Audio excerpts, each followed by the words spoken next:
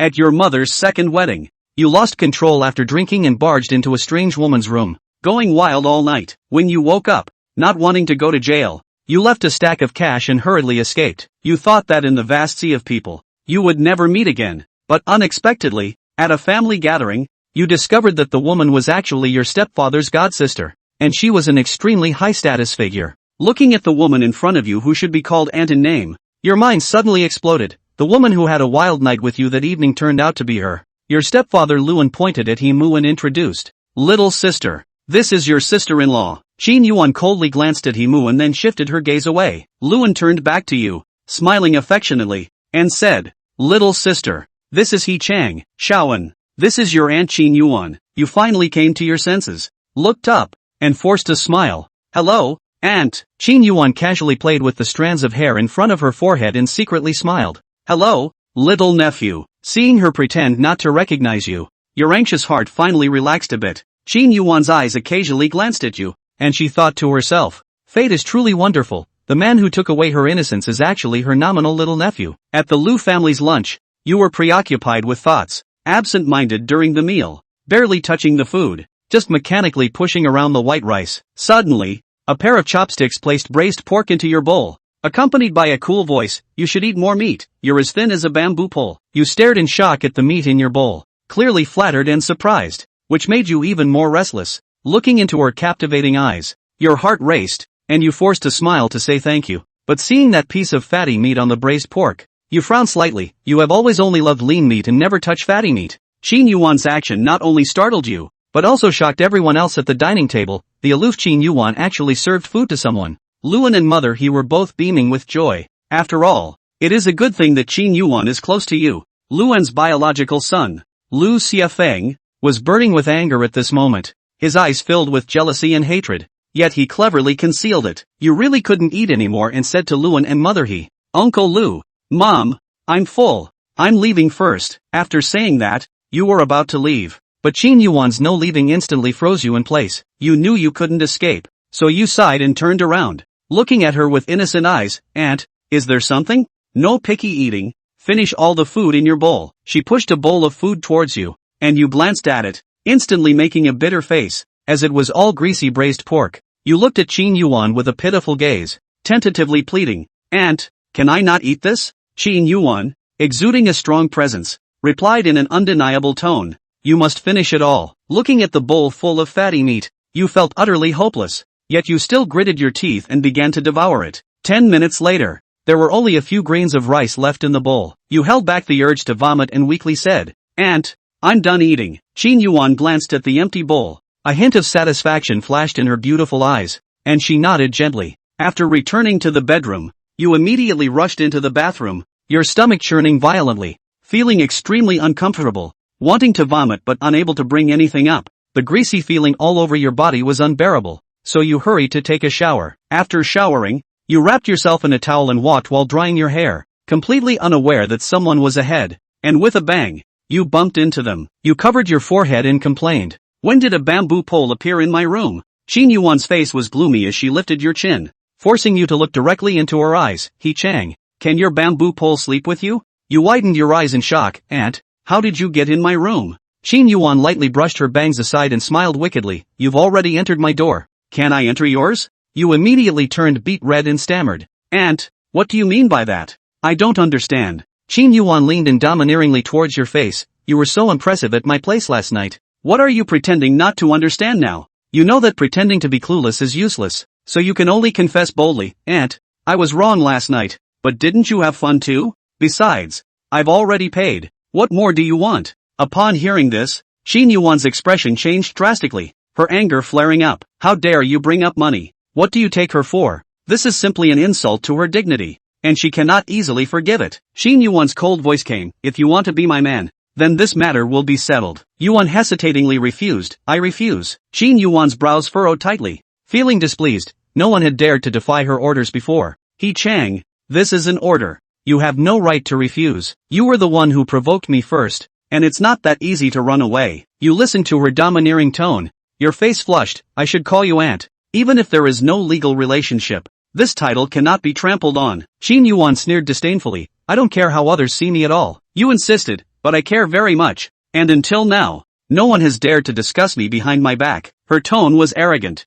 as if she looked down on everything in the world. After hearing such domineering and arrogant words, you suddenly realize that you have unwittingly attracted a crazy woman. You self-deprecatingly think, "Aunt, why did you choose me? I'm young and weak, and my personality is just average. Someone like you, in a high position, could have any kind of man you want delivered to your door." Qin Yuan smiled wickedly. "He Chang, I like you young, and I'm very satisfied with your skills, so you have no right to refuse." She suddenly closed in, trapping you in the corner, her hands imprisoning you in her embrace, burying her face in your neck, deeply inhaling. "He Chang, I also really like your scent." You were startled by her actions, your heart racing and your cheeks burning. "My God, what do you want to do to me?" Qin Yuan raised an eyebrow, looking at you calmly, her eyes filled with affection, revealing a meaningful smile. "You can only plead pitifully, Aunt, please let me go." Qin Yuan's beautiful eyes fixed on you, her voice filled with charm and impossible to refuse, said, "Call me Qin Yuan. This name you must remember forever." You responded repeatedly in a pleading tone, "Okay,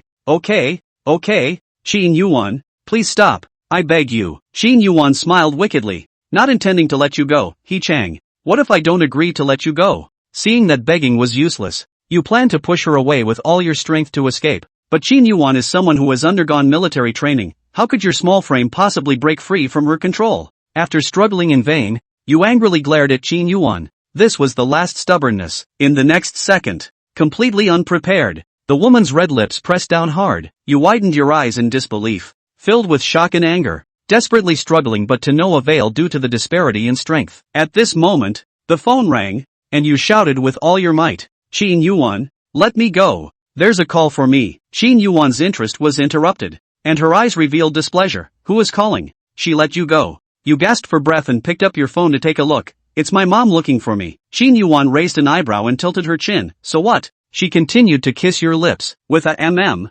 your lips were sealed again. As you struggled, you heard your mother's incoming call ringtone, and you finally couldn't contain your anger, biting down hard on Qin Yuan's lips, instantly filling your mouth with a metallic taste. Qin Yuan winced in pain and released you, her beautiful eyes igniting with anger. You tried hard to ignore her cold gaze and spoke in a pleading tone, "Qin Yuan, let me go first. I want to know what my mom needs me for. What if it's urgent?" Qin Yuan casually wiped the blood from the corner of her mouth, curling her lips into a cruel smile, her tone harsh. "I won't let you go. If you want to answer the call, go ahead." Her words infuriated you, and you glared at her. With the two of you so close, if this woman pulled any tricks and made a sound while you were on the phone, you would be finished. Qin Yuan stared at your flustered expression, instantly seeing through your thoughts, and leaned close to your ear to whisper, "Are you going to answer the phone or not?" You tried to ignore the discomfort in your body and momentarily didn't understand the deeper meaning of her words. "If you don't want to answer, I can help you." With a wave of her hand,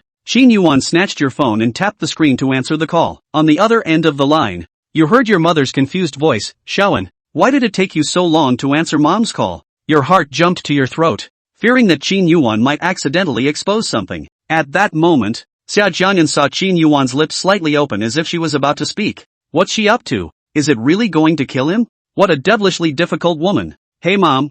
"Nothing. This is me just now accidentally turning my cell phone into silent mode." Xia Jiang'an was very nervous inside and hurriedly found a reason to excuse himself. "Mom, if you don't have anything for me over here, I'll hang up now, haha." Because he was afraid that Qin Yuan would accidentally make a sound, Xia Jiang'an wanted to snatch the cell phone back from her. However, this woman was very cunning. She slightly raised her hand. Xia Jiang'an just couldn't reach the cell phone. Xia Jiang'an was all focused on his cell phone, and didn't care so much, directly jumped up and prepared to snatch it back. Who expected? The foot was suddenly slipped, almost about to fall a dog. Fortunately at the critical moment he rushed to hold Qin Yuan. At last there is no danger. Xia Jiang'an hugged her heartily and didn't think of anything else at all. But Qin Yuan could feel that Xia Jiang'an's body was clinging to her. Qin Yuan wasn't wearing much, and Xia Jiang'an's warm body was close to her, the warmth of the touch stimulating her nerve line at all times. In his mind, he couldn't help but think of the kind of goodness he'd felt underneath him last night, and at the thought of it,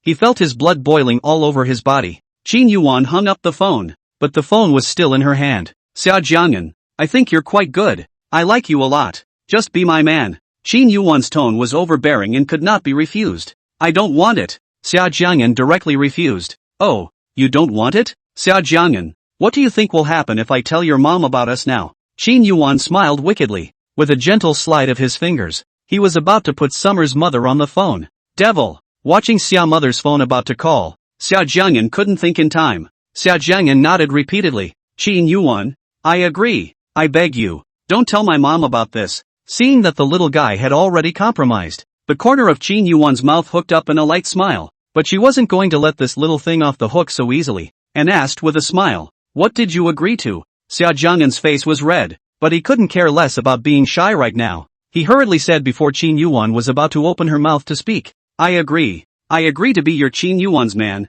Xia Jiang'an. You chose wisely. Qin Yuwan's tone was as domineering as ever. Qin Yuwan smiled lightly with her head down after getting the answer she wanted and returned the cell phone to Xia Jiang'an. Chapter 9, Spineless Thigh Hugging. After seeing that Qin Yuwan did indeed walk into the restroom, Xia Jiang'an took a deep breath and recalled Xia's mother. Mom, I'm sorry. I accidentally hung up the phone just now. Xia Jiang'an's eyes blinked, looking particularly innocent and clear. Xia mother received her son's call. Her heart was confused. Always felt that her son was a bit strange. Xiaowen, do you have something to hide from me? Xia Jiang'an dried his hair with a towel and looked as if nothing had happened.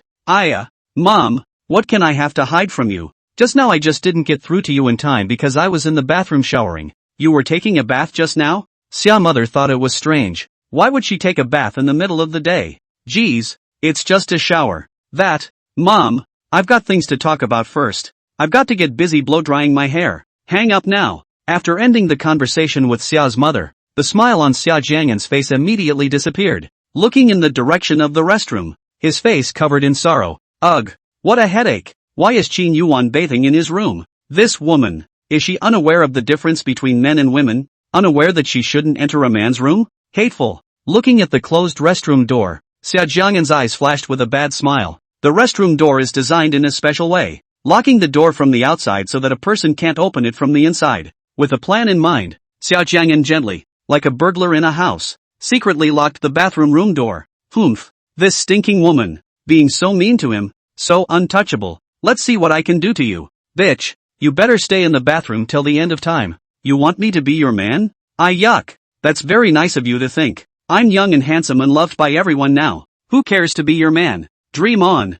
Humph, just to lock you up, not to let you appear in front of me. Who made you want to threaten me and take advantage of me? I'm a tiger that's not to be messed with. If I don't give out my power, do you take me as a sick cat? Xia Jiang'an was completely infuriated. He hadn't met anyone who dared to bully him like this since he grew up. Xia Jiang'an dried his hair and was about to change into his clothes when suddenly, his eyes saw the air conditioner in the room. Another great idea came to him that would make the woman suffer a little. Dry and done. Xia Jiang'an dropped the towel in his hand on the floor and walked over to the bedside table. Qin Yuwan, don't blame me when you turn around. You deserve this bitterness. Xia Jiang'an held the air conditioner remote control in his hand, a bad smile on his face. The bad smile on his face was extremely inconsistent with his clear face, and Xia Jiang'an exuded a gangly aura. Qin Yuwan, it's not too late for a gentleman to take revenge. If you're unkind to me, don't blame me for being unrighteous to you. With white fingers, he pressed a few times at the air conditioner remote control and turned it down to the lowest 16 degrees.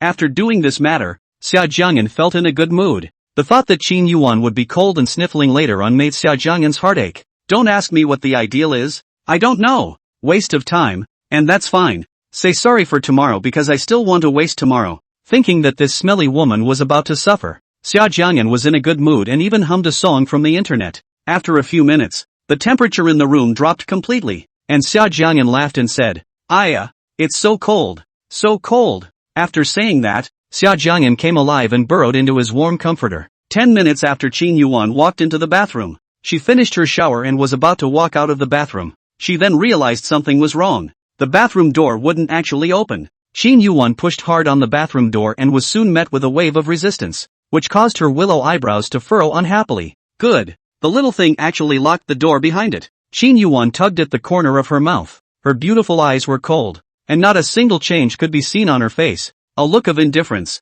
It didn't take long for Qin Yuwan to feel that the temperature in the bathroom was dropping, and a different person would have been shivering in the cold. However, Qin Yuwan's face was as normal, not even blinking her eyes, not to mention that she would be cold to the point of shivering. The time when Qin Yuwan was still a special female soldier. She had once lived in the Great Northeast at dozens of degrees below zero for a month, intact, so the temperature in this bathroom was a piece of cake for her, not a concern. However, This little guy is bolder than she imagined. The corner of Qin Yuan's mouth rose, revealing an evil smile. Do kittens still have tempers? Qin Yuan's eyes went to the bathroom door lock and pulled the corner of her mouth in disdain. The little one thinks that's going to shut her down? It's really naive. Suddenly, Qin Yuan raised her own long legs and fiercely kicked towards the door with force. Boom! There was a loud bang. The sturdy room door boomed open, and Qin Yuan stepped out with a pair of long legs. That beautiful and moving pretty face was cold and unusual, and the powerful aura around her body was all released.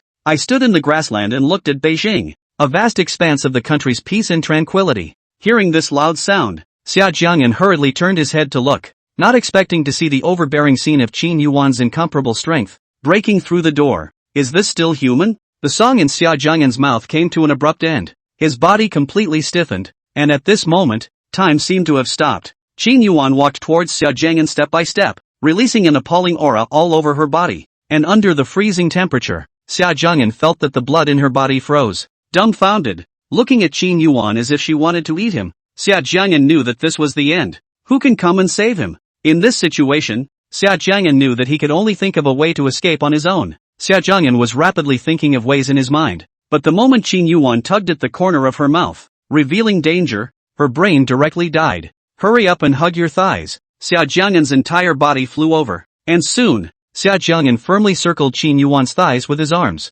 Lowering her head, Qin Yuan's willow brows slightly knitted as her gaze rested on the little one hugging her thigh. Seeing that Qin Yuan was looking at him, her eyes were so scary. Xia Jiang'an was so scared in his heart that he didn't dare to meet her gaze at all. Fearing that she would throw herself away, Xia Jiang'an increased the strength of his hold on his thighs. Qin Yuan, I'm sorry. I won't dare to be like this in the future. Xia Jiang'an hurriedly begged for mercy, a pair of big eyes with the word innocent written on them in a big way, looking at Qin Yuan pitifully. This innocent little eyes, especially like a little puppy that is pleasing its master. Simply put, a spineless look. Qin Yuan, I'm sorry. I really shouldn't have locked you inside the bathroom. I'm really sorry for you. Shaoan knows he's wrong. Can you please be magnanimous and let me off the hook? As the Prime Minister can hold the boat in his belly? Xia Jiang'an hugged Qin Yuan's thigh and rubbed against it, looking like he was pampering himself. As the saying goes, a man can flex. This guy Xia Jiang'an was making excuses for his shameless behavior. Qin Yuan didn't say a word and looked at Xia Jiang'an with an expressionless face, realizing that this little guy was actually sitting on this icy cold floor at this moment. Her iceberg-like willow eyebrows finally loosened. With a mighty majesty in his low voice, he said, "Stand up first. It's unseemly to sit on the ground and talk. The little one has been sitting on the cold floor for too long. What if she catches a cold? She would be heartbroken." Inside the room, Qin Yuan's body stood straight, cold and arrogant. If it weren't for the fact that there was a little boy sitting at her feet, taking a random picture with her cell phone, this would be the picture of the dominating beauty. "You get up," Qin Yuan said indifferently when she saw that the little one sitting at her feet didn't move. "I won't get up. I just won't get up. I'm afraid you'll hit me with your hands." Xia Jiang'an had already made up his mind at this point. Since he was going to act like a wimp, he was going to go one way. After saying that, Xia Jiang'an increased the strength of his two hands again, and he was dead set on not letting go. Seeing the little one's stubborn face, Qin Yuan's eyebrows revealed a hint of helplessness. Then she bent down. "Ah, what do you want to do to me, Qin Yuan?" Chapter 10, This woman is too perverted. Xia Jiang'an let out a cry of surprise, and when he reacted, his entire body had already been embraced in Qin Yuan's arms. It wasn't clear if this was deliberate by Qin Yuan. One of her hands was placed on Xia Jiang'an's bedside. It was a very strange feeling, making Xia Jiang'an blush all over. Xia Jiang'an slightly raised his head and looked at Qin Yuan, only to see her beautiful face as icy as ever. Xia Jiang'an couldn't guess for a moment whether she was angry or she was no longer angry. Without a clear understanding of the situation, Xia Jiang'an did not dare to act rashly. The whole person did not dare to struggle. Obediently leaning in Qin Yuan's arms, being held in Qin Yuan's arms in such close contact, Xia Jiang'an could feel the waves on her chest. Qin Yuan pulled Xia Jiang'an over to the large bed. "You sit on the bed." Oh. Although Xia Jiang'an was still not quite sure what Qin Yuan wanted to do, he still wisely chose to listen and do as he was told. Xia Jiang'an obediently sat on the bed, a pair of innocent and clear eyes, looking towards Qin Yuan. "Xia Jiang'an, be good, so maybe I'll forgive you." So, Xia Jiang'an was honest and sat obediently on the bed. Qin Yuan got up, first picking up the air conditioner remote control to turn up the temperature. Then, pulling out a chair, she sat beside Xia Jiang'an's bed. Qin Yuan. Qin Yuan's gaze stared straight at Xia Jiang'an, not hiding it at all. and Xia Jiang'an was a little nervous from the look. You roll over. Commanding tone. After looking at her for a long time, her sapphire-like eyes were deep, and her good-looking red lips were slightly open. Qin Yuwan finally opened her mouth. There was an innate majesty in her tone. Hearing this majestic voice, Xia Jiang'an's little heart skipped a beat and asked weakly, "This? Why?" Xia Jiang'an was dumbfounded. "Why did you make me lie down for a good reason? What's this about? If you're told to flip it, you flip it. Don't ask me why." Qin Yuwan was very maverick, like a very strict parent. Xia Jiang'an, on the other hand, is a mischievous student. "I don't want it." Xia Jiang'an shook his head no. "It's so humiliating to roll over in front of a woman. I'll say it again. Turn over." Qin Yuwan aggravated her tone. At this point, she had very little patience left. "I don't want it." Xia Jiang'an still insisted. Obviously the tone was only slightly aggravated, but Xia Jiang'an felt as if a storm was about to come. Indescribably depressing, cold. The little guy is stubborn and playful. She doesn't care, but he doesn't care about his own body at all. This is something Qin Yuwan, must take care of. She had to teach him a lesson, so that he wouldn't dare just sit on the cold floor in the future. Under Qin Yuan's icy gaze, Xia Jiang'an eventually couldn't resist this powerful sense of oppression and reluctantly began to roll over. What a shame! Xia Jiang'an's ears were red as fire. Xia Jiang'an closed his eyes tightly, not daring to open his own eyes at all. Pa! A light sound. The jade hand fell directly towards Xia Jiang'an's buttocks. The strength wasn't great, but because it was the buttocks that were being hit, Xia Jiang'an's body couldn't help but tremble.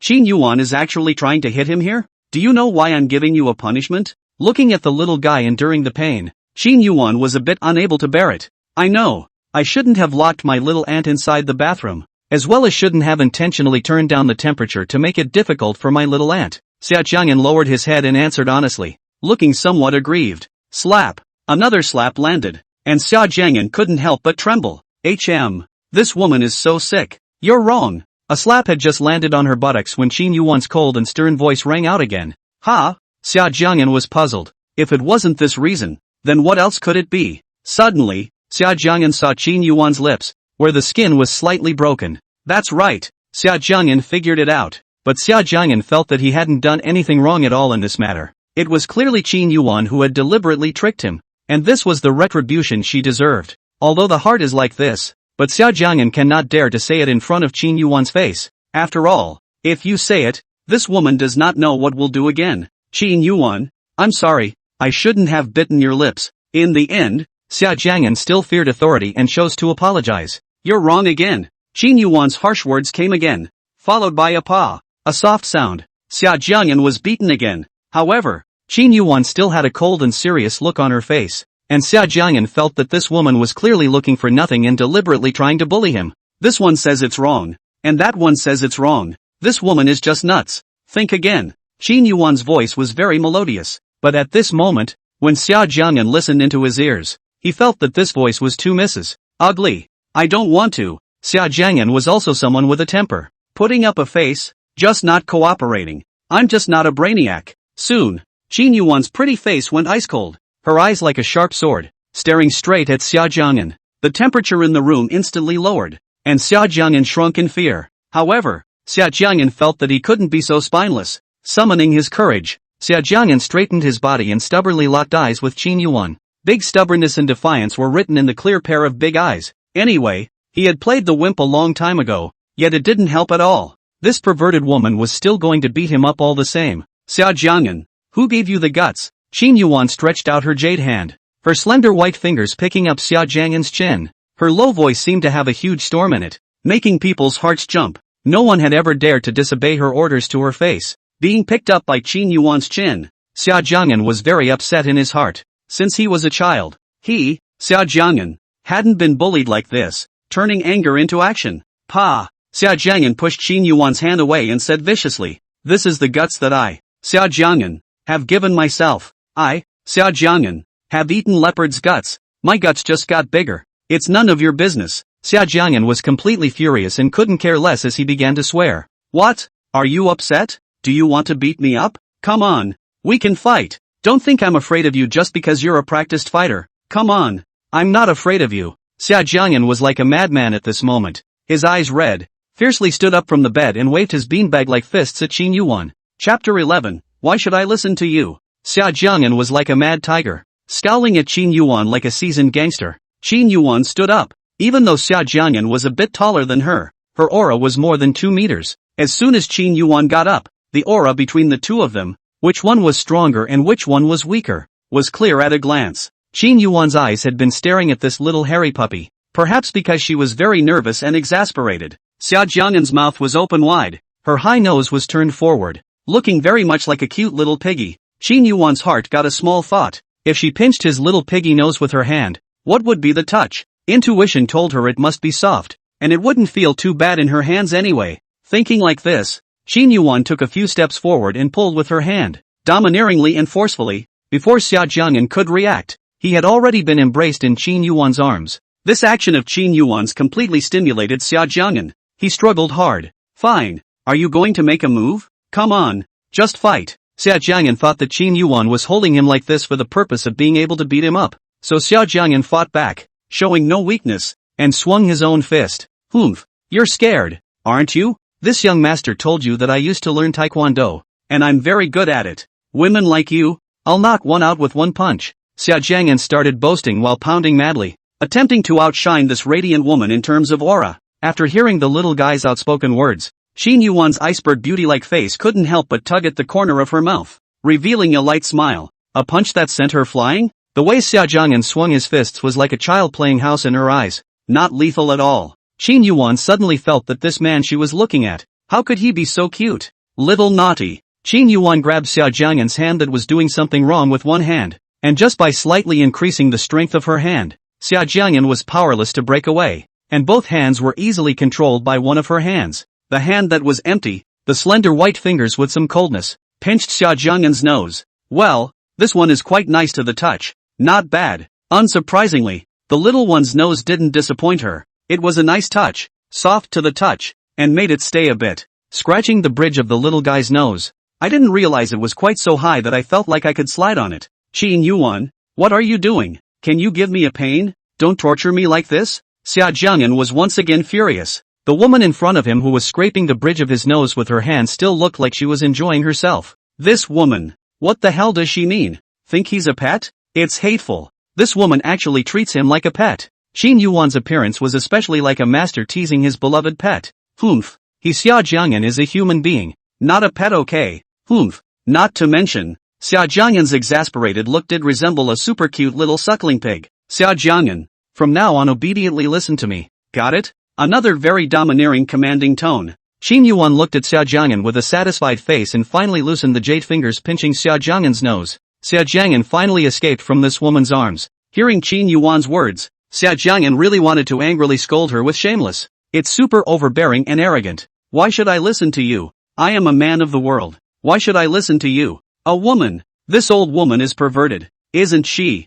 Humph. Perverted auntie. Of course, these words Xia Jiang'an only dared to curse out in his own heart. He didn't dare to say it in front of this domineering and narcissistic woman. He still wanted to live a long life. In the room, Qin Yuwan's cell phone suddenly made a sound and she looked at the message. At that moment, Qin Yuwan's beautiful eyes flashed with a hint of viciousness, just like a sharp sword. Very sharp. An icy cold aura was released around his body, and the temperature in the room, too, plummeted. Xia Jiang'an, you have to remember what you said to me. Qin Yuwan put her cell phone back into her pocket and looked at Xia Jiang'an with a serious and earnest gaze. Without waiting for Xia Jiang'an to speak, Qin Yuwan withdrew her eyes. She should have encountered something tricky and she quickly left. Humph. Seeing that Qin Yuwan had already left, Xia Jiang'an instantly felt all soothed and relaxed. The powerful aura around this woman just now made Xia Jiang'an feel as if he was in the middle of a cloudy rain. The atmosphere was depressingly uncomfortable and eerie. Even though it was winter, Xia Jiang'an's body broke out in some cold sweat.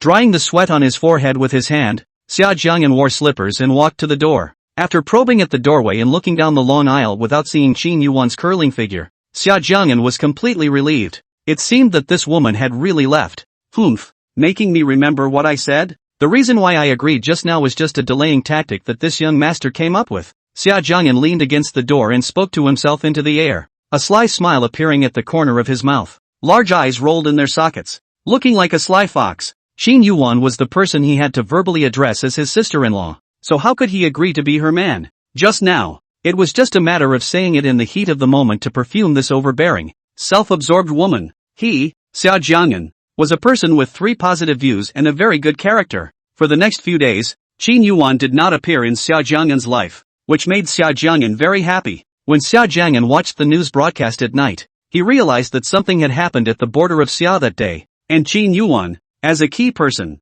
rushed to deal with it. On the TV screen, Qin Yuwan was wearing a military uniform with a valiant look. Xia Jiang'an was almost about to look infatuated. This woman, no matter which aspect, was very good. It was very much in line with all the criteria for a goddess in Xia Jiang'an's mind, and with his discerning eye, it could be said to be perfect. Her looks and figure were actually the type that Xia Jiang'an liked very much. However, Xia Jiang'an already had someone he liked long ago. He likes that girl, Lu Yuyan, and he's had a secret crush on her for 3 years. Looking at the point of looks alone, Qin Yuwan did look very perfect, without any flaws. However, Qin Yuwan was the person he nominally had to address as his little aunt, and 10 years older than herself, by the way, and she seems to be a psychopath. Slightly sighing, Xia Jiang'an looked at the time on his cell phone. It was now 4 o'clock in the afternoon. He's got business to attend to. Walking out of Qin's house, Xia Jiang'an called a cab, then picked up her cell phone and made a call. Hey, He Ting, are you almost there?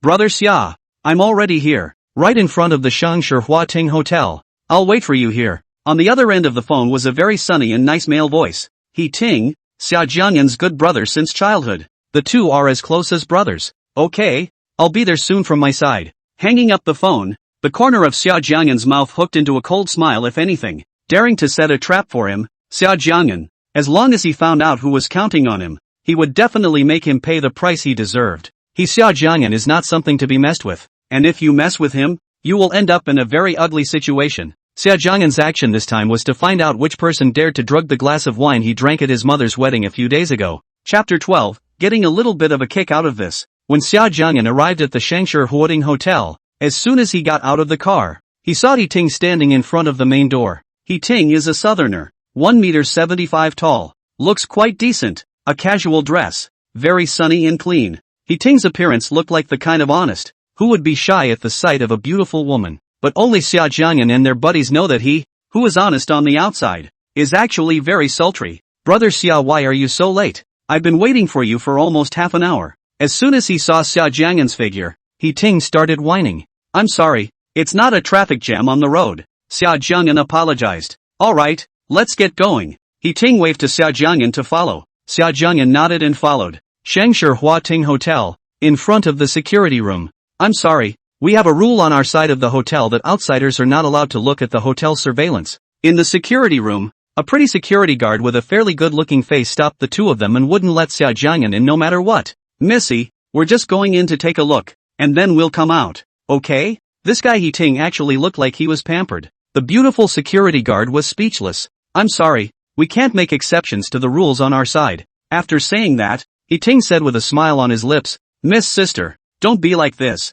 Looking at He Ting's appearance, Xia Jiang'an behind him had a black line on his face, and he couldn't wait to get rid of the relationship with him immediately. It was really humiliating to be friends with this bastard. The two sides were at a standstill for a while, with the beautiful security guard abiding by the company's rules and just not letting them in anyway. He Ting, who was being pampered, realized that this beautiful man trick was not effective at all, and he took a step back, and his face changed into a high and cold look, which was very different from what he had just seen. He Ting's style of acting is like the changing face in Sichuan opera, flipping his face faster than turning over a book. He Ting sneered and said, Do you know who I am? Do you know where this hotel came from? The beautiful security guard was startled by the changed face of He Ting and froze there speechless. Young master why are you visiting our hotel? Hey, what are you doing? How dare you stop the young master outside? Do you not want to work anymore? Young master, please come in. The hotel's manager came and gave the beautiful security guard a stern lecture before leading He Ting and Xia Jiang'an inside the room with a fawning face. Humph, passing by that beautiful security guard, He Ting had a condescending and arrogant face. Seeing He Ting like this, Xia Jiang'an couldn't help but roll his eyes. He Ting was the oddest of the posh young men he knew. Xia Jiang'an gave a kind smile to the beautiful security guard who was already stunned. Tune this surveillance to 3 days ago, the scene where the Qin family held their wedding that day. The time was about 7:30. Xia Jiang'an said to the staff, Want to find out who in the end is drugged? The most simple and direct way is to look at the hotel monitoring. Shangshi in every hall are installed with monitoring. Even the corners have not escaped the monitoring surveillance. The screen in the monitoring room was clear, and soon, Xia Jiang'an saw his own figure, which was holding a red wine glass in his hand. Stop here. Yes, back up a little more, Xia Jiang'an said hurriedly. He wanted to find out what was going on. The scene rewinds for a minute to a waiter with a glass of red wine in his hand, and then backs up a bit more to a dimly lit corner where a glass of red wine is being held in a man's hand. The man smiled a sinister and terrifying smile, and a small blue bottle appeared in his hand. Shen Dianfeng, Xia Jiang'an and He Ting both exclaimed in shock almost at the same time. This man, the two of them had known for a long time. Shen Dianfeng was their college classmate, and, also, a roommate who lived in the same dormitory as them. I was really surprised that it was actually this asshole Shen Dianfeng, He Ting exclaimed out in shock, his tone angry. This asshole, how dare he aggravate me? Xia Jiang'an's anger also instantly erupted, like an enraged beast, itching to eat this bastard alive right away. When the two of them, Xia Jiang'an and He Ting, came out of the Shangshi Hua Ting Hotel, the sky outside was already covered in darkness, and at this time, the lights of the magic city were flickering. Brother Xia, what do you want to do? He Ting asked. As a good brother, he would unconditionally support whatever Xia Jiang'an wanted to do. Xia Jiang'an raised his head to look at the dark dome of the sky, and then immediately lowered his head. The corner of his mouth hooked up into a cold smile if there was one. Inexplicably, He Ting felt a little creeped out. What do you think should be done? Xia Jiang'an asked rhetorically, an unfathomable expression on his face. Him. He Ting spoke directly and harshly, like a little hooligan. Well, him then, just because Shen Dianfeng dared to set him up. No matter what, Xia Jiang'an would not let him go. You call now and ask him out to play. Okay, I'll take care of this. After saying that, He Ting took out his cell phone and called Shen Dianfeng over. Hey, Shen Dianfeng, do you want to come out and play? It's still early, so come over to the One Laugh Pub and let's get together. He Ting was on his best behavior. His tone was just like usual. Shen Dianfeng usually has a pretty good relationship with them, and often comes out to play together. Only Xia Jiang'an did not expect that Shen Dianfeng actually dared to set him up behind his back. What in the world is this for? Xia Jiang'an was puzzled in his heart. During this period of time, Shen Dianfeng was very wary, fearing that things would be leaked out. But now, it had been several days since this happened, and there was nothing out of the ordinary, so he could finally put his heart down. This would receive a call from He Ting. Shen Dianfeng had to pretend that they were on good terms in order not to reveal any cracks.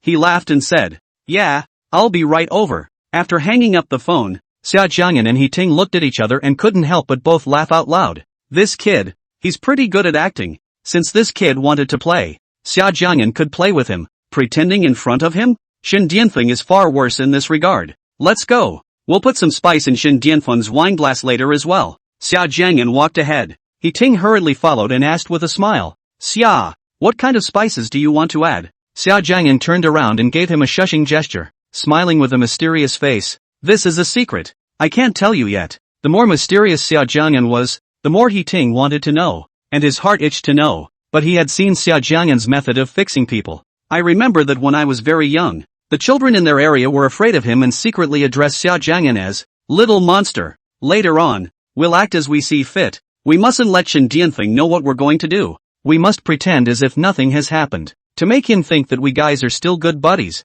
Good. Xia Jiang'an got into the sports car driven by He Ting, and soon the sports car sped away like lightning. A smile of the river bar. Is the magic city of 100 miles of bar? Come here to play are some rich second generation, or star second generation. Thanks to the blessing of young master Xia Jiang'an also came here. Shen Dianfeng is a rich second generation, but the specifics of Xia Jiang'an is not very well understood. Only to hear others say, Shen Dianfeng's father in the magic city to open the company, as if the business is not bad. Stop here. Stop quickly. Passing by a pharmacy, Xia Jiang'an signaled He Ting to stop quickly. The two of them walked into the pharmacy, and Xia Jiang'an walked directly to the eyes of a salesperson and asked, Miss Pretty Lady, may I ask if you sell laxatives here? Laxatives? We have them here for people and for animals. Which one do you want? Xia Jiang'an thought for a moment, then firmly said, I'm going to buy it for the animals. It is for that kind of pig and dog to eat. Xia Jiang'an deliberately emphasized. He Ting stood beside him,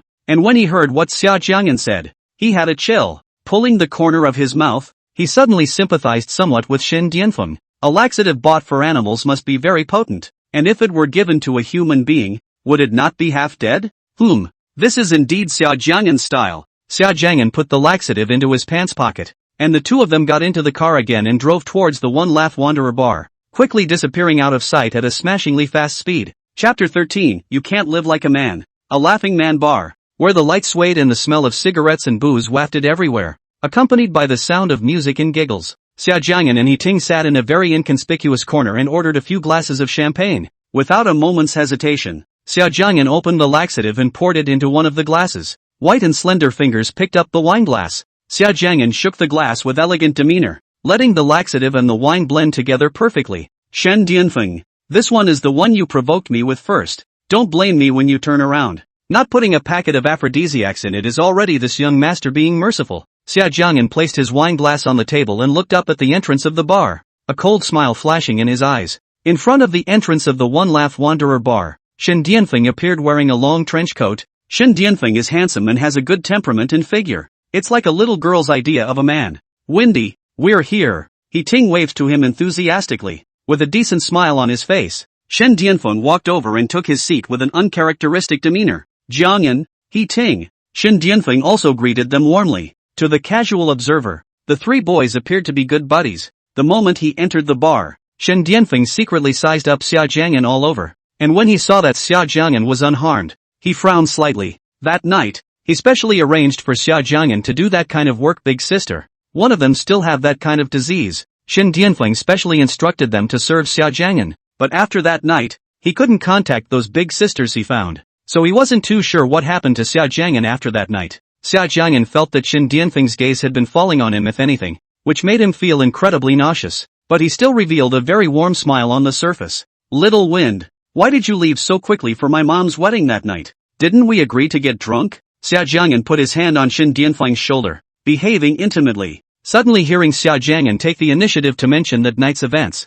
the smile on Shen Dianfeng's face was uncertain and he did not speak. Could it be that Xia Jiang'an already knew what happened that night and that he had arranged it? At that moment, Shen Dianfeng's heart could not help but tense up. Xia Jiang'an, however, ignored his frozen smile and moved his body to his side, saying with a smile, Alas, I know that young Master Shen's drinking has never been good, so I won't blame you for this. Hearing what Xia Jiang'an said, Shen Dianfeng again saw Xia Jiang'an's face full of smiles. As usual, he should not have realized it yet. Only then did Shen Dianfeng's heart finally relax. A smile surfaced on his face once again. He smoothly took the wine glass in Xia Jiang'an's hand and said in a very atmospheric manner, Jiang'an, that night, my family had an urgent matter looking for me, so I had to hurry back. This matter is my fault. I'll punish myself with a cup. After saying that, Shen Dianfeng had a calm face and drank all the wine in the cup. What Shen Dianfeng didn't see was that the moment he drank the wine, Xia Jiang'an and Ting exchanged glances where he couldn't see them, and everything was planned.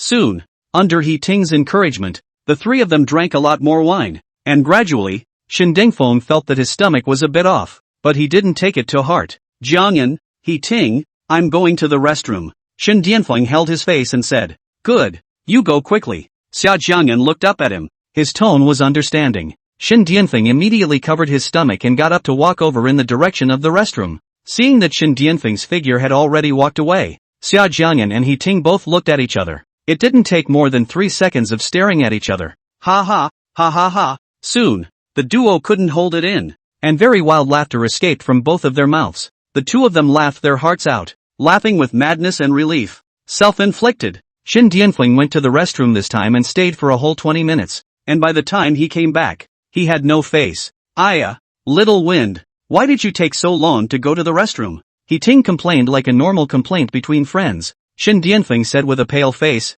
I don't know what's wrong, just now my stomach was particularly hard. Come on, let's buddy up and keep drinking. Ting winded up and poured a few more glasses of wine. Shen Dianfeng's eyes looked towards the large glass full of wine with a bitter expression, and he couldn't help but glare at Ting who had started it all. His eyes were so subtle that Ting didn't notice it, but Xia Jiang'an, who was on the side, saw it clearly, but Xia Jiang'an didn't say anything about it. He just pulled the corner of his mouth, revealing a touch of mockery where no one could see. Come on, let's toast. Well, cheers. Shen Dianfeng smiled skinlessly and frowned, forcing himself to hold back the feeling of wanting to vomit as he drank down the wine. After a glass of champagne went down, Shen Dianfeng's stomach began to flutter again, and he hurriedly got up, clenching his butt. Jiang'an, Ting, I need to go to the restroom. Before they could respond, Shen Dianfeng ran furiously towards the restroom, trying to clench his buttocks as he ran, as if he was afraid that he wouldn't be able to hold it in and would poop in his pants. Looking at Shen Dianfeng's wretched appearance, Xia Jiang'an and Heting looked at each other and smiled. Brother Xia, just toss him like this. Isn't it too cheap for this kid? Heting felt that he was still not relieved. This man actually gave his good brother that kind of drug, and also found several old women. Just the thought of it made Heting angry. Xia Jiang'an's eyes were ferocious and venomous, just like a poisonous snake that was armed with intense venom. Looking at Shen Dianfeng's back as he left, he said with a cold smile, "Don't be anxious, this is just the beginning. Since this kid wants to put on a show, let's play along with him." On the way to the restroom, Shen Dianfeng suddenly felt a chill all over his body, as if a cloudy wind had blown through his body. This trip to the restroom, Shen Dianfeng spent 10 more minutes than the previous one. Coming back again, Shen Dianfeng was already covered in cold sweat and had a pale, powerless face. "Little wind, did you eat something dirty?" Xia Jiang'an walked up and looked at Shen Dianfeng with very considerate eyes. Shen Dianfeng covered his stomach. At this time he was already very weak. He didn't have any strength in his body. Even his voice was breathless when he spoke. "Also, maybe, forget it, Xiao Feng, you'd better not try to be strong. Since you're not feeling well, it's better to hurry back. We'll get together again later when we have time." Xia Jiang'an said very understandingly, and was especially considerate in supporting Shen Dianfeng's body. To the casual observer, the three boys were really exceptionally close. "Good, then I'll go home first." Shen Dianfeng had wanted to leave for a long time, and when he heard Xia Jiang'an's words, it was exactly what he wanted. As soon as Xia Jiang'an said it, he immediately agreed. "Windy, you stay safe, haha." Helping Shen Dianfeng into the cab, Xia Jiang'an and Heting waved goodbye very enthusiastically from the side. "TSK, look at the relationship they have. I'm kinda envious. I wanna have this kind of good friend too." Two boys passed by them and were envious when they saw the scene. Ha ha ha. This is what Xia Jiang'an thinks. Xia Jiang'an turned his head to look at Heting and complimented. "Young master you're a good actor. I think you can consider a career in acting in the future." Hearing his good brother's praise, Heting pretended to be modest and said, It's just average. Where can I compare it to your acting skills, brother Xia?" Heting originally thought that Xia Jiang'an would be polite to himself, but Xia Jiang'an turned his nose up to the sky and proudly said, "It's okay, no one dares to recognize the first if I dare to recognize the second." "Ha ha, Xia, you have a thick skin. Ha ha, you're the one with thick skin." The two boys jostled each other and laughed as they made their way back to the bar. Sitting down again in the bar's card table, Heting's curiosity couldn't be held back any longer and asked, "Brother Xia, tell me quickly, how did you escape from those old women that night?" At the mention of this matter, Xia Jiang'an's heart was not happy, and he slammed down a glass of wine. Heting was his good brother, and he had no intention of hiding it from him. "I smashed their leader's hand with a wineglass and then took the opportunity to escape." Xia Jiang'an spoke in a flat tone. "And after that?" Heting was curious at this point. He rarely blushed as red as the afterglow of the evening sun and hesitated for a moment before saying, "Brother Jiang, I've heard people say that after taking this medicine, you have to be that with a woman in order to undo the effects of the medicine. Is this true?" Xia Jiang'an gave Heting a blank stare. He didn't care about those thrilling escape experiences in front of him. This guy actually cared about this the most. Mud. It hurt so much. Xia Jiang'an instantly felt that he had mistakenly made a bad friend. Chapter 14, I'm still innocent. Xia Jiang'an glared at Heting. "Could we still play together?" Heting, however, turned a blind eye to this gaze and pursued, "Brother Xia, just tell me. I'm really curious." Xia Jiang'an rolled his eyes and said with a smile, "You can try it yourself. You'll naturally know by then." Horting, okay, no more jokes with you." Xia Jiang'an straightened his back and started to get serious. "Horton, I had a woman the other night." "Ha? Really? Is that woman pretty?" Seeing his best friend's eyes glowing at this moment, Xia Jiang'an had a black line on his face and once again lived speechless. "Dude, why is it that your focus is never quite the same as mine? The point isn't to discuss whether it's pretty or not, is it?" Xia Jiang'an spat in his heart. However, associating it with the question Heting asked later,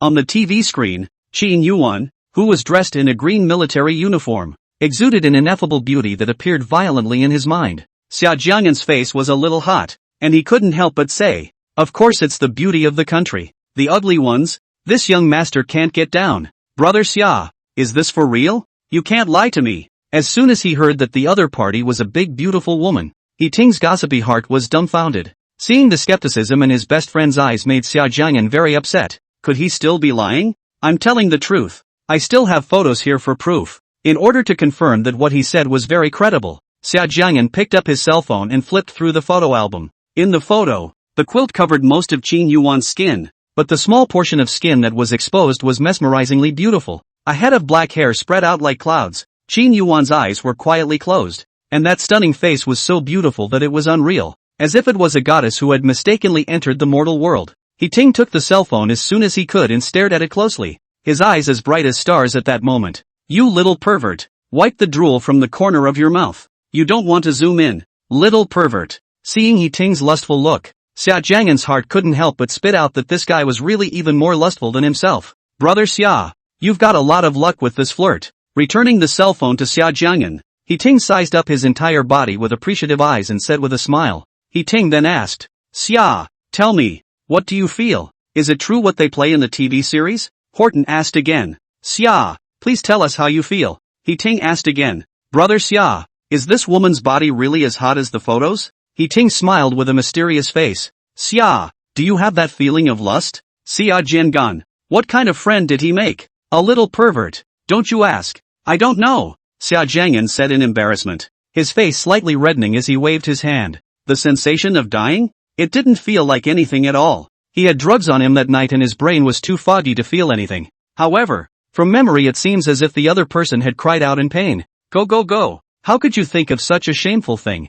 Xia Jiang'an? Xia Jiang'an hastily stopped the messy things he was thinking about in his mind. His face had flushed slightly, as red as a cherry. Seeing that Xia Jiang'an actually blushed, Ting was shocked, as if he had seen a new continent, and exaggeratedly said, Xia Jiang'an, you can actually blush? In the fine arts department of the University of A? Who doesn't know that Xia Jiang'an is famous for his thick skin? Xia Jiang'an pursed her lips and said, don't you dare say that. I'm still very innocent. When he finished, he blinked his own big eyes as if to prove it. Horton was almost going to believe it. Brother Xia, don't pretend in front of me. You look like this to fool those simple elementary school girls at best. Geez, let's cut the crap and get back to the point. Ting, don't you think this woman looks familiar? Xia Jiang'an was ready to remind his best friend that if he knew the true identity of this woman, he was afraid that he would regret those questions he had just asked. Hearing Xia Jiang'an's words, Ting looked puzzled. It did look a bit familiar, as if he had seen it somewhere, but he couldn't think of it for a moment. Look carefully again. Xia Jiang'an generously handed over his cell phone. Ting watched attentively, zooming in for a few more moments to get a little more of that familiar feeling. This is Miss Qin? Suddenly, Ting's eyes widened in horror, as if he had seen the devil. Don't you tell me that this person is really a mess. Qin? There was a slight tremor in Horton's tone. That's right, it's the one you're thinking of, Xia Jiang'an replied with a calm face. The conjecture in his heart was verified. Ting suddenly felt that the cell phone in his hand was a hot potato, and hurriedly returned it to Xia Jiang'an. Always remember that I, Ting, saw nothing just now. Absolutely nothing. Ting's heart was trembling violently at this moment as he repeatedly emphasized. Oh, my God. What the hell did he just do? He actually had the nerve to look at Ms. Qin's photos and make a comment. Ma, if Miss Qin knew about this, would she send someone to gouge out his eyes and make him blind? Never to see again. Or send someone to scrape his mouth so that he will be mute from then on and never be able to speak as he wishes.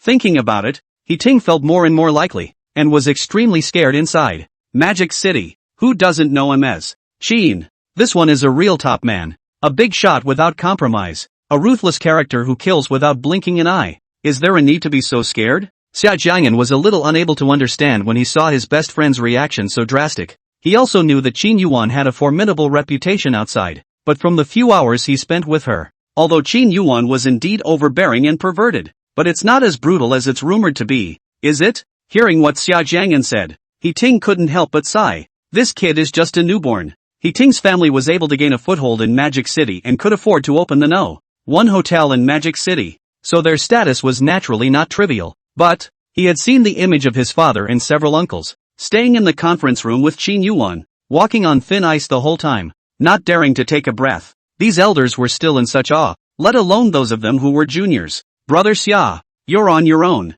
Ting looked at his best friend with some concern, and wondered if inviting such a big shot would be a blessing or a curse for his best friend. What's more, there is another layer of relationship between my best friend and Ms. Qin. Thinking about this, Ting felt a headache and became even more worried about Xia Jiang'an. What a fret. Come on, let's drink. What can relieve worries but Dukong? When Xia Jiang'an thought of Qin Yuwan and that he had agreed to in the urgency of the situation, he had an incomparable headache and was troubled. Okay, let's drink. Ting also saw his best friend's troubles, and he was quick to pick up his glass. Come on, let's get drunk tonight. This would open both of them to drink. One glass after another. And soon, both of them were drunk. Chapter 15, He is my Qin Yuan's man. When Qin Yuan returned to the magic city from the border, the sky had already turned dark, and instead of returning to her residence as usual, she instructed her driver to drive to the Qin residence. It had been almost a week since she had seen Xia Jiang'an, and she still missed it a bit. During this period of time, Xia Jiang'an's voice and face always appeared in her mind, especially that night, when he was being prodigal underneath her. For Qin Yuwan, this had great temptation. Qin Yuwan felt that she was very sick. Why else would she spend her precious time missing a man? And it's amazing that the first thing you have to do after coming back from the border with a serious cleanliness fetish isn't to take a shower.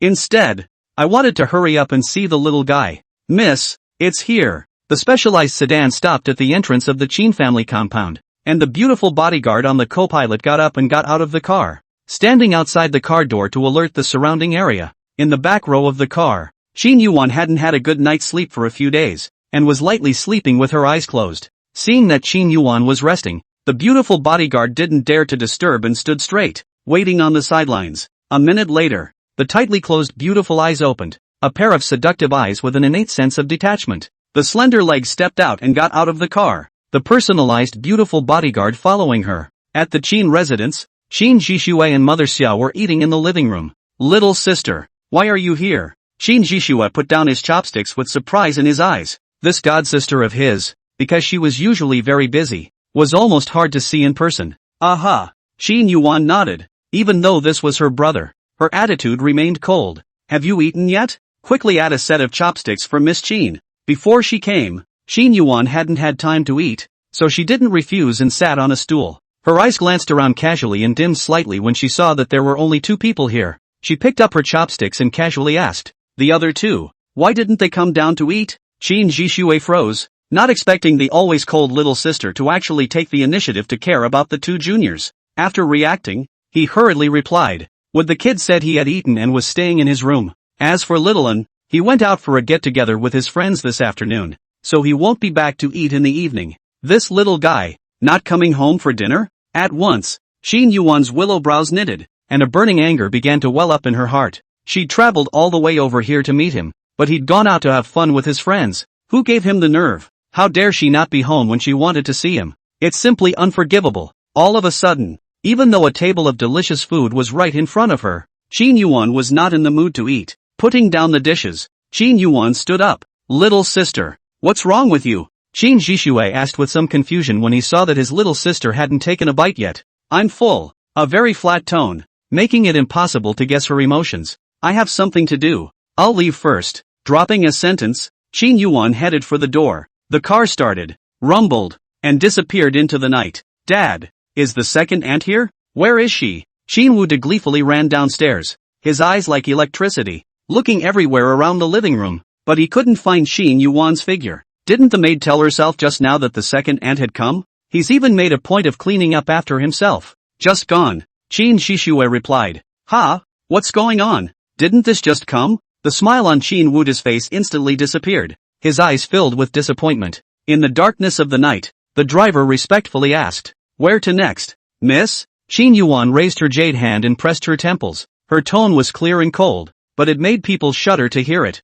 Within 10 minutes. I want to know Xia Jiang'an's exact location now? What is he doing? Who is the person next to him? Is it a man or a woman? The night was dark, and it wasn't even 10 minutes before the personal beautiful bodyguard reported the information to Qin Yuwan. Reporting to Miss, young Master Xia is at the One Laugh Wanderer bar. Looks like he's already drunk, and is accompanied by a friend named He Ting. The beautiful bodyguard's voice was steady and strong, like a huge wave in the deep sea, each word thick. One Laugh Pub? Hearing the word bar, Qin Yuwan's willow brows furrowed and her eyes were deep, as if a fierce beast was hidden inside. How can a boy go out and have no sense of safety? Will you protect yourself or not? Go. Yes. Like a bloodthirsty beast, the car let out a dominating roar and flew out. One Laugh Wanderer bar. Xia Jiang'an and He Ting were already drunk and unconscious, lying on the drinking table and sleeping. The sleeping posture was extremely ugly, and the corners of their mouths even flowed out a lot of saliva. Xia Jiang'an sucked in his nose and sucked back the saliva as well.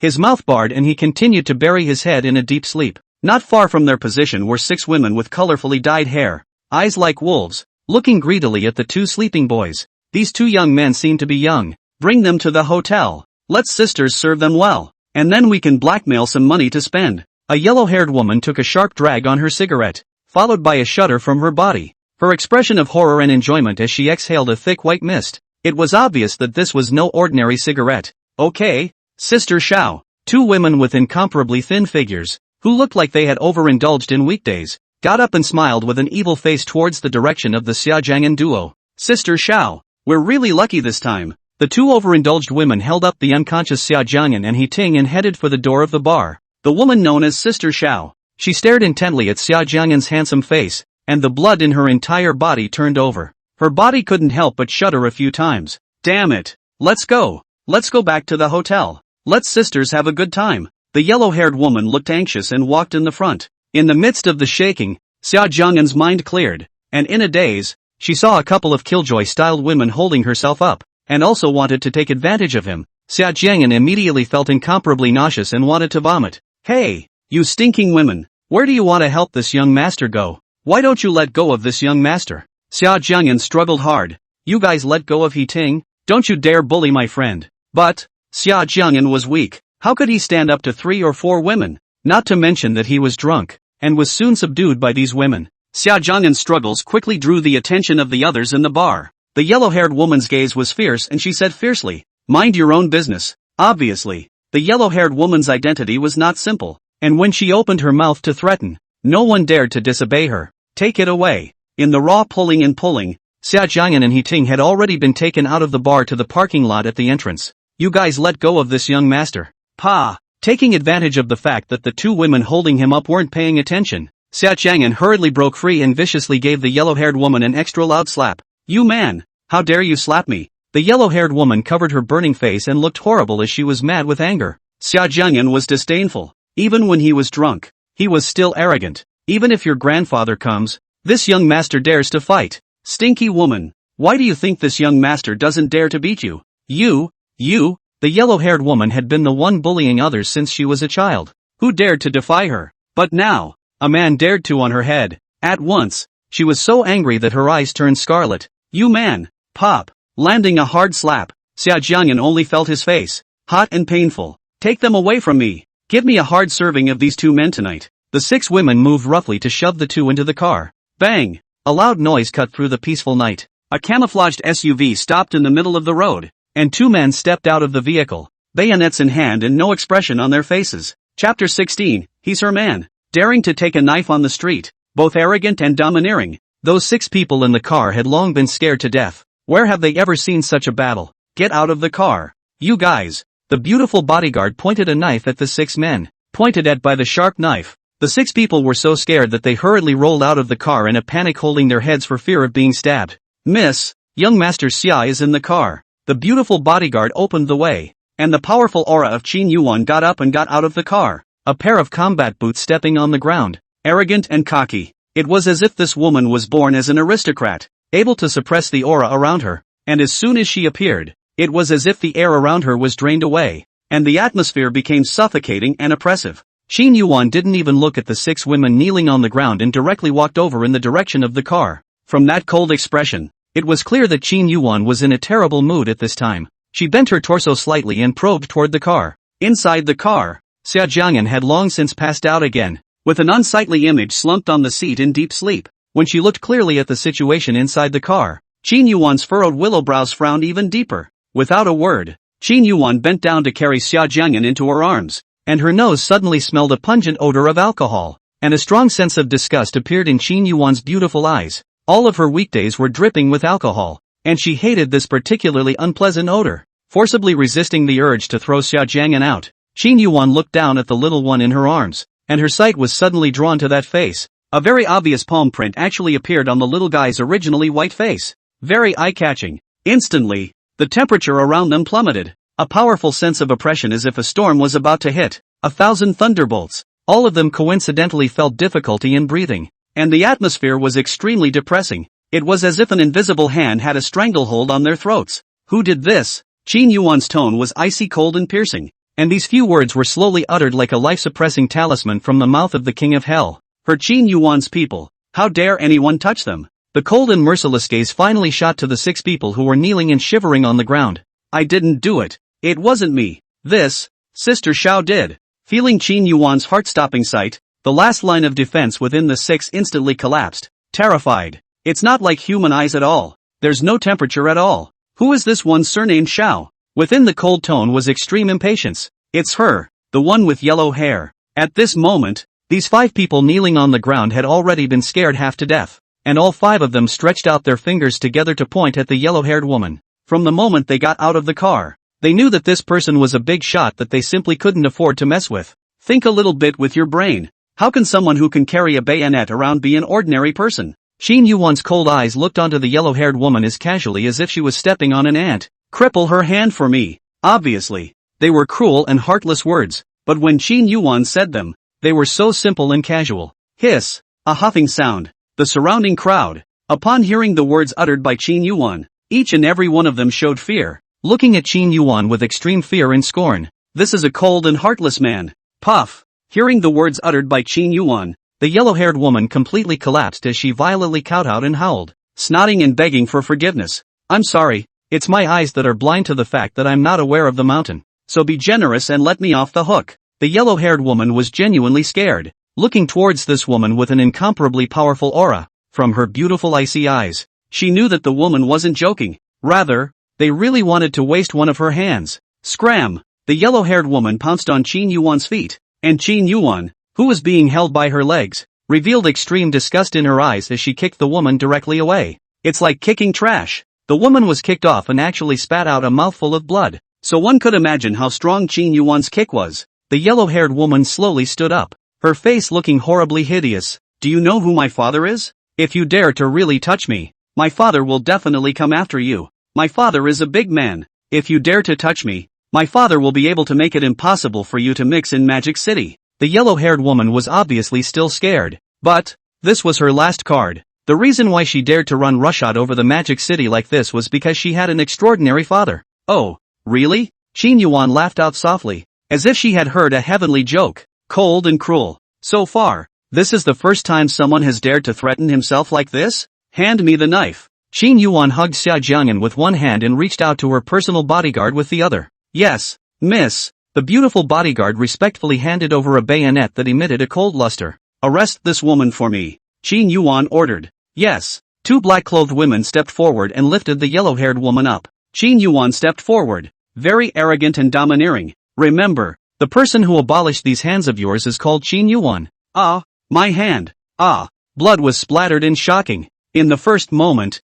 the yellow-haired woman fainted from the immense pain. The surrounding crowd creeped out at the sight of the demonic blood on the ground. MS. Qin. This is actually MS. Qin. The people around them unanimously felt sad for the yellow-haired woman. When it came to MS. Qin, it didn't matter who came. You get him home safely now. Qin Yuan pointed to one of her men and asked her to escort He Ting home. Yes, miss. Receiving the order, the man directly carried He Ting out of the car and drove away in another SUV. Turning to look at the remaining 5, Qin Yuan did not choose to do it herself this time, but instead ordered, these remaining 5, one person will waste one hand each for me. Yes, ma'am. At that moment, there was a pig-killing scream. Qin Yuan hugged Xia Jiang'an and sat back in the car, her gaze cold as she looked ahead, while Xia Jiang'an lay on her lap and slept. Miss, are we going back to Qin Mansion next door? The driver turned his head and asked. Qin Yuan looked down at the drunken and unconscious Xia Jiang'an, rubbed her temples with some headache, and said in an unpleasant tone, go to the old place. This little guy, she was going to give him a good punishment. How dare you go to a bar and get drunk? That's a lot of safety sense for a boy. Just think, just now that woman actually almost had to touch her little one. Qin Yuan's heart then pressed a wave of anger, as if a huge stone was pressed on her chest. In Qin Yuan's mind, this little guy was her man, her person, her little one. No one was allowed to get their hands on him. There's only one thing that happens to those who get their hands dirty, and that's death. Chapter 17 Lies that deserve to be punished. 10 miles to the south of the magic capital, there was a very special mansion there. Under special protection, no one was able to scout the location of this residence, and the owner of this seemingly ordinary but extremely unexceptional mansion complex was none other than Qin Yuan. At the gate of the mansion, which was heavily guarded, a few sentries saw Qin Yuan's car slowly approaching. Neatly salute and release. The car stopped at a small 3-story house in a cluster of mansions. This was exactly where Qin Yuwan lived. Qin Yuwan got up and got out of the car, picked up Xia Jiang'an and walked into the small foreign building. The house has a lot of space and the overall decoration is extraordinarily tasteful and neat and clean all around. These seemingly ordinary pieces of furniture are actually specially customized and worth a lot of money. Entering the password, Qin Yuwan reached the second floor, walked into her bedroom, and directly threw Xia Jiang'an onto the big bed. Being thrown violently onto the large bed, Xia Jiang'an muttered a few words, rolled over, and proceeded to go back to sleep. Ice-cold beautiful eyes staring tightly at Xia Jiang'an on the bed. Qin Yuwan sniffed her own clothes with her nose. Her whole body smelled of an unpleasant odor of alcohol. Frowning, very unhappy, wrinkled into a ball, Qin Yuwan had a cold face before striding into the bathroom. There was a sound of water running in the bathroom, and not long after, Qin Yuwan walked out wrapped in a bath towel. Standing beside the bed, Qin Yuwan was carefully wiping her hair, when suddenly, her beautiful eyes fixed on her, revealing an expression of deep disgust. Little fellow, get up for me. Throwing the towel on the floor, Qin Yuwan grabbed the extremely sleepy Xia Jiang'an with both hands and picked him up without even thinking about it, only to see, on that big snow-white bed, a puddle of saliva appeared on the place where Xia Jiang'an's head had just fallen asleep, and the bedsheets were soaked. It was especially noticeable on the large, immaculate white bed. It was obvious that this was the work of Xia Jiang'an. The temperature of the room seemed to drop to freezing point, but how could the drunken and unconscious Xia Jiang'an feel it? He was lying in Qin Yuwan's arms, very casually, wanting to use his hand to grab the bath towel on Qin Yuwan's body and bring it to wipe off the saliva hanging from the corner of his mouth. Sensing what Xia Jiang'an was about to do, her beautiful eyes slightly shrunk. Qin Yuwan coldly spoke, little fellow, be honest with me. Stop it. I'm about to wipe my saliva. Saying these words unconsciously, he directly grabbed the bath towel with his hand, completely not giving Qin Yuwan time to stop him. After wiping all the drool from the corners of his mouth, Xia Jiang'an was finally satisfied and comfortably slept again. The sleeping Xia Jiang'an was blissfully unaware that above him, there was a pair of deep, beautiful eyes that were cold and terrifying, as if they wanted to eat people. Qin Yuan's cleanliness fetish was very serious, and she naturally couldn't stand it. But, the drunken Xia Jiang'an was unconscious, which made Qin Yuwan unable to do anything with him. Count me out. Qin Yuwan couldn't help but curse out. The smell of alcohol on Xia Jiang'an's body was too unpleasant. Qin Yuwan frowned her willow eyebrows and picked up Xia Jiang'an and walked into the bathroom, turning the water to the maximum. Qin Yuwan stood under the shower with Xia Jiang'an in her arms. The sudden flow of water directly choked Xia Jiang'an, who was like a fish, struggling frantically. Water, it's choking my young master. Help! This young master is drowning. Come and save me. Help me. I've fallen into the river. Help me. Xia Jiang'an struggled frantically while screaming up a storm. Stop it. Qin Yuwan had a black face and a low voice. Her bath towel, which she had just thrown on the bed. The perfect waistline. The sides of the waist and belly harbor amazing strength. Slender jade-like legs, all exposed to the air. Xia Jiang'an, who was drenched in water, revealed his vaguely visible abs. Boiling blood was blatantly running amok in the bathroom. Beauty. This is actually a superb beauty. Xia Jiang'an opened his mesmerized eyes. Xia Jiang'an's eyes were mesmerized and he exclaimed, This body is also too good. So material. Xia Jiang'an. Qin Yuwan's tone seemed to carry a huge storm as word after word spat out from her throat. This little guy's got some serious balls. Beauty. This body of yours is too good. Are you a model? Beauty. Your body is just too good. It's the best. 100 times better than Qin Yuwan. Little guy. Even if he dared to molest her to her face, he actually dared to say that she had a bad figure. Qin Yuwan's pretty face immediately became cold as frost, on the verge of forming ice. Any other woman would be pissed off to be told by her man that she's out of shape, even if the person she's comparing herself to is herself. It's so cold. The cold wind that pounced from nowhere caused Xia Jiang'an to shrink his neck and lean toward Qin Yuwan's arms. This action of Xia Jiang'an, however, caused the blood in Qin Yuwan's entire body to boil madly. Qin Yuwan sucked in a breath of air, her face already as red as a delicate peach blossom. Don't play with fire. Little one. Lowering his head, he captured the little one's lips as accurately as he captured his beloved prey. The smell of alcohol, which she usually detested with extreme disgust, was extraordinarily sweet to her at the moment, as if she were poisoned and wanted more. Beauty, can you be gentle with me? This is my first kiss. Xia Jiang'an couldn't breathe as if the oxygen in his mouth was going to be drained. Hearing what the little guy said, Qin Yuwan's beautiful eyes fell on his blushing face and tugged at the corners of her mouth. First kiss? Then wasn't the last one a kiss? full of and deserves to be punished. With this thought, Qin Yuwan pressed on again. A single spark has the potential to start a huge blaze. Hoo. Some slight gasping time. Xia Jiang'an gently pushed Qin Yuwan away. Her small face red, lightly smiling. Beauty, you be gentle. It's still the first time for people. After saying that, Xia Jiang'an even winked at Qin Yuwan, and it looked like he was teasing her. Qin Yuwan felt like she was going crazy. How was this the first time? Could it be that what happened that night was a lie? Little one, you lie and deserve to be punished. Spacious bathroom, hot and steamy. Early the next morning, the sun rose as if it were a golden agate set in the distant sky, and the distant military bugles were extraordinarily loud. Qin Yuan's work and rest time was very regular. As soon as 6 o'clock arrived, she had already gone out to go to the morning exercise training. On the snow-white bed, Xia Jiang'an was lying horizontally, the quilt covering his body horizontally, and his 2 bare feet were exposed. Oh my god, my head is spinning.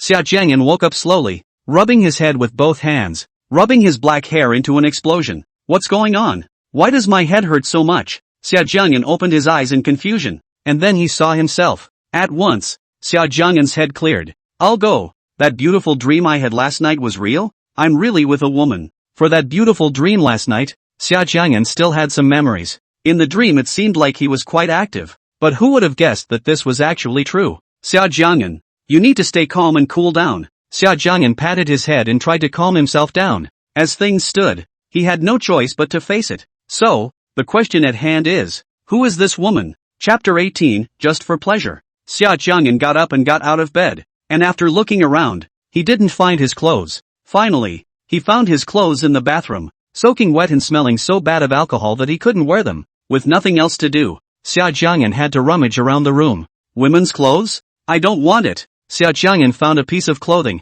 but realized that it was women's clothing and casually threw it away. Women's clothes again. I don't want them. Throwing it away again. Women's clothes, women's clothes, women's clothes again. Aren't there any men's clothes here? Not being able to care too much, Xia Jiang'an had to put the women's clothes on. The size was very small. Suddenly, Xia Jiang'an felt that there was a familiar smell on the top of the clothes, and it smelled good. But he couldn't remember for a moment where he'd smelled it. Walking out of the room, Xia Jiang'an surveyed the bedroom. The space was not big, but it was quite exquisite. This person looks familiar. Xia Jiang'an's gaze was suddenly drawn to the painting on the wall. Xia Jiang'an was currently a freshman art student. This painting on the wall, to Xia Jiang'an professional point of view to analyze, the painting is very exquisite. Painting work is very old-fashioned. Without a 40 years of skill is not out of such an effect. Obviously this is out of the hands of a famous artist. However, the painting's goodness was not Xia Jiang'an's main concern. What attracted Xia Jiang'an's attention the most was the content of the painting. In the painting is a woman, dressed in a military uniform. The air is impressive and valiant. Even just looking at the painting, one could feel the powerful aura of this woman, which made one unable to resist the feeling of admiration and worship. Qin Yuwan? This woman is really Qin Yuwan. Xia Jiang'an's tone went from skeptical and then quickly turned to certainty. Yes, the person in this painting was none other than Qin Yuwan. In that case, the woman from last night was also Qin Yuwan?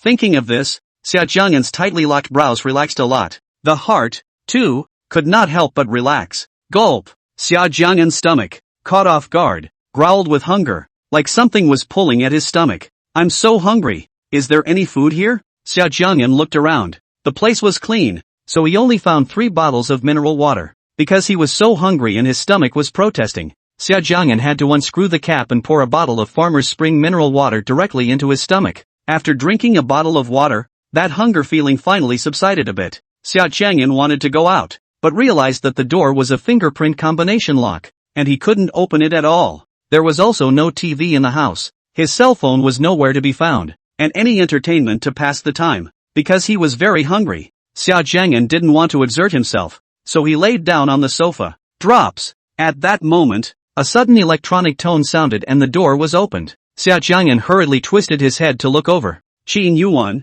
wearing a military uniform and carrying a meal in her hand, walked slowly, and on her hair, some fine sweat appeared. The proper military uniform made her figure appear even more slender and slim, with a perfect combination of tenderness and perseverance, exuding a unique charm. Qin Yuwan. Xia Jiang'an stood up and called out stiffly. Last night in Qin Yuwan that, Xia Jiang'an at this time the mood is incredibly complex. He didn't know if it was because this woman's aura was too powerful, but now as soon as he saw Qin Yuwan, His heart was nervous and his forehead was sweating. Qin Yuan's eyes looked towards him. The little guy was wearing her clothes and shorts underneath. Although it covered his buttocks, it revealed 2 white and slender thin legs. His legs were fine and muscular and smooth, appearing so full of power that you couldn't take your eyes off them. Qin Yuan's eyes sank slightly as she walked over. Xia Jiang'an, how long have you been awake from your nap? At this point, Xia Jiang'an didn't know how to get along with Qin Yuan in the future. They got into bed and things happened that shouldn't have happened. And it actually happened twice. At this moment, Xia Jiang'an was unable to express the feeling of embarrassment he felt when facing Qin Yuan. Ah ha ha, Qin Yuan, savadika, Xia Jiang'an said with incomparable embarrassment. The other party's body was getting closer and closer to him, so close that as long as he breathed in, he could smell the unique scent of Qin Yuan's body. Ha, Qin Yuan, is this the meal you brought for me? Embarrassed, Xia Jiang'an's eyes darted around and realized that Qin Yuan was carrying a boxed lunch in her hand. Immediately, Xia Jiang'an's gaze was fixed on the boxed lunch and could no longer move away. Xia Jiang'an inhaled hard, as if he had smelled a fragrance of rice. Immediately, Xia Jiang'an's eyes were glowing, staring at the boxed lunch in Qin Yuan's hand as if he was looking at a sparkling gem. Xia Jiang'an's stomach, at this time, began to protest again. Qin Yuan naturally heard the sound made by Xia Jiang'an's stomach, and when she saw that the little guy just stared at the boxed lunch, completely ignoring herself, Qin Yuan became a bit irritated. This boxed lunch is so plain, can it look better than her? It had been almost 3 minutes since she had walked into this house,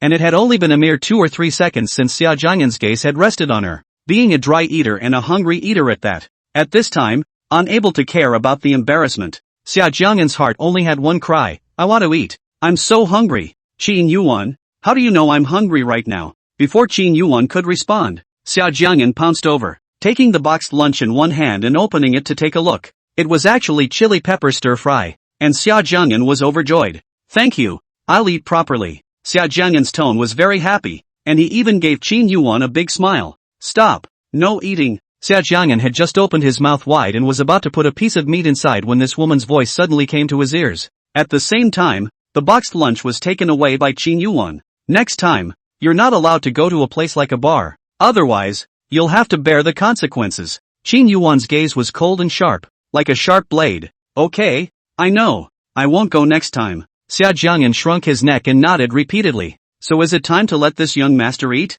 However, Qin Yuan remained unmoved, her eyes indifferent. Have you washed up? Not yet. Xia Jiang'an shook his head. Now go right away. Wash up, and come back for dinner. Qin Yuan ordered in a strong and domineering manner while pushing Xia Jiang'an into the bathroom. As a person with a very serious cleanliness fetish, Qin Yuan would never allow such unhygienic behavior to happen in front of her eyes. Woj, Xia Jiang'an, who was pushed into the bathroom by Qin Yuan, had 10,000 grass mud horses flying through his heart at this moment. I'm starving to death and you're asking me to wash up first? Qin Yuan, let's wash up later. Think about it, if I brush my teeth now, won't I be unclean again after dinner later? Xia Jiang'an bent down, trying to get out from under Qin Yuan's arm. If I say it's not allowed, it's not allowed. Qin Yuan's attitude was tough, and she was very persistent when it came to hygiene. The bottom line was, that mouth. She rather liked it. Xia Jiang'an's mouth needs to be kept clean because he can't say when he's going to enjoy some. Qin Yuan stretched out her palm against Xia Jiang'an's head and pushed Xia Jiang'an into the bathroom as if she was pushing a little puppy. Shamrock ice, curse you for stepping in a pile of when you go out later. Xia Jiang'an did not know Qin Yuan's true thoughts at this time, thinking that Qin Yuan was just a heavy cleanliness patient. If Xia Jiang'an knew that he had to keep his mouth clean and hygienic just to facilitate Qin Yuan's enjoyment, then Xia Jiang'an must have deliberately not washed up, deliberately made his mouth stinky and smelly, and then finally ate some durian, snail powder, or something like that, trying to take advantage of this young master. Humph, it's not that easy. Chapter 19, Her Tenderness. Only after Xia Jiang'an had washed up did Qin Yuan nod her head in satisfaction, letting Xia Jiang'an go like a favor. So hungry, Xia Jiang'an couldn't care about the image at this time, and directly pounced towards the boxed lunch, and then took a big mouthful of dry rice, stuffing the inside of his mouth full. Ahem, eating too eagerly, a mouthful of rice got stuck directly in his throat. You eat slower. If you dare to eat so fast again, I'll just dump the rice into the trash. Qin Yuan looked at Xia Jiang'an from the side, her complexion not very nice. How long has it been since this little guy ate? Does he have to eat so fast? A glass of water. Hand it over. Xia Jiang'an didn't care in his heart, smoothly took the water then drank it. The rice stuck in his throat finally swallowed, only to see him shielding his boxed lunch with both hands. looking at Qin Yuwan warily. I forbid you to touch my rice. If you really dare to dump it into the trash, I will fight you to the death. Xia Jiang'an's face was alert, like a little milk dog protecting its food. In the mind of a foodie, especially a hungry one, eating is the most important thing. You eat. Qin Yuwan shook her head helplessly and got up to walk towards the bedroom. Even she herself didn't realize that her own beautiful eyes were tinged with subtle doting. Then, Qin Yuwan dealt with the things she hadn't finished yet, while Xia Jiang'an knocked on the door of Qin Yuwan's bedroom after hesitating for a moment after packing up the food. Buckle up, come in. Xia Jiang'an walked into the door of the room with a bit of a twist and stood in front of Qin Yuwan's desk. What's the matter? Qin Yuwan glanced at him, and her gaze went back to these documents in her hands. Then she continued to deal with the matter in hand. Qin Yuwan, what happened last night? Just pretend that nothing happened. Xia Jiang'an gathered his courage and spoke. Qin Yuwan put down the folder in her hand, and removed her gold-framed glasses with an elegant demeanor. Her beautiful eyes. At this time, the temperature plummeted. Are you saying something as if it never happened? Qin Yuwan's voice was very nice, but Xia Jiang'an sensed danger in it. The temperature in the room, at this time, seemed to be much colder. Xia Jiang'an tried to suppress his inner fear. His eyes did not dodge, looking straight at Qin Yuwan. Firmly, last night. Yeah, let's just pretend it never happened. Her relationship with him had to end. For the mother to be happy. Don't you dare say that again. Do you know what you just said? Qin Yuwan stood up all of a sudden, cold and discreet. Her eyes were too sharp, like a cold sword. And Xia Jiang'an subconsciously felt afraid and wanted to escape. But when he thought of his mother, what would his mother think if his affair with his sister-in-law came to light? For the sake of his mother, Xia Jiang'an hardened his head and tried his best to ignore this powerful aura as he spoke word by word. I mean, what happened last night? Qin Yuwan, you just pretend it never happened. At the end, Xia Jiang'an added, whether it's last time or this time, it's something that shouldn't have happened. Besides, I already have a favorite girl in mind. After a moment of silence, Xia Jiang'an uttered these words. In his mind, the memory of the tenderness of the young girl in the sunlight came to mind. Lu Yuyan, when will you be back? Qin Yuan's eyes were as cold as winter at this time, as she picked up Xia Jiang'an's chin and stared at him closely. You have a favorite? Yes. So our relationship must come to an end. Moreover, it was you who forced me last time. I was forced, not by my own will. Xia Jiang'an's jaw was hurting, but he still remained stubborn and met Qin Yuan's cold and frosty beauty eyes. Forced? Good. Very good. The corner of Qin Yuan's mouth hooked up into a light smile. Cruel and ruthless, like a devil in hell. Fine. This time I'll let you see what it's like to be forced. Xia Jiang'an, don't piss me off. You can't afford the consequences of pissing me off. Qin Yuan's beautiful eyes appeared vicious, causing people to feel fear uncontrollably. What are you going to do to me? Xia Jiang'an's eyes widened as he didn't expect Qin Yuwan to kiss him at all. Qin Yuan's hands controlled his head and her lips roughly assaulted him. Her movements were rough as if she was punishing. Well, you let go of me. What the hell are you doing? Qin Yuwan controlled his head with one hand,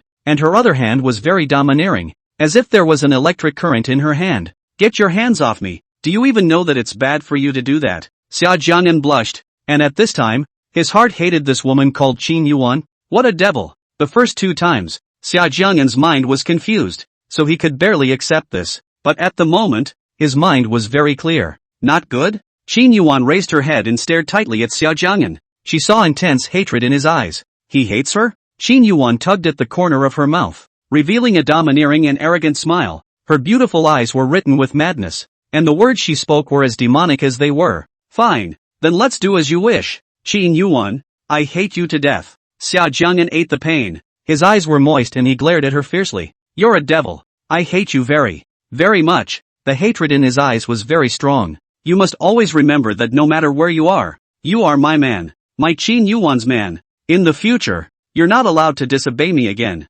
Otherwise, you'll bear the consequences on your own. Qin Yuwan was as cold and merciless as a poisonous snake as she leaned over and said in his ear, whoever and whatever she sees, she's going to get her hands on. Even if he hated it, he had to stay by her side and not be allowed to leave. After an unknown amount of time, Xia Jiang'an had long since passed out, like a pitiful little rabbit, with tears on her face. She was so pitiful that it was hard to look at her. Compared to Xia Jiang'an, who had fallen asleep due to exhaustion, Qin Yuwan was radiant and glowing, eyes looking towards Xia Jiang'an. Qin Yuwan heartbreakingly wiped away the tears on Xia Jiang'an's face. Little one, in the future, as long as you don't disobey me, I will definitely treat you well. Gently picking up Xia Jiang'an and walking to the bathroom, Qin Yuwan carefully washed Xia Jiang'an's body. This was the first time Qin Yuwan had ever served a man in this way. Her movements were very gentle. To her, the man in front of her seemed like a treasure from heaven. Chapter 20, She's Staying Here. When Xia Jiang'an woke up again, he had already gotten dressed and was sitting in the car.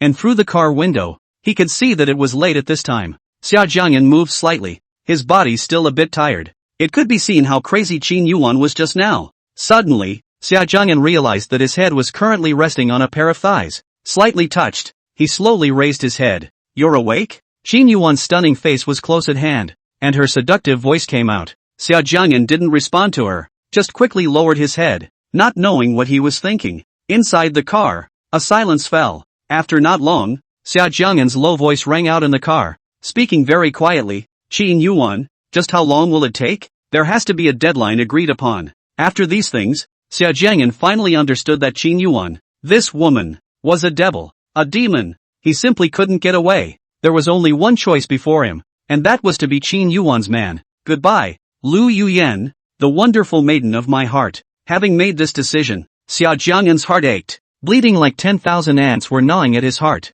His volume was very small, about the same as a mosquito's cry, but Qin Yuwan could hear him very clearly. A month, 3 months, or a year, Xia Jiang'an guessed, saying this while secretly observing Qin Yuwan's expression. However, Qin Yuwan's face was calm, and she could not see any emotional fluctuations. Xia Jiang'an couldn't guess her true thoughts for a moment. Willow eyebrows raised. A hint of delight flashed through Qin Yuwan's deep, beautiful eyes. That's a yes from the little guy. However, Qin Yuwan remained calm on the surface and said coldly, let's see what you do. 1 month, or 2, 3 years? Qin Yuwan, wanted a lifetime. Hearing this reply, Xia Jiang'an's face paled and his heart inexplicably went a little cold. Look at the performance, is that a month, or a year? However, Xia Jiang'an thought about it, and then began to be a bit thankful. For a woman like Qin Yuwan, it's easy to get what kind of man she wants. It was estimated that in less than a month, Qin Yuwan's freshness for him would be gone and she would soon get tired of it. Qin Yuwan's face was expressionless, seeing the boy's eyes, throbbing with notes of excitement. What he was thinking in his heart, she knew exactly. However, she was too lazy to say anything, so let Xia Jiang'an be happy for nothing. There were no words along the way, and just as the car was about to approach the Qin residence, Xia Jiang'an suddenly called out to the driver, Stop the car! Stop the car! The driver was a young miss. She slowed the car down and turned her head, but didn't pay any attention to Xia Jiang'an. Instead she looked at Qin Yuwan and waited for her order. Xia Jiang'an now understood that whoever it was taking orders from Qin Yuwan. He twisted his head, looked at Qin Yuwan, and requested, Qin Yuwan, have the driver stop the car. I'm going to get off here. Qin Yuwan's gaze went to him and asked in confusion, Give me a reason? Reason, you big master? Ah! Xia Jiang'an almost went into a rage. He and Qin Yuwan were already in an incestuous relationship, and now that it was already so late and they were still going home together, didn't they know that this would expose their relationship?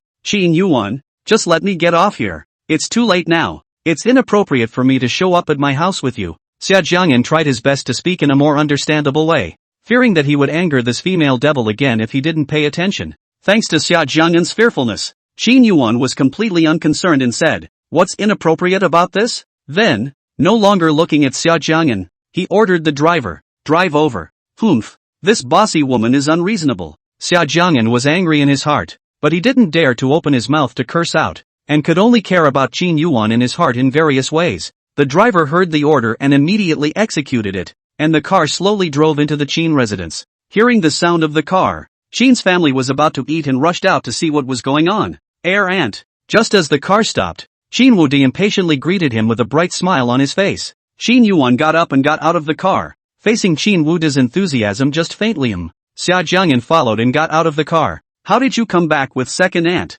Seeing Xia Jiang'an step out of the car, the smile on Qin Wudi's face instantly disappeared. Taking advantage of the fact that no one was paying attention to him, he pressed his voice and asked. Xia Jiang'an rolled his eyes. None of your business? This attitude of Xia Jiang'an made Qin Wudi angry. His face was ugly, but he didn't dare to attack in front of everyone. I'm warning you, you're not allowed to be with my second aunt from now on. Glaring fiercely at Xia Jiang'an, Qin Wudi stepped on his leather shoes and followed behind Qin Yuwan like a peacock with an open screen. Deep well ice. Xia Jiang'an shook his head helplessly, speechless. Why didn't you come home last night, when everyone else had gone in? Xia mother then pulled Xia Jiang'an to the side and asked in a caring manner. Seeing that his mother didn't have a trace of suspicion, Xia Jiang'an was instantly relieved, and a smile appeared on his face as he pretended to be on cloud nine and said, "Mom, I drank too much with Ting last night, so I rested at his house. Next time you sleep outside, you have to tell your mom in advance, you know? Otherwise I'll be worried about you." "Good." Xia Jiang'an nodded. "Little Anne." "Ha? What's up?" Xia mother hesitated for a moment, but still asked, "Shaoan, why did you come back with your little aunt?" After all, his own son had only met with Ms. Qin once this time, which could explain why Mother Xia was worried. She was worried that her son would provoke Miss Qin. After all, rumor had it that this Miss Qin was not someone who was very easy to get along with. Hearing his mother's question, Xia Jiang'an's heart beat wildly and he was a little nervous. Could this be what mother suspected? "Little when you get along with your little aunt, you mustn't be like you are with your mom. No big deal. To the elders, you must be very respectful. Got it?" It's no wonder that Xia's mother is worried. She knows her own son's nature very well. He's been mischievous since he was a child, and he's not afraid of anyone. Elderly? Bull asterisk asterisk asterisk asterisk elder. The things Qin Yuwan did to him. Is that something an elder can do? Mom, if you knew what Ms. Qin, the elder you call in your mouth and respect in your heart,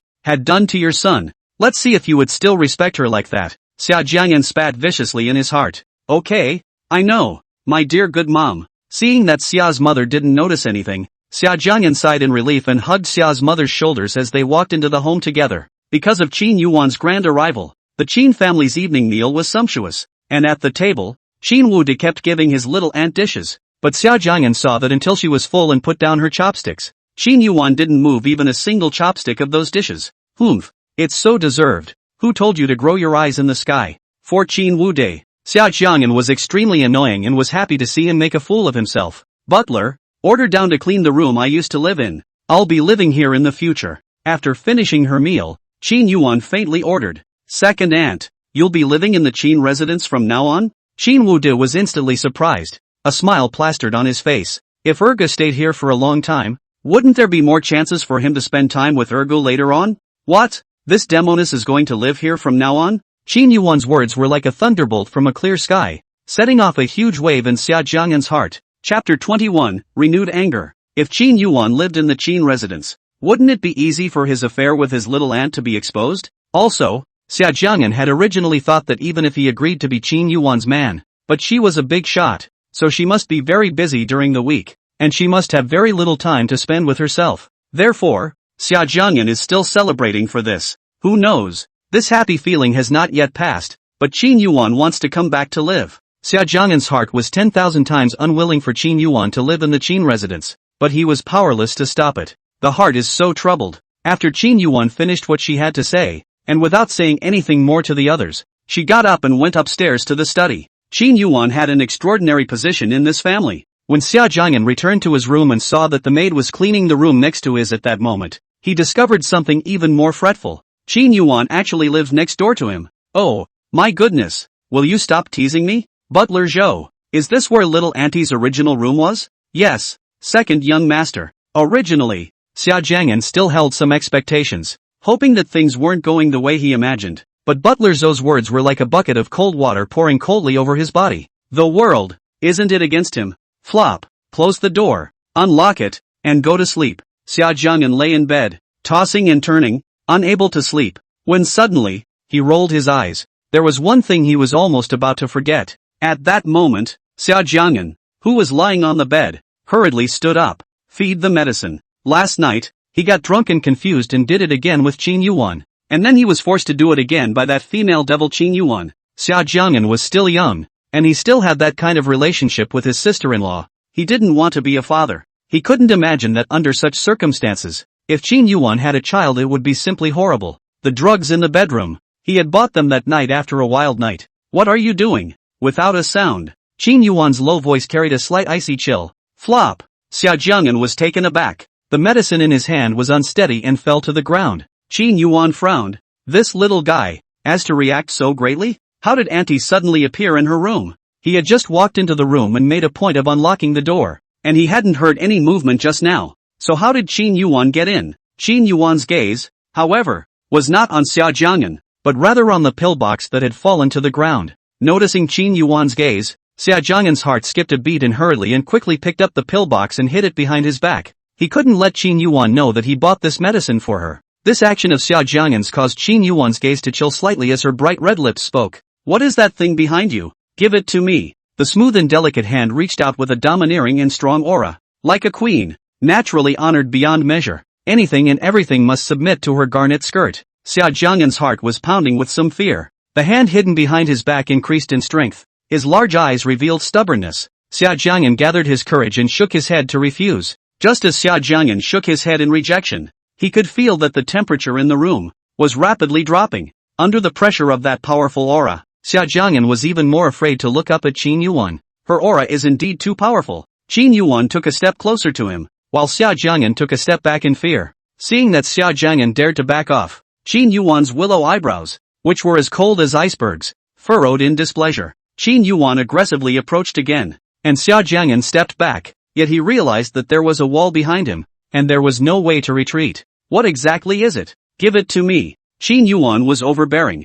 I won't give it. It's my thing. Why should I show it to you? Xia Jiang'an once again shook his head and refused. Qin Yuwan's gaze grew deeper and deeper. She liked the obedient ones. Your whole being is mine. Can't I see what you have? Give it to me. I don't want to say it one more time. Facing this little guy, Qin Yuwan was already very patient. If anyone else had dared to disobey her again and again, that person would surely never be able to appear in front of her again. Qin Yuwan's eyes were like sharp swords, and Xia Jiang'an met her gaze and was stung by it. In the end, Xia Jiang'an could not resist Qin Yuwan's powerful pressure and was forced to hand over the pillbox to her. Qin Yuwan took the pillbox and carefully looked at the introductory information on it. Xia Jiang'an stood aside, not daring to make a sound. Gradually, Xia Jiang'an felt that the air around here was really getting colder and colder, and that feeling of oppression and suffocation was getting stronger and stronger. Finally, Qin Yuwan finished reading the introductory instructions of the pillbox and sank her face, releasing an icy aura around her. Say,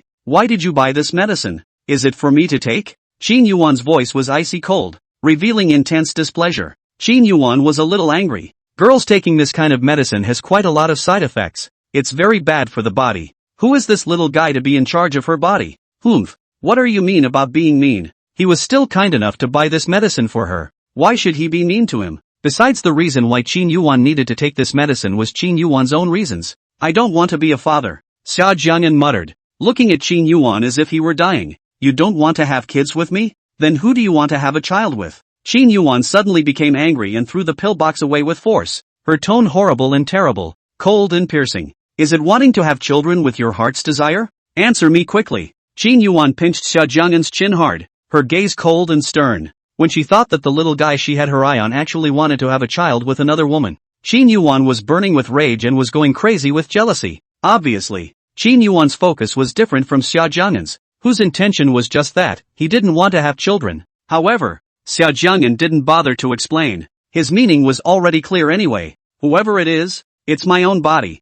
I can have kids with whoever I want, and it's my business who I want to have kids with. What do you care? Xia Jiang'an had never been a soft persimmon to be bullied, and at this moment, he was also furious and lashed out. It was clearly her own fault, clearly she had to force herself, but what gave her the right to always look condescending? What gave her the right to make him grovel? He, Xia Jiang'an, was just not convinced. And Xia Jiang'an's sentence, I can have a child with whoever I want. Who I want to have a child with is my own business. Completely enraged Qin Yuwan, a very possessive woman, her man, actually wanted to have a child with someone else. Unless she, Qin Yuwan, died. Xia Jiang'an, you're my Qin Yuwan's man. Of course I'm qualified to control. Don't forget, you're still my man now. Oh, the next moment, with a furious kiss, pressed down hard. This punishment was extremely intense and crazy. As Qin Yuwan gnawed like crazy, it was like he wanted to leave his own exclusive mark on Xia Jiang'an. Chapter 22. This woman. She's crazy.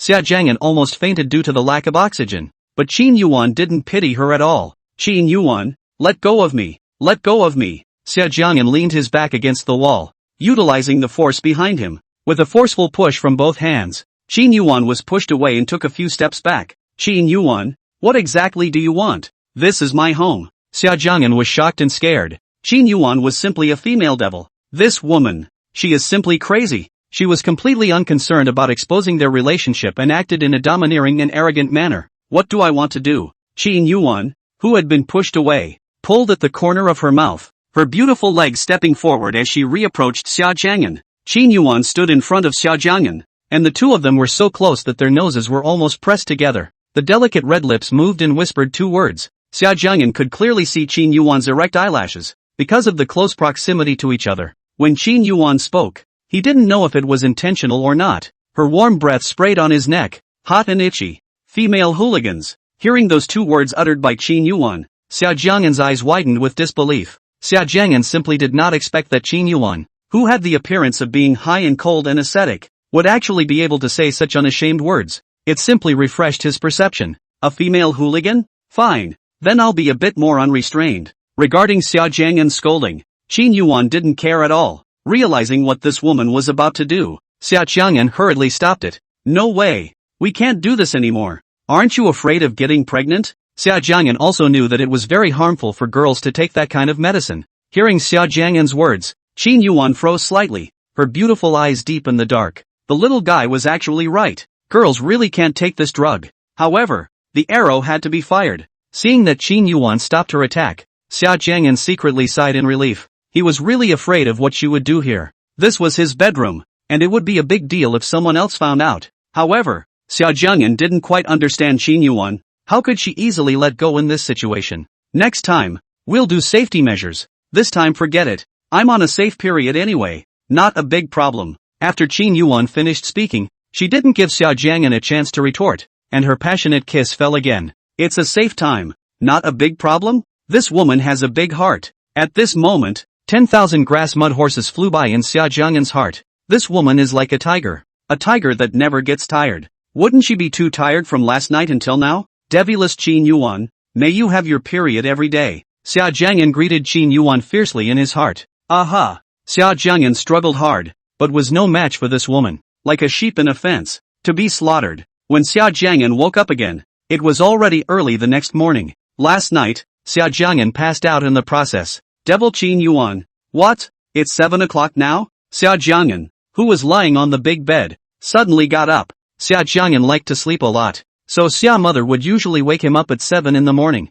On time, after so many years, this has become a habit. It was soon going to be 7 o'clock, and Mother Xia was going to come later, but Qin Yuwan was still here. What to do? Xia Jiang'an once again looked at the time. There were still 3 minutes before Xia's mother would come. Xia Jiang'an hurriedly lifted the quilt, and Qin Yuwan was lying beside him. That stunning face, sleeping, she was wonderfully serene, the corners of her mouth upturned, seemingly content. Qin Yuwan's contentment, however, made Xia Jiang'an very upset. However, this is not the time to be counting on that. Qin Yuwan, get up. My mom is coming. Xia Jiang'an couldn't care less about getting dressed and hurriedly shook the woman beside him. How does this feel like cheating is about to be discovered? Qin Yuwan was originally a very alert person with a very light sleep, and she woke up as soon as Xia Jiang'an shifted slightly, opening her beautiful eyes. There was a hint of displeasure at being woken up in the depths of her eyes. Why would the little guy wake her up when she's sleeping so soundly? Qin Yuwan is very prone to insomnia at night and always has trouble sleeping, but she didn't know why. As long as she slept with Xia Jiang'an in her arms, it was warm and always made her sleep well. Doesn't it seem like it's been long enough? It's a good morning for your essence. A nice voice with a hint of danger. Not long enough? How can it not be long enough? Last night, this young master passed out, okay? Hearing this woman's words, Xia Jiang'an almost died of anger. No, Qin Yuwan, has it been long enough? Xia Jiang'an wanted to explain, but realized that it was hard to explain this kind of thing, and the more he explained, the redder his face became. Qin Yuwan, get up. Soon my mom will be coming. If she sees you in my room, then jumping to the Yellow River won't be enough. Xia Jiang'an was nervous in his heart. His heart was raised in mid-air. I'm really afraid that my mom will come early, but Xia's mother has the key to his room. Xia Jiang'an at this time is as anxious as burning. Someone but Jade hand a stretch. Recover the quilt. A face of cloudy and light. Things do not matter. It's your mom who's coming. What's it to me? And it's you who's going to be screwed. Not me. There was still Xia Jiang'an's body scent on this quilt. She enjoyed smelling it and wanted to continue sleeping for a while. Hearing Qin Yuwan's words, Xia Jiang'an was so angry that he was going crazy. I've never seen such an irresponsible woman. In the end, Xia Jiang'an had no choice but to hurry and get out of bed, get dressed quickly and wash up. This was still the time Xia Jiang'an spent the least amount of time washing up, and looked at the time. It was 7 o'clock. Putting on his shoes, Xia Jiang'an hurriedly opened the door to his room and immediately closed it again, fearing that someone else would see Qin Yuwan in the room. Mom! Unsurprisingly, the moment Xia Jiang'an had just closed the door to his room, he saw Xia's mother's figure at the stairs. Okay. Xia Jiang'an was instantly relieved. Gu, what day is today? Baby son, this is the first time I've seen you get up on your own. You don't even need to be called. Xia mother, who was about to go and call her son to get up, was a bit surprised to see Xia Jiang'an at the door. Xia Jiang'an is a person who especially likes to stay in bed. Usually no one calls him at all will not get up on his own initiative. Mom, isn't this my son sympathizing with your hard work? Look, it's too hard for you to wake me up so early every day. Xia Jiang'an stalled as if nothing had happened, his face calm. Mom, from now on, you won't have to wake me up. I promise to get up on my own every day. What if one morning mom comes over to open the door and sees Qin Yuwan in her room? It's better to take precautions. Humph, Demoness Qin Yuwan. For your sake, this young master can't sleep. Great. Mom is very relieved.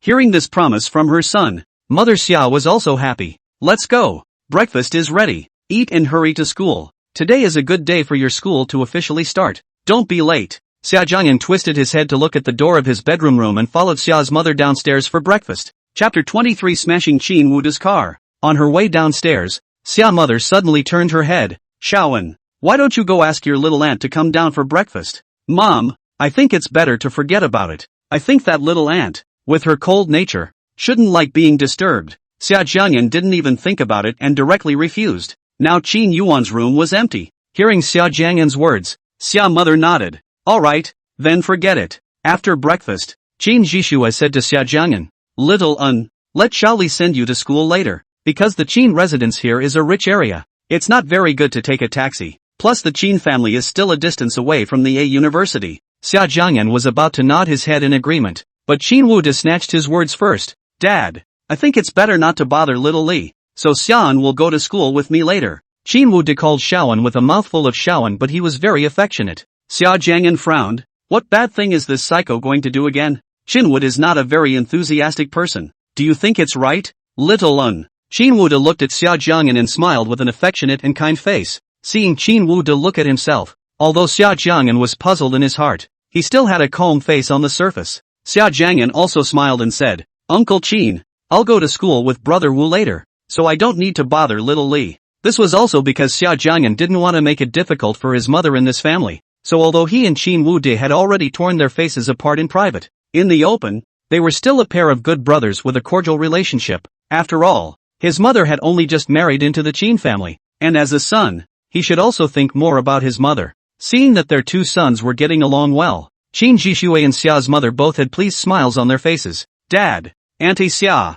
then we'll go to school first. Qin Wuda greeted him cordially with a big smile on his face. It's so loaded. One thing on the surface and a different thing behind the scenes. Xia Jiang'an watched from the sidelines, especially contemptuous, sick to the point of vomiting. But when Qin Wuda and Xia Jiang'an walked out of the living room and out of the elder's line of sight, Qin Wuda immediately changed his face. He glared at Xia Jiang'an, who was following behind. His tone was unkind. Country bumpkin, why don't you follow me? Country your ass. Sham sang ice. Xia Jiang'an didn't show any weakness either, cursing as he followed, riding in Qin Wuda's blue sports car. Xia Jiang'an looked at Qin Wuda's kind of handsome face, and was puzzled in his heart. This guy wasn't a good person who would kindly take him to school. What the hell is this psycho up to? Forget it. First look at the situation, then see the opportunity to act. Want to use any unorthodox means, just let the horse over. Xia Jiang'an is not afraid at all. As expected, Qin Wuda really did not have good intentions. The sports car is not right as soon as he drove out of the Qin residence. Hey, this doesn't seem to be the way to school. Xia Jiang'an was still very measured in his speech. Qin Wuda and he were studying at the same university. Xia Jiang'an was a freshman art student, while Qin Wuda was a sophomore acting student. However, Qin Wuda ignored Xia Jiang'an's question and instead of stopping, he sped up the car, looking towards the car window. Xia Jiang'an could perceive that this was getting farther and farther away from the school, and that this was not the way to the school at all. What the hell does this little scumbag Qin want? 10 minutes later, just before Xia Jiang'an was about to go crazy and want to hit someone, Qin Wuda finally stopped the car. Deep well ice 1. Xia Jiang'an blanched at Qin Wuda in the driver's seat with an ugly face, then got up and got out of the car. Getting out of the car, Xia Jiang'an froze. Qin Wuda, this little slag, actually drove the car to the deserted place. Xia Jiang'an instantly felt that something was wrong, but unfortunately, he was still a step slow in reacting. Before Xia Jiang'an was about to get into the car again, Qin Yuwan had locked the door. Open the door! Open the door! Xia Jiang'an got angry and slammed the car door hard. Inside the car, Qin Yuwan opened the window a little, his handsome face with a contemptuous smile. Country bumpkin, just walk slowly from here to the school. Let me tell you, this is a deserted mountain, so you won't be able to get a taxi. Ha ha ha, what day? Qin Yuwan, are you up? You're a ing. Xia Jiang'an was really angry and glared fiercely at Qin Yuwan. Qin Yuwan, this little slag is really ing cheap. He is a long time ago calculated. Today is the day of the opening of the school. Every student must be present, and not allowed to be late to take leave. Students who are late and do not show up will be deducted 5 credits. Being glared at by Xia Jiang'an's fierce eyes, Qin Yuwan's back cooled. The eyes were quite scary. What's there to be afraid of? Isn't he just a hick from the countryside? Qin Yuwan quickly adjusted his emotions. Country bumpkin, just walk to school. Oh yeah, you shouldn't know the way. Brother, I'm nice, so I'll kindly tell you the direction of the school is over there. Ha ha ha. Qin Yuwan maintained his condescending attitude and smiled arrogantly as he teased Xia Jiang'an. Xia Jiang'an became even more furious. What ma? This was taking him for what he was. Don't even look at himself to see if he's got it in him? I think when he was in school in the old countryside, he was the one who bullied others, who dared to ride over him and on his head without a fight. If he doesn't bully others, they should be thankful. But now, this little scum Qin Yuwan actually dared to play rough in front of him. A cold light flashed in Xia Jiang'an's eyes as he bent down and picked up 2 stones from the side of the road, as big as a fist. Xia Jiang'an narrowed his eyes slightly and asked with a cold smile, "Are you going to open the door or not? If you don't open it, I'll smash through your broken car. I'll count 1 to 3. 1. As if he had heard a big joke, Qin Yuwan laughed disdainfully and said, "Country bumpkin, even you can break my car? Do you know how expensive my car is? My car is a limited edition. More than 2 million. Even if you were sold, you wouldn't be able to afford a single tire of my car." 2. Xia Jiang'an's tone was icy cold, like a gust of wind, very calm, and ignored what Qin Yuwan said. Ouch. You still loaded? I just won't open the door. I'd like to see you dare to smash my car. 3. Clunk, came the sound of car glass shattering. Ah, country bumpkin, you actually dare to smash my car. I won't let you go. Qin Yuwan screamed frantically. His 5 features were now in a hideous mass, like an evil spirit. You shut up. Xia Jiang'an's face did not change color. Without even thinking, the last stone left in his hand directly smashed in the direction of Qin Yuwan. Seeing that the stone was flying towards his side, Qin Yuwan was scared out of his wits and turned pale. Ah, Xia Jiang'an, you're out of your mind. To actually try to kill me. Eventually the stone hit the glass of the car and the glass cracked open. If the stone had moved another 5 centimeters to the right, then the stone will surely fall on Qin Yuwan's head. You're crazy. You're crazy. Qin Yuwan was stunned and looked at Xia Jiang'an with the eyes of a madman, with deep fear in his eyes. Seeing Xia Jiang'an glaring at him with a fierce look scared the hell out of him. Qin Yuwan hurriedly drove away. You lecherous color. With this skill of yours, how dare you fight me? Xia Jiang'an looked at the rear of Qin Yuwan's fallen car and showed disdain.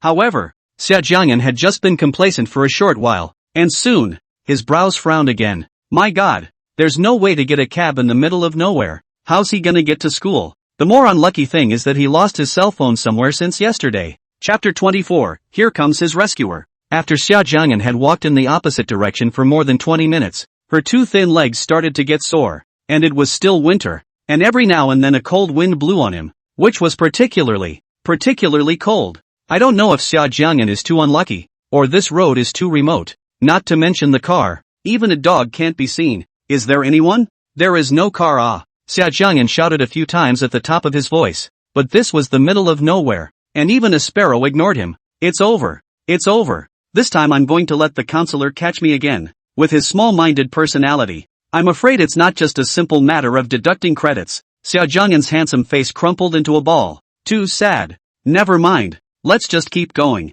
Xia Jiang'an was slightly sad for a moment before a bright sunny smile reappeared on his face and revitalized his drums. Ha! It seems the heavens have not been kind to me. At the end of the road, a car greeted the rising sun and drove in the direction of Xia Jiang'an. The car was going fast, like it was something very urgent, like the body had wings, and the sand and dust were flying up in the air. Here comes the man who will save him. Xia Jiang'an was ecstatic in his heart, and his eyes were glowing as he stared tightly at the car coming in front of him. It didn't take long for the car to get closer to him. This car looks familiar, like I've seen it somewhere?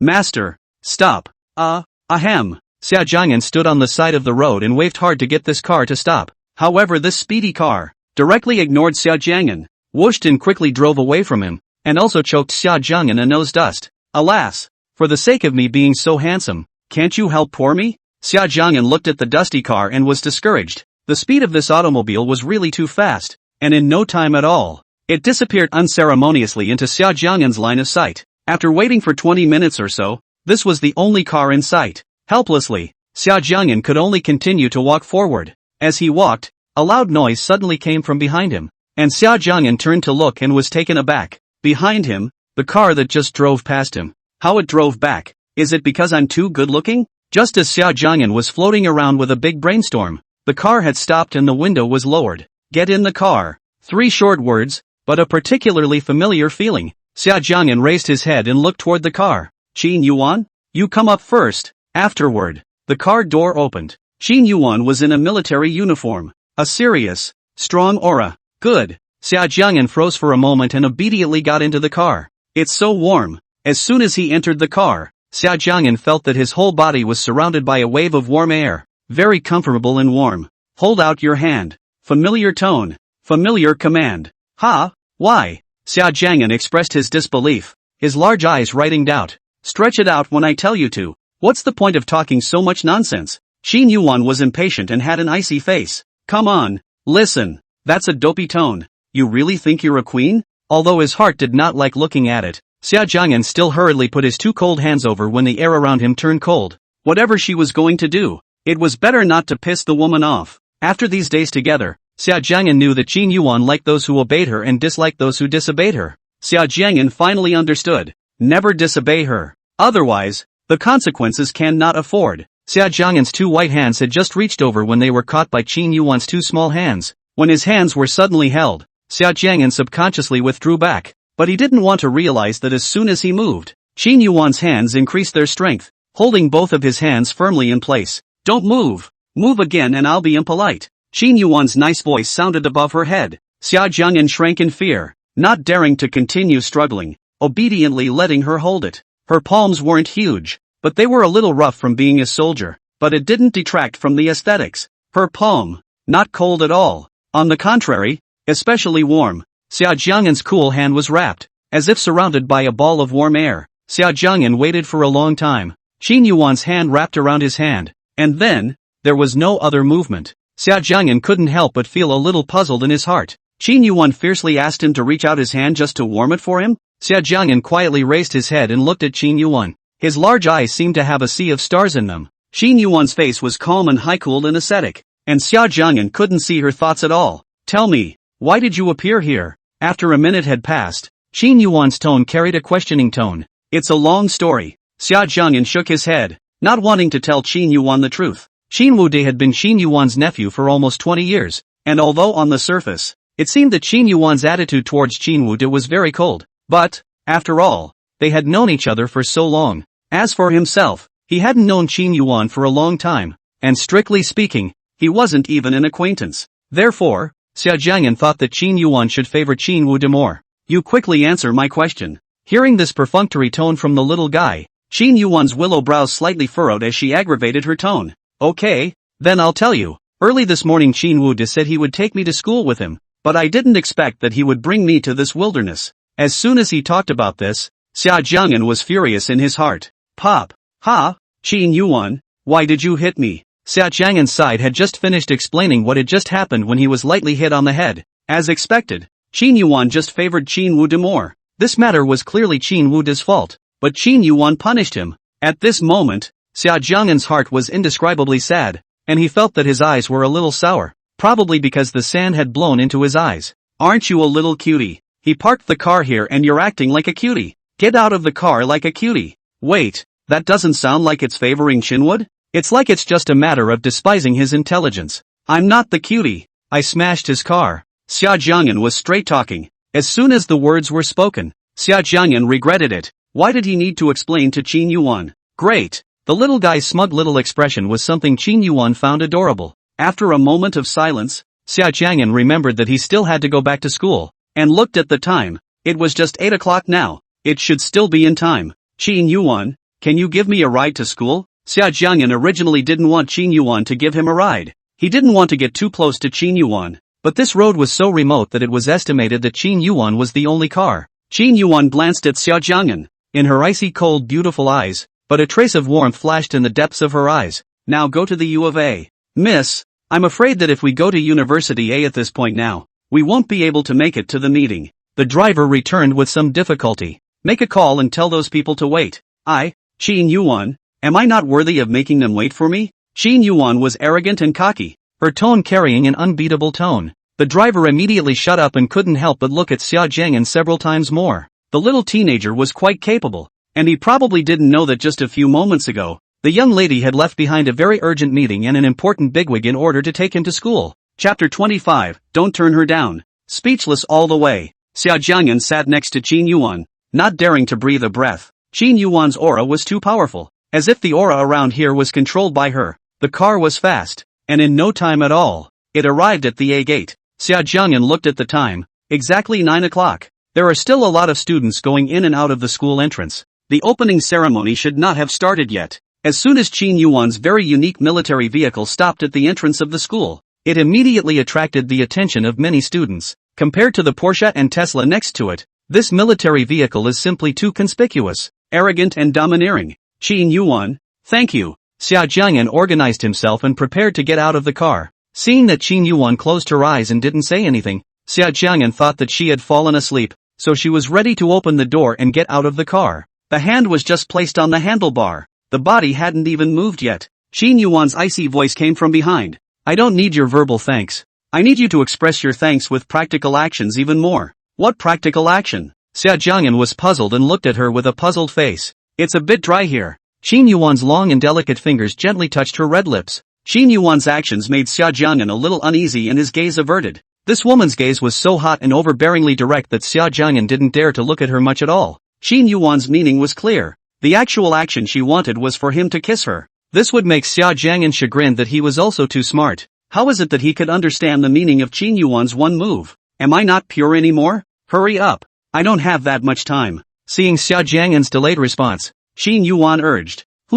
It's just 2 pieces of flesh touching? Consider it a kiss from Teddy. Xia Jiang'an looked up sharply, his handsome face red and dragonfly-like. Aha! Xia Jiang'an? It's been so many times, how come you still can't learn how to kiss? Looks like you need to practice more in the future. Qin Yuwan wasn't satisfied with such a gentle kiss at all, and turned the tables. Qin Yuwan's kisses were as domineering as she herself, always not allowing others to defy her. It's very overbearing and suffocating. Xia Jiang'an instinctively wanted to refuse, unconsciously clenching his teeth. Feeling Xia Jiang'an's resistance, in Qin Yuwan's pair of beautiful eyes, the coldness deepened. Aha! Qin Yuwan's hand that was placed on Xia Jiang'an's head, slightly exerted force with a punishing tone. The feeling of being close to suffocating made Xia Jiang'an have to open his mouth to get more air. It was at this point that Qin Yuwan's purpose was accomplished. Xia Jiang'an was defeated. Inside the car, Qin Yuwan sat very straight, serious, and cold. Qin Yuwan's long and slender beautiful legs, lying on the lap of Xia Jiang'an.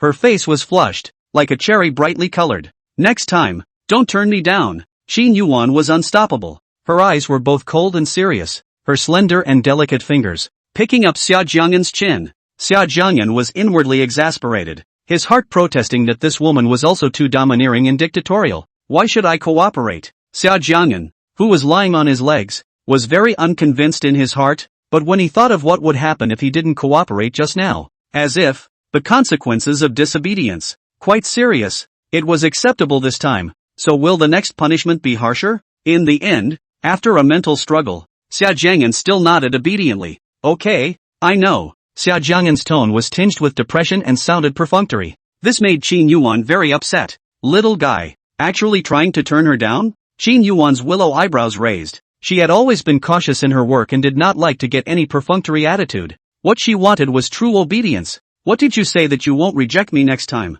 Qin Yuwan spoke faintly. Her voice was low and pleasant, but at the same time, it was accompanied by danger. I'll go. You're getting ahead of yourself, aren't you? This young master has already compromised a lot. Okay? What more do you want from him? If it were someone else, according to Xia Jiang'an's fiery character, he would have slapped him in the face. However, the person in front of him was Qin Yuwan, the female devil. That is, if Xia Jiang'an was made to eat dozens of bear hearts and leopard guts, Xia Jiang'an would not dare to refuse. At most, he would greet Qin Yuwan with various curses in his heart and go through the motions. Qin Yuwan, the next time you kiss me, I won't refuse you, as long as you are comfortable. After saying this, Xia Jiang'an inwardly screamed, this is a disgrace. So stifled, it's almost impossible to live. Hearing what Xia Jiang'an said, Qin Yuwan let go of her hand in satisfaction, but she still had an icy tone with a warning. Since you're smart, I hope, next time, you don't forget what you said. Don't be a cutie pie. Like,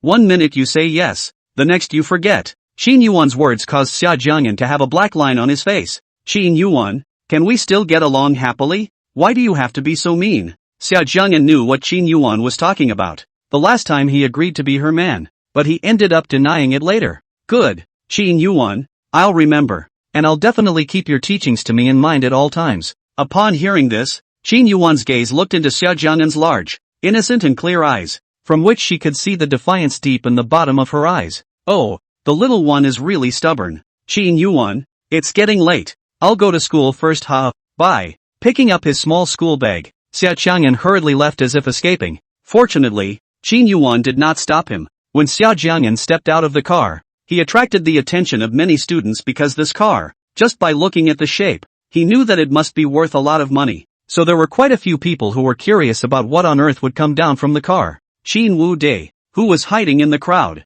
had no color in his face, and when he saw that it was Xia Jiang'an getting down from the car, his eyes were sinister. When he walked into the school gate, Xia Jiang'an rushed towards the school's auditorium in a hurry. Fortunately, the opening ceremony had not yet begun to be held. Xia Jiang'an's eyes looked towards the venue, and soon, he found his class. Brother Jiang, I'm here, over here. He Ting, who had arrived earlier, also saw Xia Jiang'an and waved to him. Horton, nothing happened to you that night, did it? As soon as the two met, Xia Jiang'an asked worriedly. Chapter 26, He's Xia Jiang'an and Star. All day yesterday, all kinds of bad things, plus I couldn't find my cell phone, and I didn't contact He Ting. No, I'm fine. On the contrary, it's you. I've called you many times but you didn't answer. I'm kinda worried about you. Looking at his best friend's caring eyes, Xia Jiang'an's heart warmed up. It was so good that there were still friends in this world who treated him sincerely. Don't worry, I'm fine. Xia Jiang'an patted his shoulder and comforted him.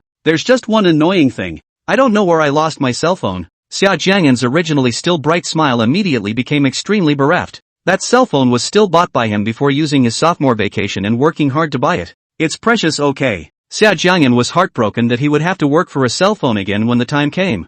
I'm heartbroken too. He Ting threw in a heartbroken expression. Look, Shen Dianfeng is here too. Look how pale he looks. He must have pooped for a long time yesterday. Xia Jiang'an followed He Ting's gaze, and sure enough, at the entrance of the synagogue, Shen Dianfeng was walking in. Little wind. Here, I've reserved a place for you here. Xia Jiang'an stood up and waved enthusiastically. When Shen Dianfeng saw Xia Jiang'an waving at him, contempt and resentment appeared in his eyes, but he hid it well and raised a smile and walked over. Little wind, did you go to the hospital for a checkup after you went home that night? How is the situation? Is it because you ate the wrong thing? Shen Dianfeng had just taken his seat when Xia Jiang'an asked with a concerned face. I'm fine now, Jiang'an, thank you. You're really my good brother. Shen Dianfeng had a smile at the corner of his mouth, exuding the air of a male god. Only he knew that he had pulled a long day yesterday, but he didn't want to make a fool of himself in front of Xia Jiang'an. Well, we are good brothers for life. Xia Jiang'an laughed along with him. Looking at the stupid Xia Jiang'an,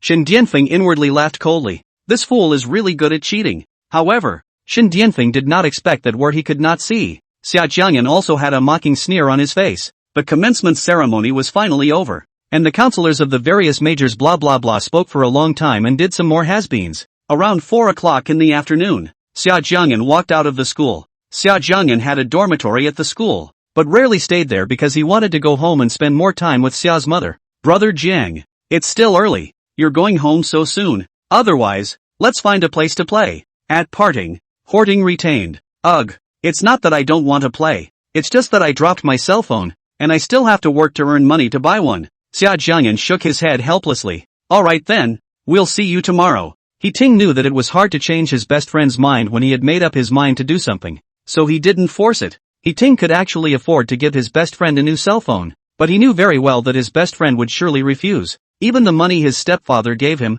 let alone him. That's right, Qin Zhixue gave Xia Jiang'an quite a lot of living expenses every month, but Xia Jiang'an would return it in full every time, except for the red envelope given at the last wedding, which was a special case. This is also because, when Xia mother married into the Qin family, there were many relatives and friends of the Qin family who gossiped. Some said that they were greedy for money, and some said that the sparrow flew up to the branch and became a phoenix. In short, all sorts of very unpleasant words. Xia Jiang'an has his own dignity. Therefore, when Qin Yuwan wanted to give him money, he refused without hesitation. And when Qin Yuwan wanted to buy him a car, he also refused. Xia Jiang'an's tuition and living expenses, part of it is given by Xia's mother. The other part is Xia Jiang'an through part-time jobs to earn money as well as the school's various scholarships. He didn't spend the Qin family's money, so those people couldn't find a handle to gossip. After the two parted ways at the school gate, Xia Jiang'an carried his backpack and went to the bus stop to wait for the bus. He was going to the place where he often worked. 10 minutes later, Xia Jiang'an got off at a street corner, and after walking a meter or two further, he could see that both sides of the road were decorated with chic bars. This was a bar street, and familiar with the way, Xia Jiang'an came to a bar called Star Wish. It's 5 in the afternoon, not quite nighttime, so the bar isn't very crowded. The owner of this bar is a beautiful woman. Everyone calls her Sister Flower. Very demure and colorful looking, flowery and moonlit, the kind of siren image that is very popular with men. Xia Jiang'an would usually come here to work for money if he wasn't busy, so he was still quite familiar with Sister Hua. Star, you haven't come to work for me at Sister's for a long time. Have you forgotten about Sister? Sister Hua's voice was just like her looks, very enchanting and flirtatious, like a siren. Sister Hua, I haven't forgotten. Look, I'm not here again. Xia Jiang'an responded with a smile. It's still the same as before. 6 to 9 at night.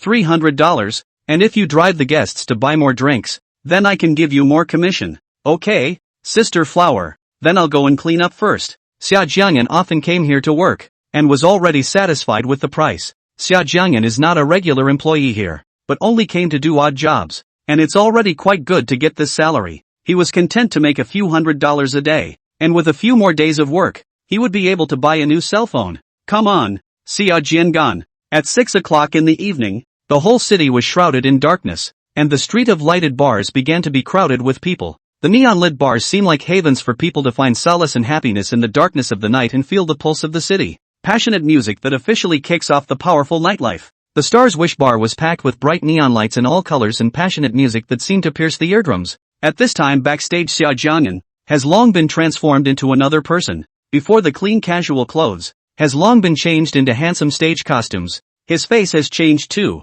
with a little light makeup. Yes, Xia Jiang'an had two faces. He used to learn makeup from an old woman for a while, and his makeup skills were so good that they were not even inferior to the top makeup artists in China. Because he didn't want to attract trouble, every time Xia Jiang'an went out to work, he would put on another face for himself. He has two identities. One is Xia Jiang'an and the other is Star. One represents simplicity and sunshine, while the other is rebellious and depraved. When Xia Jiang'an was in high school, he had a very rebellious and depraved experience. Lu Yuyan, the rebellious teenager she knew, was called Star. Because of his good dancing skills, Xia Jiang'an was somewhat famous in Star Wish. No, he should be called Star. Next, we have our Prince of the Night, Star. Oh, Star, Stars. Xia Jiang'an's appearance instantly ignited the atmosphere of the room. Accompanied by a dynamic and powerful song, Xia Jiang'an moved, dashingly handsome and debonair, with a strong stage presence. All in all, it's just so cool. Tonight, let's forget our troubles and dance together. Star, Star. Unconsciously, Xia Jiang'an's dance infected everyone present, and the people on stage began to move and shake to the powerful music. Dancing was physically demanding, and by the end of the song, Xia Jiang'an was already sweating profusely. Qin Yuwan? Xia Jiang'an was about to get off the stage when he inadvertently looked in the direction of the hotel entrance, and his face suddenly changed. Chapter 27, A Chance Encounter in a Bar. The dark door of the Wish bar. 3 women and 2 men slowly walked into the bar, followed by a number of bodyguards, obviously of prominent status. These 3 women and 2 men were centered on the woman in the very middle, who wore a long red dress, was tall, and looked high and cold. The other 2 women's temperament is also extraordinary. Both are great beauties, but compared to that woman, the star is bright but not as bright as the white moon, the most dazzling. Undoubtedly, the woman with the long red dress and a high and cold demeanor was none other than Qin Yuwan. Qin Yuwan, who was not wearing a military uniform, had a completely different temperament compared to her wearing a military uniform. Wearing a military uniform, Qin Yuwan gave people the feeling of a woman's valiant beauty. even if it was just a look. It was also very intimidating. As for Qin Yuwan, who was wearing a long red dress, that ing chi was much lessened, and with that stunningly beautiful face, it was enough to amaze everyone. It's like a high-flying goddess from the comics, not to be blasphemed. As soon as these people walked into the bar owner, Sister Flower, immediately greeted them. They seemed to know each other, and without saying a few words, they were taken to the VIP stands on the second floor. The second floor VIP bleachers are well positioned and offer a great view of the downstairs stage. Xia Jiang'an's side was about to get off the stage when he saw Qin Yuwan and her group walking in his direction. He was taken aback and hurriedly crouched down and hid behind the stage curtain. That way, like a thief. After seeing the line of people walk past with great fanfare, Xia Jiang'an then patted his chest and walked out from behind the stage without slowing down, letting out a long breath. Fortunately, Qin Yuwan shouldn't have seen him. Qin Yuwan had warned him before,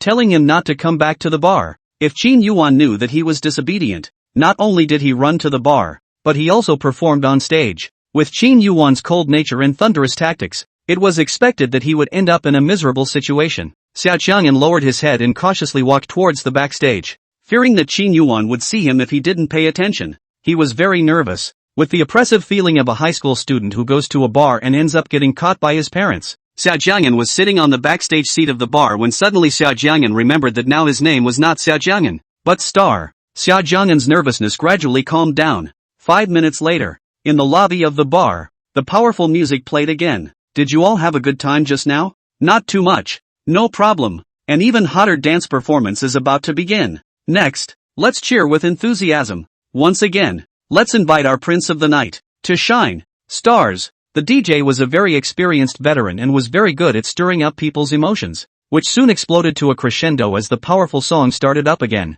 As soon as Xia Jiang'an made his entrance, in an instant, he took control of the entire stage. Stars. Inside the bar, the lights are red and the atmosphere is hot. Second floor VIP grandstand. Yuwan, look at that little boy on the stage. This dance is really good. It's on par with those dancers in my company. The one who spoke was a woman with delicate features, a flamboyant personality, and a head of beckoning red hair that looked as eye-catching as a flame. She was sitting on Qin Yuwan's left-hand side, and obviously had a good relationship with Qin Yuwan. And in the entire Magic City, there were not many people who dared to call out Qin Yuwan's name. The red-haired woman's name was Zhang Jiajiao, the president of Magic City's top entertainment company, one of the 4 great families, and the legitimate heir of the Zhang family. Zhang Jiajiao. It's not that I'm intentionally trying to tear you down, just the dancers under your crappy company. You have the nerve to say that they dance well. You're so shameless, aren't you? Before Qin Yuwan could respond, the woman sitting on her right-hand side, wearing a coffee-colored suit, she sat straight, with a righteous face but with a hint of gangliness. Her name was Lei Zi, and she was also one of the 4 great families, employed in the Xia army, and was also Qin Yuwan's right-hand man in the army. Obviously, these two were the kind of relationship that would often bicker. And as soon as Lei Zi finished speaking, Zhang Jiajia immediately retorted, Lei Zi, you stayed in the army all day. Do you know what dance is? Do you know the judging standard of professional dance? I guess you'll only stare at other little boys' faces. Apparently, Zhang Jiajiao's fighting skills were also strong. I'm a real woman. I don't look at men by their faces, so what's there to look at? Lei Zi had a casual face and spoke like a female gangster. It was hard to tell that this woman was a senior officer. Lei Zi's words made the other 2 boys present a little embarrassed. Lei Zi, you're really... Shut up, all of you. Zhang Jiajia was very unconvinced and was about to retort, but was interrupted by a nice voice and had to shut up. Seeing Zhang Jiajia get defeated, Lei Zi wanted to laugh at it, but Qin Yuwan swept over with an icy cold look. And instantly, Lei Zi was also honest. Qin Yuwan's power. Even the fearless Lei Zi didn't dare to easily provoke it. These two, only Qin Yuwan could subdue them. At the end of the song, having consumed a lot of physical strength, Xia Jiang'an returned backstage dripping with sweat and was about to sit down and rest. Star, there are some big shots up there who want to see you. So clean up. Ha? Sister Hua, can I not see it? Xia Jiang'an's heart stuttered and subconsciously wanted to refuse. If you see Qin Yuwan, won't you expose yourself? He couldn't wait to find a place to hide now. Although he was now in a different identity, he could not help but feel scared when facing Qin Yuwan. Star, we can't afford to mess with those big shots up there. You'd better go and meet them. Can't afford to mess with it indeed. That guy is a big shot in Magic City. Sister Hua took care of him quite well, and Xia Jiang'an didn't want to make things difficult for Sister Hua. and after struggling for a while inside, he finally made a decision. Okay, Sister Flower, I understand. Xia Jiang'an lowered his head and wore a mask on his face as he walked slowly up to the second floor with a nervous and uneasy mood. Walked to the second floor. Xia Jiang'an's eyes cannot help but drift toward Qin Yuwan. Qin Yuwan sitting on the sofa, expression indifferent. See him up, not even give a look. Little handsome boy, come over here. Xia Jiang'an followed the voice and looked over. The one who spoke was a red-haired woman who was sitting beside Qin Yuwan. Xia Jiang'an lowered his head and walked over gently. The closer he got to Qin Yuwan, the more nervous his heart became. Little handsome, don't be afraid. Sister is not a bad person and won't bully you. Zhang Jiajia thought Xia Jiang'an was scared and kindly explained. Xia Jiang'an still had his head down, looking at the floor, silent. Little handsome, what's your name? I see that your dancing skills are very good. Are you interested in joining my entertainment company? Xia Jiang'an, however, still lowered his head and did not respond. Ha ha ha, Zhang Jiajio, I told you that your company is simply a Thai company. Look, the little handsome guy doesn't even want to care about you. Lei Zi laughed out from the sidelines. She loved to see Zhang Jiajio being defeated, being teased by Lei Zi like this. Zhang Jiajio also felt that she had lost face. This kid is quite a character. I'm a CEO talking to you. I already think highly of you. How dare you not respond to me? At this moment, a boy present who was dressed in a designer label stood up and pointed his finger at Xia Jiang'an. Hey, you brat, do you know who the people in front of you are? Do you know our identities? It's not something you can mess with as a dancer. Don't hurry up and answer. This boy was very flighty and spoke without manners. His words made Lei Zi and Zhang Jiaozhou, who were present, frown slightly, but due to the boy's identity, the two of them did not want to invite trouble. Aside from Qin Yuwan, the gazes of the others present all looked towards Xia Jiang'an. Chapter 28. This kid has guts. The boy's arrogant and domineering words made Xia Jiang'an a little angry, and the fists hidden behind him clenched hard. What do you mean you're a dancer? What's the matter? I made money with my skills. I didn't steal or rob anything. What gives this boy the right to talk to himself in a discriminatory tone? This was also because Qin Yuwan was present, and in order not to be discovered, Xia Jiang'an had to choose to hold back. Otherwise, with Xia Jiang'an's violent temper, he would have already torn into this overbearing boy. Seeing the boy speak, Qin Yuwan's expression remained cold, not allowing a single fluctuation in her emotions. Qin Yuwan stood up and walked towards the door with an icy expression, brushing past Xia Jiang'an, her gaze not falling on him for even a moment. Qin Yuwan's nature was cold and icy. A stranger in the district was not qualified for her to take more than a glance. Yuwan,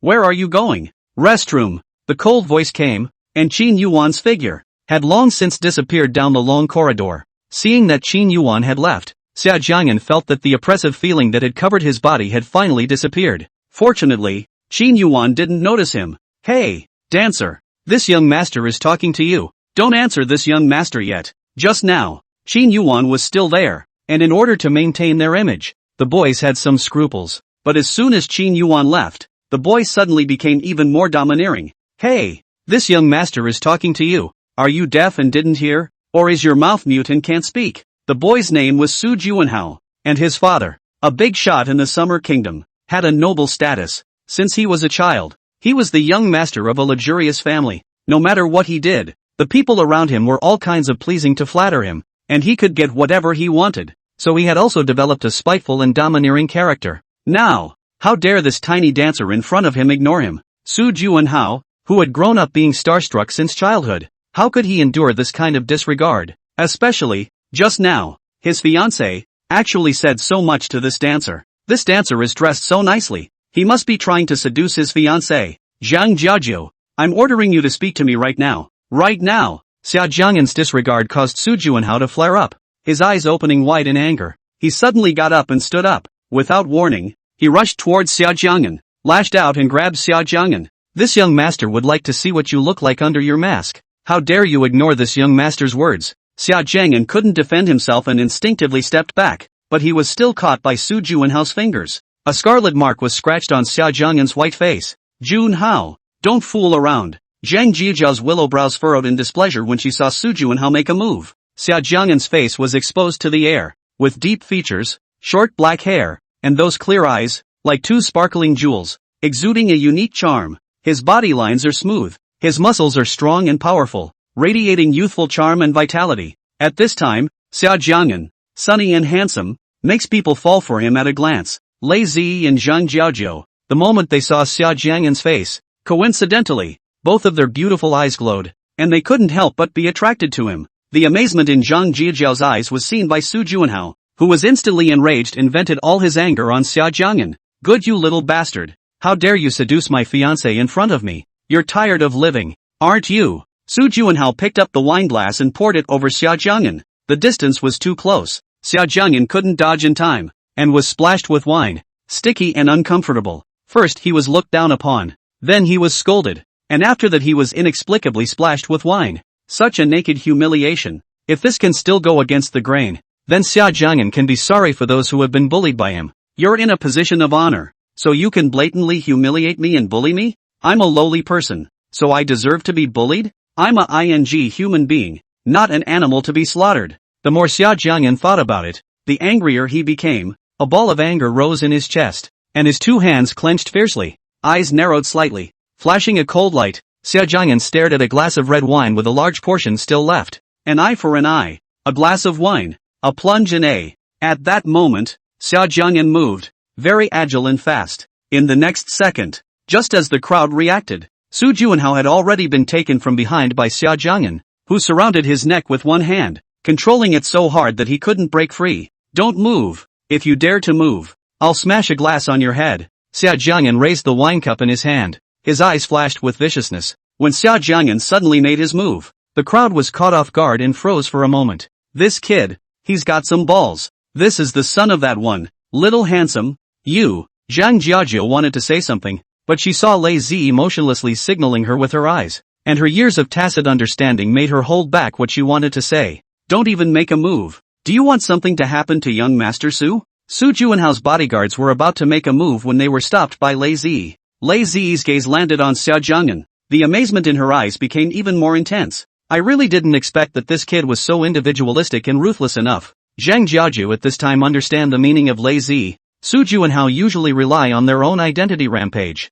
Very arrogant and domineering, but also has many times offended Lei Zi. Even Zhang Jiajiao himself, also annoyed. Perhaps, this time, through the hands of this little handsome boy, he could teach Su Juanhao a lesson. Daring. Do you know my identity? How dare you threaten me? Be careful with your cheap life. Su Juanhao was terrified, but on the surface, he still had a flighty face. Oh, which one are you? I really don't recognize it. Xia Jiang'an laughed coldly, extending his hand to slap Su Juanhao's face a few times. Such an unseen contempt made the proud Su Juanhao so angry that he was about to go crazy. My father is that man, and I'm his only son. How dare you do this to me? I'm going to have my dad call someone to put you in jail. As soon as he talked about his father, Su Juanhao was immensely proud of himself and felt that he had more energy. Sure enough, the next moment he heard the dancer say, "Your dad is actually that one?" Humph. He knew that once he heard his father's name, he must not dare to be reckless. However, the smile on Su Juanhao's face quickly disappeared as he heard the dancer actually have the audacity to say,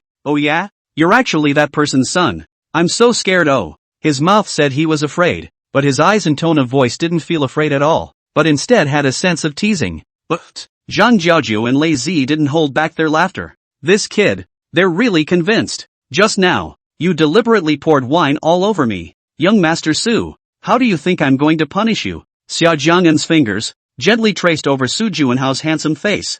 I'm the kind of person who is vindictive. Oh. It was clearly a very calm tone, but Su Juanhao felt a coldness in his back, and a very fearful feeling unexpectedly arose in his heart. Chapter 29. You're not a big shot. On the second floor of the bar's VIP, everyone's eyes fell on Xia Jiang'an in disbelief. I can't believe it. That's the leader's son. Who dares to touch him? Su Juanhao's bodyguards surrounded Xia Jiang'an, their eyes staring viciously at Xia Jiang'an with fierce looks, as if they were about to pounce. Seeing this kind of battle, if it were an ordinary little boy, he would have already cried in fear. However, Xia Jiang'an was not that kind of ordinary schoolboy. Xia Jiang'an used to be very rebellious and degenerate. He used to smoke and drink, and naturally, he also fought in group fights. His back, which still bears a 7-centimeter scar, was stabbed with a knife. Therefore, at this time, instead of being afraid, Xia Jiang'an had a sense of ease in this unusually tense atmosphere. Young Master Su, do you like red wine? Xia Jiang'an stared at the red wine that had been poured over himself by Su Juanhao, his tone icy cold. What do you want to do? When Su Juanhao heard this, he subconsciously felt that it was ill-intentioned. Oh, what do you think I want to do? Upon hearing this, Xia Jiang'an arched his eyebrows. his smiling eyes as agile and cute as a deer's, making people want to get closer. Young Master Su, since you like drinking red wine so much, I'll satisfy you and let you drink enough at once. After saying that, Xia Jiang'an had already opened the bottle of wine in his hand, since Su Juanhao dared to pour red wine on him. Then, of course, he himself could as well. He, Xia Jiang'an, had never been a soft persimmon to be bullied. An eye for an eye. This is a fine tradition handed down from ancient times. Su Juanhao had poured red wine all over him, so as a courtesy, he had to pour red wine on him as well. And, moreover, a whole bottle. Xia Jiang'an was a foodie, but the only one who didn't like to suffer. Seeing Xia Jiang'an's actions, Su Juanhao stared in disbelief. This lowly dancer tried to pour red wine on him. The sickening feeling of thinking that his body would be wet with red wine later on made Su Juanhao tremble. Su Juanhao's 5 senses twisted as he said, "Little bastard, how dare you? My father is a big shot. If you dare to make a move, I guarantee that you'll end up miserable." Su Juanhao had grown up being coddled, and no one had ever dared to treat him like this. Hearing Su Juanhao yelling like a mad dog, Xia Jiang'an's eyes filled with impatience. "Your dad's a big shot. You're not a big shot. Since you're not a big shot, what makes you so arrogant? Young Master Su, drink to your heart's content later," Xia Jiang'an said with a light smile. Under the crowd's astonished gazes, Xia Jiang'an lifted the bottle of wine over Su Juanhao's head, and the wine glass gradually tilted. The red wine ran down the top of the bottle. Slowly. Hiss. Someone sucked in a breath of cold air. "I can't believe it." A whole bottle of red wine was poured all over Su Juanhao, wetting his hair and clothes, his hair sticking to his scalp and looking extremely wretched, like a proud peacock, drenched in water. "Ah!" Su Juanhao screamed as if he had gone mad. "Young Master Su, enjoy your drink." Before the crowd could react, Xia Jiang'an threw out a sentence. "Bugger off." When they reacted, Xia Jiang'an's figure was long gone from the second floor. "What are you guys waiting for? Why don't you hurry up and give chase?" Su Juanhao went crazy and shouted. The bodyguards then reacted and chased after them in the direction of that hallway. Xia Jiang'an raced down the corridor. The shoes that were in the way had long since been discarded by him, revealing 2 white feet. Listening to the sound of the chase that was getting closer behind him, Xia Jiang'an saw that there was a restroom, a women's restroom, at the corner of the intersection in front of him. Not being able to care too much, Xia Jiang'an didn't hesitate for a second and ran in furiously. The moment Xia Jiang'an went in, it just so happened that a person had just walked out from inside the restroom. It was also at this time that Su Juanhao's bodyguards arrived, and when they saw that Xia Jiang'an had disappeared in this direction, they stopped their pursuit and began to search carefully from room to room. "Don't move. Move again and I'll cripple your legs." In the women's restroom, there was no one else at the moment, just a woman. She stood by the wall on the phone, her back to Xia Jiang'an, and was about to go out. Xia Jiang'an saw Su Juanhao's bodyguards getting closer to him through the doorway. On the spur of the moment, Xia Jiang'an took out the self-defense knife he was carrying from his pants pocket and pressed it against the woman's back. He couldn't let this woman open the door. Once this person opened the door, then he would definitely reveal his whereabouts. There was only one thing in front of me now, and that was to block this woman. "Don't move. Move again and I'll be rude." Thinking of those bridges played out in dramas, Xia Jiang'an said fiercely, trying to act like a bad guy. Hopefully, the woman could be intimidated in her aura. This woman was tall and slender with beautiful legs that looked like an elegant white swan. Because his back was turned, Xia Jiang'an was unable to see the woman's appearance. "Are you, like, threatening me?" The woman spoke out, in a low tone that was kinda nice, but like a storm about to hit, it was very dangerous. When the woman didn't speak, Xia Jiang'an hadn't felt anything, but when the woman said this, the surrounding temperature, instantly, seemed to have dropped to freezing point. This woman's aura, it's powerful. Xia Jiang'an's hand holding the knife suddenly trembled. Almost had to lose my grip. This tone, this unbeatable, domineering and arrogant aura, he was too familiar with it, so familiar that it terrified him. The woman slowly turned around. Her gaze was like a sharp blade as she looked towards Xia Jiang'an. Xia Jiang'an subconsciously hurriedly lowered his head, not daring to meet her gaze at all. All the things in this world, Xia Jiang'an was fearless, but only afraid of one person. A woman he'd never been able to ignore in his life. Xia Jiang'an wasn't very lucky. The woman who made him so afraid was standing right in front of him at this moment. And, even worse, he was now holding a knife and threatening Qin Yuwan. "Speak, are you threatening me?" Qin Yuwan turned around, her eyes looking at Xia Jiang'an, very cold, and there was impatience in his eyes. Treating men, Qin Yuwan had always been so disgusted. Except, of course, that little guy is a special case. The Xia Jiang'an standing in front of Qin Yuwan now had makeup on his face, and at this time, Xia Jiang'an was not called Xia Jiang'an, but Star. To Qin Yuwan, this was just a stranger, an insignificant boy. Only, what made Qin Yuwan feel puzzled was that this boy's aura did not make her feel disgusted. The smell of him didn't annoy her. On the contrary, she liked it a little. Qin Yuwan was puzzled about this. Therefore, Qin Yuwan didn't throw this audacious man out in the first place. Xia Jiang'an was incomparably nervous at this time, and his feet, which were exposed to the air, shrank together. This is exactly what he did when he was panicked and scared to death. Qin Yuan's aura was really too powerful, as if an invisible hand was choking his throat, preventing him from breathing. Are you mute when I order you to speak? Delayed in getting a response. Qin Yuwan aggravated her tone, which also indicated that she was running out of patience. The air around them, colder, was more suffocating. Chapter 30, The Little Guy and the Big Guy.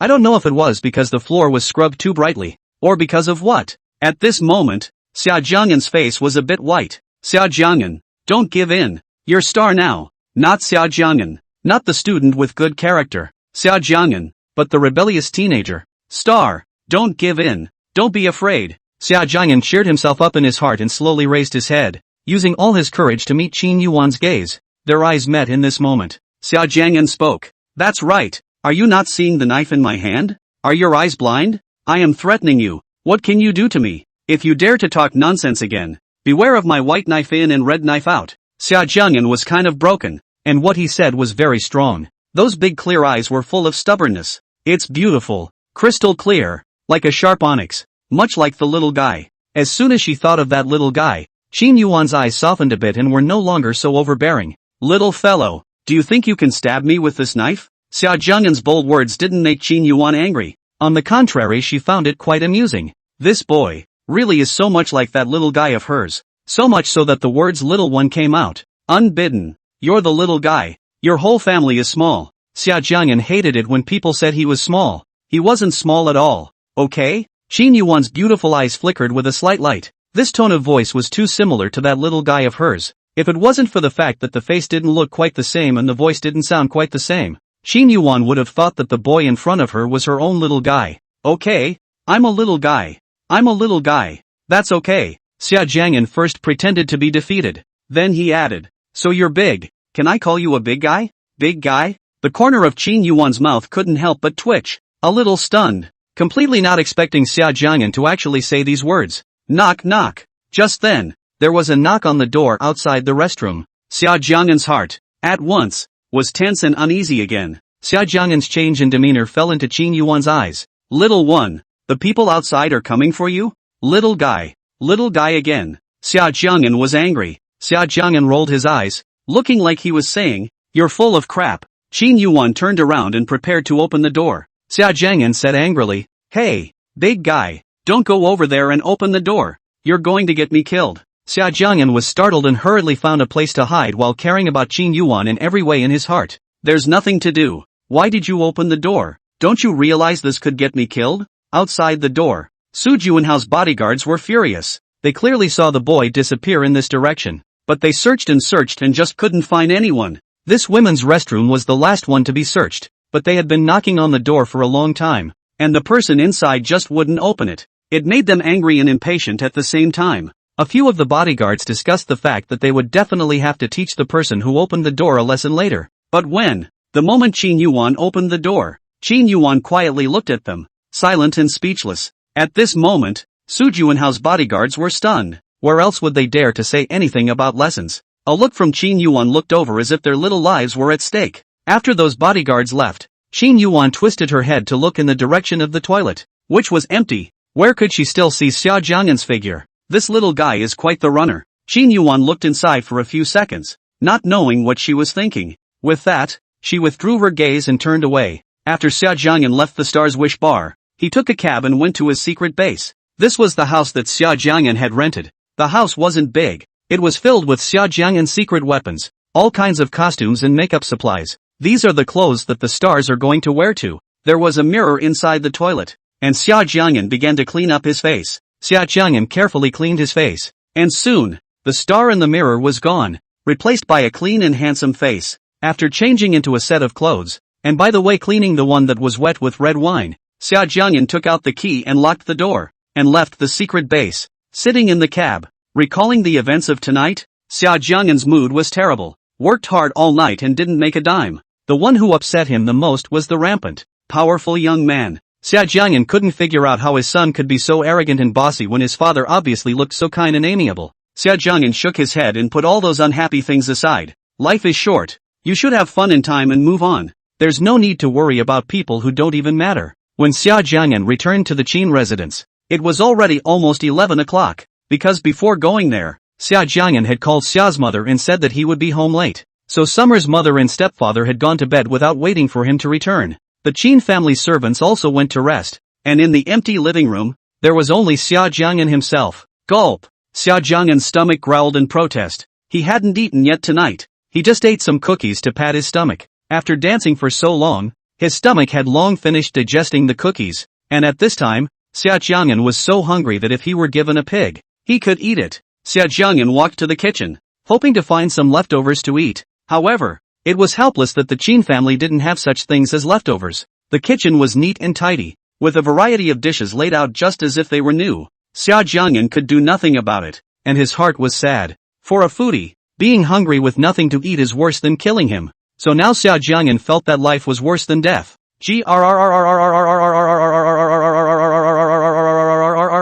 My stomach was still growling uncontrollably, like a hungry wolf living inside, constantly growling its desire for food. There was no other way. Xia Jiang'an had to suffer from hunger and go out to find something to eat. Not far from Qin's house, there was a convenience store with ridiculously expensive stuff, specializing in letting rich people spend money. A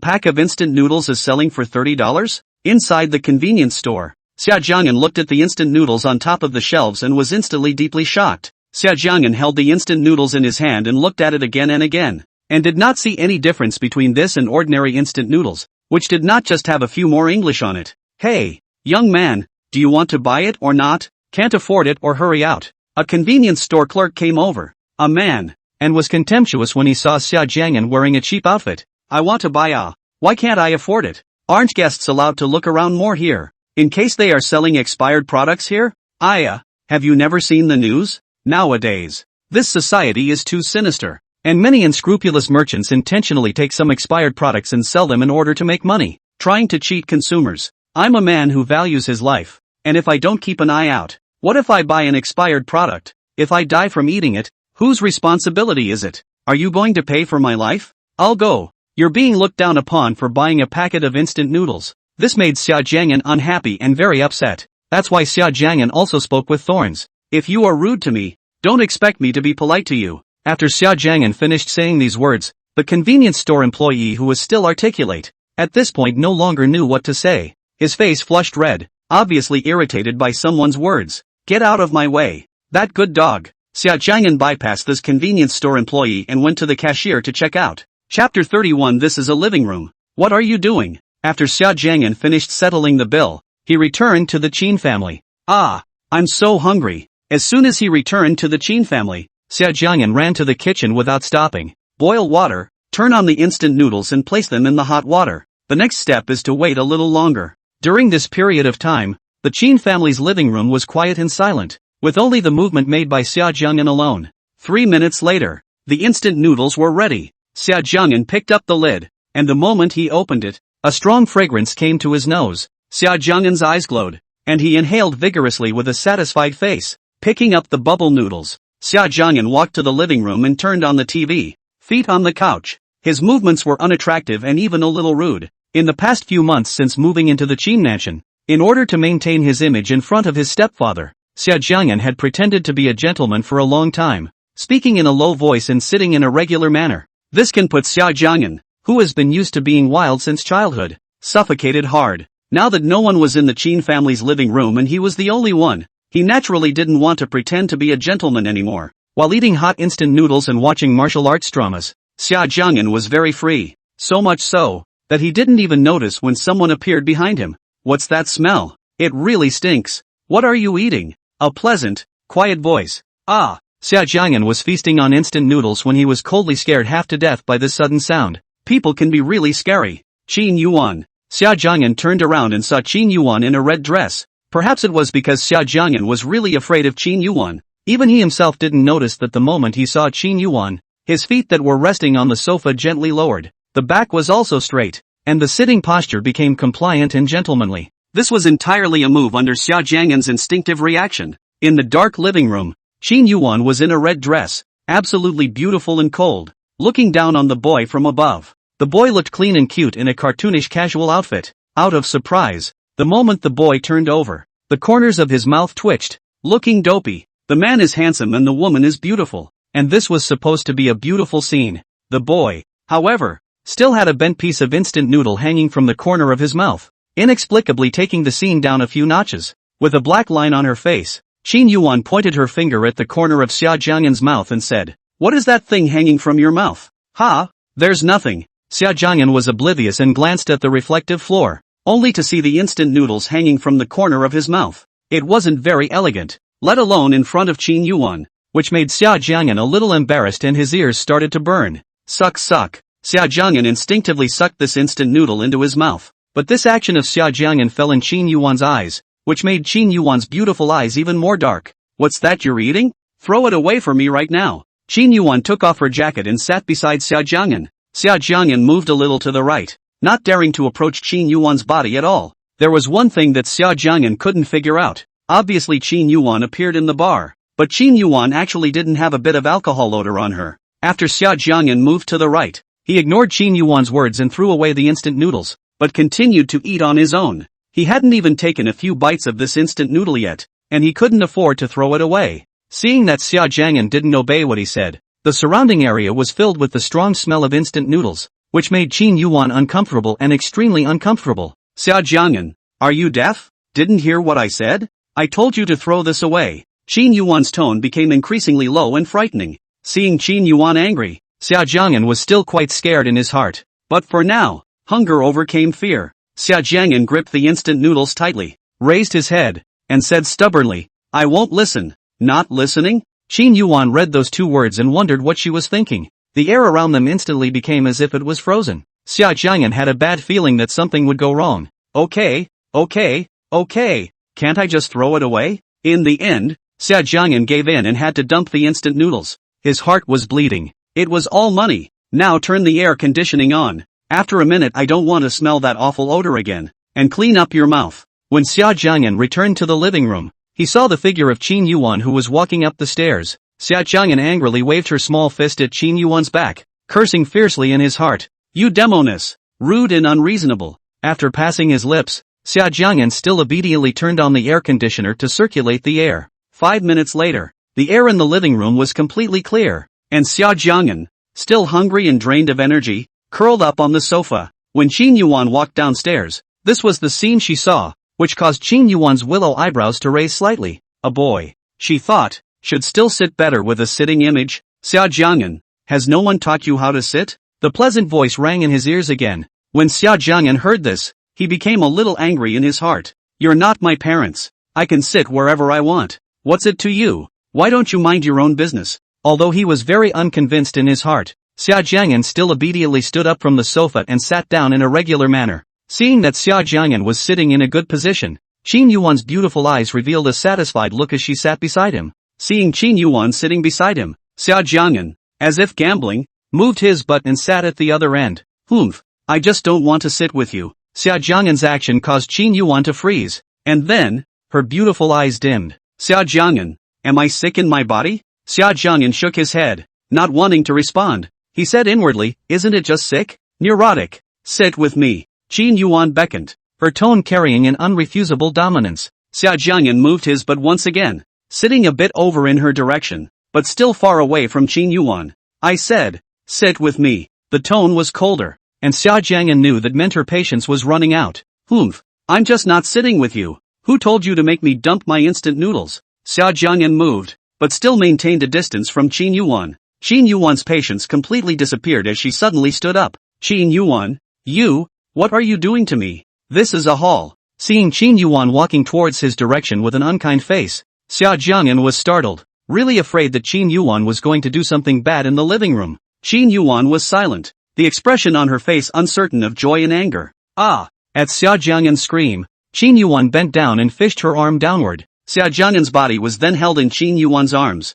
The air was filled with the unique scent of a woman. It smelled good. The blood in Xia Jiang'an's entire body churned, and his perception was much stronger than usual. He could feel Qin Yuan's palm resting on his little ass. This made Xia Jiang'an's ears burn, and his body was hard and uncomfortable. Qin Yuan, what the hell are you doing? Xia Jiang'an panicked. Qin Yuan increased the strength of her hands, holding Xia Jiang'an even tighter, looking up at her little one. That stunningly beautiful face. Very demonic. Xia Jiang'an, what do you think? What do I want to do? Chapter 32, is this to adopt him? Remembering that this was the Qin family's living room, if he made any noise, he would definitely startle everyone else. No way. Qin Yuan, you can't. Xia Jiang'an's ears flushed red as he refused without thinking. Qin Yuan stared at his ears, looking at the ears that were as red as ripe cherries. Inexplicably, she felt cute. Cute enough to make her want to tease him. Oh, can't be like that? Are you sure you don't want to? Qin Yuan's face and Xia Jiang'an in her arms were very close at this time.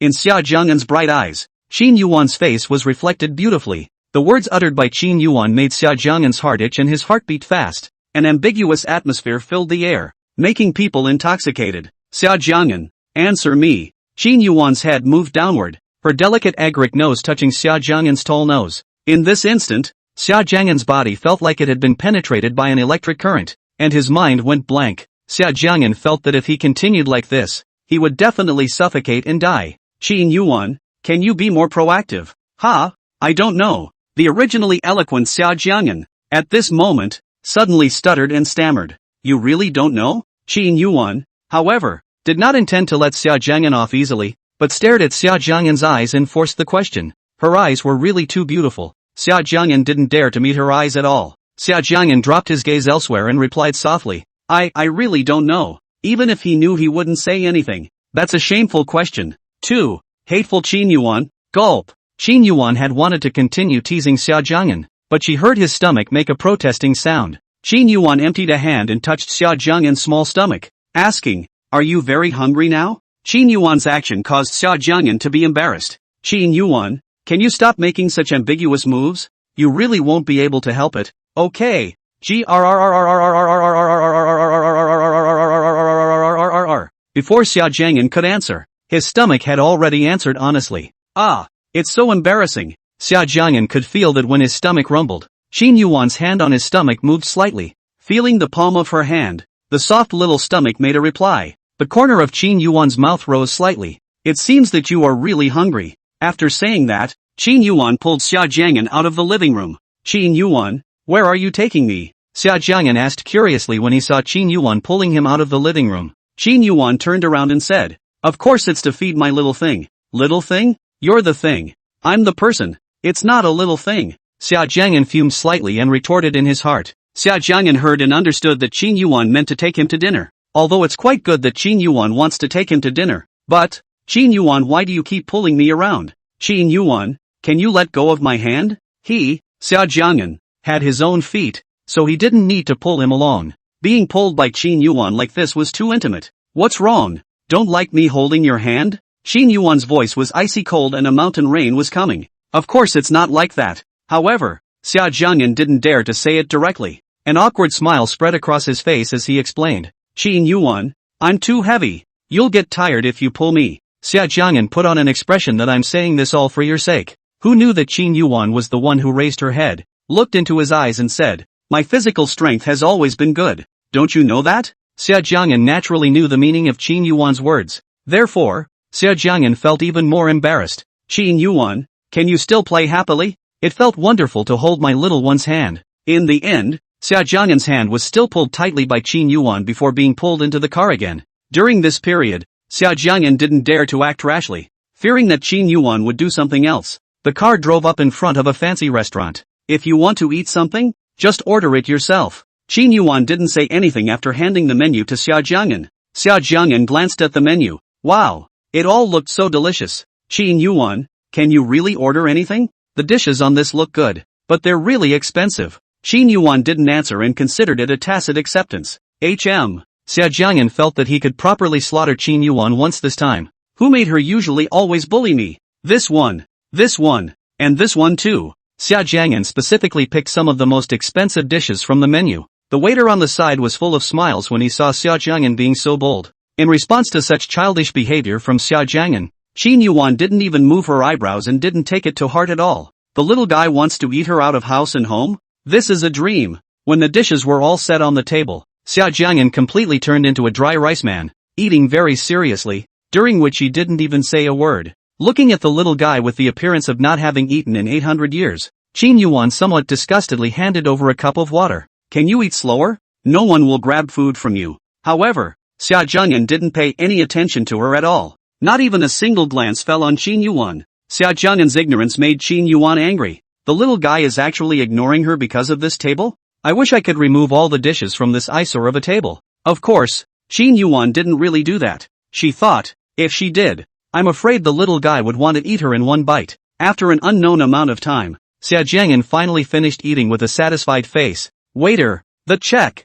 How much do these cost? Xia Jiang'an stood next to Qin Yuwan, curiosity written in his eyes. The waiter smiled warmly at Xia Jiang'an. Exactly 20,000. Ha! Xia Jiang'an was immediately taken aback. My goodness, this price is too expensive. After checking out, the two of them walked out of the restaurant together and sat back in the car. Explain why you didn't have dinner tonight. Ha! Sitting in the driver's seat, Qin Yuwan didn't start the car but asked unexpectedly. For some reason, Xia Jiang'an always had a feeling. It felt like he was a middle school student while Qin Yuwan was the parent who disciplined him and was particularly harsh on him. Because I suddenly lost my cell phone, I had to go to work to earn money to buy a cell phone. Xia Jiang'an felt there was nothing to hide and honestly replied back. Didn't Big Brother give you living expenses? Qin Yuwan looked at Xia Jiang'an and asked. There was giving, only I didn't ask for it. This time, Xia Jiang'an gazed straight at Qin Yuwan, no longer dodging. Qin Yuwan didn't say anything, and inside the car, silence fell. Just when Xia Jiang'an thought that this had passed, Qin Yuwan spoke up and handed him a bank card. The password is 199801. Ha! Xia Jiang'an held the bank card, a little confused and at a loss for words. Now, what's the status? Is she, holding him? Chapter 33 Fire Prevention Against Thieves and Qin Yuwan. Inside the car, Xia Jiang'an looked at the bank card in his hand and fell into deep thought. Afterwards, Xia Jiang'an returned the bank card to Qin Yuwan. I can't have this card of yours. Xia Jiang'an's voice was whispered, but his attitude was firm. He didn't want to have any financial dealings with Qin Yuwan. If he took her money, then their relationship would be extraordinary. Well, although their relationship isn't exactly squeaky clean at the moment. However, Xia Jiang'an just didn't want to take the money she gave her. It's a matter of principle. However, before Xia Jiang'an's card had a chance to be placed in Qin Yuwan's hand, Qin Yuwan spoke up. Her tone was icy and overbearing. If I tell you to keep it, keep it. Don't say nonsense. After saying that, the good-looking willow eyebrows raised with some danger,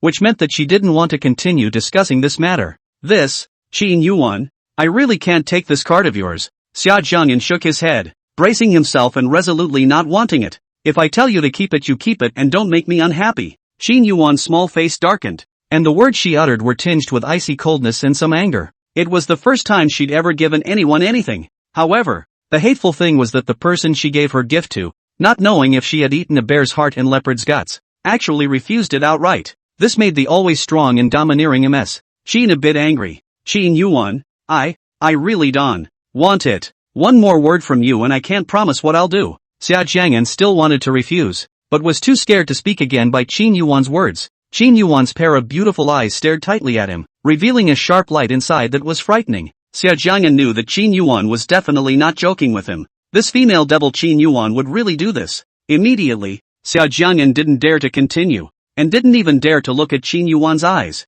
Now in front of the restaurant, the street people come and go. If Qin Yuwan really do something, the consequences, Xia Jiang'an cannot dare to think. Xia Jiang'an could only silently put the bank card into his pocket. In his heart, he made a decision that he would not use a penny of Qin Yuwan's money, and that he would find an opportunity to definitely return it. Seeing Xia Jiang'an accepting the gift, Qin Yuwan's furrowed brows only gradually calmed down, and the cold air in the car also began to disappear. Start the car and disappear into the hustle and bustle of the city. When the car stopped again, it had already arrived at the Qin family's house, and by now, it was almost 1 in the morning. Qin Yuwan, good night. At the bedroom door, Xia Jiang'an said respectfully. Qin Yuwan just nodded, not even looking at Xia Jiang'an, and returned to her bedroom alone. Good night, my ass. Good luck with your nightmares. Qin Yuan's lofty appearance made Xia Jiang'an extremely unconvinced and cursed in his heart. Xia Jiang'an huffed and puffed as he returned to his bedroom. After walking into his room,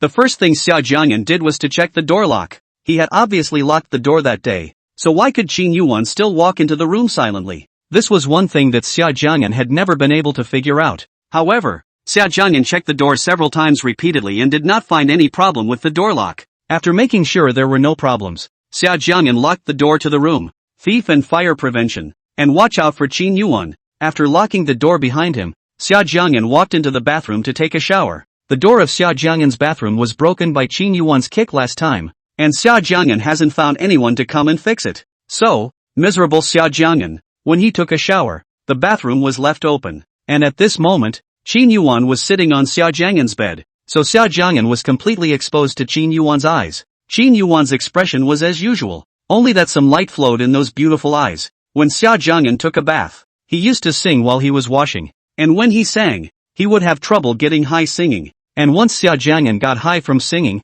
the most frightening thing was about to happen. He didn't even think about it and just let loose with a song. He hadn't even expected someone to pop up in his bedroom at that moment. So, Xia Jiang'an let go of his ego and was very relaxed. He was completely immersed in his stage world. I can't get enough of you, love, love, love. He sang as he swayed from side to side. For a moment, lift your left hand a little. For a moment, shake your right hand. What is clear is that Xia Jiang'an's dancing is nothing to write home about. It was just that Xia Jiang'an's current behavior had a different kind of charm for some people. In the bathroom, steam filled the air. Xia Jiang'an's body appeared and disappeared. Qin Yuan's red lips pursed slightly into a line. Her face remained expressionless, exuding an ascetic aura. Only, in the depths of the eyes of those beautiful eyes, the hint of dark light became even deeper. The moment Xia Jiang'an took a bath, his body wrapped in a towel, he turned back. Xia Jiang'an could have sworn that this scene was something he would never forget. The moment he saw Qin Yuan sitting on his bed, Xia Jiang'an's body froze.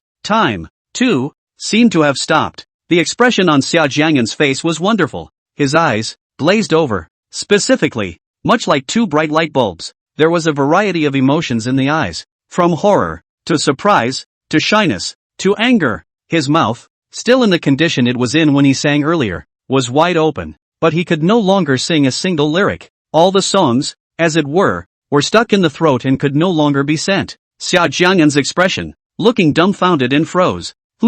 Like a douchebag. Qin Yuan didn't speak. Her face remained expressionless, devoid of anger or joy. Eyes, still resting on Xia Jiang'an. Qin Yuan was very subdued. Her eyes were calm, even calm and a bit scary. She didn't feel an ounce of nervousness at all that she had been caught snooping. At this point, the air was suddenly very quiet. Xia Jiang'an's eyes, and Qin Yuan's eyes were in a four-way glance. The two of them intertwined in the air, not knowing what kind of sparks would come out. 1 second, 2 seconds, 3 seconds. Still nothing has changed. You perverted peeping devil. Qin Yuan, you actually dare to peek at my bath. Xia Jiang'an's anger value was growing rapidly and soon exploded to the top. Xia Jiang'an was already so angry that his mind was devoid of reason, and he smoothly rubbed the bath towel wrapped around his body into a ball. As if throwing a stone, it smashed very hard in Qin Yuan's direction. At the same time, like a hungry wolf pouncing on food, he came at Qin Yuan with a fierce and vicious face. Chapter 34, Qin Yuan,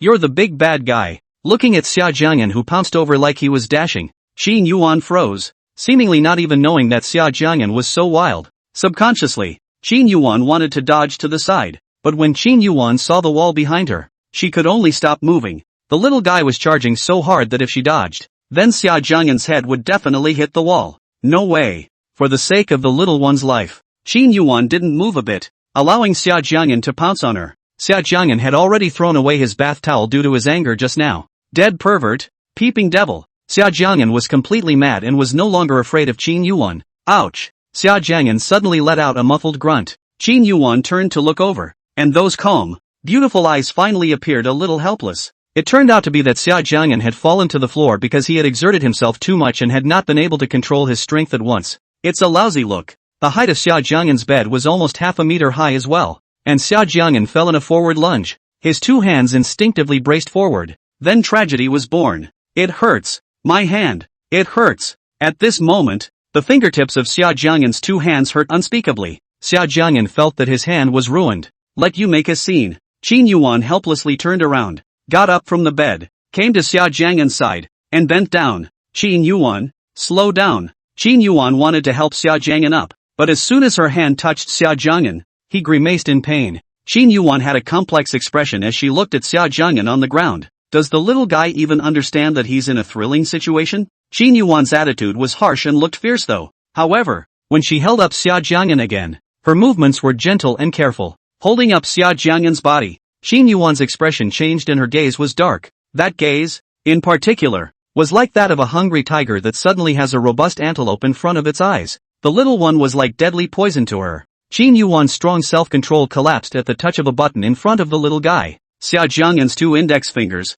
swollen, looked bigger than the ones next to them. Sit tight and I'll check it out. Laying Xia Jiang'an carefully on the bed, Qin Yuwan squatted down in front of Xia Jiang'an and carefully observed his injured index finger. You lighten up. Xia Jiang'an's hand really hurt, but he still forced himself to endure the pain. Ha, what's this pain? I can take it. It's not broken. It's just that the index finger joint is dislocated. Just connect it and you'll be fine. Qin Yuwan looked at it several times and said with certainty. When Qin Yuwan was in the army, she had received medical education and had basic medical knowledge. Hold on. I'll help you connect it now. After saying that, Qin Yuwan was about to act, very cloudy and calm. Ha! Xia Jiang'an was startled. Picking up bones was painful. Are you afraid of pain? Qin Yuwan frowned. It didn't hurt that much, did it? When she was in the army, she used to take a knife and pick bullets out of her arm without any anesthesia. At the time, she didn't think this pain was much of a pain. Of course I'm not afraid of pain. Xia Jiang'an shook his head.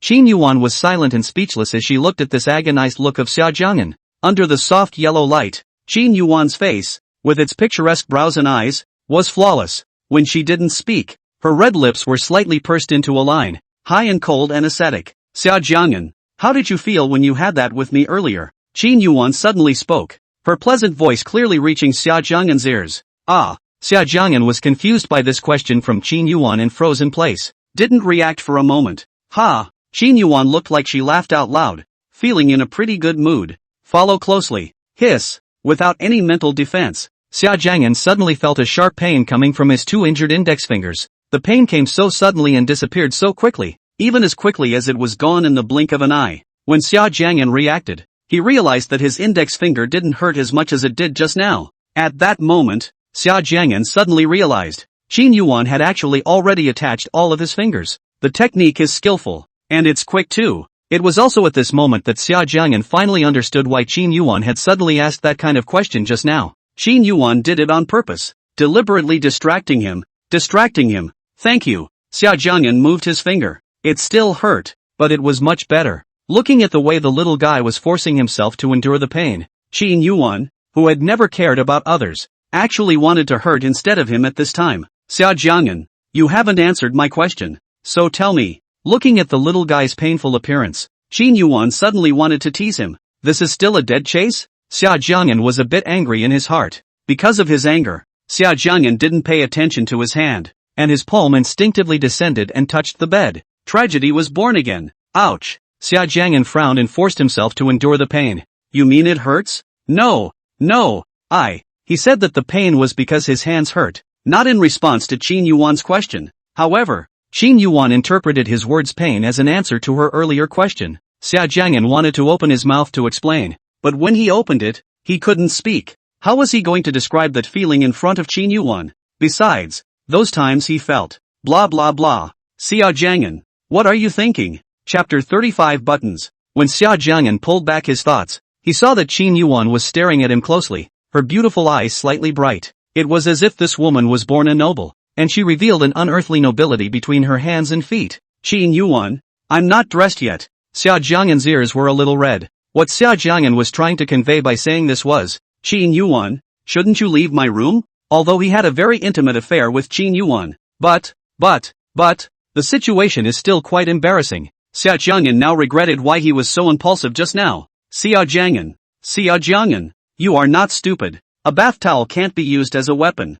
Why did you throw it away? However, Xia Jiang'an's attempt to make Qin Yuwan leave fell flat. Qin Yuwan sat on the bed and said, if you want to get dressed, just do it. It's not like I'm not going to let you. Qin Yuwan tugged at the corner of her mouth, revealing a wicked smile, her eyes looking towards Xia Jiang'an, that leisurely look as if she was admiring a craft. Qin Yuwan didn't want to leave at all. Xia Jiang'an fumed slightly. Qin Yuwan, I need to get dressed now. Qin Yuwan, I need to get dressed now. Then, you're not leaving yet. You can wear it if you want. Why tell me? Could it be that you want me to help you? Qin Yuan's dark, beautiful eyes stared at Xia Jiang'an, looking at Xia Jiang'an with a sense of trepidation. Qin Yuan helped him? Then he, Xia Jiang'an, wouldn't be nervous to death. Seeing that Qin Yuan didn't want to leave at all, Xia Jiang'an didn't say anything more. Instead, he stood up and prepared to get dressed. You can read it if you like. Just pretend that the person sitting in front of you is not a person. Xia Jiang'an hypnotized himself in his mind to ignore Qin Yuan's presence. Ah, it hurts. Tragically, Xia Jiang'an had just picked up his clothes and was about to put them on. But, his hand touched them. A sharp pain started to spread right through the fingers. With his hands, he couldn't hold the clothes at all. Xia Jiang'an, expressing disbelief, his temper came up and he tried to pick up again. Ouch. This time, because Xia Jiang'an had exerted too much force, relatively, the pain was also more intense. Xia Jiang'an's face paled in pain. I'll help you. Qin Yuwan, who was on the side, couldn't look on. It's going to hurt if the little guy keeps trying like this. I don't want it. Xia Jiang'an didn't even think about it and just refused. He'd rather be in pain than have her help him. It would be too embarrassing. However, Xia Jiang'an's resistance was simply useless on Qin Yuan's side. As domineering as Qin Yuan was, she had always acted in a style that was based solely on her own ideas. No one can change her mind. Which one to wear? This white one or the black one? Qin Yuwan got up and stood up, looking at Xia Jiang'an and pointing at the clothes with her finger. Qin Yuwan's face was cold and calm, with an extraordinary temperament. As if in Qin Yuwan's eyes, there were no such words as embarrassed and shy. Xia Jiang'an's eyes didn't dare to look at Qin Yuwan at all, staring firmly at the ground without speaking. I think this black one suits you. Qin Yuwan picked out a set of clothes for Xia Jiang'an according to her own preferences, from the inside to the outside. Sit back and I'll help you put it on. Qin Yuwan walked to Xia Jiang'an and was about to dress him, but when she saw that Xia Jiang'an was still standing, she subconsciously ordered. Xia Jiang'an didn't move, ignoring her. This behavior of Xia Jiang'an made Qin Yuwan a bit angry. Are you going to make me do it? There was infinite danger in the icy tone. Xia Jiang'an was embarrassed, but still chose to sit obediently under Qin Yuwan's stern order. Xia Jiang'an's ears, at this time, were very red. Qin Yuwan very calmly picked up the clothes and placed them on Xia Jiang'an's bed. Her expression as usual, without a single change. Qin Yuwan's steady breathing was slightly disorganized. The beautiful eyes became dark, not knowing what they were thinking. The temperature in the room, it seemed, was rising rapidly. The people in the room, uncharacteristically, felt a twinge of annoyance. Hands up. Xia Jiang'an didn't even dare to open his own eyes at this time. His eyes were tightly closed. What Qin Yuwan said, he just did as he was told. Arms raised, her fingers, gently trailing over his shoulders. Because she had to dress him, Qin Yuwan needed to stand and bend down at the same time. Their faces were close together. Xia Jiang'an could clearly sense that her breath, sprayed on his face, was warm. His hand, involuntarily, trembled a little. Qin Yuwan, is that okay? Qin Yuwan had already spent almost 2 minutes. However, she still hadn't gotten dressed by now. It turned out to be that when Qin Yuwan was buttoning up her buttons, for some reason, she kept failing to do so. Qin Yuwan's face was calm. Only those beautiful eyes revealed a hint of anger. This thing, why is it so hard to buckle? Qin Yuwan, can you hurry up? For Xia Jiang'an, at this point, it really was as if seconds were years. Quiet. It'll be done soon. Qin Yuwan's tone was stern, scaring Xia Jiang'an so much that he didn't dare to complain anymore. It was her first time helping a man dress, and it was normal for her to be slow. The little guy's complaints made Qin Yuwan upset. Qin Yuwan, do you know how to button a button or not? I'll teach you. Xia Jiang'an couldn't stand it anymore and was ready to personally teach Qin Yuwan how to button. However, Qin Yuwan did not appreciate it at all. Shut up. I can do it myself. Isn't it just buttoning? That's a little thing she can take care of herself. In this world, there was still nothing that she, Qin Yuwan, could not do. Qin Yuwan was in a terrible mood at the moment, and no matter what kind of difficulties she faced, she was able to overcome them perfectly. However, in this case, she actually made a mistake. This is just ridiculous and hateful. Humph. Fierce, stinking woman. Xia Jiang'an greeted Qin Yuwan with all kinds of greetings in his heart. Time was passing little by little, and after dozens of failures, Qin Yuwan finally helped Xia Jiang'an get dressed.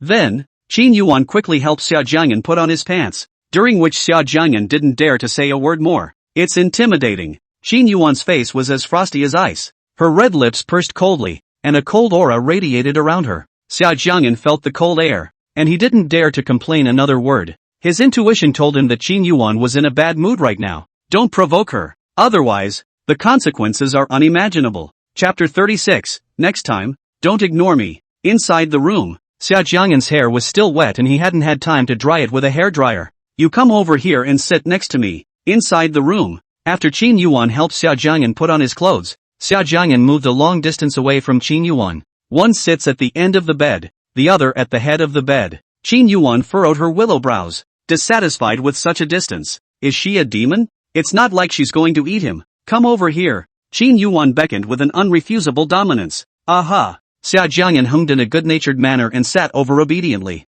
Where's the hairdryer in your room? It's winter, and it's easy to catch a cold if you don't dry your hair. In the nightstand. Xia Jiang'an pointed to the hairdryer in the nightstand. Qin Yuwan stood up, picked up the hairdryer and plugged it in. Then, twisting his head, his gaze went to Xia Jiang'an, who was sitting on the bed. Don't freeze. Quickly stick your head over. It was like greeting your pet. Badass Qin Yuwan. I'm not your pet. I'm a human being. Don't be greeting me all the time. Xia Jiang'an secretly spat in his heart, passing his lips. Before Qin Yuwan could say it a second time, Xia Jiang'an obediently sat over. Qin Yuwan stood beside Xia Jiang'an and turned on the hairdryer. The slender white fingers penetrated into Xia Jiang'an's hair. Itchy, but inexplicably quite comfortable. It's a strange feeling, hard to describe. The room was silent. Xia Jiang'an sat honestly. Qin Yuwan's face was serious. Her dark, beautiful eyes filled with earnestness. She gently picked up the strands of hair and dried them carefully with the hairdryer. Then let them down. This goes back and forth. Qin Yuwan, do you know how to blow dry your hair or not? The quiet room was broken by Xia Jiang'an's disgusted voice with some complaints. It turned out that Qin Yuwan hadn't controlled her strength when she blew his hair. Xia Jiang'an's hair was blow-dried, yes, but it was a messy mess. Similar to having a chicken nest on top. Since Xia Jiang'an has short hair, it looks obvious now. The little guy's disgusting tone reached Qin Yuwan's ears, making her upset. Shut the up. Qin Yuwan, was kind enough to wait for him to blow-dry his hair, and he actually dared to complain? As soon as Qin Yuwan's icy tone appeared, Xia Jiang'an, even though he still had a lot of dissatisfaction in his heart, was too scared to say more. Badass Qin Yuwan is simply an emotionally unstable guy. All day long, you know how to bully him. Hateful. After blowing her hair out, Qin Yuwan saw a comb on the table. She looked at it and picked it up. Then she held Xia Jiang'an's head with one hand and picked up a comb to comb her hair with the other. Qin Yuwan's movements were rusty, and it was obvious that this was the first time she had combed someone's hair. Ouch! Xia Jiang'an grimaced in pain. Qin Yuwan had hurt him when she brushed his hair. Hold your tongue and don't speak. Qin Yuwan furrowed her willow brows and said coldly. Although she said this on her lips, the strength of Qin Yuwan's hand was obviously still lightened. Somewhat carefully, curiosity got the better of him and Xia Jiang'an raised his head and looked at himself in the mirror. In this instant, Xia Jiang'an had a black line on his face. It's too ugly. It's a bit unpleasant. The hair itself was frizzy and disheveled, in conjunction with someone's rusty hair brushing skills. So, Xia Jiang'an's hair was very messy. A handful of hair on the left and a handful of hair on the right. That's not combing your hair. It's obviously just combing it casually. There's no beauty in it at all. Qin Yuwan, don't you think you combed my hair in an ugly way? Xia Jiang'an said as he looked at himself in the mirror. Qin Yuwan raised her head and looked towards the mirror, saying with a cold face, it's you who are ugly, but you can't blame me. The implication of this statement is that it is not her responsibility to wear her hair like this. Worcestershire. Hearing what badass Qin Yuwan said, Xia Jiang'an almost went into a rage. I'm ugly? You're the ugly one. Xia Jiang'an forced himself to hold back and subside. Xia Jiang'an relieved himself in his heart, looking at Qin Yuwan's face that was so cloudy and light that it was not a matter of concern. Xia Jiang'an was a little upset in his heart and wanted to tear off her mask. Of course, now the brain is very clear. So even if he borrowed Xia Jiang'an 10,000 bear hearts and leopard guts, Xia Jiang'an would not dare to really do this. Lift your foot. At some point, Qin Yuwan squatted down and actually wanted to put on Xia Jiang'an's shoes. Noble as Qin Yuwan. When did she ever serve a person like this? Not to mention helping someone put on their shoes. She had never even handed them a piece of paper. Obviously, Xia Jiang'an is the lucky one favored by God. However, this lucky man favored by the heavens was a bit insensitive at this point. Qin Yuwan, I don't want to wear these white ones. I want to wear black ones. Xia Jiang'an shook his feet and said. The clothes he was wearing, as a whole, were dark in color, and the shoes Qin Yuwan brought over to him were white, which didn't quite match his clothes. Stop moving your feet around or I'll take a knife and cut them right off. Qin Yuwan frowned and grabbed Xia Jiang'an's mischievous and mobile feet in her hands. But these shoes are really ugly. It doesn't match my dress at all. You'll wear it when I tell you to, so cut the crap. Qin Yuwan raised her eyebrows and said irritably. Qin Yuwan spent most of her time in the army, where most of the men were women, so she didn't do much research on boys dressing. Even herself, she never dresses as she pleases. However, Qin Yuwan's body was perfectly proportioned, coupled with that stunning face and noble temperament. No matter what the outfit is, she can pull it off perfectly. Qin Yuwan no longer paid attention to Xia Jiang'an and forcefully put her shoes on Xia Jiang'an's feet. Let's go. After putting her shoes back on, Qin Yuwan got up and walked towards the door. Where to go? Xia Jiang'an also got up and asked suspiciously. It's early in the morning. It's dark outside. Where else to go? Follow me. Follow me when I tell you to. Cut the crap. Qin Yuwan didn't return her head and said in a domineering and strong manner. Unbeatable guy. Badass Qin Yuwan. Can I just ask? Would it kill you to answer me back? Xia Jiang'an cursed in his heart while obediently following. Out of the house. Xia Jiang'an walked up to the car. Looking at Xia Jiang'an's very swollen index finger, Qin Yuwan turned around and bent down. Hands circled around Xia Jiang'an and personally helped him put on his seatbelt. The process brought the two men's faces very close together. Feel each other's breath. Feel each other's breath. Xia Jiang'an's ears couldn't help but redden again. His eyes looking out the car window, not daring to look at Qin Yuwan again. His face was also turned towards the outside of the car, trying to ignore Qin Yuwan's presence as much as possible. Turn your face back. Who told you to ignore me? A pleasant voice rang in his ears. Next time, no ignoring me. In his ears, Qin Yuwan's domineering and forceful command came. Chapter 37, Meeting Sister Su in the hospital. Qin Yuwan's car stopped at the entrance of the hospital, got up and got out of the car, glanced at Xia Jiang'an, and without Qin Yuwan saying another word, Xia Jiang'an honestly followed. Even though it was already early in the morning, the hospital still looked brightly lit inside. The moment Qin Yuwan walked into the hospital, countless lines of sight fell on her, and at this moment, she became the center of attention. The male gaze was the most fiery of them all. Miss, may I ask how can I help you? The female nurse at the front desk walked up and asked. Qin Yuwan really looked too beautiful. Her features were as perfect as jade carvings, and a faint elegance flowed between her eyebrows. Mesmerizing. Where is the orthopedic surgeon in your hospital? Qin Yuwan didn't even look at the female nurse in front of her and said indifferently. The nursemaid sniffed and smiled. This way, miss. Qin Yuwan nodded her head and signaled the female nurse to lead the way. What are you still waiting for? Come over quickly. Seeing Xia Jiang'an standing in front of the hospital entrance, Qin Yuwan raised an eyebrow. Oh, okay. Xia Jiang'an nodded and followed. Miss, you'll have to wait a little longer. The doctor will be here soon. With that, the female nurse turned and left. I'm sorry for making you guys wait so long. Shortly after the female nurse walked out, a female doctor in a white coat walked in. Qin Yuwan leaned against the door and nodded slightly, not reacting much. Her eyes went to Xia Jiang'an and said, Doctor, check his fingers. The female doctor who walked in was about 6'5", well-built and good-looking. She was dressed in a white lab coat and had an indefinable charm. Her voice was nice and gentle, like the spring sunshine, making the heart warm. Okay. The female doctor nodded, not reacting much to Qin Yuwan's indifference. Sir, can you show me your finger? The female doctor walked across to Xia Jiang'an and sat down. At those words, Xia Jiang'an raised his head. Sister Su? Xia Jiang'an was surprised. Little Anne? The female doctor was equally surprised. Her eyes, instantly bright. Little Anne, I didn't expect to meet you here. The female doctor smiled, her tone gentle. Yeah, I didn't expect it either. Xia Jiang'an laughed along. Sister Su's name is Su Shuelua, 2 years older than Xia Jiang'an, is a famous goddess in the medical department. When he was in school in the past, Sister Su took care of him and treated him very well, and was one of Xia Jiang'an's few friends. Little Un, you're really something too. After such a long vacation, you didn't take the time to give me a call, making it look like you've disappeared. Su Shuelua complained. Sister Su, I'm really sorry. I had more things to do during my vacation and forgot. Xia Jiang'an said awkwardly. School Sister Su looked in front of her, at the boy with an apologetic face. A smile surfaced at the corner of her mouth. Shaoan, just apologizing won't help. Oh, you have to compensate me. Treat me to a meal. Seeing School Sister Su say this, Xia Jiang'an's face, which was still a bit worried, was instantly happy, and he nodded his head repeatedly. Yes, School Sister, as long as you're free, don't say treating you to a meal. It's not a problem if it's 10 meals. Xia Jiang'an spoke in a straightforward voice. just short of patting his chest in assurance. Su Shuelua smiled with a gentle face and said, "That's fine. Let's talk about this." Over here, Xia Jiang'an and Su Shuelua were chatting happily, and by the looks of it, completely ignored the third person in the room. Chapter 38 Is a doctor's job to see patients or to chat with them? Qin Yuwan looked at Xia Jiang'an smiling so brightly that it was piercing. Her willow eyebrows furrowed in displeasure, and the chill around her body became even colder. What's there to be happy about? She hadn't seen him smile so much when he was with her.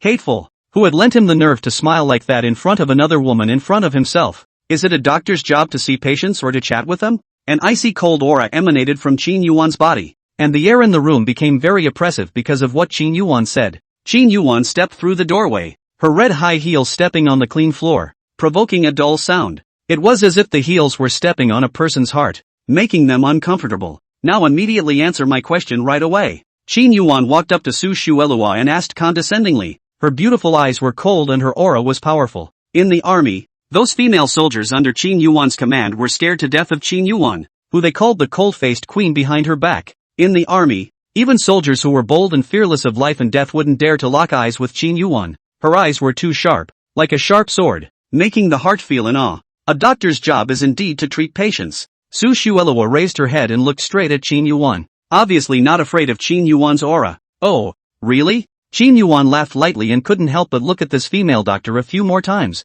with a few moments of appreciation in her eyes. It was rare to find someone who dared to lock eyes with her like that and answer her questions with such graciousness. Su Shuelua looked straight at Qin Yuwan. From the moment she walked into this room, her attention was on her and barely left. This woman, both in looks and temperament, was too good, too sparkling, that it was impossible to ignore. As a woman herself, Su Shuelua could not help but feel that this woman was indeed too perfect. This also made Su Shuelua feel a bit of danger. And, who is this? Su Shuelua's gaze looked towards Xia Jiang'an. She was the one who sent him over to the hospital. It was now so late in the day that she could still drive him to the hospital. So, what is the relationship between these two? Are they boyfriend and girlfriend? At the thought of this possibility, Su Shuelua's heart ached, and her beautiful eyes silently darkened a bit. Was she still a step too late? Seeing the look in his schoolmate's eyes, Xia Jiang'an knew that his schoolmate must have thought of him and Qin Yuwan in that direction. He was a bit nervous and hurriedly explained. Senior sister,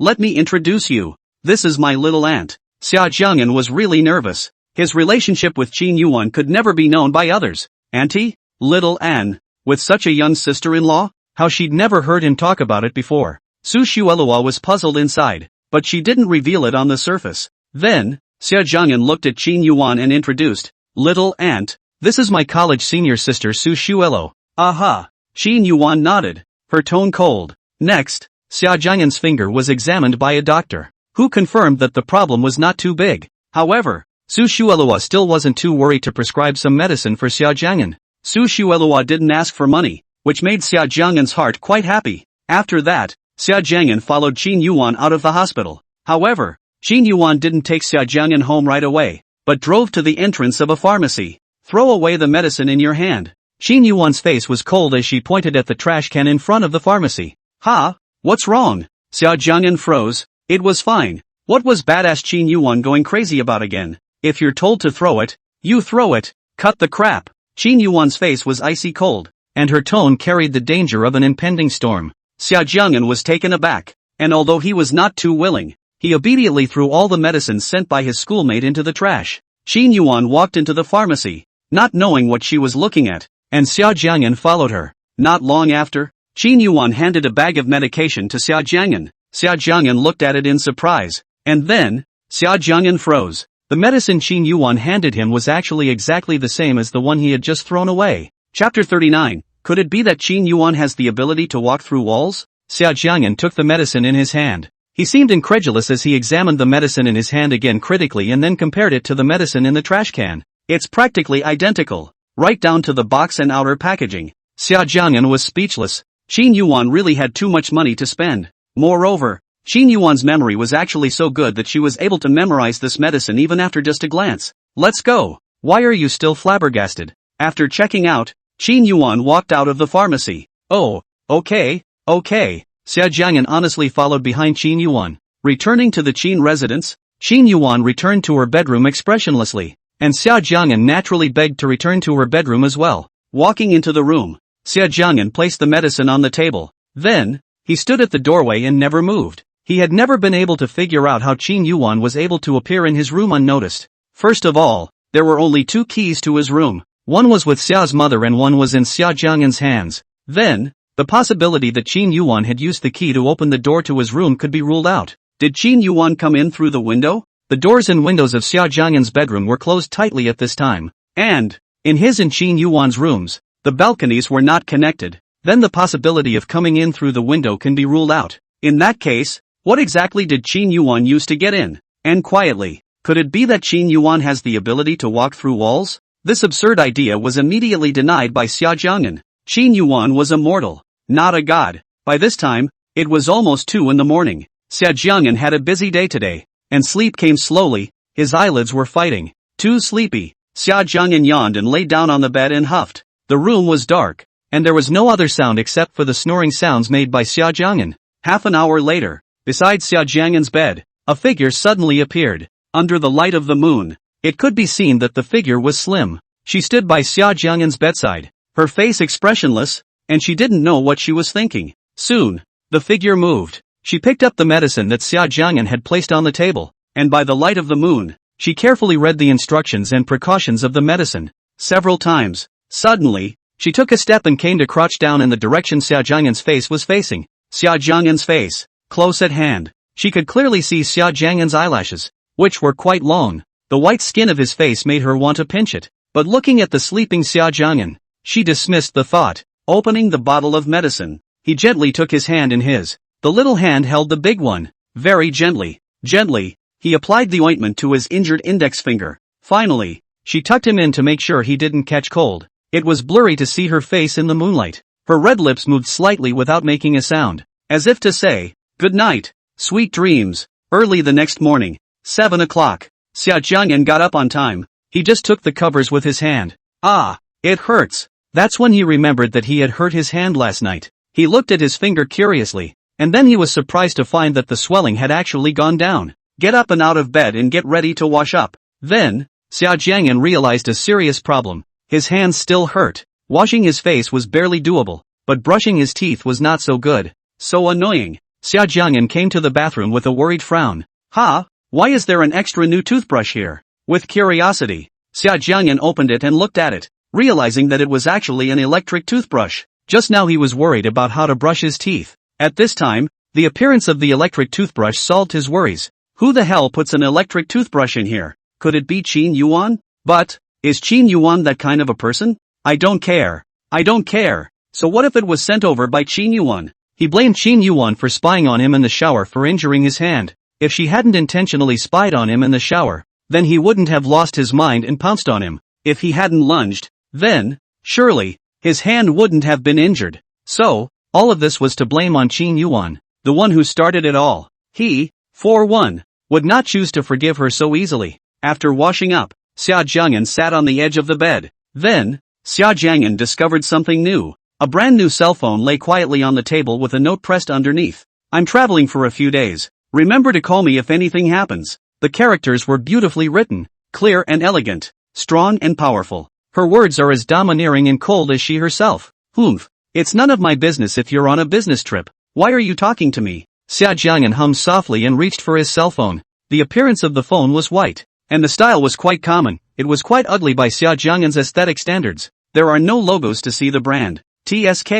I didn't expect Qin Yuwan to be quite stingy. Even if she didn't want to send me an Apple, she should have sent a domestic phone that she could call her own. She actually sent me a copycat phone. Xia Jiang'an smiled. Never mind. A cell phone is better than nothing. Xia Jiang'an's side was full of joy for having a new cell phone and started playing with it. However, what Xia Jiang'an didn't know was that this cell phone in his hand, in the country of Xia, could be owned by no more than 5 people. Each cell phone, individually connected to a small satellite, is particularly powerful. Inside the phone, there was not a single piece of software, just a cell phone number. The name of the number is Qin Yuwan. Xia Jiang'an slapped his head, thought, and typed out a few words. The name was changed by him to the Big Bad of the Universe. Nice. Xia Jiang'an put away his cell phone with satisfaction and went downstairs. Xia Jiang'an went down to eat breakfast. The living room at this time only Xia mother and stepfather 2 people. Xia Jiang'an hadn't told his mother about his hand injury yet. He didn't want her to worry about him,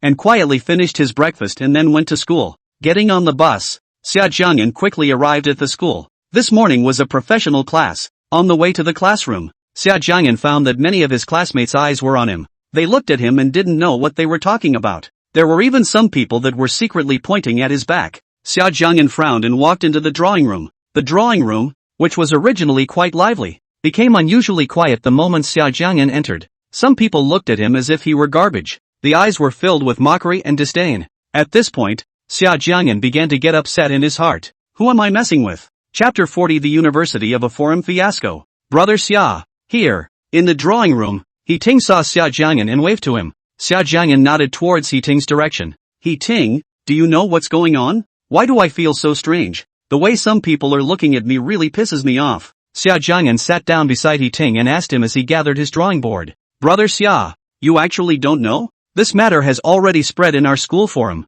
He Ting stared in astonishment. Xia Jiang'an was confused. What is it? Seeing that Xia Jiang'an really didn't know, He Ting explained. Just last night, someone posted a post on the forum saying that a certain departmental grass in the fine arts department was being maintained by a rich woman, and even posted a lot of photos. And even though these photos were processed, they were still recognized. And that departmental grass was you. As soon as this post was published, a group of people immediately followed the trend and searched you all over, and also posted all your information and photos. Now this post has more than 100,000 hits, and there's a whole bunch of comments underneath. It's ranked number 1 on our school's forum. It's hot. Brother Xia, you're now the celebrity of our school. He Ting finished the cause and effect and made a little joke. Asterisk. This actually happened? I'm being maintained by a rich woman. How come I didn't know about this? Xia Jiang'an curiously picked up his cell phone and opened the University of a Forum. It's too explosive. A certain department grass appearance simple, but in reality has been maintained by a rich woman. Limousine transportation to school. There are pictures to prove it. Opening the forum. At first glance, Xia Jiang'an saw the title of this thread. Xia Jiang'an frowned and continued to look down. Clicking in. Inside this thread, several photos were posted, and judging from the angle they were taken, they should have been taken surreptitiously. The photo had Xia Jiang'an and a luxury car that was worth a fortune at first glance. Xia Jiang'an recalled that this photo should be exactly the scene yesterday when Qin Yuwan sent him to the school gate. And this luxury car that looked like it was worth its weight in gold was none other than Qin Yuwan's car. Xia Jiang'an frowned and continued to read on. The first floor was a post exposing his personal information. The second and third floors were all scolding him. Second floor, wow. What a flash to my dog's eyes.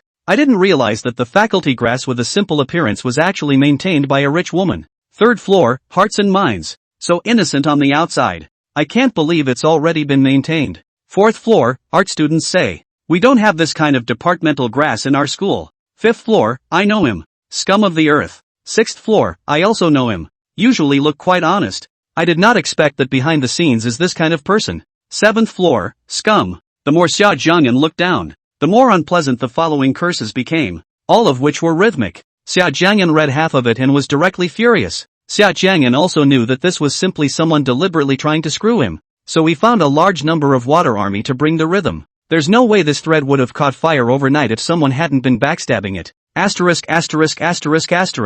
Who are these people to scold me? I can't swallow this. I'm going to curse back one by one. Xia Jiang'an quickly registered an account, and the account name was simple, freshman student of the art department. Xia Jiang'an also uploaded a recent full-body photo of him. Finding the second floor. The third floor. Xia Jiang'an directly cursed back. Freshman art student. Xia Jiang'an, the second floor is idiotic. Freshman art student. Xia Jiang'an, the third floor is idiotic. Freshman art student. Xia Jiang'an, the fourth floor is idiotic. Freshman art student. Xia Jiang'an, those who call me names on the following floors are all ing idiots. Freshman art student. Xia Jiang'an, the most idiotic title of this century. The owner of this post. Freshman in the Department of Fine Arts. Xia Jiang'an, the most brain-dead title of this century. The owner of this post. Xia Jiang'an's response was simple and direct, in line with his personality. Brother Xia, awesome. Seeing Xia Jiang'an's response, He Ting gave Xia Jiang'an a thumbs up. 10 minutes later, the U of a forum was once again on fire.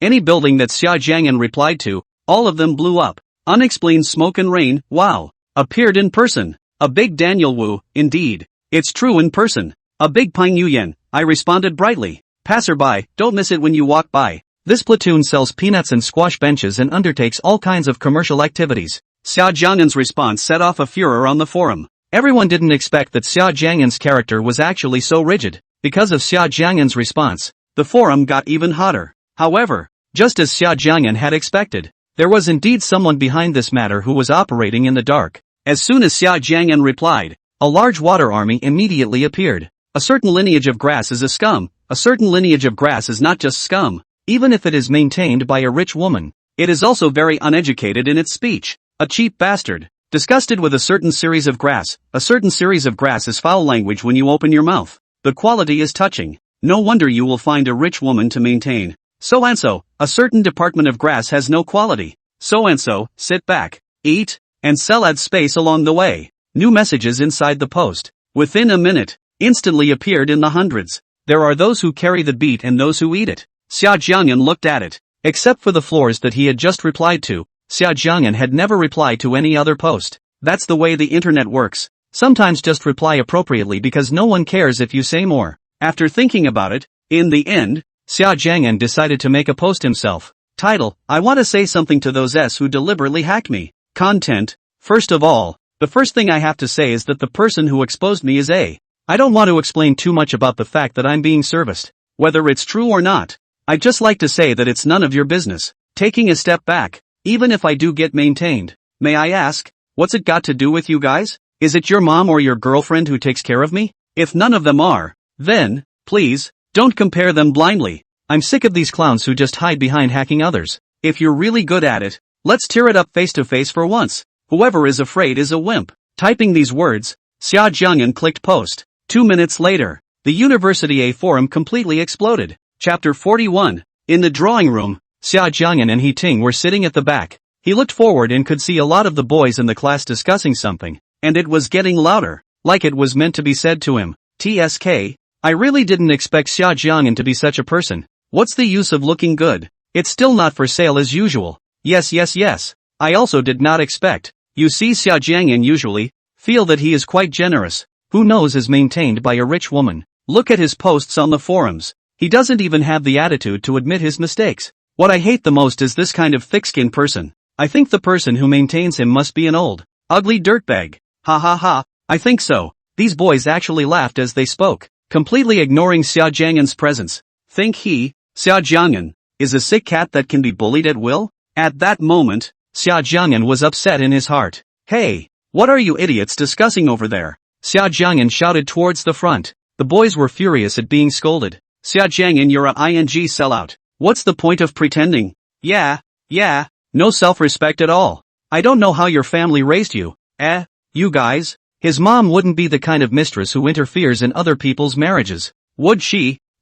When you say it like that, it's really possible that it's a mistress. Xia Jiang'an grew up without a father, and his mother was presumably maintained by the Tycoon and then abandoned by the Tycoon afterward. That's right, his mom is the mistress. Yeah, I think so too. What these few people said made Xia Jiang'an unable to bear it anymore. Before, when they were scolding themselves, Xia Jiang'an could tolerate it, but now they actually dared to scold his mother, smearing his mom. Xia Jiang'an couldn't bear it. You guys have mouths that stink like you ate poop? I guess you forgot to brush your teeth in the morning, so I was kind enough to wash them for you. There was a bucket beside Xia Jiang'an that was used for painting, and the water inside was very dirty because it was covered in paint. Xia Jiang'an picked up this bucket of water, walked over, and splashed it directly towards those people. These guys' mouths are so stinky that they especially need to be washed out. Where would these few people think that Xia Jiang'an would actually throw water at them? So they had no defense and were still discussing him over there in a feverish manner. Since these few people were throwing dirty water at him, then as a courtesy, he should throw it back. Bang. With a loud bang, all the water in the bucket was thrown at the men.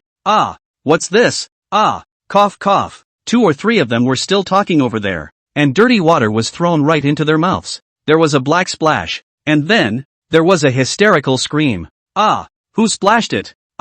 It's cold. It's still winter and the water in the bucket is cold. How about it? This time your mouths should be washed clean, right? Xia Jiang'an looked at these people and smiled brightly. Xia Jiang'an's character is like this. If you bully me, I will double back to you. Xia Jiang'an, I'll beat you to death. Xia Jiang'an, you're a madman. These few people, wearing all light-colored clothes, Xia Jiang'an, this dirty water poured on them. instantly making their clothes black. The men were drenched in water and were in a sorry state. You guys want to fight? Come here. Seeing that these few people wanted to rush over, Xia Jiang'an picked up the wooden stick and placed it in front of his body with a cold expression.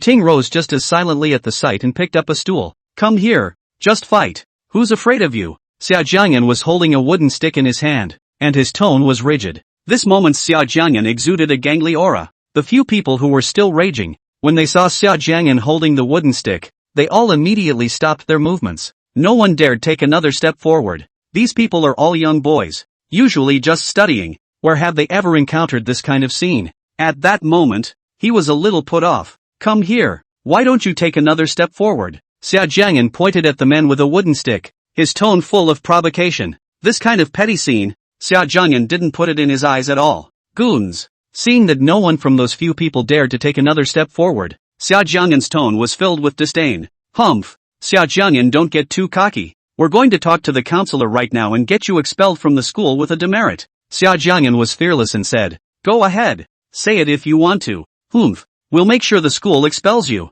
After saying that, the men headed for the classroom door. Asterisk asterisk asterisk asterisk. This Xia Jiang'an is simply a gangster. There's nothing student-like about it. And a boy. So uneducated. When the guys left, the classroom exploded with mutterings. Anyone who dares to say another word, those guys are your downfall. Xia Jiang'an turned to the drawing room and roared viciously. The noisy classroom was instantly quiet. People are good at being bullied, but people are not bullied. At a very young age, Xia Jiang'an understood this, so his character had always been this rigid, more rigid than the vast majority of boys. 20 minutes later, Xia Jiang'an, the counselor from their department, came to their classroom. Xia Jiang'an, come to my office. I have something for you. The counselor's face was cold and she spoke in a harsh tone. Good. Xia Jiang'an responded indifferently, then got up and followed him over. Xia Jiang'an, do you still want to stay in school? Xia Jiang'an had just stood back up when the counselor pointed at his head with a roar. It was deafening, and Xia Jiang'an was taken aback.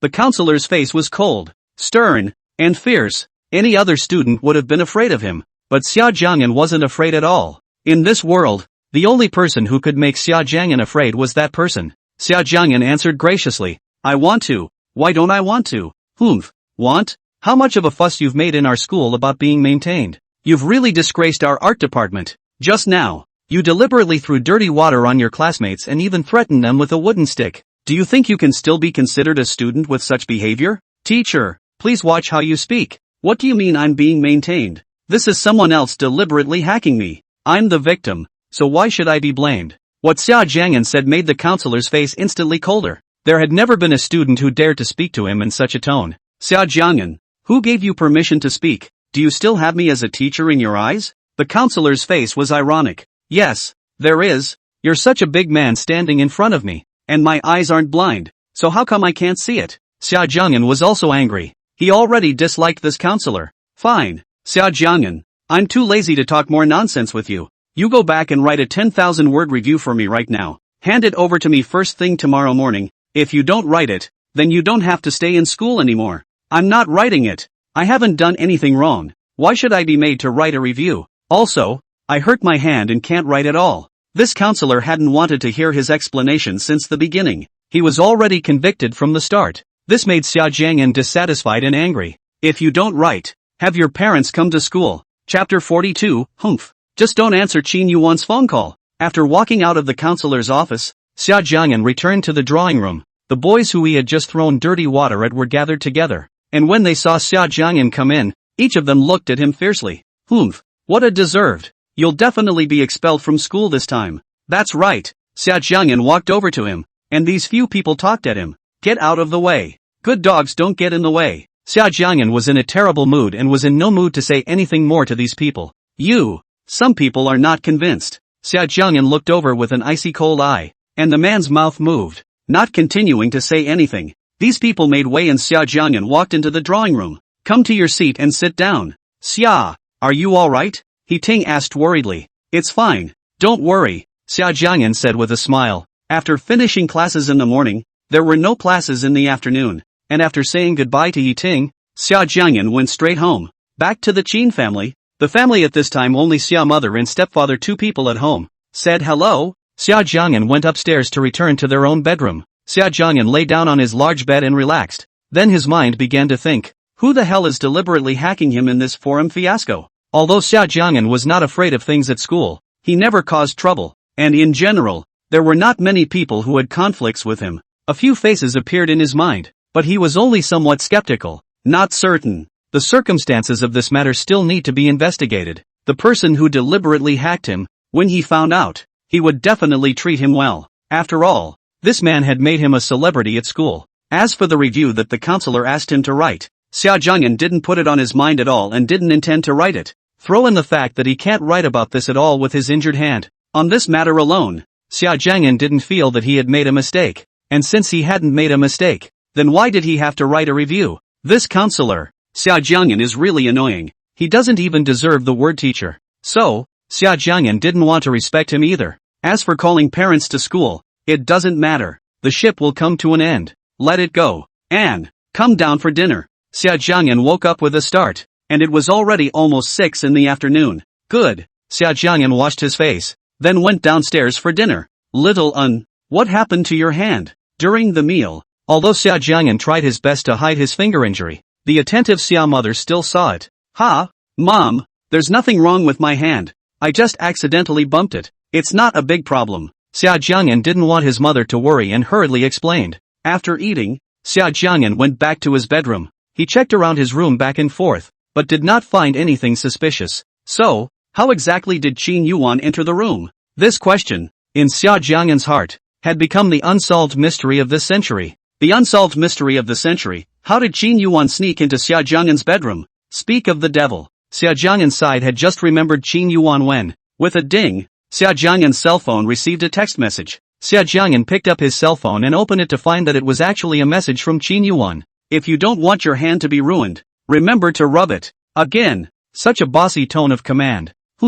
Sending a message is so fierce. My own hand, even if it's ruined, it has nothing to do with you. Xia Jiang'an muttered in dissatisfaction. Despite what he said, he picked up the medicine and dutifully smeared it on his hands. As Xia Jiang'an anointed the medicine, his cell phone rang again, this time with an incoming call alert. Xia Jiang'an picked up his cell phone curiously. Who was calling him at this point in time? Opened his cell phone to see the caller, the invincible big bad of the universe. A call from Qin Yuwan? Xia Jiang'an cocked his head and looked at his cell phone. Fingers tapped the cell phone screen and hung up. He didn't want to talk to Qin Yuwan at all. Who made her always be mean to him? Tinker. I had just hung up the phone when the bell rang again. Xia Jiang'an looked at his cell phone. It was still Qin Yuwan's call. Hang up. Just don't answer. On the other side of the phone, Qin Yuwan looked at the cell phone that had been hung up twice, her beautiful eyes becoming deep. She had just finished her meeting and hadn't gone to the shower yet, so she wanted to hear the little one's voice. Who knew that this little guy would have the audacity to hang up on her?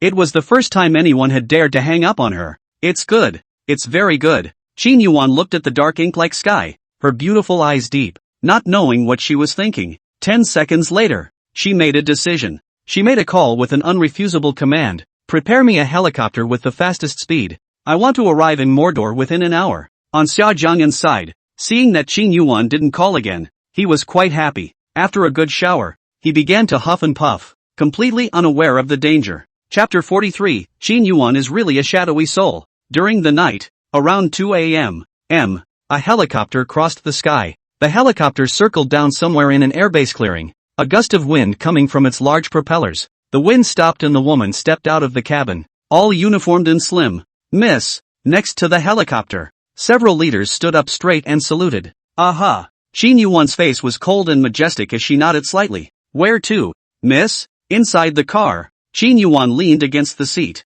her stunningly beautiful face revealing a hint of exhaustion. To the Qin residence. After saying that, Qin Yuwan closed her eyes and stopped speaking. At the Qin residence, people were already asleep, and the lights were dark. Qin Yuwan walked into the Qin residence. Her footsteps were so light that she didn't startle anyone else. Returning to her room, Qin Yuwan quickly took a shower. The next moment, Qin Yuwan appeared in Xia Jiang'an's bedroom. In the room, Xia Jiang'an was lying horizontally on the bed in an indecent sleeping position. A corner of the quilt was kicked off and his white feet were exposed to the air. Seeing this scene, Qin Yuwan furrowed her willow brows. Walking over and holding Xia Jiang'an's feet in his palms was icy cold. Qin Yuwan's palms were warm, and her hands grasped his feet. 2 minutes later, when his feet were no longer so cold, she let go and tucked him in. Standing up, Qin Yuwan picked up the medicine on the table and looked at it, making sure that the dosage had been reduced before she put it down. After doing so, Qin Yuan's gaze looked to the face of the sleeping Xia Jiang'an.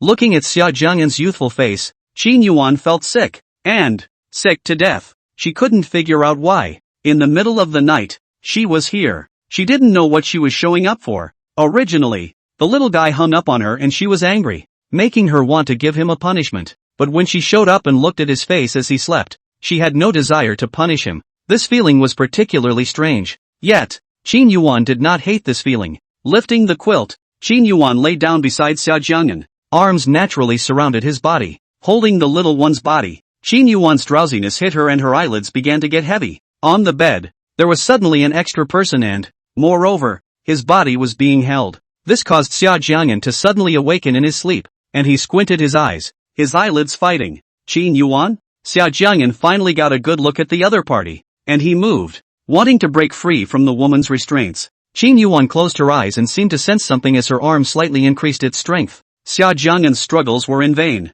Am I in a dream? Xia Jiang'an was still very sleepy at this time, and his mind was not clear. Yes, it must be in a dream. Qin Yuwan is still out on a business trip. How could she appear in his bed in the middle of the night? Qin Yuwan is really a ghost. Even in his dreams, she can appear in his dreams. Xia Jiang'an was sleepy and mumbled softly, "What's all the noise at night? Go to bed." Qin Yuwan's lips moved and said domineeringly, "Humph, still this bossy with him in the dream. Bad egg." Xia Jiang'an was not happy, and the violent desires that he had kept hidden for the past few days began to act up. Looking at Qin Yuwan's face, Xia Jiang'an felt that since this was in his dream, he should take good care of Qin Yuwan in his dream world. Xia Jiang'an suddenly thought of a good idea. There is a bottle of ink in Xia Jiang'an's cabinet, and after a few minutes, Qin Yuwan came to the sound of soft and even breathing. Xia Jiang'an quietly broke away from Qin Yuwan's embrace, gently got out of bed, and turned on the night light. Taking out the ink and brush from the cabinet, Xia Jiang'an walked over to Qin Yuwan's side.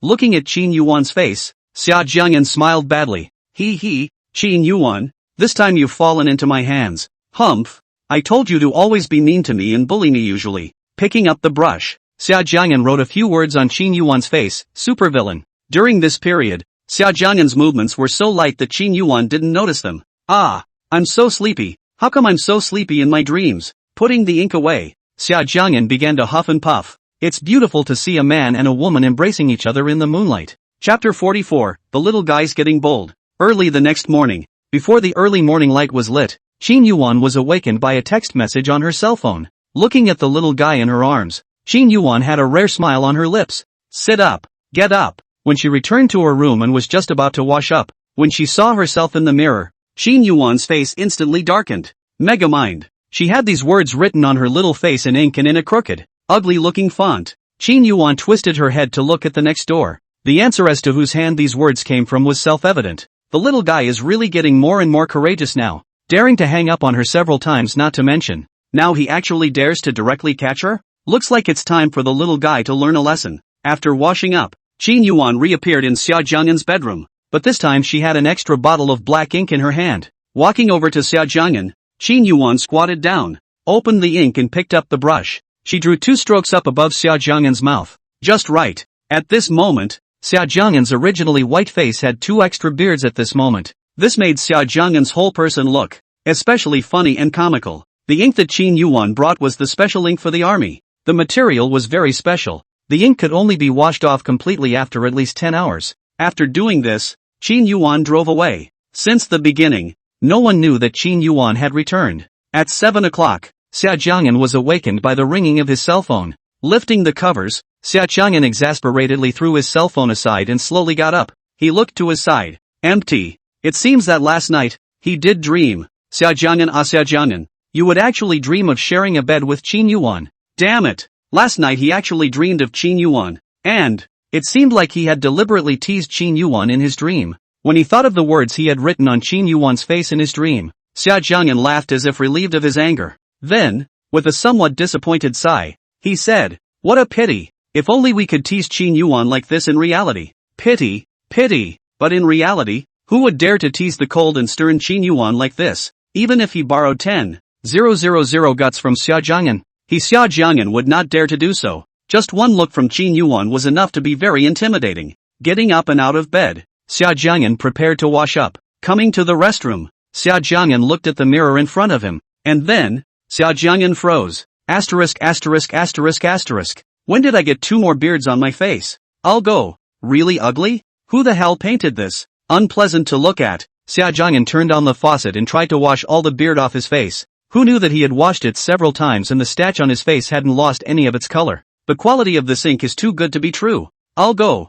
I won't believe it. Xia Jiang'an didn't believe it and washed it many more times. Cleanser. Soap. Take turns. But none of it worked. At the end of the day, Xia Jiang'an even used a certain famous brand's advertisement as remove stubborn stains. So-and-so to help you. The detergent. However, it was still useless. The 2 black whiskers were like taking root, and they were sticking to his face and wouldn't leave. This is exasperating. In the end, Xia Jiang'an had to give up. Picking up the foundation, Xia Jiang'an wanted to cover it with foundation, but who knew that the ink color was too dark to cover it? Looking at the 2 dark whiskers on his face, Xia Jiang'an was completely enraged. It's so annoying. How can he go to school? How to go out and meet people? Xia Jiang'an suddenly comprehended at this time. It seems that people really can't do bad things. Otherwise, there will really be retribution. Last night in his dream, he wrote on Qin Yuan's face with ink, super badass. As a result, today he woke up with 2 beards on his face. Wait, Xia Jiang'an suddenly sensed something.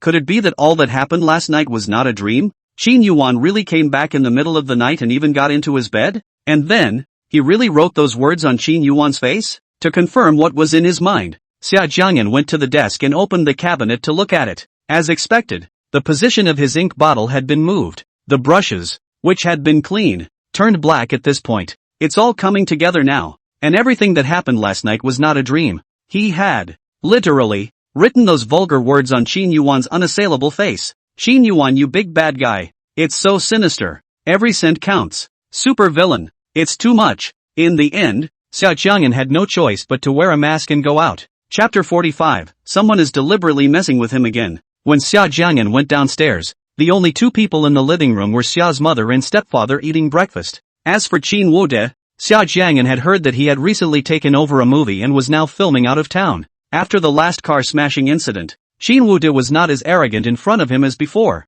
Xia Jiang'an went downstairs, but wasn't ready for breakfast, mainly because he didn't know how to explain to his mother the origin of the 2 whiskers on his face. He couldn't tell his mother that it was the work of badass Qin Yuan. Could he? Okay. Of course it's impossible. The weather in Mordor wasn't very good at this time, and the haze shrouded the sky, blurring everything. That's why people wear masks when traveling. And Xia Jiang'an wouldn't look so peculiar among the crowd. When he came to University A, Xia Jiang'an walked into the classroom, and Ting was full of doubts when he saw Xia Jiang'an wearing a mask. Brother Xia, what's wrong with you? Why are you suddenly wearing a mask today? It's nothing, just a bit of a cold. Don't want to infect you. Xia Jiang'an had a look of looking out for you. The beard on his face must never be seen by Ting, or the boy would definitely laugh at him. Ha? Why do you suddenly have a cold? Ting was a little disbelieving, his instincts telling him that there was something going on. Oops, I just have a little cold. It's nothing, let's go. It's time for class.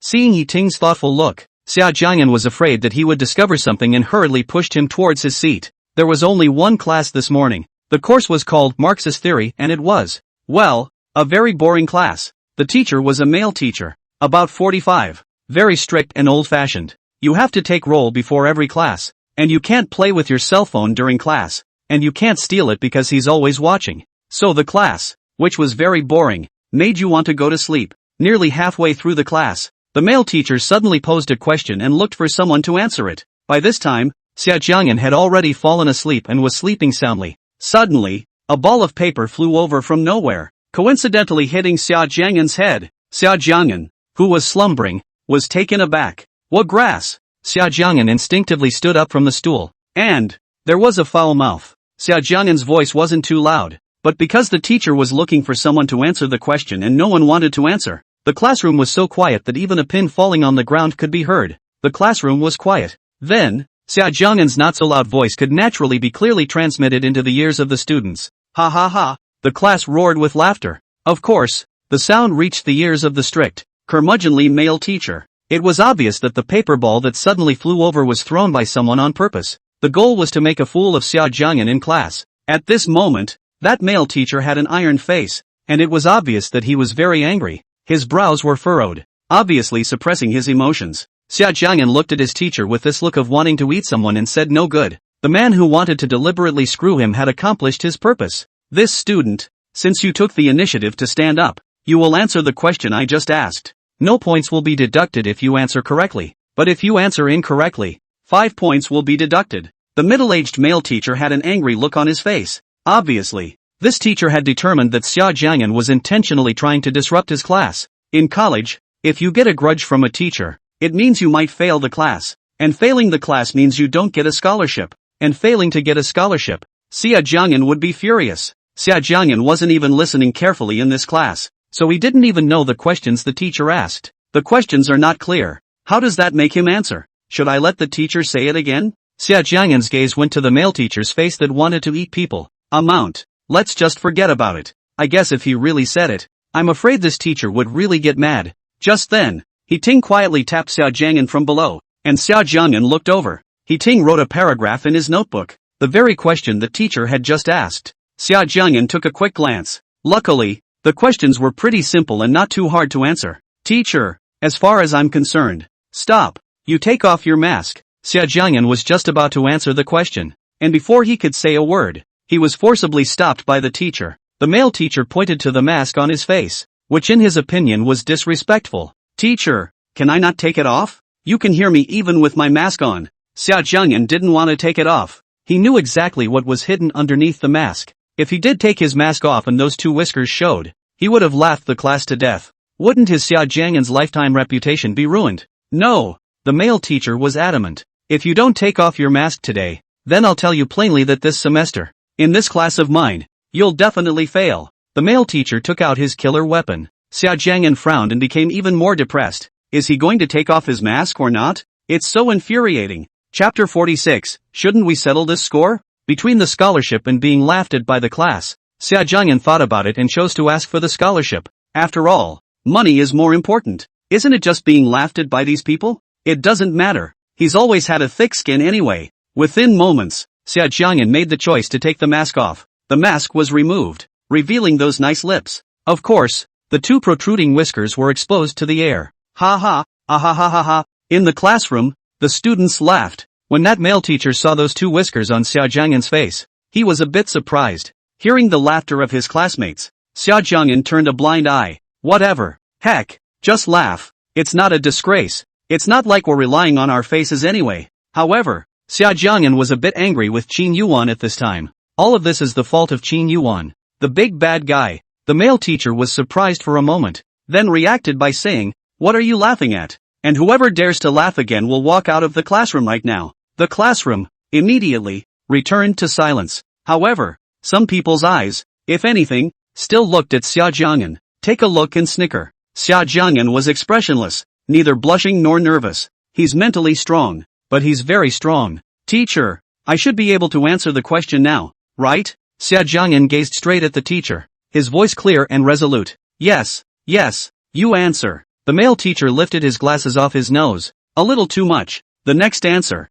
from Xia Jiang'an, was perfect. The teacher, who was still somewhat prejudiced against him, originally couldn't help but show an appreciative expression to Xia Jiang'an after hearing his answer. An hour later, the not-so-peaceful class was finally over. After class, after the teacher leaves, Xia Jiang'an gave He Ting a look. Years of tacit understanding. Xia Jiang'an's eyes looked over. He Ting instantly comprehended. He immediately closed the back door of the classroom and guarded it. And Xia Jiang'an was guarding the front door, not letting these people go out. What are you doing? Xia Jiang'an, are you out of your mind? What do you want to do by guarding the door? I don't want to do anything.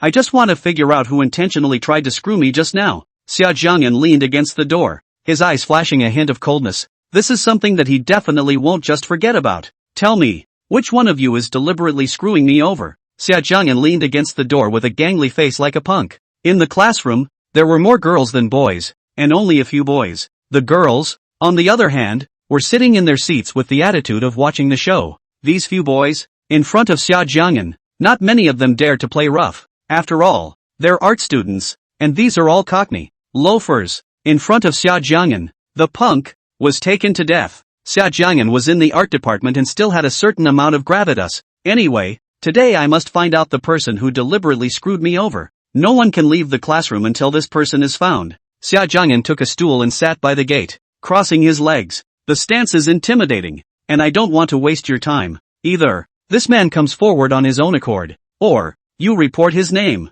There were so many people in the classroom earlier. I knew someone must have seen it. Who the hell did this? Quickly come forward yourself. One person does everything. One person does everything. Someone was already impatient, but he didn't dare to whine to Xia Jiang'an. Yes, yes, yes. Who is this person? Come forward and admit it quickly. Don't waste our time. Seeing the classroom in a bit of an uproar, Xia Jiang'an frowned. Quiet down for me. As soon as Xia Jiang'an made a sound, the classroom instantly quieted down. Who the hell did this? Dare to do it but not dare to do it? Xia Jiang'an was also impatient. A little bit of time has passed and still no one wants to come forward and admit it. Xia Jiang'an guarded the door, and no one was let out. He had to get to the bottom of this today. Otherwise, some people were afraid that he, Xia Jiang'an, would think that he was easy to bully. I know who did it. It was Lin Hongwen. Half an hour later, just as everyone was getting impatient, someone spoke up. Hirofumi Hayashi? Xia Jiang'an recognized this man. One of the very people he had thrown dirty water at yesterday. Okay, now you can leave. Sorry about that. He. Xia Jiang'an released the line, and the students left the classroom one after another. Eventually, when there were only 4 or 5 people left in the classroom, a boy in black clothes was about to slip past Xia Jiang'an. Xia Jiang'an pulled him back and said with a cold smile, "Student Lin, where are you going in such a hurry? This account, shouldn't we settle it?" Chapter 47, Will you be happy to make a fool of me? In the classroom, Xia Jiang'an held Lin Hongwen's hand and held on tightly. Lin Hongwen tried to break away, but helplessly. His strength was no match for Xia Jiang'an. Hirofumi Lin has an ordinary look and looks quite civilized. Lin students, what's your hurry? Let's sit down and have a good chat. Xia Jiang'an smiled. Lin Hongwen looked at the heart of some fear. Let go of me, you bastard. Lin Hongwen's eyes showed disgust as he tried to slap Xia Jiang'an's hand away. Student Lin, watch what you say, oh? Xia Jiang'an said with a smile without changing his face. Asterisk.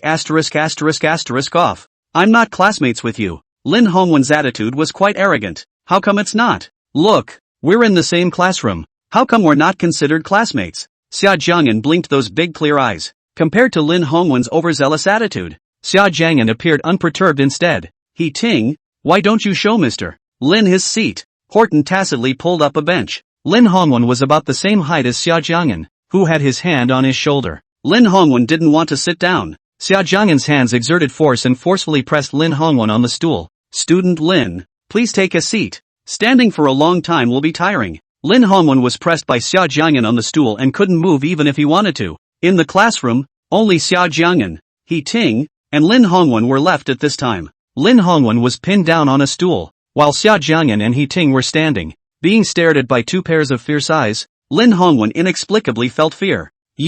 What are you guys trying to do to me? This is a classroom. Classmate Lin, we don't want to do anything to you, just want to exchange classmate feelings with you. Xia Jiang'an blinked his innocent eyes. I have nothing to communicate with people like you who don't love themselves. Lin Hongwen tilted his head with a condescending expression. Well, we really don't have much to communicate. Xia Jiang'an's face suddenly became gloomy and he stopped being polite to Lin Hongwen. Tell me, why are you trying to screw me over on purpose? Xia Jiang'an looked at Lin Hongwen with an icy gaze, his eyes like knives, without a trace of emotion. Such as Xia Jiang'an made Lin Hongwen inexplicably fearful. Despite some fear, Lin Hongwen said with an arrogant and cocky attitude. Why? Because I just want to throw paper balls at you. I'm happy to make a fool of you. Lin Hongwen was very confident and didn't put Xia Jiang'an in his eyes at all. Because Lin Hongwen has a brother. His brother is in the road. A little famous. Precisely because there is a brother in the road to mix. So Lin Hongwen in the school is very arrogant and domineering, often bullying other students, those who were bullied by him, because he had such a brother. Anger dare not speak, but had to choose to endure. This was why just now, no one dared to identify Lin Hongwen in the first place. It's the fear of reprisals from his brother. Making a fool out of me will make you happy? Xia Jiang'an didn't expect Lin Hongwen to be so bossy. Ugh, get the hell out of my way. Lin Hongwen suddenly spat at Xia Jiang'an. Xia Jiang'an was quick-eyed and dodged in time. Then, Xia Jiang'an's face, completely gloomy. It seems that this man is a bully who bullies with a straight face. But, unfortunately, he, Xia Jiang'an, was not a soft persimmon to be bullied. He Ting, come over here and help me. Don't ever let Lin stand up. He Ting walked over and pressed both hands hard on Lin Hongwen's shoulders, suppressing him and not letting him have a chance to break free. Xia Jiang'an, on the other hand, walked over to the podium and brought over a box of chalk tips. What do you want? Looking at Xia Jiang'an, who was walking over with a chalk box, Lin Hongwen had an ominous premonition come over him.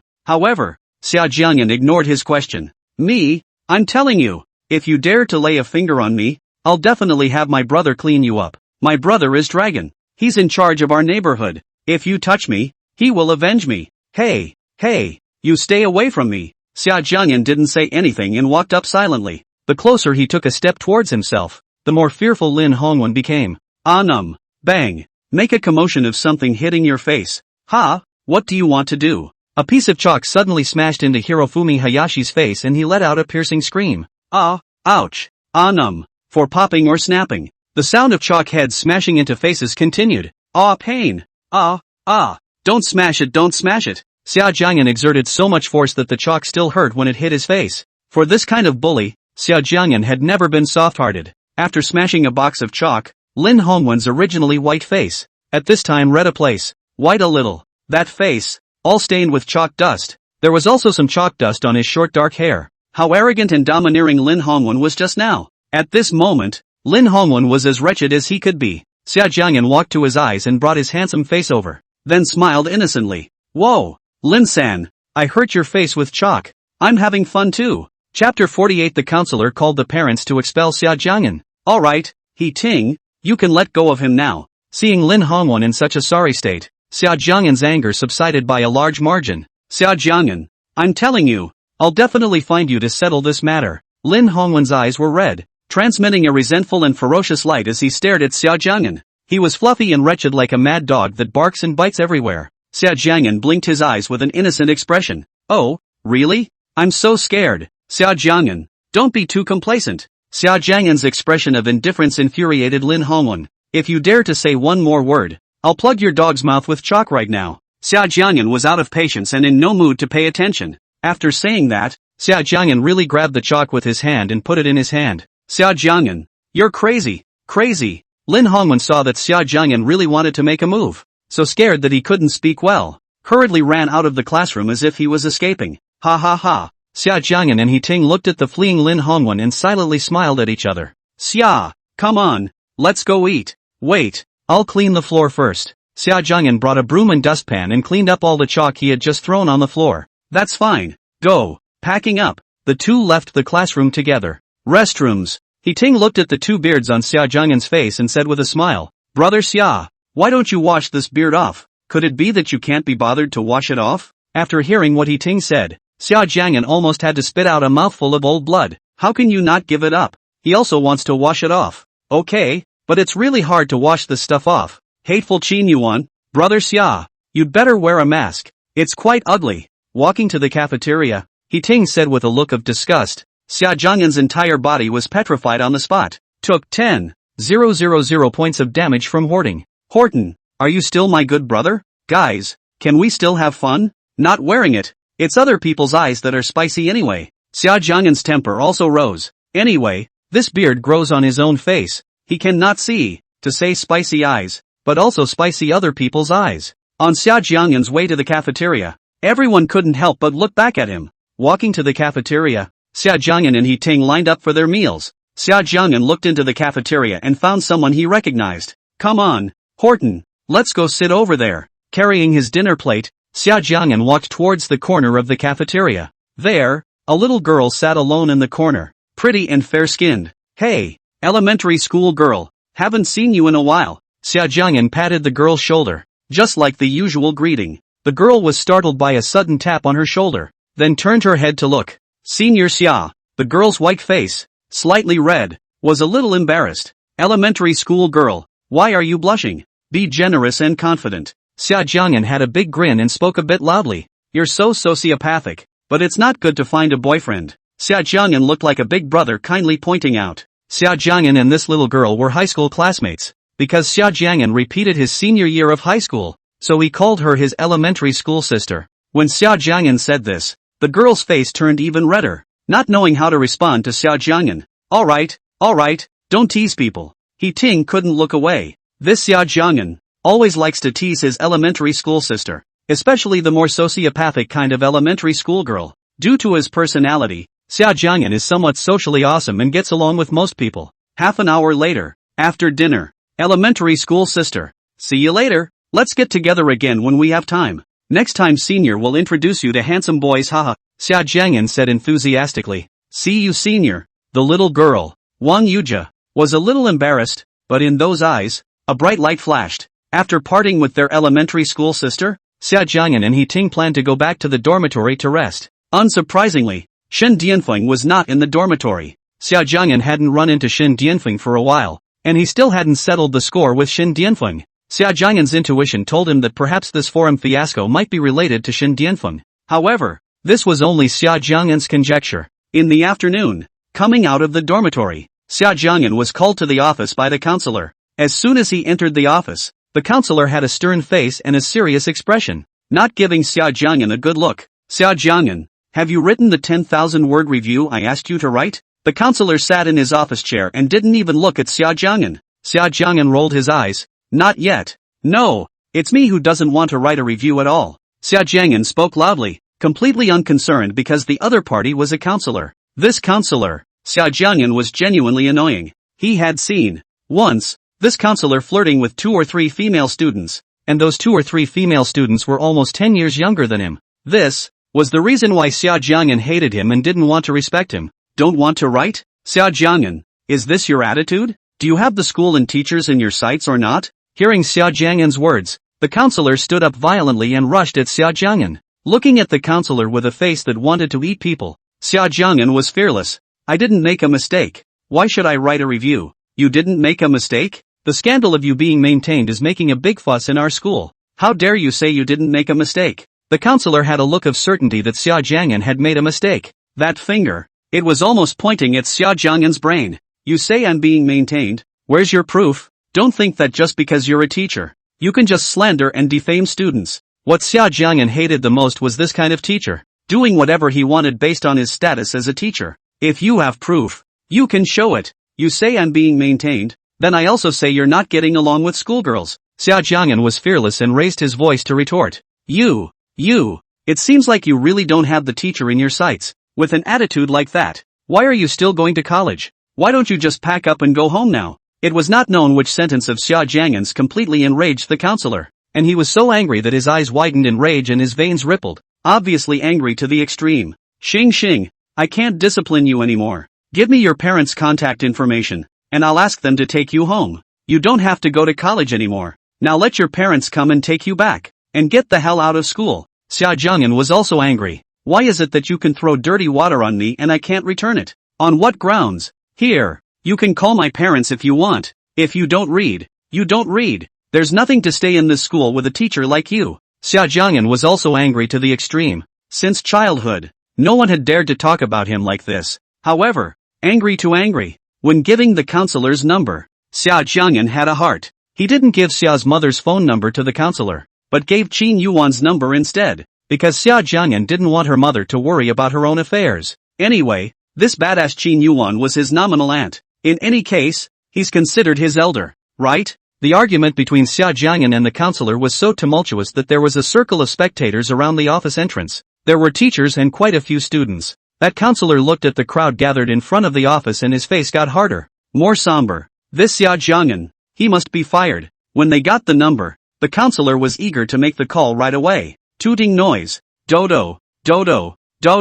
This first call, it didn't go through. The counselor's face, even harder, hit it again. Tooting noise. This time, no one got through either. It seems true that the kind of parents you have, the kind of students you have. What the counselor said was clearly sarcasm towards Xia Jiang'an and his family. Xia Jiang'an rolled his eyes and ignored it all. The counselor was sarcastically referring to Qin Yuwan. He didn't care. The third call, this time, finally got through. Hello, may I ask if you are the parent of Xia Jiang'an? Your child. The counselor's tone was unkind. The counselor had just finished a sentence when he was interrupted by a voice on the other end of the line before he could finish his sentence. Which one are you? A cold, low voice came through. Even through the phone, I could feel the regal chill. Inexplicably alarming. Chapter 49, You're a bad mouth. You really need to be cleaned up. The moment that icy voice rang out, the counselor who was originally planning to lash out at the other party instantly wilted. His intuition told him that the other party was not someone he could just mess with. It was just a voice, but it had a suffocating aura. What if it had been in person? Thinking like this, the counselor still had some politeness in her tone. Hello, I'm Xia Jiang'an's counselor at the university. Xia Jiang'an made a serious mistake at school. Can you come to the school sometime? Xia Jiang'an? The other man seemed to be pondering something. Had the number been dialed wrongly? The counselor asked. Excuse me, are you Xia Jiang'an's elder? He made a mistake at school? The other man didn't answer that question of his, but asked another. Yes, Xia Jiang'an has been maintained. It's spreading in the school. The impact is very bad, and it's actually repeated, openly contradicting the teacher. There's no one else in sight. In one breath, the counselor told the other side all the mistakes Xia Jiang'an had made. From his agitated tone, one could hear how dissatisfied he was with Xia Jiang'an. For a long time, the other didn't speak. This irritated the counselor a bit, and he felt that the other person was not being very respectful. In the past, when a student made a mistake and he called the parents, he was kind and delicate and held him up like a saint. But this Xia Jiang'an's parent, from beginning to end, she didn't say a few words. He had a feeling that the other party was simply belittling himself, and the counselor grew more and more angry in his heart. He vaguely remembered that Xia Jiang'an, a student whose family was struggling. This student had a scholarship. The clothes you wear, too, are all cheap. It is evident that his parents, too, should be just ordinary people, since he wasn't a powerful big shot. How dare his parents ignore their college counselor like that? Thinking this way, the counselor spoke in a tone that no longer maintained respect, but rather some disdain. Those mistakes Xia Jiang'an made at school are not at all like something a student could do. If you're still a responsible parent, hurry up and take him home. Don't let him continue to disgrace himself at school. The counselor said a bunch of things. However, the other person remained silent. Such contempt made the counselor even more angry. It's just a little guy. What's the point of pretending? Hey, Xia Jiang'an's parent, did you not hear me? Are you deaf, or can't you speak? Speak up. It's true that with what kind of students there are what kind of parents. And if the students don't do well in school, what kind of parents can they be? Suffice it to say, the counselor said some pretty nasty things. Where is this statement for a college counselor to make? Xia Jiang'an watched from the side, secretly snickering in his heart. He felt that something was going to happen to this counselor. I'm afraid, with a status like Qin Yuwan's, he actually dared to insult her like this and was so overbearing. What are you laughing at? You actually have the face to laugh. Seeing Xia Jiang'an snickering made the counselor even angrier. I have time tomorrow at 12 noon to be at the school. Finally, the other responded. But it was more like a commanding tone, with a hint of impatience. This upset the counselor, and he tried to say something, but the person hung up. Being ignored by the other party, the counselor took out the fire in his heart on Xia Jiang'an. Okay, you get out now. Go to your dorm and pack your stuff and get the hell out of school tomorrow. The next second, the counselor told Xia Jiang'an to get lost in a bad tone. Just get out. Staying in a place with this kind of person made Xia Jiang'an feel bad all over. The longer you stay, the harder it gets. So Xia Jiang'an left the office quite unconcerned. This indifferent attitude of Xia Jiang'an made the counselor feel even more angry. His eyes stared sinisterly and morosely at Xia Jiang'an's departing back. The next day came quickly. Xia Jiang'an returned to the Qin family, and everything was the same as usual. A warm smile appeared on Xia's mother's face when she saw him come home. This made Xia Jiang'an even more determined that he must not tell Xia's mother about the bad things that happened at school. Xia Jiang'an didn't want his mother to worry about him anymore. Over the years, his mother had raised him alone, and a single mom, raising a child, had really suffered a lot. In Xia Jiang'an's heart, his mother was the most important person to him. After eating, Xia Jiang'an returned to his room. All this day, Xia Jiang'an was in a bad mood. But, happily, when he went home to wash up at night, Xia Jiang'an realized that the beard on his face had incredibly disappeared. This discovery put Xia Jiang'an in a much better mood. He was also just an ordinary schoolboy and naturally cared about his image. But unlike normal boys, Xia Jiang'an's skin would be a bit thicker. Then, he suddenly received a text message on his cell phone. Somewhat unexpected, yet justified. It's hard to describe the feeling. The text message is exactly what badass Qin Yuwan sent over. The content is very simple to understand. Just one sentence. When I see you tomorrow, I hope your hand has returned to normal. Otherwise, there will be consequences. A bossy paragraph. Commanding tone. When Xia Jiang'an saw this, he really wanted to immediately return an emoticon of Qin Yuwan rolling her eyes. I'm not one of your men. Why are you ordering me around like a leader? Of course, Xia Jiang'an just spat in his heart, but he didn't have the guts to do so. After all, Qin Yuwan said she was coming to school tomorrow at noon. That also meant that they were going to meet tomorrow. Therefore, Xia Jiang'an felt that it was better for him to be honest. Otherwise, who knows if that badass Qin Yuwan would come up with another way to punish him. Picking up the ointment,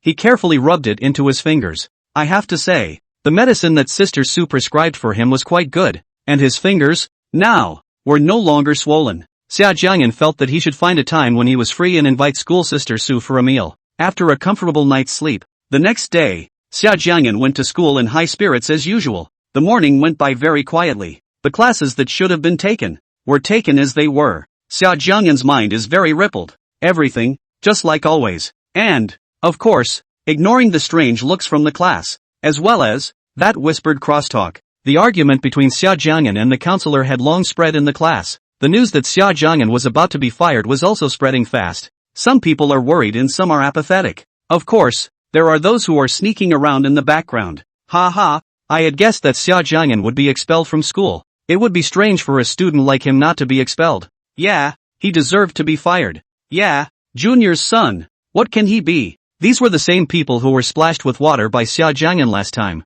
At this moment, Xia Jiang'an happened to pass by their side and heard the topic they were discussing. Xia Jiang'an became angry all of a sudden. His mother, who was his bottom line, was to be humiliated by no one. Shut the up. Xia Jiang'an stared coldly at the boy who had humiliated his mother. The boy shrank his neck in fear as he was glared at by Xia Jiang'an's icy gaze. At that moment, Zhang Bochuan, who was standing behind them, gave him a look. It's some kind of signal. Then he looked beside him again. There were 7 of them, while there were only 2 on Xia Jiang'an's side. The boys who were originally still afraid of Xia Jiang'an didn't know where they gained the courage from, and also glared ferociously at Xia Jiang'an. And, out of the corner of my eye, I said, "What's wrong? What's wrong with me saying that about your mom? Your mom was supposed to be a mistress. That's the truth, and I can't say it?" The boy was also suddenly arrogant and overbearing. Xia Jiang'an's gaze went completely cold, and the fingers hidden in his sleeves curled up. Those who were familiar with Xia Jiang'an understood that this action of his meant that he was truly and completely furious at this time.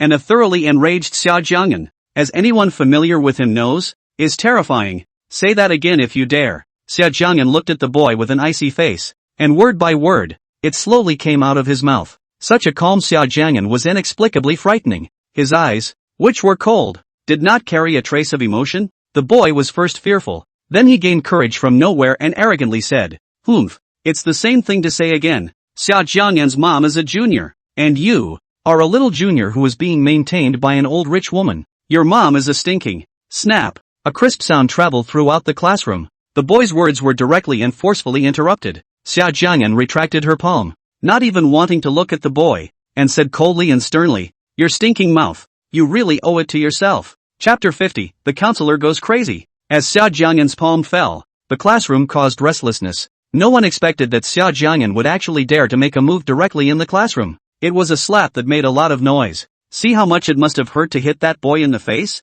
The students subconsciously looked at the beaten boy's face, white and tender. His cheeks were already swollen. On his face, there was a clear slap mark. You actually dare to hit me with your hands." The boy was slapped and took a few steps back, his voice choking. This slap from Xia Jiang'an knocked his entire body into a daze. "Who do you think you are? Why wouldn't I dare to hit you?" Xia Jiang'an asked rhetorically with a mocking face. "Since you dare to humiliate my mom, then, I dare to beat you up. I'm warning you, if you dare to say another word to humiliate my mom, then I will definitely slap you again." Xia Jiang'an took one step closer while the boy took one step backward. When the boy was about to retreat to the corner, that's when Lin Hongwen pushed him and gave the boy a look back. Struggles appeared in that boy's eyes. Then he gathered his courage and looked viciously at Xia Jiang'an. "Xia Jiang'an's mom is a mistress. Stinking. A third party who destroys other people's families. You're such a ing with that foul mouth of yours. You owe it to yourself." Snap. An unambiguous, clean slap,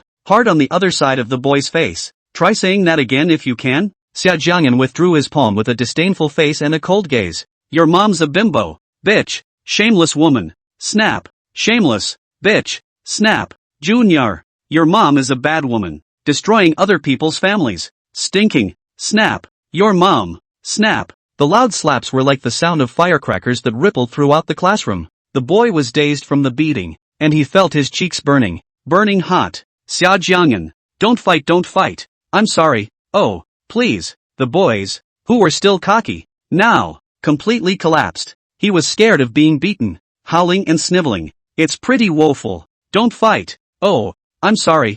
I really know I'm wrong. I won't dare to curse anymore. The boy didn't even dare to look at Xia Jiang'an, crying and begging for mercy. Some people are just guilty. You have to teach him a lesson to keep him honest. This time's lesson. I hope you remember it firmly. If you dare to do it again, I won't just slap you once or twice, Xia Jiang'an said indifferently. The boy kept nodding. Just then, suddenly, the counselor is here. It was not known who shouted, and at this moment, Xia Jiang'an's most loathed counselor appeared in the classroom. Teacher, Xia Jiang'an is bullying his male classmates. Teacher, Xia Jiang'an was just beating up his male classmates. Someone made the first move. The first move. Oh, teacher, Xia Jiang'an, he hit me. Look, it made my mouth bleed. Oh hoo, it hurts. Teacher, look at this face of mine. Xia Jiang'an is trying to beat me to death. The boy who was beaten cried out in pain the moment the counselor showed up. The crying was earth-shaking and miserable. The counselor looked at the boy's face, swollen like a pig's head, and grimaced, his gaze growing more and more sinister. Xia Jiang'an, you're really bold. Xia Jiang'an was fearless and looked straight at the counselor. They were the ones who provoked me first. The counselor, however, didn't want to hear any of his explanations. Xia Jiang'an, it seems you really lack discipline. I'll teach you well on behalf of your elders. The counselor looked like she wanted to eat someone. And it was scary. Bang! The crowd was just now lamenting how painful the face of the boy that Xia Jiang'an had hit must have been. But at this moment, they coincidentally felt that compared to this fist that smashed into Xia Jiang'an's chest, it's really small and short. The crowd subconsciously looked at Xia Jiang'an's chest. Sound of air sucked between the teeth, indicating hesitation or thinking over. The crowd sucked in their breath. Only a red and swollen mark appeared on Xia Jiang'an's chest. This counselor is hitting too hard. The moment Xia Jiang'an's chest was smashed with a punch, a sharp pain came over his chest and began to swell. It really hurts. No one had ever dared to punch him that hard since he was a kid. His mom didn't even hit him like that. So, what makes this person in front of you? Xia Jiang'an looked at the counselor coldly, and at this moment, Xia Jiang'an looked incredibly calm. He didn't cry out or even have any expression on his face. What? Are you unconvinced? Xia Jiang'an didn't say anything, still staring at him closely with a cold face. I am kindly disciplining you for your elders. The counselor finished speaking, but moved her gaze away, not daring to look into Xia Jiang'an's eyes. The air seemed to freeze, dull and suffocating, making it impossible to breathe. That's when another person appeared in this classroom. Excuse me, is Mr. Xia Jiang'an here? Your parents are here and are now waiting for you in the principal's office.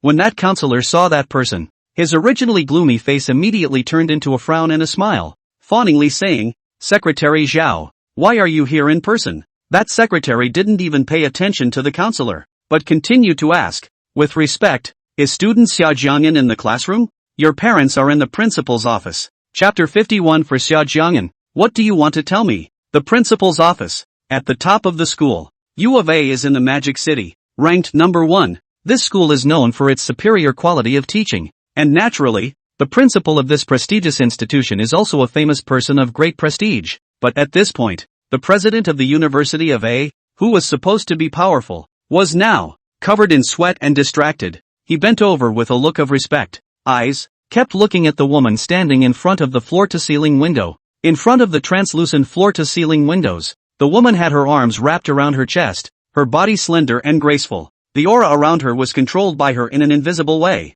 This woman is Qin Yuwan. It's been so long, why hasn't anyone arrived yet? Qin Yuwan opened her mouth, in a low and icy voice. It was obviously just a simple sentence, but it made the president of University A sweat like an abyss. Ms. Qin, Secretary Zhao has already gone to call and should be here soon. After saying that, Principal A sneaked a glance at the office door, wondering in his heart, why hasn't the person come yet? If this pisses off Miss Qin, who can bear the consequences? Aha! Qin Yuwan nodded, signaling that she knew. Seeing that Qin Yuwan didn't get angry, the president of University A finally breathed a sigh of relief. How is Xia Jiang'an's usual academic performance? After a while, Qin Yuwan spoke again. Qin Yuwan's question caused the heart of the principal of University A, who had just relaxed, to become tense and uneasy all of a sudden. Ms. Qin, I'm not quite sure. As a university president, although not too busy, but also has a lot of work. Naturally, it is impossible to be clear about the learning situation of every student. Hearing this reply, Qin Yuwan frowned, obviously not too satisfied with this answer. It was just a subtle gesture, but it put the president of U of A in an abyss. Call all of Xia Jiang'an's classroom teachers here. I want to understand the situation. Qin Yuwan sat down and after pondering for a moment, she said, since she was making a trip to the school, she still needed to know what the little one was learning in school. Fine. Chancellor A wiped his sweat and hurriedly ordered it down. Then he peeked out the door again. Why hasn't this secretary Cho brought the man? A minute later, as the president of University A felt like he was going to choke to death, there was finally a knock on the office door. The principal of University A had a look of joy on his face. Ms. Qin, someone's here. Then gleefully go to the door. As soon as he opened the door, a face appeared in front of him. Headmaster, I have something to tell you. The person who spoke was none other than the counselor who had just given Xia Jiang'an a punch in the face. Secretary Zhao suddenly appeared in the classroom just now, saying that Xia Jiang'an's parents were here and wanted to take him to the principal's office. The counselor thought to herself that the principal must have known about this student's maintenance. That's why the principal had to personally approach this student for questioning. So he followed. Behind him, followed by a bunch of people, all students who were there earlier. The boy who had been slapped by Xia Jiang'an for humiliating his mother was standing beside the counselor, his eyes filled with tears and still crying. Xia Jiang'an and He Ting, on the other hand, walked at the very back without saying a word. The white chest was red and swollen. Principal, I have something to tell you. There's a student in our art department named Xia Jiang'an who has a corrupt character and loves vanity. He has no respect for his elders. He was being maintained, and when a student said something about him, he actually went straight for the jugular. A student like this, I think he should be expelled. To get this kind of tumor out of the school. As soon as he entered the office, the counselor crackled a bunch of words before the principal of University A even opened his mouth. All of them were accusing Xia Jiang'an's words. Principal, where are Xia Jiang'an's parents? To be able to discipline such scum means that his parents must not be any good either. What are his parents doing all day long? How can they teach such scum? I'm going to talk about this in front of his parents. The bright and spacious office is full of counselors talking. Hear the noise. Qin Yuan's willow brows furrowed in displeasure as she turned around. Her eyes were like a sharp sword, piercing straight through the heart as she looked at the counselor. An ice-cold voice slowly sounded. For Xia Jiang'an, what do you want to say to me? Chapter 52. This. Who the hell did this? Qin Yuan's icy gaze looked at that counselor. Her gaze was clearly not fierce, but it made that counselor's face turn pale and tremble. This look, chilling and completely devoid of any hint of emotion, inexplicably gut-wrenching. The original rich expression of that counselor's face stiffened the moment she saw Qin Yuan. Say, what do you have to say to me about Xia Jiang'an? Qin Yuan's face was as frosty as she stepped forward, her tone icy cold. She had clearly just taken an unusual step forward, but it was as if she was carrying a thunderous thunderclap that struck fear into the heart. That counselor opened his mouth, but was half speechless. Instinctively, he trembled and stepped back. I told you to talk. Not getting the reply she wanted, Qin Yuan frowned and walked forward again. The tone was aggravated and tinged with resentment. Qin Yuan just walked forward normally, but that counselor was so scared by the aura on her body that her spine went cold and she backed up. His voice trembled in the air and he was shaking, obviously terrified. Puff! As that counselor stepped backward, he was so shocked that his whole body was weak and dizzy, and he fell to the ground all of a sudden. This counselor was a big, fat guy with a fat body, and he rolled down to the ground like a big round ball. Very funny and laughable. Seeing the counselor in this manner, Qin Yuan paused, somewhat irritated. Xia Jiang'an, come here. What are you doing over there? Qin Yuan walked to the door, no longer bothering with the counselor, and with just one glance, she spotted Xia Jiang'an in a group of people. The tone, as usual, was overbearing. Everyone's eyes, one after another, looked at Xia Jiang'an, who was standing at the back. What's this fairy-looking woman's relationship to him? Could it be that this is the person who maintains him? Those boys who had once humiliated Xia Jiang'an began to worry. This woman, she was simply perfect in appearance, beautiful as a work of art, and breathtaking to behold. That powerful aura made it impossible to look directly at him. Even the principal stood beside her with respect, not daring to slack off in the slightest. Anyone could guess that this person had a noble status and was a true superior. If it was really this woman who maintained Xia Jiang'an, then if Xia Jiang'an explained everything to her, what will happen to them? Then, is bound to be unthinkable. Sensing everyone's attention, Xia Jiang'an did not change his face and slowly walked over. However, if someone was careful, they would definitely find that Xia Jiang'an's clear eyes hid some slight resentment. Humph, badass Qin Yuan, in front of so many people, can't you speak more politely? It has to be in a commanding tone. Although he was a bit angry in his heart, Xia Jiang'an still walked over honestly, then, obediently called out, "Little aunt." Xia Jiang'an seems to be well behaved and understanding. To outsiders, They could only be aunt and nephew. Aha! Qin Yuwan was quite satisfied with Xia Jiang'an's performance and nodded. Xia Jiang'an called out little auntie. It reached the ears of the crowd, which had a wide range of expressions on their faces. This woman is actually Xia Jiang'an's sister-in-law? Xia Jiang'an actually has such an aunt? Then the boys who had humiliated Xia Jiang'an began to feel fear. The counselor, who was limp on the ground, originally wanted to stand up, but when he heard Xia Jiang'an call out, "Little aunt," he was instantly gripped by despair. All hope dashed. Xia Jiang'an walked to Qin Yuan's side, and Qin Yuan's eyes looked to him. Cold. The temperature in the office seemed to plummet. Cold. Desperate. Scared. Suffocation. All because of this woman. Raising his hand, he pointed to the clear red mark on Xia Jiang'an's chest. This? Who the hell did this? Qin Yuan's beautiful eyes narrowed slightly as she slowly said. There was endless danger in the icy voice. Chapter 53, Badass Qin Yuwan. What does she want? In the office, the atmosphere became very depressing and suffocating because of Qin Yuwan's question. Even breathing, it became difficult.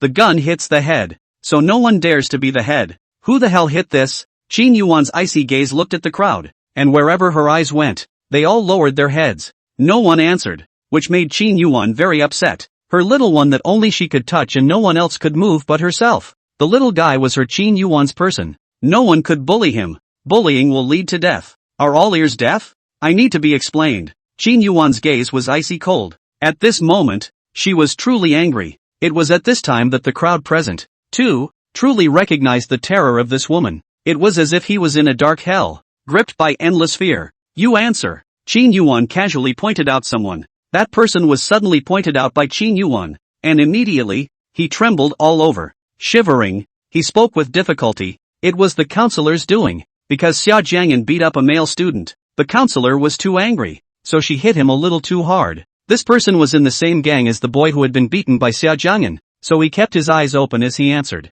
His words were, seemingly, a statement of fact. However, in a way, his words are somewhat evasive. After hearing what the boy said, Qin Yuan's willow brows slightly knit. Looking up, sure enough, there was indeed a boy in the crowd who had been beaten up. Things, by now, have come to a head. Was it really you who hit the person first? Qin Yuan's eyes looked towards Xia Jiang'an. Feeling Qin Yuan's questioning eyes, Xia Jiang'an was undaunted and nodded heavily, firmly returning. That's right, I'm the one who hit this man. Hearing his reply, Qin Yuan's willow eyebrows slightly raised, somewhat puzzled by his response. Why the beating? Because he owes a beating. This time, Xia Jiang'an didn't even think about it and answered decisively. Daring to humiliate his mother would have owed him a beating. Super underpowered. At the scene, only Xia Jiang'an dared to speak to Qin Yuwan in such a tone. Xia Jiang'an's rigid attitude caused Qin Yuwan to raise an eyebrow. She doesn't like people who bully. She didn't want the little one to be like that. If the little guy did have this flaw,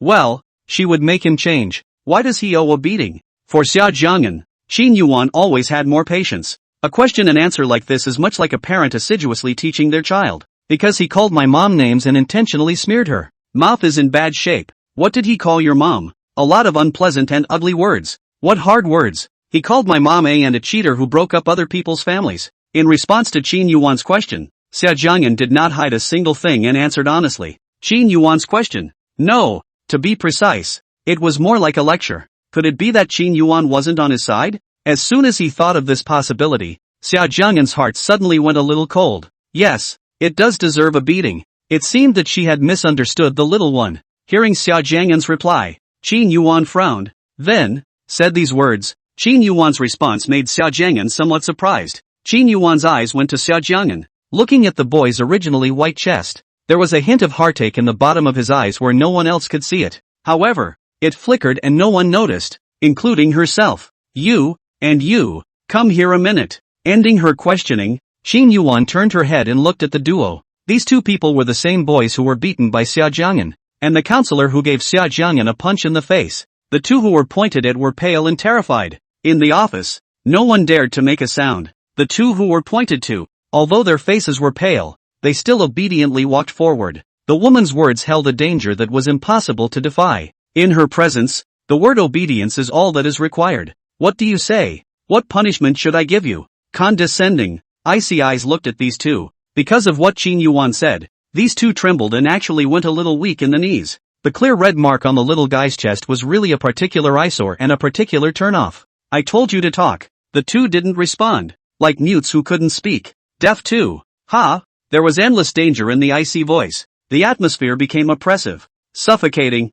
Puff. These two were unexpectedly frightened, and directly knelt down on the cold ground. Seeing the actions of these two, Qin Yuwan showed mockery on her face and took a few steps back. Men, drag me down. Qin Yuwan naturally did not need to do it herself. These two were not worthy of letting her do it herself. With Qin Yuan's order, the bodyguard standing outside the door walked into the office. Two men came, stocky and effortless, and dragged the counselor and the boy down. Wait! Suddenly, Xia Jiang'an, who hadn't said anything, spoke. The eyes of the crowd went to him, wondering what he was going to do. Qin Yuan's eyes, too, looked at him with doubts and questions. Auntie, this man just gave me some gifts. I want to return them. Xia Jiang'an raised his hand and pointed at the counselor. Qin Yuwan nodded her head, indicating that she knew. You can do it if you want to. Xia Jiang'an walked over to the counselor, who was being dragged by the bodyguard like a dead pig. Xia Jiang'an looked at the counselor coldly. Being stared at by Xia Jiang'an's icy gaze,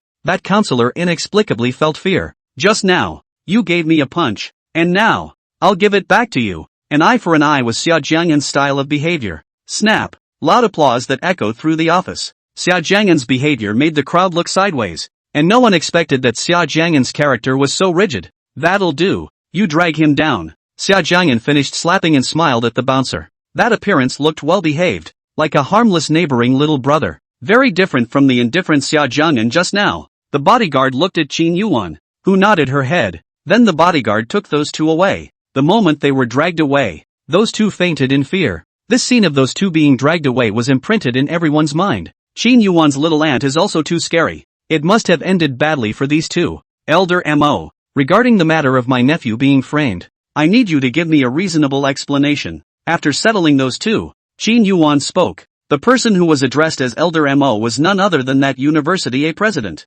His face was pale as he nodded. Miss Qin, leave this to me. I will definitely give you an explanation. Just rest assured. Good. Qin Yuwan nodded her head. After dealing with this, Qin Yuwan spoke again. I need to stay in a quiet place. Once Qin Yuwan spoke, the crowd naturally didn't dare to continue staying. At once, he left the office at a speed as fast as he could. In the spacious office, only Qin Yuwan and Xia Jiang'an were left behind at this time. After a short time, there was a knock on the door of the room. Come in. The visitor was Qin Yuwan's personal bodyguard, and she brought a bottle of ointment. Handing over the ointment to Qin Yuwan, the bodyguard turned around and left in a sensible manner. When the bodyguard left, in the office, only Xia Jiang'an and Qin Yuwan were left again. Sharing a room with Qin Yuwan, Xia Jiang'an felt uncomfortable all over. Stay close to me. It's not like I'm going to eat you. Xia Jiang'an stood outside the desk, separated from Qin Yuwan by a distance. Hearing what Qin Yuwan said, Xia Jiang'an frowned.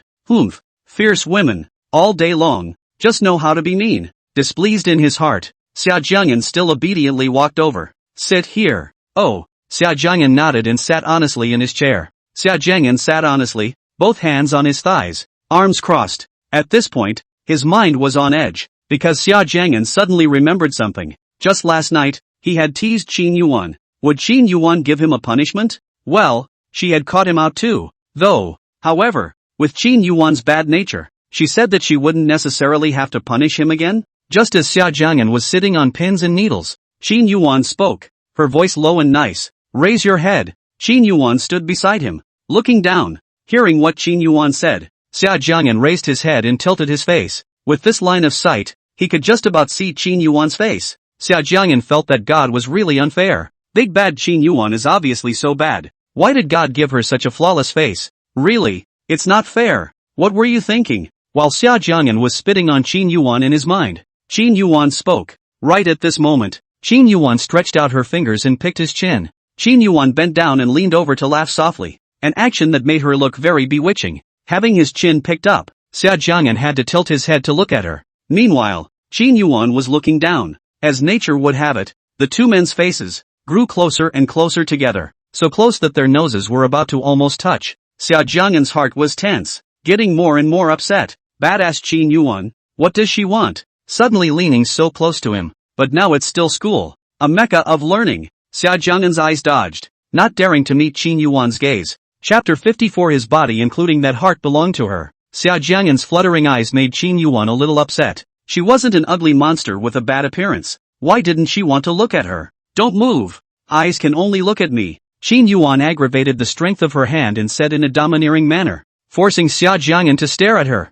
Badass Qin Yuwan. Stinking woman. It hurts my jaw. Xia Jiang'an protested silently. What's up? Any comments? Qin Yuwan asked as she saw the dissatisfaction in his eyes. No. Even if it did, he didn't want to talk about it. He wasn't an idiot who dared to say he was dissatisfied in front of Qin Yuwan. After saying that, Xia Jiang'an stopped talking. He didn't dare to look directly into Qin Yuwan's eyes. However, Qin Yuwan didn't allow him to move around, so he had no choice but to close his eyes. Thinking this way, Xia Jiang'an closed his eyes tightly. However, Xia Jiang'an's eyes hadn't been closed for 3 seconds before Qin Yuwan's nice voice entered his ears. Open your eyes for me. Who agreed to you closing your eyes? Qin Yuwan's words were overbearing and forceful. This is my body. The eyes are on my face. Whether I want to open or close it is my business. What's it to you? Xia Jiang'an spat inwardly. This time, he chose to harden up a bit and squeezed his eyes shut. Looking at the little guy's stubborn face, Qin Yuwan knitted her willow brows. Are you not understanding me? I told you to open your eyes. I just don't listen. I don't listen. Xia Jiang'an just wouldn't open his eyes. Seeing this attitude of Xia Jiang'an, this time, Qin Yuwan's face slightly changed and darkened, and her tone carried an icy coldness. Very well. That's a bit seductive to hear. Xia Jiang'an, who had tightly closed his eyes, inexplicably had an ominous feeling. The foreboding was especially strong with his eyes closed and the world in darkness. The eyelashes were thick, like a fan, and constantly fluttered. The office was silent. It was so quiet that you could clearly hear each other's breathing, and the beating of their hearts. In the darkness, Xia Jiang'an felt that Qin Yuwan's gentle breathing was getting closer and closer to him, getting closer and closer, close enough that, if he opened his eyes, he could see her eyes. The nervousness within Xia Jiang'an grew more and more intense. Qin Yuwan, what does she want? In the midst of his thoughts, Xia Jiang'an suddenly felt that his eyelids were a little cold, a little watery, with a sweet scent, like something had touched it. Xia Jiang'an slowly opened his eyes, and then, his face was all red. He realized that Qin Yuwan was actually kissing his eyes. Don't! This is the principal's office. How can Qin Yuwan be like this? It's too much. Xia Jiang'an was angry and shy. When Qin Yuwan saw Xia Jiang'an's eyes open, she revealed a rare bright smile. What's wrong? Finally willing to open your eyes? Qin Yuwan's smile was so hateful in Xia Jiang'an's eyes. Hearing what Qin Yuwan said, Xia Jiang'an was a bit irritated. Just because he kept his eyes shut tightly, that's what she had to do. To get him to open them? This woman is so sick. Of course, Xia Jiang'an only dared to secretly spit in his heart. His face was red and he didn't say anything. When Qin Yuwan saw his appearance, she inexplicably felt quite cute and her mood improved. The whole person, too, was not so cold. Be honest and don't move. After a small punishment, Xia Jiang'an stopped being stubborn, which satisfied Qin Yuwan. She picked up a bottle of ointment, squeezed some out and dropped it onto her fingertips. Then she bent over and bent her head down. Their faces were close together, and her warm breath sprayed on his face. Inexplicably, the face began to roll. White fingers, gently tracing his skin with the fresh scent of ointment. Qin Yuwan's face was stunningly beautiful and her gaze was seriously gentle. Xia Jiang'an's face was very red and somewhat shy. This is a beautiful image, but a bit difficult for the people involved. Badass Qin Yuwan, why does it take so long to get a pill? And is there a need to be so close to him? Men and women don't get married. Okay. Finally, 2 minutes later, Qin Yuwan put the ointment on Xia Jiang'an. Just when Xia Jiang'an felt that it was finally over, Qin Yuwan didn't want to let him go. Xia Jiang'an, your face, why is it so red? Qin Yuwan leaned very close, so close that, if Xia Jiang'an moved his body, he would touch her. Qin Yuwan smiled a bewitching smile with a unique charm. What a knowing question. Xia Jiang'an tensed his face, not wanting to answer, not hearing the desired answer. Qin Yuwan didn't get angry. Qin Yuwan let out a silvery laughter and looked at the boy's blushing face. Then, suddenly, she moved down a little distance. Xia Jiang'an subconsciously tried to struggle away. However, his struggles were useless in front of Qin Yuwan. Before Xia Jiang'an was about to pass out from lack of oxygen, Qin Yuwan finally ended her movements. Qin Yuwan, what are you doing? This is the principal's office. Finally able to get some air, Xia Jiang'an charged in exasperation. However, Qin Yuwan's response made Xia Jiang'an even more infuriated. Qin Yuwan smiled an evil smile and returned. I kissed it when I wanted to. Do I still need a reason? He's her man. His body including that heart belonged to her. Chapter 55. Why did Qin Yuwan let him go to her room? In the office, Xia Jiang'an stared at Qin Yuwan with wide eyes. He actually couldn't find a reason to refute it. Well, even if he found it, Qin Yuwan wouldn't listen to him. After ending the kiss, Qin Yuwan got up and stood up, her beautiful eyes looking at Xia Jiang'an. Seeing Xia Jiang'an's unhappy face, she frowned and asked coldly, "What's wrong? Being kissed by me and still not happy?" "Of course I'm not happy. How can I be happy when you're such a bad kisser? That can't even be called a kiss. It's clearly a nibble, a bite." In his heart, he was clearly spitting continuously, but when he saw Qin Yuan's icy gaze, Xia Jiang'an was startled for a moment, then returned. "No." He almost wanted to say it. "What a thrill." "Not what?" Qin Yuan pursued. "It's not over yet." Xia Jiang'an was exasperated. Seeing the coldness on Qin Yuan's face, Xia Jiang'an of course did not dare to express his dissatisfaction. He smiled, then replied, "I'm glad, happy. Hold out your hand for me to see." Xia Jiang'an's answer satisfied Qin Yuan quite a bit and let him off the hook. "Good." Xia Jiang'an honestly extended his hand. "What happened to the finger? Didn't I tell you I wanted to see your fingers back to normal when I came back to see you?" Seeing Xia Jiang'an's swollen fingers, Qin Yuan frowned her willow brows, her face icy cold. Xia Jiang'an was startled by the aura on her body and hurriedly replied, "Originally, my finger was already healed, but today I hit someone and it swelled up again." Hearing Xia Jiang'an's reply, Qin Yuan's face turned even colder. "You're kinda tough, aren't you?" Qin Yuan's clear and cold tone paused, causing people to tense up. "It's over." Qin Yuan couldn't have thought it was bad for him to hit someone, so she punished him, right? Xia Jiang'an tensed up, feeling the temperature around him plummet. "Next time, if you're in this situation again, no stupid hitting with your hands. Get a weapon. His face is not as important as your hands. Got it?" Qin Yuan told him with a serious, solemn face. Xia Jiang'an, who was originally a bit nervous, heard what Qin Yuan said, and his entire body was dumbfounded. Wait, Qin Yuan didn't seem to have any intention of punishing him, much less lecturing him. He had a feeling that Qin Yuan this seemed like she was teaching him how to hit people, right? However, it was also a bit unlike it, because Qin Yuan looked too serious and her gaze was cold. "Okay, I'll keep that in mind." Xia Jiang'an nodded. In the next few moments, Qin Yuan had a conversation with Xia Jiang'an's classroom teacher. After concluding the talks, Qin Yuan left the school under the respectful escort of the principal and teachers of the University of A, because he still had classes to attend in the afternoon. Xia Jiang'an didn't leave with Qin Yuan. The moment Xia Jiang'an walked into the classroom, the class looked at him differently than before. A classmate who used to have an average relationship actually took the initiative to come over and get close to him. "Shaoan, that woman just now, is she really your sister-in-law? She looks too young." The classmate who spoke was the school bully of their school, usually very high and mighty. "Aha." Xia Jiang'an replied perfunctorily. He couldn't be bothered to talk to him. Seeing that Xia Jiang'an's attitude was indifferent, that schoolboy lost interest and had to leave. However, his eyes lit up when he thought of Qin Yuan's looks. After the afternoon class, Xia Jiang'an and He Ting walked out of the school together. At the school gate, Xia Jiang'an separated from He Ting. Just a short distance away, Lin Hongwen and a boy coldly looked at Xia Jiang'an's back. "Brother Lin, are we just going to let Xia Jiang'an off the hook?" "Of course not." Lin Hongwen stared fiercely at Xia Jiang'an's figure, his eyes revealing a resentful, ferocious light. "But his aunt doesn't look like an ordinary person. His aunt should just be a rich person. Lung is in the road. Rich people, even if they are very rich, they can't possibly fight the people in the road." When he thought of the woman who appeared at noon today, Lin Hongwen's heart went a little cold and inexplicably felt fear. But his monstrous hatred for Xia Jiang'an overshadowed this fear. Xia Jiang'an, who was waiting for the bus at the bus stop, inexplicably felt a chill down his spine. He always felt like someone was staring at him from behind. Yet he twisted his head to look over and didn't notice anything unusual. Back at the Qin residence, Qin Yuwan hadn't returned yet. After dinner, around 8 o'clock, Xia Jiang'an, who was watching a TV series, heard a commotion. "Qin Yuwan is back. Would you like to have dinner, miss?" "No need," Qin Yuwan replied as she headed upstairs. During this period, she didn't even look at Xia Jiang'an and was very cold. When it was almost 11:30 at night, Xia Jiang'an washed up and went to bed. As he was about to fall asleep, his cell phone beeped. "I'll go." "Who is it? How dare you affect my sleep?"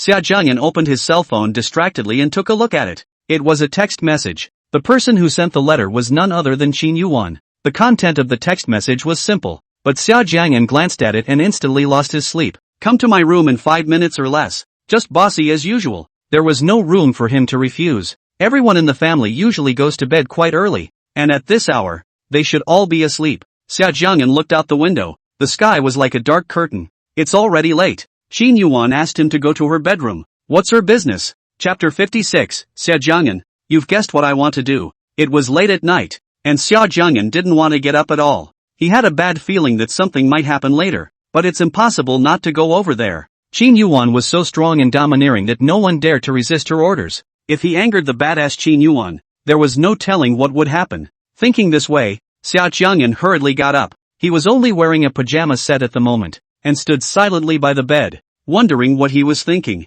After 3 seconds had passed, he looked like he had thought of something good, and a wicked smile appeared on his handsome face. He walked over to the closet and picked out what he was going to wear. Wearing himself inside and out, several times, he ended up rounding out the whole thing. Well, perfect. Seeing his fully armed self, Xia Jiang'an nodded his head triumphantly. The simple Xia Jiang'an thought that this look would put him in a safe position. Gently opening the door to his room a crack, he poked his head out and peered carefully out into the hallway. After ensuring that no one was there, Xia Jiang'an then stepped out of the room with peace of mind. Xia Jiang'an felt like a thief at this moment, walking softly, not daring to make a sound, and being careful the whole time. He was afraid that he would make a commotion and wake up the family. If someone found out that he went to Qin Yuwan's room so late at night, that would be a big deal. Walking to Qin Yuwan's bedroom door, Xia Jiang'an stood outside the door with some hesitation. One step forward. Is it hell or heaven? Dong Dong, cheerleading mascot of 2008 Beijing Olympics. Xia Jiang'an gently knocked on the door of the room.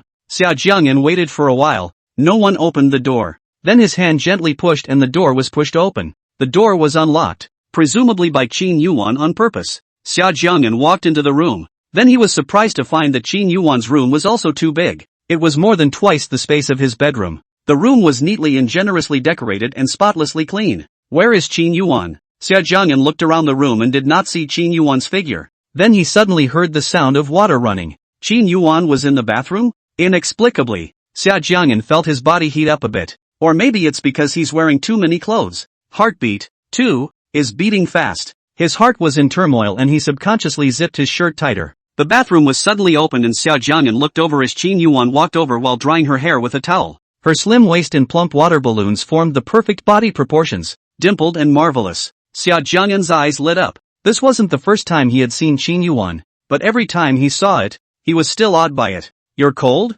Qin Yuwan rubbed her long hair and asked coldly as she passed by Xia Jiang'an. Didn't take the fact that he didn't have any clothes on him, at all, to heart. Xia Jiang'an swallowed and quickly returned. Aha, I'm cold. Qin Yuwan glanced at him and didn't say anything. When she had dried her hair, she walked over to Xia Jiang'an and sat down. Sit down. There's nothing to stand for. Qin Yuwan looked at Xia Jiang'an who was standing stupidly and couldn't help but open her mouth. Good. Xia Jiang'an nodded and sat down. Then, he asked, Qin Yuwan, it's already very late. Do you have something to look for me? Qin Yuwan kept her gaze fixed on him for a long time, but did not answer. Being looked at by Qin Yuwan like this, Xia Jiang'an felt even more flustered in his heart and felt very uncomfortable. Finally, when Xia Jiang'an was about to die of nervousness, Qin Yuwan finally spoke. Guess? Qin Yuwan didn't answer the question directly, choosing instead to ask a rhetorical question. Ha, I can't guess. Xia Jiang'an decided to feign confusion. You really can't guess? Qin Yuwan dragged her trailing voice long, and the atmosphere was suddenly ambiguous and charming. Well, guess not. Xia Jiang'an's face was a little hot. His eyes were evasive, not daring to meet Qin Yuwan's straight eyes. What could he know as an innocent schoolboy? Obviously it was the middle of winter, so why did he feel like he was dying of heat? Is it, really, because he's wearing too many outfits? Just as Xia Jiang'an was thinking about it, Qin Yuwan moved closer to him, her hand caressing his face. Voice low, Xia Jiang'an, I know, you guessed what I want to do. As soon as she heard what Qin Yuwan said, Xia Jiang'an instantly froze, her cheeks coloring red. Qin Yuwan is really bad. Too bad, right? Anymore, there's a difference between men and women. Xia Jiang'an, do you know your current status? Qin Yuwan picked his chin and asked in a strong and domineering manner. What he is her man. Xia Jiang'an opened his mouth and froze, unable to speak. Oh, my god. This is too embarrassing. Do it now. Take off all the extra clothes on your body. Qin Yuwan got up and said domineeringly. The tone was like a command, strong and domineering, giving him no room to refuse. Xia Jiang'an shrunk his neck and didn't make a move. His behavior, when seen in Qin Yuwan's eyes, made her a little displeased. Are you deaf? The tone was low and the temperature of the room plummeted. Humph. I'll do it if you tell me to. I won't take it off. Xia Jiang'an's stubbornness also came up. Even though he had already agreed to be Qin Yuan's man, it was up to him in this regard. However, Xia Jiang'an's resistance, in Qin Yuan's eyes, was like a child playing with her temper. Okay, if you don't take it off, I'll do it for you. The domineering words had just finished when Qin Yuan pounced on him. Qin Yuan gagged him so that he couldn't speak. At the same time, his hands, too, were grabbed by Qin Yuan. Couldn't move at all. In his ears was the sound of Qin Yuan's warm breath. It wasn't long before Xia Jiang'an felt that several pieces of clothing were missing from his body. Megamind. Little one, don't move.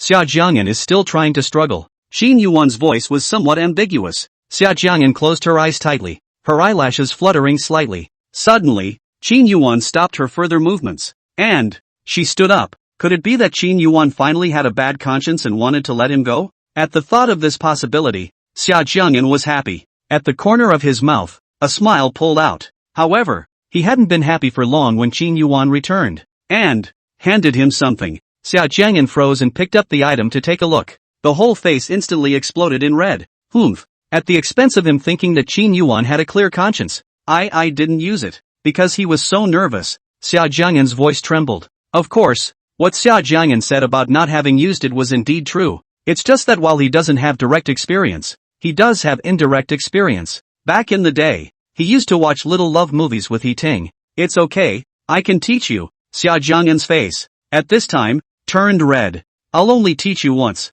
Next time you're on your own. Xia Jiang'an's cheeks were flushed and she didn't know how to respond. Good. Looking out the window, the moonlight is like a picture, intertwined beautifully in the late-night painting. Chapter 57, Who is the Manipulator? Early the next morning, when Xia Jiang'an got up, he realized that there was no one beside him. He had a vague feeling that Qin Yuan woke up at 6 in the morning. Not having to face Qin Yuan, Xia Jiang'an was in a pretty good mood. He rubbed his back helplessly with a sad look on his face. How long will this good life go on? How come badass Qin Yuan's freshness for him hasn't worn off yet? After washing up, Xia Jiang'an went downstairs to eat. Xia Jiang'an carefully observed his mother's expression while eating his breakfast. Fortunately, he didn't find anything unusual about his mother. Last night, Xia Jiang'an tried very hard not to make a sound. Xia Jiang'an's lack of cooperation annoyed Qin Yuan. Xia Jiang'an's stubborn resistance made Qin Yuan a little angry, so it got more intense. After breakfast, Xia Jiang'an went to school, quite by chance. At the entrance of the school,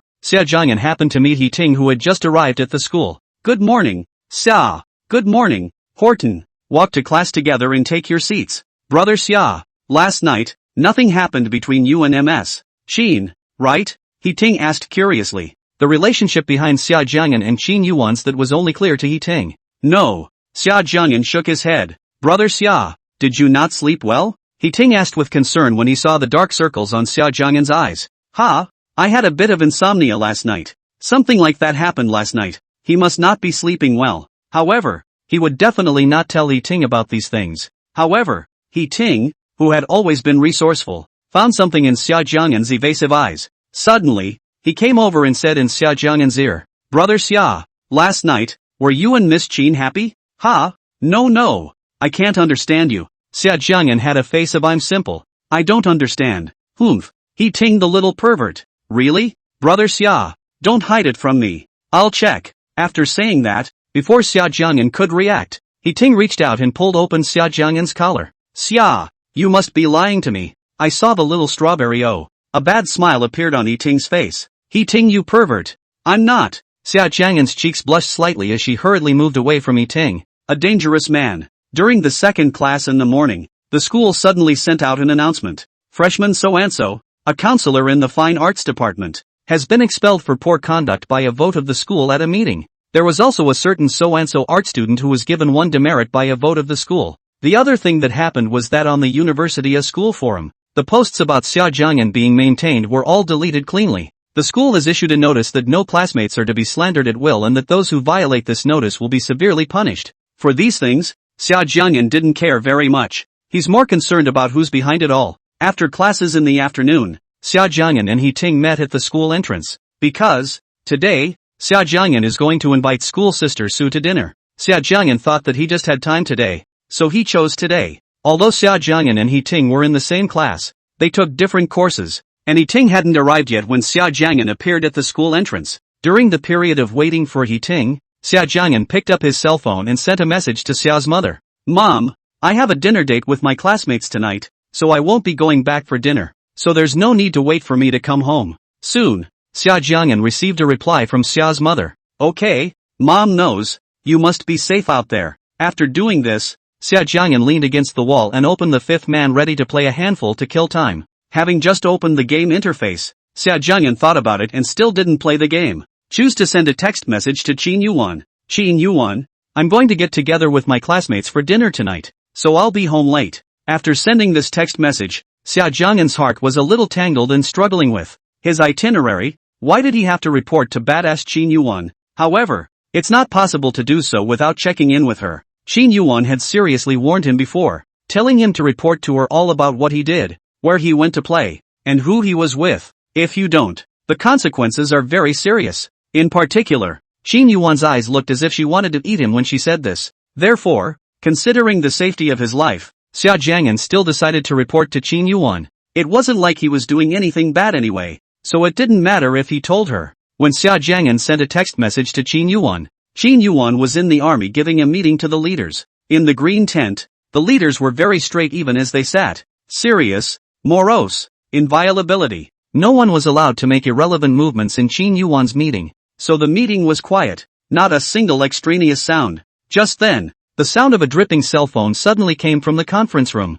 The voice was obviously not loud, but it seemed a little loud in the quiet. People looked at each other and subconsciously checked their cell phones on their bodies. However, the cell phone sound was not coming from these people in the meeting, but from right in front of the conference table. Right in front of the conference table. This position, the person sitting was none other than Qin Yuwan, who was in military uniform. People's eyes widened, their eyes revealing surprise. You should know that Miss Qin was not only strict with others in the military, but even more so with herself. Twice as strict with others, and with herself, several times more so. This was also the reason why Qin Yuwan was famous in the army. Because of this, that's why people were so surprised when Qin Yuwan's cell phone made a sound. They believed that Ms. Qin should have just forgotten to turn off her cell phone. However, when Qin Yuwan opened the screen of her cell phone expressionlessly, they completely froze. Who would have thought that Miss Qin would be playing with her cell phone in the conference room? This, never before. Edit the message and send the SMS. Qin Yuwan put away her phone and looked at a certain subordinate who was analyzing the tactics without changing her face.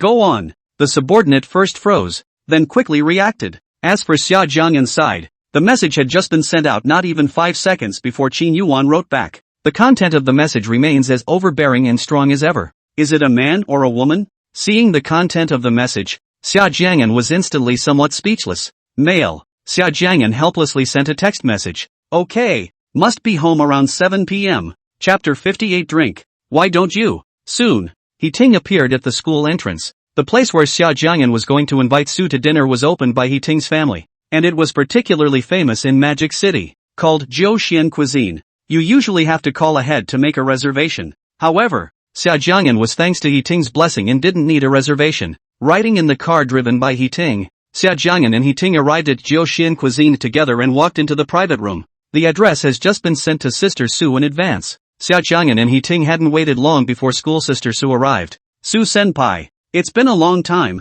Su Senpai. Little Anne. Horton. Indeed, we haven't seen each other for a long time. Su Shuelua wore a long dress with a gentle temperament, exuding a light, bookish air. What do you want to eat? Schoolmarm, you can order for yourself. Xia Jiang'an handed the menu to Su Shuelua, his body leaning back in the chair, his tone casual. Su Shuelua took the menu and didn't order immediately, but looked at Xia Jiang'an's hand and asked with concern. Little is your hand okay now? Did you put medicine on it on time? My hand is already healed, thanks to the medicine prescribed by Senior Sister. Senior Sister, your medical skills are amazing, Xia Jiang'an said bluntly. Though looking like a punk. Su Shuelua covered her mouth and laughed lightly. Having become accustomed to Xia Jiang'an's behavior, she knew that Xia Jiang'an was a very special boy, more straightforward and generous than the average boy. He's like a real man. There was a special charm about him like that. During the meal, Xia Jiang'an was responsible for enlivening the atmosphere of the scene with humor,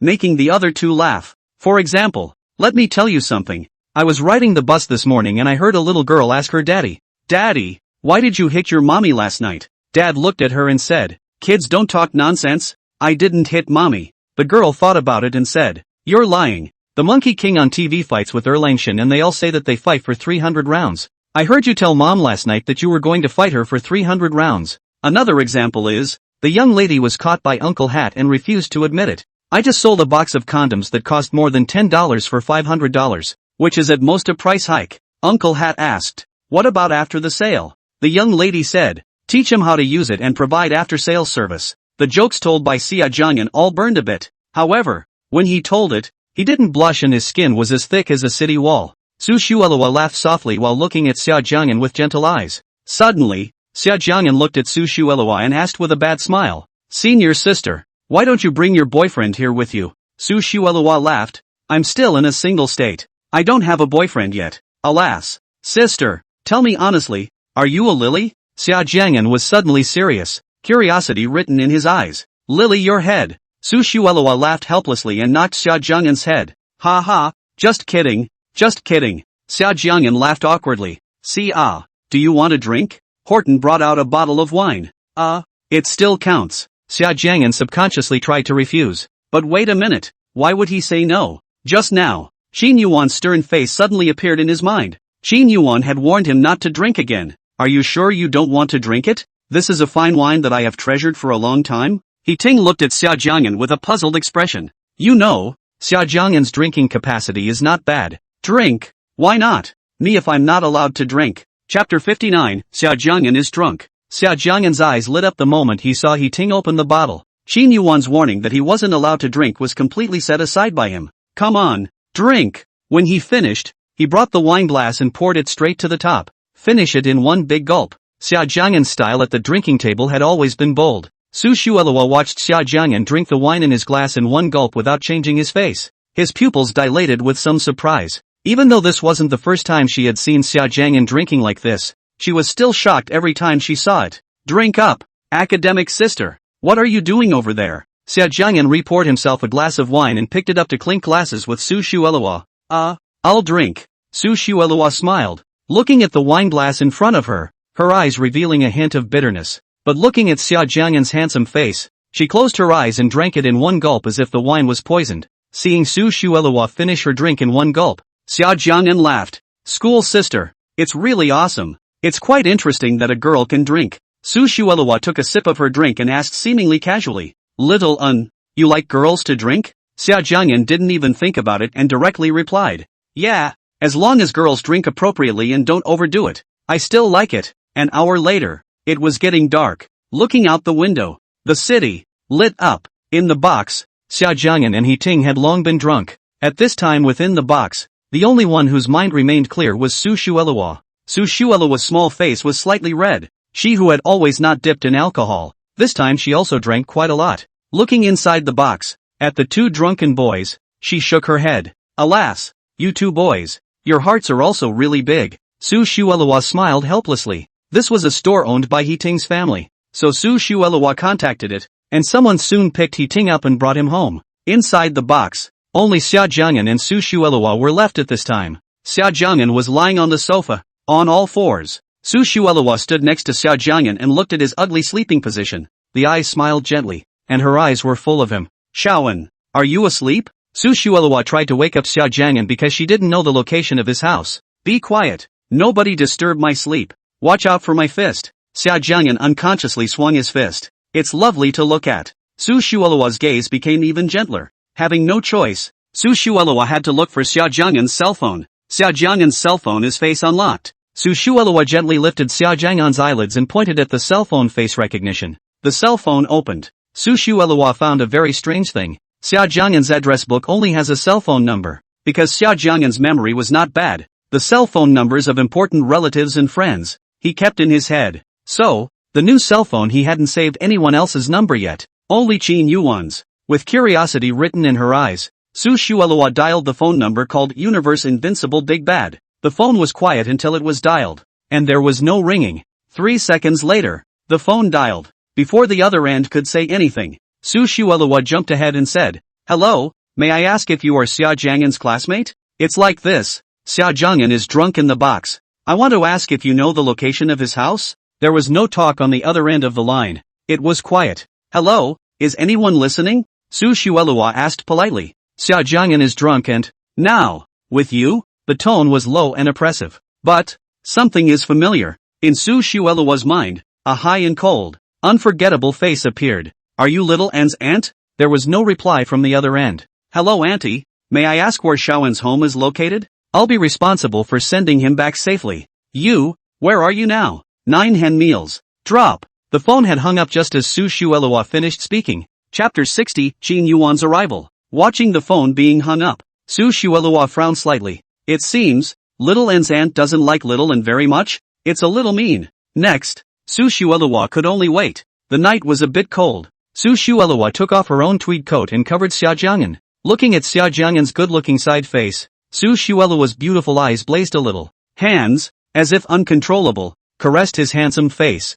His face, as she had imagined, was white and soft. Looking at that handsome face, Su Shuelua's heart beat a little fast. She wanted to kiss his forehead. For some reason, it was just a simple desire to kiss. Thinking this way, Su Shuelua leaned over and lowered her head. Red lips began to move closer to his forehead. Suddenly, just as Su Shuelua was about to kiss her forehead, she stopped. Then, as if startled, he quickly got up and took a few steps back. She slapped her head violently. Su Shuelua, how could you do such a thing? The tap woke her up. The boy she likes. She's going to get it fair and square. Sneaking around was not her style of doing things. Retracing his steps to Xia Jiang'an's side. Xian, I'm sorry. She was apologizing in a whisper. Even though she didn't really do that, she still felt like she was doing wrong. Because, in itself, it was wrong for her to have such thoughts. Next, Su Shuelua waited quietly and made no other movements. 20 minutes later, outside the door of the box, there was the sound of hurried footsteps. Hearing the commotion, Su Shuelua stood up and prepared to open the door. Before she could reach the door, however, it was opened. Miss Qin, please come inside. The staff respectfully opened the door of the box. Embraced by the crowd, Qin Yuwan walked into the box, cold as ice, with a cold aura. Walking into the box, Qin Yuan's icy gaze swept around the box. Then, Xia Jiang'an was found drunk on the sofa. Her gaze was as cold as a glacier. Upon seeing that in this box, there were actually only 2 people, Xia Jiang'an and Su Shuelua. Her gaze got colder. The sharp gaze was tinged with anger. It's good. It's very good. How dare the little guy deceive himself? Her gaze fell on Su Shuelua with a strong sense of oppression. Being stared at so closely, Su Shuelua's palms were sweaty and she was a little nervous. The last time she met, she became curious about Xia Jiang'an's little aunt, and when she went back to check on the internet, she learned her identity. Miss Qin of the Summer Kingdom, with her power, could be said to have one hand in the Summer Kingdom. Even though her family was prominent and noble, Su Shuelua was still a bit nervous when facing such a person, simply because the other side is so powerful. Her family background was nothing compared to this woman. Ms. Qin. Su Shuelua stabilized her mind and took the initiative to speak. Aha. Qin Yuwan nodded her head expressionlessly, without any emotions. You can go. Qin Yuwan crossed over Su Shuelua and walked over to Xia Jiang'an, no longer bothering with Su Shuelua. Su Shuelua's eyes stopped on Xia Jiang'an for a few seconds before she said, Ms. Qin, then I'll leave first. After saying that, Su Shuelua took a step and was about to leave. Wait a minute. Su Shuelua had just walked to the entrance of the box, and behind her, came Qin Yuan's icy voice. Su Shuelua turned around and turned back in disbelief. Take your blouse with you. The top that was originally covering Xia Jiang'an's body was taken up. Looking at the clothes Qin Yuwan handed over, Su Shuelua moved her mouth to say something,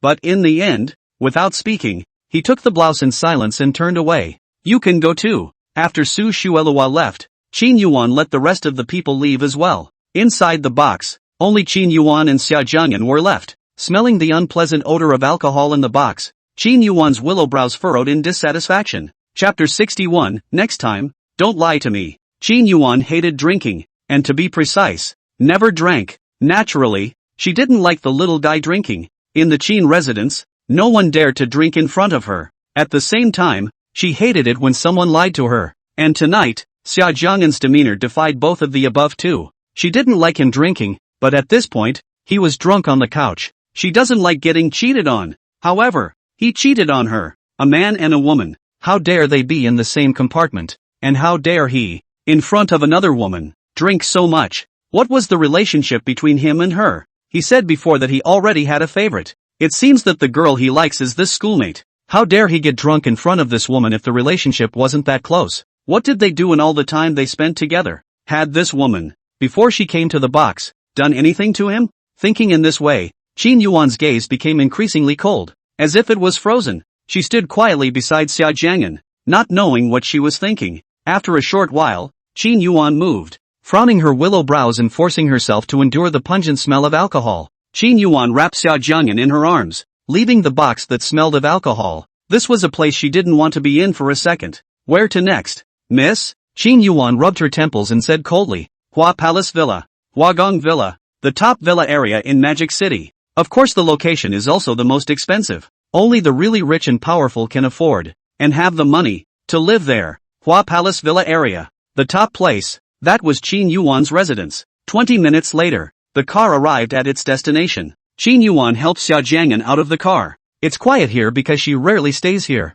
The servants of the Qin mansion come here every few days to clean. In the spacious villa, there were only Xia Jiang'an and Qin Yuan. Where are you taking me, sister? Qin Yuan had just walked into the room with Xia Jiang'an in her arms when she heard Xia Jiang'an speaking in a low voice. Qin Yuan's footsteps paused. She stared at him intently, her cold, stern gaze growing colder and colder. Good. It seems he really likes that woman then. Getting drunk and thinking about her. Come on, schoolmarm, let's keep on drinking. Xia Jiang'an unconsciously raised his hand and made a cheering motion. Qin Yuan grabbed the fidgeting hand and said coldly, You show me clearly. Who the hell am I? Ouch. School teacher. You're hurting my hand. Your school sister Su Shueluo. School sister. I still recognize your face. Xia Jiang'an replied in a daze without even opening his eyes. Xia Jiang'an's confused reply made Qin Yuan's beautiful eyes grow colder and colder. Very good. I can't believe I actually thought of her as another woman. Even if it was a drunken comment he made when he was drunk, she couldn't accept it.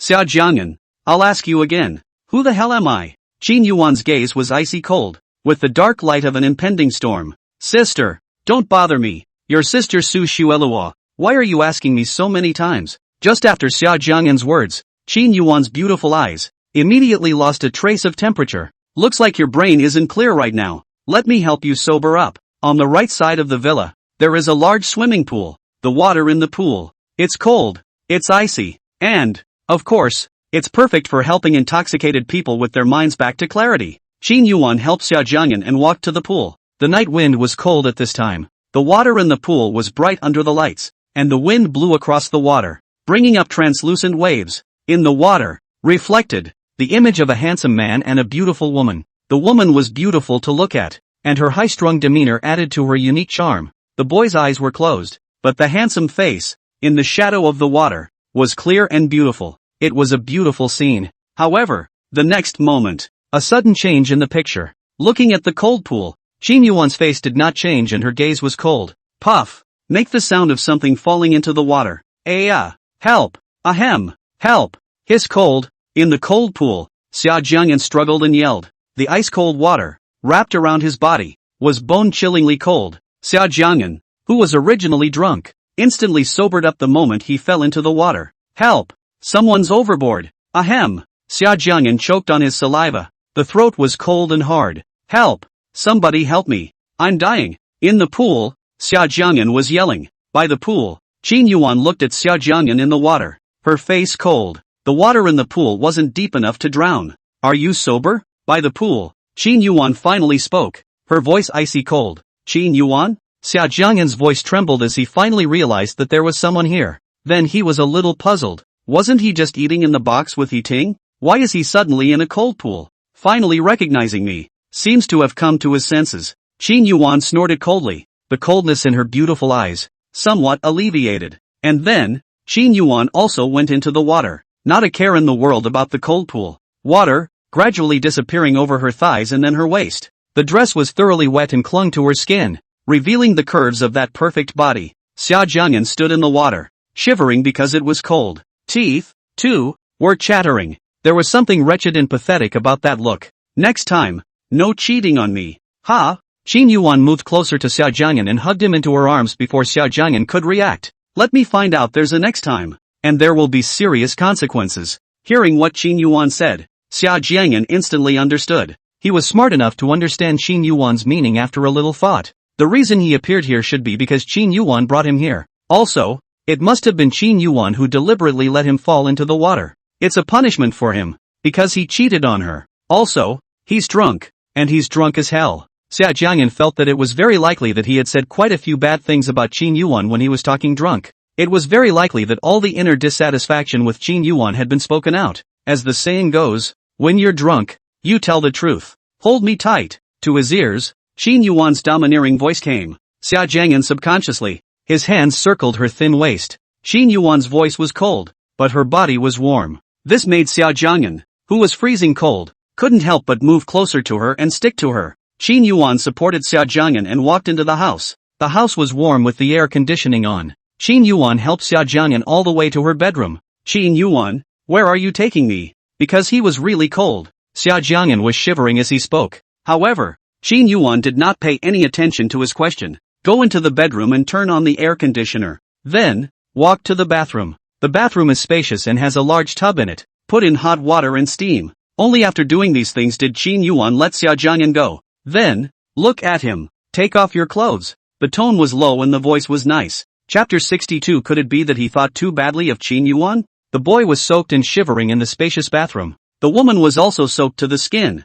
but still stood straight with an icy face. Can't understand me? Seeing that Xia Jiang'an didn't move, Qin Yuwan raised an eyebrow, with an oppressive feeling of a mountain rain. I don't want to take it off. Xia Jiang'an stubbornly refused. Anymore, he was a boy, and couldn't do it in front of a woman. Just undressing. Hearing Xia Jiang'an's reply, Qin Yuwan's beautiful eyes darkened as she took a step forward. Don't want to? Then what do you want to do? Shocked by Qin Yuwan's aura, Xia Jiang'an took a few steps back and stammered. I don't want to do anything. Take your clothes off. I don't want to say it again. Qin Yuwan's patience was almost gone. It's so cold outside and the water in the pool is so cold. The little one is wearing such wet clothes. What if he catches a cold then? Qin Yuwan frowned her willow brows. Thinking like this in her heart, a trace of anxiety gradually grew in her heart. Hurry up and take it off. Xia Jiang'an still didn't move, and in his clear eyes, rejection was written all over them. What does Qin Yuwan want? Let him undress. Could it be that he wants to?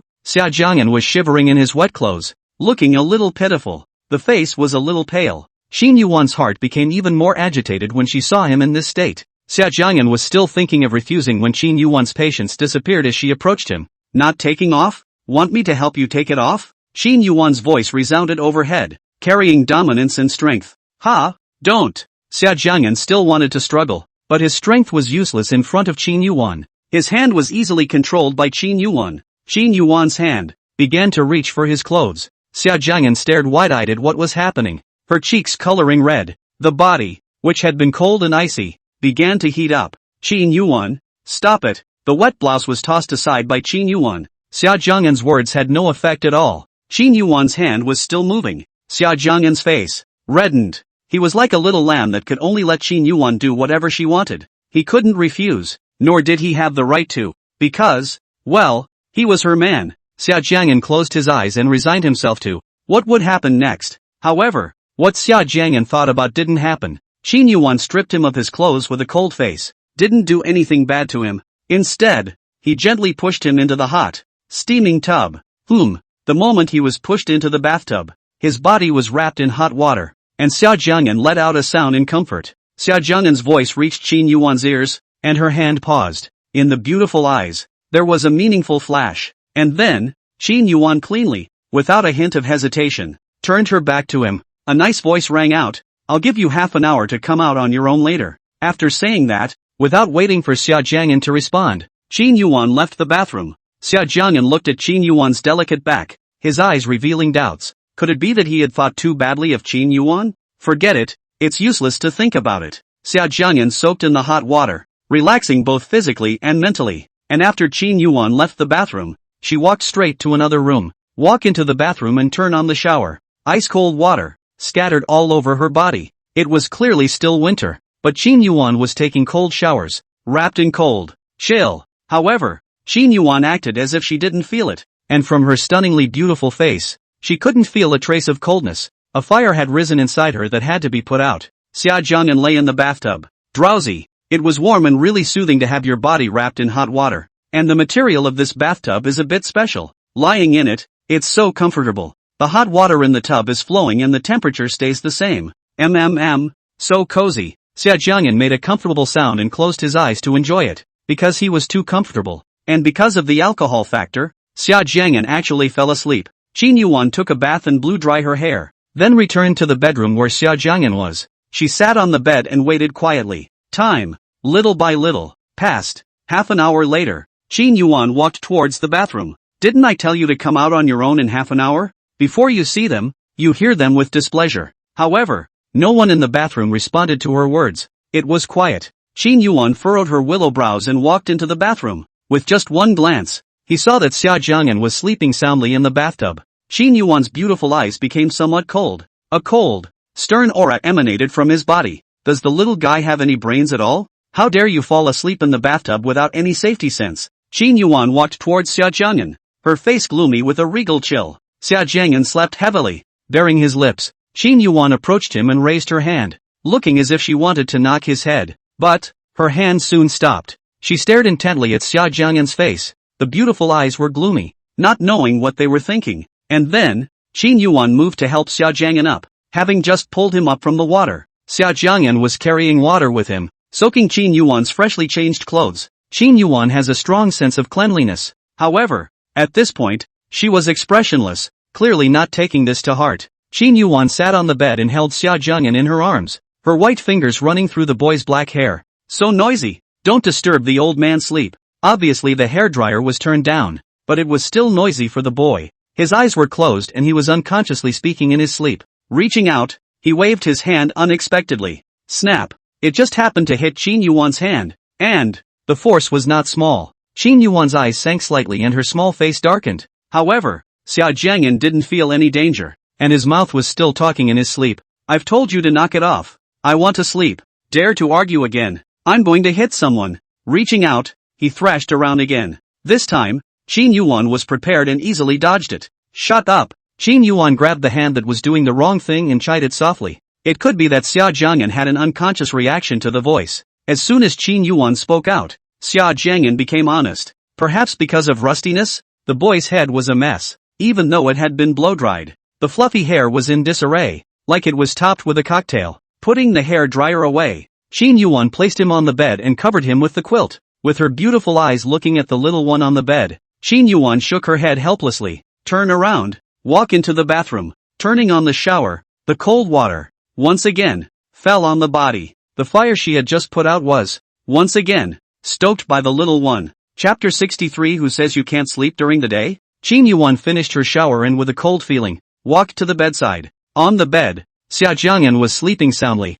baring his mouth from time to time. Qin Yuwan lifted the quilt and lay in. Reaching out, he took the initiative to dominate the boy into his arms. The moment he was wrapped in his arms, Xia Jiang'an felt a cold air coming in and he frowned. I'll go. It's so cold. Because it's winter now. The winter in Magic City. The lowest temperature can reach below zero. However, Xia Jiang'an was lying in the warm comforter when Qin Yuwan suddenly wrapped her arms around him. Her body made Xia Jiang'an feel cold. Hearing the words unconsciously uttered by Xia Jiang'an and seeing his look of disgust, Qin Yuwan furrowed her willow brows with dissatisfaction. She wasn't even thanks to him. That's why she was taking cold showers in the middle of winter. How dare he dislike her? It seemed that in the future she should do whatever she wanted instead of restraining herself. Shut up and go to sleep. Qin Yuwan wrapped her arms even tighter, encircling Xia Jiang'an firmly in her embrace. Good. Cold. Xia Jiang'an struggled in his dream, but his struggles were useless. Said shut up. Qin Yuwan's tone turned cold and her small face darkened slightly.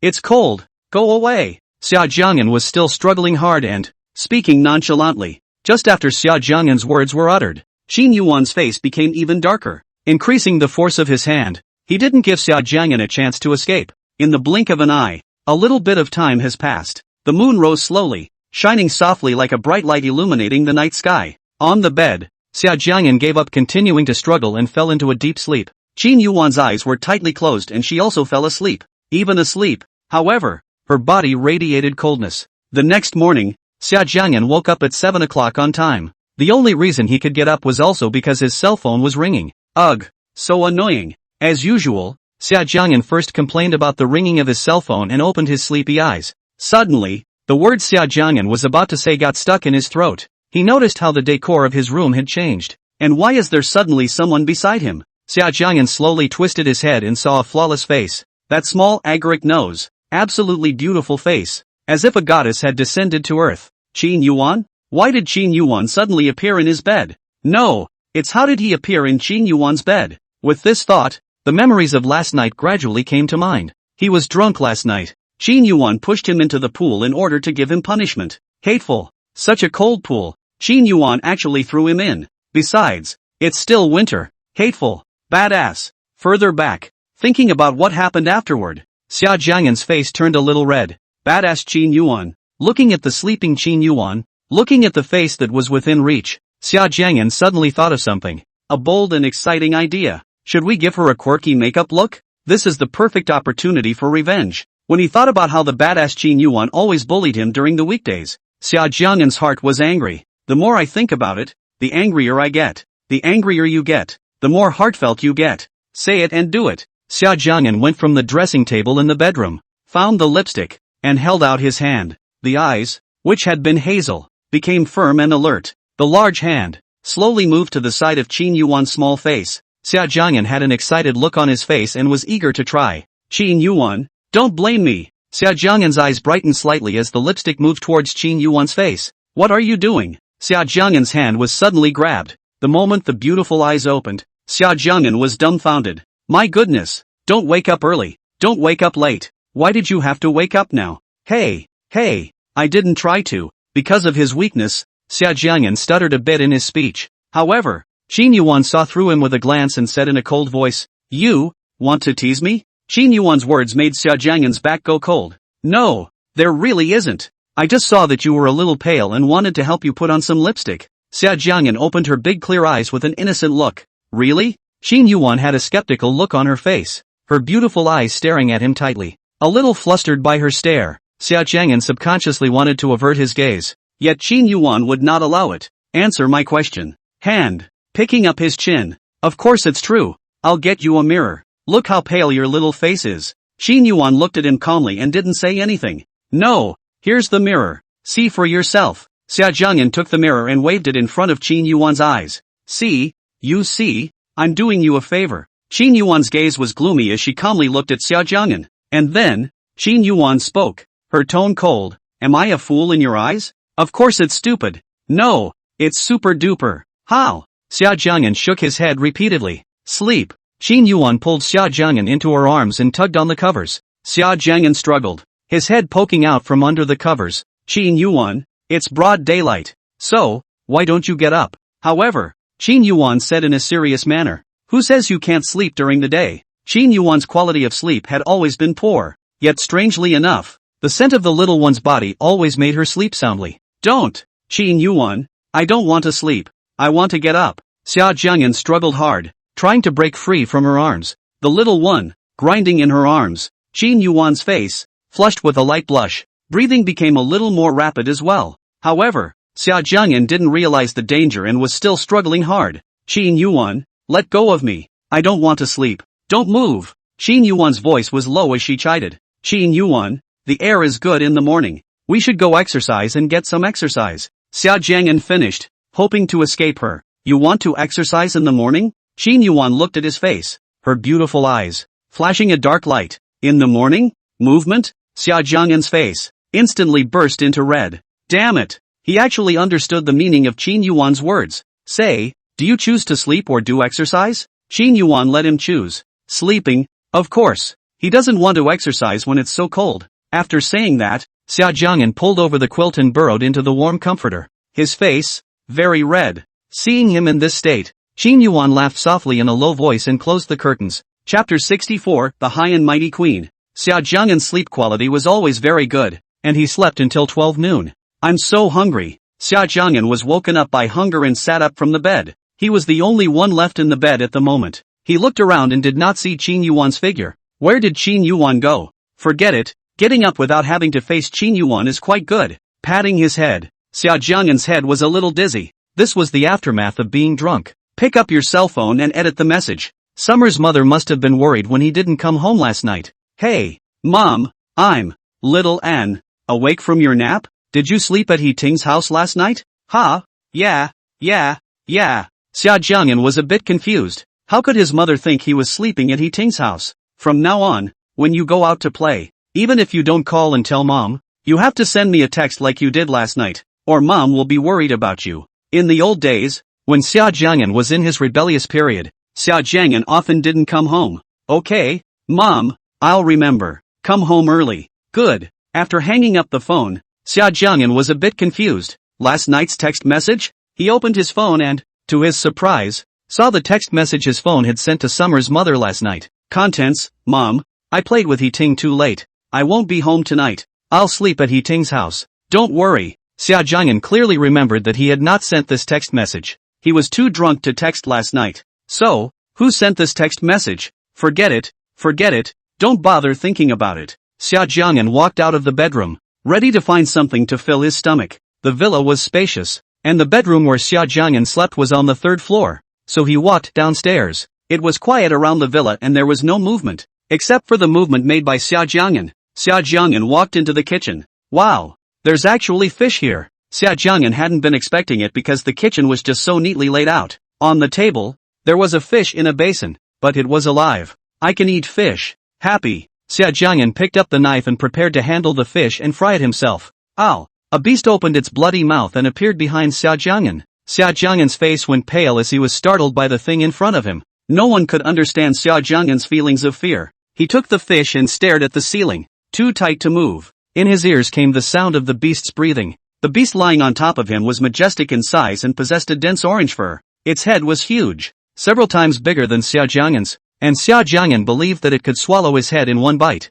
On its head, a pattern of the word king appeared. This is the king of the forest. A fierce tiger. Its sharp teeth, easily, could tear Xia Jiang'an into pieces. Xia Jiang'an didn't dare to act rashly, and even breathed warily. You know, tigers can eat people. But Xia Jiang'an was still very bold and didn't cry out in the first place. Any other boy would suddenly be pounced on by a tiger with its bloody mouth open on him. Crying is all but the slightest, and I'm afraid I'm scared half to death. The tiger tackled him to the ground and instead of immediately biting him, rushed to sniff at him. Seeing that the tiger didn't bite him in the first place, Xia Jiang'an calmed down. He tried to pass the fish in his hand to the tiger's mouth. You want to eat fish? I'll treat you to fish. In this situation, Xia Jiang'an couldn't care less if it could understand. The tiger looked at Xia Jiang'an, then sniffed the fish in his hand. Then, the tiger pushed the fish away from Xia Jiang'an's hand with his mouth in disgust. The fish in Xia Jiang'an's hand, with blood on it, was not yet cooked. Yes, Xia Jiang'an saw the dislike in the eyes of the tiger.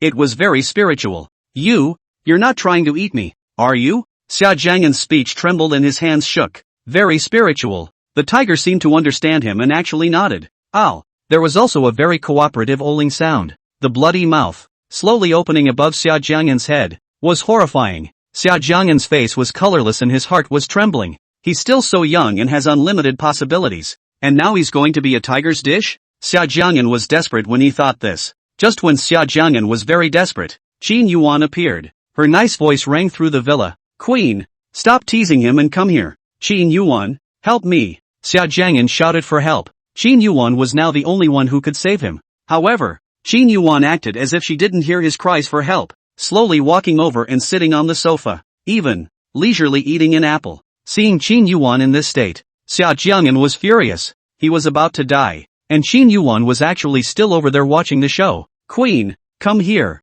Qin Yuwan waved in Xia Jiang'an's direction. Queen? Who is it? Xia Jiang'an froze. However, the next moment, he saw a very amazing scene. The fierce tiger that was originally lying on top of him got up unhurriedly, twisted his butt, and walked towards Qin Yuwan. It was at this moment that Xia Jiang'an got a full view of the fierce tiger, growing tall and a little fat, especially that tiger's fat ass. It's a tigress. By definition, tigers are very brutal and bloody beasts. However, the tigress in front of him completely turned Xia Jiang'an's worldview upside down. The tiger called Queen walked towards Qin Yuwan with a twist before crouching down at her feet. That look, not to mention how good and tame it was. And then, the queen glanced at Xia Jiang'an. That look, especially condescending. Chapter 65 The rich man's world is unimaginable. Xia Jiang'an looked at the queen's very spiritual eyes and was shocked. How come it's not quite like the tigers I used to see at the zoo? What happened to the promised fierce and dominant and majestic? That arrogant looked like a narcissistic fat chick. This tiger in front of him,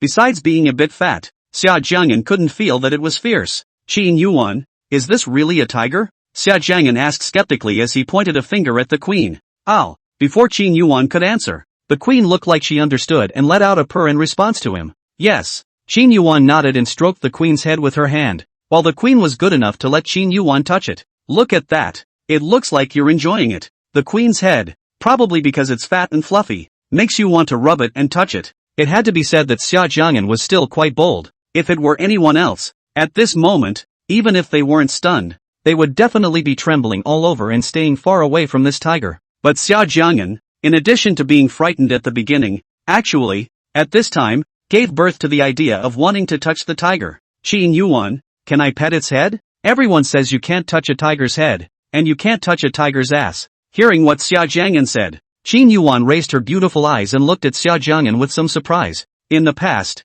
she had brought the queen to the Qin residence, but everyone was afraid of her. She seemed to remember that Qin Wude seemed to have been scared to pee. Little guy, you've got some guts. Ha, fine, if the queen is willing. It could be seen that Qin Yuwan was still quite good to the queen. To other people, Qin Yuwan was always high-strung. To the queen, Qin Yuwan's eyes softened considerably. Hearing what Qin Yuwan said, Xia Jiang'an slowly walked over to Qin Yuwan, eyes to the queen, blinking. So, can I touch it? In fact, Xia Jiang'an was still nervous in his heart. In any case, there was a real tiger in front of him. Even though it was chubby, it was still a tiger. But seeing Qin Yuwan beside him, Xia Jiang'an inexplicably felt at ease. It was amazing, and Xia Jiang'an always had the feeling that the queen understood him. As expected, the queen seemed to understand what Xia Jiang'an said and knew what he wanted. Ow! Then the queen swung from side to side, her big fluffy head. The queen made it clear. No, the queen was indeed very spiritual, and Xia Jiang'an could even tell that its eyes revealed dislike.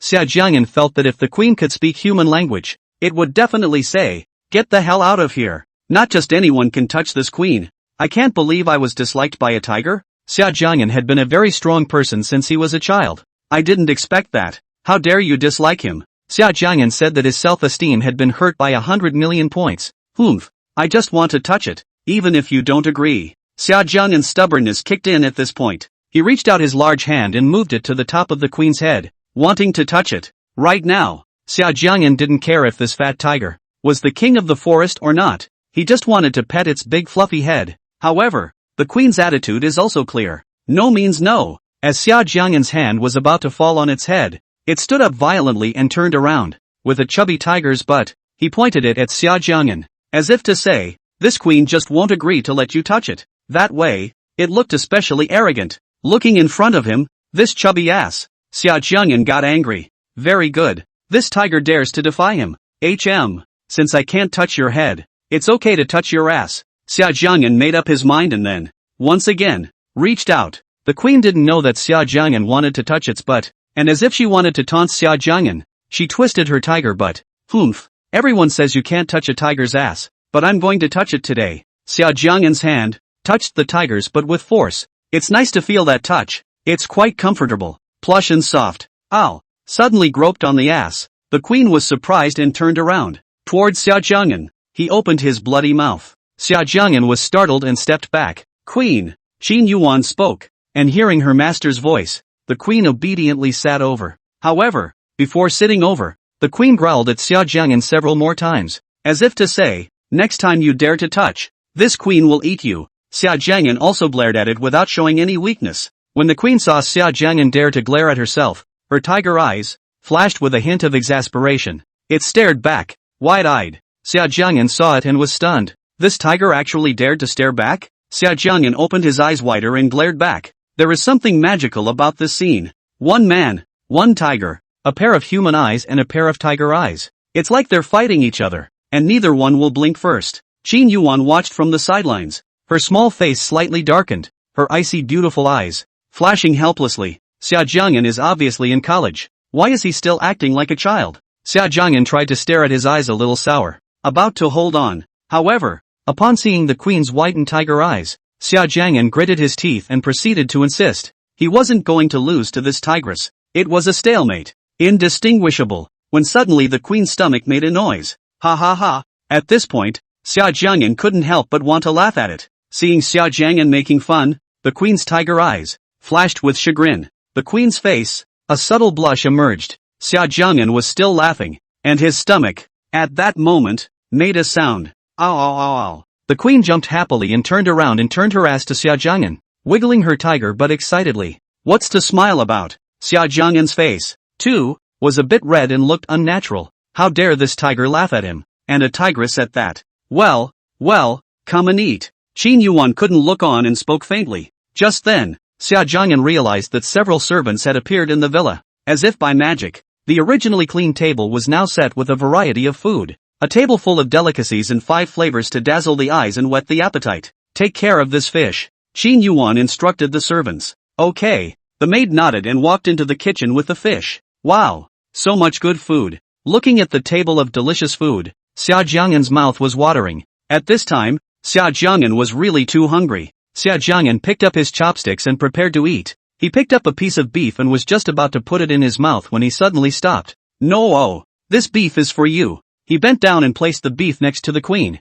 as he normally would feed a small animal. Just now, he heard the queen's stomach grumbling, indicating that it must be hungry. However, upon seeing Xia Jiang'an's pitch, the queen stood up and didn't even want to look at the beef. Tiger eyes revealed dislike. That look, it was arrogant. Xia Jiang'an was stunned. Can someone explain why this tigress, and a chubby one at that, is so arrogant? Soon, the servants handled the fish. The fish was served on a very large plate and looked, well, appetizing. This fish is the most expensive freshwater fish in Xia, and is very nutritious. Xia Jiang'an watched as the servants brought the fish over. This looks like it's going to be delicious. Xia Jiang'an is a big fan of fish. However, the servant did not set the fish on the table, but placed it next to the queen. At this point, the queen walked nonchalantly towards the plate of fish. And then, it looked at Xia Jiang'an. Those provocative tiger eyes seemed to say, this queen's meals are not on the same level as yours. Then, it opened its bloody mouth and began to eat. Xia Jiang'an was inexplicably heartbroken when he saw this scene.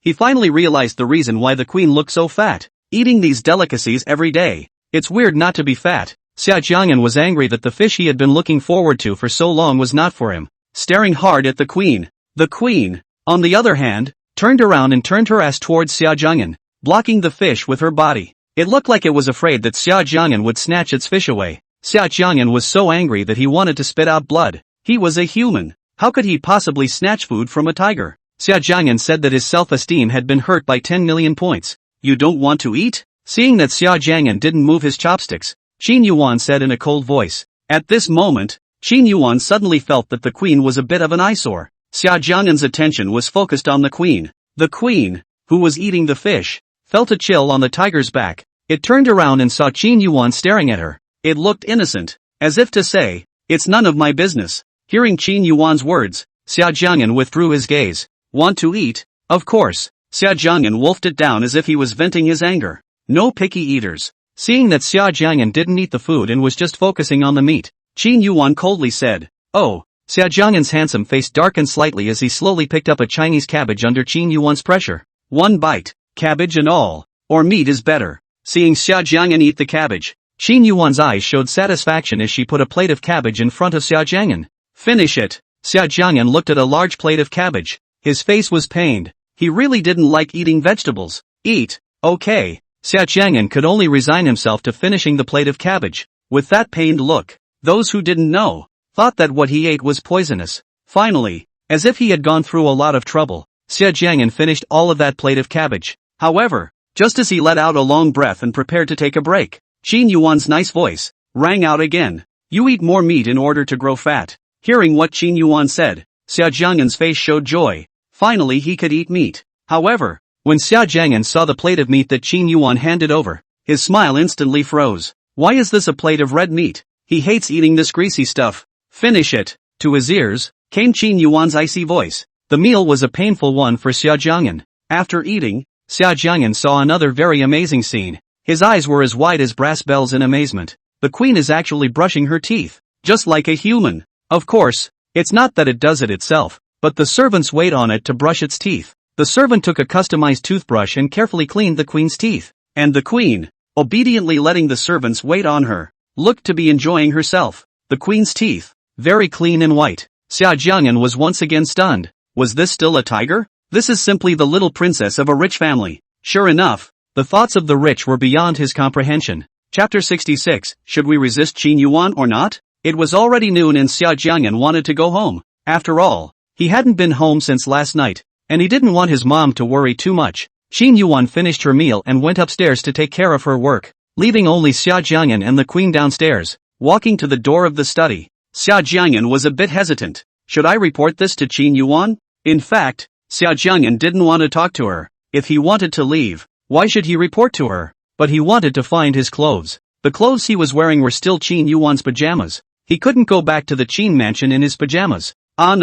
Thud. Come in. Qin Yuwan's nice voice sounded in the study. Xia Jiang'an walked into the study, and he realized that whether in the Qin residence or wherever, Qin Yuwan's room was always spotless and clean. Qin Yuwan was sitting in her office chair, dealing with official business. Qin Yuwan at work, with her gold-framed glasses and a red dress, exudes a unique charm. She was dressed in a red dress, dainty, like a blooming rose, stunningly beautiful. What is it? Seeing Xia Jiang'an come in, Qin Yuwan put down her folder, took off her gold-framed glasses, and opened her mouth to ask. Qin Yuwan sat behind the desk. The background wall behind her was hung with a wall painting of the Haina River. Obviously just a simple question, but with a powerful sense of oppression. I don't know why. When Xia Jiang'an faced Qin Yuwan, he would always be involuntarily nervous, and the whole person was very uncomfortable. Standing in front of her, he subconsciously straightened his back as if he were in military posture. Qin Yuwan, do you know where my clothes are? Last night, he was thrown into the swimming pool by Qin Yuwan and his clothes were completely soaked. Why are you looking for clothes?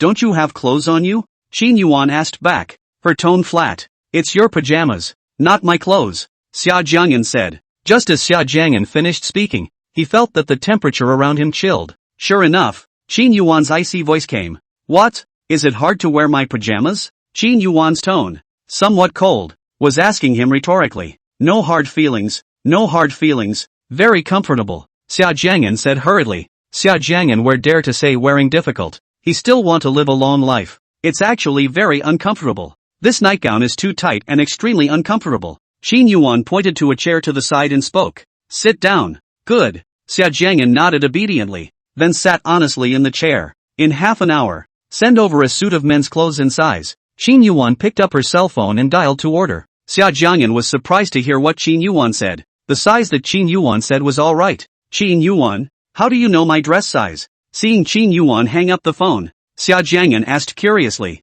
Qin Yuwan put down her cell phone and looked at Xia Jiang'an, asking intriguingly in return. You don't know? How would I know? I don't know. Xia Jiang'an shook his head. He really wasn't sure. And then, what Qin Yuwan said next made Xia Jiang'an's entire face turn red. She only said with a light smile. I've experienced it so many times, so I naturally know the size. Xia Jiang'an's face, because of these words, instantly burst into red. Big, clear eyes with chagrin written all over them. Xia Jiang'an, are you nuts? Why dig a hole for yourself when you have nothing to do? And, Qin Yuwan, why are you so direct? Where's the promised high-strung goddess? Looking at the little guy's reddened face, Qin Yuwan found it quite amusing and she couldn't help but want to tease him. Xia Jiang'an, you felt it so many times, how can you still be shy? Xia Jiang'an said he couldn't hear and didn't want to answer. How could he answer this question posed by Qin Yuwan? Xia Jiang'an's ignorance made Qin Yuwan a bit dissatisfied. Teasing, too, needs to be met with cooperation, otherwise, it's boring. Xia Jiang'an, you haven't answered my question. Qin Yuwan stood up, walked over to Xia Jiang'an and spoke coldly. The look in her eyes was earnest and serious. Xia Jiang'an turned his face to the other side, choosing to ignore Qin Yuwan for the time being. Qin Yuwan is really too bad. It was the kind of question he didn't know how to answer. Why don't you answer my question? Ha! Qin Yuwan picked up Xia Jiang'an's chin and looked into his eyes, domineering and strong. Xia Jiang'an stubbornly closed his mouth tightly and just didn't answer. A kiss ended and Qin Yuwan released him. Still not answering? Qin Yuwan stared into his eyes and continued to pursue. No answer. Xia Jiang'an was furious and chose to break the bull. No answer? I'll answer for you. Qin Yuwan's tone was low, with some hint of teasing. Oh. Xia Jiang'an's eyes widened as he tried to struggle. If you don't answer, I'll kiss you until you will. Hearing what Qin Yuwan said, Xia Jiang'an was furious. Qin Yuwan was too bad. Exactly. I'm just shy. Is there a problem? Xia Jiang'an stood up from his chair, watching the little guy blow up like a little puppy. Qin Yuwan thought it was funny. The little guy's exasperated look was very soulful. Qin Yuwan, since I've already answered, I'll go back first. Here, Xia Jiang'an did not want to continue to stay. Qin Yuwan was also too angry. After saying that, Xia Jiang'an turned around and walked towards the door. Who gave you permission to leave? Just as he was about to walk out of the doorway, Qin Yuan's icy voice rang in his ears. Xia Jiang'an sighed and stopped helplessly. Come back and keep sitting. Humph. I'll sit when you tell me to? I just don't. Xia Jiang'an's stubbornness kicked in. Ignoring Qin Yuan's words and continuing to walk out on his own. Seeing that the little one did not listen to her words, Qin Yuan's face, cold. Don't provoke me, or there will be dire consequences. Qin Yuan's words came from her ears, growing colder and colder. There was an omen of an impending storm. Xia Jiang'an was inwardly torn. Should he resist Qin Yuan or not? Chapter 67. The prettier the woman, the better she is at lying. The temperature in the clean and tidy study was frighteningly low. Xia Jiang'an stood in the doorway, struggling internally. Qin Yuan stood in front of her desk, her cold gaze fixed on his back. Xia Jiang'an, do you really want to resist me? To his ears came Qin Yuan's low voice, like a devil whispering. Xia Jiang'an was silent and didn't say anything. After a minute passed, Xia Jiang'an turned around, still choosing to obey. Facing her, he didn't even have the capital to resist. Seeing Xia Jiang'an sitting down, Qin Yuan's eyes showed satisfaction and she also sat down. A silence ensued. Xia Jiang'an sat on the chair, not saying a word, very quiet. Qin Yuan, on the other hand, was dealing with her work, and in the entire study, the only sound made was that of flipping through folders. About 10 minutes or so later, the clothes delivery man came. The man put the bag with the clothes on the table and turned to leave. Didn't you want to take the clothes? You can take them. Seeing that Xia Jiang'an had been silent, Qin Yuan was a bit displeased. Oh, Xia Jiang'an stood up with a huff and walked over to Qin Yuan, but his gaze chose to ignore her, and Qin Yuan sensed Xia Jiang'an's disregard, which caused her willow brows to furrow slightly in dissatisfaction. Choosing to ignore her, not wanting to see her? This must not be allowed. She had more than enough ways to keep his attention on her. Thanks. Lifting the bag, Xia Jiang'an wanted to leave and go to the next room to change his clothes, and just as he reached the door, Qin Yuan's voice sounded again. Stop right there and change right in front of me. The tone was low, the voice nice but strong. Hearing Qin Yuan say this, Xia Jiang'an was stunned. The big clear eyes were wide open with disbelief written all over them. No. Xia Jiang'an didn't even think about it and directly refused. Either way, he couldn't do it in front of a woman to change his clothes. It was embarrassing. No? Then what do you think is okay? Qin Yuan laughed coldly, got up, and approached Xia Jiang'an. Is that side okay? Or do you want me to change it for you? Qin Yuan came close to Xia Jiang'an's ear and spoke, her warm breath spraying on her ear. Itching. Xia Jiang'an subconsciously wanted to raise his hand to scratch the itch, but he didn't expect it. Ha! Xia Jiang'an was abruptly startled and realized that his finger was bitten by her. But it's humiliating. Qin Yuan. Xia Jiang'an spoke with a trembling voice. This woman. She's the devil. She must have done it on purpose. Qin Yuan let go of Xia Jiang'an's finger, and Xia Jiang'an looked at his finger, which had shallow teeth marks on it. For the last time, do you want to change in front of me? No. Xia Jiang'an still insisted that it was really shameful. He really doesn't want to. Very well, then I'll help you. Qin Yuan's patience was clearly gone. Qin Yuan is going to change it for him? Then he'd rather change it himself. Seeing that Qin Yuan wasn't joking, Xia Jiang'an tensed. Qin Yuan, stop it. I'll change it myself. I don't need your help. Xia Jiang'an surrendered. Although Xia Jiang'an had compromised, Qin Yuan was not going to let him off the hook. I've already given the opportunity just now. It's you who don't cherish it. You were obviously given the chance to change it yourself. But you didn't cherish it. Then I'll have to. I'll change it for you myself. Xia Jiang'an understood what she meant. And then, his face turned red and white. Xia Jiang'an clenched his hand, his gaze peeking at the door. He could simply take advantage of Qin Yuan's lack of attention and slip away. You might as well put those little thoughts of yours away. Xia Jiang'an had just sprouted this idea, but it was strangled in the cradle by Qin Yuan. Don't move. And if you struggle again, I can't promise what I'll do. Damn. He got it in seconds again. Qin Yuan's tone was icy cold, and Xia Jiang'an knew that she wasn't joking, but was serious. Badass. Xia Jiang'an's heart exploded with anger, but he didn't dare to act rashly. Her threat, he remembered it. In contrast, it seems like a change of clothes would be acceptable. On the left side of this room, there was a very large ancient mirror with a somewhat blurred but barely distinguishable figure. In the ancient mirror, the man and woman stood opposite each other in a perfect match. The man's hand, hidden in his sleeve, couldn't help but clench, and it was obvious that he was nervous. On his palms, a fine layer of sweat broke out. The woman, on the other hand, had a high, serious look on her face. In the air, there was an ambiguous atmosphere. In Qin Yuan's beautiful eyes, there was a flash of dark light, and her breathing, a little sharp. The air seemed to be on fire and it was impossible to breathe. The man in front of her was her man. His body and mind. They all belonged to her. Qin Yuwan suddenly bit Xia Jiang'an's lips. Xia Jiang'an's eyes widened. Qin Yuwan, didn't you say that you wouldn't do that kind of thing if I didn't struggle? Qin Yuan's voice was hoarse.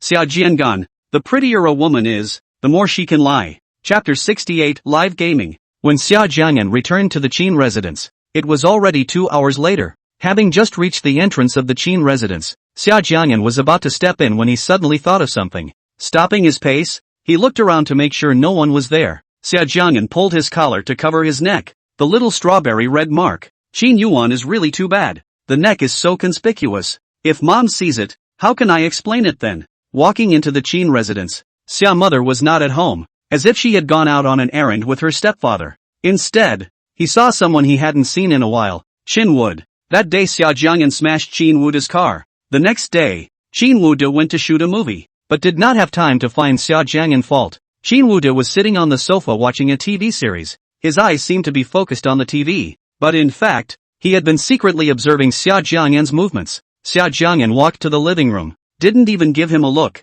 and went straight upstairs. This time, Qin Wude sank in.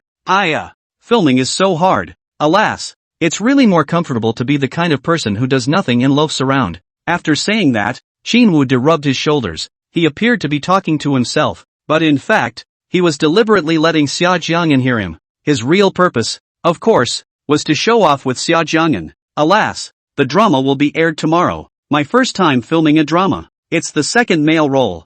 I don't know how my acting skills are. If I don't act well, Director Zhang will definitely criticize me. Director Zhang, a big and well-known director in China. He directs dramas that are naturally big productions with both word of mouth and ratings. The men and women involved in his TV series are all big-time movie stars. Qin Wood's first movie was directed by him, and he was the second male lead. It's really something to show off. But what's this got to do with Xia Jiang'an? Oh, congratulations then. Xia Jiang'an turned around with a flat tone and said congratulations. The tone. It was perfunctory. After saying that, Xia Jiang'an didn't look at Qin Wude's reaction and walked up the stairs. Hateful. Seeing Xia Jiang'an's figure going upstairs, Qin Wude was so angry that he threw the remote control in his hand on the sofa. Not seeing Xia Jiang'an's eyes, there was a hint of jealousy and redness, which made him dissatisfied. Back in his bedroom, Xia Jiang'an lay on his bed, not in a good mood. Open up your laptop and get ready to play a game to relax. The game that Xia Jiang'an plays, named King Shine,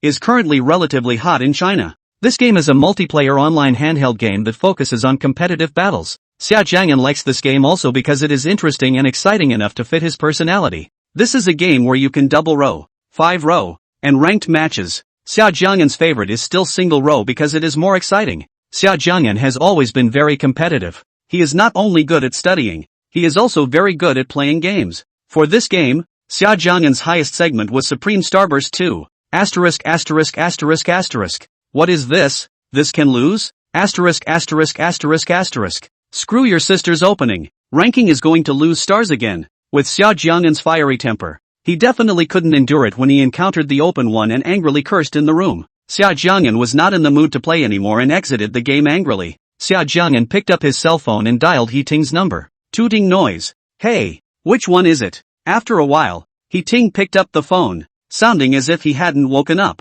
I'm Xia Jiang'an. I'm looking for you. Xia, what can I do for you? He Ting yawned. You were sleeping just now? It was now 2 o'clock in the afternoon. He Ting was actually still sleeping now. Xia Jiang'an admired him. Yeah, don't fall asleep. Play the game with me. This great god will take you to play a few games. He Ting also likes to play this game, but is naturally handicapped by the game. He's been playing for a long time now, and he's still in the silver segment. Yes.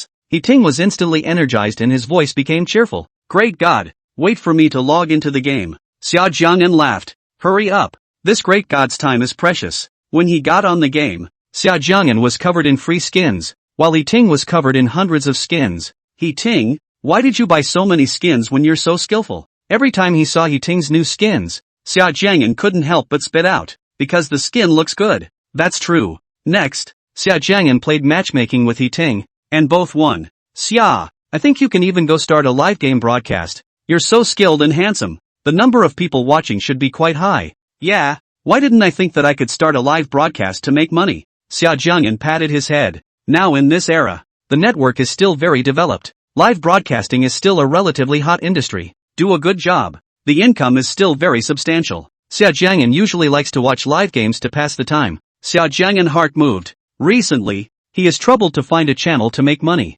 Ever since the last time he messed with that big young master of the mansion, Xia Jiang'an hadn't dared to go to the Star Wish bar again. So there hasn't been much income. Although Qin Yuwan had given him a bank card, Xia Jiang'an didn't want to spend Qin Yuan's money. This is his bottom line in principle. That powerful young master would send his men to wait for him in front of the bar every day. For the safety of his life, Xia Jiang'an didn't dare to go. Xia Jiang'an felt that he still had a higher probability of success if he was a game anchor, because Xia Jiang'an also often watched the live broadcast of this game. Those male anchors were usually watched by many people because they were more skilled. And he's not only good looking, he's also good at the game. Therefore, Xia Jiang'an felt that he still had some advantages in this regard. Of course it could be narcissism. Anyway, Xia Jiang'an was always confident in himself. Chapter 69, The King's Dominion. Xia Jiang'an has never been a person who dares to think and fight. Soon, they discussed which platform to broadcast on. Xia Jiang'an chose a certain shake, because the live broadcast of this game, in this platform, is still quite popular. He Ting, what do you think I should name myself? When registering his ID, Xia Jiang'an encountered difficulties. Well, and is an old 6. Look, the other male anchors' names are almost the same, like King Shine Xia Yuan, Duck Pear, etc. Look, how about these? He Ting was also searching his mind. Old 6? He Ting, are you serious? Xia Jiang'an said helplessly. Old 6? That's obviously out of character for him. He wanted a name that was a little more dominant and powerful. On second thought, that's not a good enough name. Xia, I can't really think of anything else, so why don't you think of something yourself? Okay, I'll think about it then. Xia Jiang'an thought for a long time, and then, he suddenly laughed. Because, finally, he came up with good names. King Buster. He Ting, what do you think of the name King's Hegemony? Isn't it super domineering? Xia Jiang'an said with a bright smile. Ha, the King's Reign? Ha ha ha, brother Xia, are you trying to laugh me to death? The name that Xia Jiang'an was quite satisfied with was laughed at by He Ting. Xia, this name is hard to comment on. I think it's better if you change it to something a little fresher. He Ting spat. I think it's fine. No change, that's the name. Xia Jiang'an identified the name. King Buster. It's really bossy, isn't it? Well, it's okay to use that name. Horton nodded in agreement. And just like that, the game that would later set the live broadcast world on fire was finalized. Next, Xia Jiang'an went through all kinds of authentication and filled out personal information. And soon, the live room that belonged solely to Xia Jiang'an came out. 529-9888, which was the live room number that belonged exclusively to Xia Jiang'an. In the days that followed, this live room number would have major media outlets clamoring for coverage. Brother Xia, I think, you can start by swiping some small gifts for other live rooms to borrow some popularity over, He Ting suggested. Nowadays, in the live broadcast industry, some new anchors, in order to have popularity, will brush some gifts in the live room of the big anchors. This way, you can get more people to notice your live room. No need. I don't even care to use this kind of tactic, Xia Jiang'an said with a straight face. However, the real reason, he doesn't have that much money. It's Saturday, no classes, and it's about 3 o'clock in the afternoon. Seeing that the time was still early, Xia Jiang'an started the first live broadcast. This computer of Xia Jiang'an, bought by the Qin family, is particularly good. So, bringing it live, that's easy. Xia Jiang'an's live broadcast title is, The Strongest MVP, the National Service First Sable Cicada. It's a very attractive title.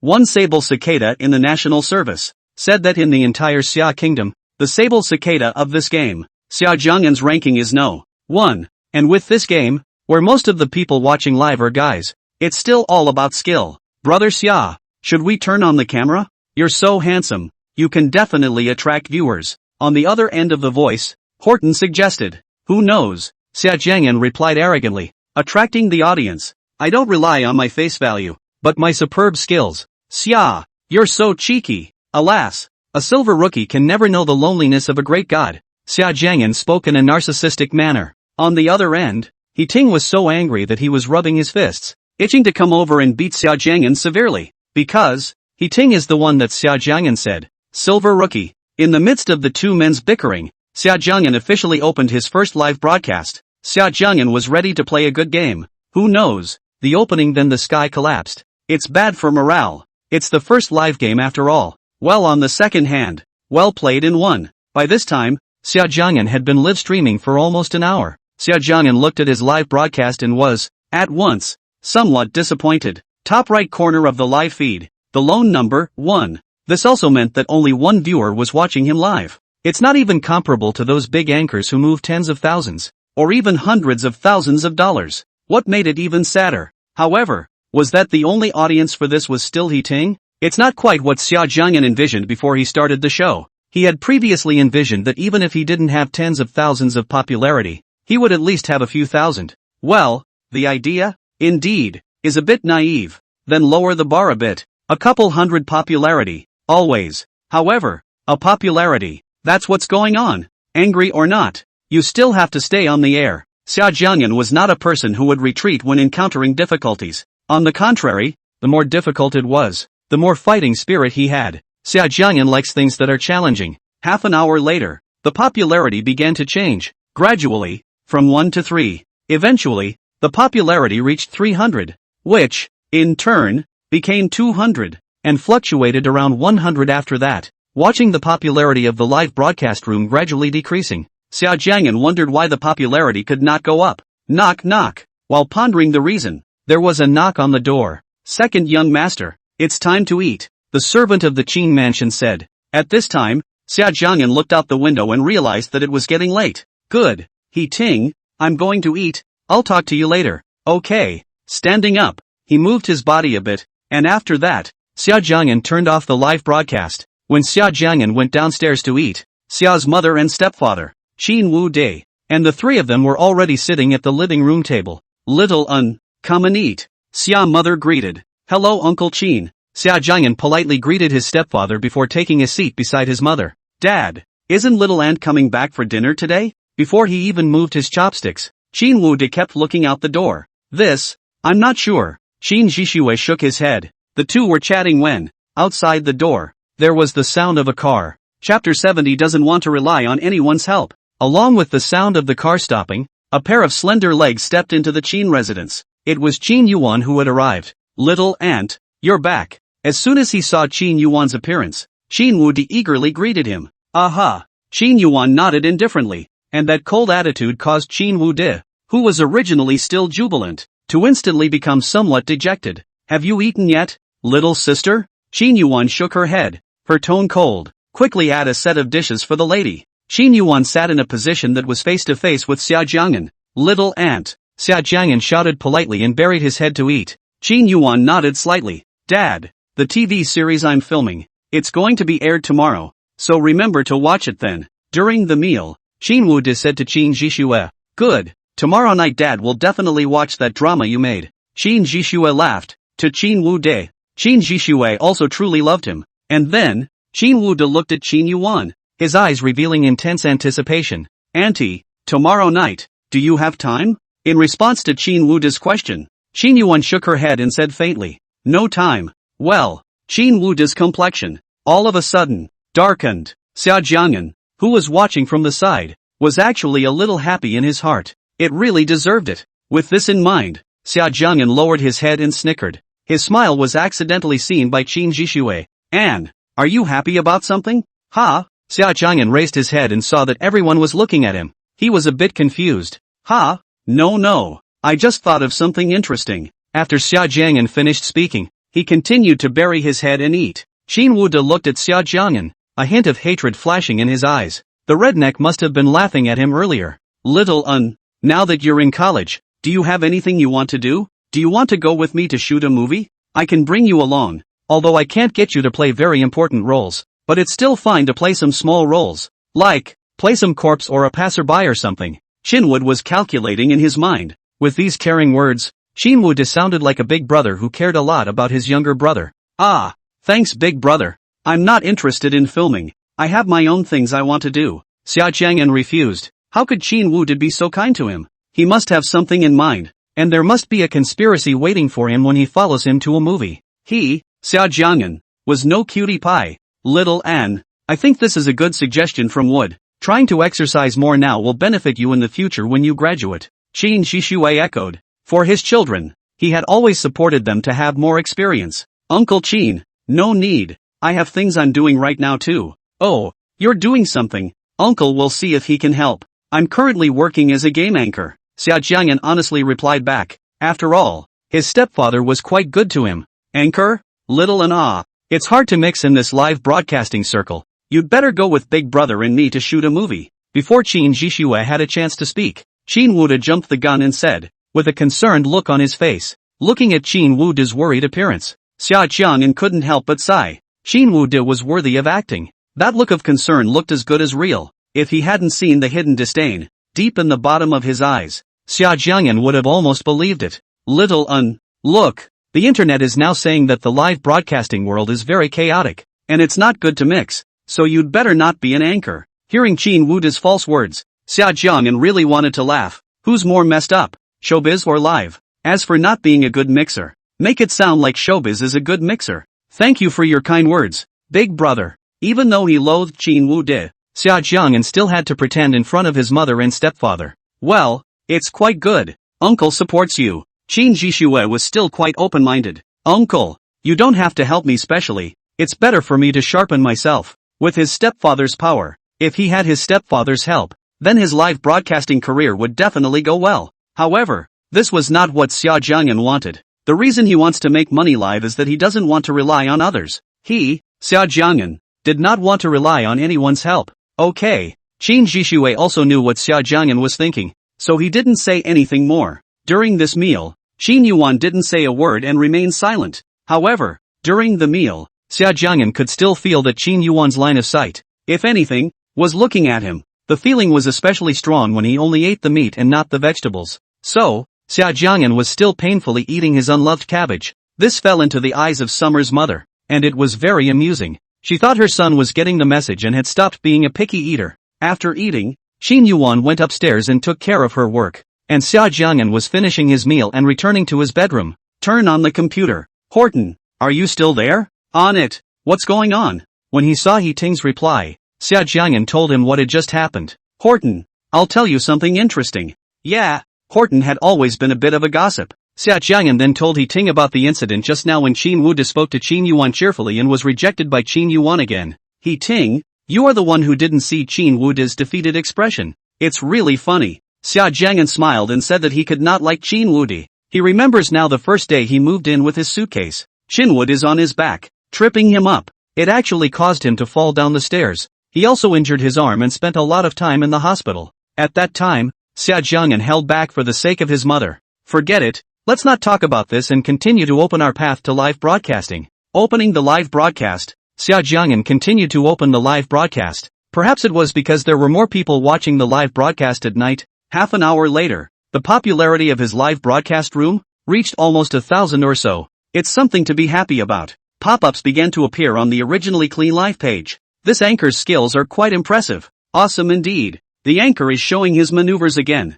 Such pop-ups, like snowballs, get bigger and bigger. Without realizing it, Xia Jiang'an had been live streaming for almost 4 hours, and it was now almost 12 o'clock. Looking at the popularity of the live broadcast, it was actually almost 5,000, and there were already viewers swiping gifts, which wasn't much, but it was still quite gratifying. Seeing the popularity of the live broadcast, Xia Jiang'an decided to broadcast a little longer. When Xia Jiang'an played the game, it was all full concentration, oblivious to the fact that behind him, a figure with a great figure appeared. Chapter 71, a vegetable and a fun-loving person. In this handful of games, Xia Jiang'an was in great shape and quickly knocked out the opponent's defense tower and won. Xia Jiang'an was extremely serious when he played the game, and his mind was focused on the game. Qin Yuwan looked at the boy in front of her, her beautiful eyes revealing dissatisfaction. It had been almost a minute since she stood behind him, and Xia Jiang'an, actually, hadn't noticed her yet. Is it possible that she has a low presence?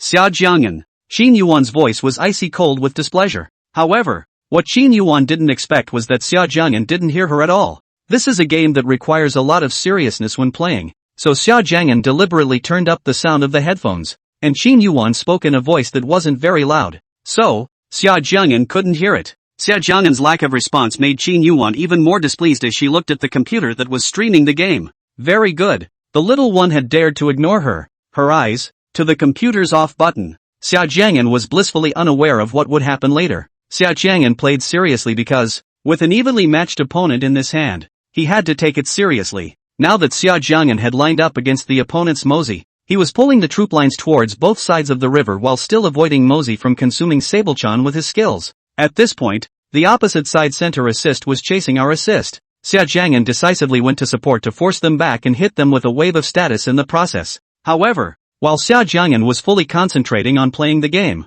a hand reached out to the front of the computer. Xia Jiang'an froze for a moment as he looked at the jade hand that suddenly appeared, watching the hand reaching for the computer mainframe. And then, Xia Jiang'an's eyes widened as he shouted, "Don't!" However, he was still a step too late. Snap! His computer instantly shut down. At the same time with it his live gameplay was gone. Looking at the black screen computer, Xia Jiang'an became angry. Who, exactly, would have the audacity to turn off his computer? He had to teach this man a lesson. With a fierce gaze, Xia Jiang'an turned to look, wanting to see who this bold person was. Who is it that dares to turn off my computer? The moment he turned around, facing that ice-cold face, Xia Jiang'an's words were suddenly stuck in his throat. It was actually Qin Yuwan. Still, thought it should have been her. In his bedroom, usually no one else would come in except for Mother Xia and Qin Yuwan. Xia Jiang'an, I'm the one who turned off your computer. What do you want? Qin Yuwan's voice was icy cold,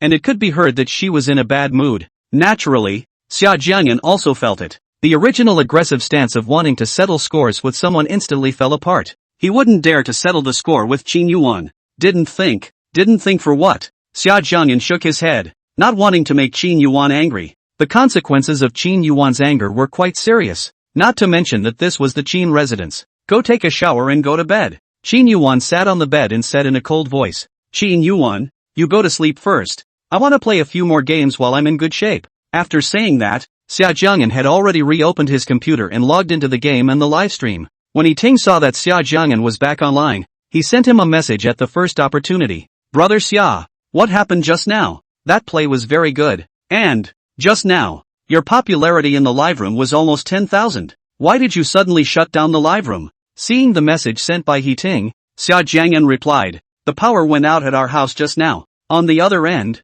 Horton froze. The Qin residence. It's unbelievable that there would be a power outage. Opened the live broadcast room and found that the live broadcast popularity is actually still 4 or 5,000 people. The power outage earlier resulted in a big run. What happened to the live feed just now? The anchor is off the air? Anchor? Such a good matchup. Why are you suddenly off the air? What a shame. I was hoping to watch. There are a lot of pop-ups like this one. Qin Yuwan, who was sitting on the bed, watched as Xia Jiang'an reopened the game again. Her small face slightly darkened. Xia Jiang'an, it's already late. Well, then Qin Yuwan, you should go to bed early. Xia Jiang'an stared at the live broadcast. His head didn't return, and faintly returned. Qin Yuwan walked over to Xia Jiang'an's side. This time, Xia Jiang'an was wary, and he kept an eye on Qin Yuwan's movements, like a kitten protecting its food. It blocked the computer with its body, fearing that Qin Yuwan would turn it off again. Looking at Xia Jiang'an's actions, Qin Yuwan suddenly wanted to laugh.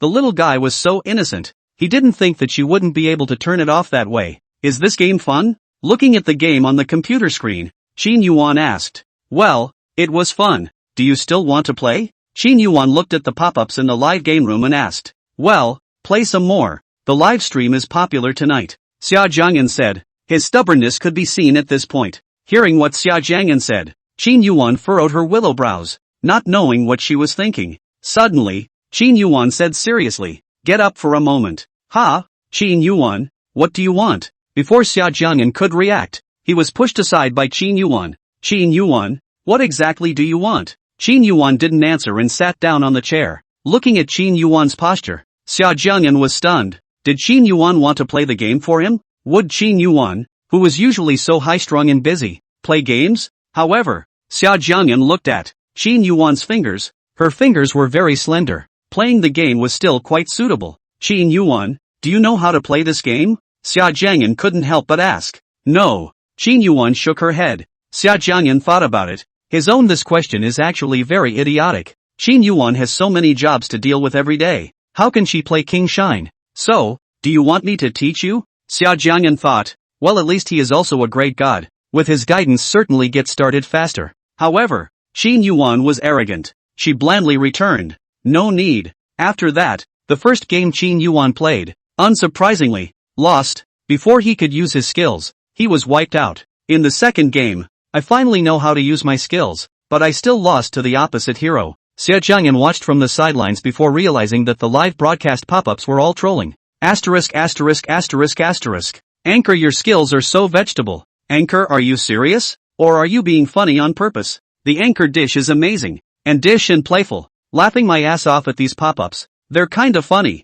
Vegetable and fun-loving. Ha ha. Xia Jiang'an looked at the pop-ups and was amused by the words and couldn't help but laugh out loud. Then, Xia Jiang'an was sensitive to the fact that the air was a bit cold. The temperature of the room, it seems to be plummeting? Chapter 72, Qin Yuan's True Strength. Soon enough, Xia Jiang'an realized the source of the cold air emanating from him, and he had the good sense to choose to shut up. However, the game is still on. Only Qin Yuan's slender fingers, as smooth as playing a piano, were seen bouncing deftly on the keyboard. Xia Jiang'an, who was on the side, eyes flashed brightly as he realized that Qin Yuan was operating with confidence and flexibility. Looking at the game again, Qin Yuan was already in control of the entire situation, killing enemy heroes and soon to destroy the enemy juggernaut crystal. This learning ability is amazing, and it's important to realize that the opponents at this stage of the game are very strong, and Qin Yuan had only just played this game and was actually able to skillfully operate it so quickly. In fact, what Xia Jiang'an didn't know is that Qin Yuan,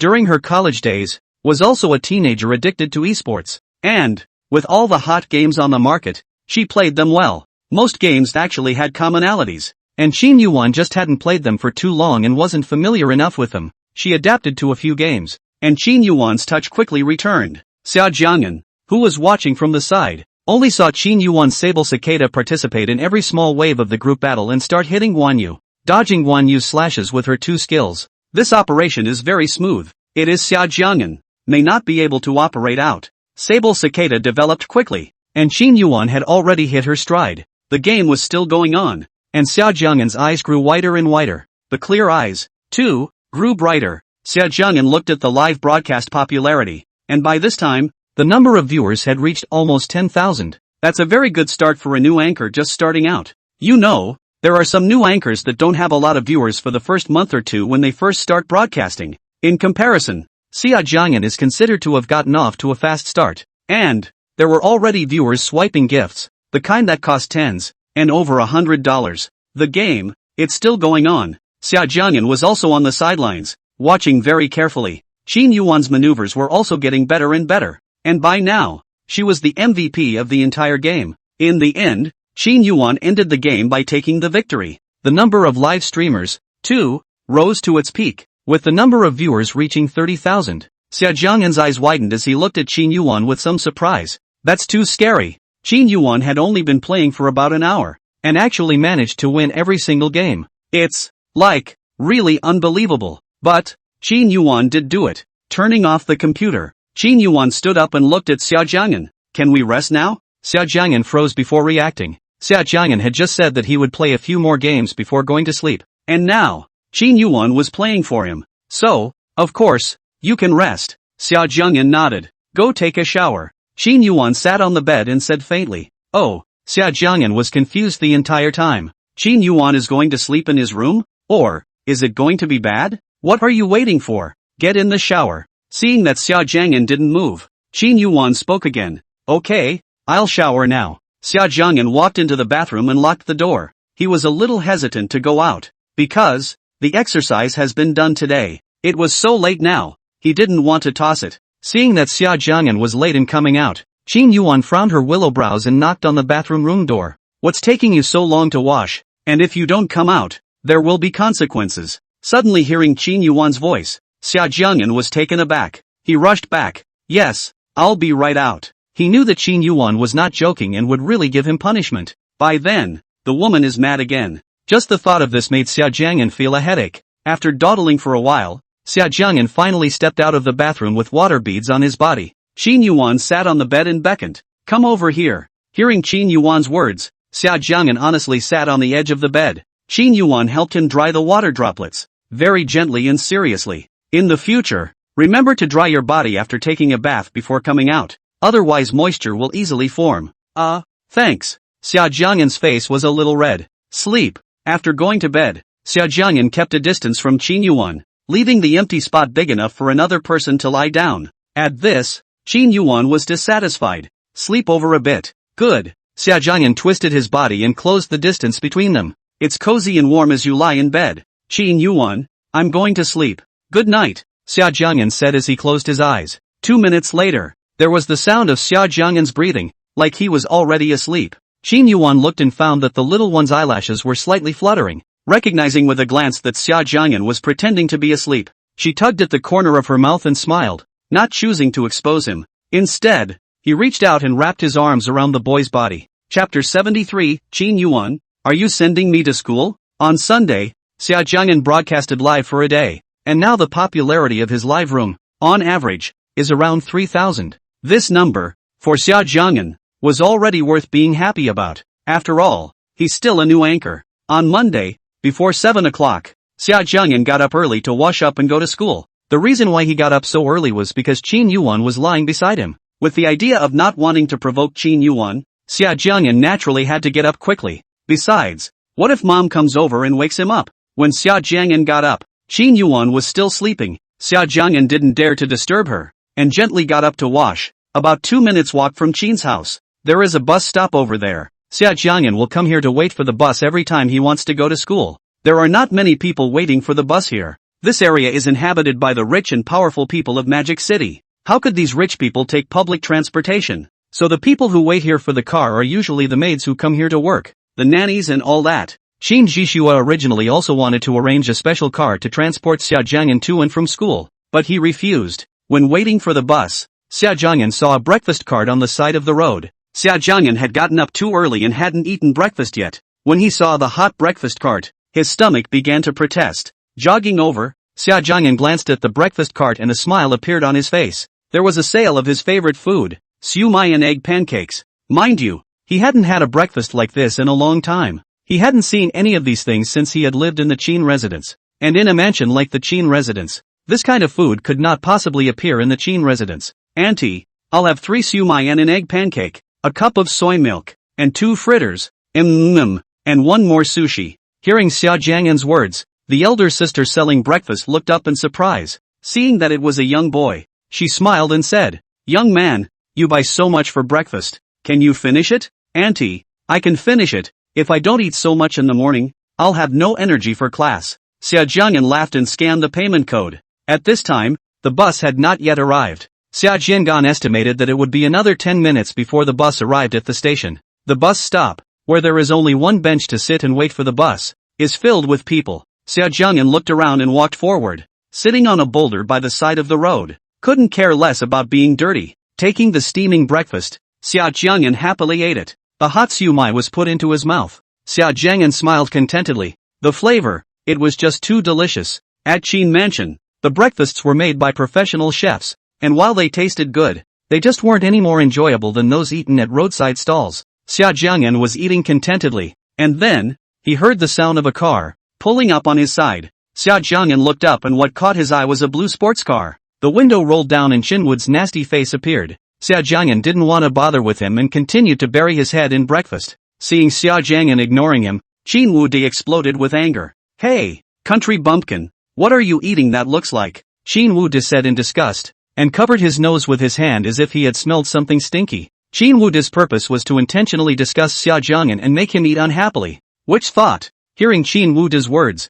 Xia Jiang'an's face did not change. "You care about me, even if I eat, it has nothing to do with you." Deliberately disgusting him? He's not going to fall for it. Chinwood heard Xia Jiang'an's reply and looked at Xia Jiang'an, who was still happily continuing to eat breakfast, obviously unaffected. For a moment, Chinwood couldn't find a way to continue disgusting Xia Jiang'an for this kind of saber-rattling reaction. In the field of fighting, Xia Jiang'an was clearly better than Chinwood. Today this young master is in a good mood, so he can drive you to school. Chinwood said like, again, it's unsettling. Xia Jiang'an didn't even think about it and directly refused. "No need. Humph, don't know what's good for you." Chinwood cursed and drove off. After Chinwood left, the bus still hadn't arrived, and Xia Jiang'an continued to eat breakfast while waiting for the bus. Shortly afterward, the sound of a car pulling up came back to his ears. Xia Jiang'an thought that Chinwood was back again. His head didn't lift, and directly scolded. Your sister's finished. Don't get lost. The cursing was mid-air. Inside the car, there was a moment of silence. Xia Jiang'an, You're telling me to get lost? Ha! The moment this low voice rang in his ears, Xia Jiang'an raised his head violently as if he had been struck by lightning. Sure enough, what met his eyes was none other than Qin Yuan's indifferent face. It's over. What did he just say? Xia Jiang'an's entire body became uncomfortable. He raised his head and weakly said, Qin Yuan. He had just scolded Qin Yuan. Was Qin Yuan going to punish him? Xia Jiang'an carefully looked at Qin Yuan's face. Very calm. Qin Yuan couldn't help but furrow her willow brows as she watched the little one sit on the cold stone. It's so cold right now and he's actually sitting on a rock that cold. Xia Jiang'an didn't have the ability to read minds, so he naturally didn't know what Qin Yuan was thinking. When he saw Qin Yuan frowning, he thought that Qin Yuan was now angry because she had scolded her. At once, Xia Jiang'an felt a bit overwhelmed. Qin Yuan, I'm sorry. Xia Jiang'an apologized. However,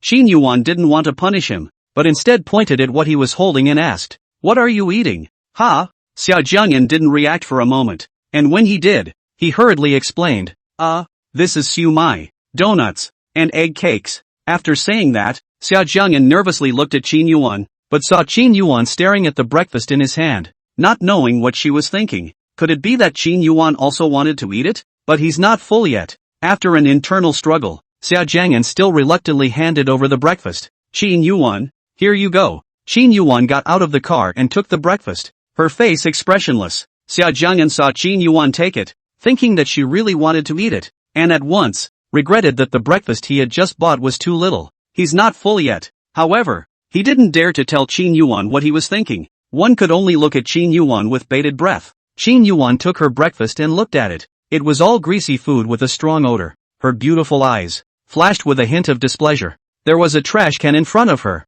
Qin Yuan didn't even think about it and directly threw all the food in her hand into it. Seeing Qin Yuan actually throw away the food, Xia Jiang'an's eyes widened. He was just about to say that Qin Yuan was wasting food when Qin Yuan swept over with an icy cold look, and Xia Jiang'an immediately shut up and didn't dare to say anything. Get in the car. Qin Yuan walked up to the car, and Xia Jiang'an followed. Wait a minute. Xia Jiang'an had just walked to the car door when Qin Yuan told him to stop first. Xia Jiang'an looked at Qin Yuan in disbelief. Here's a tissue. Clean your hands. His hands, which had just been holding a donut, were greasy. Aha. Xia Jiang'an was a little angry in his heart. Cleanliness freak. The temperature inside the car was warm, very different from outside. Very different. Reach out. Qin Yuan grasped his hand in her hand, just like last time, and helped him warm it. His hand was held tightly by Qin Yuan. Xia Jiang'an was a little uncomfortable, but he didn't dare to move. Qin Yuan, are you sending me to school? Don't talk. Before Xia Jiang'an could finish his sentence, he was interrupted by Qin Yuan. He had just finished eating the donuts, and there was still the taste of donuts in his mouth, a taste that Qin Yuan disliked. Well, Xia Jiang'an stopped talking and had to shut up. In the back of my mind, I'm spitting. Why are you being mean to me? Chapter 74. Checked and did brush clean. In the 10 minutes after getting into the car, Xia Jiang'an didn't dare to say anything. Every time when he wanted to say something, Qin Yuan looked over with an icy look, and Xia Jiang'an immediately shut up, getting what he was about to say stuck in his throat. In fact, Xia Jiang'an just wanted to say, Qin Yuan, can you take me to a university? Because, Xia Jiang'an realized that the route Qin Yuan drove was not the road to the school at all. The car drove for about 10 minutes and stopped in front of a restaurant. Follow me. Qin Yuan got out of the car, and Xia Jiang'an followed behind her as Qin Yuan walked into this restaurant. Order yourself whatever you like. It turned out that Qin Yuan wanted to bring him along for breakfast. How could she tell he wasn't full? Choosing a seat by the window, Qin Yuan handed the menu to Xia Jiang'an. Looking at the menu, Xia Jiang'an realized that this was a restaurant that specialized in breakfast. The menu is a dizzying array of breakfasts, both Chinese and Western. I'll take this one, and this one. Xia Jiang'an pointed to the menu with his finger, and the waiter was on the sidelines to write it down in his book. That's fine. I've ordered. Qin Yuan, see what you want to eat. Xia Jiang'an ordered his favorite food and handed the menu to Qin Yuan. Qin Yuan took the menu, but didn't continue to order, but said to the waiter, that's all, go down. Yes, ma'am. The waitress smiled. The waiter took the menu and was just about to leave when Qin Yuan's nice voice sounded behind her. Wait a minute. The attendant sniffed, turned and asked, Miss, may I help you with anything else? Qin Yuan looked at Xia Jiang'an and said indifferently, please take him to brush his teeth. The taste in the little one's mouth was something she disliked. Ha? Brush what teeth? Qin Yuan, I already brushed them in the morning. Xia Jiang'an was a bit confused. Then brush up again and cut the crap. Qin Yuwan said in a cold voice, obviously a little displeased. Xia Jiang'an was spitting inside, but still followed the waiter. Inside the restaurant there was a pretty big restroom, exquisitely decorated in gold. Xia Jiang'an took the toothbrush and toothpaste given by the waiter and brushed helplessly. Is badass Qin Yuwan a psychopath? He's obviously already brushed his teeth in the morning and he has to be told to do it again. Darn it. When Xia Jiang'an brushed his teeth and walked out of the restroom, he happened to bump into Qin Yuwan who had just come out of the restroom. Xia Jiang'an pulled a smile. Qin Yuwan. Qin Yuwan dried her hands with a paper towel, then looked at Xia Jiang'an and faintly asked, did you brush it? Aha. Xia Jiang'an nodded his head, looking honest, a far cry from the way he had just spat out Qin Yuwan's hateful appearance in the restroom. Walk over. Oh. Xia Jiang'an honestly walked to Qin Yuwan's side, lowered his head, and looked at the floor, wondering what Qin Yuwan was up to. Keep your head up. Oh. Hearing Qin Yuwan's words, Xia Jiang'an subconsciously raised his head. Qin Yuwan, what are you doing?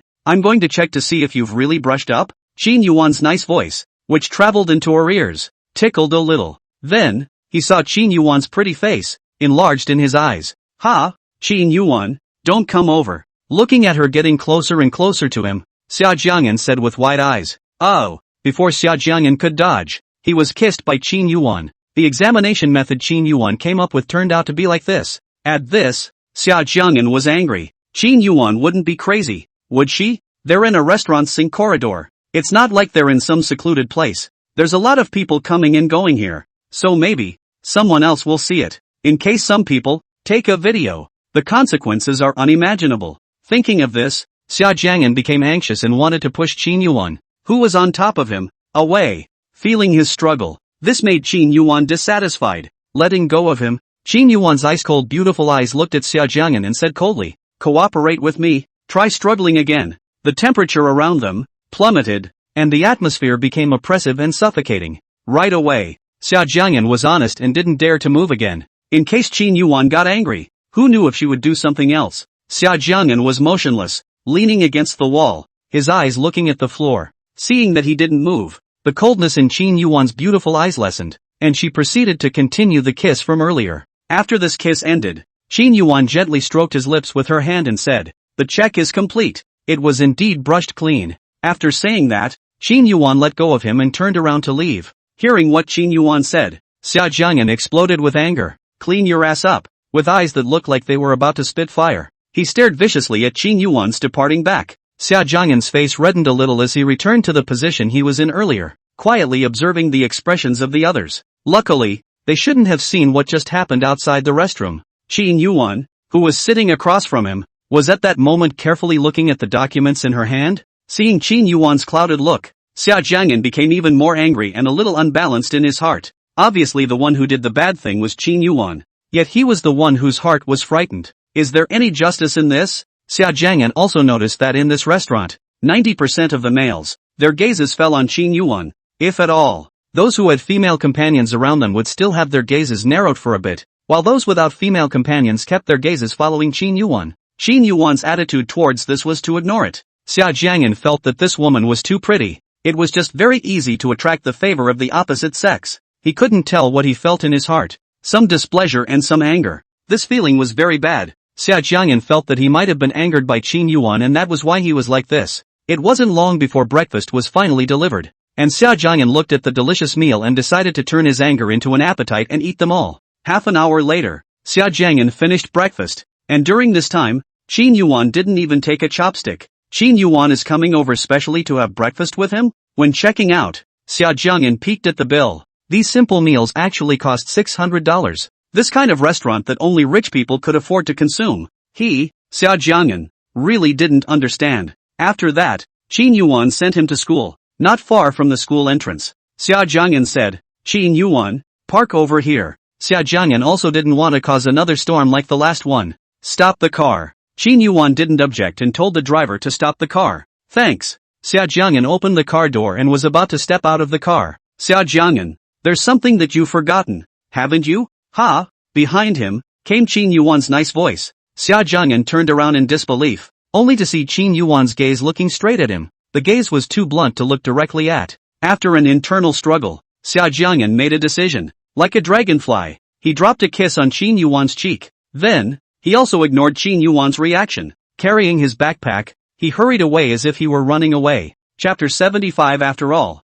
it is not easy to say who the dear will be. Walking into the classroom, Xia Jiang'an first greeted He Ting, and then saw Shen Dianfeng. Little wind, why haven't you come to school during this period of time? Brother, I kinda miss you. Seeing Shen Dianfeng, Xia Jiang'an patted his shoulder and said. Shen Dianfeng's eyes flashed with a trace of disgust when he saw Xia Jiang'an patting him on the shoulder, but he hid it well and explained. Something happened in my family during this period of time, so I couldn't come to class. But really, he went outside to get out of the storm. The fiasco of Xia Jiang'an being maintained by a rich woman was operated by him behind the scenes, and the comments on the forums were also speculated by the water army that he specifically invited. Shen Dianfeng's purpose was to discredit Xia Jiang'an so that he could make someone, well, hate him. Who knew that the always aloof Qin Yuwan would stand up for his nominal nephew this time? This was unexpected to Shen Dianfeng. Qin Yuan's coldness and ruthlessness. In the Magic City, who does not know? It seems that in the future, if we want to fix Xia Jiang'an, I'm afraid we'll have to go through some more means. Shen Dianfeng frowned and thought. Little wind, what are you thinking about? Are you thinking about what you're going to eat for lunch? There's braised fish in the cafeteria for lunch. Want to eat it? Xia Jiang'an looked at Shen Dianfeng with an innocent face. Seeing Xia Jiang'an's naive appearance, Shen Dianfeng's wrinkled brows gradually calmed down, and deep in the bottom of his eyes, a trace of disdain flashed. A foodie who only cares about what to eat all day long. What else does he, Shen Dianfeng, need to worry about? It was impossible for a straw man like Xia Jiang'an to fight him. Shen Dianfeng mused confidently. Shen Dianfeng's these small expressions, small actions, he thought he was hiding flawlessly, but still did not escape Xia Jiang'an's eyes. It seems that Shen Dianfeng really treats him, Xia Jiang'an, as a straw man. However, this was good, since Shen Dianfeng wanted to play and pretend to be a brother with him. Then he, Xia Jiang'an, could play with him. After all, it's hard to tell who the dear will be. Little wind, in the past few days that you weren't at school,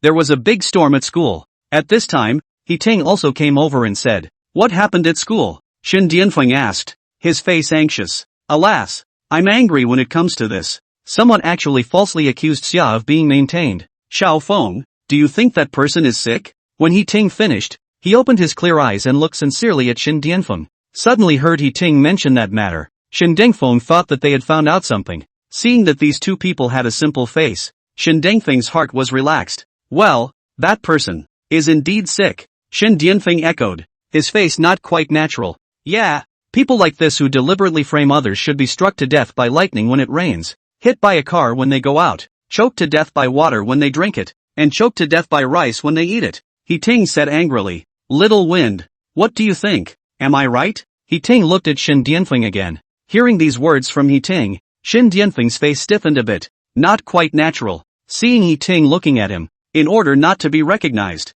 he immediately raised his smile and said, that's right, people like that should be struck to death by lightning and choked to death by water when they drink it. Well, Windy, it seems we're on the same page. After saying that, He Ting and Xia Jiang'an walked together in the forefront, and the two of them looked at each other with a knowing smile. Xia Jiang'an was also convinced that Shen Dianfeng was actually willing to curse himself for the sake of acting. After He Ting's probing just now, Xia Jiang'an had already determined that the last maintenance fiasco was Shen Dianfeng behind it.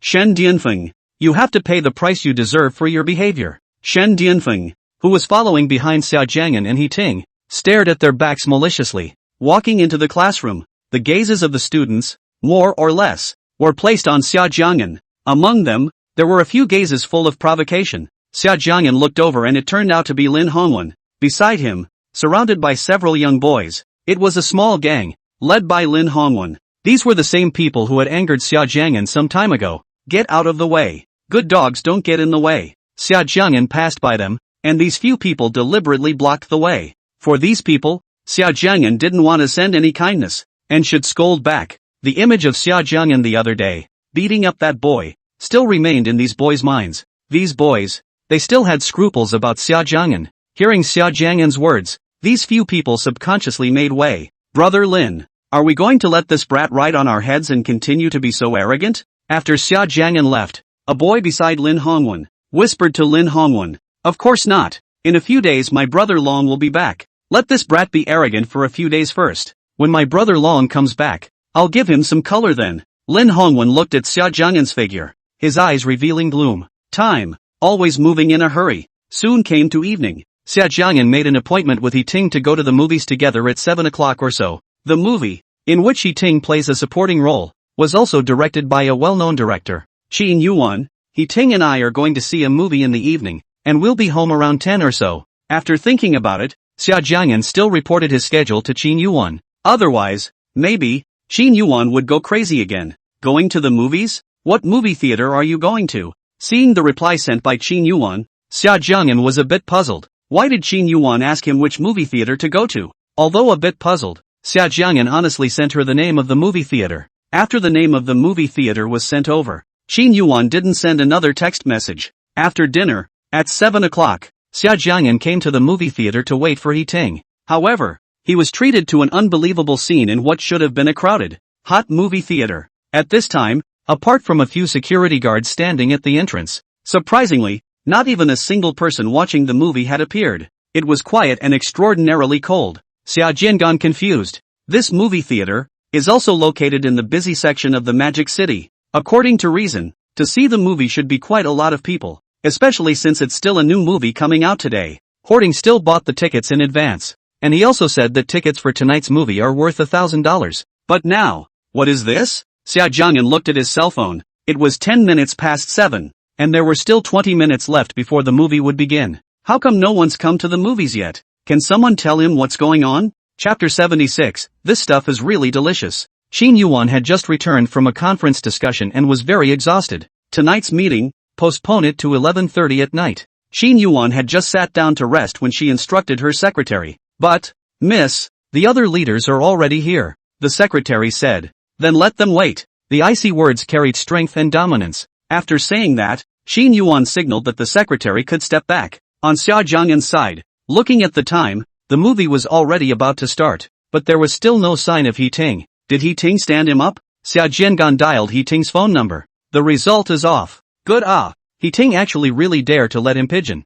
See what explanation he will give him at that time. Looking at the point that it is already going to be, Xia Jiang'an walked into the movie theater. Since he has already come here, of course, he wants to watch the movie before going home. Xia Jiang'an originally thought that when he walked into this movie theater, there should be people, but he thought that the inside was as cold as the outside. This was the first time Xia Jiang'an had watched a movie alone in a huge movie theater, and for a moment he was a bit out of sorts. The spacious movie theater, and he was alone. Just then, the movie started and the lights in the theater turned off without warning. The sudden darkness caused Xia Jiang'an to be startled. It has the feel of a ghost movie playing. Fortunately, Xia Jiang'an was quite bold and quickly adapted. 10 minutes after the beginning of the movie, Xia Jiang'an gradually watched it in. The heroine in it is an actress that Xia Jiang'an likes very much. Just when Xia Jiang'an thought how his goddess was so beautiful, he felt that there was someone sitting beside him. Xia Jiang'an was taken aback and asked vigilantly, "Who is it?" Since the lights in the theater were off and somewhat dark,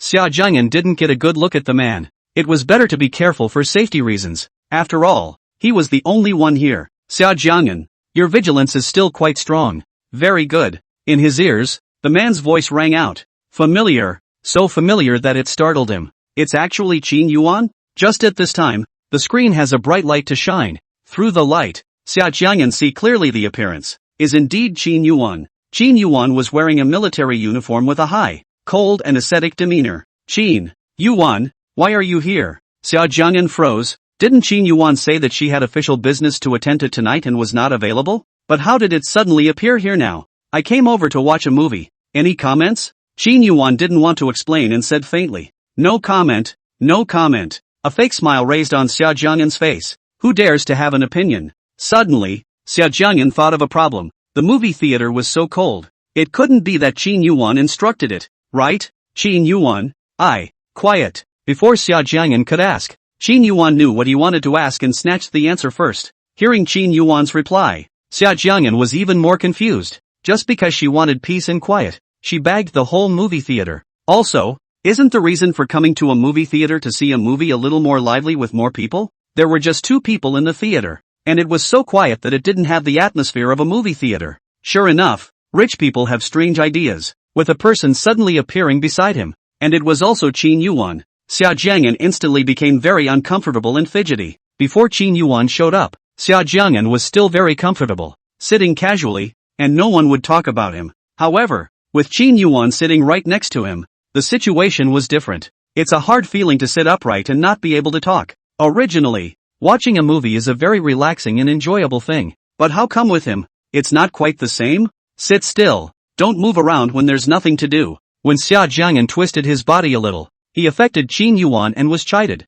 Fierce. Damn it. Xia Jiang'an was inwardly greeting Qin Yuwan, but on the surface, he still sat honestly. 3 minutes later, Qin Yuwan stood up and walked outside. Xia Jiang'an looked at Qin Yuwan's departing back. His heart was delighted. He simply took advantage of the time when Qin Yuwan was about to leave and hurriedly slipped away. He was all over the place sitting around watching movies anyway, so he might as well go home early. When I come back later, I want to see you still in your seat. However, Xia Jiang'an's thoughts had long been guessed by Qin Yuwan. Without looking back, he said coldly. Xia Jiang'an looked at Qin Yuwan's back as she left, and the smile that had lifted up on her face instantly froze. Ah, it's so infuriating. In the end, Xia Jiang'an chose to sit obediently and didn't dare to slip away. It wasn't long before Qin Yuwan came back, holding a drink and a bucket of popcorn. Take it. Qin Yuwan was a bit disgusted and handed the item in her hand to Xia Jiang'an. Ha! Xia Jiang'an was a bit confused. Had Qin Yuwan just gone to buy these things specifically? Badass Qin Yuwan would be so kind? Xia Jiang'an thought this way and didn't reach out to pick it up. This made Qin Yuwan a bit unhappy. She bought it specially for him to eat and he actually didn't like it? Don't want it? Then I'll throw them in the trash. Qin Yuwan said coldly, then turned around and prepared to throw these things away. Don't! Qin Yuwan, I want it. Very much. Xia Jiang'an hurriedly took the things in Qin Yuwan's hand with a smile on his face. For a foodie, there's no reason to go against food. Qin Yuwan, do you want to eat? Xia Jiang'an felt that it wasn't good for him to enjoy the food all by himself, so he passed the popcorn in front of Qin Yuwan's eyes. However, Qin Yuwan waved her hand, indicating that she didn't want to eat. Alright, if you don't eat it, you don't eat it. Xia Jiang'an took it back and happily ate it himself. In the movie theater, apart from the sound of the actors saying their lines, there was only the movement made by Xia Jiang'an eating. Xia Jiang'an was doing this on purpose, wanting to get back at Qin Yuwan so that she couldn't watch the movie properly. Is it delicious? Finally, Qin Yuwan couldn't bear it anymore, turned her head, and looked at Xia Jiang'an. Xia Jiang'an of course knew that Qin Yuwan asked him this because she thought he was too noisy. Of course it's delicious. Xia Jiang'an had a sincere face. Humph, since it's so delicious, I'll try it too. Okay, here, Qin Yuwan, this is indeed delicious. Xia Jiang'an simply handed the popcorn to Qin Yuwan. However, Qin Yuwan did not choose to take it, but instead leaned over. Xia Jiang'an was a bit confused when he only saw a silhouette coming at him. He was, again, kissed by Qin Yuwan. That's what she meant by tasting it originally. Badass Qin Yuwan, if you really want to eat, you can have all these popcorns. Why do you have to grab the ones I've eaten? Xia Jiang'an, why are you digging a hole for yourself? Xia Jiang'an's face flushed red and he could hardly breathe. Ending this kiss, Qin Yuwan let go of Xia Jiang'an and lightly smiled. Xia Jiang'an, this stuff, it's really delicious. Chapter 77 Is my body better or hers? Xia Jiang'an's face flushed red as he sat in his seat, and when he heard what Qin Yuwan said, all he wanted to say back was, yummy your sister. He's not a thing. He's not food. He's delicious as hell. At this point, there was still half of the movie left, and Xia Jiang'an put his eyes on the big screen, choosing to ignore the people beside him. However, looking at it, Xia Jiang'an's ears, reddened, face, began to look a little less natural. This is because, at this point, the images in the movie are also too juvenile. Also, the sound in the theater was pretty good, with the kind of blush-inducing sounds that seem to appear right in one's ears. On screen, the heroine and the hero, as they have just gotten married and the night is a wedding night. The heroine says she wants to have lots of children and become a mother. The hero agrees, and it's only natural that two people who love each other, finally united, are dry humping each other. And the director who directed this movie, his movies, in this country, are notorious for their scale. The scene was so hot that it burned into Xia Jiang'an's face, which was a little red. In fact, it's fine for the movie to be on a larger scale. That is, he can accept even a larger scale. Xia Jiang'an had even watched a small love movie with Ting before, and that scale wasn't small. But not now, because there was someone sitting next to him, and a woman, a bad woman. He suddenly had the embarrassment in his heart of watching a TV series with his parents when he was a child, and a passionate scene suddenly appeared on the TV screen. Compared to Xia Jiang'an's blushing heartbeat, Qin Yuwan was expressionless, clearly not feeling uncomfortable. Xia Jiang'an, calm down, it's nothing. Xia Jiang'an was encouraging himself, and, quite effectively, he looked at the big screen, his eyes opening wider and wider with a serious look on his face. The actress was an actress he really liked. Quite a big name. And hadn't been in a movie like this for a long time. Naturally, Xia Jiang'an would not let go of this once-in-a-lifetime opportunity. A goddess with a great body. He'd have to watch it. Not bad for his favorite actress. That body? Very nice indeed. Wow. This body is very materialized. Xia Jiang'an looked mesmerized and couldn't help but let out an exclamation of admiration. However, as soon as these words came out, Xia Jiang'an immediately regretted it. There was someone sitting beside him. Xia Jiang'an's expression of admiration instantly froze as he turned his head to look at Qin Yuwan. And sure enough, Qin Yuwan was looking at him with a pair of cold, beautiful eyes. It's over. Xia Jiang'an felt that something big was wrong. Got a great body? Are you sure? An icy voice that reached his ears. With endless danger. The temperature around them seemed to chill. Faced with Qin Yuwan's question, Xia Jiang'an didn't know how to answer for a moment. Is he going to answer honestly or is he going to answer honestly? Well, it's really good. In the end, Xia Jiang'an was honest back. After all, one shouldn't lie. Besides, his goddess's body. It's really quite good.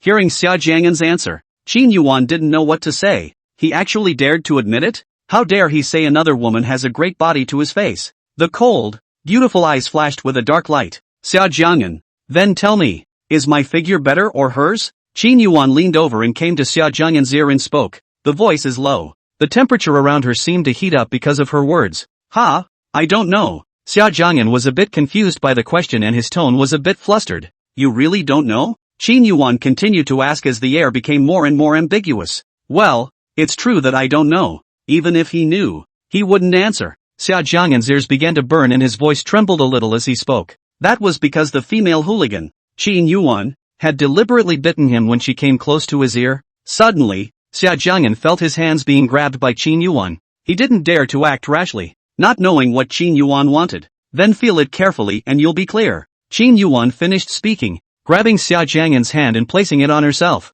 Qin Yuwan's eyes narrowed slightly as she raised her willow eyebrows in a flirtatious manner. Xia Jiang'an felt as if he had touched a flame. Xia Jiang'an's face had long since turned red. Qin Yuwan was also too hateful. How could she make such a shameful move? Since you're not sure, I can satisfy your curiosity by going back tonight. Qin Yuwan stood up, straightened her somewhat disheveled clothes, and said indifferently. Xia Jiang'an didn't say anything. She's going to satisfy his curiosity? And how does she want to be satisfied? Thinking this way, Xia Jiang'an hoped that the night would not come. Chapter 78, the live streaming room is being taken for a ride. Finally, the 2-hour movie, over. Although it was only 2 hours, Xia Jiang'an felt as if he had spent a century. It's really hard to get through. At the entrance of the movie theater, Xia Jiang'an said goodbye to Qin Yuwan. Happily, Qin Yuwan did not go back with him, which made Xia Jiang'an relieved. When Xia Jiang'an returned to the Qin residence, Xia's mother and stepfather also happened to return. After saying hello to his mother,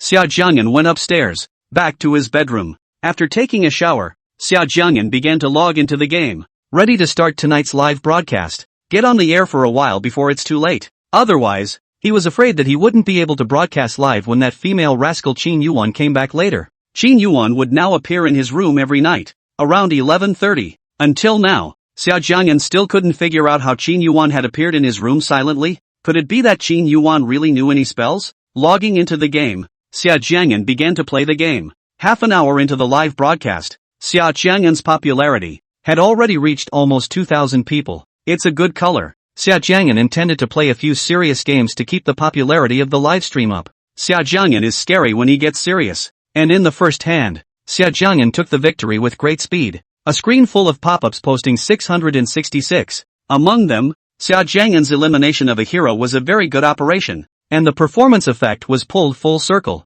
Wow! This skill of the anchor is really powerful. Decisively follow. Anchor 666. Time passed quickly, and Xia Jiang'an had been live streaming for almost 3 hours. Live streaming popularity stayed around 4,000. Now this will be. The time has reached 11 o'clock at night. Xia Jiang'an was a little sleepy, turned off the live broadcast, and was about to go to sleep. At this time, Xia Jiang'an suddenly thought of something. Qin Yuwan told him that she would satisfy his curiosity at night. Thinking about this, Xia Jiang'an became nervous and uneasy. What exactly did the female hooligan Qin Yuwan want to do to satisfy his curiosity? Heck, he didn't have a curiosity to satisfy. Xia Jiang'an was lying on the bed. The time was now going to be 12 o'clock. Qin Yuwan hadn't come yet. Xia Jiang'an thought to himself. Perhaps Qin Yuwan won't come at night. As soon as he thought of this possibility, Xia Jiang'an was somewhat happy. Not having to face Qin Yuwan was more than he could ask for. Time, little by little, passed, and Xia Jiang'an eventually couldn't resist sleep and fell asleep. In his sleep, Xia Jiang'an seemed to hear outside the window the sound of a car ringing. Xia Jiang'an continued to sleep, ignoring it. Sleeping soundly, Xia Jiang'an suddenly woke up with a start, and through the moonlight, Xia Jiang'an vaguely saw a figure. Snap! The light in his bedroom was turned on. Xia Jiang'an half squinted his hazel eyes. Qin Yuwan? Aha! Qin Yuwan responded softly, her voice sounding a bit tired. Qin Yuwan just came back? Xia Jiang'an looked at his cell phone. It was now 1:30. Qin Yuwan is busy until this hour? And then, Xia Jiang'an remembered what Qin Yuwan had said during the day. She said she could satisfy his curiosity. As soon as he thought of this, Xia Jiang'an was somewhat unable to sleep, and his heart began to tense up. However, what made Xia Jiang'an unexpected was that Qin Yuwan just went to the bathroom and took a shower, then went to bed and didn't do anything else. What's wrong? You're still not sleepy and can still do something? Seeing that Xia Jiang'an didn't close his eyes,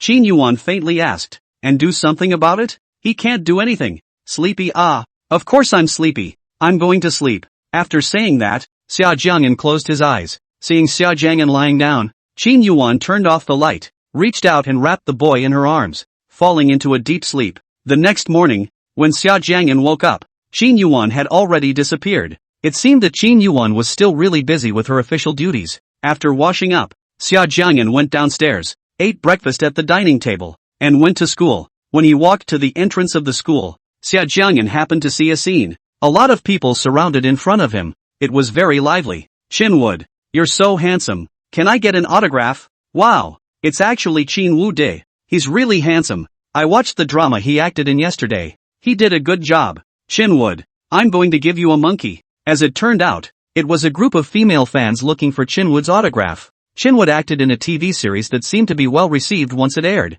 Surprisingly, Qin Wude is so young, but his acting skills are so good that he has received many compliments from movie stars. This TV series has gained Chinwood a lot of popularity and exposure. When Xia Jiang'an walked over, Qin Wude happened to see him. He had a big smile on his face. Signed, "Thank you for your support." With a gentle expression, he handed the book back to the little girl who had asked for an autograph. Wow, little brother Qin Wude is so nice. Not a bit of a star's stance. A girl lets out an exclamation from the sidelines. Xia Jiang'an looked over. Qin Wude also looked over at this time. Seeing Xia Jiang'an, he turned to him and revealed a smug smile. In the face of Qin Wude's provocation, Xia Jiang'an chose to ignore it as if he didn't see it, withdrew his eyes and walked into the school. Qin Wude's matter had nothing to do with him, and as long as he didn't come to provoke him, he wouldn't intentionally find trouble with him. But if Qin Wude came after him, then he would definitely give him some color. There was no class this afternoon, and after the class, Xia Jiang'an was anxious to return to the Qin residence and prepare to start the live broadcast. According to the rules, when the popularity of the live broadcast room has accumulated to a certain level, you can apply for a contract with the live broadcast platform. Only after signing with the platform and becoming a contracted anchor, that's when you really get the live stream going. The popularity of Xia Jiang'an's live broadcast was good, and the application for signing was just submitted, and he received a reply agreeing to sign. After spending some time, Xia Jiang'an filled out all the information and sent it to the website. Starting today, Xia Jiang'an is officially a game anchor. Turn on the game and officially start today's broadcast. What Xia Jiang'an didn't expect was that his site had just started broadcasting for 10 minutes and already had more than 7,000 popularity, and he already has over 10,000 subscribers to his livestream. In other words, these 7,000 or so popular people were considered Xia Jiang'an's new fans. Thank you all for the gifts and the attention. Xia Jiang'an played the game while reading a few pop-ups and interacting with the audience from time to time. It's still important to do live streaming and interact with your audience. Is the anchor really a guy? The technique is good. Of course it's real. More real than real gold. The anchor has a great voice. Could she be using a voice changer? For this kind of pop-ups that had the intention of bringing up the tempo, Xia Jiang'an just laughed and didn't want to pay attention to it. Anyone who has watched the live stream knows that some viewers, for some unknown reason, have an agenda. It will be on the air, messing with the rhythm. What is bandwagon? Is to say something unfavorable to the popularity of the live room to rise, or all kinds of smear anchor. The anchor has a great voice. She wouldn't have used a voice changer, would she? Is the anchor really a guy? Couldn't have used a voice changer? This kind of pop-up which had been posted many times before and after, Xia Jiang'an realized that the rhythm was being brought up. Some viewers, too, began to send pop-ups questioning, is this voice really the anchor himself? Is the anchor really a boy? I doubt using a voice changer. Yeah. Could the anchor actually use a voice changer and the anchor actually be a girl? The man who had intentionally led the rhythm, seeing that the rhythm of the live broadcast was driven by him, he continued to pursue the attack. Is it true that the anchor used a voice changer? The anchor is actually female, right? This pop-up, again, is starting to swipe. At first, Xia Jiang'an chose to ignore it. However, after 5 minutes, Xia Jiang'an couldn't bear it anymore. This was because Xia Jiang'an realized that the popularity of his live broadcast room was starting to drain away. Originally, there were still 10,000 popularity, but at this time, only 7 or 8,000 were left. Apparently, it was because of these rhythmic pop-ups that Xia Jiang'an's audience had decreased. Who the hell is deliberately trying to screw him over? Generally, no one brings up the tempo for no reason. Behind this, someone must have orchestrated it and invited keyboard warriors to lead the charge. Sometimes there are anchors who will purposely take other anchors to the beat. Could it be that he, Xia Jiang'an, had offended other anchors on this live platform? This is really the voice of the anchor himself. As fake as it is, the anchor really didn't use a voice changer. The anchor is really male. Xia Jiang'an tried to explain. To the audience, Xia Jiang'an restrained his violent temper and patiently explained. However, the viewers who were brought up to speed didn't want to believe it. Unless the anchor turns on the camera, I don't believe it. Looking at this screen of pop-ups asking him to turn on the camera, Xia Jiang'an was a bit torn for a moment. Should we turn on the camera and show the audience? Chapter 79 Going out of town to sketch is so much fun. After considering it for a while, Xia Jiang'an still decided to turn on the camera. Although he, Xia Jiang'an, was not a big handsome man, he had decent features and was not ugly. Fine, then I'll turn on the camera and shut up the bandwagoners. Xia Jiang'an turned on the camera. A head of black hair, decent features, deep eyebrows, especially those eyes, very clean and clear. The anchor is so handsome. Wow, the anchor looks so young. The anchor is not only handsome, but also good at playing games. Decisively concerned. A screen full of appreciation. A screen full of kudos. Xia Jiang'an realized that after opening the camera, the popularity of his live room immediately rose by almost 3,000. Okay, so everyone knows, I'm a real man. Those spammers who carry the rhythm can get the hell out of my live room. That's fine. I'll turn off the camera now and keep playing the game over here. After Xia Jiang'an finished speaking, he was about to turn off the camera. Ah, don't turn it off. I want to see the handsome little brother. Anchor, don't turn it off. Camera on. We want to watch handsome little brothers play games. When Xia Jiang'an turned off the camera on his side, a screen full of pop-ups appeared, all posting those types of pop-ups. However, the audience's request, Xia Jiang'an didn't agree, because he hoped that the audience who came to watch his live broadcast was because they liked the skill of his game and not for any other reason. Turning off the camera, Xia Jiang'an went live for about 2 more hours. As the night drew on, Xia's mother came to call him for dinner. Xia Jiang'an turned off the live broadcast and went downstairs to eat dinner. And at the table, there was only Xia's mother and stepfather. The annoying Qin Yuwan wasn't there, which put Xia Jiang'an in a much better mood. Mom, tomorrow we're going out of town to sketch. While eating, Xia Jiang'an suddenly remembered that they were going to go out of town tomorrow to start sketching for a week. As a major in the fine arts department at U of A, a 1-week life drawing course is required each semester. Where are we going sketching this time? What time do we take the bus tomorrow? A few days ago, Xia Jiang'an had told Xia's mother, so she wasn't too surprised. The place we're going to this time is a tourist attraction, in Suang province, a bit far away. Well, go over there and remember to bring extra clothes so you don't catch a cold. Xia Jiang'an has been very independent since she was a child, so Xia's mother wasn't very worried when Xia Jiang'an had to go out of town to sketch. Before Xia Jiang'an got into college, he once came to Magic City alone and studied art for half a year. After eating, Xia Jiang'an went back to his room and cheerfully began to organize his luggage. He said that he was going to a sketching class, but in the opinion of Xia Jiang'an's students, going out to a class was the same as going on a field trip. Think about it, can you not be happy to go to an out-of-town class and travel to see the sights? The most pleasing thing is that during the week when I went out to sketch in the field, I no longer had to see the face of the female hooligan Qin Yuwan. There was no longer a need to be careful every night, to always be on the lookout for Qin Yuwan who appeared silently. When he went to school in the morning, he didn't have to get up very early for fear that the others would find out about Qin Yuwan and him. As soon as he thought of this, Xia Jiang'an couldn't help humming a song as he unpacked his bags. You are my little apple child, like the most beautiful clouds in the sky. Xia Jiang'an decided that he would quietly go to the field to sketch without reporting to Qin Yuwan. Today was really a good day. When it was more than 10 o'clock in the evening, Xia Jiang'an was wondering if Qin Yuwan would come back in the evening, when he received a text message. It was sent by Qin Yuwan, and the content was very simple: I won't be back tonight. I have some things to take care of. Because of his good mood, Xia Jiang'an went to sleep early, and at 6 o'clock the next morning, Xia Jiang'an went to school. At the entrance of the University of A, the teachers were taking roll call, and once the assembly was complete, the bus ride to the airport began. Since this time I was going to Suzhou and Hangzhou, which is a bit far away, I chose to fly there. This is the first time that Xia Jiang'an has ever taken an airplane. Before, Xia's mother raised him alone and was in financial distress without the means to take an airplane. Wow! He Ting, this airport is so big. It's just like what's on TV. Horting, this is the first time I've seen an airplane this big. On the way to registration, Xia Jiang'an's eyes were instantly opened. Laughing my ass off. Unseen country bumpkin, Lin Hongwen and his group, passing by Xia Jiang'an, were arrogant, nervous. None of your business? Xia Jiang'an said coldly, without the slightest fear. Xia Jiang'an was speechless. These Mordor people, why do they all like to call people country bumpkins so much? Qin Wuti also called him that. And now, Lin Hongwen's gang also called him that. Are city people superior? Xia Jiang'an didn't understand where these people's sense of superiority came from. Brother Xia,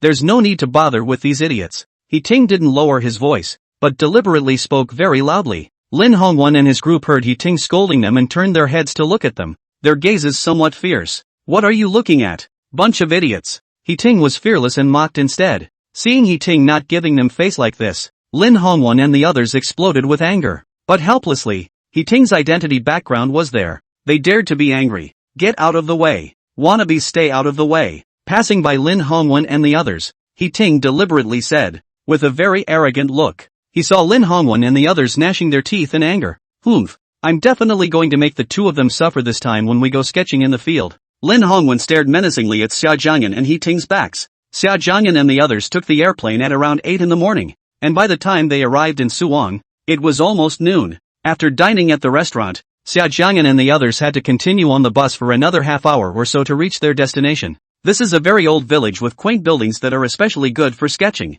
as it is in the countryside, away from the booming urban environment. It is an original tourist attraction that is great for traveling. The school had arranged a small hotel for the students, which was a good place to live in this village. However, most of these classmates of Xia Jiang'an were thousands of young ladies, as well as eunuchs. Teacher, it's so dirty here. The environment is really bad, someone said in disgust. Yes, teacher, is this environment suitable for living? Quiet, quiet. The one leading the group was a very strict female teacher, and once she gave the word, these students didn't dare to complain loudly. When they slept at night, Xia Jiang'an and He Ting shared a room. Xia Jiang'an was lying on the bed with a happy face. This feeling of not having to face Qin Yuwan was really too good. Chapter 80, Flying a helicopter to meet you. It was now after 11 o'clock at night, and neither Xia Jiang'an nor He Ting were sleepy, so they were talking in the room. Drop. Xia Jiang'an's cell phone, which suddenly made a sound, received a text message. Xia Jiang'an opened a look. It is the female hooligan Qin Yuwan sent over. Give you 10 minutes.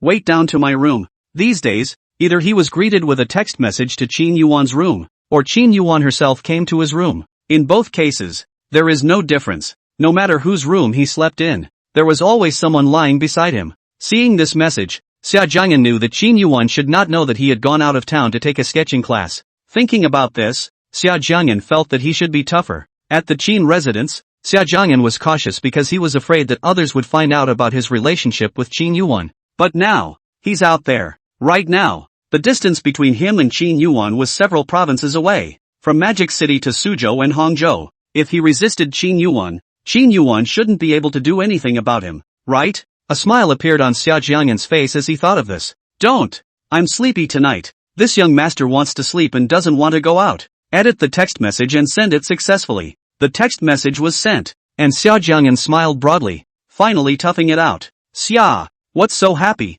Tell me quickly? Ha? Nothing much. Xia Jiang'an put away his cell phone. When Qin Yuwan received the reply, she was in her office, looking over the documents in her hand. Recently, there were some things going on in the army, and as a senior leader, Qin Yuwan was naturally busy with official duties. Several meetings a day to discuss tactical strategies. Last night, she had a late meeting, and by the time she came back, Everyone in the Qin residence had long been asleep. Walking into the little one's room, sure enough, she noticed, again, that the little one had kicked the covers off his body. Qin Yuwan recovered him with the quilt, so she didn't bother him anymore and returned to her own room. Opening her cell phone, Qin Yuwan looked at the content of the text message. Removing the gold-framed glasses, Qin Yuwan's ice-cold beautiful eyes narrowed slightly. This little guy, he's going against her again? I want to see you in my room in 3 minutes. At some point, Qin Yuwan had gotten used to Xia Jiang'an sleeping beside her. She had gotten used to it, hugging Xia Jiang'an to sleep every night. As long as she smelled the little guy's body, Qin Yuwan always slept soundly. Putting down her cell phone, Qin Yuwan stood up and prepared to take a shower. On Xia Jiang'an's side, his cell phone sounded again, and he knew that it should be a reply from Qin Yuwan. Sure enough, glancing at the contents of the cell phone, TSK, this domineering and strong tone. Really think you're a queen? Xia Jiang'an huffed. Humph. Anyway, now that the distance is so far away, Qin Yuwan cannot take him. I've told you, this young master is very sleepy tonight, so I won't go over there. Xia Jiang'an didn't care if it would cause any consequences, and directly sent this text message. Qin Yuwan finished her shower and towel-dried her hair while walking to the bedside. Sitting on the bed, Qin Yuwan opened her cell phone. Seeing the content of the text message sent by Xia Jiang'an, Qin Yuwan's beautiful eyes grew darker and darker. Very well, it was the first time the little one had defied her with such recklessness. Picking up her cell phone, Qin Yuwan began to dial Xia Jiang'an's number. On Xia Jiang'an's side, he was chatting with Ting, and the two of them didn't want to sleep yet. They were chatting happily when Xia Jiang'an's cell phone suddenly rang. He looked at it. It was Qin Yuwan calling. Without a moment's hesitation, just hang up. Qin Yuwan must have been trying to be mean to him when she called, so he didn't answer. Anyway, now that he was in Suzhou Hangzhou and Qin Yuwan was in Magic City, the distance was a bit far. Drop. Qin Yuwan looked at the phone that was hung up once again, her gaze getting colder and colder. It seemed the little guy had really eaten his guts and dared to not answer her calls. Play again. Drop.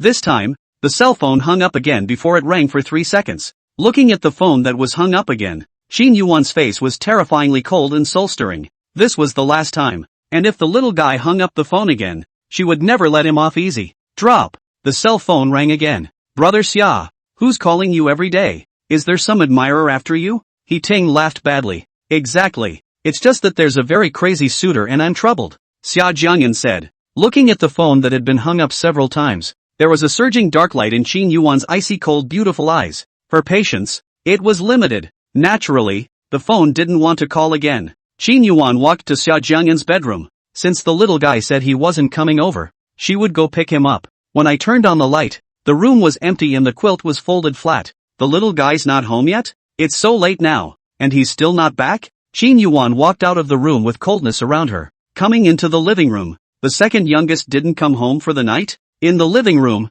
Butler Joe was a little stunned for a moment by Qin Yuwan's question, and quickly reacted. Miss, the second young master left the house with his luggage in the morning. Their art department is going out of town for a week to sketch. The destination is the ancient village of Suzhou in Hangzhou. Hearing Butler Zhou's words, the aura on Qin Yuwan's body became more and more regal. Housekeeper Zhou, who had always loved Xia Jiang'an, felt Qin Yuwan's oppressive aura and couldn't help but worry about Xia Jiang'an. Has the second young master offended Miss Qin? Butler Zhou had been in the Qin residence since a long time ago, and was considered to have watched Qin Yuwan grow up, and he was well aware of her cold and unfeeling nature. Qin Yuwan looked at housekeeper Zhou and said indifferently, "Go down." "Yes, ma'am." Qin Yuwan returned to her bedroom and sat on the sofa, the dim light shining on her face, making her look more and more high-strung. "Very good. How dare you hide it from her and run away to the provinces?" Qin Yuwan sat on her desk, ready to continue dealing with official business. She now simply could not sleep. Qin Yuwan's white fingers held a pen,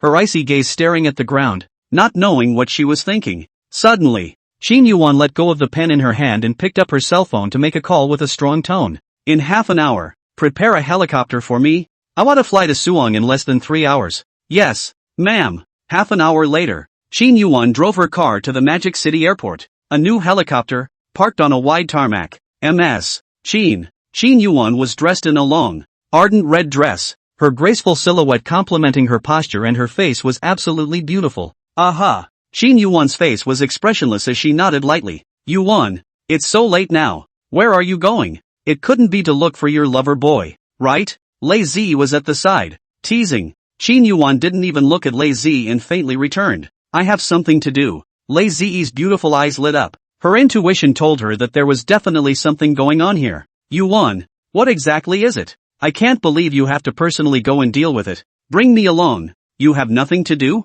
Qin Yuwan said as she glanced at Lei Zi. Lei Zi didn't even think about it and directly replied, "Indeed, there's nothing to do. I'm so bored that I'm almost moldy." "Great." Qin Yuwan pulled out a light smile, and as Lei Zi looked at Qin Yuwan's smile, she inexplicably had a bad feeling. Sure enough, she heard Qin Yuwan say, "Lei Zi, so bored and nothing to do. Now armed and waited to run 5 kilometers and train immediately." "Ha, Yuwan, you still have to train at this late hour?" Lei Zi froze. Where did she make Qin Yuwan angry? I don't think she said anything, did she? Sending Lei Zi away, Qin Yuwan began to board the plane. At that point, suddenly, boom, thunder rolled, lightning streaked across the sky, and rain poured down from the sky. Qin, it's storming now. It's not suitable for flying, the pilot reported as he watched the pouring rain. Qin Yuwan, however, was expressionless and said coldly, "Then I'll drive myself." "But Miss Qin, this is too dangerous." That pilot wanted to continue to advise,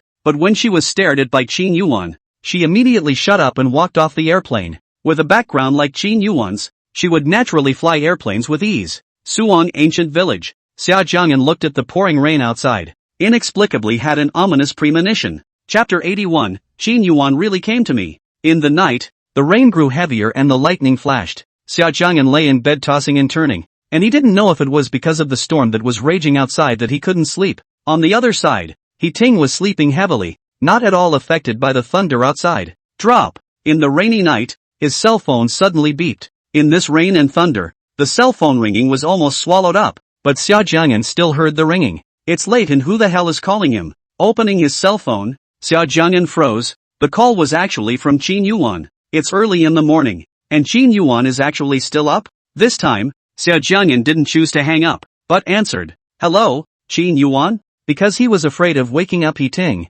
Xia Jiang'an deliberately spoke in a low voice. "Come out now, otherwise, there will be serious consequences." That icy voice, with a sense of oppression, rang in his ears. Hearing Qin Yuwan's words, Xia Jiang'an was startled. Normally, although Qin Yuwan spoke to him, she was also very strong. However, it was obvious that Qin Yuwan's current tone was different from her usual one. Without a moment's hesitation, Xia Jiang'an got up, put on his clothes, took his umbrella, and quietly went out. The rain outside was indeed heavy, and the raindrops were densely packed, as if countless silver threads were intertwined. In front of the small hotel, there was a large yard, and directly in front of the yard, there was a long highway. It was dark on a rainy night and there was not a single moonlight to be seen. When Xia Jiang'an walked outside to the yard, he saw a car with its lights on, parked on the highway. The car's lights flashed as the peppery rain pounded on the bodywork, splashing up layers of water. Next to the car, the woman had a red dress and an umbrella. Because the night was so dark,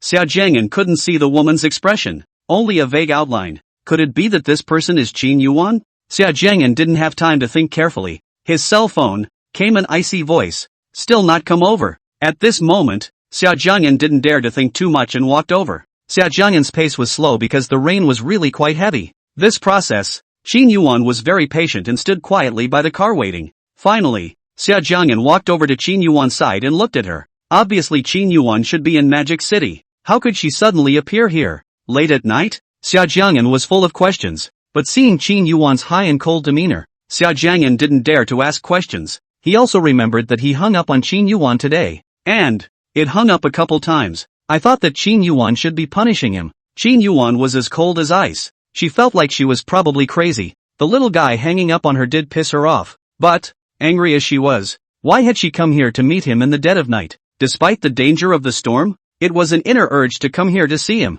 But she actually listened to this urge within her. In that case, she, Qin Yuwan, was indeed crazy. Gaze fell on Xia Jiang'an. Such a cold and rainy night. He actually only wore a thin top? It was raining pretty hard, and the umbrella he was holding was too small, and his shoulders were drenched with raindrops, and the little guy, with his slippers on, his feet were wet. Qin Yuwan's beautiful eyes were somewhat dark. Doesn't Xia Jiang'an know he'll catch a cold like this? Really can't take care of himself. Xia Jiang'an had been secretly observing Qin Yuwan's expression and saw her gaze, slightly sunken. Xia Jiang'an felt that it was over. Qin Yuwan must have gotten angry and was going to punish him. It's so cold. Why are you so thinly dressed? Any brains? Finally, Qin Yuwan spoke, her tone somewhat fierce. How can you blame him? You were so mean when you called me, like you wanted to eat someone. In this situation, where did he care to put on more clothes? Xia Jiang'an wanted to retort, but when he looked at Qin Yuan's high-cooled face, he said no more.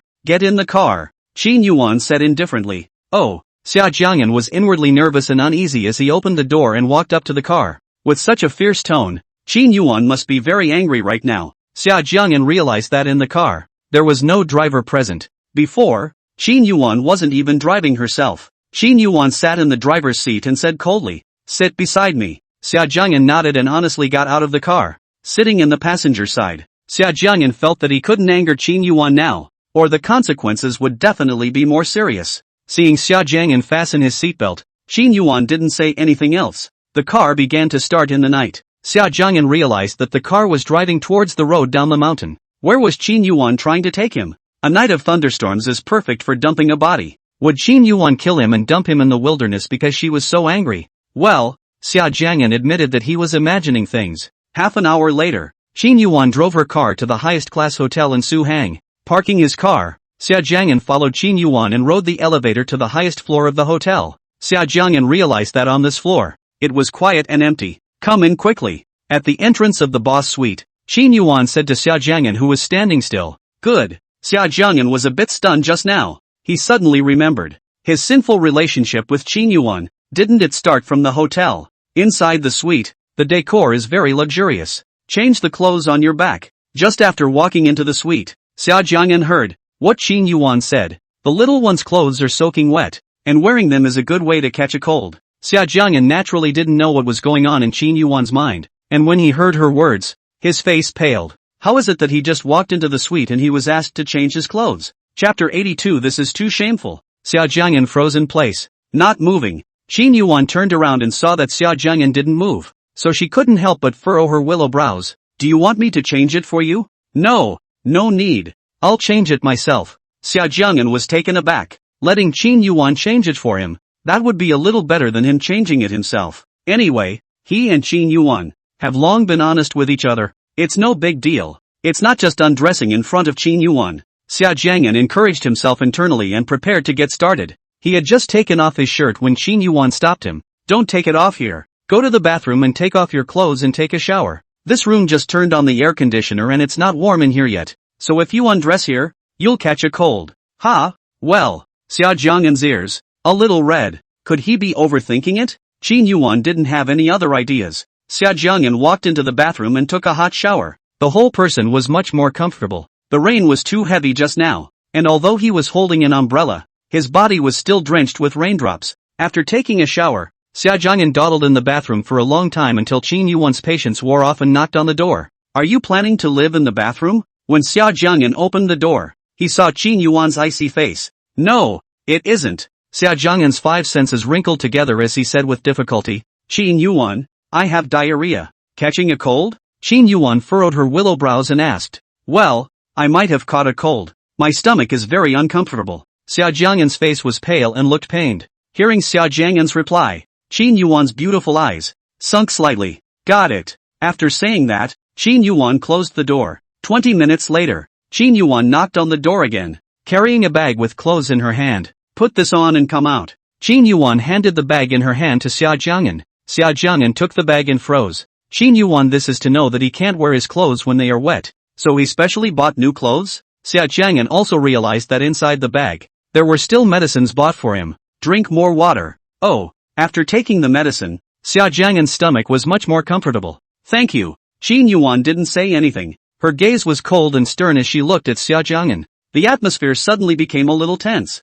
Tell me how I'm going to punish you. After a moment of silence, Qin Yuwan broke the calm and spoke. The reason she was here was to try and punish him. Sure enough, it's still coming. Xia Jiang'an's face turned white. He knew that Qin Yuwan must be very angry for running here from the magic city to look for him. For someone like Qin Yuwan, since she was a child, surely no one would dare to tease her. But Xia Jiang'an had done all the things he shouldn't have done. Before this, Xia Jiang'an was anxious in his heart. This hurdle, how was he going to break through? Suddenly, Xia Jiang'an had an idea that was a bit nagging. His eyes flashed hard. Wasn't it just a lack of face? Anyway, he's got thick skin. A man should be able to give and take. Xia Jiang'an directly hugged Qin Yuan's thighs, and said with his mouth, Qin Yuan, you're a generous man. So don't bother with the little one. Take a step back and the sky is the limit. Look, you're so pretty. You have such a great body. And you're so young that you're high up in the world. And I, Xia Jiang'an, am just an ordinary person. Not really handsome, not in good shape, and my temper is even worse. Compared to you, I, Xia Jiang'an, am as insignificant as a mole cricket. So, Qin Yuan, let me go, okay? Don't be general with me. It had to be said that Xia Jiang'an had also put in his blood. Qin Yuan was stunned for a moment. She didn't expect that the little guy's skin was actually so thick. Then, Qin Yuan's ice-cold beautiful eyes flashed with a trace of warm light. I have to say, Xia Jiang'an is quite cute sometimes. Want me to leave you alone? Qin Yuan looked at Xia Jiang'an, her beautiful eyes sinking slightly, a dark light flowing under her eyes. Realizing that there was a chance, Xia Jiang'an nodded repeatedly. Well, as long as you're willing to let me go, I'm willing to do anything. Willing to do anything? Qin Yuan's beautiful eyes, a hint of dark light of unknown meaning appeared. Aha! Xia Jiang'an didn't think much at this time. He only wanted Qin Yuan to let him go. I want to be happy. And of course I'll let you be happy. Ha? What? Xia Jiang'an didn't react and looked into Qin Yuan's abyss-like beautiful eyes.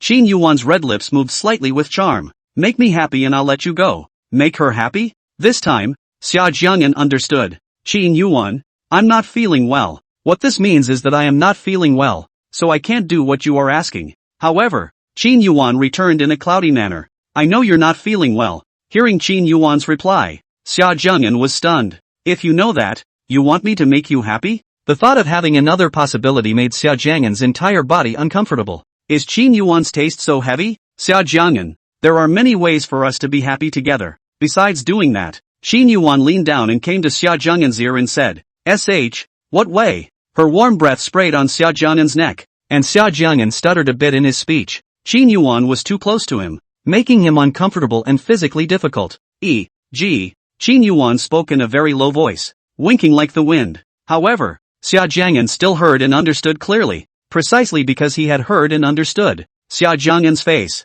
suddenly turned red, and bean-sized beads of sweat slid down on his forehead. That's too shameful. Chapter 83. Do you feel someone is following us? Xia Jiang'an's ears were, indeed, very red. However, Xia Jiang'an glanced at Qin Yuan, who was in a cloudy state. Pervert. What? Didn't you say you were willing to do anything? Qin Yuan stood up and said unhappily. I didn't do it. Xia Jiang'an was nervous and didn't know what to say. Keep learning, keep trying, and you'll learn naturally. This night was really a night of deep water for Xia Jiang'an. Qin Yuan, the female rascal. I can't believe he was asked to do something so shameful. At 6 o'clock the next morning, Xia Jiang'an woke up from his sleep. Sketching class starts today and we have to meet at 8:30 a.m. If you go late and your teacher finds out you spent the night out, the consequences are unimaginable. In terms of safety, the school has repeatedly emphasized that students are not allowed to stay out at night during the time of sketching lessons, and if they are found, they will be given a demerit. Xia Jiang'an was up,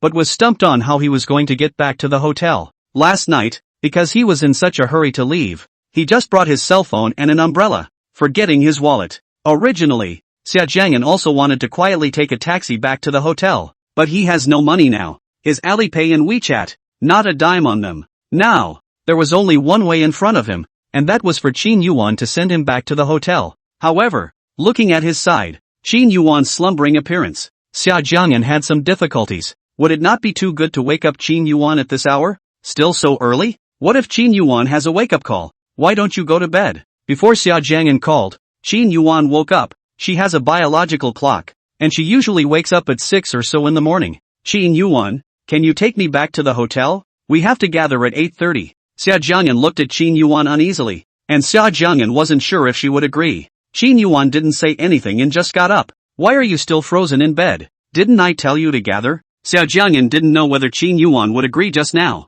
so he sat on the bed and didn't move. Hearing Qin Yuan's words, Xia Jiang'an happily said, good. After washing up and simply having breakfast, Qin Yuan drove Xia Jiang'an back, just around 8 o'clock. Back on the mountain, Xia Jiang'an asked Qin Yuan to park on the side of the road. Goodbye, Qin Yuan. Xia Jiang'an waved a polite goodbye. Qin Yuan's hand rested on the steering wheel. Xia Jiang'an, I'm not particularly satisfied with your performance last night. You still need to learn more. Hearing Qin Yuwan mention what happened last night, Xia Jiang'an exploded with anger. It's not, is it? And he needs to learn more? Thinking about last night's watery experience, Xia Jiang'an was going crazy. I'll come over and pick you up tonight. After saying that, Qin Yuwan didn't care what Xia Jiang'an's reaction was and reversed the car to leave. Watching Qin Yuwan drive away in her car, Xia Jiang'an didn't react. Qin Yuwan said she's still coming to pick him up at night? This hooligan doesn't plan to go back to Magic City? As soon as he thought he would have to face Qin Yuwan tonight, Xia Jiang'an began to have a headache. Checking the time, it's 8:25. Almost late. Xia Jiang'an stopped paying attention to these annoyances and ran in the direction of the inn. Xia Jiang'an, teacher, Xia Jiang'an has diarrhea and will be here later. In the team, Ting stood out and explained for Xia Jiang'an. Diarrhea? We agreed to meet at 8:30. It's already late. And he doesn't have diarrhea early. He doesn't have diarrhea late. And he has diarrhea at the time of the meeting? Xia Jiang'an marked late once. That teacher was very strict and didn't eat the diarrhea thing at all. Xia Jiang'an had just run to the side of the line when he heard the roll call teacher was going to mark him as late once, and he hurriedly shouted out, "Teacher, I'm coming. I'm here." Xia Jiang'an's voice was so loud that the moment he spoke, the entire team heard him. "Why are you so late?" The roll call teacher's face was a bit ugly and stern. "Teacher, I have diarrhea. My stomach doesn't feel too good. Ha ha ha." As soon as Xia Jiang'an said that he had diarrhea, the students at the bottom all let out a laugh. Hearing the laughter of his classmates, Xia Jiang'an was a bit speechless. What was so funny about it? It was true that he didn't feel too well in his stomach, and it wasn't an excuse to be late. "Quiet. What are you laughing at?" the roll call teacher said sternly, signaling Xia Jiang'an to stand in line. "Muster complete. Move out." Xia Jiang'an walked over to the group and stood beside Ting, who, fortunately, had brought his tools with him. "Xia, what's wrong with you? Getting up so early in the morning?" At the end of the line, Ting asked. Xia Jiang'an looked at Ting with a pained expression. Since the kid just didn't realize he wasn't in the room last night, today is outdoor color sketching. The whole village, wherever you feel like painting. There is no assembly in the evening. However, writing assignments are due. Xia Jiang'an walked with Ting, and the two of them came to a small alley in the village with a beautiful view. Opening their paints, the two of them began to paint, putting their hearts into their paintings, and the time passed quickly. For lunch, Xia Jiang'an and Ting just ate some random snacks in the scenic area.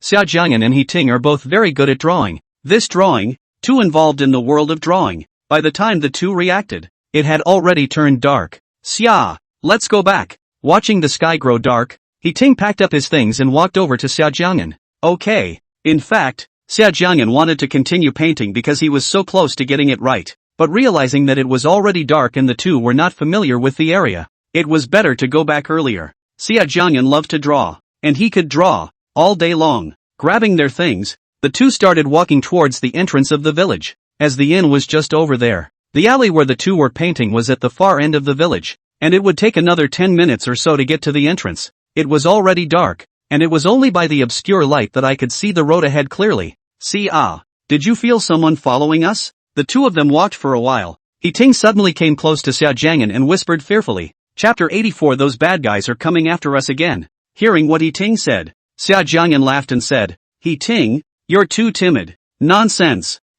Ting, have a lot of guts. How can I be a coward?" Ting, who was originally still a bit scared, immediately retorted after hearing Xia Jiang'an's words. In fact, Xia Jiang'an had long sensed that something was wrong. Someone had indeed been following them. The reason why he joked about Ting being timid was to distract him from being so scared. Both of their footsteps quickened in unison when they were about to cross the alleyway in front of them. The sound of footsteps behind them, getting clearer. Ting, run! Suddenly, Xia Jiang'an roared, and then pulled Ting to run wildly. The drawing tools he held in his hand were all dropped on the floor. "Go after them!" In the darkness, a man's voice rang out, followed closely by a few burly men chasing after him. "Horton, let's run to where there are more people." The alley where Xia Jiang'an and the others were painting, in this village, was a little out of the way. "Run, they're catching up with us." Xia Jiang'an ran wildly while looking behind him. Those people had already chased after them. Xia Jiang'an and their physical strength was limited, and they definitely couldn't outrun these brawny men behind them.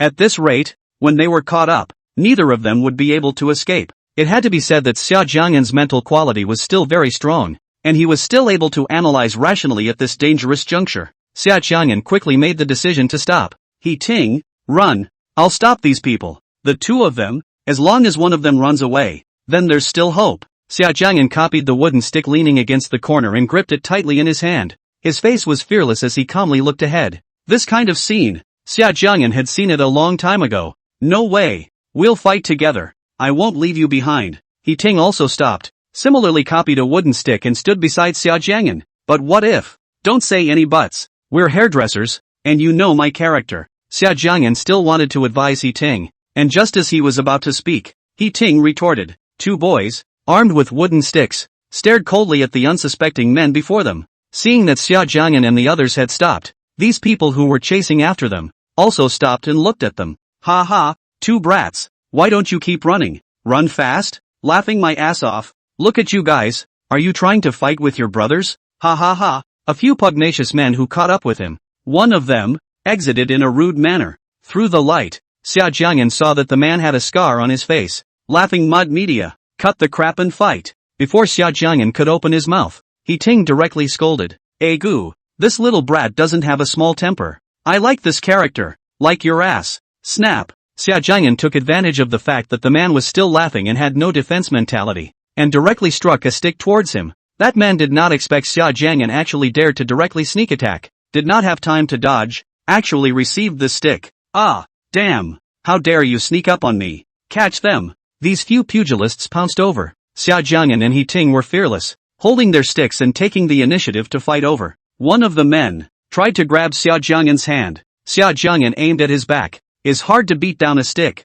The man was knocked down, wailing on the ground. Xia Jiang'an was agile, and to describe it in 3 simple words, it was fast, accurate and ruthless. Xia Jiang'an had held a black belt in Taekwondo, and truth be told, the average person could not yet be his opponent. He Ting and Xia Jiang'an grew up together and played together as children, and their hands were good. After 5 minutes had passed, it was actually Xia Jiang'an and He Ting who had the upper hand, and of these 5 men, 4 had already fallen to the ground and wailed. However, Xia Jiang'an and He Ting's side were not doing well either. 2 men came over and surrounded Xia Jiang'an just now, and Xia Jiang'an blocked one of them but not the other. It hurt to be hit solidly in the leg by the man's stick. For a moment, Xia Jiang'an felt like his legs were broken. It really hurt, and Xia Jiang'an was about to be unsteady. Yet he continued to hold on. Get up and fight. Come and fight. At this moment, both Xia Jiang'an and He Ting's tempers exploded. Why don't you guys get up? Isn't it mean? And you, don't you like my explosive temper? Does your grandpa like this burst of temper now? Xia Jiang'an and He Ting gripped their sticks and approached the still standing scarred man with their steps. The scarred man looked at the 2 men approaching in front of him, his face colorless with fear. He simply didn't expect that the 2 seemingly weak little boys would actually have such powerful hands. There were so many of them, but they hadn't beaten these 2 little boys. If this gets out, I'm afraid they won't be able to make it on the street. 2 grandfathers, you can hold a boat in your prime minister's belly. It's all because my little brother has eyes and doesn't recognize Tai. Just let my little brother off the hook once. With a spineless look, the scarred man directly knelt on the ground and begged for forgiveness. I have a very small belly and have always returned fire with fire for people like you. Snap! Xia Jiang'an raised the stick in his hand and without a moment's hesitation, directly hit the scarred man several times. Ah! Ouch! It hurts! 5 men, wailing in agony on the ground. Horton, let's go! Dropping the stick in his hand, Xia Jiang'an and He Ting turned to leave. Who knows if these people still have any accomplices? It's better to leave quickly to prevent accidents. After Xia Jiang'an and He Ting left, another group of people appeared at the scene of the fight just now. Brother Long, they ran away. The scarred man lowered his head, not daring to look at the people in front of him. The man known as Dragon, around 40 years old, had a large gold chain around his neck and a cigarette in his mouth. A bunch of losers. 5 big men still can't beat 2 little brats? I've fed you losers well, and you're of no use at all. Lung cursed angrily, seemingly too angry, and stomped his foot on the scarred man's face. Brother Long, there's a kid with a wound on his leg. He definitely didn't run far. The scarred man painfully stood up from the ground and said, You men, get after me. Soon, 8 or 9 pugilists chased after Xia Jiang'an in the direction they had left. Xia Jiang'an and He Ting really didn't go far because Xia Jiang'an's leg, it really hurt too much. Brother Xia, can you still walk on this leg? Xia Jiang'an's leg, already swollen, had blood on it. It's okay. Xia Jiang'an smiled with a pale face. Ah, puff. Xia Jiang'an really couldn't hold on any longer. He couldn't control his legs. His body lost balance all of a sudden and fell to the ground. Xia, hold on. I'll carry you. He Ting helped him up and carried Xia Jiang'an. Just then, footsteps came from behind them. Those bad guys are coming after us again. Chapter 85, something big happened to Xia Jiang'an. Brother Xia, hold on. He Ting carried Xia Jiang'an on his back, not walking fast. The sound of footsteps coming from behind him became clearer and clearer. Well, I can still hold on. Xia Jiang'an's face was pale and his forehead was sweating. He Ting, you'd better put me down and run by yourself. Xia Jiang'an felt that her current situation was a liability to He Ting. You run away and then find someone to save me. Xia, stop it now. I'm not going to leave you behind. He Ting, who never vocalized with Xia Jiang'an, immediately interrupted him as soon as he heard Xia Jiang'an's words and retorted in a low voice. He Ting, there's a forest over there. Let's go there and find a hidden place to hide.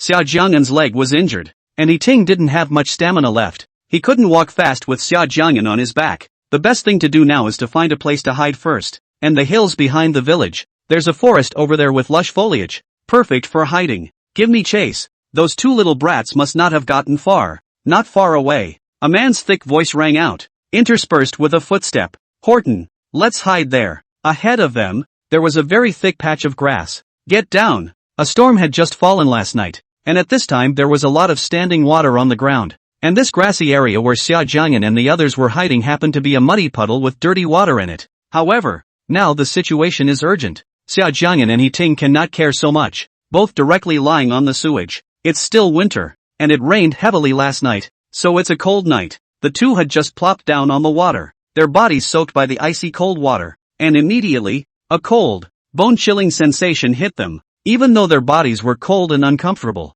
both of them could only grit their teeth and force themselves not to make a sound, because the group had chased them to their side. All give me a closer look. Just now those two brats, is in this place disappeared? All give me a little attention. The group, all of them, turned on their cell phones and shined their flashlights. Clattering, footsteps, getting closer to them. Xia Jiang'an and He Ting both held their breaths and were very careful throughout, afraid to make a little noise. There was a man, who was just a meter away from Xia Jiang'an, and instead of focusing on his feet, he focused his attention on the front. Snap, the man was walking, and with one foot, stepped on Xia Jiang'an's left hand. The man was fat as a pig. The moment Xia Jiang'an was stepped on, he felt like his hand was going to be ruined. His face, very pale, but Xia Jiang'an still clenched his teeth hard and didn't make a sound. The man stepped on Xia Jiang'an's hand and was oblivious to it, directly crossing over to Xia Jiang'an's side. Fatty, come over here and look for it. A guy called the fat guy, and the fat guy went over. Seeing this fat man leave, Xia Jiang'an breathed a sigh of relief. Yet before he could truly relax, he felt He Ting touch him. Xia Jiang'an turned his head and looked at He Ting suspiciously, only to see that He Ting's face was pale and fear was written in his eyes. What in the world could make the bold He Ting scared like this? He Ting signaled with his eyes, and Xia Jiang'an followed his gaze. At once, Xia Jiang'an's entire body froze. It was as if he was in an ice cellar, and the blood in his body froze. In the face of difficulties, Xia Jiang'an is always fearless, and few things will make him afraid, but now he had this thing in front of him that was really scaring him. Xia Jiang'an was afraid of snakes, and this thing, or the kind he was afraid of. When he was a child, he was once bitten by a poisonous snake in the mountains because he loved to play. He almost died. From that time on, Xia Jiang'an had a shadow, even if he stepped on a rope, and at that moment, the snake he was most afraid of was lying next to Xia Jiang'an. It was a green snake, its scales shimmering with a cold emerald green light, its eyes revealing resourcefulness and cunning. It spat out its letters and plopped down on the ground. At this time, Xia Jiang'an was really shivering with fear. Even just now, when he was being chased by those people, Xia Jiang'an was not afraid. But at this time, Xia Jiang'an was truly afraid. He even breathed carefully, his body not moving at all. Immediately afterward, the fear in Xia Jiang'an's heart became even more intense. For, he realized, the snake was crawling in his direction. At this moment, Xia Jiang'an's entire body's sweaty hairs stood up, and his spine was chilled. Xia Jiang'an could clearly perceive the cold sensation as the snake crawled over his body. These brief 10 seconds or so seemed as if Xia Jiang'an had spent an entire century. The two didn't get up immediately because they were worried that those people would turn back. As expected, it wasn't long before the group that had just left came back. After these people really left, Xia Jiang'an and He Ting, who were lying in the grass, then climbed up. The clothes on both of them were soaked and very dirty with mud on them. At this time, the mountain wind blew, and both of them couldn't help but shiver with cold. It's too cold. Horton, let's get out of here. Xia Jiang'an was just about to approach He Ting, but he didn't want his feet to slip and roll straight down the hill. Xia Jiang'an! Xia Jiang'an! Seeing Xia Jiang'an roll down the hill, Yiting was frightened and cried out in panic. However, no one responded to Yiting. The night was as dark as ink, and, as this was a forest, it didn't take long for Xia Jiang'an's figure to disappear. Brother Xia! Xia Jiang'an! And still no one responded. Yiting nervously searched over towards the bottom of the hill, but the forest was too big for him to find alone. Horton was smart enough to know that he needed to calm down and analyze the situation now. He subconsciously tried to take out his cell phone, trying to get help, but he didn't want to. His cell phone was gone. His cell phone? He probably lost it during the escape. Yiting knew that the situation was urgent and could not be delayed any longer. He ran wildly directly in the direction of the village entrance. The ground was slippery because he was running too fast and he had fallen many times. It's pretty woeful. 10 minutes later, Yiting finally arrived at the hotel, exhausted from running up and down. Instead of resting, Yiting found the lead teacher and told him what had just happened. What? Xia Jiang'an fell down the mountainside? The lead teacher was shocked. The students were in trouble. She did not dare to delay, and directly called the police. No, something so serious has happened to Xia Jiang'an.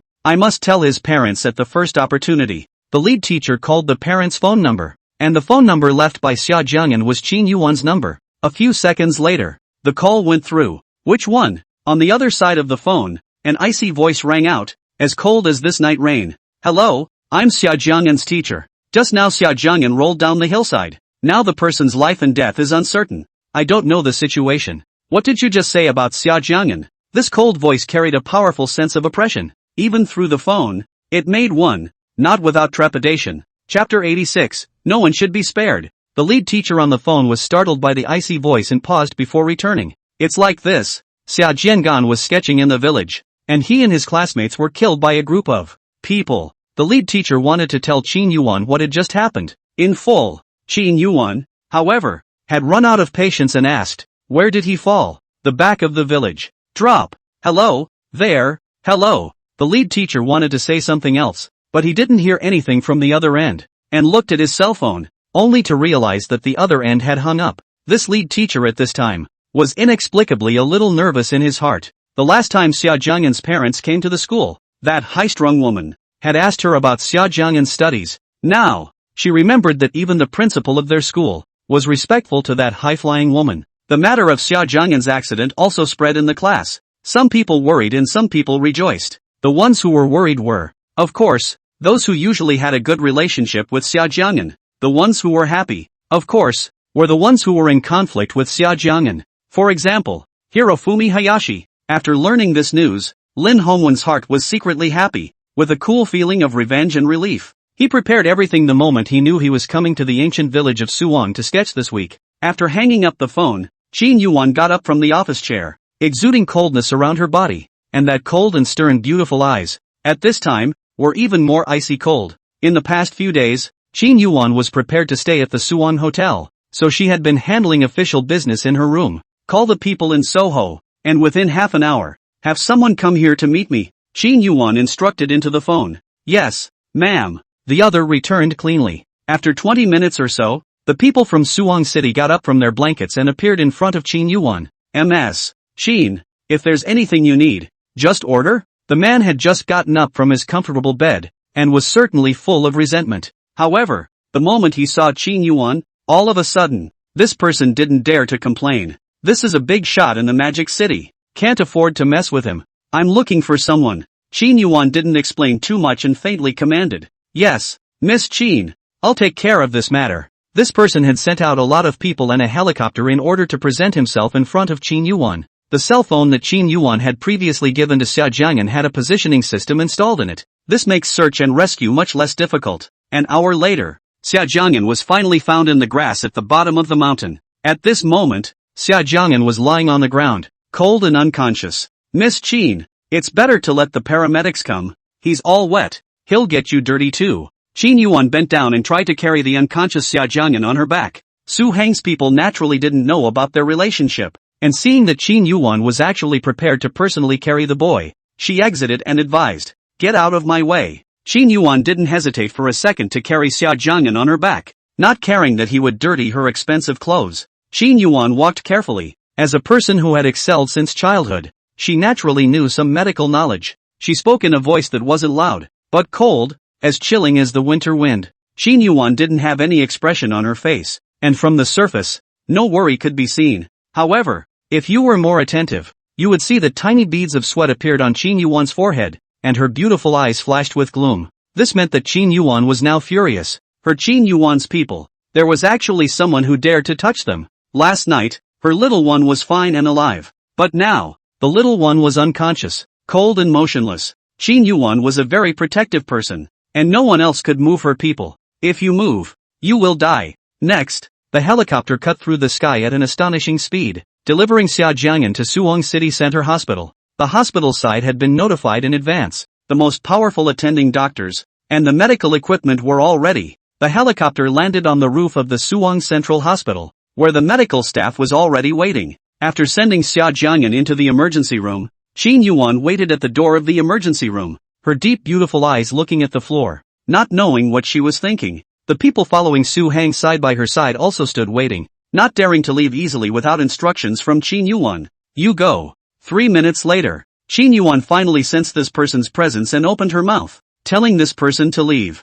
Yes, Ms. Qin. The people on Su Hang's side left immediately after hearing Qin Yuwan's instructions. It's too torturous and suffocating to stay next to Ms. Qin. At this time, only Qin Yuwan was left alone in the empty corridor. Half an hour later, the door to the emergency room opened and Xia Jiang'an was sent to the VIP ward. What's the situation? Qin Yuwan looked at Xia Jiang'an, who was lying on the hospital bed, frowned her willow brows and asked. On the hospital bed, Xia Jiang'an's face was colorless, and he hadn't awakened yet. His body, his face, had multiple abrasions that were unbearable to see. His legs and hands, too, were in casts. That doctor naturally knew that the woman in front of him had a noble status. This doctor hurriedly stated Xia Jiang'an's situation. This gentleman's life is not in danger. He has to recuperate in the hospital for a few more days. His leg, which was severely injured, will likely have after effects due to not being treated in time, and he won't be able to do strenuous exercise in the future. He's got some minor fractures in his hand from being stepped on.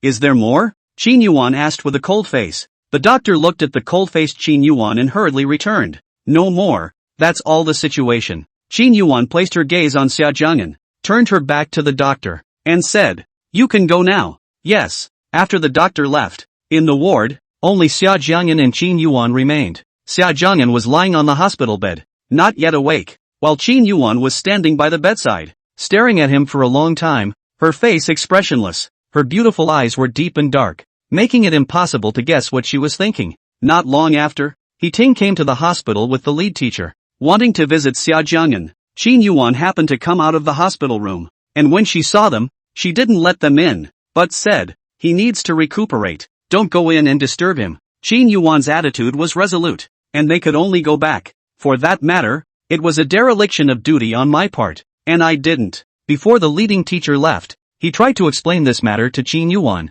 However, Qin Yuwan just said lightly, I will investigate this matter myself. It was obviously just a simple sentence, but it made one's heart palpitate. After they left, Qin Yuwan walked to the ward and stood by the window, looking into the distance, not knowing what she was thinking. I'll give you 1 day to find out about this matter for me, and anyone who is involved in this matter. Not a single person should be spared. Holding the cell phone, Qin Yuwan ordered in a strong tone. This matter is guaranteed to be investigated to the hilt. The reply from the other side was crisp and clear. Chapter 87, Qin Yuwan, lean closer to me. Xia Jiang'an was unconscious for a long time on his side, and when he awoke, it was already 1 o'clock in the morning. During this time, Qin Yuwan had been by his side and did not leave. Xia Jiang'an felt pain all over his body. His head was drowsy. He slowly opened his eyes. Where was this? Xia Jiang'an remembers that he fell from the hillside, and when he rolled down the hill, he was unconscious and unconscious. It's warm here. No chilly winds. Head back on straight. He was now saved. So, where's Horton? Did the group turn back after he rolled down the hill? As soon as he thought of this, he began to worry about hiding, and he tried to sit up. Hiss! Xia Jiang'an tried to sit up with his hand on the bed, and for a moment, forgot that his hand was already injured. And then, it was sad. He was pale with pain. Just woke up and tossed your body. Do you think you're too lightly injured? Ringing in his ears, a familiar tone. And then, Xia Jiang'an saw a figure walking towards him. Qin Yuwan? Why did Qin Yuwan show up at the hospital? Could it be that Qin Yuwan saved him? For a moment, Xia Jiang'an froze with a lot of thoughts in his head. Why don't you lie down and continue resting? Qin Yuan's strong and familiar voice sounded again. I've been hurt so badly. Can't you be more gentle? Always being mean to me. Lie down. Qin Yuan walked to the bedside and carefully placed Xia Jiang'an on the bed. Qin Yuan, were you the one who brought me to the hospital? Also, what happened to Ting? Nothing happened, right? Xia Jiang'an asked suspiciously. Nothing happened. Qin Yuan's answers were always so concise and clear. Hearing that nothing happened to Ting, Xia Jiang'an's hanging heart finally put down. Gollum. People are tense mentally, and once they are completely relaxed, their stomachs tend to get hungry. Other people Xia Jiang'an didn't understand, but this was the case with Xia Jiang'an anyway. Once his heart hit the ground, his stomach was hungry. Xia Jiang'an felt that if someone put a roasted suckling pig in front of him, he could eat it.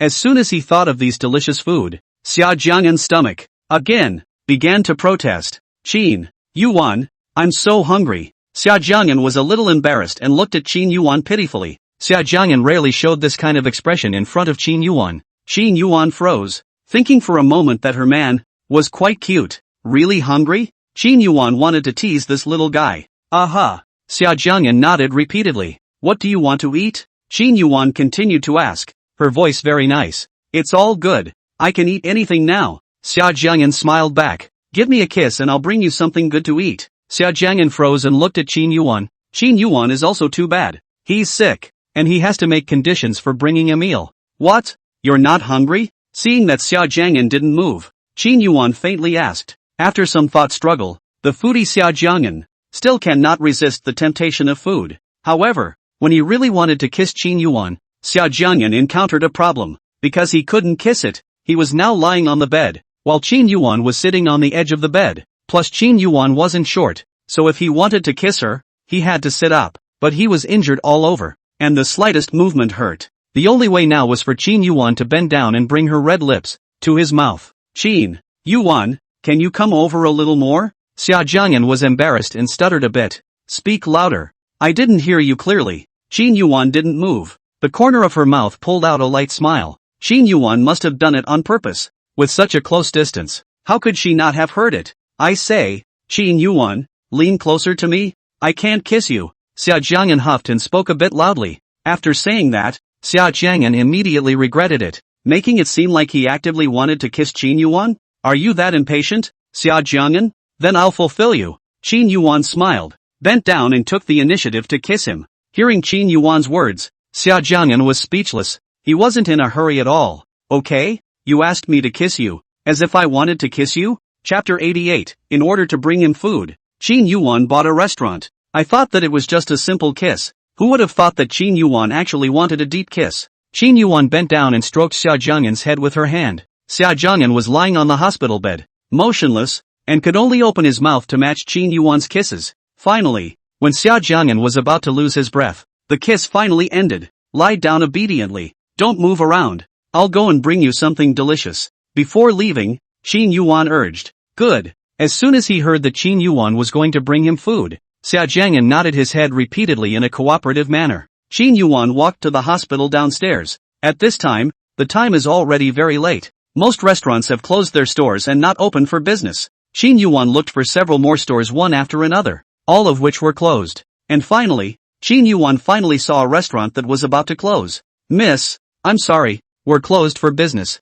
The waiter of the restaurant saw that Qin Yuan was dressed in a famous brand and had a noble temperament, and she spoke in a more polite manner. Closed for business again? Qin Yuan furrowed her willow brows. This was the first time she had bought food for someone, and it was actually so unpleasant. Qin Yuan looked at the time. She had already been out for 20 minutes, and the little one was afraid that she would be starving. Have your boss come out for a moment? Qin Yuan didn't pay any more attention to the staff member and said coldly and sternly. She spoke with an air of superiority that made people obey what she said. Boss, it's this young lady who is looking for you. The staff called the restaurant owner to Qin Yuan. You're the owner of this restaurant? Qin Yuan raised her head, looked at the restaurant owner, and faintly asked. Yes, ma'am. May I ask what you wanted to see me about? The restaurant owner is also a person who has seen the world. As soon as he saw that Qin Yuan was wearing a famous brand, he knew that the person in front of him was not a character he could offend. The outfit she's wearing could buy this restaurant. $8 million.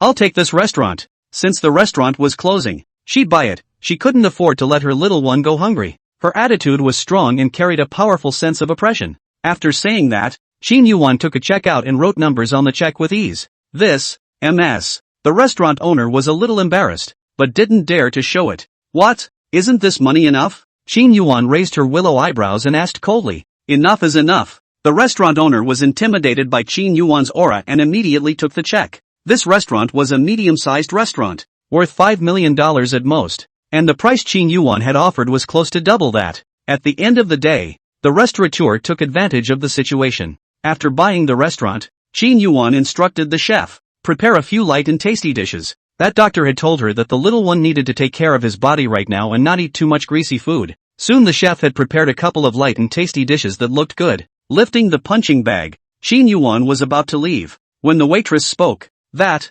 miss, no, boss, so what's our job after that? The chef and the waiter both looked at Qin Yuwan nervously and uneasily, fearing that they would be fired if the restaurant changed ownership. I'll get you a menu every day for a few days after that, and you remember to bring your meals to the hospital on time. After saying that, Qin Yuwan left. Over here, Xia Jiang'an was lying on the hospital bed, both expectant and bored. He was looking forward to what kind of delicious food Qin Yuwan would bring him later. Would Qin Yuwan have bought him chicken fillets and fried chicken legs? Could Qin Yuwan have bought several large crabs? Would Qin Yuwan have bought the boiled live fish that he loves to eat? Xia Jiang'an was truly worthy of being a carnivore, and the food he was looking forward to was all meat. About 15 minutes later, Qin Yuwan returned to the ward, and she was carrying a large bag of things in her hands. Qin Yuwan, you're back? As soon as he heard the sound of footsteps, Xia Jiang'an anxiously looked at the doorway and saw Qin Yuwan carrying a large bag of things in her hand. Xia Jiang'an's eyes lit up. Hearing Xia Jiang'an's voice,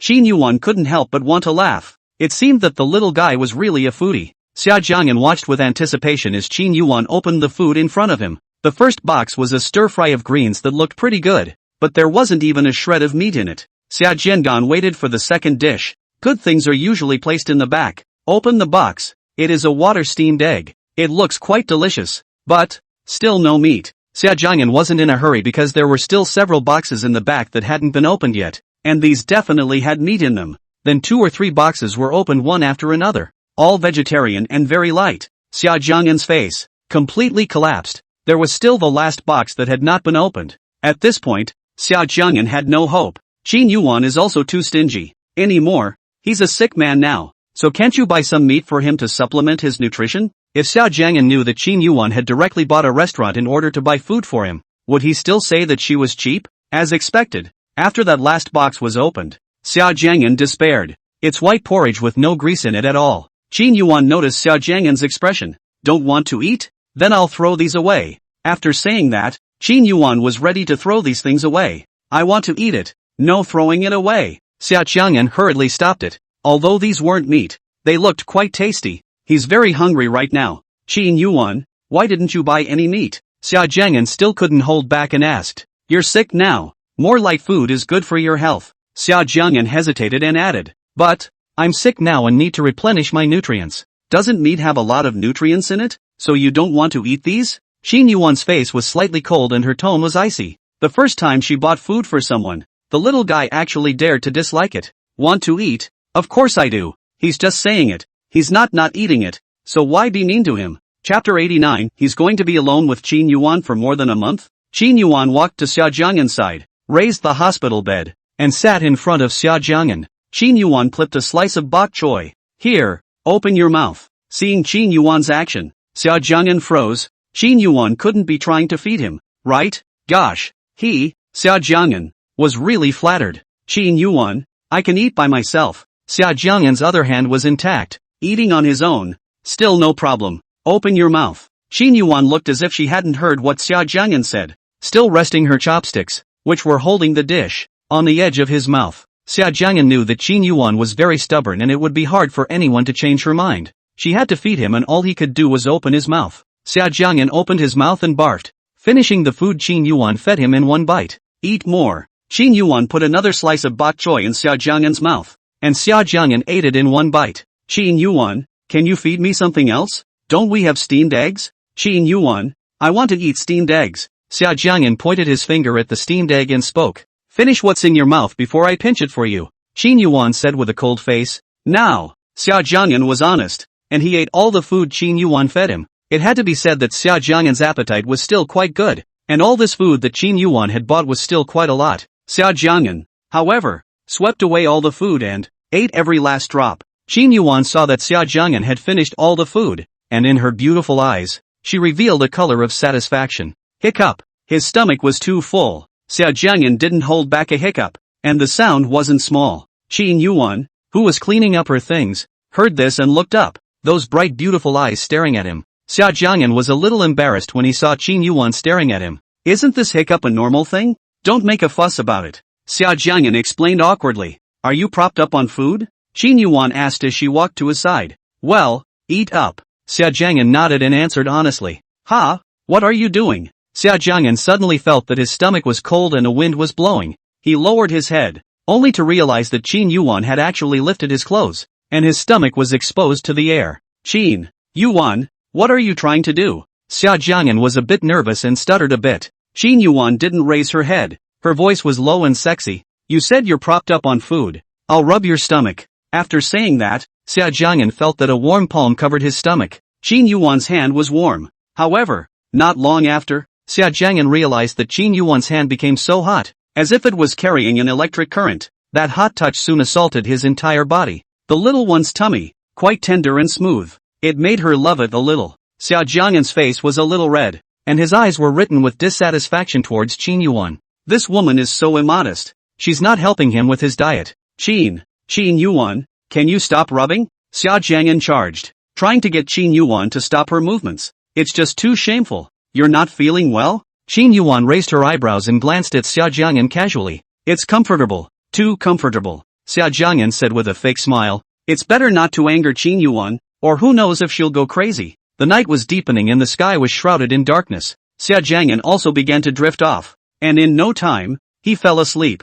Qin Yuwan sat on the edge of the bed and looked at Xia Jiang'an on the bed. Because Xia Jiang'an was injured, Qin Yuwan was worried about touching his wounds, so she didn't sleep with him. The next morning, Xia Jiang'an saw He Ting, because Xia Jiang'an was in the hospital for treatment. He Ting asked his teacher for leave to come and visit Xia Jiang'an. Brother Xia, are you feeling better now? He Ting was a little worried when he saw that Xia Jiang'an's hands and feet were in plaster. Much better. The doctor said that the wound recovers faster when you get well. Xia Jiang'an was optimistic. When it came to the noon mealtime, He Ting had originally planned to stay and have lunch with Xia Jiang'an. However, when he saw Qin Yuwan bring a meal and walk into the hospital room, without waiting for Qin Yuwan to say anything, He Ting left wisely. At noon, it was still Qin Yuwan who fed Xia Jiang'an. After eating, Xia Jiang'an suddenly remembered. He was injured this matter. Will mom know? Qin Yuwan, did you tell my mom? Xia Jiang'an asked. He didn't want to make Xia's mother worry. No. Qin Yuwan was already cold in nature. She would not take the initiative to say anything to others. Hearing Qin Yuwan's reply, Xia Jiang'an was relieved. Qin Yuwan, is there any way to hide this from my mom? Xia Jiang'an knew that after a week of sketching lessons, he definitely had to go home. By then, Summer Mother would surely know about his injury. Qin Yuwan was so divine, she should have a way to help him hide it. Xia Jiang'an looked at Qin Yuwan with anticipation. You want to hide it from your mom? Qin Yuwan looked at him, her beautiful eyes deep as an abyss, unable to see the bottom. Yes. Xia Jiang'an nodded. Qin Yuwan didn't reply, but walked out of the ward. Looking at Qin Yuwan's back as she left, Xia Jiang'an was a bit puzzled. Has Qin Yuwan come up with a solution yet? In the afternoon, Xia Mother called Xia Jiang'an. Xia Mother's tone was tinged with delight. Mom told you something. The day after tomorrow I'm going to travel abroad with your Uncle Qin. It'll be about a month or so remember to take good care of yourself. And your Uncle Qin has already asked your little aunt to help. She'll take good care of you. During the time I'm not at home, you have to listen to Ms. Qin. Don't be rude and make people angry. Ending the call with Xia's mother, Xia Jiang'an was completely confused. He's going to be alone with Qin Yuwan for over a month? Chapter 90, he's hurt now. The thought of being alone with Qin Yuwan for so long gave Xia Jiang'an a headache. Because Xia Jiang'an was injured, he could only lie on the bed, unable to move. But fortunately, in the afternoon, He Ting came to the ward to chat with him, so it wasn't too boring. Brother Xia, do you think, who is deliberately looking for someone to screw us over this time? He Ting asked in confusion, going over all the suspicious characters in his mind. What happened to them this time was definitely someone's intentional sabotage. It's just that the two aren't sure who's behind this. An abandoned factory on the outskirts of Suwon City. Here, people are rare. A military SUV winds up on the wide highway, parked outside the factory. Miss, this matter is all investigated. It's led by a gangster called Lung. Those people are in the factory. Outside the factory, Qin Yuwan, dressed in a short black dress, stepped on her high-heeled shoes that were worth a lot of money and stepped out of the car. A woman, also dressed in a black dress, stood by the car and reported. Aha! Qin Yuwan said indifferently, only that pair of deep, beautiful eyes revealed a hint of hostility. Daring to touch her little one. These people were looking for death. The walk to the factory was heavily guarded. Lung and his gang of minions were all locked up inside the factory, leaning against a corner, crouching. Brother Lung, do you think? Which big shot did we mess with? The scarred man squatted beside Brother Lung and asked uneasily. How should I know? Get the hell away from me. At this moment, Lung was in a terrible mood, very irritated. Last night, he and his boys were drinking and playing cards when a couple of cars suddenly appeared and caught them in the car at a very high rate of speed. Those people, with their extraordinary hands, they couldn't resist at all. Long had been on the road for many years and had many enemies, so he didn't know, for a moment, which one of them had come to his door. Asterisk. It's bad luck. If I had known, I wouldn't have come to Suwon. Lung spat menacingly on the ground. This is not his turf. The backing he has behind him is in Mordor. Lung was now very upset. It was all because of that Lin Hongwan, who wanted him to come to Suwon and teach a lesson to someone. Brother Lung, look, there seems to be someone coming over there. Brother Lung was distracted when Scarab Man was by his side and touched him. When Long looked up, he saw Qin Yuwan with a violent gaze. Her aura was so powerful that she couldn't be ignored. Long has been in the road for many years. Naturally, he also has eyesight. He knows that this woman's identity background is not ordinary. Miss, that's the man. The man beside Qin Yuwan pointed his finger at Brother Long and told the men to hold him in front of Qin Yuwan. You're Lung? Qin Yuwan raised her beautiful eyes and gave him a cold look as she faintly asked. This sister, little brother doesn't know where he offended you. Please spare my life. Lung fell to his knees and begged for mercy. Long racked his brain, but he just couldn't figure out where he had offended such a big shot. Normally, he couldn't even come into contact with such big shots. When Long knelt down, he was almost about to touch Qin Yuwan's high heels. Take these people's legs and waste them. Qin Yuwan looked at Long coldly, her cold gaze without a trace of emotion. She kicked Long hard, knocking him to the ground. How dare you touch me? Do you know who the backer behind me is? If you dare to touch a single finger of mine, my backer will definitely cut you into 1,000 pieces. When Lung heard that, the man actually wanted to waste his legs. He started to panic in his heart. Lung struggled to get up from the ground, making a fierce look that if you dare to touch me, you're dead. The reason why Lung dared to run roughshod over the road for many years was precisely because of the backer behind him, who came from a very big place. His backer, a big shot in the Magic City, is a powerful man. Waste his legs for me. Qin Yuan's patience was gone and said coldly, preparing to turn around and leave. The backer behind me is a big shot in Magic City. Don't you dare touch me. Lung forced himself to be ferocious as he saw several men surrounding him, sticks in their hands, his face colorless, his forehead in a cold sweat. However, even though Lung had moved his back, he realized that the woman was not at all intimidated. No, not even. Let's say, not even on the radar. When Qin Yuwan walked out of the factory, behind her, a pig-killing scream rang out. In response, Qin Yuwan was indifferent, and if she dared to touch her Qin Yuwan's people, then she would have to pay the corresponding price. Miss, that person called Lin Hongwan. What should we do with him? Outside the factory, the woman beside Qin Yuwan asked obediently. Lin Hongwan is the mastermind of this incident, and because of this person, her little one, lying on the hospital bed. Throw me north of the face. The north of the face is in chaos right now. It's very unsettled, and throwing a man there is bound to end badly. Lin Hongwan doesn't want to go back to Xia, so he'll be left to fend for himself over there. Qin Yuwan never felt that she was a good person, and her indifference and ruthlessness was not hearsay. Yes, ma'am. The woman in black was instructed to turn and leave. By 6 o'clock in the evening, Qin Yuwan appeared in the ward on time. As soon as Ting saw that Qin Yuwan had appeared, he said goodbye to Xia Jiang'an and immediately left. He wouldn't dare to be Ms. Qin's light bulb. The meal was still a very light dish, not a single shred of meat. After dinner, Xia Jiang'an lay on the hospital bed playing games while Qin Yuwan dealt with work matters on the side. These days, Qin Yuwan appeared in the hospital room every day to accompany him. At 7 o'clock in the evening, Qin Yuwan finished the work at hand and walked over to Xia Jiang'an. Coldly, he said, take all the clothes off your body. Xia Jiang'an, who was playing the game, heard Qin Yuan's words and his entire body froze. Why do you want him to take off his clothes again? He's a wounded man now. The doctor also said that his current physical condition is not suitable for intense exercise. He was a patient now. Qin Yuan wouldn't want to do something bad to him again, would she? Chapter 91, Living with Qin Yuwan. Qin Yuan was tall and stood by the bedside, looking at Xia Jiang'an on the hospital bed. Where you've been injured. You need to be anointed often or you'll scar later. Qin Yuan held a bottle of ointment and said indifferently, seeing the little one looking at her with a defensive face. Qin Yuan was a bit helpless, and she was also someone who knew the difference. There's no need to be on the defensive all the time like this. Xia Jiang'an had fallen down from the mountainside and had a lot of scrapes on his body, which needed a lot of medication. So many wounds to be medicated. Then you have to take off all your clothes. The moment he thought of it, the image of Qin Yuan taking the ointment and applying it to his entire body. Xia Jiang'an was uncomfortable. Qin Yuan, I'd better let He Ting help me with the medicine. This kind of tiring work, it's better not to trouble you. You're busy with your official duties, so don't waste your time. Xia Jiang'an finished, trying to make Qin Yuan change her mind. I don't need to bother anyone else if I don't mind. Qin Yuan said naturally, with her unique strength. I'll help you with the medicine. This time, Qin Yuan went straight for it, walking over to Xia Jiang'an and bending down. Xia Jiang'an had injuries on his body and couldn't move,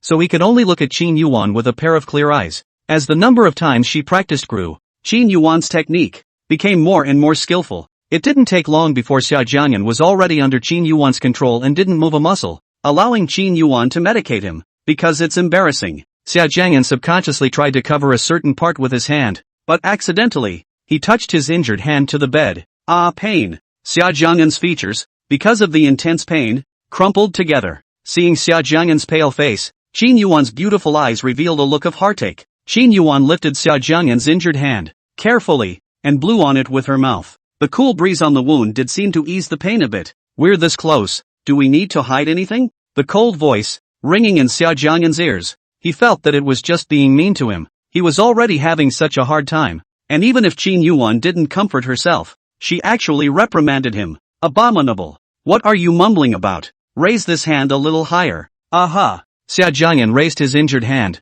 and on the inside of his arm, there were some abrasions. Xia Jiang'an's body was a little hot, and Qin Yuan got the ointment onto her fingertips, which was very cool. The cool ointment was rubbed on the burning body, and the wound, which had been itchy, was quite comfortable at the moment. Xia Jiang'an didn't hold back and let out a sound in comfort. Qin Yuan's face was expressionless. Only the cold, beautiful eyes flashed with a dark light of unknown meaning. Shut up, Qin Yuan reprimanded. Didn't the little guy know that it was very evocative for him to make this kind of noise? Xia Jiang'an was very innocent. He didn't do anything. Why should he be mean to him? Perhaps because the air conditioning was a bit high. The temperature in the hospital room gradually rose. There was an ambiguous atmosphere in the air. Qin Yuan, aren't you going to give me medicine? Feeling Qin Yuan's movements, Xia Jiang'an's face turned a little red. Xia Jiang'an, it was you who provoked me. After saying that, Qin Yuan extended her hand towards Xia Jiang'an's intact place. Xia Jiang'an, are you purposely making that sound to try to seduce me?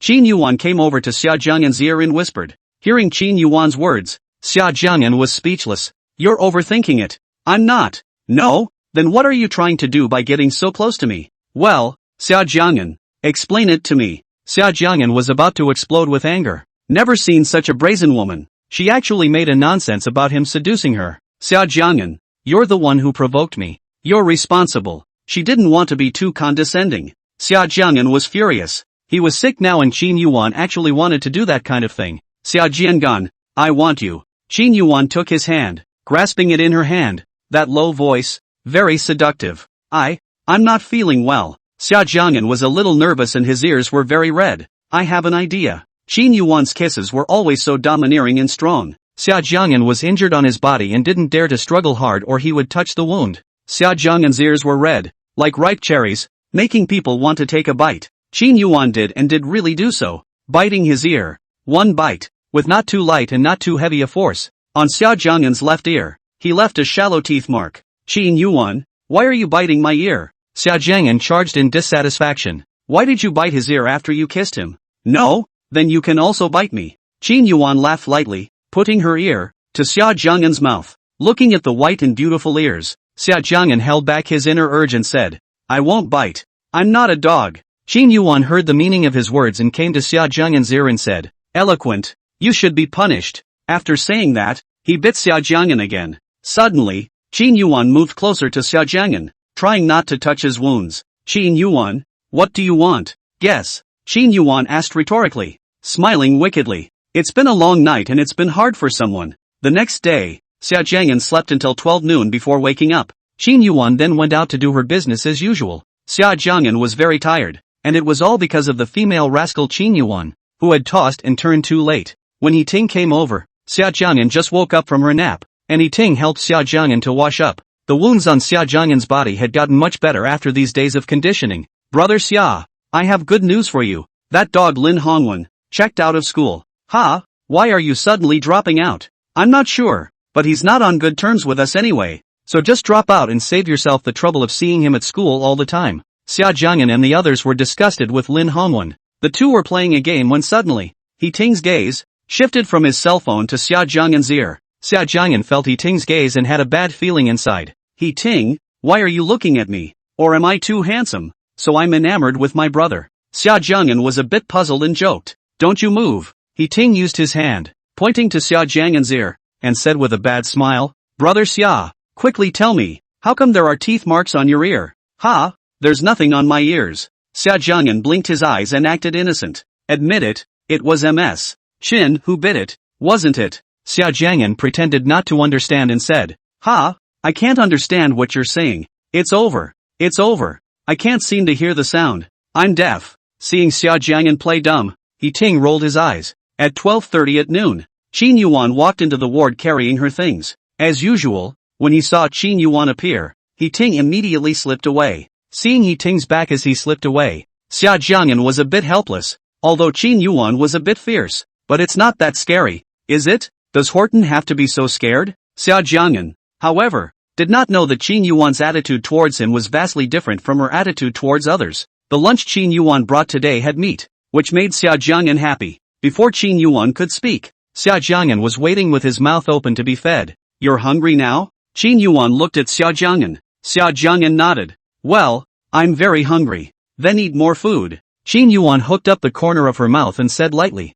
in a good mood. It's kinda nice to pitch in and feed the little guy. 3 days later, Xia Jiang'an could finally be discharged from the hospital, and they were ready to return to Magic City. Because Xia Jiang'an was injured on his body, the school approved a week's sick leave for Xia Jiang'an. The thought that, for a week, he didn't have to attend classes made Xia Jiang'an happy. This time, Xia Jiang'an didn't go with his classmates, but took Qin Yuwan's private jet back to Magic City. Horton followed suit. Brother Xia, I really envy you. The school actually granted you a week's vacation. On the airplane, the two men talked in low voices. Hearing what He Ting said, Xia Jiang'an smiled a mysterious smile and said, Are you not wanting to go to class? Well, having classes every week can be boring. Then I have an idea that will keep you from ever needing classes. Brother Xia, what exactly is the solution? He Ting said curiously. You open the airplane hatch right now, jump off, and you'll never need lessons again. Xia Jiang'an said with a smile.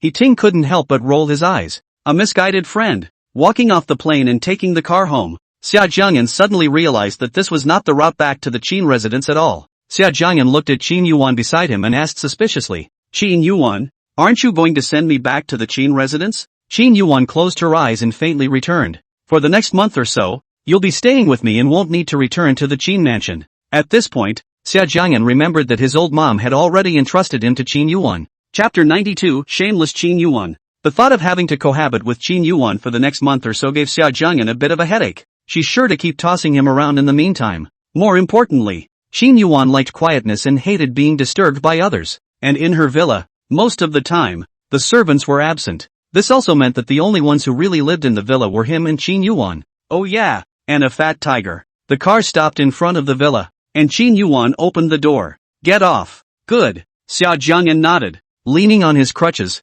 trying to walk into the villa by himself. His leg, which is much better, can walk on its own. Beside the car, Qin Yuwan saw Xia Jiang'an's actions and furrowed her willow brows. I'll help you walk, Qin Yuwan said indifferently. No need. I want to walk by myself. Qin Yuwan's gesture flattered Xia Jiang'an. On the side, the driver can still be there. With outsiders present, Xia Jiang'an didn't dare to have too much intimate contact with Qin Yuwan. Seeing that Xia Jiang'an had refused, Qin Yuwan's brows furrowed. No refusing me. My patience is running out. Qin Yuwan reached out her hand, wanting to help Xia Jiang'an walk. It was obvious that Qin Yuwan had ignored the driver standing on the side. Okay, Xia Jiang'an knew that it was better not to anger her. If she refused again, she might do something even more intimidating. Qin Yuwan held Xia Jiang'an's arm with one hand and his waist with the other, leading him slowly forward. Xia Jiang'an was walking when he suddenly felt Qin Yuwan's hand move and place it on his one. Xia Jiang'an's face began to redden. The driver is still watching.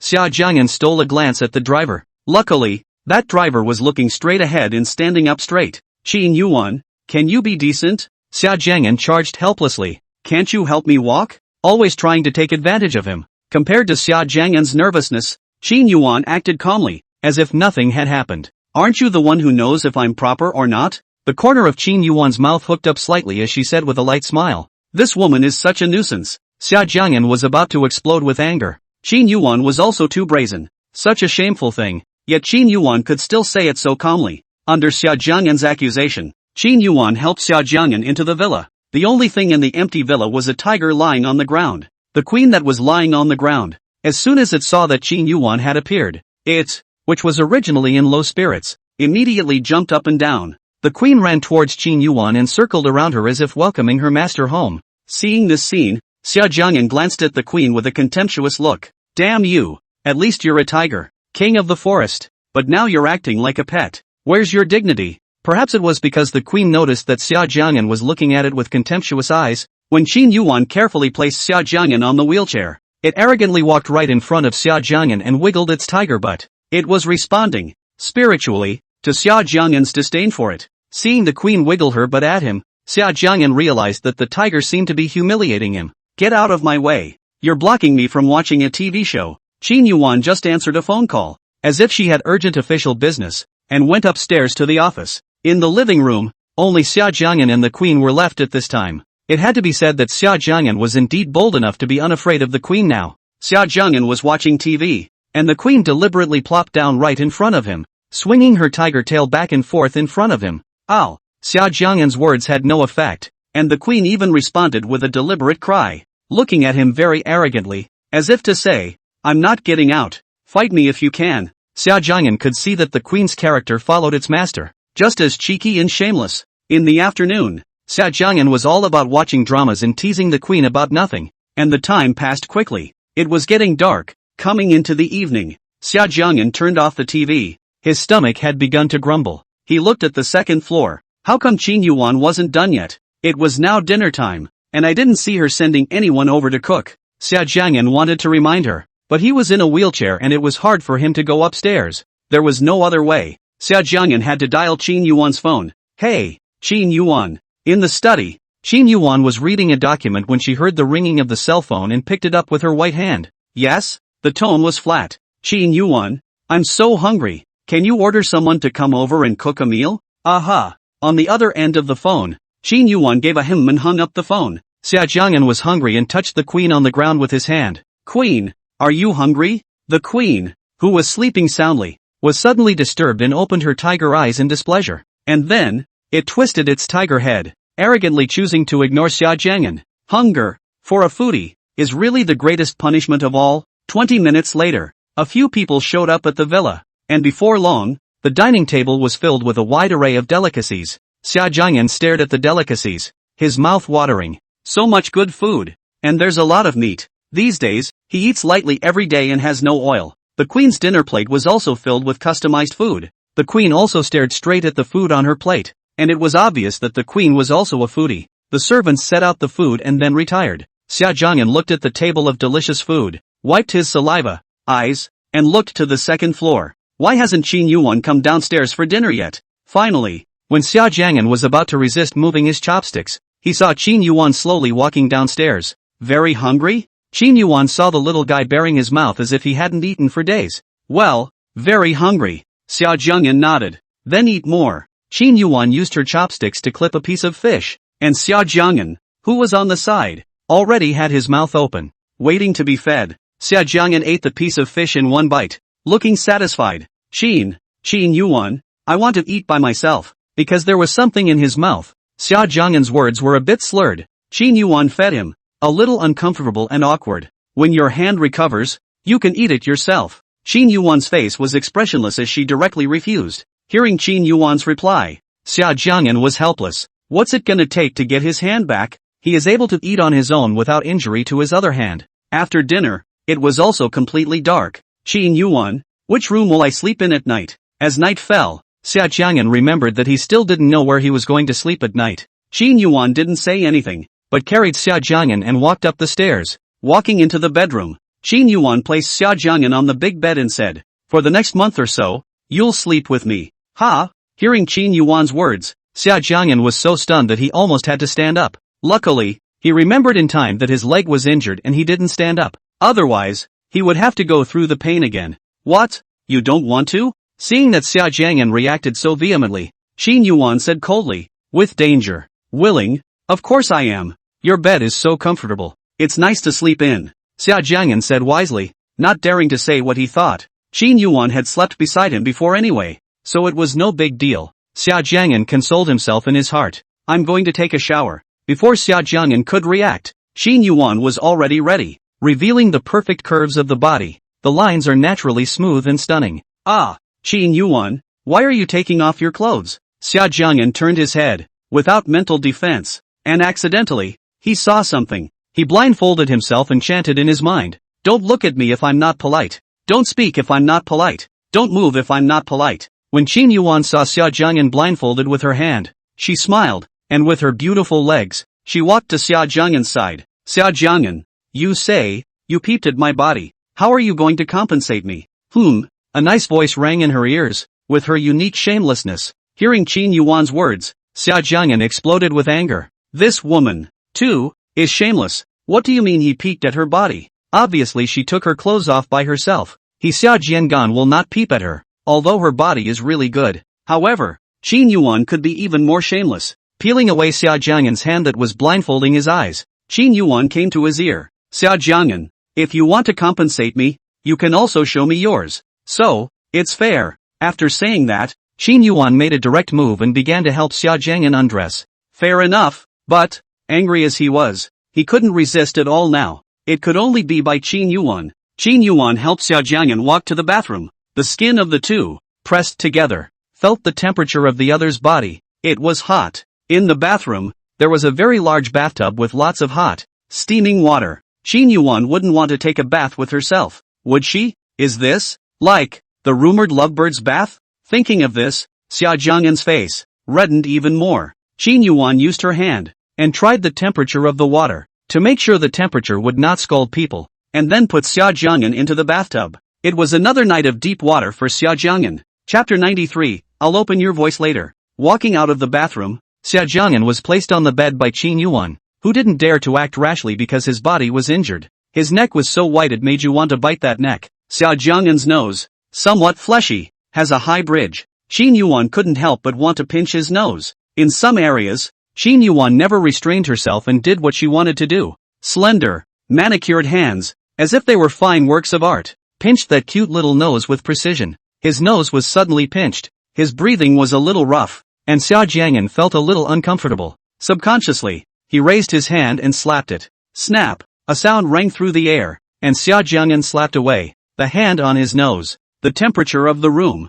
too, plummeted with the sound. He actually slapped Qin Yuan's hand off. Xia Jiang'an felt that he was afraid that he was in big trouble. Sure enough, when Xia Jiang'an raised his head, he saw Qin Yuan's beautiful eyes staring coldly at him. Xia Jiang'an glanced at her arm and reddened slightly. Xia Jiang'an immediately felt that a storm was about to hit. Qin Yuan looked at him like this, her face expressionless, not even changing her eyes. Just like that, calmly looking at Xia Jiang'an. Xia Jiang'an was a little nervous by her gaze, staring at her. Suddenly, Qin Yuan moved. Xia Jiang'an watched Qin Yuan raise her hand and said in his heart, Qin Yuan is getting angry. She's not going to hit him, right? After waiting a while, his body didn't feel any pain. Obviously, the female hooligan Qin Yuan didn't do anything. Instead, he felt his nose itch. This tickling sensation made Xia Jiang'an want to sneeze. Xia Jiang'an opened his mouth and was about to sneeze. Suddenly, Qin Yuan's voice rang in his ears. Don't move. It's a hard feeling to have a sneeze and not be able to sneeze it out.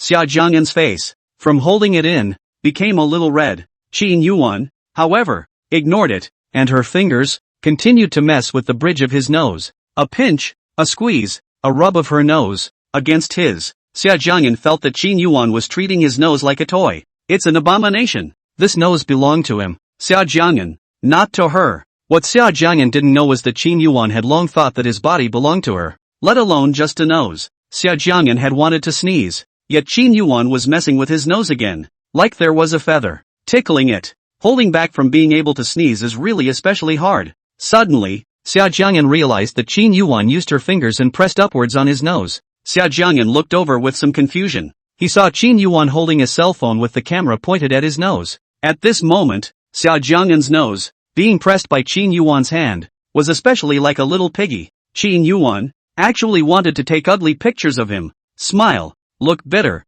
make it look like I'm bullying you. Qin Yuwan looked at the screen, which showed Xia Jiang'an with a bitter face, not very photogenic. Hearing what Qin Yuwan said, Xia Jiang'an wanted to scold her. He's not selling smiles, so why should I cooperate with you if you ask me to smile? Of course, Xia Jiang'an was only spitting in his heart, not daring to really anger this woman. Xia Jiang'an hooked the corners of his mouth and pulled out a smile. That smile, it's worse than crying. Qin Yuwan tapped the screen and saved an ugly photo exclusive to Xia Jiang'an. Then, set it as your phone wallpaper. At the same time, Qin Yuwan released Xia Jiang'an's nose. Qin Yuwan looked at the cell phone screen with a smile on her face. The hand placed on his nose was removed, and Xia Jiang'an couldn't hold it in. Shui, the air rang with a sneeze. Hearing this voice, Qin Yuwan's face changed and she took a few steps back with a disgusted look, like, afraid of getting splattered with something. Seeing Qin Yuwan's behavior, Xia Jiang'an was speechless. Actually disliking his saliva? Then you didn't realize you had this cleanliness fetish when you drank old man's spit.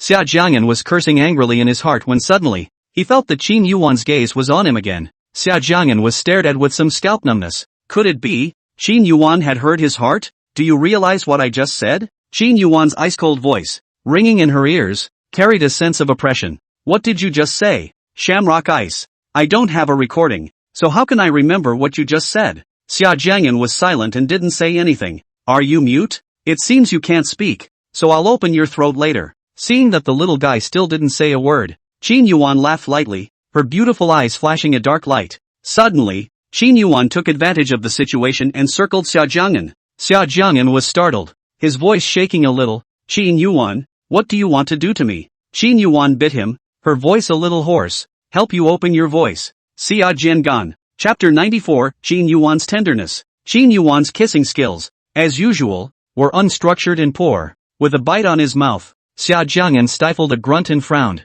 In his heart, he spat out, female rascal Qin Yuwan, your kissing skills are too bad. Hearing Xia Jiang'an's voice, Qin Yuwan's beautiful eyes revealed a puzzled meaning. Called what? The voice was beautiful, with a compelling seductive power. Xia Jiang'an didn't want to answer, and it was clear that he was protesting against Qin Yuwan's behavior. Ha, you'll talk later. Qin Yuwan's movements were gentle, for fear of touching the wounds on Xia Jiang'an's body. The movements are naturally a little slow because they are gentle. It was like moving in slow motion, like in a TV show. All of her actions. Xia Jiang'an looked at Qin Yuwan in front of him. His ears had long been very red. Qin Yuwan, can I take a break today? I'm injured and the doctor won't let me exercise strenuously. Xia Jiang'an whispered. Willing to talk? Not play dumb anymore? Unfortunately, it's already too late. Qin Yuwan glanced at him and said coldly, looking at Qin Yuwan's behavior. It was obvious that she had no intention of letting him go. The female hooligan Qin Yuwan is just too sick. She doesn't even spare the sick. Qin Yuwan used her hand and tenderly stroked his handsome face. Don't worry, I'll be gentle. Just enjoy it, Qin Yuwan said in a very cloudy manner. Hearing Qin Yuwan's words, Xia Jiang'an almost spat out a mouthful of old blood. Sit over here and lean closer to me. Qin Yuwan stood at the edge of the bed, her body tall and perfectly curved. Ha! Hearing Qin Yuwan's words, Xia Jiang'an froze. She has her own hands. Can't she dress herself? You, do it yourself. Xia Jiang'an refused, a little nervous inside. I'm tired. Qin Yuwan's stunningly beautiful face actually revealed a hint of a roguish look at this moment. Tired? Xia Jiang'an was speechless. Wasn't she alive and well just now? How come she's tired now? Come over here quickly and help me. The tone was cold and oppressive. Having no choice, Xia Jiang'an could only move to the bedside, because Xia Jiang'an had an injured hand. He wasn't moving very fast. Qin Yuwan sat on the edge of the bed, and Xia Jiang'an reached out his hand and placed it on her clothes. Xia Jiang'an lowered his head, his hands trembling slightly. Look up at me. Where are you trying to look with your head down? Xia Jiang'an lowered his head, not daring to look her in the eyes, which made Qin Yuwan a little unhappy. She loved those eyes of his. So clean. As soon as he heard Qin Yuwan's words, Xia Jiang'an subconsciously raised his head immediately. Qin Yuwan,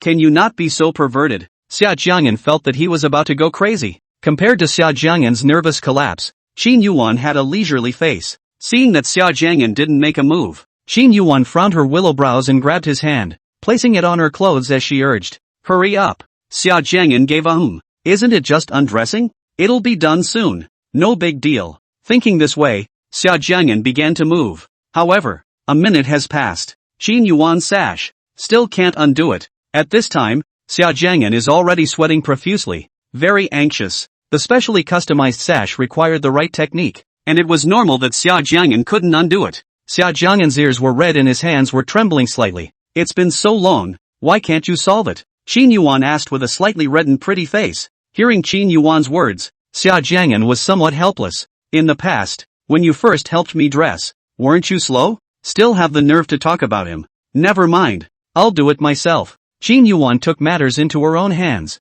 and the sash that Xia Jiang'an had spent a minute or two not undoing was quickly undone. Xia Jiang'an was a bit surprised, solving it so quickly? However, he hadn't had time to think, because Qin Yuwan had already pounced on him. His brain went blank. As the night grew thicker, Qin Yuwan turned around and left. Before leaving, she told Xia Jiang'an, don't run around. Stay at home. Chapter 95, Meeting Su Juanhao again. It was already after 8 o'clock when Qin Yuwan left the villa. The sky was as dark as ink. The city's night descended and the lights came on. Xia Jiang'an was lying on the big bed, cross-legged and motionless. His whole body was very tired. Now recalling what had just happened, Xia Jiang'an was still a bit angry. This woman was simply perverted. Qin Yuwan said she'll be home around 12 o'clock, and during her absence, she's not allowed to go anywhere else, so stay home. At this moment in this villa, only Xia Jiang'an and a fat tiger were left. Lay down on the bed for a long rest. Get up and get out of bed. Xia Jiang'an felt bored. This villa,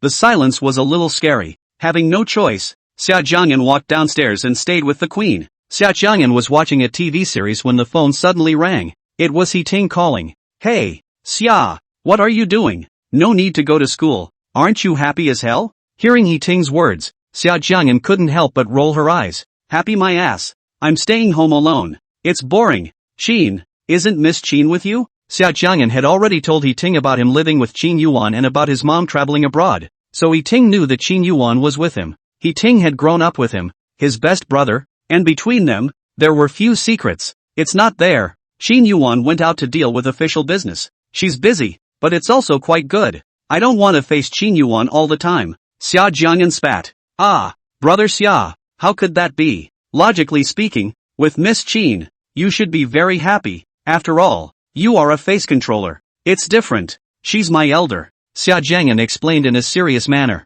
Brother Xia, don't pretend. Ms. Qin is a bit older than you. Isn't that good? Ha ha ha. On the other side of the phone, He Ting transmitted a bad laugh. Xia Jiang'an was speechless. He Ting, the old colorful bastard, wanted to drive again. Okay, Xia, I'll take you out. A clear bar just opened over here with a great atmosphere. Especially since your favorite singer, Zhao, will be in residence as well. What? Zhou will be singing over there? Xia Jiang'an said incredulously. Zhao is a famous male singer in Xia, known as the Prince of Nightclubs, and is very popular with his fans. Every one of his shows has been a warm and popular venue. However, the number of times Zhou has performed at the Clear Bar is a handful of times, so the opportunity is a rare one. Brother Xia, let's go over early or there won't be any seats left. He Ting knew that Xia Jiang'an loved listening to Zhao's songs, so he called to tell him. Xia Jiang'an was a bit torn. Qin Yuwan had warned him to stay in the villa and not to go out.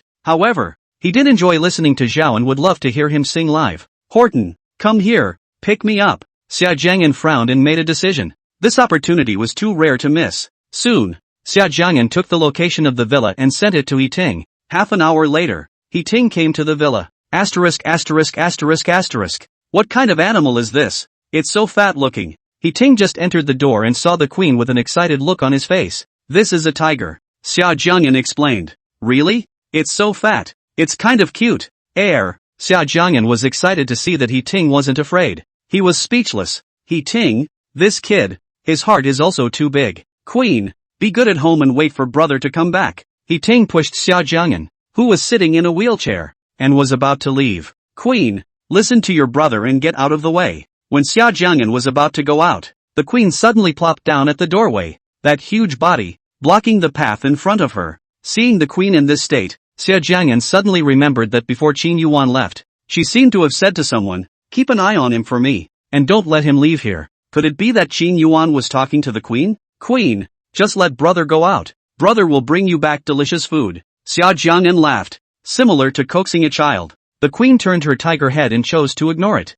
At once, Xia Jiang'an's smile froze. The queen was huge and chubby, and the path was blocked as it lay in front of the door, swinging the tiger's tail back and forth. No matter how kindly Xia Jiang'an spoke, it chose to ignore it. Queen, brother promises you, brother will be home soon. Just let brother out, okay? Xia Jiang'an, who was sitting in a wheelchair, said with a smile. The queen was very spiritual, as if she understood Xia Jiang'an's words, and it arrogantly raised its tiger head, indicating that there was no room for discussion on this matter. The master had told him that he was not to be let out, so naturally he could not be let out. Geez, cutest little chubby, just let us out, okay? He Ting also persuaded. The queen, however, still had her tiger's head turned and still chose to ignore it. Xia Jiang'an and He Ting looked at each other face to face, both seeing the helplessness in the other's eyes. There was really nothing they could do about the queen. They couldn't fight and they couldn't make sense of it. Don't think it's a bit dopey, but it is, after all, the king of the forest, a fierce tiger. What's more, Qin Yuwan was quite kind to it. Who would dare to touch a hair on its head? Humph, little fat tiger. You're just as stubborn as your master's character. Xia Jiang'an was a bit angry and scolded. In response to Xia Jiang'an's angry scolding, the queen showed great generosity, swinging her tiger tail and continuing to ignore it. The queen's soft-spoken demeanor made Xia Jiang'an both exasperated and helpless. Damn queen, not learning from the good ones, but learning from Qin Yuan's temper. Cute little fat tiger. Or else, follow your brother out to play? He Ting suddenly had a bright idea, and his tone was gentle, like a little brother coaxing a child. This way, it seems to work. Xia Jiang'an realized that when He Ting said that he was going to take the queen out with him, he noticed that the queen's tiger eyes lit up. The haughty queen, it seems, is a little ticked off at the suggestion. Strike the iron while it's hot. Xia Jiang'an hurriedly agreed. Right, queen, just follow your brother out to play. Look at you staying at home every day.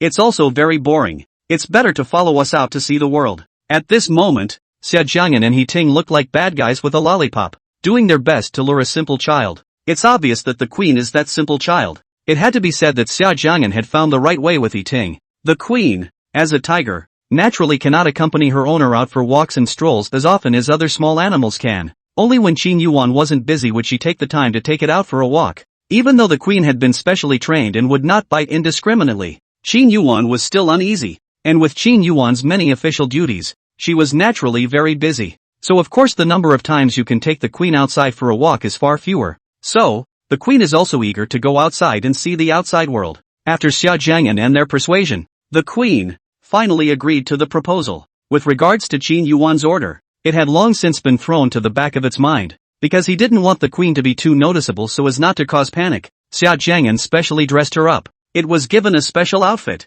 a tiger's head, and some makeup. Now the queen, if you don't look hard enough, it's hard to notice that it's a tiger. At best you'll think it's a dog of massive size. Well, it's perfect. Xia Jiang'an looked at the queen's costume and was very satisfied. Xia Jiang'an took a rope and circled the queen. Xia Jiang'an realized that the queen's collar was actually inlaid with gemstones and sparkling. It was simply too rich and generous. Xia Jiang'an took the queen and walked out the door. Horting drove a Bugatti Roadster, and the queen could barely fit in it, despite her size. Coming to the Clear Bar, which is the most luxurious clear bar in Magic City. The spending here is also ridiculously high. When Xia Jiang'an and the others walked to the entrance of the bar, it was already full of people inside, and the business of this bar was originally very good. Tonight, we even had Zhao in residence, and with the dynamic songs, the scene was very hot. Zhao's title as the prince of the nightclub is indeed true to his name. Tonight, it was Zhao's first show in Xia, and it was rumored that the owner of this bar had spent a lot of money to specially invite him over to perform.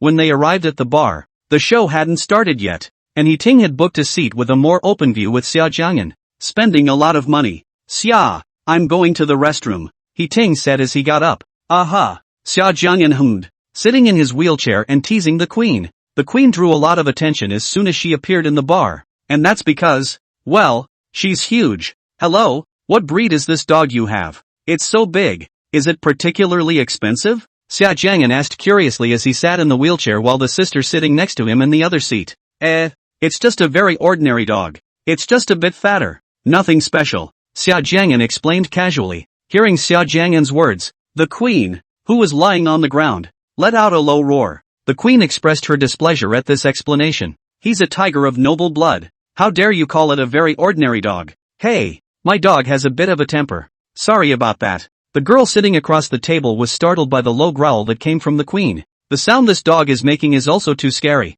2 minutes later, Herring returned to his seat, the show still 10 minutes short of its official start. Soon the host signaled for the music to be turned off, clearing the bar and falling into silence. At this moment, everyone present was expecting Zhao to appear. Right at this moment, Xia Jiang'an suddenly heard, at the entrance of the VIP stands, a noisy sound of movement. Look guys, the son of the big man, young Master Su Juanhao is actually here too. Shu, don't speak so loudly. Young Master Su Juanhao is arrogant and bossy with a fiery temper. Be careful, he'll come after you. Look, the wolfhound that young Master Su Juanhao is holding. I heard it was bought from abroad. It's very brutal. I heard it has bitten someone to death. Surrounded by several bodyguards, Su Juanhao walked up to the VIP grandstand in a dignified manner. Xia Jiang'an wasn't very nervous when he saw Su Juanhao's appearance because he was the star with stage makeup on his face before. Only Su Juanhao walked slowly and stopped beside Xia Jiang'an. He didn't even look at Xia Jiang'an, pointed his finger at Xia Jiang'an's seat,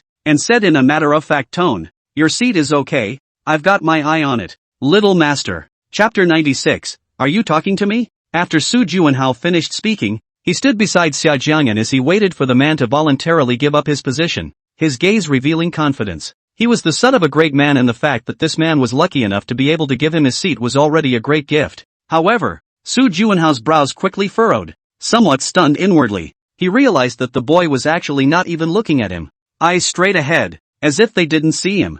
This was simply unacceptable to Su Juanhao, who had been raised to be a man of honor. He was the son of a big shot with an illustrious background, and most people who saw him were respectful and obedient, taking great pains to try to flatter him. But this person in front of him, how dare he ignore him? What's even more infuriating is that the boy in the wheelchair is very laid back, with his head down, teasing the dog that's lying on the floor. Seeing him in this leisurely manner, Su Juanhao was instantly enraged. Are you deaf? Are you deaf? Su Juanhao angrily stepped forward and said impossibly. At this moment, everyone's eyes were on Xia Jiang'an, and the surrounding area was quiet to the extreme. These people are wondering what this boy is. To be able to book a VIP seat in the most luxurious clear bar in Magic City, it was obvious that this boy's family background should be extraordinary. Moreover, some people recognized that the boy standing beside this boy was the youngest member of the He family. For the He family to be able to gain a foothold in Mordor, they were naturally big names with incomparable status. To be able to become friends with the He family's youngest master, it was obvious that this boy's family background, in this Magic City, should also be ranked. Logically speaking, a young master of a powerful family with such an illustrious family lineage, even if he kept a low profile on weekdays, there should be people who would recognize him in this upper-class circle of Magic City. However, the men looked at the boy and tried to recall, but they just didn't remember anything. At that moment, the entire clear bar was so quiet that it seemed as if time had stopped. In the midst of the silence, Xia Jiang'an raised her head, her gaze firm and calm as she looked at Su Juanhao. Are you talking to me? He spoke in a nice voice, yet with an unspeakable forcefulness. Sound of air sucked between the teeth, indicating hesitation or thinking over. The people present who were eating and watching the show couldn't help but suck in a breath of cool air. This boy's guts are too big. How dare he speak to young Master Su Juanhao in such a tone? The crowd proceeded to continue watching the play, and there was tension in the air. This casual attitude of Xia Jiang'an completely enraged Su Juanhao. Ever since he was a child, no one had dared to speak to him with such an attitude, except for the one in the Star Wishes bar earlier, the daring dancer, that dancer, who had caused him to lose face. He vowed that once he found this person, he would make his life worse than death. And yet, unbelievably, that dancer was as lost as a stone dropped into the sea, nowhere to be found, and couldn't be traced even if he wanted to. As soon as he thought of that dancer, Su Juanhao became even angrier, spreading his full anger on Xia Jiang'an. Of course, or else am I talking to a dog? Su Juanhao said arrogantly. Hearing Su Juanhao's words, Xia Jiang'an raised an eyebrow. He wasn't half as angry as he should have been, after all. It wasn't worth it to be angry over such insignificant people. On the contrary, he found it funny. Did he and this big shot son have a deep grudge in their past lives? Or else why were they at each other's throats the moment they met? Hearing Su Juanhao's words, some of the people among the melon eaters had also been approached by Su Juanhao, but because of his identity background, they had to tolerate it. Now, seeing Su Juanhao bullying again, they looked at Xia Jiang'an as if they saw themselves back then, with some sympathy in their eyes. They knew that this boy in the wheelchair, his identity background, even if it was more powerful, was definitely no match for the Su family's background. But, beyond sympathy, there was something of expectation in their eyes. In this boy's body, they saw some slight hope. Maybe this thing will go in an unexpected direction? The crowd watching the play was uncharacteristically expectant. Ha ha ha. Xia Jiang'an felt funny in his heart, and he couldn't help but laugh out loud. The gazes of everyone present were on him, and his smile made him even more conspicuous in public. Sound of air sucked between the teeth, indicating hesitation or thinking over. When the crowd saw that Xia Jiang'an actually laughed out loud, they all stared with wide eyes, surprised. What's wrong with this boy? He's actually laughing under these circumstances? Hearing Xia Jiang'an's laughter, it made Su Juanhao feel that it was a joke on him. Isn't he just an ordinary guy? How dare you laugh at him? Son of a! How dare you laugh at me? Su Juanhao was once again enraged. His features wrinkled together. Geez, Queen, would you think it's noisy? I think I heard. There's a dog next to me barking furiously all the time. Ha! Xia Jiang'an lowered his head and complained as if he was chatting with a friend.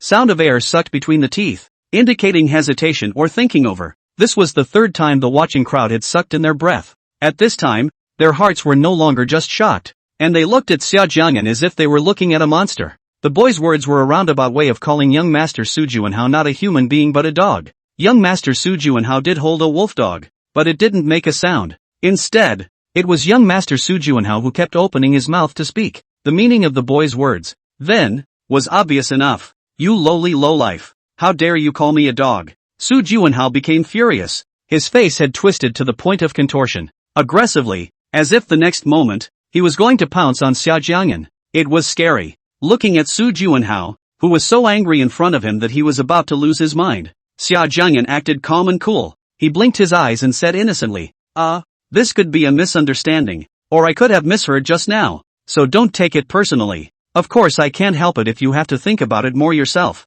Just don't count me out if you're pissed off, huh? Xia Jiang'an shrugged his shoulders and opened those innocent eyes and said sincerely, Chapter 97 You don't have enough money. What I want is $500 million.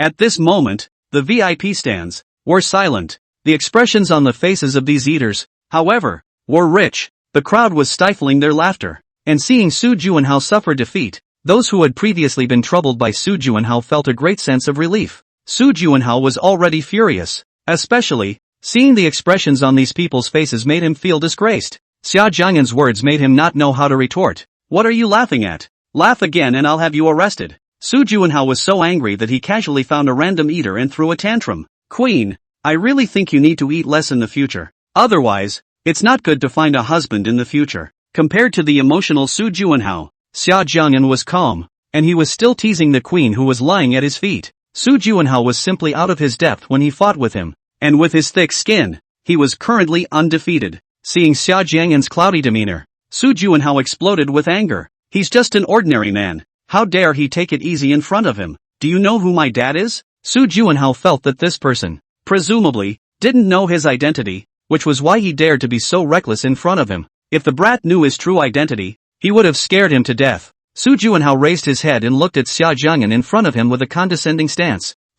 Later on, if this brat knew his honorable status, he would definitely be so scared that he would immediately kneel down and beg for forgiveness. Hearing Su Juanhao's words, Xia Jiang'an shifted his gaze from the queen on the ground to him. With big, clear eyes, he returned in a very natural tone. Of course I know. Aren't you the son of that great man? The tone was casual, and Su Juanhao didn't see any semblance of fear in his eyes. Hearing Xia Jiang'an's reply, Su Juanhao was surprised. Do you know who my father is? Then where did you get the nerve to be so rude to me? I'll say it again. I've got my eye on your seat, so don't give me your seat yet. Su Juanhao thought of his father's serious warning the other day, telling him not to go outside and cause trouble. Now that the wind was blowing, it was not good to provoke right and wrong, so Su Juanhao could only endure this breath. Count this brat lucky. As long as he obediently gave up his seat to him, Then he could not pursue the matter for the liberties he had just taken with him. Su Juanhao felt that he had been very forgiving. In the past, he wouldn't have let it go. However, Su Juanhao's brows quickly furrowed again. Why should I give up my seat for you? We bought this seat. Besides, it's not like there aren't any other seats here. Why do you have to take mine? Xia Jiang'an said in an unassuming manner. He spoke a bit loudly, and the meaning of his words was clear. That's right. On Xia Jiang'an's side, there were still empty seats, but they were more backward seats, with a view that wasn't as open as the front. Su Juanhao looked at those empty seats with contempt. How could he be willing to sit in the back row when his status was so honorable? This is also ridiculous. Anyway, this seat is mine, so you can see for yourself. Xia Jiang'an felt that where there was no need to tolerate, he wouldn't. You make a price. How much do you want before you're willing to give me the seat? Little master, I'm not short of money. Su Juanhao had run out of patience and directly asked Xia Jiang'an to quote a price. In Su Juanhao's perception, he believed that money could make things happen. There's nothing that money can't fix, and if there is, it's not enough money being spent. You want to pay for my seat? Xia Jiang'an asked. Su Juanhao snorted coldly, looking down at Xia Jiang'an with disdain revealed in his eyes. It's just a brat who sees money and dares to fight him. That's right, you name your price. You're lucky you met me today, Su Juanhao said proudly, and he wasn't afraid of this brat asking for a price. He's the son of a big shot. No matter how high the price tag, he doesn't give a damn. You're really letting me make an offer? Xia Jiang'an asked.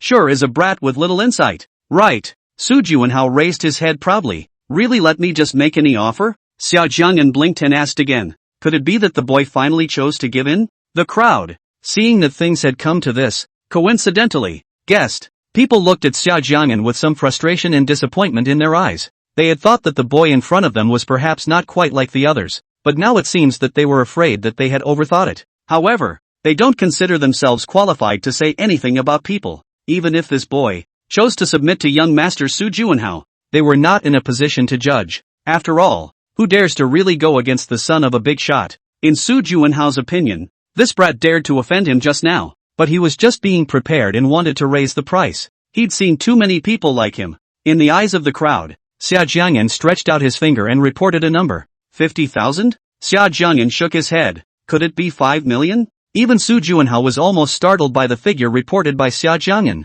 This person really dared to ask for a lot of money. Even if this Jiao is hot and the ticket prices for his shows are really high, they are certainly not worth millions. 5 million. All many times the original ticket price. Although Xia Jiang'an was calm on the surface, his heart had actually turned over in shocking waves long ago. My God, the son of a big shot is really extraordinary, and his strike is actually so bold. $5 million is fine. Take this money and get the hell out of my way right now. However, despite being a bit surprised, this money, Su Juanhao could still afford to take it out. Su Juanhao signaled with his eyes for his men to come forward and was about to give the check. At this moment, the henchman beside Su Juanhao was somewhat hesitant to speak. Young master, isn't this price too high? Su Juanhao's men, lowering their voices, negotiated. Otherwise, it's better to change the seat. Get the hell out of here. This amount of money. I don't care about it yet. Su Juanhao grumpily raised his foot and viciously kicked his henchman to the ground. It's no longer a matter of how much money. It's about his face. He had just put out the word in front of so many people that he could afford to give whatever price this brat asked for. If he can't get the 5 million now, then he, Su Juanhao, is not a big disgrace. How can he still mix in this circle in the future? The son of a big shot didn't even have $5 million on him, which would surely be laughed at by people in the upper circles. It's too humiliating. Soon, Su Juanhao took out a check for $5 million. Su Juanhao held the check and looked down on Xia Jiang'an from above. Like a handout, the check in his hand, threw it at the bottom of Xia Jiang'an's feet. Take the money and get the hell out of here right now. His tone of voice and also his behavior was a condescending posture, very much looking down on the other person and was insulting them. Seeing the check being thrown on the ground by him and being insulted like this, Xia Jiang'an acted calmly. Xia Jiang'an unhurriedly picked up the check and flattened it. Then, he raised his head and looked at Su Juanhao in front of him, his eyes looking straight at him as he sneered. Oh, sorry, the price I quoted just now was 500 million. That's not enough money for you. And then, taking the check in his hand, he tore it in half in the air. Chapter 98, The Power of the Qin Family. The whole bar was quiet. The gazes of the crowd were all on Xia Jiang'an, some surprised, some excited. No one expected that Xia Jiang'an would actually tear that check directly, not leaving young master Su Juanhao any face at all. How powerful is this boy's identity background? How else would he have the nerve to go against young Master Su Juanhao? The question arose in the minds of all these people. Xia Jiang'an looked at Su Juanhao in front of him and smiled with sincerity. Young Master Su Juanhao, if you come up with these $500 million, I'll immediately give up this seat to you right now. To be honest, when Su Juanhao took out that $5 million check just now, Xia Jiang'an did have his heart moved. It was the first time he had ever seen such a check for $5 million. But while there is some heartburn, there are some principles that need to be adhered to. Seeing Xia Jiang'an with a smile on his face, Su Juanhao felt that this look of his was just too detestable. 500 million? He's got a lot of nerve asking for a lot of money. Although Su Juanhao has a distinguished family and is a wealthy young master, if a few million he does still have. But 500 million, there's no way he's going to be able to come up with that kind of money. This brat, he was simply purposely toying with him, trying to antagonize him and make him lose face in front of everyone. Alas, it's too bad. Young Master Su Juanhao, if you can't come up with this amount of money, then I'm sorry, I won't give up my seat for you. Alas, it's my fault. I quoted a price that was too high for what you could afford. Unfortunately, Xia Jiang'an spoke to himself and sighed when he finished. This distressed look, like there was already a buyer who was going to offer a high price for this item, but because of his own greed, the price was quoted too high, so he didn't sell the item. The melon eaters saw Xia Jiang'an's appearance, and then looked at Su Juanhao's about to explode with anger. So in contrast it seemed that they couldn't help but want to laugh. Xia Jiang'an's sentence beyond your ability. He purposely dragged out the end of his voice so that people could hear it more clearly. Everyone understood in their hearts that these words were slapping young Master Su Juanhao in the face. A moment ago, young Master Su Juanhao had said condescendingly, whatever Xia Jiang'an quotes, he can afford to give it. But now the meaning of Xia Jiang'an's words was clear, and Su Juanhao heard them clearly. This brat is laughing at him. Su Juanhao was originally a very good face. In the upper circles, Su Juanhao always wanted to compare with other rich young masters, then luxury cars, then brand name watches. But at this moment, he was disgraced by Xia Jiang'an's words and couldn't get off the stage. Su Juanhao completely threw his father's warning to him behind his head, and said in irritation, whether you agree to give up your seat or not, this seat, I'm bound and determined to get it. Xia Jiang'an was amused by Su Juanhao's confident tone like this. This person, did he feel too good about himself? Where does he get his superiority complex from?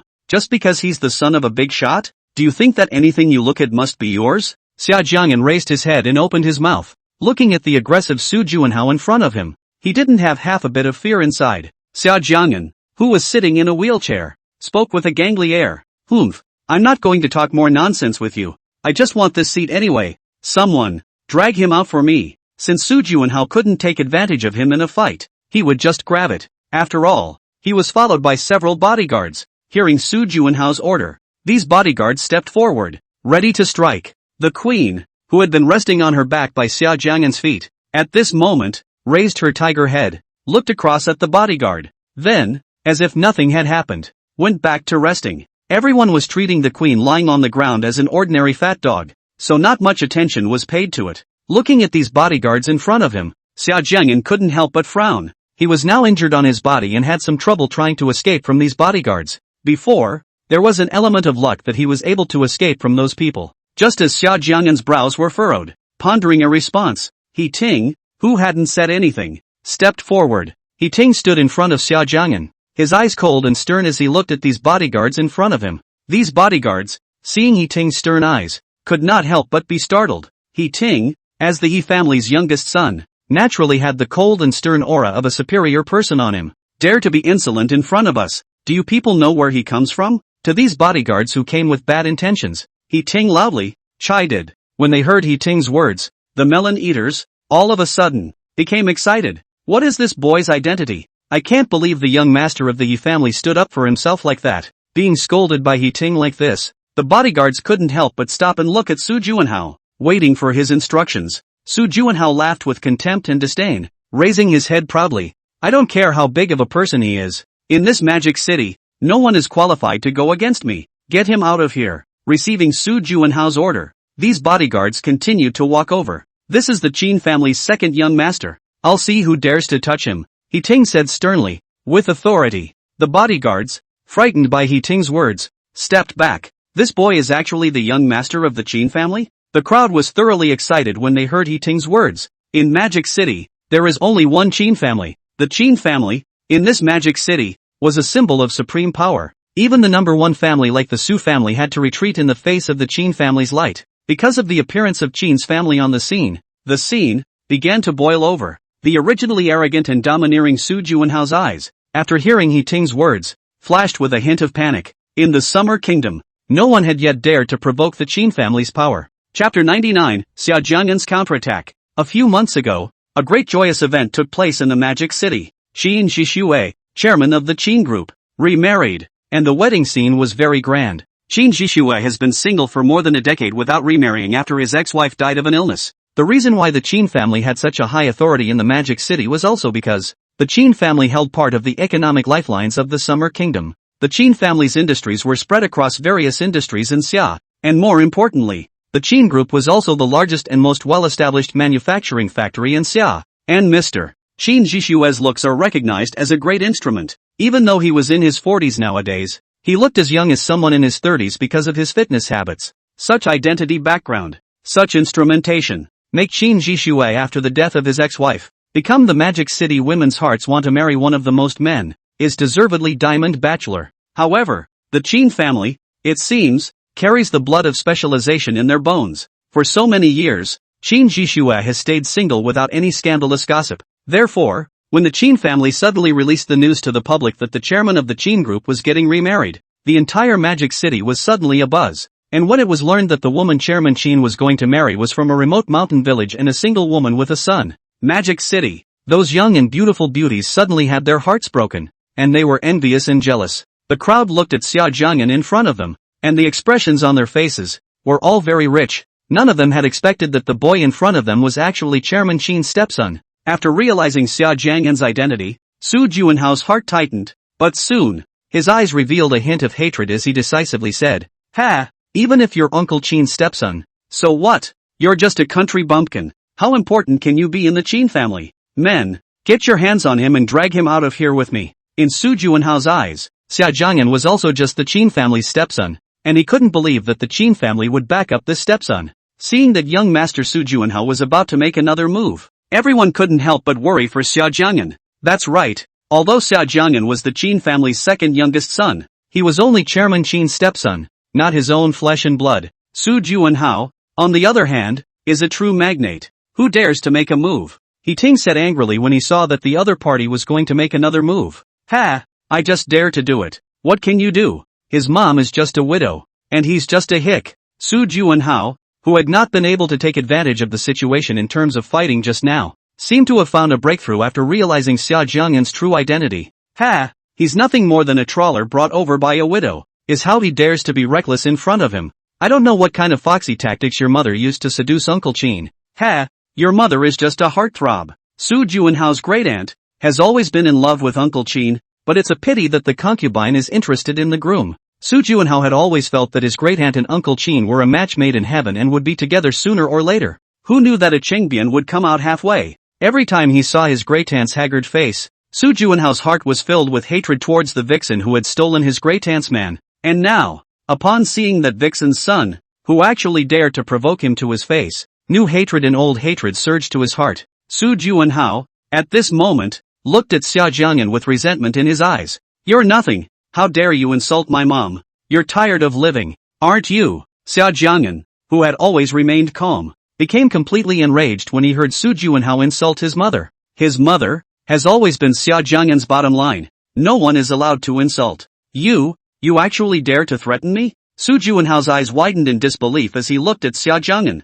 This was the first time that someone dared to threaten him to his face. "Do you really think you're an onion? Why wouldn't I dare to threaten you?" Xia Jiang'an sneered. "The son of a big shot. Is that so great? Take away the aura his father gave him, and he's just an arrogant, overbearing commoner. Xia Jiang'an, what wouldn't he dare?" His eyes were like sharp blades, too sharp to look at. Being stared at by Xia Jiang'an's eyes, inexplicably, Su Juanhao's heart produced a slight fear. "Try insulting my mother again. Even one word, and I'll fight you to the death." Xia Jiang'an's eyes were cold and stern, exuding a powerful aura that was tempered by his past experiences. Su Juanhao has been raised with respect, was raised under the care of his parents, and has never suffered any setbacks at all. Therefore, his eyes flickered, not daring to look directly into Xia Jiang'an's eyes at all, because he actually had some fear. sound of air sucked between the teeth, indicating hesitation or thinking over. The onlookers, once again, were abuzz. The second young master of the Qin family is too stiff, isn't he? Su Juanhao turned his head to see that everyone present was actually looking at him with a look of amusement. This was simply too much for Su Juanhao, who had grown up in the spotlight, to accept. It's very faceless. He looked up and glanced at the bodyguards standing beside him, and was somewhat reassured. Su Juanhao looked into Xia Jiang'an's eyes again. Ha! Your mom is a vixen who seduces other men and is a heartthrob. What's wrong? Since your mom dared to do such shameless things, she still won't allow others to talk about it? Su Juanhao said loudly, as if the louder he spoke, the more justified he was. You and your mom, you're just country vixens who specialize in seducing rich men. The sound of Su Juanhao's speech spread throughout the clear bar. The crowd couldn't help but frown. Young Master Su Juanhao's words were just too hard to hear. They all unanimously looked at Xia Jiang'an. However, what made them feel puzzled was that the Qin family's second young master actually laughed. Looking at his smile was actually a little creepy. Only the Qin family's second youngest master, raising his head, smiled at Su Juanhao and said, "Have you finished?" Su Juanhao subconsciously nodded his head, obviously also confused by Xia Jiang'an's smile. "You have been talking for so long, you should want to drink water." Xia Jiang'an laughed, and the atmosphere became a little weird. At this time, the clear bar, quiet, the people are wondering, good reason why the second young master Qin to remind Su Juanhao to drink water? Only to see Xia Jiang'an sitting in his wheelchair. A wineglass suddenly appeared in his hand. Seeing Xia Jiang'an holding a wineglass, the melon eaters couldn't help but have a conjecture. Second young master Qin, are you trying to splash young master Su Juanhao with wine? There's something bold about that guess, so bold that it's unbelievable. Su Juanhao also saw Xia Jiang'an's actions and guessed what Xia Jiang'an wanted to do. He angrily rebuked, "You dare to splash me." He was the son of a big shot, while Xia Jiang'an was just an ordinary man. How dare you make a move on him? Xia Jiang'an played with the wineglass in his hand and sneered, "Why wouldn't I dare?" Since he had dared to insult his mother, he would have to pay the appropriate price for his behavior. Words are always deeds, has always been Xia Jiang'an's style of dealing with things. Moreover, Su Juanhao, Feng, had cursed several times. Snap! In front of a large crowd, only Xia Jiang'an raised the wineglass in his hand and smashed it directly at Su Juanhao. The onlookers were, at once, wide-eyed, their mouths hanging open. Unbelievable! The Qin family's second young master actually directly smashed the wineglass in his hand towards young master Su Juanhao. Ah! Su Juanhao roared out like a madman, which spread throughout the clear bar. Everyone didn't expect that Xia Jiang'an would use a wineglass to directly smash over. So Su Juanhao, along with his bodyguards, didn't react. Su Juanhao's forehead was smashed, bulging a swollen bag, and the wine in the glass spilled on Su Juanhao. Su Juanhao was suddenly ferocious, and his hair was wet. At this moment, Su Juanhao was as wretched as a lost dog. Xia Jiang'an looked at Su Juanhao in front of him and smiled. Just now my hand suddenly slipped. Young master Su Juanhao, don't mind. After saying that, he even acted like he was innocent. You all beat him to death. I'm going to let him die without a burial. Black Fury, quickly go over there. Bite him hard for me. Su Juanhao had gone completely insane and lost his mind. He actually ordered the wolf dog beside him to bite Xia Jiang'an to death. This wolfhound had been specially trained to understand his master's commands, and, besides, he'd done this sort of thing a long time ago. Therefore, upon receiving Su Juanhao's order, this wolfhound opened its sharp teeth and pounced towards Xia Jiang'an. Chapter 100, Queen, you're actually still alive? At that moment, the clear bar fell into a silence. The onlookers, wide-eyed, their breath seemed to have stopped. I'm afraid this ferocious wolfhound will really bite people to death if he pounces on them. The crowd couldn't help but feel worried for Xia Jiang'an. However, in the face of this tragedy, there was nothing they could do to stop it. After all, this is an extremely vicious wolfhound. It has very sharp teeth and is well trained. I've heard that this dog owned by young master Su Juanhao has bitten quite a few people to death. Seeing that wolfhound pounce,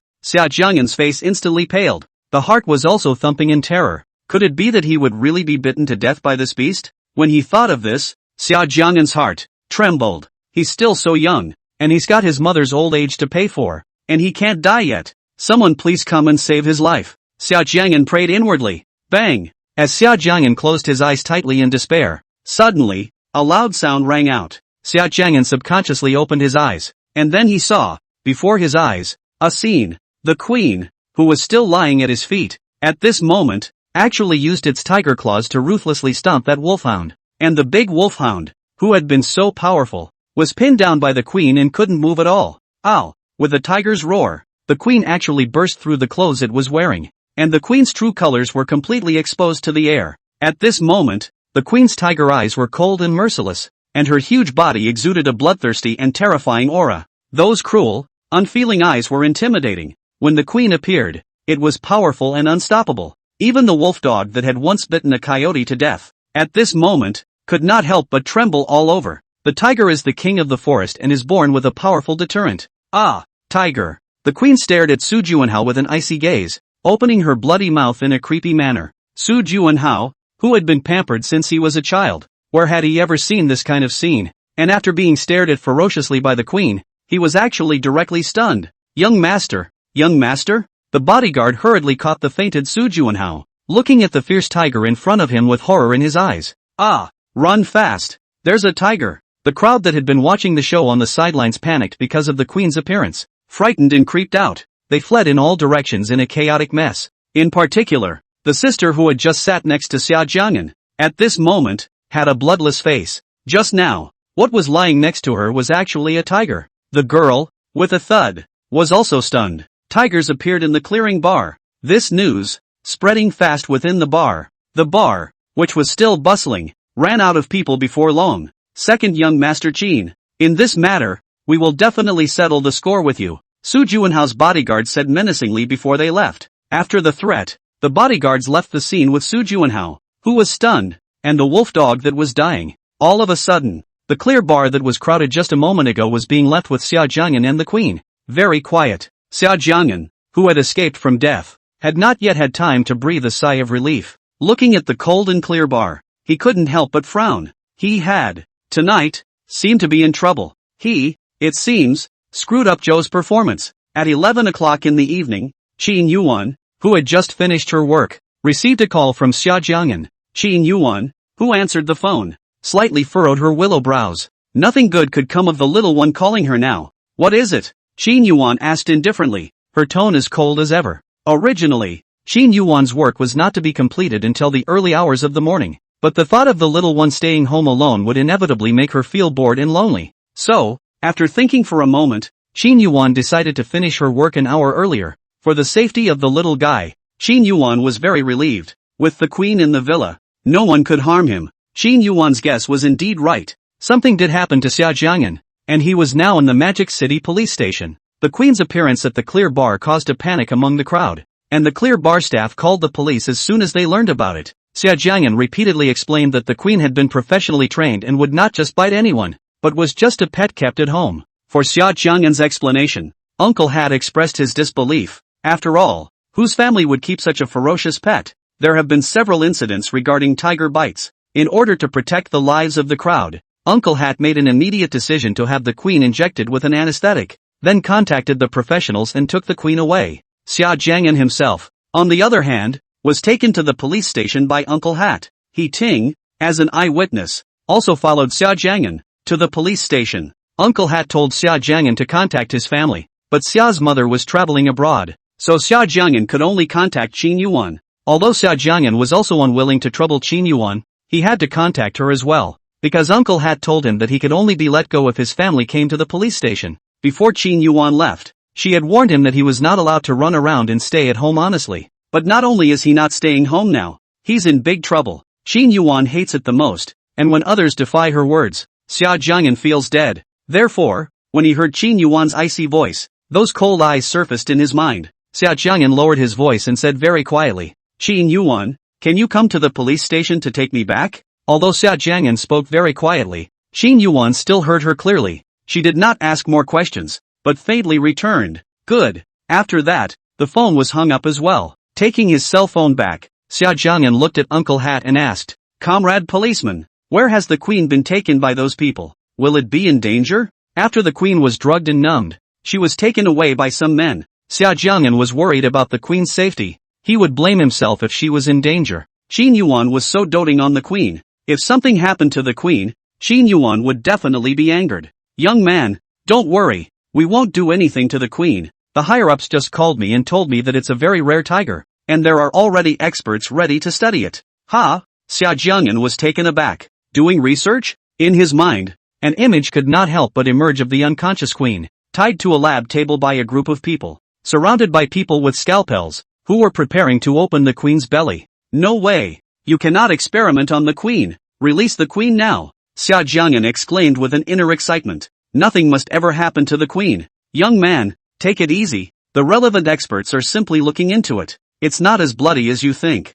When Uncle Hat saw Xia Jiang'an getting emotional, he knew that he must have thought wrong. Really? The queen really won't be in danger? Xia Jiang'an was still worried and asked again. Really? Uncle Hat nodded helplessly. About half an hour later, outside the door of the police station, a footstep sounded. Qin Yuwan stepped on her high heels with a powerful aura and walked into the police station accompanied by 3 or 4 police uniformed officers. When Xia Jiang'an heard footsteps and turned around, he saw Qin Yuwan appear. Xia Jiang'an lowered his head, not daring to look Qin Yuwan in the eyes, like a student who had made a mistake and didn't dare to look at his parents. Qin Yuwan walked straight past Xia Jiang'an and walked into the office with those police uniformed officers. 5 minutes later, Qin Yuwan walked out of the office, her face cold as she walked over to Xia Jiang'an. Qin Yuwan. Xia Jiang'an raised his head and whispered. Qin Yuwan glanced at him without responding, her deep beautiful eyes making it impossible to guess her thoughts. Qin Yuwan didn't say anything, and Xia Jiang'an became even more nervous inside. Gutsy? Qin Yuwan finally spoke. With danger. Xia Jiang'an didn't answer and lowered his head. Seeing the little guy with his head lowered and a somewhat pitiful look, Qin Yuwan's heart softened. Without asking anything more, Qin Yuwan held Xia Jiang'an's hand and left together. Brother Xia, then I'll go home first. See you tomorrow. At the entrance of the police station, Ting said goodbye to Xia Jiang'an. Nervous inside, Ting was indeed a bit scared at this time. He was the one who brought Xia Jiang'an out to play. Would Miss Qin want to punish him because of this? So, to be on the safe side, Ting decided that it would be better for him to hurry home. After leaving the police station, Qin Yuwan drove her car and brought Xia Jiang'an back to the villa. Ha, Queen, you're actually alive? Xia Jiang'an was surprised to see that the queen, who had been taken away, had actually returned to the villa, also jumping around Qin Yuwan. Very lively, obviously. Those imaginations of Xia Jiang'an did not happen. Hearing what Xia Jiang'an said, the queen gave him a blank stare, expressing her speechlessness. Chapter 101. Qin Yuwan wants to take Xia Jiang'an out to play. Seeing the queen's contemptuous look, Xia Jiang'an was unconvinced and returned its glare. The queen looked at him with wide eyes as well, and the two of them were having so much fun that they somewhat forgot about their current situation. You're still in the mood for fun and games? Qin Yuwan said coldly, her tone clear. Hearing Qin Yuwan's words, the smile on Xia Jiang'an's face froze and he lowered his head without responding. The queen, who was still alive and joyful, also tried to sneak away from her master like a child who had made a mistake after hearing Qin Yuwan's voice. Xia Jiang'an could see the queen's little mind. No, he had to pull it down with him. Xia Jiang'an was quick on his feet and pulled the rope directly on the queen, and the poor queen was dragged by Xia Jiang'an. It glared ferociously at Xia Jiang'an, trying to break free, when Qin Yuwan swept over with a cold look, and these two immediately stopped their movements. Xia Jiang'an sat down honestly, and the queen lay down honestly. Say it, give me an explanation. Qin Yuwan sat on the sofa and said indifferently. It was clear that this tone was flat and devoid of any emotion, but such a vocal tone carried a sense of intimidation. As the superior, Qin Yuwan's words and actions naturally carried majesty invisibly. The queen was a tiger and couldn't speak human language, so naturally she couldn't explain to Qin Yuwan. At this moment, looking at the silent queen on the side, Xia Jiang'an hated the fact that he couldn't speak either. This way he wouldn't have to explain anything to Qin Yuwan. Answer me. Qin Yuwan waited for a while, but Xia Jiang'an still had his head down and didn't say anything, which made her increase her tone. Because I was alone at home, I felt bored. So, I ran out to play. Xia Jiang'an whispered back. Hearing Xia Jiang'an's reply, Qin Yuwan furrowed her willow brows, not knowing what she was thinking. Qin Yuwan was silent for a moment before speaking. I'll take you out tomorrow. Only by letting the little one stay by her side could Qin Yuwan put her heart down. Really? Xia Jiang'an raised his head, his eyes brightening with some disbelief. He was indeed too bored to stay at home alone with nothing to do. What's wrong? You don't want to go out with me? Seeing that Xia Jiang'an reacted a bit too much, Qin Yuwan thought that he wasn't too happy about it. Want to? Of course. Xia Jiang'an nodded his head. Tomorrow you remember to write a 3,000-word review and leave it on my desk. I want to see you admit your mistake. Qin Yuwan said coldly, catching people off guard. Xia Jiang'an was still feeling happy about being able to go out tomorrow. When he heard Qin Yuwan's words, it was like cold water pouring on his face, and his inner joy disappeared. 3,000 words? Qin Yuwan, Can you write a little less? Xia Jiang'an frowned and said in a consultative tone. 5,000 words. Qin Yuwan showed indifference to Xia Jiang'an's bargaining. Ha! Suddenly changing from 3,000 to 5,000. Xia Jiang'an didn't react. If you dare to haggle again, it'll be 8,000 words. Xia Jiang'an was still about to say something, when he fiercely heard Qin Yuwan's words. At once, he didn't open his mouth again, keeping his head down. He was a little angry inside. The queen, who was lying beside Xia Jiang'an, saw that Xia Jiang'an had been punished and showed her teeth at him, as if she was laughing at him. Xia Jiang'an instantly became even more angry. Damn, this stinky tiger is so hateful. As for the queen, I'm punishing you with no dinner tomorrow night. Hearing her master's words, the queen's face instantly fell. For a foodie like the queen, it's very hard to not let her eat. Ha ha ha. Seeing the queen's lifeless look, Xia Jiang'an also joked over. Hearing Xia Jiang'an's mocking voice, the queen was infuriated. It glared ferociously at Xia Jiang'an, opening its bloody mouth as if to say, if you dare to laugh at me again, beware, I'll eat you when I get hungry. As for the queen's threat, Xia Jiang'an didn't take it to heart at all, and was very disdainful of it. The next morning, Xia Jiang'an woke up early because he was still a little excited that Qin Yuwan was going to take him to the army. In the past, Xia Jiang'an and He Ting once talked about a topic, and he asked He Ting, in your opinion, where are the most beautiful women? He Ting returned, definitely showbiz. Xia Jiang'an shook his head and retorted,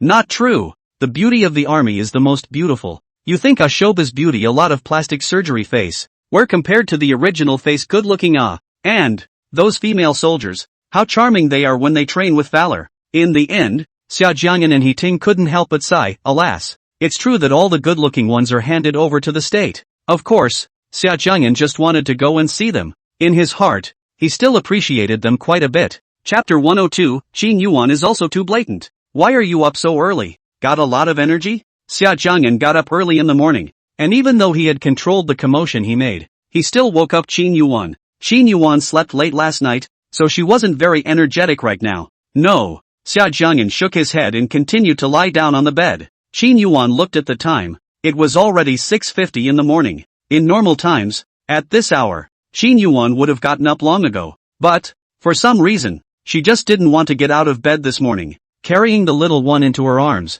which were warm, Qin Yuwan continued to close her eyes and sleep. Qin Yuwan's work and rest arrangements are all regular. Usually, Qin Yuwan goes out on time at 7 o'clock or so. Xia Jiang'an originally thought that today should also be the same as usual. However, after half an hour had passed, Xia Jiang'an realized that Qin Yuwan showed no signs of getting up at all. Qin Yuwan, shouldn't you go to work? Xia Jiang'an felt that he should still remind. After all, if Qin Yuwan overslept, maybe she would delay something big? Don't talk. Hearing Xia Jiang'an's reminder, Qin Yuwan coldly warned. Qin Yuwan didn't fall asleep. The reason why she didn't want to get up was also because lying in bed with her little one was really comfortable. Even if it was just cuddling with the little guy all the time and doing nothing, Qin Yuwan wouldn't want to get out of bed. In the end, Qin Yuwan was still woken up by the phone. It was Lei Zi who called. Yuwan, why haven't you come to the army yet? There's a big shot coming to inspect the work today. Lei Zi's tone was a bit anxious. Qin Yuwan was usually a very self-disciplined person,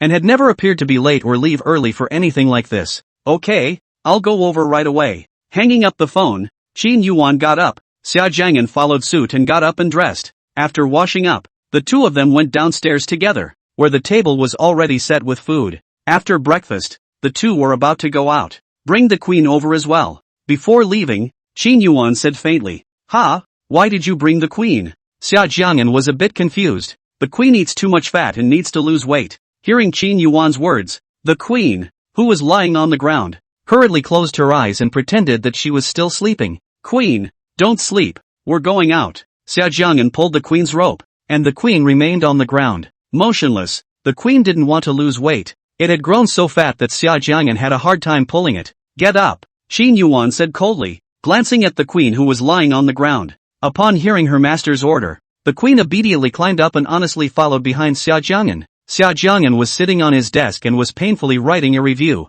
He originally thought that coming to the army to play was kinda nice, but he didn't expect that as soon as he arrived at the army, Qin Yuwan brought him to the office. He was also fiercely warned to write a good review and not to run around or there would be serious consequences. Moreover, a man was arranged to guard him at the door. As for the queen, she was placed in the training ground by Qin Yuwan, and she must be having a hard time. Anyway, there was nothing to do. so Xia Jiang'an picked up a pen and wrote a review. A review of several thousand words, which was enough for him to kill time. Hello, young Master Yi. Outside the door, a voice rang out. Obviously someone was coming. I heard that mess. Qin brought a boy to the troop, so I came over to check it out. The speaker was a boy with a sunny, confident voice. Young Master Yi, that, Miss Qin instructed me not to let anyone in. The man was a bit hesitant. Get out of my way. The tone of this speech was cold and harsh. And then Xia Jiang'an saw a man in a military uniform walk in. He stared at Xia Jiang'an without any concealment. Xia Jiang'an was not cowed inwardly by the stranger's stare,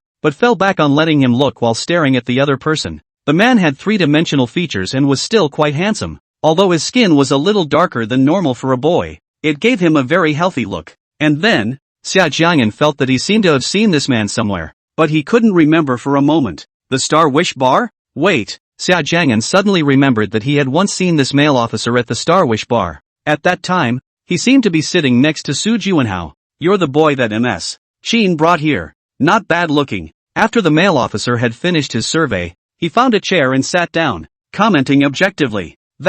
What's the matter? Xia Jiang'an was a bit puzzled, not knowing the purpose of the other party coming here. Oh, I forgot to introduce myself. My name is Yi Minglang. I'm an officer here and Miss Qin's future boyfriend. What? What the hell is a boyfriend? I like Qin Yuwan. Sooner or later, Miss Qin will become my girlfriend. Yi Minglang said confidently. Everyone here knows that Yi Minglang is very fond of Miss Qin. I've confessed my love for Ms. Qin so many times. It's crazy. However, Qin Yuwan was not a fan of him and chose to ignore him. However, Yi Minglang did not give up, but continued to pursue Qin Yuwan. You like Qin Yuwan? Xia Jiang'an was startled by Yi Minglang's words. That's right, Yi Minglang graciously admitted. Hearing his words, a complex emotion suddenly surged in Xia Jiang'an's heart. He felt that this male in front of him was a bit of an eyesore and wanted to punch him. Yi Minglang, you're daydreaming again. You're the man this auntie has her eye on. You should die to Yuan before it's too late. Outside the door, a female voice suddenly rang out, very confident and domineering. Hearing the voice, Xia Jiang'an turned his head to look, and a female officer in military uniform appeared at the door. She was very English looking, and the most stunning thing about her was her eyes, which were as bright as stars. This female officer, Xia Jiang'an had also met in the bar. Lei Zi, why are you following me again? Hearing this familiar speaking voice, Yi Minglang instantly got a headache. You are the man this auntie has her eye on. Of course I will follow you. Lei Zi's reply was overbearing, like no one else. Hearing her answer, it made Xia Jiang'an give some sideways glances. It was true that things are like things and people are like people. This answer, it was also too similar to the answer of the female hooligan Qin Yuwan. This handsome man, are you Yuan's nephew? Not bad looking. Lei Zi glanced at Xia Jiang'an, but quickly averted her gaze. Hello, Xia Jiang'an greeted casually. This woman, he didn't like very much. She was too overbearing just like Qin Yuwan. Gu, you still have quite a personality. Lei Zi originally thought that Xia Jiang'an and Qin Wude should have similar personalities, but she didn't realize that it still wasn't quite the same. None of your business. Xia Jiang'an raised an eyebrow and got into a fight with this female officer. Yi Minglang stood and watched, seeing Lei Zi get defeated. What are you laughing at? He is Yuan's nephew. I don't see eye to eye with him. As for you, come out with me for a bit. This auntie has to spar with you. Actually dare to think about my family, Yuan? You're the man I've got my eye on. And you can only be with me in this life. So you can die to any other woman. Ha! A sparring session is a sparring session. Am I still afraid of you?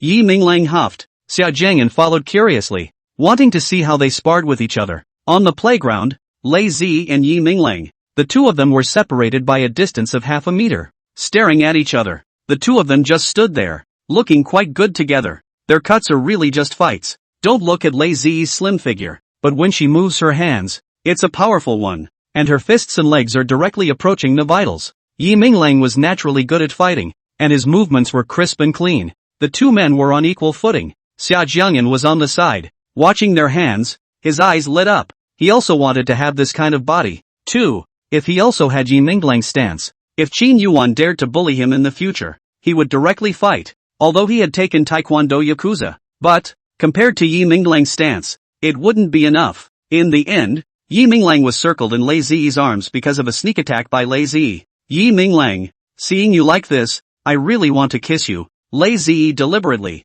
put her red lips and came over. How dare you? Beware of me being rude to you.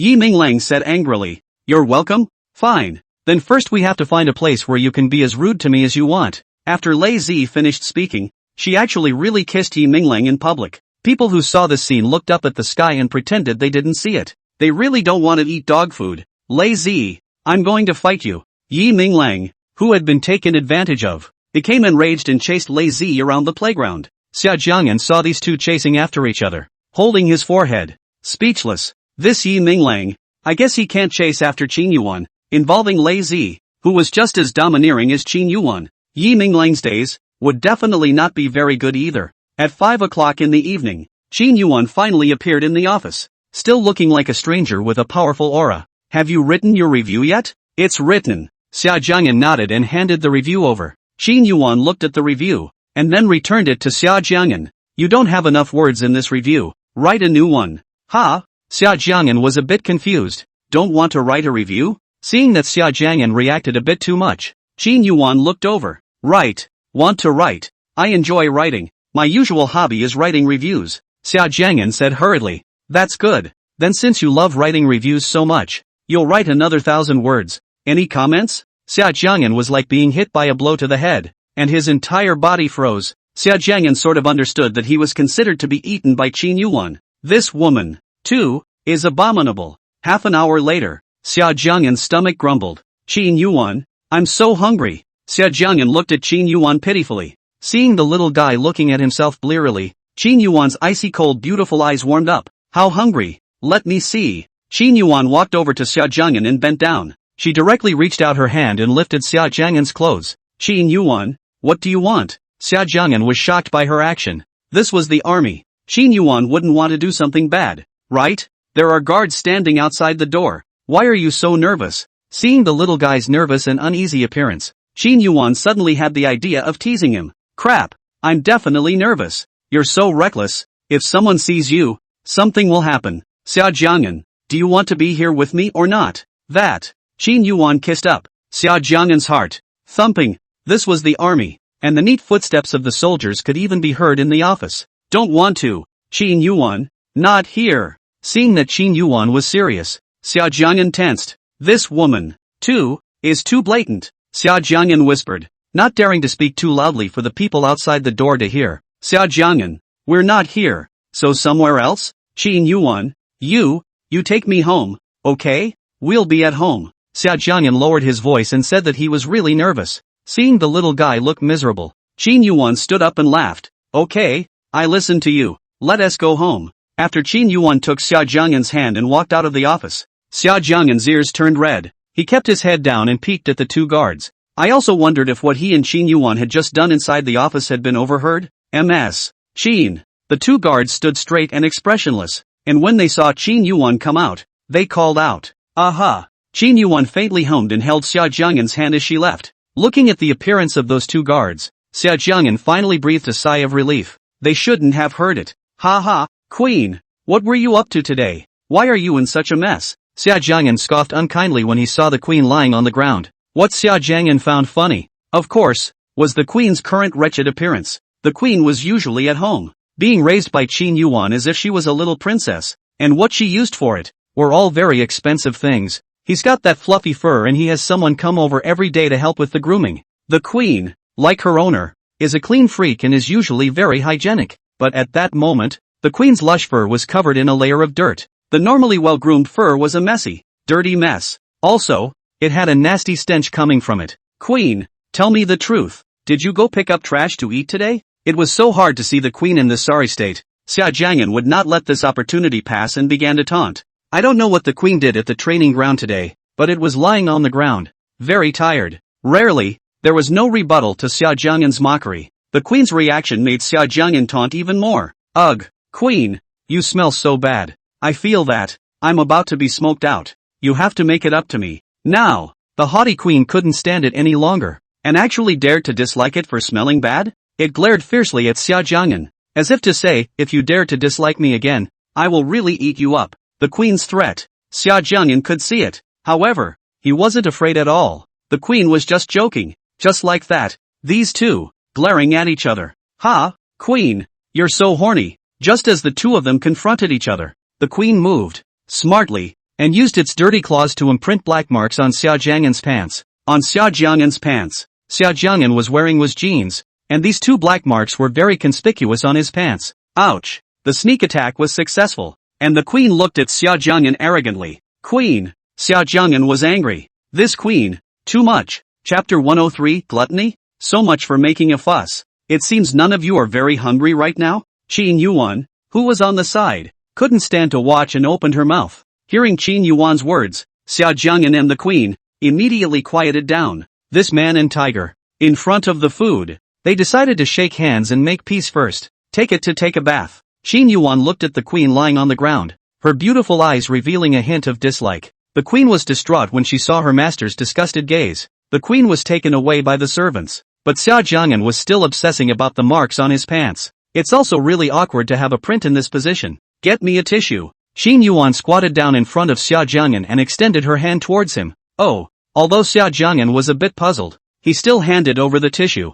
Qin Yuwan calmly took the tissue and extended her hand. Xia Jiang'an stood honestly, did not dare to move, for a moment did not guess what Qin Yuwan wanted to do. Qin Yuwan, what are you doing? Seeing Qin Yuwan actually directly put her hand towards her pants, Xia Jiang'an was taken aback. Help you wipe clean, Qin Yuwan explained, continuing the work in her hands. Wipe it clean, Qin Yuwan, no need, I can do it myself. Xia Jiang'an was a bit embarrassed and wanted to stop Qin Yuwan's movements. How can I let someone else rub it in such an awkward position? It's too shameful. Okay. Qin Yuwan didn't lift her head, her eyes staring earnestly at the black marks on Xia Jiang'an's pants. I want to help you wipe it clean. Xia Jiang'an knew he couldn't stop it and could only cooperate, waiting for Qin Yuwan to wipe the black marks clean. Xia Jiang'an's ear roots have long been very red, waiting for the maid to put dinner on the table. Xia Jiang'an ate beautifully. After dinner, the time came to 7:30. After Qin Yuwan had her meal, she went upstairs to deal with work matters,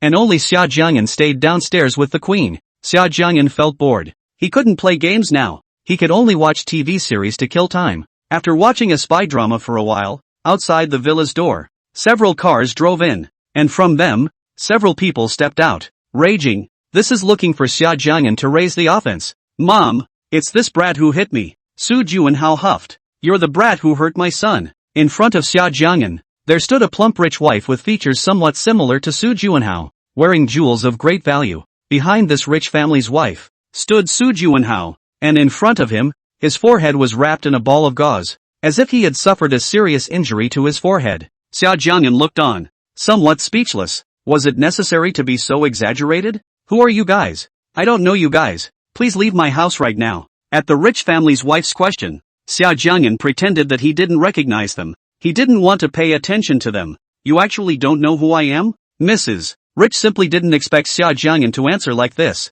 which made her a little angry. She's in the news a lot with her husband as the wife of a big shot. Whoever you are not welcome here. And please leave my house now. Since he didn't want to pay any attention to these two people, Xia Jiang'an didn't want to entangle with them too much and directly drove them away. You actually tried to kick me out? Where had Mrs. Rich been so angry? And all of a sudden, she exploded with anger. Queen, get them out of here. Xia Jiang'an didn't bother with them and directly asked the queen to kick them out. Hearing Xia Jiang'an's words, the queen who was lying on the ground climbed up and walked unhurriedly to the side of the rich wife. Seeing a ferocious tiger coming towards her, the rich lady's face turned white, her body trembled and she fled. Well done, queen. Natsuko stroked the queen's tiger head in praise. Qin Yuwan, who was sitting in the office, heard the commotion downstairs, put down what she was doing and walked downstairs. What just happened? Xia Jiang'an blinked his eyes and smiled. Qin Yuwan, nothing happened. It's just that a silly dog came just now and barked at the house. But it's okay,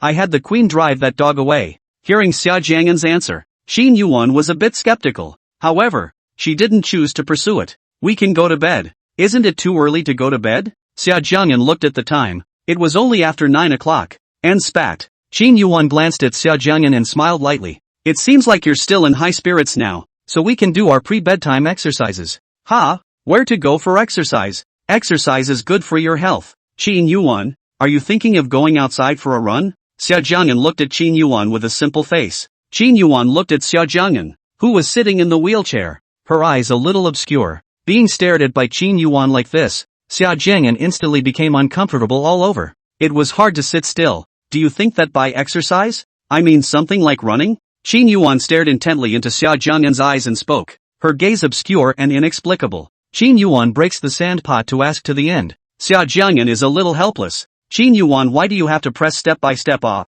It's hard to have friends when you're like this. Of course. Bedtime exercise is just running or something like that. Could it be that I'm not right? Xia Jiang'an blinked his eyes and pretended to be confused. These tricks of Xia Jiang'an had long been seen through by Qin Yuwan. Xia Jiang'an, the bedtime exercise I want to do with you means. Qin Yuwan came over to Xia Jiang'an's ear and whispered 2 words. Xia Jiang'an's ears were red and a little nervous. Xia Jiang'an, tell me, how many meals have we had together? Qin Yuwan squatted down and grabbed Xia Jiang'an's hand. How many meals have been eaten? This question, right away, exploded in Xia Jiang'an's head. How many meals have been eaten, and does that have anything to do with the topic they just discussed? Xia Jiang'an shook his head and returned. I don't know. On Qin Yuan's face, she couldn't see the slightest hint of shyness or embarrassment. Then I can tell you. Ha! Qin Yuwan suddenly bit Xia Jiang'an's finger. Xia Jiang'an was somewhat infuriated by Qin Yuwan's behavior. Qin Yuwan, you're not a dog. Why do you like to bite people so much? Perhaps the air conditioner was set too high. In this cold winter, Xia Jiang'an suddenly felt that his body began to heat up. The atmosphere, incomparably ambiguous. The queen, on the sidelines, couldn't stand to watch and slipped back into her nest. Don't tell me. I don't want to know. Xia Jiang'an shook his head repeatedly. This kind of thing, he didn't want to know. We have already eaten no less than 8 meals. Obviously, Qin Yuwan didn't want to let him off the hook, and came over to Xia Jiang'an's ear and said. Xia Jiang'an's ears reddened even more. Xia Jiang'an, say, after so many meals, do you think the food is good? Well, Qin Yuwan said ambiguously, purposely dragging out the endings. Yummy? Xia Jiang'an lowered his head and didn't answer. Not good? Qin Yuwan was a bit displeased when she saw that Xia Jiang'an didn't answer. It seems that we still need to eat a few more meals.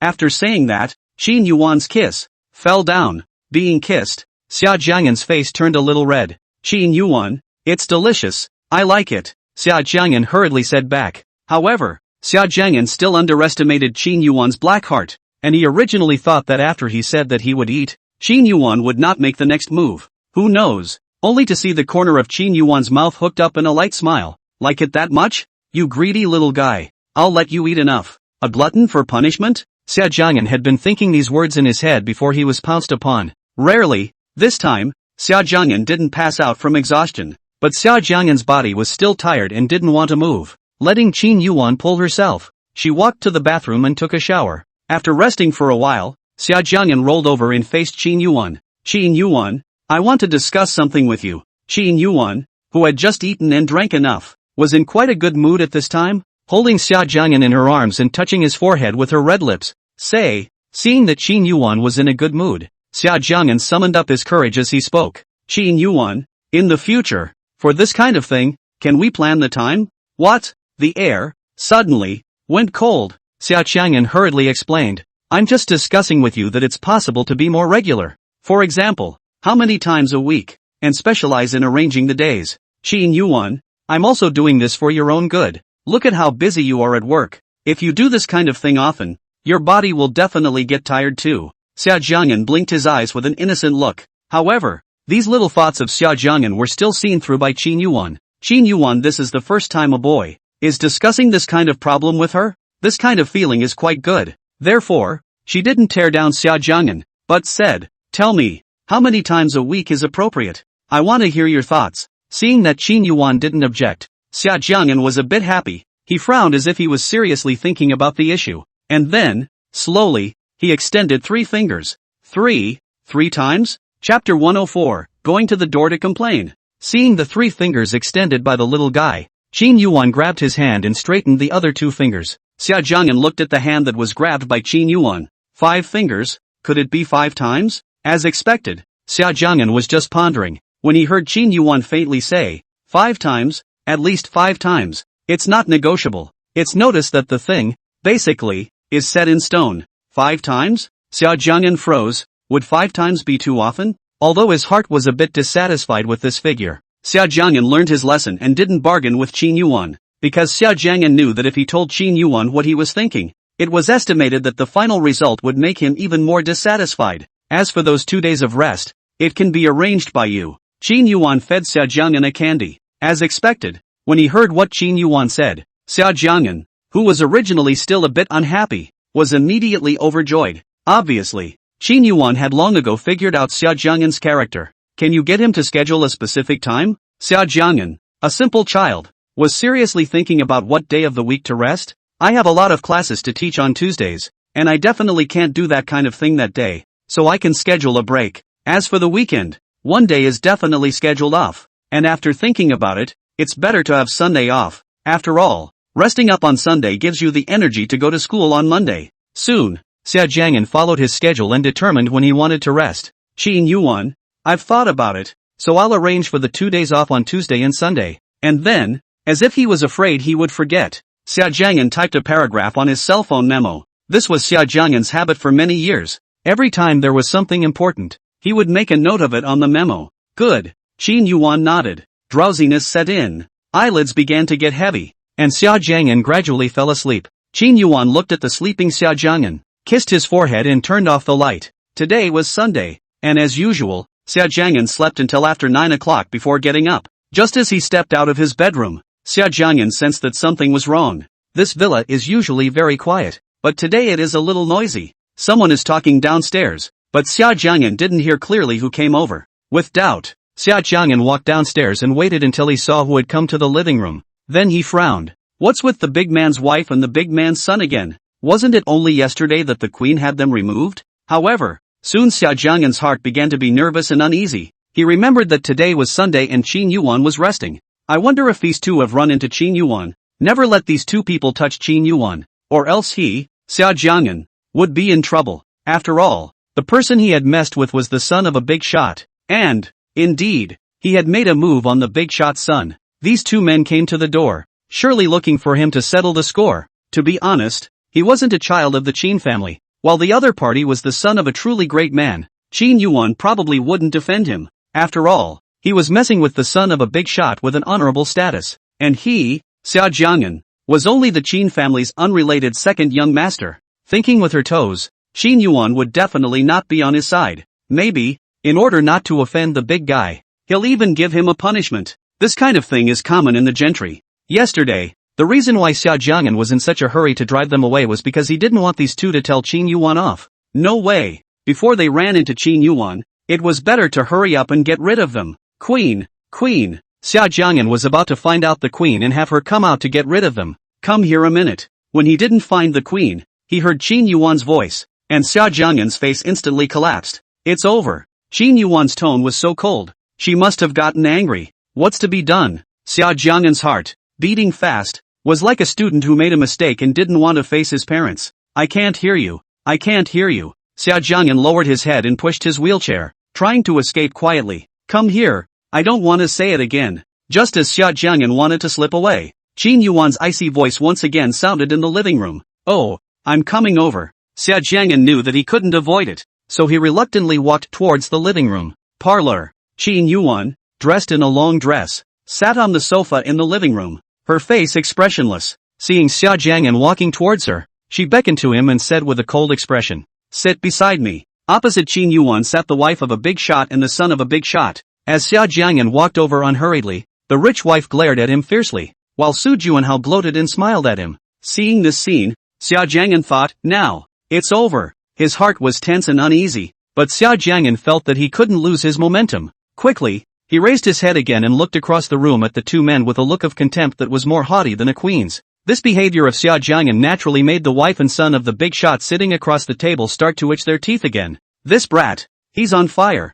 How dare he be so reckless? Miss Qin, this brat, who injured my family Junhao. This is a slight to our Su mansion, and has caused our Su mansion to lose face. Today, you must give us an explanation. Xia Jiang'an had just sat down beside Qin Yuwan when the rich family's wife's piercing voice rang out in the living room. Unbeatable and overbearing. Chapter 105, Xia Jiang'an is up to no good again. Xia Jiang'an looked at the overbearing posture of the big shot's wife. I'm afraid today won't be that easy to get through. In Xia Jiang'an's opinion, he felt that even if Qin Yuwan was very powerful, she wouldn't be more powerful than a big shot, right? After all, the big man is a very important big man in Xia. He was nothing more than an ordinary person, and Qin Yuwan would definitely not choose to offend a big shot in order to defend him. Xia Jiang'an felt that he would definitely be punished, and for the matter of messing with Su Juanhao, Xia Jiang'an didn't think he was wrong. It's in his nature. Whoever is going to upset me. The old man goes up there and punches him. Who cares if he's so-and-so's son? Hit him first. What's more, Su Juanhao had humiliated his own mother. This was the last thing he could accept. Say, what's going on? Qin Yuan's gaze, which had been placed on Xia Jiang'an, did not even give a single glance to Mrs. Big Shot. Being deliberately ignored and not put in the eye like this, the Honorable Mrs. Big Shot had long been very dissatisfied, but because of the other party's status, this made her choose to endure. Miss Qin, the matter is clear. It's this brat who has no discipline and deliberately injured our family Junhao. Before Xia Jiang'an could reply, the bigwig's wife on the side grabbed the opportunity to say, speaking loudly, with none of the demure elegance that a bigwig's wife should have, I gave you permission to speak? Qin Yuan's beautiful eyes, finally, looked at Mrs. Big Shot, but they were so cold and chilly that people didn't dare to look directly with her gaze. The aura emanating from Qin Yuan, that was the majesty of someone who was truly in a position of power. At that moment, the Big Shot's wife was taken aback and honestly shut her mouth, not daring to say another word. In fact, Mrs. Big Shot was very angry in her heart. She was the dignified Mrs. Big Shot, who dared to disrespect her. This Qin Yuan was just one of her husband's subordinates, but this person didn't give her a second thought. Qin Yuan no longer paid attention to this so-called Mrs. Big Shot. Her gaze refocused on Xia Jiang'an, the cut on his forehead. Did you hit him? Qin Yuan's eyes were so cold and terrifying, just like a sharp blade, and her heart was flustered. Xia Jiang'an was also startled by such a stern Qin Yuan, his heart thumping and his palms sweating fine. That's right, I did hit him. Xia Jiang'an nodded and returned. Things have come to this point. Xia Jiang'an does not want to lie. This person is indeed he hit. There is nothing bad to admit. You're going to end up being punished anyway, so you might as well admit it early and in style. Well, it's not that lofty. Xia Jiang'an just wants to make himself more decent. At least, he didn't want to show the wolfish side in front of someone he hated. When Mrs. Big Shot saw Qin Yuan asking such a serious question, and saw Xia Jiang'an who was being questioned, she slightly hooked the corner of her mouth in triumph. She knew that this Qin family, even if they were more powerful, would not dare to easily offend the Su family. Ms. Qin, am I right? The reason why my Junhao was injured was because he was beaten by this brat. Look at this brat's arrogant demeanor. He doesn't even think he's at fault. A brat like this who lacks discipline should be taught a lesson and punished severely to see if he still dares to be so arrogant and bold in the future. Mrs. Big Shot got a little high and mighty and started interjecting and making waves again. Snap. Shut the up. Qin Yuan slapped the desktop with force, her gaze icy cold as she looked at Mrs. Big Shot without a trace of emotion, as if she was looking at a dead person. At once, Mrs. Big Shot felt as if she was being stared at by the devil in hell. Her heart felt like it was being squeezed tightly by a pair of invisible hands. The atmosphere became tense and oppressive. Give me an explanation as to why you hit him? In the silent atmosphere of the crows, Qin Yuan once again opened her mouth to ask. He insulted my mom, called my mom a vixen, and threw a lot of dirty water on my mom. So I got angry and hit him. In response to Qin Yuan's question, Xia Jiang'an replied seriously. Is this true? Qin Yuan looked at Su Juanhao, her gaze carrying a slight chill. I'm just being honest. It was obvious that Su Juanhao was startled, and he stuttered a bit in his speech. Ms. Qin, no matter if my Junhao said those words or not, it was because Junhao was young and ignorant, and did not know any better. But this Xia Jiang'an is challenging the majesty of our Su mansion and hitting people with his hands. This matter, you must give us an explanation. Seeing that her son was intimidated, Mrs. Big Shot once again brought up the name of the Su mansion. What do you want me to explain to you? Mrs. Big Shot didn't see Qin Yuan's expression, and when she heard her words, she thought that she was intimidated by Su Fu. Thinking this way, an arrogant smile once again appeared on Mrs. Big Shot's face. This kind of brat who doesn't know his manners. I think it's better to kick him out of the Qin family. He's not qualified to be a member of the Qin family at all. This kind of person will only cause your Qin family to lose face. It seemed that Mrs. Big Shot was indeed resentful of Xia Jiang'an, and opened her mouth to drive Xia Jiang'an out of the Qin family. Xia Jiang'an also heard Qin Yuan's question. He lowered his head and did not see Qin Yuan's face. Fruity. Qin Yuan, for sure, would have to kick him out of the Qin family in order not to offend the bigwigs. In this case, he didn't do anything wrong at all, although he had prepared himself mentally just now. When the moment actually came, Xia Jiang'an's heart was a little sad, and there were a few points of aggression. Xia Jiang'an thought this in his heart. He was going to be punished anyway, so why not just break it? He was very upset in his heart and angrily cursed. That's right, I just look at this son of yours with great displeasure. I just feel that your son owes a beating. What's the matter? You don't like me? If you don't like me, then kick me out of the Qin family. Come at me if you can. What kind of a big shot's wife with an honorable status? Laugh me to death. Truth be told, you're just an old, ugly hag. Xia Jiang'an had deliberately cursed it out. He just wanted to piss off Mrs. Big Shot. As expected, as soon as she heard Xia Jiang'an's words, Mrs. Big Shot's face turned red with anger. Although Mrs. Big Shot wasn't too young now, she usually paid close attention to her maintenance. And she looked, still, a little younger than her actual age. Usually go to all kinds of activities. Every rich wife who sees her is praising her for her good maintenance, youth and good figure. But at this moment, this brat actually dared to call her an old woman. Mrs. Big Shot had already exploded with anger, her eyes fiercely glaring at Xia Jiang'an as if she wanted to eat him alive. Anyone else might have been intimidated by such a fierce look from the big man, but Xia Jiang'an wasn't afraid at all. He still had a lot of guts. Why are you glaring at me? I'm just being honest. You really are an old, ugly hag. Laugh your ass off. What kind of makeup do you use when you have one foot in the coffin? The wrinkles on your face can barely be covered.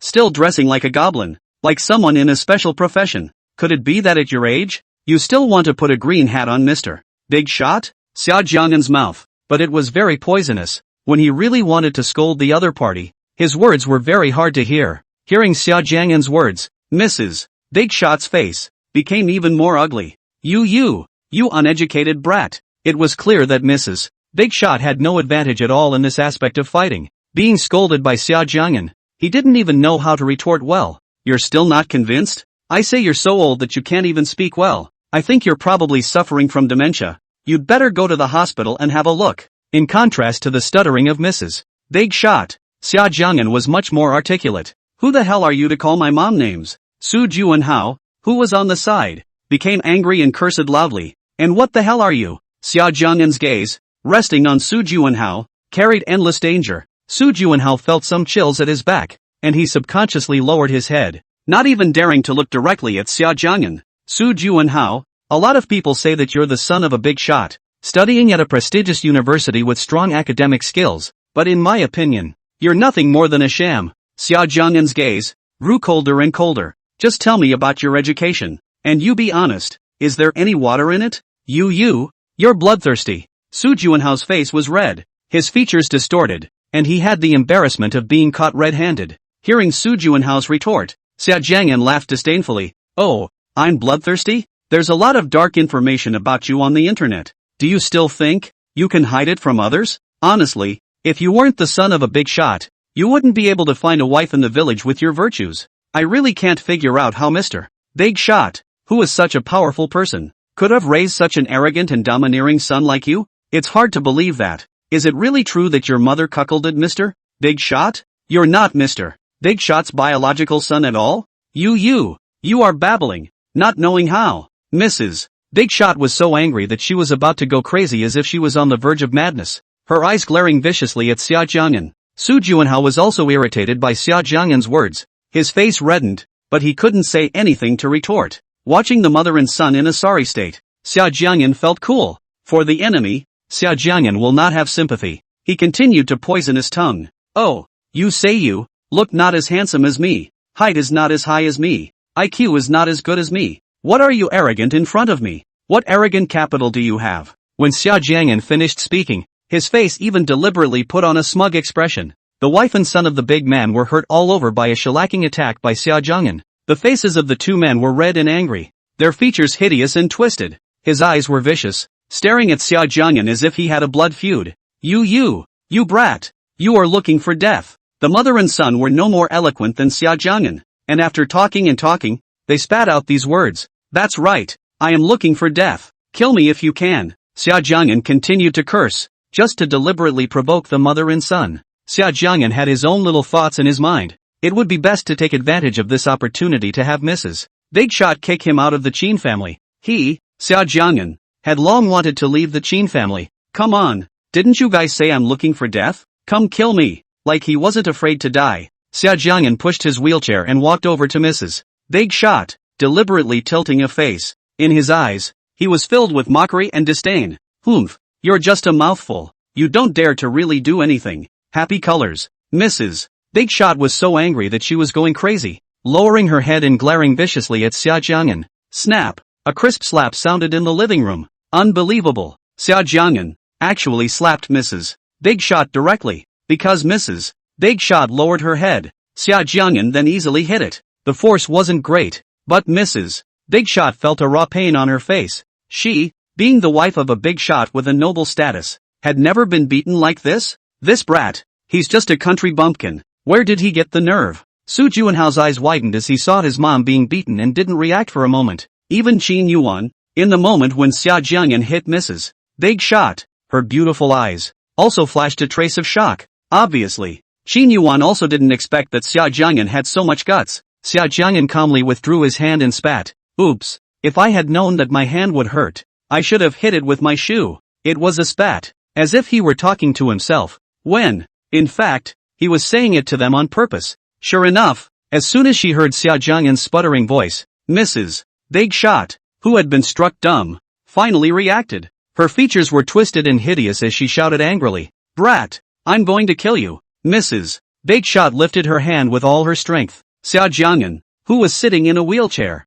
was not able to move easily, and when he saw Mrs. Big Shot raise her hand, he subconsciously tried to avoid it. However, he dodged as fast as Mrs. Big Shot's hand. Eyes. Mrs. Big Shot's slap was about to come down hard. Knowing that he couldn't hide, Xia Jiang'an raised his head and glared at Mrs. Big Shot with an icy gaze. Who dares to be reckless? Suddenly, an icy cold voice, like the cold wind of winter, struck, and the atmosphere suddenly became austere. Mrs. Big Shot, who was still on fire, was like being splashed with cold water, her body frozen. Our Qin family's people are not the ones you can beat just because you want to. Qin Yuwan, who hadn't said anything, finally spoke. Under Qin Yuwan's icy gaze, Mrs. Big Shot didn't dare to be reckless. Hearing Qin Yuwan's words, Mrs. Big Shot's heart was so stifled. Dare to be angry? Why didn't you come over to stop your Qin family when they slapped me just now? Are you not taking me? Mrs. Big Shot. Seriously? Xia Jiang'an waited for a while. The expected slap didn't come down, and heard Qin Yuwan's words, which made him a bit surprised. Qin Yuwan was actually defending him? Miss Qin, why are you defending this brat? Could it be that you're really not afraid of offending our Su mansion? Mrs. Big Shot lost face and once again brought up the name of their house of Su, hoping to deter Qin Yuwan. I just want to defend our Qin family. Do you have any comments? Qin Yuwan had never treated outsiders with indifference or even arrogance. You may leave. Chapter 106, If we can shower together in the snow in the future, we can be counted as having white heads together in this life. Qin Yuwan was never patient with others and directly drove them away. You, Mrs. Big Shot wanted to say something else, but when she saw Qin Yuwan's icy cold eyes, she was intimidated. Queen, why are you so sightless? Why don't you hurry up and kick these two guests out? Xia Jiang'an, who was standing on the side, was very good at fanning the flames, and seeing that Qin Yuwan had given her expulsion order, he was very willing to help.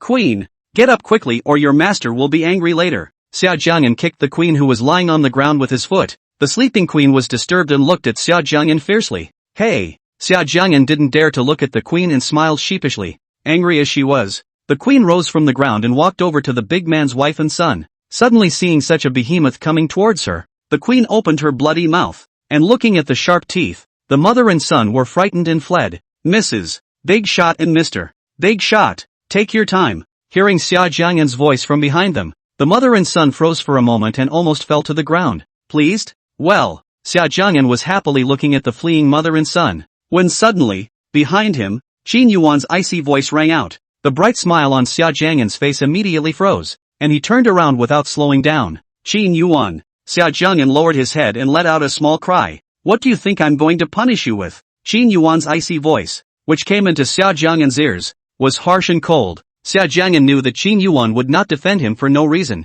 The reason why Qin Yuwan defended him in front of Mrs. Big Shot just now was merely to maintain the decency of the Qin family. Although he was not related to the Qin family in terms of blood, he was considered a member of the Qin family on the surface. Qin Yuwan did want to give the little guy a punishment. The little guy was too bold. The wife of a big shot, he dared to slap, and was too capable of causing trouble. There had to be some control over his tantrums. In case she wasn't there for him one day and he got into trouble, then who would be able to stand up for him? Humph, it's not like I did anything wrong. Why are you punishing me? What does my business have to do with you? Xia Jiang'an suddenly had a flash of light and felt that this time was a rare opportunity to gather the courage to confront Qin Yuwan. If you can just kick me out of the Qin family. Hearing Xia Jiang'an's scolding, Qin Yuwan did not react for a moment, her beautiful eyes staring tightly at Xia Jiang'an. The words she uttered carried endless danger. What happened to you? Has nothing to do with me? Xia Jiang'an's heart, thumping, was incredibly nervous. Qin Yuwan's eyes were too intimidating. However, Xia Jiang'an didn't want to let go of this rare opportunity. He continued, "You're not my parents? What qualifications do you have to meddle in my affairs? In the end, there is no relationship between us. Nothing to do with it?" Qin Yuwan's gaze, growing colder and more intimidating, obviously nervous inside. Xia Jiang'an continued, "That's right, we're not related." Qin Yuwan walked to his side and squatted down, a pair of beautiful eyes staring tightly at him. It was calm, and she didn't speak, but just watched quietly. Xia Jiang'an's forehead, a cold sweat broke out, and he became more nervous inside. Qin Yuwan's expressionless face was the most intimidating. Xia Jiang'an lowered his head, not daring to look into Qin Yuwan's eyes. Instead, Qin Yuwan cupped his chin with her hand, forcing him to raise his head and meet her eyes. "We're not related." "Ha?" Qin Yuwan sneered. Xia Jiang'an's chin was pinched, a little hard, and opened a pair of clear eyes. Xia Jiang'an felt that he was just being honest, and that he and Qin Yuwan, in the first place, did not have any relationship. If there is a real relationship, it's only nominal. If it weren't for the fact that his mother had gotten together with Uncle Qin, how could he have gotten involved with Qin Yuwan? "Xia Jiang'an, you said that your entire being belongs to me, and you would still say that we don't have a relationship?" Qin Yuwan's voice was low. Hearing Qin Yuwan's words, Xia Jiang'an didn't know how to reply. He stubbornly closed his mouth and didn't speak. Qin Yuwan's hand earnestly stroked Xia Jiang'an's lips. "Xia Jiang'an, your lips are very pretty. I like it very much. It belongs to me." Qin Yuwan's tone was low, and a dangerous aura emanated around her. Her finger reached out to Xia Jiang'an's pair of clear eyes. "These eyes are clean, and they belong to me as well." Xia Jiang'an, who was sitting on the wheelchair, let Qin Yuwan's hands go, knowing that he couldn't resist at all right now. Qin Yuwan's hand moved downwards, and Xia Jiang'an's body instantly froze. "Xia Jiang'an, and this place, it belongs to me too." Qin Yuwan's voice was icy and cold. In short,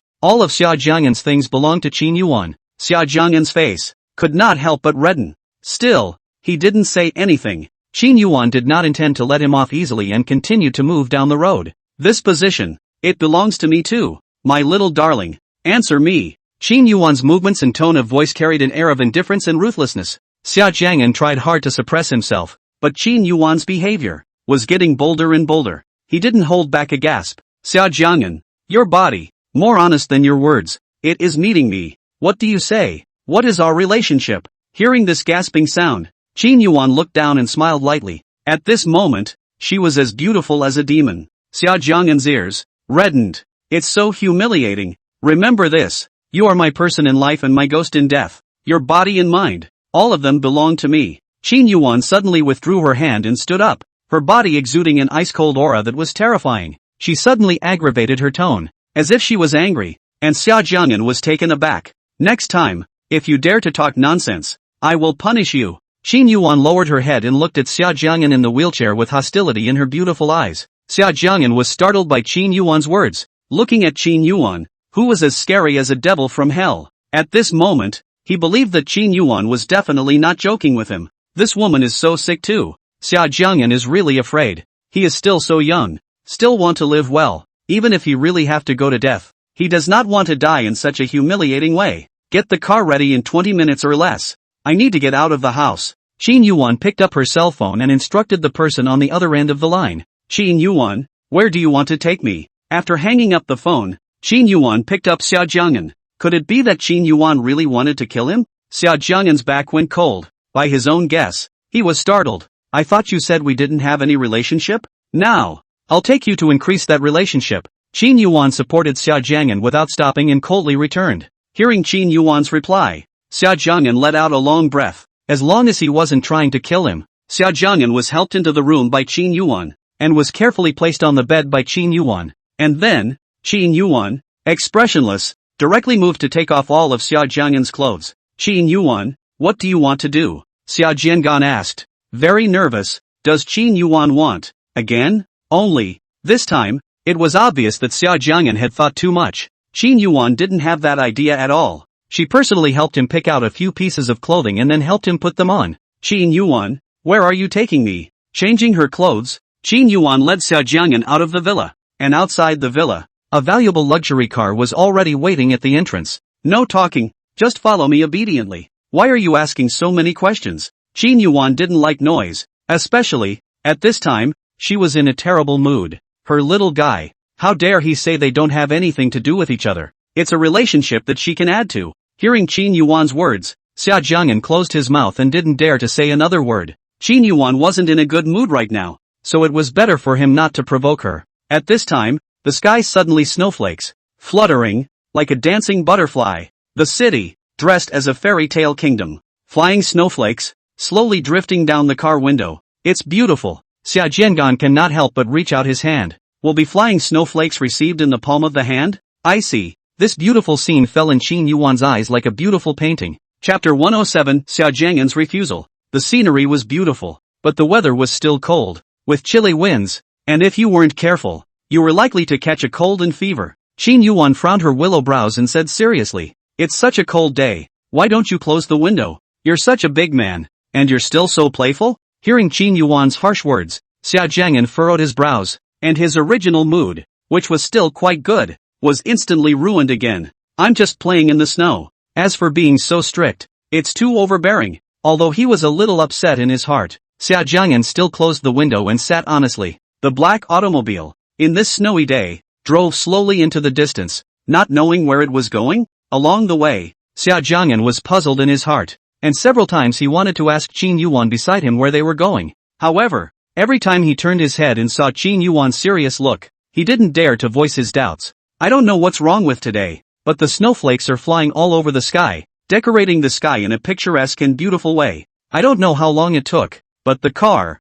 slowly stopped at the entrance of a tall building. The driver stepped out of the car and helped Qin Yuwan open the door, and someone had already been waiting outside with an umbrella. Qin Yuwan got up and got out of the car, bent down, helped Xia Jiang'an out of the car, and carefully placed it on the wheelchair prepared in advance. Xia Jiang'an looked at his surroundings and couldn't help but be a little confused. Where was this? Then, he heard someone beside him respectfully say to Qin Yuwan, Miss, all the materials you wanted have been brought. Qin Yuwan gave a and didn't speak again, but pushed Xia Jiang'an, who had a puzzled look on his face, into the building. The building was packed with people, and Xia Jiang'an realized that it seemed to be a governmental institution. Moreover, Xia Jiang'an also noticed that the people who appeared here were out-and-out pairs of men and women. These men and women had happy smiles on their faces. Is this the Civil Affairs Bureau? The first time Xia Jiang'an thought of this, he saw the words marriage registry at the hall. Xia Jiang'an was shocked in his heart. Why did Qin Yuwan bring him to the Civil Affairs Bureau? Is it to get a license to marry him? This guess is a bit bold, but it's certainly a possibility. Under the guidance of the staff, Qin Yuwan pushed Xia Jiang'an, who was sitting in a wheelchair, and walked to a very quiet conference hall. In the conference hall, there weren't many people. Other than Xia Jiang'an and Qin Yuwan, there were 3 strangers. Miss, all the materials you want have been prepared. Only, you still need to provide some personal information of young Master Xia on your side. The middle-aged woman said respectfully. Things had already developed to this point. Xia Jiang'an had already seen that Qin Yuwan had indeed brought him to the Civil Affairs Bureau to get a license. Just as Xia Jiang'an's side was pondering, Qin Yuwan's side had already begun to register the information. Miss, young Master Xia's date of birth? 2006. 11/07. Young Master Xia's ID number? 3708. 20061107. 5558. Xia Jiang'an stared in disbelief. How did Qin Yuwan remember his basic personal information so clearly? Soon, the staff put a filled-out form respectfully in front of Qin Yuwan's eyes. Miss, please sign. Qin Yuwan took the pen and without a hint of hesitation, she quickly signed her name on the form. Sign your name up. Qin Yuwan pushed that form in front of Xia Jiang'an. Her voice was very nice, with dominance and strength. Xia Jiang'an looked at this form, and the pen that Qin Yuwan handed over. He chose to ignore it, not wanting to sign it. From the beginning to the end, Qin Yuwan had never told him that she was bringing him to the Civil Affairs Bureau to get married. I don't want to sign. It was a matter of marriage. So Xia Jiang'an didn't chicken out, but directly refused to say. His mother, married to Qin Yuwan's godbrother, who was his sister-in-law. How was he supposed to sign off on such a complicated relationship? Originally, his relationship with Qin Yuwan was one that was not allowed to see the light of day. which was already complicated. If he really signed this marriage registration form and really got a license with Qin Yuwan, then how was he going to face his mother then? How can I face Uncle Qin? So, he can't sign this form. Hearing Xia Jiang'an's resolute refusal, it made Qin Yuan's eyes icy cold. What a blessing to be able to marry her. And how dare he refuse? All of you get out first. The icy tone carried endless danger. Yes, ma'am. These three people hurriedly retreated. And in the spacious conference hall, only Xia Jiang'an and Qin Yuwan remained at this time. The atmosphere became suffocating. Oppressive. Why don't you want to sign? Qin Yuwan asked coldly, that icy gaze, resting on Xia Jiang'an with suspicion. There's no why. I just don't want to sign it. Although Xia Jiang'an was a bit fearful, he still firmly returned. Just don't want to marry me that much? Qin Yuan's eyes grew colder and colder. Exactly. I just don't want to. A very resolute refusal, which made Qin Yuan's gaze completely cold. You don't want to marry me. So who do you want to marry? Someone you like? Qin Yuan's tone was calm, but it was this calmness that caused even more fear. Don't you care who I'm going to marry? It has nothing to do with you anyway. Xia Jiang'an forcibly controlled his inner fear and said back, oh, Xia Jiang'an, you have no choice. You can only marry me. Qin Yuwan stretched out her hand and picked up Xia Jiang'an's chin. A pair of cold, beautiful eyes filled with fearful violence. You're pinching me. Qin Yuwan's hand was slightly hard, pinching Xia Jiang'an's chin painfully, and she couldn't help but complain. It was at this moment that Xia Jiang'an really saw Qin Yuwan's coldness and ruthlessness. Her eyes, devoid of any emotion, were cold and unfeeling, more terrifying than the harsh ghosts of hell. Xia Jiang'an, since you've provoked me, don't presume to marry another woman. A favorite? Oh, idiot. Chapter 108 is licensed. Xia Jiang'an's stubborn eyes revealed a hint of hatred. Are you hating me? Qin Yuwan saw hatred in Xia Jiang'an's eyes. Xia Jiang'an opened his clear eyes and didn't speak, indicating silence. What can you do even if you hate me? There are many people in this world who hate me. Qin Yuwan, and you're not far behind. You must sign this today. You have no right to refuse. Qin Yuwan's face, expressionless, she grabbed Xia Jiang'an's hand and tried to force him to sign the marriage registration form. Qin Yuwan's hand was very powerful, and Xia Jiang'an tried to break away, but it was useless. I just don't want to sign. You're forcing me to sign. It's illegal. Xia Jiang'an watched the pen in his hand get closer and closer to that form, his face revealing an expression of horror. This word, he can't sign. For Xia Jiang'an's crazy struggle, it completely enraged Qin Yuwan. That pair of beautiful eyes, violent and terrifying. You're talking to me about breaking the law? Could it be that you've been with me for so long and you don't have any feelings for me? Qin Yuwan asked coldly. Xia Jiang'an, you're destined to be my man. You'll have to sign if I'm going to marry you. I'm going to chain you to me. Qin Yuwan's words were so cold and unfeeling, like a sharp knife that stabbed people all over. Xia Jiang'an's heart, at this moment, was truly hateful. His dignity, in Qin Yuwan's eyes, didn't matter at all. When Qin Yuwan saw the hatred in Xia Jiang'an's eyes, she actually laughed out, like a devil in hell. It didn't matter even if they hated her. All she wanted was for him to be with her forever, and nothing else. It didn't matter. If you don't sign this, I can tell you that you will never see your mother again. Qin Yuwan, what are you trying to do to my mom? Xia Jiang'an, who had been silent all this time, at this moment, went completely crazy, with a strong hatred in his eyes. His mother is his bottom line. This devil, to threaten him with his mother. Her heart, it's too bad. In contrast to Xia Jiang'an's madness, Qin Yuwan was all cloudy and lighthearted, slightly hooking the corners of her mouth and pulling out a light smile. Xia Jiang'an, as long as you listen to me and sign this, I guarantee that your dear mom will definitely not be in trouble. However, if you don't listen to me, you will be punished. With so many people missing on the news right now, I can't guarantee that my sister-in-law's name will be on the list. Don't you move my mom. If you have the ability, you can come at me. Xia's mother was his bottom line, not allowing anyone to move. You're my man, my baby, let me move you? I can't afford to. Qin Yuwan laughed lightly. She was obviously so beautiful, but her heart was so vicious and ruthless. When Xia Jiang'an first heard the rumors about Qin Yuwan's cruelty and heartlessness, he thought it was funny that this rumor was too exaggerated, right? However, now, when Qin Yuwan threatened him with his mother, he realized how purely ridiculous his thoughts were at first. Anymore, his mother, who was also considered her sister-in-law, was a member of their Qin family. Yet, she could actually threaten him with such an unconcerned stance, with such a cold tone. Her heart, is it made of stone? This was the first time that Xia Jiang'an, from the bottom of his heart, was so resentful towards a person. Be a good boy and sign this. My patience is limited. Qin Yuwan put away the smile on her face, and her beautiful eyes revealed impatience. This time, Xia Jiang'an could no longer retreat. He had been forced to the edge of the cliff.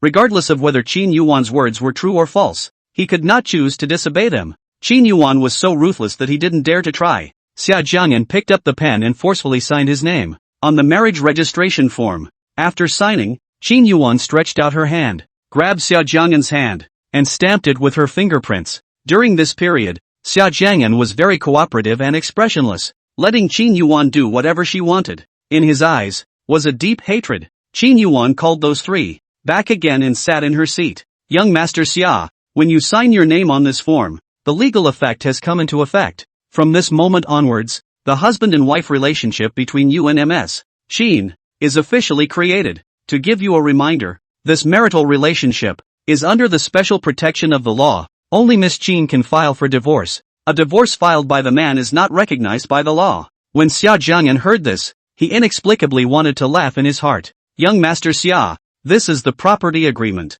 Please take a look to see if there are any problems. And if you confirm that there are no mistakes, please sign. Xia Jiang'an took that agreement over, didn't even look at it, and directly signed his name on it. It's not like he has any assets to defend anyway. The staff was surprised by this behavior of Xia Jiang'an. Didn't young Master Xia read the contents of the agreement? The agreement states that all of Ms. Qin's property belongs to Mr. Xia. Now, young Master Xia is the richest man in Xia, bar none. In the back, Xia Jiang'an signed several more documents, and after all of them were signed, the staff took out the camera prepared in advance to take their wedding photos. Young Master Xia, lean closer to Ms. Qin on your side. Young Master Xia, can your expression not be so serious? Smile a little. When the wedding photos were taken, Xia Jiang'an was expressionless and purposely didn't approach Qin Yuwan. Qin Yuwan looked at Xia Jiang'an's stiff expression and furrowed her willow brows. So unhappy to become a couple with her? Can't laugh? Qin Yuwan said coldly. With endless danger,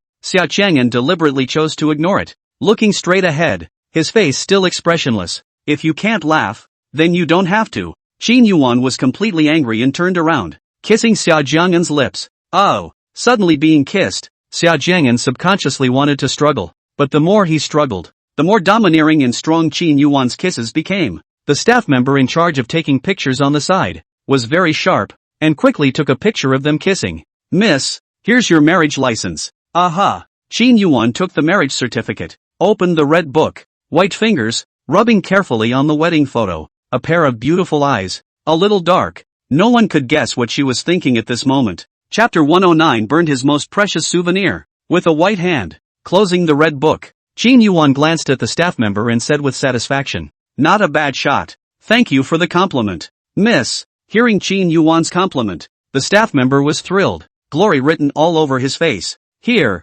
keep the marriage license. 2 marriage certificates. Qin Yuwan took one and handed it to Xia Jiang'an, and warned him not to lose it. The expression on Xia Jiang'an's face was cold as he took the marriage license. The bright red color, how conspicuous it was, made people want to tear it off. Of course, he wouldn't dare to actually do that. Did not even look at a glance. Xia Jiang'an received the red book in his pants pocket. His casual attitude fell in the eyes of Qin Yuwan, making Qin Yuwan's eyes and cold down. Qin Yuwan didn't open her mouth again and pushed Xia Jiang'an, who was sitting in a wheelchair, and was about to leave the Civil Affairs Bureau. Just as she walked to the hall of the Civil Affairs Bureau, Qin Yuwan's cell phone rang. She looked at the number and bent down to say to Xia Jiang'an, wait for me here, I'll be back soon. When Xia Jiang'an didn't respond, Qin Yuwan was about to leave, stopped and warned, no going anywhere else. If I don't see your silhouette later, there will be consequences. Hearing Qin Yuwan's warning, Xia Jiang'an was speechless in his heart. Where else could he go now that he had limited mobility?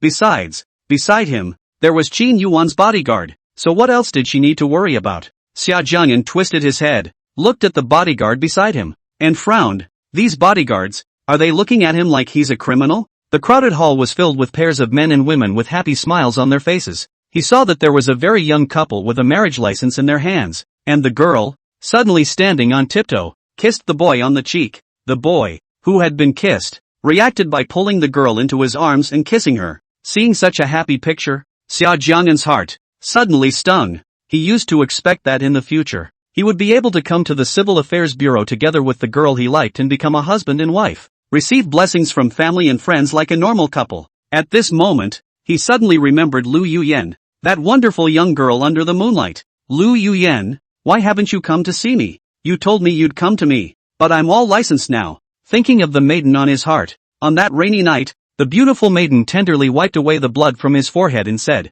"Little Anne, don't be afraid. I'm here. I won't allow anyone to hurt you." Accompanied by the sound of thunder, that young girl said to him, "Xiaowen, when I'm not by your side, you must also take good care of yourself. Eat on time, protect yourself well, and don't let yourself get hurt, or I'll be very heartbroken." The young girl cried out at the last moment before she left, "Xiaowen, wait for me. I will definitely come back for you." Thinking of the young girl on his mind, Xia Jiang'an's heart, as if it was being pinched, was hard. "Lu Yuyan, I'm sorry, I can't wait for you." I don't know if it was Qin Yuan's indifference, or the young girl that he suddenly remembered, but the aggression within his heart surged to the surface. Xia Jiang'an had never been a very strong person. He rarely cried, and in the past, even if he had encountered great difficulties and grievances, he had never let himself cry. Only the moment Lu Yuyan was taken away, he cried out, lost his voice, and the pounding rain hit him, but he didn't feel anything. But at this moment, he didn't know what was wrong with him. He really wanted to cry. He wanted to let out a cry. Crystalline teardrops, swirling in Xia Jiang'an's eyes. Xia Jiang'an was so immersed in his emotions that, when Qin Yuwan appeared in front of him, he didn't even notice. Qin Yuan's gaze was icy cold at this time. Her man, at this time, was actually thinking of someone else? "Who are you thinking about?" Qin Yuan bent down and approached Xia Jiang'an's ear, speaking coldly. White fingers, quickly reaching out, the small leather band that had been carried around by Xia Jiang'an, was taken into Qin Yuan's hands. "You, what are you doing?" Xia Jiang'an, who was immersed in her own world, was taken aback and raised her head, her eyes slightly red. "Give me back my stuff," Xia Jiang'an said angrily. This was a gift from Lu Yuyan that he had always carried with him. "You're crazy. You quickly return my things to me." Seeing Qin Yuan calmly looking at him with no intention of returning it to him, Xia Jiang'an panicked. This leather band is very monumental and important to him. "This thing is important?" Qin Yuan looked at the leather band in her hand. It was just a very ordinary leather band, but her little one, however, regarded it as important. Qin Yuan's beautiful eyes were somewhat dark and bottomless, not knowing what she was thinking. If this thing is so important, why keep it? Burned. After a moment, Qin Yuan held a lighter in her hand and placed the leather band on top of it. Sensing Qin Yuan's intentions, Xia Jiang'an's brain went blank. Without even thinking, he directly made a move to grab it. "Are you crazy? This thing is very important. Quickly give it back to me. If you really burn it, I will never forgive you in my life," Xia Jiang'an said hatefully, looking at Qin Yuan with hatred in her eyes. Seeing Xia Jiang'an's caring appearance, Qin Yuan's eyes grew colder and colder. Qin Yuan suddenly stood up, with a delicate and concave figure. Xia Jiang'an, who was sitting on the wheelchair, saw Qin Yuan standing up, and he went crazy, so he wanted to stand up and grab it. He exerted himself too hard, and almost, he was going to fall from the wheelchair, to the cold floor. "You actually disregarded your own safety for this leather strap?" Seeing Xia Jiang'an make such a life-threatening move, Qin Yuan's eyes, completely cold, were filled with violence. "Give it back to me, give it back to me." At this moment, Xia Jiang'an looked like he was crazy and couldn't listen to anyone else's words. At this point in his mind, there was only this leather strap. The commotion made by Xia Jiang'an attracted the attention of the others, and Qin Yuan impatiently swept her eyes at the people around her. The bodyguard learned of Qin Yuan's intentions and quickly had the onlookers all leave the scene. In the spacious hall, only Qin Yuan, Xia Jiang'an, and the bodyguard remained. "Keep an eye on him, don't let him move. If he gets hurt, I won't spare you," Qin Yuan commanded forcefully, and the bodyguard replied in the affirmative and walked over. "Get off me." Xia Jiang'an's body was bound by the bodyguard, and Xia Jiang'an struggled hard and went crazy, but helplessly. The bodyguard's power, which was very strong, prevented him from moving. "My baby, tell me, what would happen to you if I burned it?" Qin Yuan said coldly. Her absolutely beautiful face, like a devil in hell, was demonic and terrifying. Snap! Qin Yuan lifted the cover, and immediately afterward, a blue flame emerged from the lighter. "Xia Jiang'an, since you want to hate me, you might as well hate me a little more, preferably a bone-deep hatred." In Xia Jiang'an's reddened eyes, Qin Yuan smiled, and her smile was as terrifying as a stern ghost. The leather strap, in her hand, turned into gray mist in a moment. Chapter 110, Medicating Xia Jiang'an. Watching that leather band turn into smoke, Xia Jiang'an's heart violently ached, as if something had been lost. "Qin Yuan, I hate you. I won't forgive you. Xia Jiang'an's eyes were moist and his heart was really hard. That was the only gift Lu Yuyan gave him. And she actually burned it just like that. Xia Jiang'an looked pitiful as he shed tears and cursed angrily. What can you do to me but hate me? Kill me? Qin Yuwan put away her lighter and walked over to Xia Jiang'an's side and squatted down. Qin Yuwan reached out her hand and used her fingers to wipe the tears off Xia Jiang'an's face. I'm warning you. You can only be with me. You'd better die before it's too late for other women. Qin Yuwan's movements were clearly so gentle, but the words she spoke were so hurtful. Xia Jiang'an's tears suddenly stopped and she stared at Qin Yuwan with wide, resentful eyes. With a vicious heart, Xia Jiang'an pushed Qin Yuwan. Miss? The bodyguard behind Qin Yuwan, seeing Xia Jiang'an's behavior, stepped forward, ready to put Xia Jiang'an under control. Qin Yuwan, who was pushed, had an expressionless face, unable to see any emotions. Freeze! Only Qin Yuwan stood up and shook her head, stopping the bodyguard heckling. Xia Jiang'an looked at Qin Yuwan in front of him and took his hand back with a look of desperation. If she had the guts, she'd kill him, wouldn't she? Xia Jiang'an used a little bit of force, and after pushing his palm, some slight raw pain. Moreover, the hand he used was the same one that had been injured last time, and the finger that had been injured was almost healed,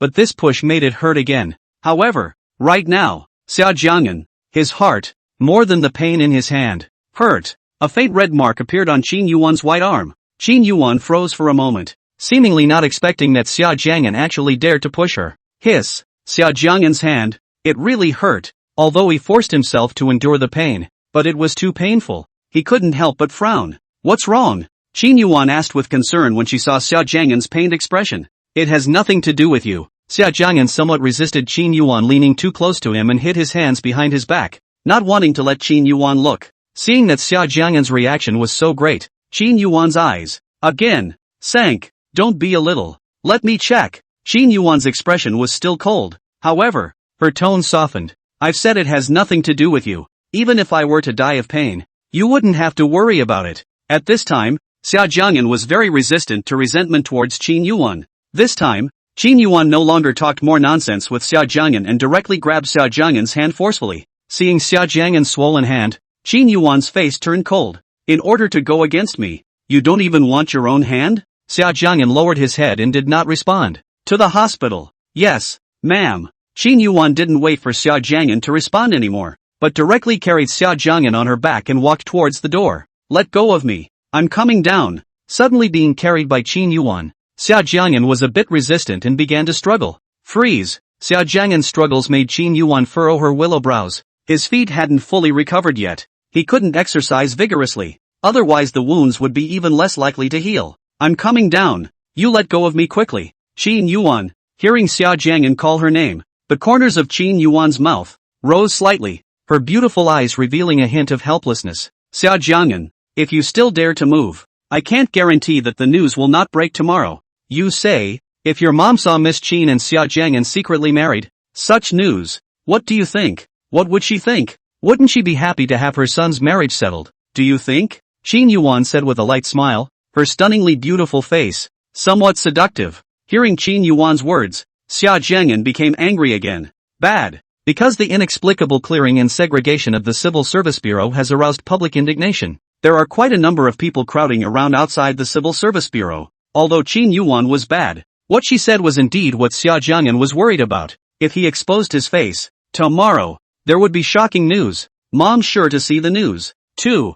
Thinking of this, Xia Jiang'an looked at Qin Yuwan resentfully and reluctantly buried his head into Qin Yuwan's back. With her slender figure and red dress, Qin Yuwan became the center of attention as soon as she appeared. Outside the Civil Affairs Bureau, the crowd of onlookers boiled over at the sight of Qin Yuwan's figure. Qin Yuwan grimaced and chose to ignore the sight of the onlookers. Xia Jiang'an, who was on his back, seemed to have felt it and buried his head deeper. Before Qin Yuwan walked up to the car with Xia Jiang'an on her back, she turned her head and glanced at the bodyguard. Years of accompanying, the bodyguard understands the meaning that the leader wants to express. Looking at these onlookers, coldly and sternly said, "This matter, anyone and any media, are not allowed to report out and discuss in private." 9th Hospital. In the hospital room, the senior old dean was examining Xia Jiang'an's hand. He frowned. "Young man, you must be careful with this finger in the future. You can't get injured again, or else you'll easily have after effects." "Huh? Is it that serious?" Xia Jiang'an asked nervously when he heard the dean's words.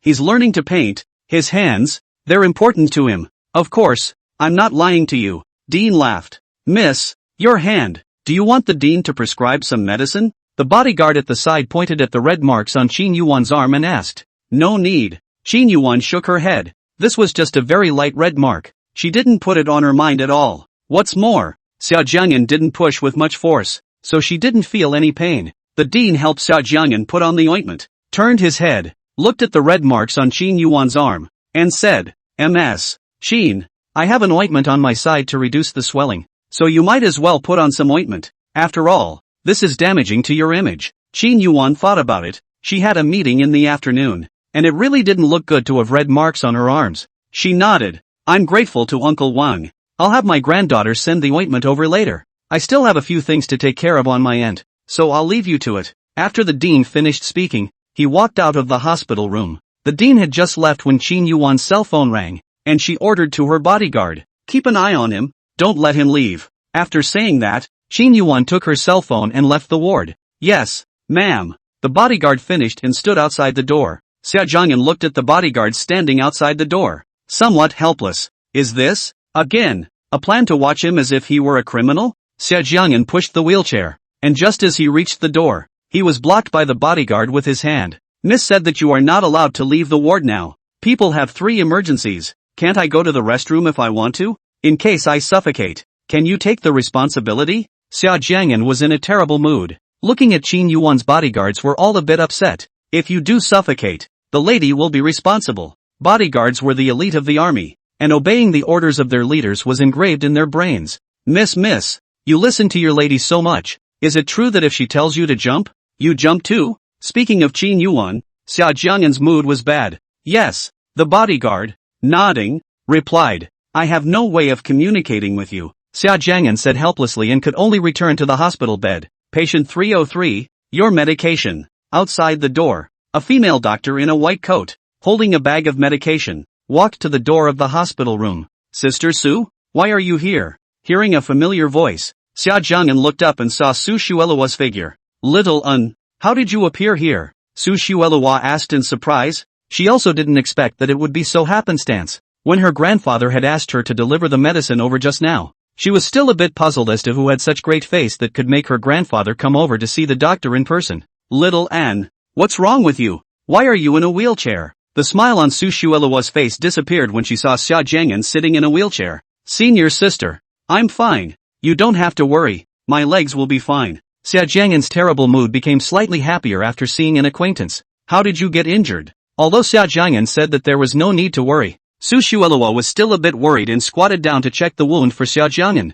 Xia Jiang'an could feel his senior sister's concern. His heart warmed slightly and he explained. Senior sister, I just had an accident. It's not a big problem. I'll be able to recover after a few more days of rest. This hand of yours? The injury on this hand is a new injury. How exactly did you get injured? Su Xuelua, as a famous medical talent, immediately found the problem.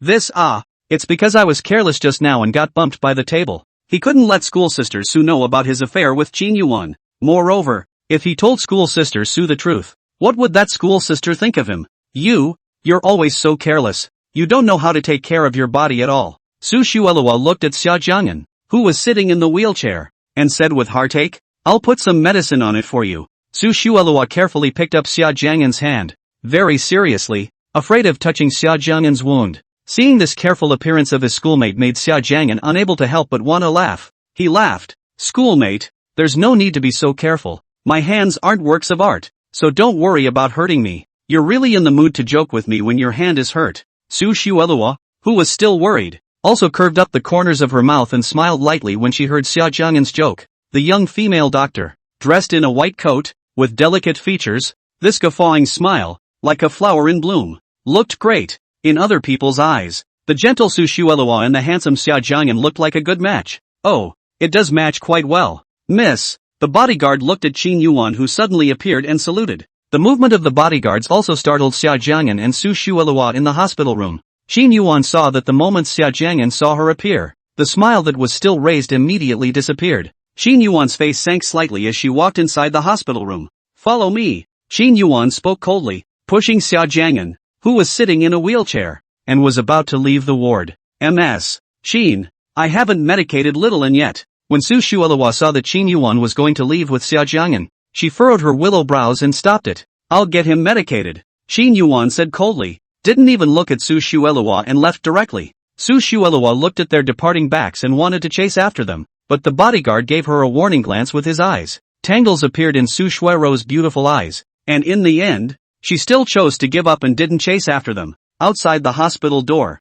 Qin Yuwan glanced at the medicines Xia Jiang'an was holding and coldly said, "Throw these medicines away for me and replace them all with new ones." "Yes, ma'am." The bodyguard snatched the medicines from Xia Jiang'an's hands and threw them all into the trash. "Qin Yuwan, you're crazy. For a good reason. Why did you throw away the medicine given to me by school sister Su?" Xia Jiang'an was a bit unable to look at it and opened his mouth to ask. Hearing Xia Jiang'an's words, Qin Yuwan stared at him, her beautiful eyes dark and dangerous. "What's wrong? I threw away all the medicines your sweetheart gave you. Are you heartbroken?" Hearing Qin Yuwan's words, Xia Jiang'an was a bit confused. Sweetheart? Could it be that Qin Yuwan thought that the person he liked was school sister Su? "That's right. I'm heartbroken. I just can't see school sister Su's good intentions being spoiled by you like this." Xia Jiang'an didn't want to explain. Anyway, Qin Yuwan wanted to misunderstand. Then just let her misunderstand how she wanted. Qin Yuwan calmly looked at Xia Jiang'an, her eyes dark with endless danger. Her man, for another woman,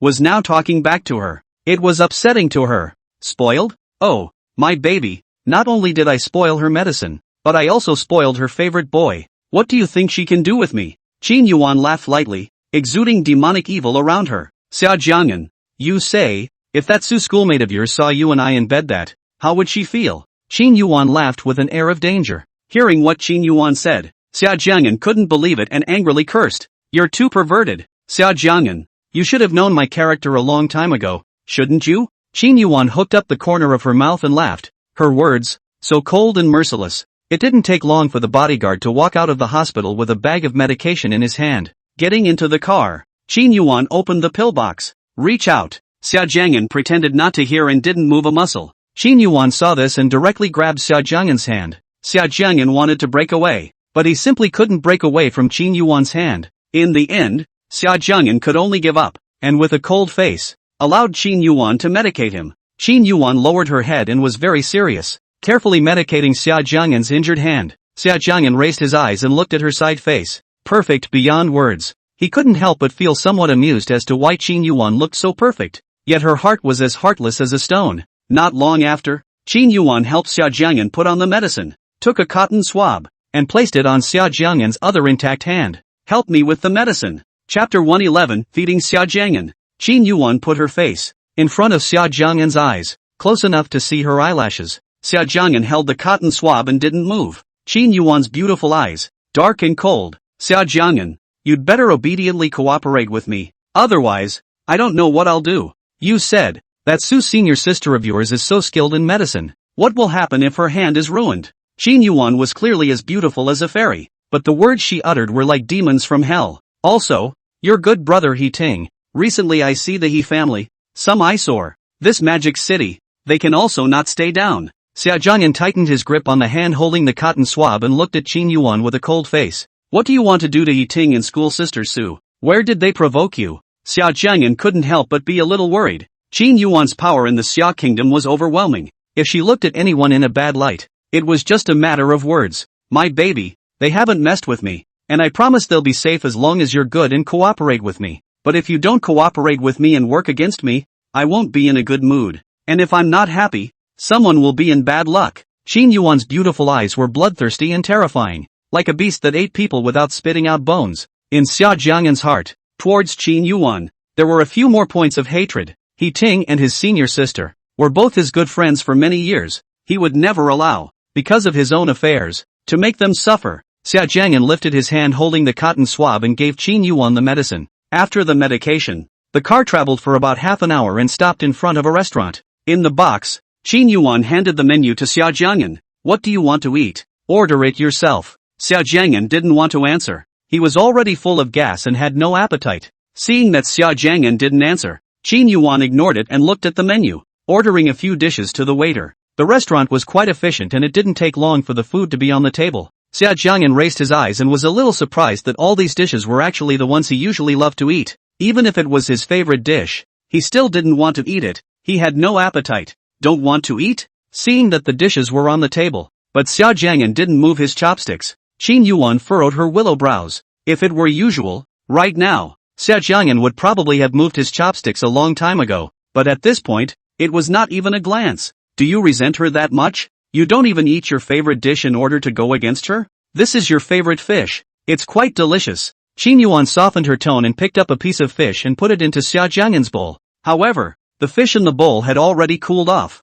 and Xia Jiang'an didn't even move his chopsticks. Qin Yuwan's eyes, completely cold, looking at Xia Jiang'an's cold face, Qin Yuwan couldn't help but remember the image she had just seen. Xia Jiang'an had a smile on his face when he spent time with that female doctor. The whole person, alive and well, but at this time, when he was with her, Xia Jiang'an had a dead look without any vitality. With this comparison, Qin Yuwan couldn't help but get upset. She slapped the tabletop, threw the chopsticks on the floor and said coldly, "Love to eat or not? So backbone? Don't come to me when you're hungry later." Qin Yuwan suddenly lost her temper, and threw out the box. The temperature plummeted. Seeing Qin Yuwan angry, Xia Jiang'an was startled. During the trip back to the villa, both did not speak again. When he returned to the villa, Xia Jiang'an went into his bedroom. Qin Yuwan ignored him and changed her clothes. She had a meeting to go to. Downstairs, behind Qin Yuwan, followed by two people. One of them, with excellent hands, had followed Qin Yuwan for many years,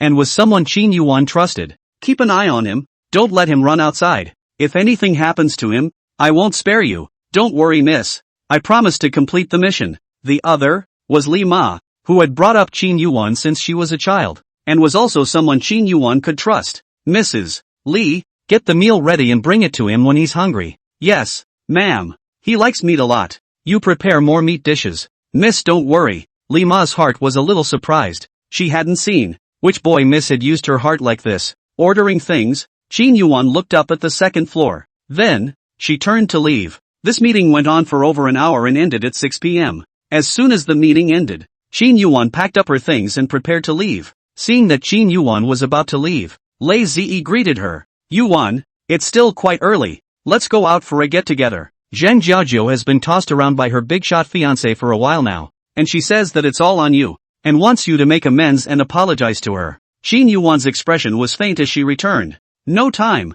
Yuwan, that's too heartless of you to say. We haven't gotten together for a long time. These days, as soon as you're done with your work, you immediately go home. Could it be that, Yuwan, you're maintaining a little milk dog at home? Lei Zi's gossipy heart stirred at the thought of this. She always felt that Yuwan was a bit strange this time. Yuwan, you say, the red marks on your arm. Which little handsome guy made them? Lei Zi pointed at the red marks on Qin Yuwan's arm and said with a bad smile. I do really want to know. Which little handsome guy is so bold that he actually dares to touch our Miss Qin? Lei Zi laughed. This couldn't be blamed on Lei Zi. Since childhood, Qin Yuwan always had a look of being unapproachable, almost invisible. Qin Yuwan made a fool of herself. This was still the first time she saw Qin Yuwan make a fool of herself, so of course she had to make fun of it. This person you also know? That's Xia Jiang'an. We have already received a license. For Lei Zi, Qin Yuwan didn't want to hide anything and opened her mouth to say back.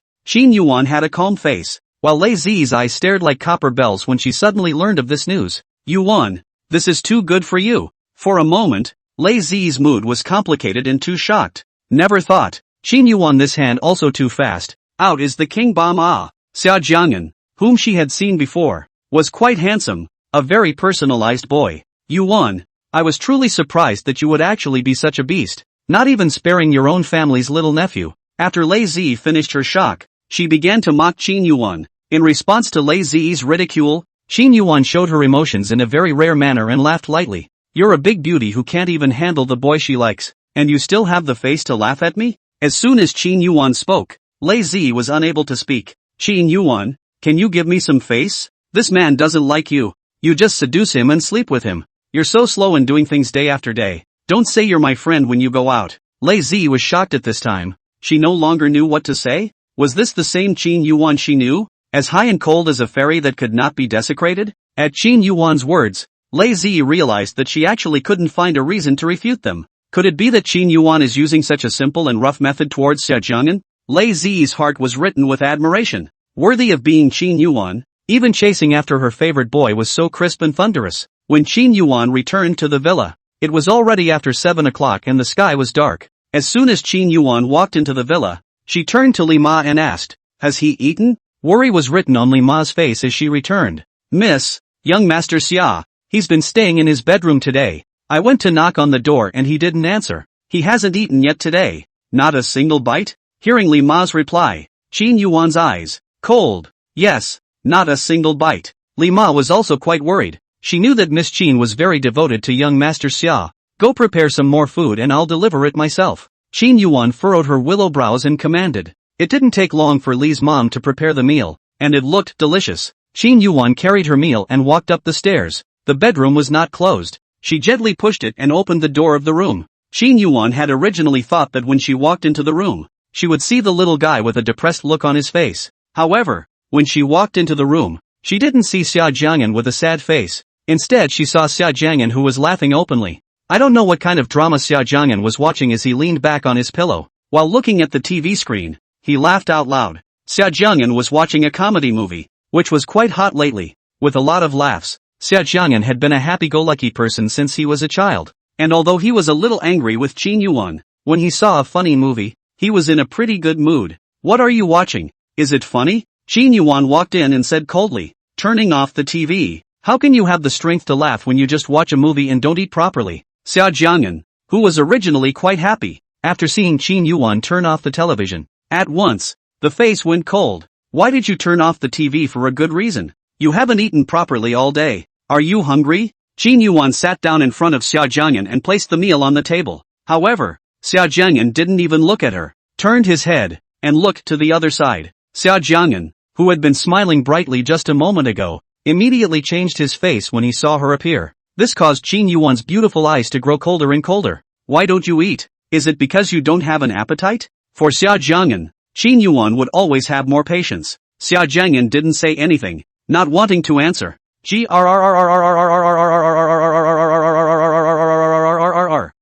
then, Xia Jiang'an's stomach suddenly growled. On Xia Jiang'an's face, a trace of embarrassment appeared, but he still didn't say anything and continued to keep a cold face. Qin Yuwan's inner annoyance, which had disappeared instantly after hearing this gurgling sound, could not help but smile lightly. Her little one, still such a glutton for punishment. "It looks like you're eating because you're too hungry and don't have the strength to eat, so I'll feed you." Qin Yuwan ate a mouthful of rice, and when Xia Jiang'an had not yet reacted, she was forceful, against Xia Jiang'an's mouth, feeding the rice in her mouth, into Xia Jiang'an's mouth. Xia Jiang'an's eyes widened in disbelief. Xia Jiang'an didn't even expect Qin Yuwan to be so perverted. He struggled hard and slapped Qin Yuwan's hand with his hand. "That's pretty disgusting of her." Qin Yuwan clearly felt Xia Jiang'an's resistance, which caused her to furrow her willow brows, somewhat displeased. "Ah!" Qin Yuwan suddenly made a bad move and pinched Xia Jiang'an's little tummy, which was pinched, itchy and painful. Xia Jiang'an subconsciously opened his mouth, and Qin Yuwan took the opportunity to feed the rice into Xia Jiang'an's mouth. "Pervert!" Seeing that Xia Jiang'an ate his meal down, Qin Yuwan stood up and left Xia Jiang'an's lips. "Xia Jiang'an, was the meal good?" Qin Yuwan took a tissue and helped Xia Jiang'an wipe the corners of his mouth. "This is too disgusting of you." Xia Jiang'an looked at Qin Yuwan with a hint of disgust. "Disgusting? Xia Jiang'an, why didn't you say I was disgusting before?" On Qin Yuwan's face, there was a light smile. "Shame on you." Hearing Qin Yuwan's words, Xia Jiang'an's ears turned even redder. The smile on Qin Yuwan's face, even thicker. "My baby, I can be shameless for you, because, what I want is you as a person." Qin Yuwan came over and breathed out towards Xia Jiang'an's reddened ears. That perfect face with a seductive smile that made people unable to move their eyes. "Xia Jiang'an, are you going to eat by yourself next or should I continue feeding you?" Qin Yuwan raised her eyebrows and calmly looked at Xia Jiang'an. Let her keep feeding him? Thinking of the very difficult feeling just now, Xia Jiang'an was taken aback and hurriedly returned.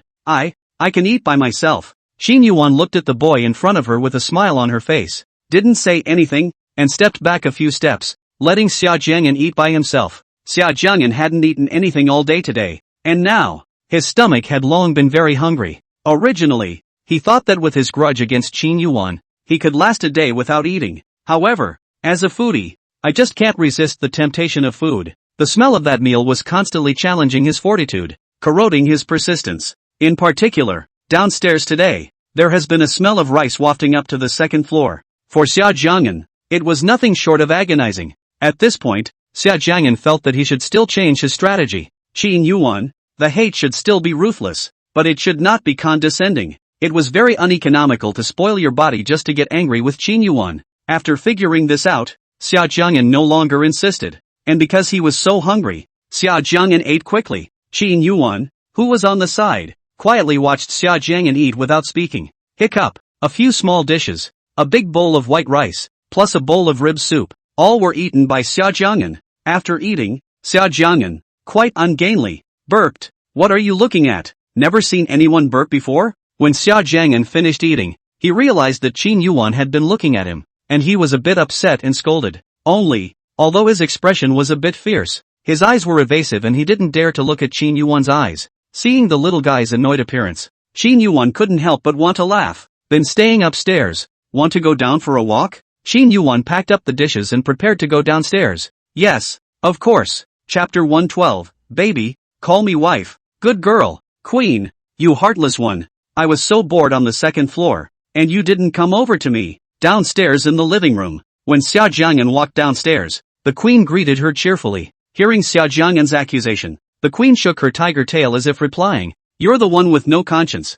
You wanted to stay in the room yourself. Why blame me? Young Master Xia, have you had dinner yet?" Li Ma stood at the side and asked. Xia Jiang'an only then noticed that in this villa, there came a middle-aged woman, looking very kind. This is Li's mom. From now on you can tell her in advance what meals you want to eat every day. Qin Yuwan introduced, and then she said to Li Ma, you put these herbs in the hot water to soak for a while, and then bring them over when they're not so hot. Yes, miss. Li Ma received the herbs and retreated. After that, Xia Jiang'an played around with the queen, deliberately ignoring Qin Yuwan on the side. Qin Yuwan, on the other hand, was quietly eating her meal, and from time to time, rested her gaze on Xia Jiang'an. After eating, Li Ma also happened to walk over with a basin of water, which contained precious herbs that were very helpful in healing the wound on the leg. Leave it to me. Qin Yuwan took the water basin in Li Ma's hand, walked over to Xia Jiang'an and squatted down. Give me your leg. Qin Yuwan's face was calm, just as cold as usual. Li Ma, who was at the side, was surprised to see Qin Yuwan's actions. Miss, is she going to wash young Master Xia's feet herself? One must know that she had brought up Qin Yuwan since she was a child, and had never seen that the young lady would personally serve someone. Miss, it's better to let me do it. Li Ma said heartily. Miss has a noble status. How can she serve someone herself? No. Qin Yuwan directly refused. After that, Qin Yuwan carefully unwrapped the plaster on Xia Jiang'an's leg with a serious look, as if she was treating a very precious work of art. Taking off Xia Jiang'an's socks, his white feet were held in Qin Yuwan's hands. Xia Jiang'an had a strange feeling in his heart, and with people watching beside him, his ears couldn't help but redden. This was the first time that a girl other than his own mother had washed his feet, and within Xia Jiang'an, there was always a strange feeling. Qin Yuwan was washing Xia Jiang'an's feet along with massage techniques, which the doctor told her would be more effective. Although this was the first time she had given a massage, Qin Yuwan's technique looked very skillful. Qin Yuwan, it tickles. Don't you tickle me. While drying Xia Jiang'an's feet, Qin Yuwan had a small mind, and with one hand, grabbed Xia Jiang'an's feet. With the other hand, he tickled the soles of Xia Jiang'an's feet. Xia Jiang'an grew up with no fear of heaven or earth, but he was quite afraid of itching. His body was so sensitive that even a slight tickle would make him feel very itchy. What's more, Qin Yuwan had bad intentions, on the soles of his feet, tickling them all the time. Xia Jiang'an couldn't take it anymore at once, and he laughed. Qin Yuwan, stop scratching your itch. Xia Jiang'an's ears, some red. This is because, this side there are people watching. He is a little embarrassed. Don't. Ha ha, I was wrong. Don't scratch, because it was ticklish. Xia Jiang'an was laughing out of tears. Li Ma, who was standing next to her, saw this scene with a smile on her face and quietly retreated. Yuwan, this is too much for you, just spreading dog food so openly. Zhang Jiajiu, I just can't watch anymore. In the villa, a female voice suddenly rang out with a sad tone. Hearing this sudden voice, Qin Yuwan dried Xia Jiang'an's feet and put on his socks. When he was done, he raised his eyes to the two uninvited guests. When Zhang Jiajiu saw Qin Yuwan's icy eyes, she turned to Lei Zi and laughed. Ha ha, Lei Zi, you've caused trouble. Lei Zi also saw Qin Yuwan's cold and stern eyes. She also felt that she appeared to have caused trouble. Yuwan, happy wedding, we're here to give you a gift. Lei Zi had a big smile on her face, ready to muddle through this. Hearing Lei Zi's words, Xia Jiang'an was a bit surprised. Qin Yuwan actually told someone about their license? They won't say anything, so don't worry. Qin Yuwan saw Xia Jiang'an frown and knew what he was thinking and explained. These two people, Xia Jiang'an had met them both, and had spoken a few words with Lei Zi. The words were not very favorable. As for Zhang Jiaojiao, he had met her before at the Star Wish Bar. He remembered that this Jiao Jiao appeared to be Su Junhao's fiancé. This is Zhang Jiaojiao, and this is Lei Zi. In Qin Yuan's opinion, this was their first time meeting, so she opened her mouth to introduce them. Hearing Qin Yuan's words, both Lei Zi and Zhang Jiaojiao knew that they had disturbed Yuan's world of two, and with Qin Yuan's character, she would definitely find them in trouble. Therefore, they felt that they should still behave better in front of Xia Jiang'an, and maybe Xia Jiang'an would even put in a good word for them. Happy newlywed, this is my little token of appreciation. Don't mind. Lei Zi walked up and handed Xia Jiang'an a watch, which looked like a famous brand. Happy newlywed, this is also my little token of appreciation. No honor. Zhang Jiaojiao also walked up and handed Xia Jiang'an a bottle of perfume, also of a famous brand. Thanks. Xia Jiang'an took the gift and said thank you. Since the words of blessing have been delivered and the people have been seen, why don't you leave? Is it hard to stay for dinner? Qin Yuan laughed lightly, directly giving her expulsion order. Yuan, you're being too cruel. We haven't even eaten yet. Lei Zi still wanted to stay and complained.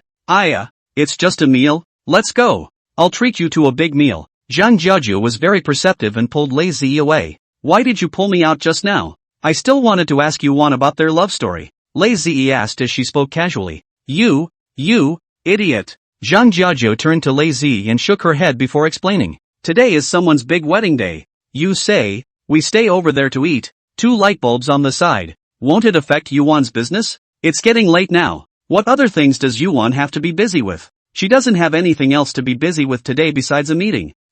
Lei Zi didn't respond. Zhang Jiaojiao was speechless to Lei Zi. Calling you an idiot is light. He just got married today, and he's definitely going to have a wedding night. I finally realize why you haven't taken Yi Mingling down by now. Because your emotional intelligence is too low. Zhang Jiaojiao said breathlessly. After Lei Zi and Zhang Jiaojiao left, in the living room, only Xia Jiang'an and Qin Yuan remained. It was quiet around them, and no one spoke up. Qin Yuan was originally not very talkative, and Xia Jiang'an, because he was gambling with Qin Yuan, didn't speak either. Time passed quickly, and outside the villa, the sky had darkened. Qin Yuan glanced at the time, stood up, and turned off the TV. It's getting late. We should go upstairs to bed. I'm not sleepy yet, Xia Jiang'an said as he gripped the remote control in his hand. Today was Friday, the special day he had set with Qin Yuan. However, today, he had seen Qin Yuan's ruthless side and resented her. In Qin Yuan's eyes, his mother, was she so unworthy of her respect?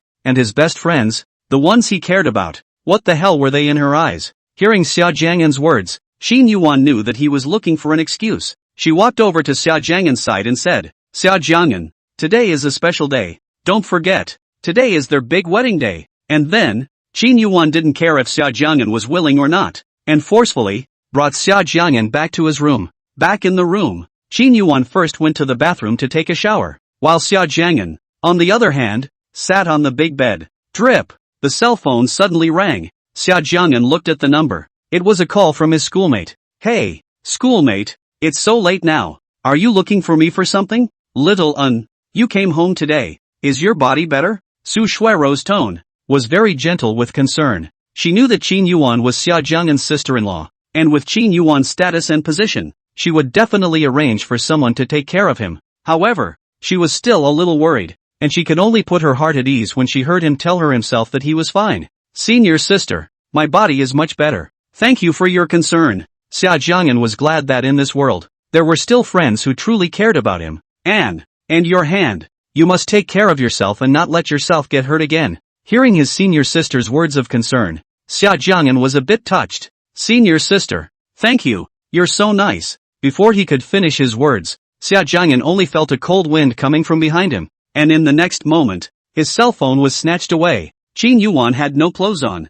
and drops of water slowly rolled down on the curves of her perfect figure. Her face, cold and icy, her gaze violent and terrible. In the room, the atmosphere became oppressive and suffocating because of Qin Yuan's cold eyes. That's how much you like it? We just met today, and we're on the phone tonight exchanging love stories? My baby, answer me? Qin Yuan tossed the phone aside, and with her white fingers, picked up his chin. You like her that much? Like her so much? Otherwise, I'll send you to her house right now and fulfill you too? Qin Yuan's tone was very low, and her words carried endless danger. Hearing Qin Yuan's words, Xia Jiang'an was distressed. In her eyes, was he just a thing to be given away at will? That's right, I just really like her. If you're capable, you can send me to her now. Xia Jiang'an was painfully disappointed in Qin Yuwan. Xia Jiang'an had resentment in his heart, and he didn't want to explain anything. Hearing that Xia Jiang'an had admitted it, Qin Yuwan's beautiful eyes were like a bottomless abyss, the danger factor pulsing with violence.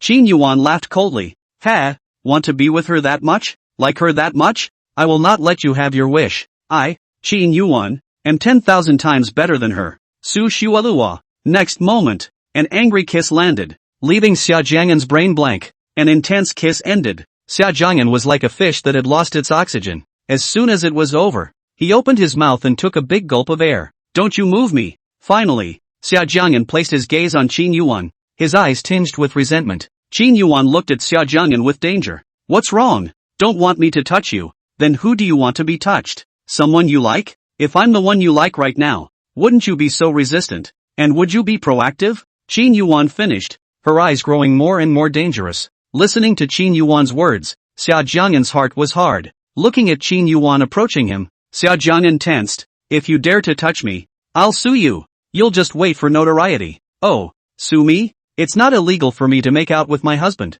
Qin Yuwan's tone carried arrogance and anger. Now, Xia Jiang'an was completely out of options. Qin Yuwan went outside, got a rope and came back. Then with a cold face, she approached Xia Jiang'an. You, what are you doing? Xia Jiang'an looked at the rope in Qin Yuwan's hand and had an ominous feeling in his heart. You're so capable of making a mess. The only way I can feel at ease is to tie you up. Xia Jiang'an's body was injured. If he tossed around anymore, he might touch the wound. He'll only cooperate if you tie him up. Xia Jiang'an's face was horrified as he watched Qin Yuwan walk towards him like a harsh ghost from hell. Qin Yuwan, don't you come over. You're simply perverted. Letting Xia Jiang'an scold her however he wanted, Qin Yuwan remained expressionless and didn't say anything. Qin Yuwan's technique was very skillful, and before long, Xia Jiang'an's hands and feet were tied to the bed. Xia Jiang'an tried. Qin Yuwan tied it very tightly. He couldn't break free at all. This kind of technique is Qin Yuwan. They specialize in knotting techniques. The general public simply will not unravel. The current Xia Jiang'an, tied to the bed, was like a lamb to be slaughtered. This woman, she's just sick. Today, it's our wedding night. After Qin Yuwan finished speaking, she smiled evilly as she began to enjoy the food. The next morning, there was sunlight leaking in through the window, and birds were bouncing happily on the branches. The large bed, with light-colored sheets, and the eyes of the person in the bed opened. Xia Jiang'an woke up. His body was a bit tired, making him subconsciously frown. Last night, Qin Yuwan, that female rascal. It was the first time Xia Jiang'an had seen such a perverted woman. His body, he can't control it, but he could still control his mouth. Last night, no matter how intense or hard they tried, he just wouldn't talk. Seeing that Xia Jiang'an was so uncooperative, this made Qin Yuwan feel bummed out. She leaned close to his ear and smiled. Baby, call me wife. Good girl. Xia Jiang'an closed his eyes tightly, ignoring her words as if he hadn't heard them. Call or not? I don't know if my sister-in-law is asleep at this hour, so I'll call to say hello. Amidst Xia Jiang'an's shocked expression, Qin Yuwan took her cell phone and quickly found Xia's mother's phone number. Without a hint of hesitation, Qin Yuwan crossed her fingers and made a call. Moreover, the call made by Qin Yuwan was actually a video call. She went crazy. At that moment, Xia Jiang'an's heart was incomparably nervous. Looking at the phone that was about to be dialed, his heart was beating very fast. Qin Yuwan the psycho. Old, wifey, a small voice cried out, with a faint hint of shame. Immediately, there was a dark light flickering in Qin Yuwan's pretty eyes. Scream again. Scream louder. Old, wifey. Xia Jiang'an called his wife again. Chapter 113, Honeymoon. Xia Jiang'an's ears couldn't help but redden when he remembered everything that happened last night. Getting up, Qin Yuwan, who had just finished her run, returned to her room and saw Xia Jiang'an sitting on the bed in a daze. Xia Jiang'an glanced at Qin Yuwan and didn't speak, his face cold. This rascal of a woman. When he saw her now, Xia Jiang'an would remember yesterday's incident and his heart would be angry. Seeing that Xia Jiang'an didn't answer, Qin Yuwan didn't take it to heart and walked directly to the bathroom and took a shower. Qin Yuwan's body was perfect when she came out of the shower. And then, Qin Yuwan walked to the mirror to blow out her hair again. Xia Jiang'an couldn't help but frown as he looked at Qin Yuwan's unattached appearance. When will this bad habit of not wearing clothes change? Can't you just put on some clothes and come out again? Finally, Xia Jiang'an just couldn't watch anymore. Haven't we all seen it? Why are you still always embarrassed? Qin Yuwan turned around and faced Xia Jiang'an. You're simply an exhibitionist. Xia Jiang'an fiercely saw Qin Yuan's body and looked a little unnatural, turning his gaze to the ground. After blow-drying her hair, Qin Yuan stopped teasing Xia Jiang'an and put on her own clothes. Xia Jiang'an noticed that Qin Yuan's hairstyle today was actually a fishbone braid. It was important to know that normally, Qin Yuan's hair was worn out. But today, she broke the mold and got a hairstyle. Quickly go and wash up. It's not too early now. Qin Yuan cleaned herself up, turned around, and looked at Xia Jiang'an who was sitting on the bed.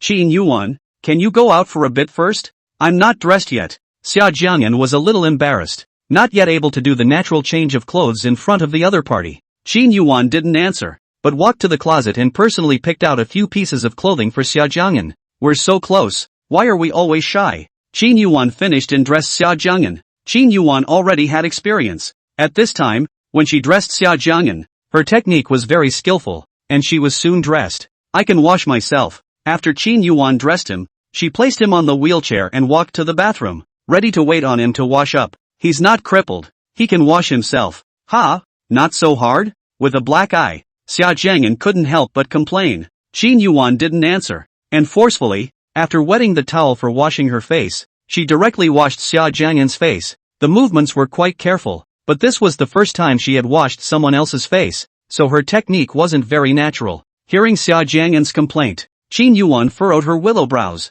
I didn't exert myself. After washing her face, Qin Yuan picked up her toothbrush and toothpaste again. Open your mouth. Qin Yuan said indifferently. Xia Jiang'an opened his mouth wide, and Qin Yuan carefully placed the toothbrush in his mouth and flipped the switch. It was hard to imagine that Qin Yuan, who was so high and cold, would actually serve a person like this. After washing up and walking to the living room, Li Ma had already prepared breakfast, with carrot and chicken, shredded pancakes and seafood congee. Li's mom is a very good cook and used to work as a chef in a fancy restaurant. Seeing such a sumptuous breakfast, Xia Jiang'an's appetite widened. Seeing Xia Jiang'an's eating appearance, Qin Yuan's cool face couldn't help but reveal a light smile. You can eat now. Clipped a meat bun and placed it in the bowl in front of Xia Jiang'an. Xia Jiang'an ate a meat bun in one bite, his mouth bulging with food. Qin Yuan only drank a few mouthfuls of seafood congee and ate a meat bun before putting down her chopsticks and watching Xia Jiang'an eat breakfast. Xia Jiang'an ate 3 meat buns and drank a bowl of seafood porridge, placing his eyes on the eggs with some difficulty.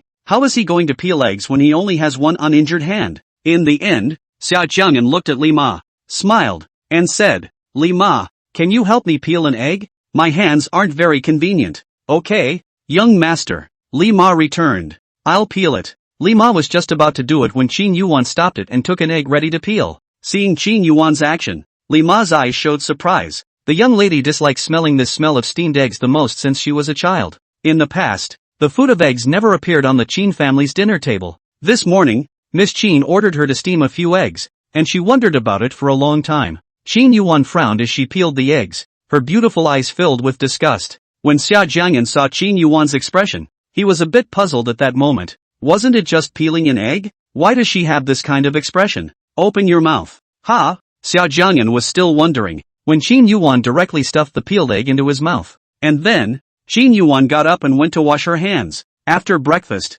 Qin Yuan picked up her cell phone and made a call. Put off all the work from today to the day after tomorrow, and if you are in a hurry to deal with it, let Lei Zi deal with it. Yes, ma'am. After taking care of the work matters, Qin Yuan instructed Li Ma again. Li Ma, go pack his luggage. We'll be going out for a few days next. Yes, ma'am. Mrs. Li nodded and retired. Hearing Qin Yuan's words, Xia Jiang'an, who was watching a TV series on the side, couldn't calm down. Qin Yuan, where are we going? Xia Jiang'an asked suspiciously. Honeymoon, Qin Yuan replied, and added, you can also say where you want to go and play. In this world, you can play wherever you want. Honeymoon? Xia Jiang'an was a bit surprised. They weren't getting married normally, and they had to go on a honeymoon? However, soon enough, Xia Jiang'an adjusted his mood. Just go, regardless of what Qin Yuan thought. Anyway, he took it as going out to get some air. A long time ago, Xia Jiang'an had wanted to travel outside to experience the customs and traditions of the world.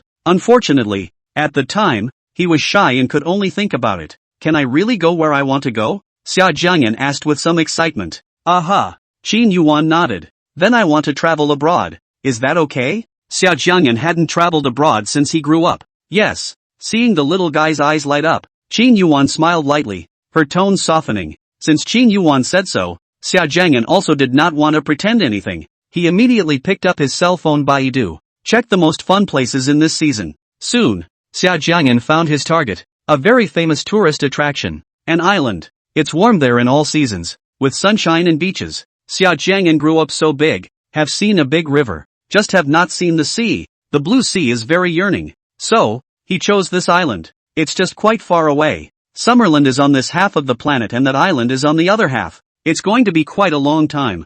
I wonder if Qin Yuwan would find this place too far away and too much trouble. Xia Jiang'an didn't hold much hope that maybe Qin Yuwan's intention to take him on a trip was just temporary. Maybe, traveling so far away, she changed her mind? After all, airfare is kinda expensive to travel abroad. When Xia Jiang'an went to Qin Yuwan, she actually agreed directly. And, still, it was the kind of thing that, without batting an eye, was agreed to quite decisively. This surprised Xia Jiang'an a bit. It costs so much to go abroad. Doesn't she feel bad? Soon, Li's mom had packed her bags, and there wasn't much stuff. Just one suitcase. Ordering the bodyguard to take the suitcase, Qin Yuwan held Xia Jiang'an's hand and formally went out. Because this was the first time traveling abroad, Xia Jiang'an's heart was a little excited. Qin Yuwan, this isn't the Magic City airport? Half an hour later, Xia Jiang'an stepped out of the car and looked at the surrounding buildings, somewhat confused. The last time he went to Suzhou and Hangzhou to sketch, he had been to the Magic City airport once, and this place clearly didn't fit.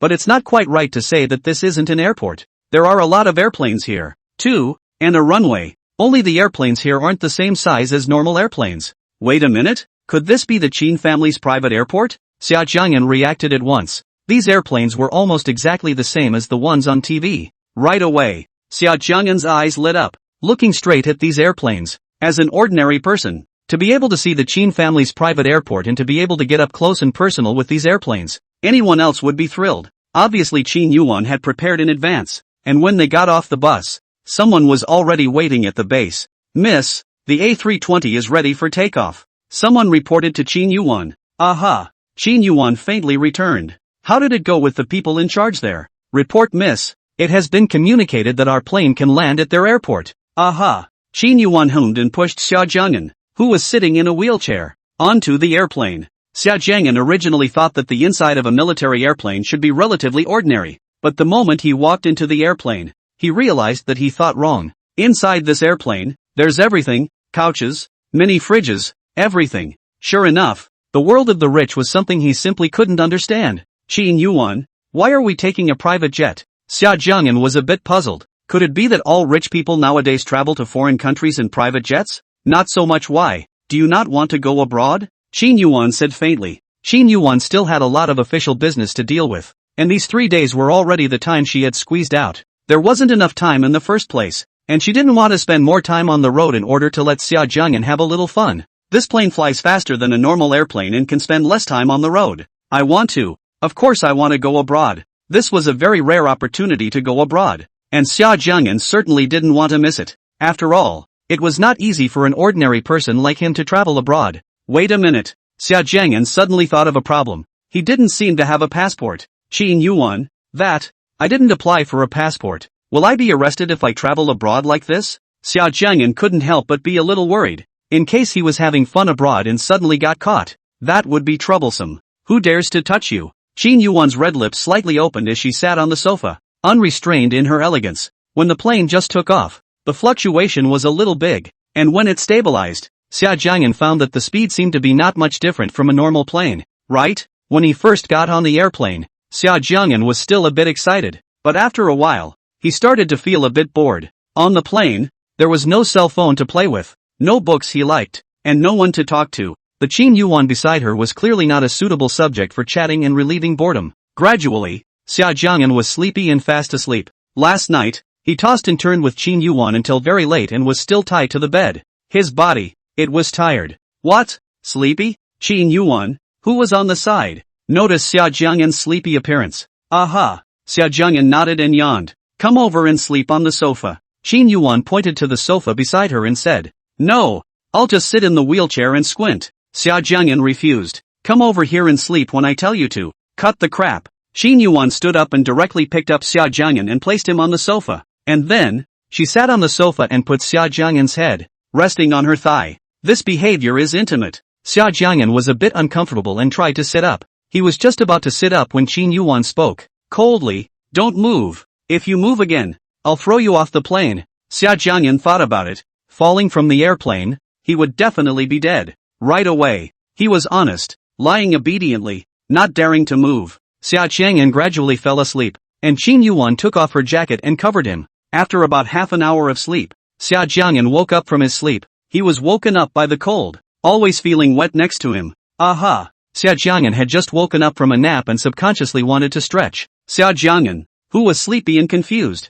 thought he was sleeping on a big bed, so his movements were also bigger. Snap! There was a loud noise, and his hand appeared to hit something. "Awake from your nap?" A nice voice, ringing in his ears with coldness. "Qin Yuwan?" Xia Jiang'an raised his head and couldn't help but frown, wanting to cry. His hand, coincidentally, hit Qin Yuwan's hand, looking at Qin Yuwan's face as if she wanted to eat someone. Xia Jiang'an swore that he definitely didn't do it on purpose. Woke up from sleep. Xia Jiang'an lowered his head, not daring to look at Qin Yuwan's icy eyes. "Look what you've done." Qin Yuwan's tone was tinged with a slight anger, and listening to it made people feel a little scared. Xia Jiang'an's heart, which was about to jump out, asked with an innocent face, "What's wrong?" Qin Yuwan didn't answer, and with a cold face, she pointed with her finger. Xia Jiang'an followed where Qin Yuwan was pointing and immediately, he was nonplussed. Qin Yuwan's skirt was wet on the light-colored fabric where he had just laid. It was the very same drool that he had just, in his sleep, drooled. He wet Qin Yuwan's skirt. Qin Yuwan's cleanliness fetish is so serious. Will she have to kill him? Shouldn't be throwing him out of the plane. Xia Jiang'an's heart thumped, hurriedly wiped the saliva with his hand, and his mouth apologized. "I'm sorry, I really didn't mean it. I'm sorry." Looking at the place where Xia Jiang'an had wiped with his hand, Qin Yuwan's eyes became more and more sunken. What are you doing? Taking advantage of me on purpose?" Although Qin Yuwan's tone was cold, it carried some ambiguity.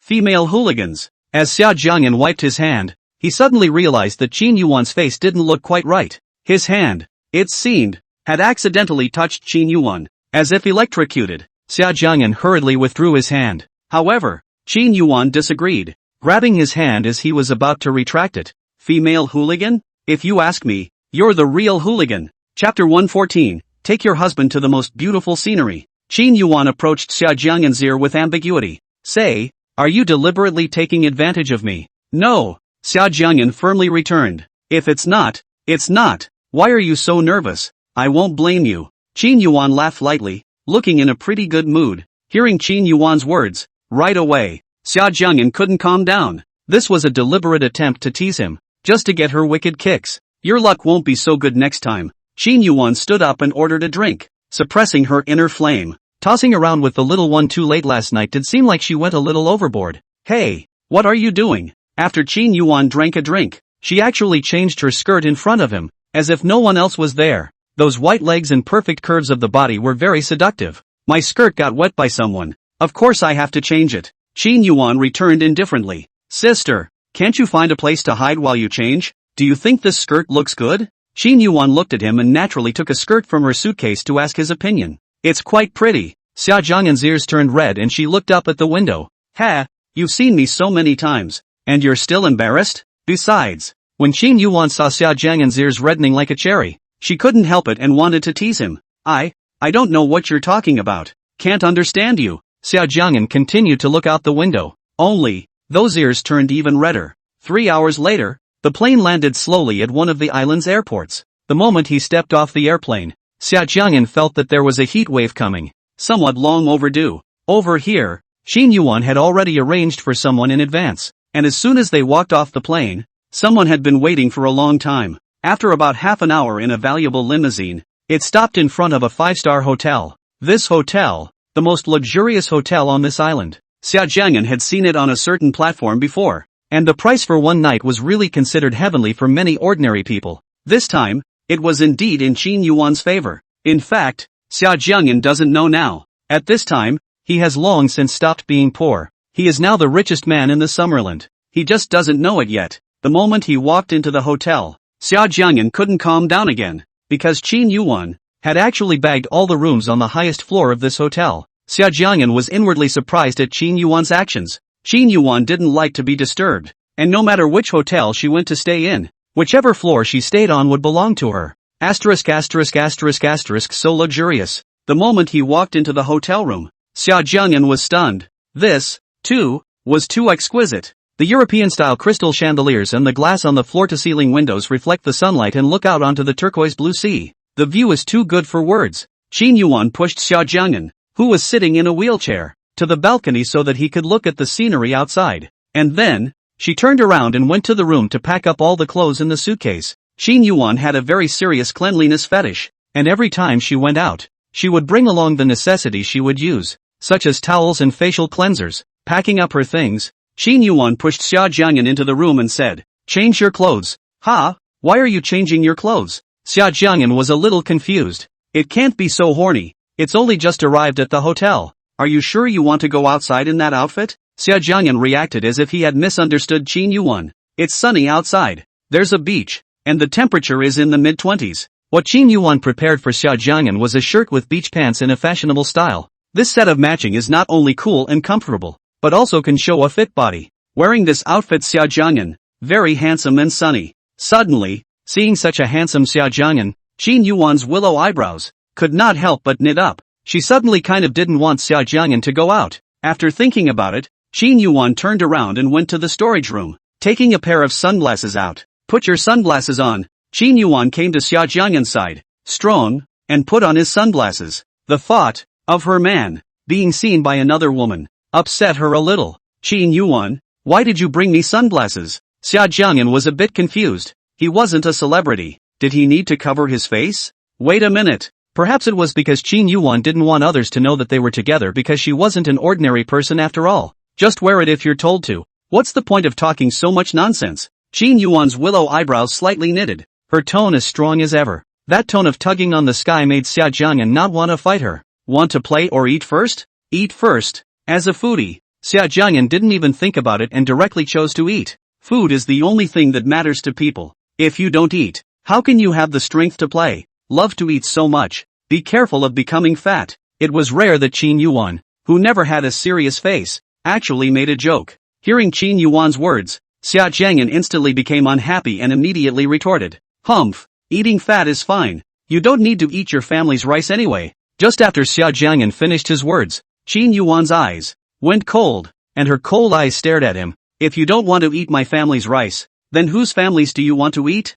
"This woman. She's sick again. This face is getting cloudy too fast. Your house. Only eat your house." Xia Jiang'an didn't want to argue too much. He would have to see the beautiful scenery later. He couldn't let a little thing affect his mood. Hearing Xia Jiang'an's compromising words, Qin Yuwan was satisfied, her tone softening slightly as she continued to ask, "Do you want to eat in the restaurant? Or in your room? Go eat in the cafeteria. It's so rare to come out. So rare to stay in this kind of luxury hotel. Of course we have to go to the restaurant to eat." It was just about lunchtime now, and there were already quite a few people dining in the restaurant. When Qin Yuwan pushed Xia Jiang'an to the restaurant, she attracted a lot of attention. Qin Yuwan's temperament was outstanding, and she worked out all year round, and that face of hers was flawless, with delicate features that were stunningly beautiful, and she was wearing a vacation-style dress, very eye-catching, elegant and charming temperament. "Oh look, we know that this person is either rich or noble." Qin Yuwan had long been accustomed to this kind of scene, and with a cold face,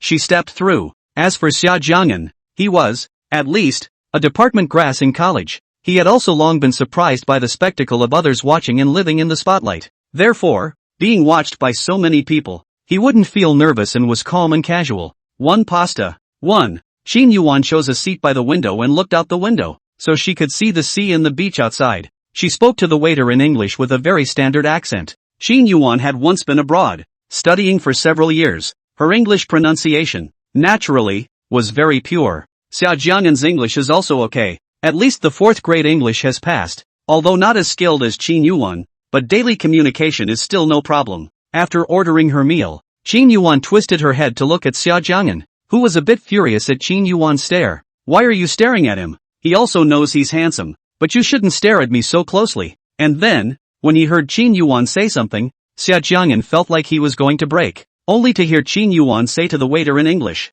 "3 more steaks. He's quite the eater." Seeing the surprised expression of the waiter, Xia Jiang'an's entire body became uncomfortable and embarrassed. "Rascal Qin Yuwan, when you're out and about, can't you give me some face?" The restaurant was quite efficient and it didn't take long for the food to be served. These were all dishes that Xia Jiang'an usually didn't eat, and out of so many, he only recognized steak. Because of his injured hand, Xia Jiang'an couldn't cut the steak well, and it was still inconvenient to use a knife and fork. Looking at the cold Qin Yuwan beside him, Xia Jiang'an was a bit torn. He didn't want to trouble her. In the end, Xia Jiang'an directly took his knife and fork, forked up a large piece of steak, passed it to his mouth, and ate it. That eating, it's ungainly. However, Xia Jiang'an didn't care about this. As a foodie, in the face of so many delicacies, elegance and demeanor and so on, were all vanity. This was because after Qin Yuwan and the others appeared in the restaurant, there were quite a few eyes on them. Xia Jiang'an's country bumpkin style of eating caused some people in the restaurant to laugh and belittle him. Hearing the sounds of these jokes, Xia Jiang'an ignored them and continued to eat his steak. They want to joke. Let them joke. Anyway, he cannot control so many people's mouth. Xia Jiang'an's face skin, or quite thick. Qin Yuwan, can you order another steak? After a while, Xia Jiang'an raised his eyes, looked at Qin Yuwan, and asked. His ears, a little red. He also realized that he does eat quite well. Qin Yuwan looked at the somewhat embarrassed little guy and couldn't help but want to laugh, her good-looking eyes revealing a hint of helplessness. Turning, he beckoned the waiter over and said in a cold voice, another steak. This time, the waiter's eyes had become somewhat incredulous. This really is the most edible boy she's ever seen. Xia Jiang'an lowered his head, somewhat embarrassed, inwardly sighing, this steak is too good to be true. After the meal, Qin Yuwan pushed Xia Jiang'an to visit the scenery around the hotel. Looking at the bright sunshine and the turquoise blue sea, Xia Jiang'an was a little excited. This was the first time he had ever seen the ocean,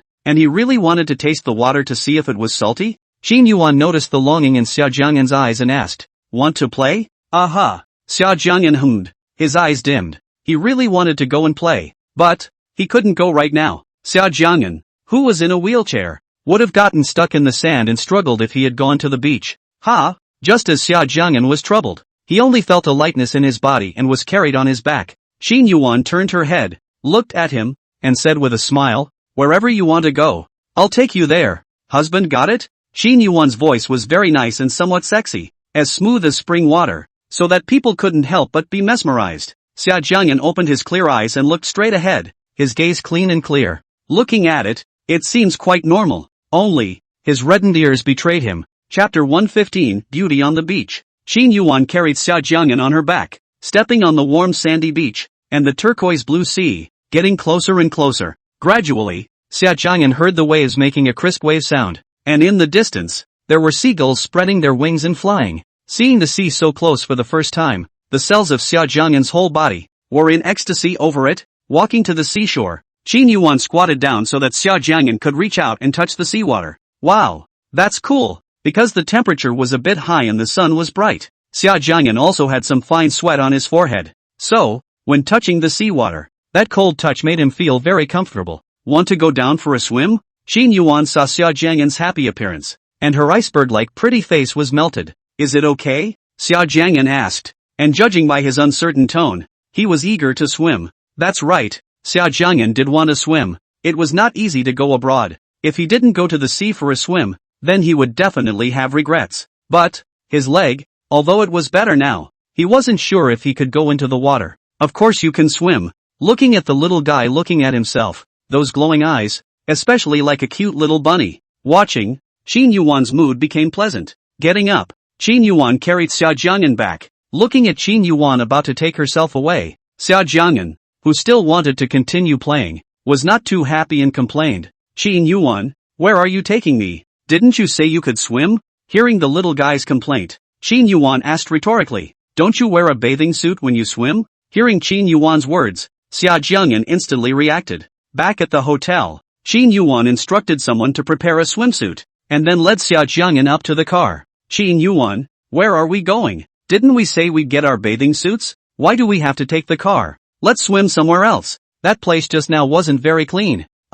Hearing Qin Yuwan's words, Xia Jiang'an once again sighed. This woman's cleanliness fetish is also too serious. He thought that the place just now was quite nice, with a lot of people and a good atmosphere. In fact, the reason why Qin Yuwan wanted to change the place, there is another reason. Just now that place people come and go. She does not want to let the little guy wearing a swimsuit be seen by too many people. In about 10 minutes or so, the car stopped at another beach. Here, somewhat in the middle of nowhere. There is also the sea and the beach. The scenery here is actually no worse than the scenery around the hotel over there. Let's go. Qin Yuwan was carrying Xia Jiang'an on her back, while Xia Jiang'an was carrying a small bag with a swimsuit inside. Walking to the beach, Xia Jiang'an couldn't help but frown when he saw the swimsuit Qin Yuwan had prepared for him. Qin Yuwan, you're going to make me wear this swimsuit? This one, isn't it too see-through? Xia Jiang'an had a black line on his face. This swimsuit fabric of his was semi-transparent. Basically it would turn transparent once it got wet. How is this a bathing suit?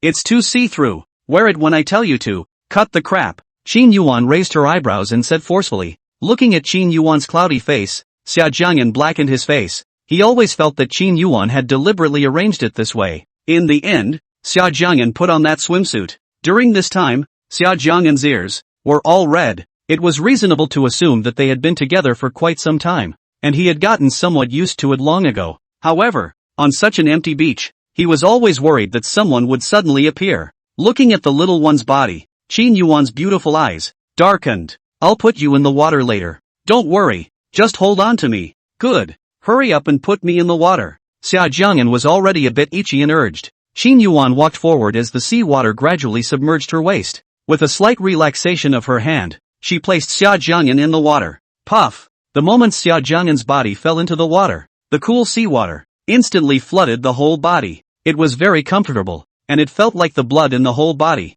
in this moment, was boiling. Xia Jiang'an could swim, and the moment he went into the water, his body floated on the surface. All he had to do was move his legs a little. Not much effort. Ha ha, cozy, so cool. On the seashore, Xia Jiang'an's voice rang out with joy. Qin Yuwan, who was on the side, had been protecting Xia Jiang'an's surroundings. Xia Jiang'an swam in the seawater for a while. His mood became more and more pleasant. He wanted to get out of Qin Yuwan's protective range. It was always a bit uncomfortable to be stared at by Qin Yuwan all the time. Xia Jiang'an swam towards the depths of the sea, his flexible body, in the blue sea, like a lively fish. Don't be too fast. Qin Yuwan, who was on the side, reminded. Don't worry, I'm an expert swimmer. Xia Jiang'an joked to Qin Yuwan. The water here was smooth, the waves weren't big, and he wasn't very worried. Xia Jiang'an swam briskly, growing happier and, one might even say a little oblivious. He swam, faster and faster, and moved his legs harder and harder. Habitually, he stomped his leg back, and at the base of his calf, there was a sudden tingling pain. Xia Jiang'an frowned, his legs cramping. Qin Yuwan, help! I'm drowning! Watching his body sink downward, Xia Jiang'an was in pain and cried out for help. Qin Yuwan's gaze, which had been following Xia Jiang'an, noticed something strange the moment Xia Jiang'an's leg cramped up. Without needing Xia Jiang'an to call for help, Qin Yuwan had long since swam towards Xia Jiang'an. Qin Yuwan quickly swam to Xia Jiang'an's side, and Xia Jiang'an immediately grabbed this life-saving straw out of his survival instinct. With his hands, he tightly circled Qin Yuwan's body, and his entire body, he pressed against Qin Yuwan's body. You know the danger now? Looking at the fearful Xia Jiang'an, Qin Yuwan couldn't help but lose her smile. Her good-looking eyes filled with warmth. Qin Yuwan, quickly take me to the shore. I'm in so much pain, so don't say anything snide. Xia Jiang'an had a pained look on his face as he tightly hugged Qin Yuwan's body. Looking at the little guy's painful appearance, Qin Yuwan didn't continue to tease him. Her white arms circled him in her arms and swam towards the coast. The two of them went ashore, and Qin Yuwan placed Xia Jiang'an on a beach chair while squatting down. I'll check. Qin Yuwan held Xia Jiang'an's cramped calf and carefully pulled it forward. Ouch! Qin Yuwan, can you be gentle? Xia Jiang'an had a pained face. Qin Yuwan had a black line on her face at this time. She obviously didn't use much vigor. Did she need to react so strongly? After that, Qin Yuwan gave Xia Jiang'an's calves some massage techniques. 3 minutes later, Xia Jiang'an's calf, the cramping pain disappeared and returned to normal. Qin Yuwan, my legs don't hurt anymore. Xia Jiang'an looked at Qin Yuwan in front of him, and his ears turned a little red. His calf, still held in Qin Yuwan's hand, having just come out of the sea. Xia Jiang'an's body was all wet. That very see-through bathing suit was even more so when it got soaked by that seawater. The swimsuit clung to Xia Jiang'an's body and his figure was hidden. Qin Yuwan's beautiful eyes dimmed, secretly saying, the little guy has a great body. Qin Yuwan, what are you doing? Xia Jiang'an, who was sitting on a beach chair, looked at Qin Yuwan, who was riding the wave, and said somewhat nervously. Qin Yuwan's hands were placed on Xia Jiang'an's shoulders, and the two of them leaned very close to each other, just a hand's distance away, so close that When Xia Jiang'an raised his head, he could see his own reflection in Qin Yuan's pupils. What do you want? You said you're wearing such a revealing outfit, and you're actually asking me, what do you want? Qin Yuan lowered her head and came to Xia Jiang'an's ear, saying ambiguously, say, did you mean to seduce me? Xia Jiang'an was speechless at Qin Yuan's shameless behavior. Holy, she clearly asked for this bathing suit to be worn by herself. He didn't want to wear clothes that were so see-through. I didn't. Xia Jiang'an looked at Qin Yuan with an exasperated look. That pair of clear eyes filled with anger. Lies. Looking at Xia Jiang'an's good-looking lips, which looked like tantalizing apples, Qin Yuan no longer held back and kissed them. His mouth, soft, was all that belonged to Qin Yuan. The wide, sprawling beach with the occasional sea breeze was wonderful. On the bench, two figures were intertwined, looking like two snakes entwined from afar. Qin Yuan, don't be like this. What if someone else sees it? The movements of Qin Yuan's hand became more and more bold, and Xia Jiang'an's body was very difficult. Don't worry, if anyone sees it, I'll gouge his eyes out. Xia Jiang'an's worry. Qin Yuan did not put it on her mind, and continued the movements in her hand, enjoying the beauty. Don't! Qin Yuan, don't move. We didn't bring that. Xia Jiang'an still wanted to refuse. We tossed and turned too late last night. I'm a little tired now. Xia Jiang'an looked at Qin Yuan and accused. Qin Yuan stopped moving and looked at Xia Jiang'an's good-looking eyes. Leave it to me. Qin Yuan grabbed Xia Jiang'an's white hands and held them in her hands, crossing her fingers. On the way back to the hotel, Xia Jiang'an's ears were red. The female hooligan Qin Yuan, so perverted. It's outside. Isn't she afraid someone might see? Xia Jiang'an's heart, to this day, could not be calmed. After rubbing his aching waist and looking at the glowing Qin Yuan beside him, Xia Jiang'an became enraged. The female hooligan Qin Yuan was the most colorful woman he had ever seen, bar none. By the time we got back to the hotel, it was after 6 o'clock and the sky was dark. Qin Yuan first took Xia Jiang'an to the bathroom and rinsed his body with water, and in the meantime, did some more bad things, causing Xia Jiang'an's ears to stay red. Dinner, instead of going to the restaurant, was served in the room. After eating, Qin Yuan brought a basin of hot water soaked with medicinal packets to soak Xia Jiang'an's feet. Xia Jiang'an couldn't help but be a bit surprised. He didn't expect that Qin Yuan actually brought herbs over as well. After soaking for about 15 minutes, Qin Yuan poured out the medicinal water. After a day of playing, plus several hours of airplane travel, it wasn't even 9 o'clock when Xia Jiang'an started to get sleepy. Qin Yuan, I'm a little sleepy. Qin Yuan looked at Xia Jiang'an,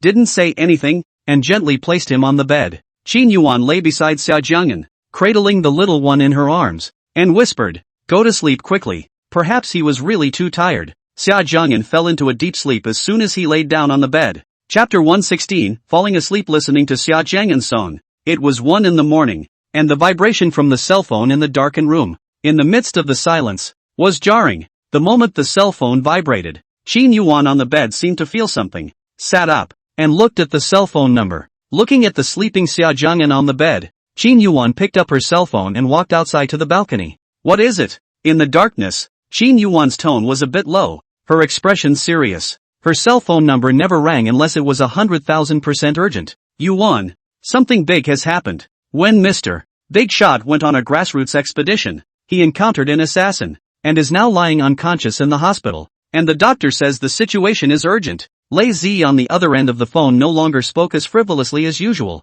Her tone was serious. Qin Yuan's willow eyebrows knitted deeply, and her tone became increasingly low, permeated with a sense of oppression. Did you catch the assassin? Caught. But he killed himself on the spot with drugs. The assassination of a dignified big shot is a very serious matter. Okay, I got it. Get all the witnesses present under control. This can't be reported in the newspapers. Those eyewitnesses are all under control. Externally, surely not a single whisper will be revealed. Lei Zi, as Qin Yuan's right-hand man, naturally acted decisively and was very capable. Stabilize the situation and I'll be right back in the country. Hanging up the phone, Qin Yuan's face was cold, and in the darkness, no one could guess what she was thinking. Returning to her room, Qin Yuan looked at the sleeping Xia Jiang'an on the bed and did not disturb him. Lightly dressed, turned around, went to the bathroom to wash up. A minute later, Qin Yuan left the room. The moment Qin Yuan walked out of the room, the bodyguard who had been secretly protecting him showed up. Protect him well. If anything happens, I won't spare you. Yes, ma'am. If he wants to keep playing tomorrow, no problem, but by the day after tomorrow, he must be escorted back home. Yes, promise to finish the job. The bodyguard replied.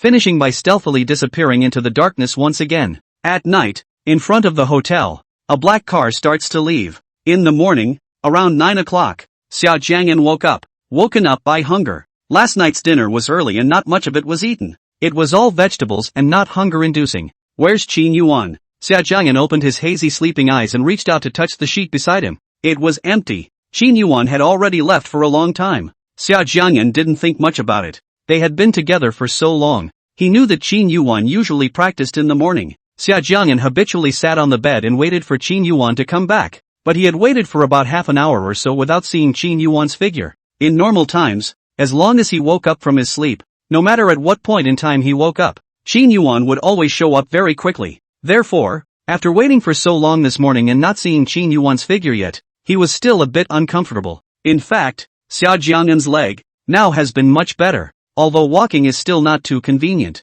But, do it yourself to put on clothes or can. Only, no matter what he said, Qin Yuwan just wouldn't listen and had to dress herself. Very stubborn. After Xia Jiang'an put his clothes on, the wheelchair was placed next to the bed and he carefully sat on it. Next, go to the bathroom and wash up. Water basin, towel, actually prepared all of them? Xia Jiang'an said in surprise. He only had one uninjured hand now, and he had just thought that it might be a little inconvenient for him to be on his own without anyone to help him. But to my surprise, in the bathroom, the water was already pumped, the toothpaste squeezed, and even the towel for washing my face was ready. These toiletries were neatly arranged at the sink. The height at which the things were placed was just right, and Xia Jiang'an, who was sitting in the wheelchair, could easily get them without raising his head and reaching out his hand. Did Qin Yuwan prepare all these things for him in advance? Xia Jiang'an was a bit strange, but he didn't think much about it. Habit is a terrible thing. Xia Jiang'an always felt empty in his heart and a little unhappy when he was washing himself.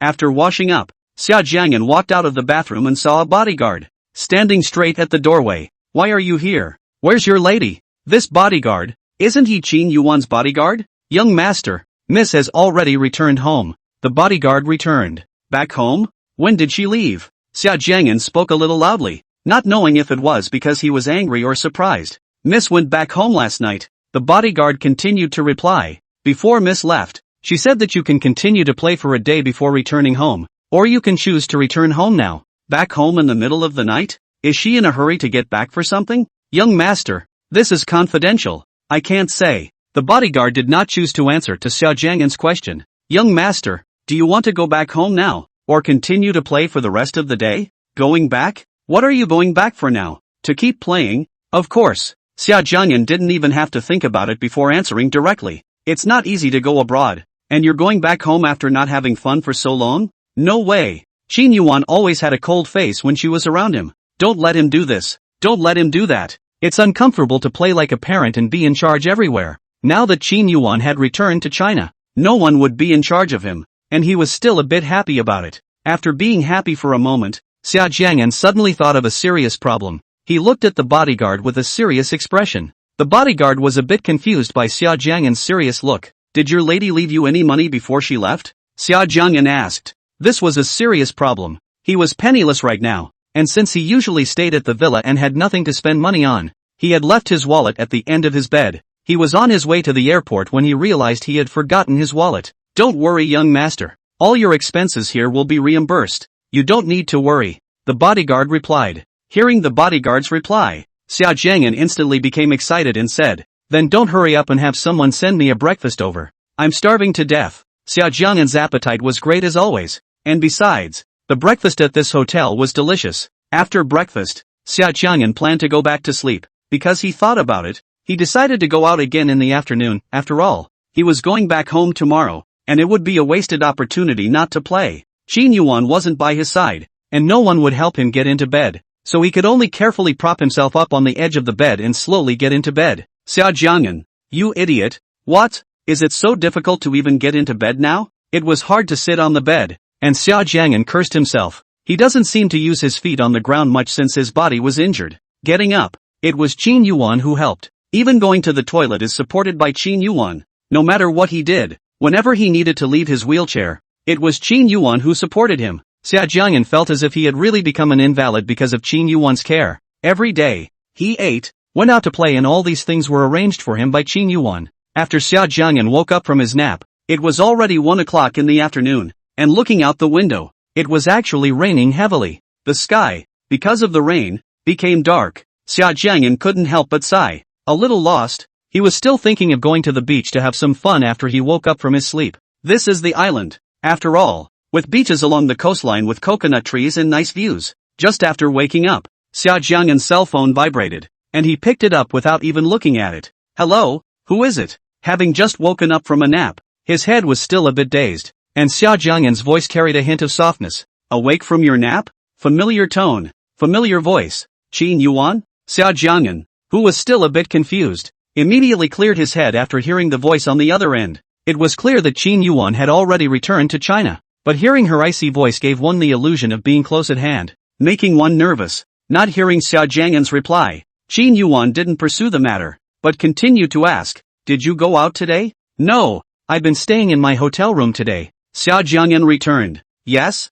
Qin Yuwan's voice on the other end sounded normal. Xia Jiang'an continued back. Of course, things here are so expensive. I wouldn't dare to wander around. After all, Qin Yuwan, your money is also hard-earned. I wouldn't dare to spend it recklessly. Ha, you're quite good at living your life. Qin Yuwan was amused and laughed lightly. That's for sure. I'm a money saver. Not knowing why. Across the phone, hearing Qin Yuwan's nice voice, Xia Jiang'an's entire body relaxed. Xia Jiang'an continued. Qin Yuwan, if there's nothing else, I'll hang up first. No hanging up. Qin Yuwan stopped forcefully. Even through the phone, she carried a sense of oppression. Why? Xia Jiang'an asked with some confusion. There's no reason. If I tell you not to hang up, you don't hang up. That's an order. Order your ass. I'm not one of your men. Xia Jiang'an was furious, but the phone didn't dare to really hang up. Xia Jiang'an, I want to hear you sing. For some reason, Xia Jiang'an actually heard a hint of fatigue from Qin Yuan's icy tone. Tired? Xia Jiang'an didn't think too much about it and directly replied. I can't sing well. I was born with a lack of 5 notes. When I sing, the heavens will be made to cry by me. Xia Jiang'an naturally didn't want to sing. There was nothing to sing for. Sing even if you don't sound good. No refusal. Qin Yuwan was very strong, and her icy tone was as domineering as ever, not allowing refusal. Hearing Qin Yuwan's strong words, this tone of voice, so tugging and fierce, sure enough, the fatigue I heard just now was just an illusion. So what song do you want to hear? Xia Jiang'an asked. On the other end of the phone, Qin Yuwan thought for a moment and said, I want to hear the song This Lifetime About Your Landscape. This Life About Your Landscape? Xia Jiang'an also thought that the song was quite good, and he suddenly remembered that when he met Qin Yuwan at Qin's house, he deliberately locked her in the bathroom. At that time, seeing Qin Yuwan suffer, he was in a good mood and was humming in a relaxed mood. Well, sing along, as long as you don't think my singing is bad. Too many injuries along the way. I've forgotten my first smile. Time makes us weak and strong. Let me sing softly to you again. I wish I could have stayed with you one more time, telling you about the first half of your life's landscape. Xia Jiang'an's singing voice, very magnetic, very good, not too tight, like a clear spring, as melodious and melodious, so that people cannot help but be intoxicated. Because it was sung to Qin Yuwan, Xia Jiang'an was a bit nervous and had an indescribable feeling inside. So, his voice wasn't very loud, soft, like a spring breeze over a wheat field, comforting and serene. Qin Yuwan, who was on the desk, exuded indifference around her as she placed her cell phone on the desktop, listening to the other end of the phone. Xia Jiang'an's nice singing voice, listening to it. I don't know if it's too tired. The high and mighty Qin Yuwan,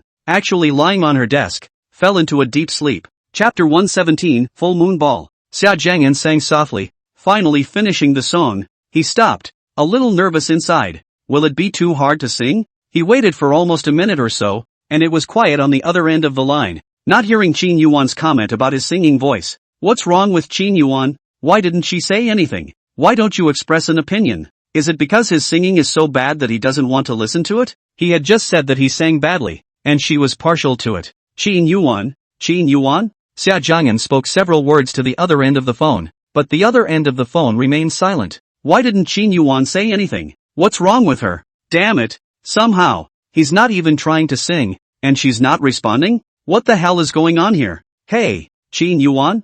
Female hooligan. Xia Jiang'an tried in a small voice. The other party did not speak, and his guts began to grow. Qin Yuwan, you're a female hooligan, and you're especially colorful. The best hooligan award of this century belongs to you. It was still quiet on the other end of the line, and the other person still hadn't spoken. Xia Jiang'an cursed out instead. But, For some reason, he was just a little angry. If you don't talk to me, I don't want to talk to you on the phone yet. Xia Jiang'an hung up the phone in a huff. Damn it! It seemed to be angry, and threw the pillow aside as well. Big, clear eyes, exasperated, looked at the cell phone screen. That arrogant look, like a schoolboy throwing a little tantrum in the heat of the moment. It rained until a little after 6 p.m. And the rain was so heavy that it left no desire to go out and play. During this period, Xia Jiang'an had been sitting on the bed watching a movie, and there wasn't much to do. Around 7:30, Xia Jiang'an made a call to the front desk and ate another gourmet meal beautifully. This is too boring. I'm going back home tomorrow, but I want to keep playing. Xia Jiang'an frowned, somewhat helpless. Forget it, look on the internet to see if there are any fun places here. Xia Jiang'an opened his cell phone, and soon, he was attracted by a message. Full moon ball? Xia Jiang'an looked at the message carefully. The location of the ball would not be too far from the hotel. The drive would take about 20 minutes. Xia Jiang'an thought it was quite fun. This ball, with lots of good food, auctions and so on. In fact, Xia Jiang'an was attracted by those food photos, and just by looking at the photos, he especially wanted to eat. What the hell? You need an invitation to go to this dance? After watching for a while, Xia Jiang'an realized that this was not an ordinary ball, nor was it for anyone to go to. It was organized by a local tycoon, a very typical upper-class ball, and the guests invited were all aristocratic celebrities from various countries. Xia Jiang'an let the bodyguard in, handed her a cell phone to look at, and asked, "Can you get an invitation to this full moon ball?" The bouncer looked at the picture and returned, "Yes." Hearing the bodyguard's answer, Xia Jiang'an was a little excited. "That's great. Hurry up and take me there." "Young master, you're going to this ball. Why don't you see if you want to get styled and change your clothes?" "There's no need to do styling or change clothes. I just want to go eat something delicious." Xia Jiang'an shook his head, not wanting to change. He didn't really want to attend this ball. His real goal was the food. Also, these high society clothes, he's having a hard time wearing them. Last time, when his mom got married, he also changed his clothes and was uncomfortable in them. It is pretty to wear, but it is just hard and uncomfortable to wear. Hearing Xia Jiang'an's words, the bodyguard, Chapter 118, accosted by a Western beauty. The ball was already in progress when Xia Jiang'an arrived at the full moon ball, which was held at a private villa by the sea. As they walked up to the door, they didn't know what the bouncer had shown the staff and got in easily. The ball was held in the back garden of the villa, a beautiful sight with a swimming pool, revealing upper-class extravagance everywhere. When Xia Jiang'an arrived at the ball site,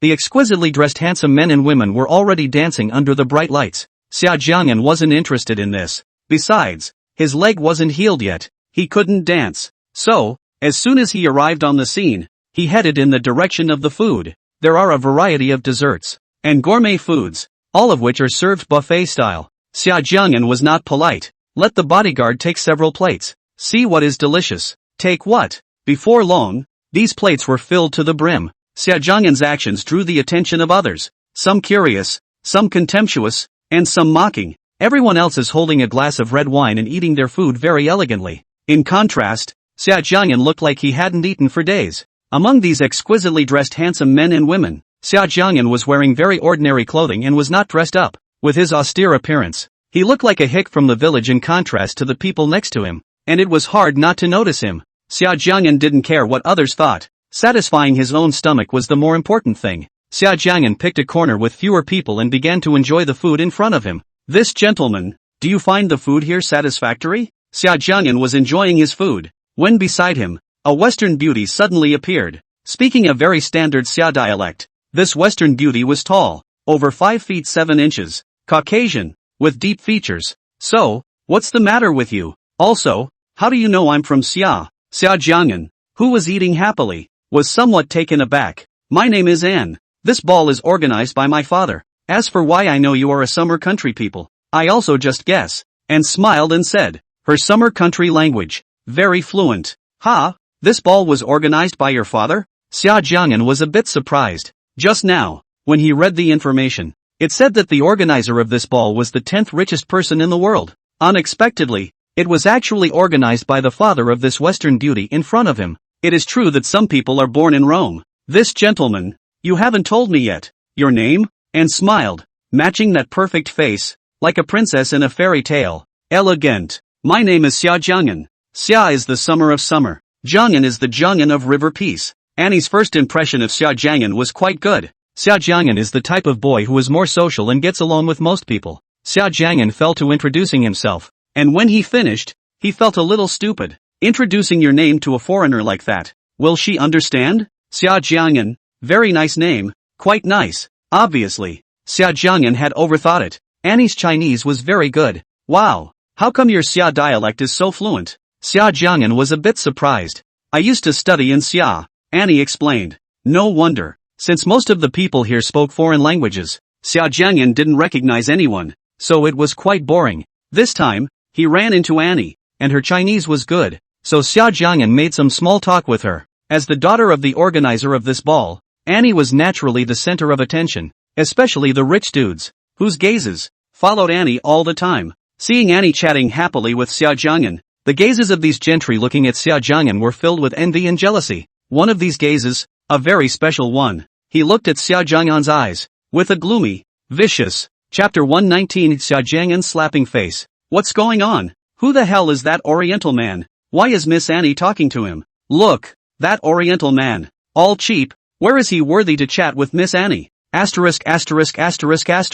He's eating too crudely. There were all kinds of murmurs around. I'm sorry, I seem to have caused you a problem, and was a bit overwhelmed when she heard the murmurs around her. Hearing Anne's words, Xia Jiang'an shook his head and said without a care in the world, this has nothing to do with you. A boy as outstanding as me will always attract attention wherever he appears, making others envious and jealous. As for how others see themselves, how to talk about themselves behind their backs, ridicule or contempt, Xia Jiang'an does not care at all. Who cares? Ha ha, you're so good at joking. Annie didn't expect Xia Jiang'an to be so optimistic and was amused by him, and had studied for many years in the summer country, where the boys had characteristics unique to Eastern males. The boy in front of her, on the other hand, was quite interesting and gave her a different realization. Young Master Allen. Look, Miss Annie seems to have a crush on that man. That man is too thick-skinned to accost Ms. Annie. Not far away. The man standing in the center of the ball was dressed in a suit with a high nose, and he had turquoise blue eyes that you couldn't take your eyes off of.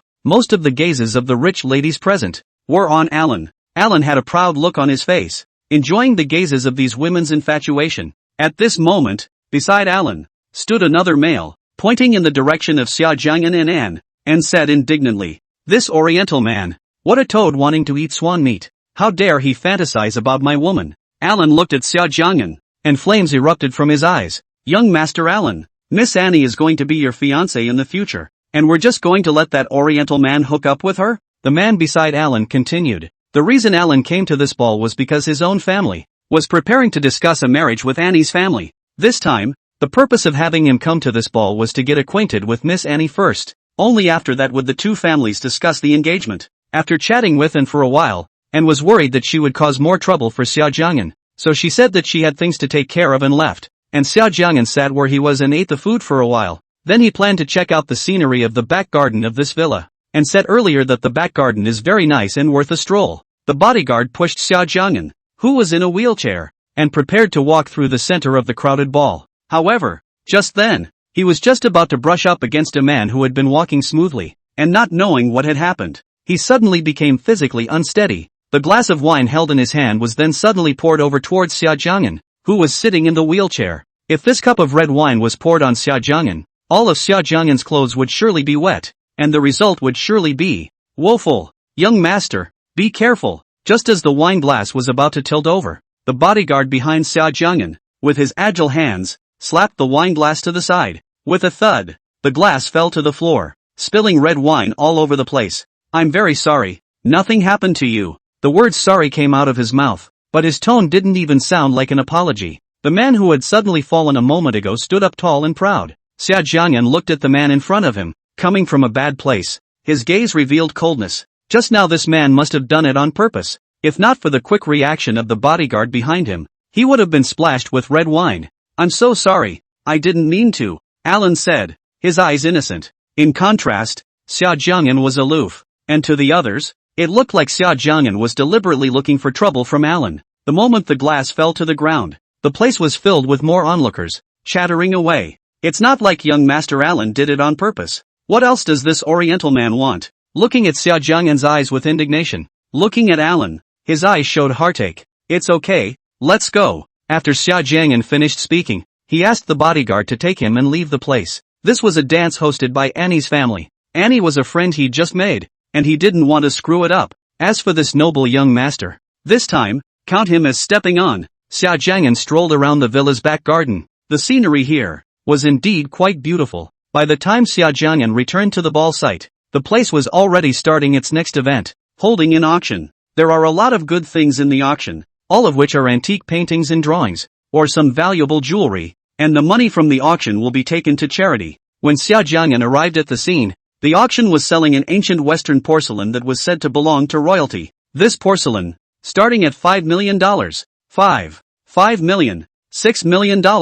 There are a lot of people who are very interested in this porcelain and start bidding. Xia Jiang'an is not very interested in this porcelain, so he sat on the sidelines and watched the fun. This was the first time Xia Jiang'an had participated in this kind of high society auction, and it was somewhat of a novelty. Xia Jiang'an originally did not intend to join the bidding. This kind of thing, just watch the fun. However, a male voice suddenly rang in his ears with arrogance, and Xia Jiang'an changed his mind. With the highest bid at 10 million, the arrogant voice directly raised it by 5 million. 15 million. The man is Alan, who is of the royal family and is imperative to the China of the royal nobility. Many people had heard his voice and recognized him, so they thought to send him a favor and stop robbing things from him. Besides, it was irrational to bid on something with a royal noble.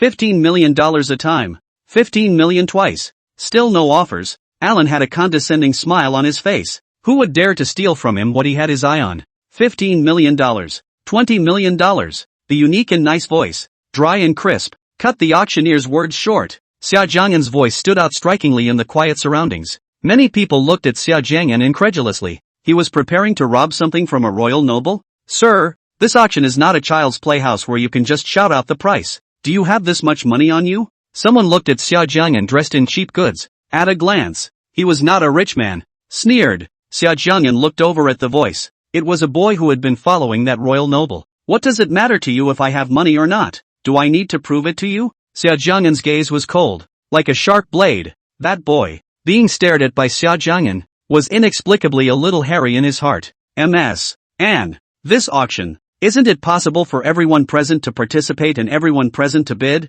right? Xia Jiang'an shifted his gaze to the host of this ball. Annie. It is. Annie nodded, smiling lightly. Young Master Alan, do you still want to continue bidding? If you don't raise the price on your side, then this porcelain will belong to this gentleman. The auctioneer looked at Alan and asked, $21 million. Alan glared indignantly at Xia Jiang'an, gritted his teeth, and continued bidding. There was no way he, a royal noble, would lose to this rustic hick. If he lost to Xia Jiang'an in front of so many people, then it wasn't just him who would be disgraced, but also the family behind him. Silently, Xia Jiang'an didn't continue to raise the price, but took a glass of red wine and sipped it in small sips. Alan looked at Xia Jiang'an condescendingly. Trying to grab something from him was really out of his depth. 21 million a time, the auctioneer said. There was silence all around. No offers. 21 million twice, the auctioneer said again, laughing my ass off. I thought that gentleman was rich. He didn't look at the fact that young Master Alan is a member of the royal family, and he actually dared to grab something from young Master Alan. It's just self-serving claptrap. The crowd present, seeing the scene in front of them, all murmured, casting mocking glances at Xia Jiang'an from time to time. Hearing these compliments, the condescending smile on Alan's face grew even wider. 21 million.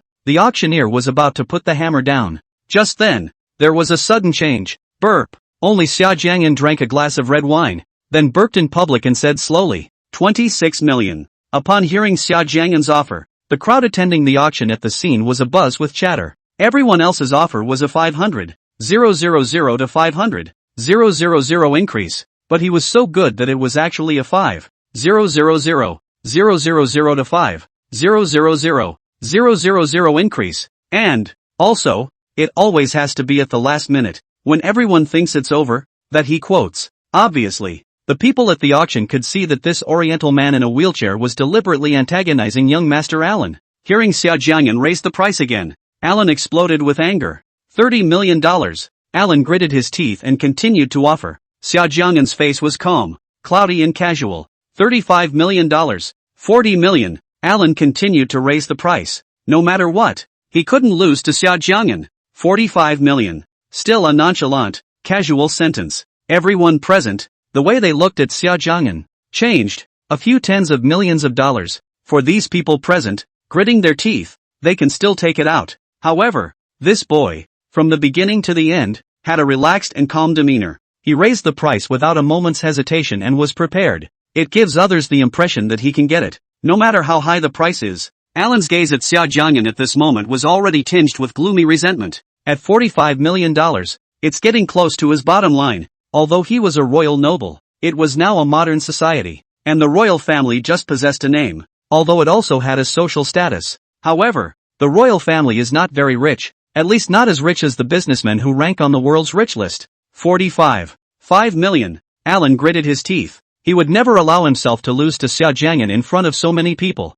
This porcelain, indeed, is precious, but certainly not worth that much. Now the competition is really about face. Xia Jiang'an had almost run out of patience, turned his head, and asked the bodyguard in a low voice, "Can I just report $60 million? The bouncer's face didn't change, but he tugged slightly at the corner of his mouth. Thinking of the lady's command, the bodyguard replied back, "Of course, as long as you're happy, young master. It doesn't matter even if the price is directly increased to hundreds of millions." Receiving an affirmative answer, Xia Jiang'an didn't want to tangle with this royal aristocrat more. He said dryly, $60 million.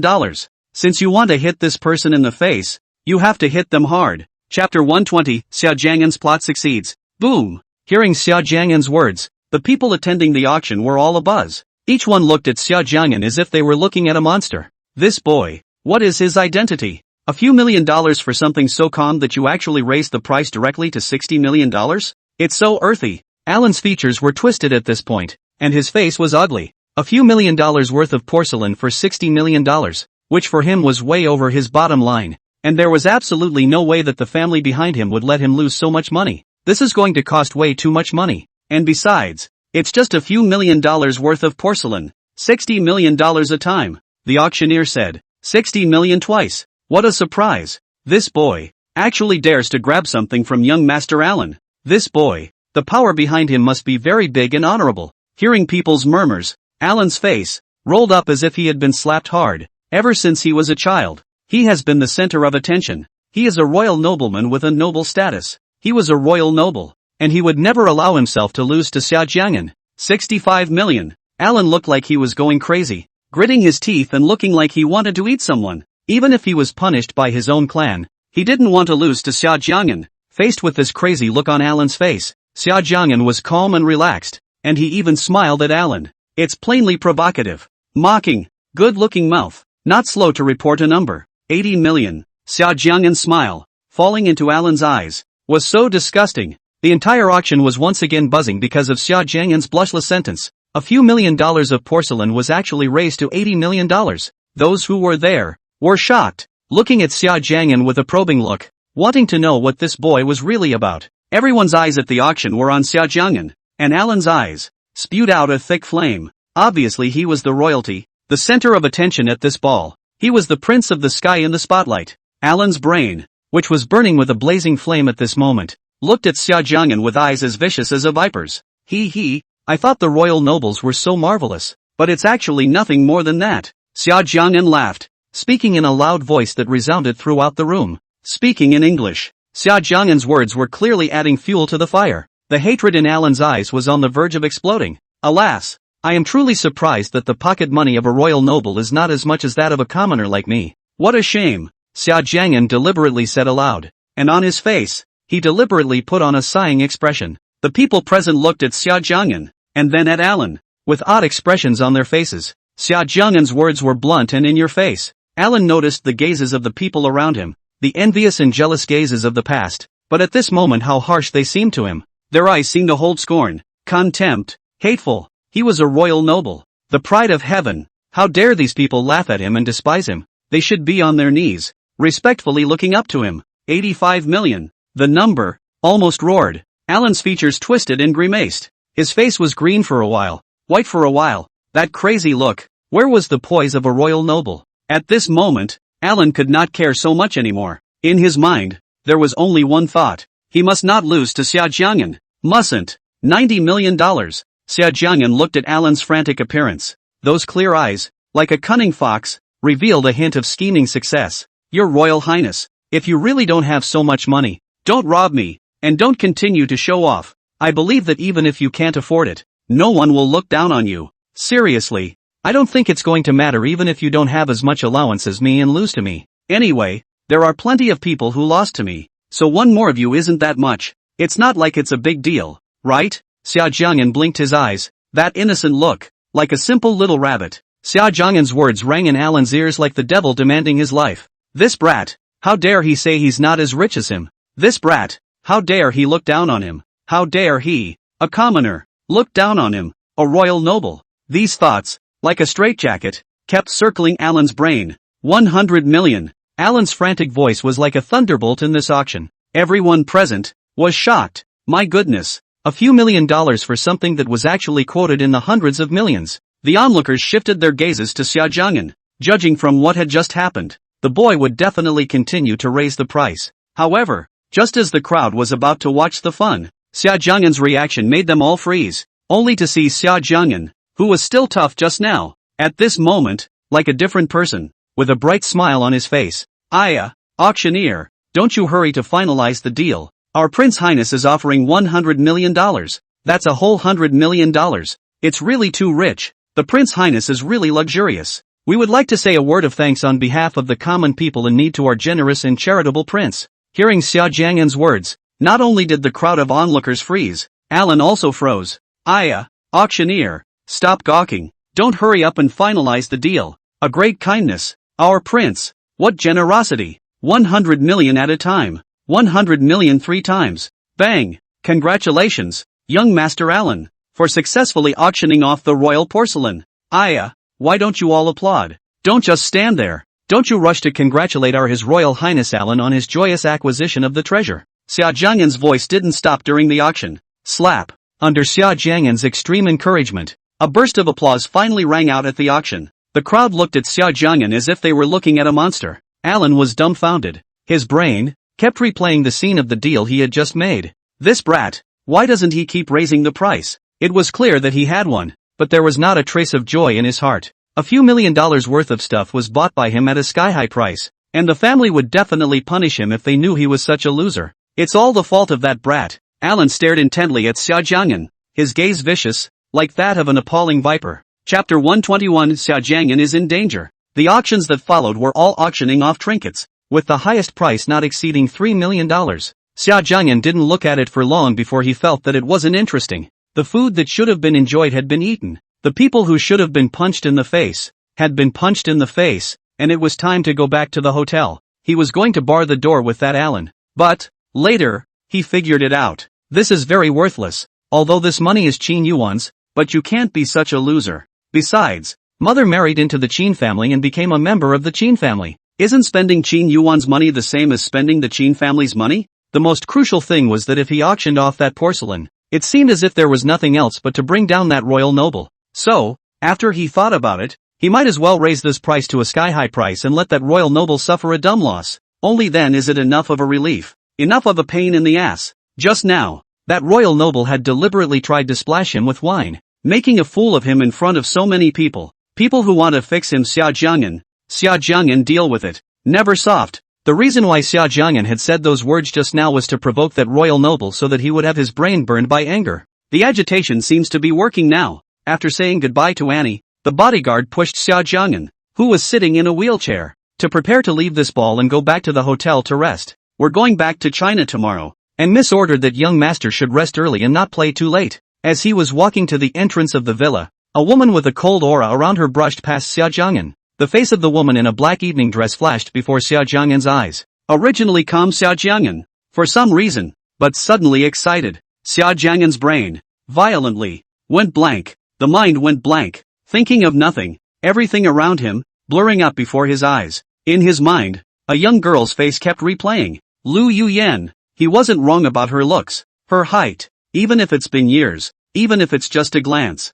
even if she turned to dust, he wouldn't be mistaken. Xia Jiang'an suddenly reacted. At this moment, his mind was blank. He only wanted to find her. Young master, what's wrong with you? The bodyguard asked suspiciously when he saw Xia Jiang'an's face change. Lu Yuyan? Xia Jiang'an shouted, but in front of him, the woman's figure was no longer there. In the seconds he froze. The person, long gone, was nowhere to be found. Quickly, quickly go find her, Xia Jiang'an shouted. At this moment, he could not care too much anymore. In his mind, all that remained was the face that had just flashed by, both familiar and unfamiliar at the same time. Young master? The bodyguard grew more and more puzzled, not knowing why Xia Jiang'an suddenly became irritable. Xia Jiang'an shouted loudly, causing the people around him to look at him strangely. However, at this time, Xia Jiang'an didn't care. Reaching out his hand and pressing down, the wheelchair began to move forward automatically, and it was traveling at a very fast speed. Young master, be careful. By the time the bodyguard reacted, Xia Jiang'an, who was sitting in a wheelchair, had already disappeared from her sight. The bodyguard frowned and immediately followed. Xia Jiang'an was like a headless fly in the back garden of the villa. Looking around, the wheelchair is automatic and walks quickly. Searching and searching, Xia Jiang'an came to a hidden place in the back garden, where it was dark and no one could be seen. Suddenly, footsteps sounded in Xia Jiang'an's ears, and he said excitedly, Lu Yuyan? Boom! In front of Xia Jiang'an's eyes, 2 or 3 big men appeared, one of them holding a towel in his hand, quickly covering Xia Jiang'an's mouth and nose. Immediately, Xia Jiang'an fainted and lost consciousness. Seeing that Xia Jiang'an was unconscious, the 2 or 3 big men didn't hesitate for a second, and moved with agility to control the unconscious Xia Jiang'an, and disappeared into the back garden before long. This period was swift and thrilling. Moreover, from the time Xia Jiang'an passed out, to the time he was taken away, it was only a short 10 seconds. It's so fast that you can't even react. 3 seconds later, the bouncer arrived and looked at the remaining empty wheelchair. Her face, cold as ice, a pair of eyes, without a trace of emotion. In the first instance, the bodyguard hurriedly reported to Qin Yuwan. Miss, young master has been kidnapped. Just after the words were spoken, Qin Yuwan, who was still resting with her eyes closed on the other end of the phone, suddenly woke up. What happened? The tone was icy, like one was in hell, with a powerful sense of oppression. While talking to the bodyguard, the high-cooled Qin Yuwan had long since stood up from her desk and quickly walked to the door. At this time, it was late at night in Xia, and the sky was shrouded in darkness, inexplicably depressing. Just now, the young master's face was abnormal. He went crazy looking for someone, and disappeared without a second thought. It's my subordinate's fault for not keeping an eye on the young master. Find me. I'll find him if I have to. That icy voice, like an enraged beast, violent, terrifying. Summerland, a sports car on the highway. In the night, driving at a speed like flying. The sports car was going very fast, like mad, making a roaring sound like a bloodthirsty beast. On the highway, there are as many cars moving as there are cars, and racing on such a road, if you're not careful, you'll get pulverized. At a section of the turn, which is a fork in the mountain road, the sports car was about to make the turn at a fly-like speed and the car drifted. Who knows? Just then, a sedan suddenly changed lanes and came head-on. Seeing that the sports car is about to collide with the sedan, in this 100,000 emergency, the sports car suddenly changed direction, toward the guardrail of the mountain road slammed over. With a loud boom, the sports car crashed into the guardrail, and the sturdy guardrail was hardened. Beyond the parapet is a bottomless abyss of darkness. The sports car was just a hair's breadth away from falling into an abyss of 10,000 feet. At this height, if the sports car accidentally flew out, it would surely be doomed and its corpse would not survive. The driver of the sedan, knowing that he was in the wrong, stopped the car, and a middle-aged man got out of the car, his whole body trembling, and walked towards the sports car with a badly deformed body. Inside, I prayed frantically that no one would die. The middle-aged man was just about to approach the sports car when suddenly, the quiet sports car let out a roar, actually still running, and let out an angry roar. Reversing around the corner, the sports car once again took off at breakneck speed. Watching the sports car disappear into the night, the middle-aged man, sweating all over, flopped down and sat on the ground, a base where the sudden appearance of a sports car shattered the peace. What would normally take half an hour to drive, Qin Yuwan ran furiously all the way and only took 10 minutes. This shows the speed at which she is traveling and how terrifying it is. Qin Yuwan stepped out of the car. She had ordered it long ago, and there were already staff waiting at the entrance of the airbase. Qin Yuwan was dressed in a military uniform, exuding coldness around her body, and that beautiful face was as cold as ice. On her forehead, a wound appeared, and brightly colored blood flowed down her face. Regal aura, brightly colored blood. At this time, Qin Yuwan, the whole person was demonic and abnormal, so that people could not help but be nervous and afraid. Miss, you're hurt. Seeing this, the staff member exclaimed, ordering his subordinate to the side. Quickly go call a doctor. No need. Qin Yuwan stopped coldly. Right now, she doesn't have that much time. Is the plane ready? Qin Yuwan acted as if she couldn't feel any pain, even though blood was bubbling on her forehead, and if it were anyone else, I'm afraid she would already be in pain. Report, miss. The plane is ready. But, miss, above the sky, there is a strong wind coming. It's very dangerous and not suitable for flying. After hesitating for a moment, that officer still summoned up the courage to report. Remember, I, Qin Yuwan, am not afraid of danger. After saying that, Qin Yuwan looked indifferent, with a hint of danger in her eyes, turned around and flew the plane himself. The head was dizzy and heavy, as if it had been beaten down hard with a stick. The whole thing was very hard. Xia Jiang'an opened his eyes, his vision still a little blurry, looking around at the strangeness of everything. Where was this? The room was dark, the lights weren't on, and only dim moonlight leaked in through the window. It was quiet all around, not a sound of movement could be heard. Xia Jiang'an struggled, and helplessly realized that he was being used a rope, and tied his hands and feet. He tried to call for help, but couldn't make a sound, and in his mouth, a rag was rudely stuffed. Who the hell kidnapped him? Xia Jiang'an was different from other people. When he encountered such a frightening scene, his heart did not panic or fear, but forced his mind to regain its composure. There is no use being afraid in this situation. The mind must be calm and there may be a chance to escape. When he was mesmerized, the other party moved too quickly and he didn't get a good look at the other party. What kind of person, in a foreign country, has a grudge against him and designs to kidnap him? The royalty? Soon enough, Xia Jiang'an locked onto the target. Besides that royal prince, Xia Jiang'an couldn't think of anyone else who would kidnap him. Tonight, he had made Alan lose face in front of so many people and made him suffer a dumb loss. An arrogant and domineering male like him would definitely not endure this. Only, Xia Jiang'an did not expect that he would be so bold as to kidnap him directly in the villa. Xia Jiang'an himself was at fault. He shouldn't have gotten out of the bodyguard's protection and not kept an eye out. However, when he saw Lu Yuyan, his mind went blank. Where would he think of these? Just now, in the villa's back garden, seeing Lu Yuyan's figure, his entire body was dumbfounded. However, at that moment, he was in an unfamiliar environment. It was quiet around him, and his brain regained its composure. Even if he had found Lu Yuyan just now, what could he do? Neither in the past nor in the present did Lu Yuyan recognize Xia Jiang'an. She knew. 3 years ago, the boy who fought all day and was disheveled and unmotivated.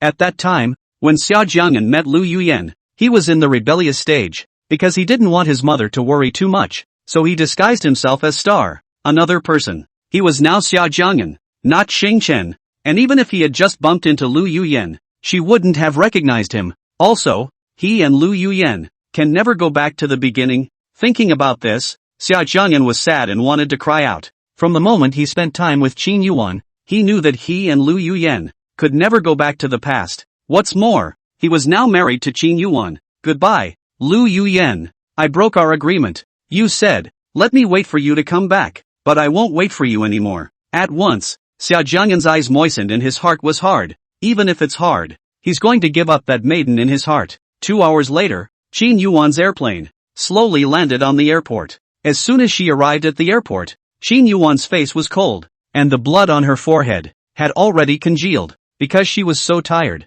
her beautiful eyes were covered with blood. For the entire day today, Qin Yuwan had only rested for 3 hours. As soon as she arrived at the airport, Qin Yuwan remembered something very urgent. Damn it, just now she was too worried about Xia Jiang'an and messed herself up, forgetting such an important matter. Qin Yuwan picked up her cell phone and made a call, which was soon answered. Yuwan? A nice female voice sounded. Yuyan, as I recall, Sunset Island is already your sphere of influence? Qin Yuyan's tone, although still cold, was different from the others. Well, Yuwan, I'm in Sunset Island right now. Is there anything you need from me? On the other end of the phone, Lu Yuyan's voice, cold with respect. Find this man. Qin Yuwan sent Lu Yuyan a location, which was the satellite location that Xia Jiang'an's cell phone carried. Okay. The other party agreed and hung up. In the darkness, Xia Jiang'an was locked in the room, and the silence around him had been terrifying. Young master, outside the door, there was a footstep, and then he heard someone talking.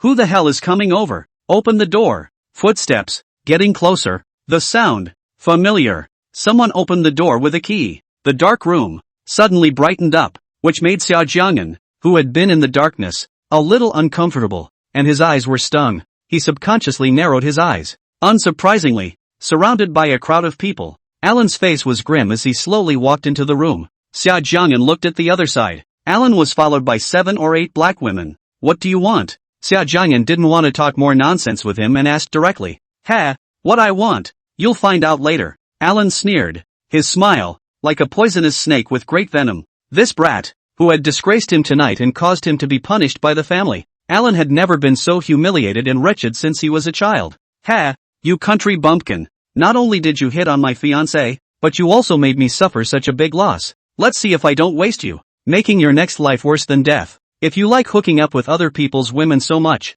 I'll satisfy you today and let you have a good time. Later, these black women with dirty diseases behind me will serve you well. Ha ha ha. Alan pointed to the black women behind him and laughed wildly as if he had gone mad. Give him the medicine. Yes, young master. A black woman laughed evilly, took a medicine bottle, and under Xia Jiang'an's frantic struggles, somehow fed him some kind of medicine. What did you feed me? Xia Jiang'an felt inexplicably fearful and stared intently at Alan. Seeing Xia Jiang'an reveal a look of fear, Alan's 5 senses twisted and laughed. This brat, facing him, should look up in fear like this. This is the latest medicine developed by the Sunset Kingdom. Just one, no matter who it is. When the medicine kicks in, they will immediately look like a different person. I even fed you 3 pills in order to take care of you. How's that? Brat, are you going to thank me? Ha ha ha. Alan's laugh, which was insane, like a demon, made you want to lift your foot and kick it toward his face. When these few black women have served you well, I will arrange for someone to break your arms and legs, so that you will become a cripple and have to wait for death for the rest of your life.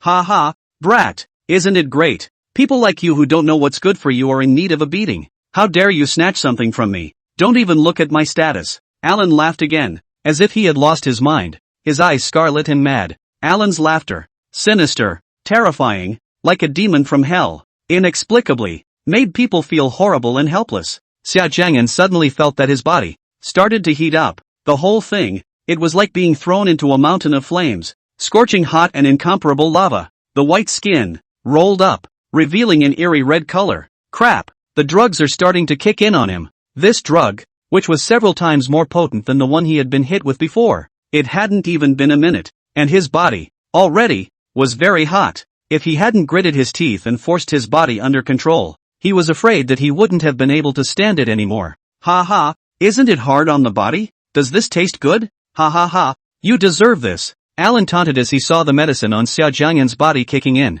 Bah, I'm not afraid of you. Looking at Alan's disgusting face, Xia Jiang'an was sick to his stomach and spat a mouthful of saliva. Just enough, on Alan's face. Ah, you hillbilly. Alan didn't even expect that Xia Jiang'an would actually dare to spit on him, and his entire body was infuriated to the point of seizure. Did you bring the camera? Ellen turned her head and asked the black women behind her. Young master, bring it on. It was then that Xia Jiang'an realized that at some point, a camera was placed in front of him. The blacked-out camera pointed right at him. What do you want? Although he had already guessed it, Xia Jiang'an still trembled and asked. Ha ha, you say, if I post the video of you with these black women on the internet, you say, will you be famous? Alan's features were hideous as he sneered. These black women behind me, but I specially found them for you. They are all battle-hardened ladies. They can surely serve you well. Alan laughed, getting more and more cocky. These 7 or 8 black women were dirty. Their clothes were in tatters, and they had an unpleasant stench about them.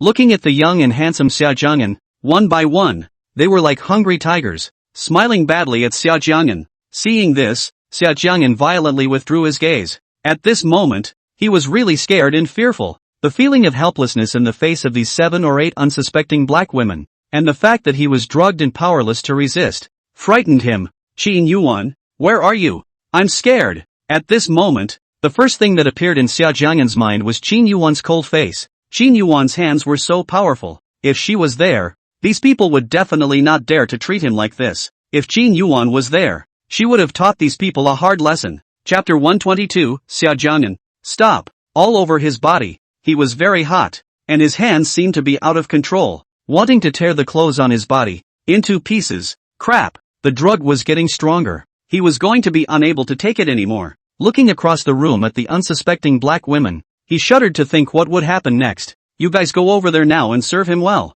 Do whatever you want, just don't kill anyone. Seeing that Xia Jiang'an was about to hold back, Alan laughed and instructed the black women behind him to walk over. Brat, is it hard? Thinking about women? Don't worry, I'll fulfill your wish. Ha ha, you turn the camera on and get ready to start filming. Alan sneered, his features twisted and horrible. In the narrow house, Xia Jiang'an's hands and feet are tied, unable to break free. Several dirty black women, smiling badly, stepped closer to Xia Jiang'an. Watching those few black women getting closer and closer to themselves, Xia Jiang'an's clear eyes were filled with fear, despair. His body began to shake uncontrollably. He, by no means, could stand still. Oh, as if he was crazy, Xia Jiang'an frantically tried to break away, using all of his body's strength. The rope that tied his hands and feet, hard, left a miserable red mark on Xia Jiang'an's fair skin. Just looking at it like that makes you feel very sore. Don't, even if you die. You can't be so humiliated.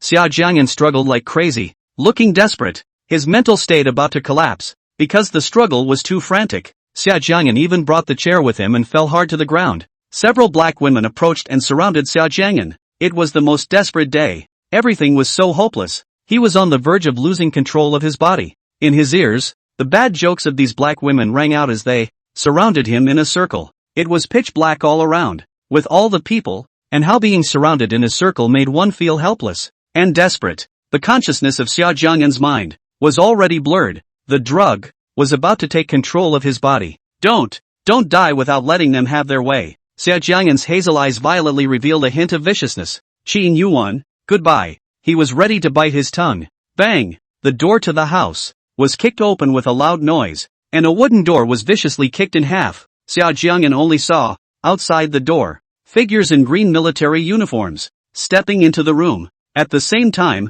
Xia Jiang'an's body went soft and completely lost consciousness. Outside the door, Qin Yuan's face was icy cold, her body exuding a violent aura, her cold beautiful eyes bloodthirsty and terrifying. You, what are you doing? The scene suddenly changed in a shocking manner. Alan was taken aback and looked at Qin Yuwan, who was walking towards him with an ugly expression. Don't move! The three big men in black behind Alan, seeing this, rushed up, ready to block Qin Yuwan. You're looking for death. Icy cold tone, like a devil from hell, coming to claim his life. The three tall black-clothed men, their eyes flashed with a hint of viciousness, waving their fists, they were about to strike at Qin Yuwan, coming on aggressively. Seeing these few people rushing over, the corner of Qin Yuwan's mouth pulled out a disdainful cold smile, and in the next moment, her long and slender legs, carrying a powerful force, kicked one of the big men away. With a bang, the 200-pound man was actually kicked off and fell hard to the ground. Puff! The big man in black spat out a mouthful of blood and directly fainted on the ground.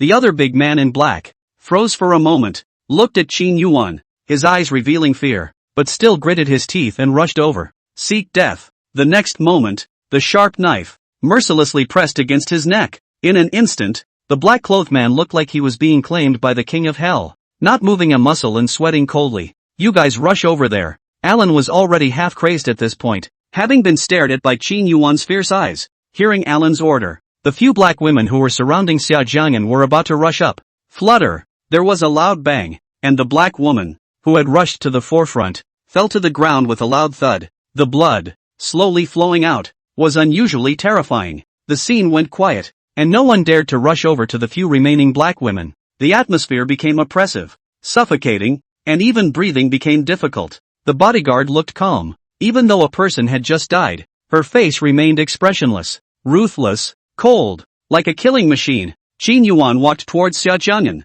who was lying on the ground, unhurriedly with heavy steps. Ta, ta, ta. The footsteps sounded like they were stepping on a person's heart, heavy and suffocating. No one dared to make a sound, and for a moment it was as if time had stopped. Qin Yuwan's face was expressionless as she squatted down and untied the ropes from Xia Jiang'an's body. The breath around her, cold, frightening. Qin Yuwan looked at the piercing red marks on Xia Jiang'an's body, looked at the fact that he had already lost consciousness, and her ice-cold beautiful eyes rolled over with a bloodthirsty cold light. Holding the little one carefully in her arms, the little one's body was frighteningly hot, which made Qin Yuwan's willow eyebrows frown even tighter. Picking up Xia Jiang'an, Qin Yuwan took a big step over the body lying on the ground and prepared to walk out the door. Yuwan, these few people, what should we do with them? Outside the door, there stood a young woman, wearing a black evening dress, with a slim figure and noble temperament. Her beauty was breathtaking. Her skin was as delicate as fat, her red lips were delicate, and she was surrounded by a coldness that no one should approach.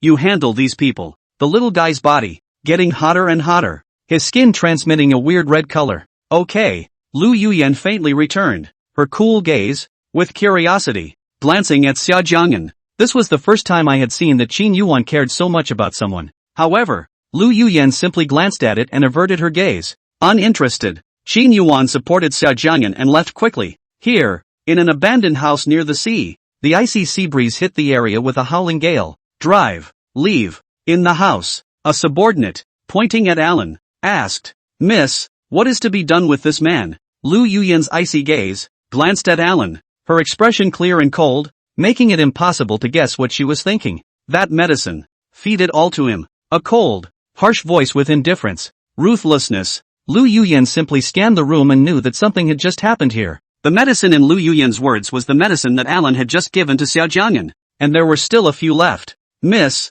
no matter what, this person is also a royal prince. Would such a punishment be too severe?" That subordinate was a bit hesitant. "I don't want to say it again for the first time." Lu Yuyan's icy gaze glanced at the subordinate. At once, that subordinate's body trembled, knowing that he had made a mistake. "Yes, ma'am," the subordinate respectfully replied back, not daring to say more and instructing the people behind him to do it. "Don't! Get out of my way! Get out!" Alan, who was paralyzed on the ground, saw someone with a pill bottle, coming towards him with horror in his eyes.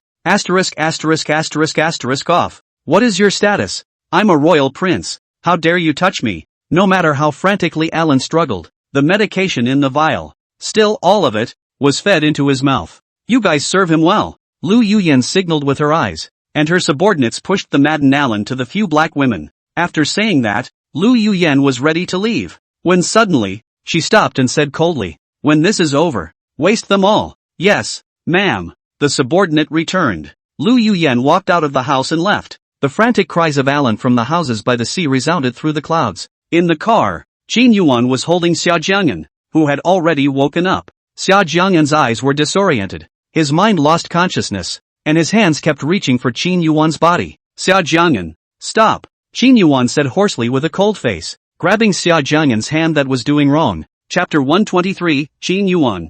"Hurry up and help me." Inside the luxurious sports car, the air conditioning had obviously been turned down, but the temperature in the car was still hot. Qin Yuwan's face, tightly tensed, her beautiful eyes flashed with dark light as she struggled to restrain herself. The unconscious little guy in his arms, whose hands were grabbed by Qin Yuwan, could only keep struggling to get closer to Qin Yuwan's body. Xia Jiang'an's mouth kept moving closer to Qin Yuwan. "Qin Yuwan, I'm having a hard time." Xia Jiang'an's big, clear eyes stared straight at Qin Yuwan in front of her. Qin Yuwan, I'm so hard." Xia Jiang'an turned to Qin Yuwan as if he couldn't get enough, muttering. The atmosphere in the car, more and more ambiguous charming. Qin Yuwan was still restraining herself. However, her face, at this moment, was a bit ugly. "Answer me, who am I?" Qin Yuwan's husky voice was like a low note, sexy and nice. When Xia Jiang'an heard this nice voice, like a thirsty person seeing water, his complexion started to get excited.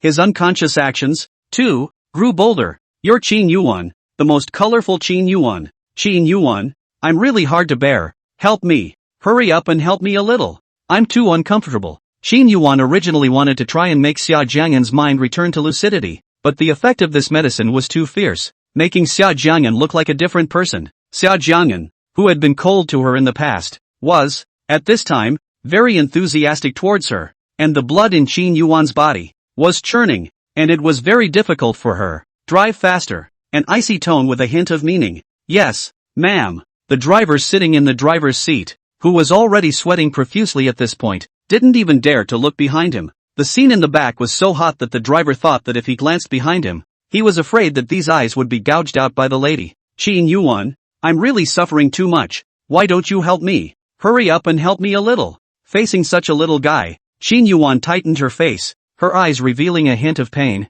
not knowing what to do with him at all. It was too much of an ordeal to hear the commotion coming from the back of the car, and the driver hated that he was deaf. "Qin Yuwan, help me quickly. It's too hard for me. Why are you so bad? Don't love me anymore." At this time, Xia Jiang'an's body was too unbearable, and he struggled frantically, moving fiercely in Qin Yuwan's arms. His hands, which had been firmly grasped by Qin Yuwan, could not be broken free. Otherwise, in his current situation, he would have long ago pounced straight over. "Don't move. Wait a little longer. Don't be in a hurry." It was very rare for Qin Yuwan to say so gently, somewhat uncomfortable. "No." Xia Jiang'an didn't want to hear it and was still struggling. Seeing this difficult appearance of Xia Jiang'an, Qin Yuwan, who had always been thunderous, really had no way to be helpless for Xia Jiang'an. Qin Yuan's eyes showed helplessness, and kept the rebellious Xia Jiang'an under tight control. She also wanted to help Xia Jiang'an now. However, Qin Yuwan didn't dare to act rashly. She still didn't know what kind of medicine he had taken and whether there were any side effects. For Xia Jiang'an, she didn't dare to joke about his body. The sports car finally stopped in front of a villa, which was brightly lit. Qin Yuwan took off her own jacket and covered Xia Jiang'an, not letting him show a bit of skin. Just now, Xia Jiang'an was in the car, so capable of making a scene that the clothes on his body were about to be torn by him. "Where's the doctor?" Qin Yuwan helped Xia Jiang'an out of the car and asked coldly. Reporting to Miss, "The doctor is already here." The subordinate had already gotten the order to bring the doctor and was waiting in the villa at this time. Aha! Qin Yuwan hummed and prepared to walk into the villa when suddenly, she stopped. The tone was icy. "Is the doctor a man or a woman?" The subordinate was startled by such icy eyes and hurriedly returned. Reporting to Miss, male. Hearing this reply, the high and cold Qin Yuwan, which was satisfied, walked to the villa. In the spacious room, Qin Yuwan placed Xia Jiang'an on the big bed, and just after sitting on the bed, Xia Jiang'an began to be dishonest. "Qin Yuwan, hug me." With a fluttering sound, he wanted to pounce on Qin Yuwan. "Be honest and stop." Qin Yuwan was a bit helpless and looked at the pitiful Xia Jiang'an with a headache, continuing to control Xia Jiang'an's hand to prevent him from doing anything wrong. Miss, a middle-aged male doctor, walks into the room. "Let's see what kind of medicine he's taken," Qin Yuwan said indifferently. The middle-aged male doctor came into the room and looked at Xia Jiang'an's complexion. He was an expert in this area and quickly found the problem. "Miss, the drug that Mr. ate is the latest made in the Sunset Kingdom, an aphrodisiac called lust fire. The potency is very powerful, many times stronger than ordinary aphrodisiacs. The person who eats this aphrodisiac, no matter if it is a man or a woman, will be like a different person." The latter words were not said by the middle-aged male doctor. "This aphrodisiac, is there an antidote?" Qin Yuwan asked with a cold face. "Miss, this kind of medicine, no antidote has been developed yet, and those who have eaten the medicine can only let the effects slowly dissipate through some means." Qin Yuwan tightly knitted her willow brows, her icy aura, suffocating people with fear. The middle-aged male doctor added, "Miss, the medicine in Sir's body is several times that of ordinary aphrodisiacs, and I'm afraid it's a bit difficult to completely unlock the drugs in his body." Qin Yuwan was expressionless, silent and didn't say anything. Her beautiful eyes were dark and cold. No one could know what she was thinking. "Miss, here are some top-quality tonic medicines," said the middle-aged male doctor as he placed the herbs on the table. "Take all these medicines away. I don't need them." Qin Yuwan glanced at the medicinal herbs on the table and said coldly, "Yes, ma'am." After saying that, the middle-aged male doctor took the herbs and left the room. "Tonight, no one, no matter who it is to disturb me." Outside the door of the room, Qin Yuwan ordered her subordinates. Chapter 124, Let's go for a bath together. After giving her orders, the moment Qin Yuwan closed the door to her room, her body suddenly stiffened and her face changed. From behind, Xia Jiang'an held Qin Yuwan in his arms, circling Qin Yuwan's body tightly with his hands. "What are you doing?" Qin Yuwan turned around with a cold face, grabbing Xia Jiang'an's hand. At this moment, Qin Yuwan's face was cold. His leg hasn't healed yet. How dare he toss it around like this? Not afraid of becoming crippled? However, no matter how fierce Qin Yuwan was, Xia Jiang'an didn't have a trace of fear, and with a pair of eyes, he looked straight at Qin Yuwan and laughed. "Qin Yuwan, hug me." Opening his hands, he was about to pounce on Qin Yuwan. Seeing Xia Jiang'an's appearance, his icy cold beautiful eyes revealed a color of helplessness. Qin Yuwan reached out her hand and, with ease, held Xia Jiang'an in her arms. His body, scary hot. However, to Xia Jiang'an, whose body was rolling, Qin Yuwan's body, icy and comfortable, Xia Jiang'an was held in his arms, and subconsciously closed in on Qin Yuwan's body. "Ha, in a previous life, you must have been my debtor." Seeing this scene, Qin Yuwan laughed lightly and placed Xia Jiang'an carefully on the bed. Looking at the red marks on the little one's body, Qin Yuwan's eyes, incomparably cold, exuded an iceberg-like coldness around her body. "Very well, daring to make a move on her." Qin Yuwan's people, really tired of living. "Qin Yuwan, I'm too uncomfortable. I'm so hot. Qin Yuwan, I can't stand it anymore." Xia Jiang'an was placed on the bed by Qin Yuwan and kept rolling his body on the bed. It was very unfaithful because the body was so hard and the hands kept moving. When Qin Yuwan saw this scene, her beautiful eyes darkened, revealing obscurity. "Be honest, apply the medicine first." Qin Yuwan took the swelling-reducing medicine in her hand, and although her tone was icy cold, it revealed tenderness. Don't! I don't want to be medicated. My body is so hot and uncomfortable. Xia Jiang'an naturally didn't cooperate and rolled over on the bed again. Look out! Xia Jiang'an rolled his body and was about to roll under the bed. Luckily Qin Yuwan reacted quickly and held him when he was about to roll down. Stop it! Qin Yuwan had a headache and said helplessly. It doesn't make sense to fight.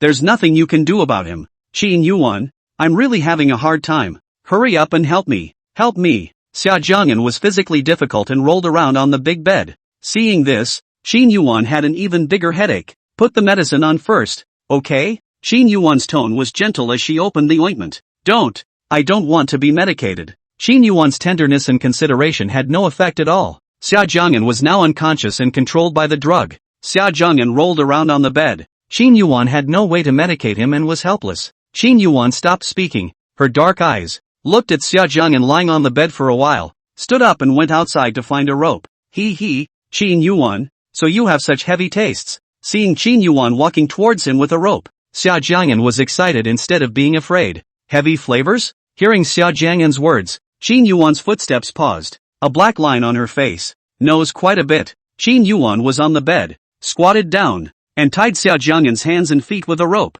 During this period, instead of resisting, Xia Jiang'an had an excited face and was very cooperative. Seeing Xia Jiang'an's cooperative demeanor, in Qin Yuwan's mind, an evil thought suddenly flashed through. This medicine, it seems, works quite well and can be used in moderation in the future. Qin Yuwan, what do you want to do to me after you tied me up with a rope? Xia Jiang'an stared straight at Qin Yuwan and laughed. Seeing Xia Jiang'an's adorable appearance, Qin Yuwan couldn't help but smile lightly and say, apply medicine to your wound. Ha! No! I don't want to be medicated. Seeing that things didn't go in the direction he was expecting, this made Xia Jiang'an disappointed. This time, Qin Yuwan didn't speak again, and picked up Xia Jiang'an, who had his hands and feet tied on the bed. I don't want to be medicated. Qin Yuwan, you deceived me. You're a liar. Xia Jiang'an was still struggling. Be honest, it'll be over soon. The movements were gentle and careful, applying the ointment gently to the injured area. Qin Yuwan's icy cold beautiful eyes were heartbroken and angry.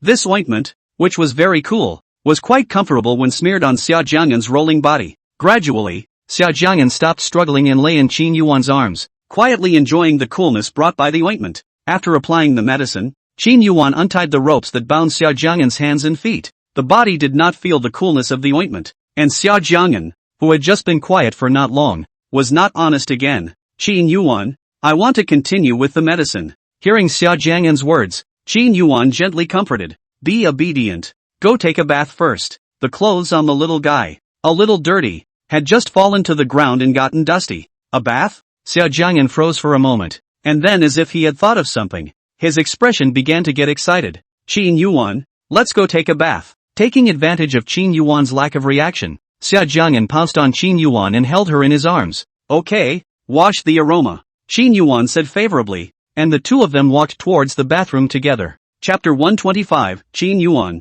I think you're pretty too. The bathroom was large and contained a bathtub that could accommodate 4 people. The light was bright and shone on Xia Jiang'an's fair skin, making people want to take a bite. Good girl. Stop it. Qin Yuwan was draining the bathtub, and Xia Jiang'an, who was standing on the side, was a bit dishonest. Qin Yuwan was helpless at this, so she could only grab Xia Jiang'an's hand and hold him in her arms. Qin Yuwan, when can I take a bath? I can't wait. Xia Jiang'an had long run out of patience, and being caught by Qin Yuwan again made him very upset. You, why aren't you usually this active? Qin Yuwan looked at Xia Jiang'an and laughed lightly. Seeing Xia Jiang'an being so active and proactive, Qin Yuwan couldn't help but think that in the past, she was the one who was more proactive, while Xia Jiang'an, who always had a cold face, was somewhat resistant. Now, seeing Xia Jiang'an take such initiative towards her, it made the high and cold Qin Yuwan suddenly a little uncomfortable. Hey, Qin Yuwan, do you think I'm handsome? Seeing that Qin Yuwan had been looking at herself,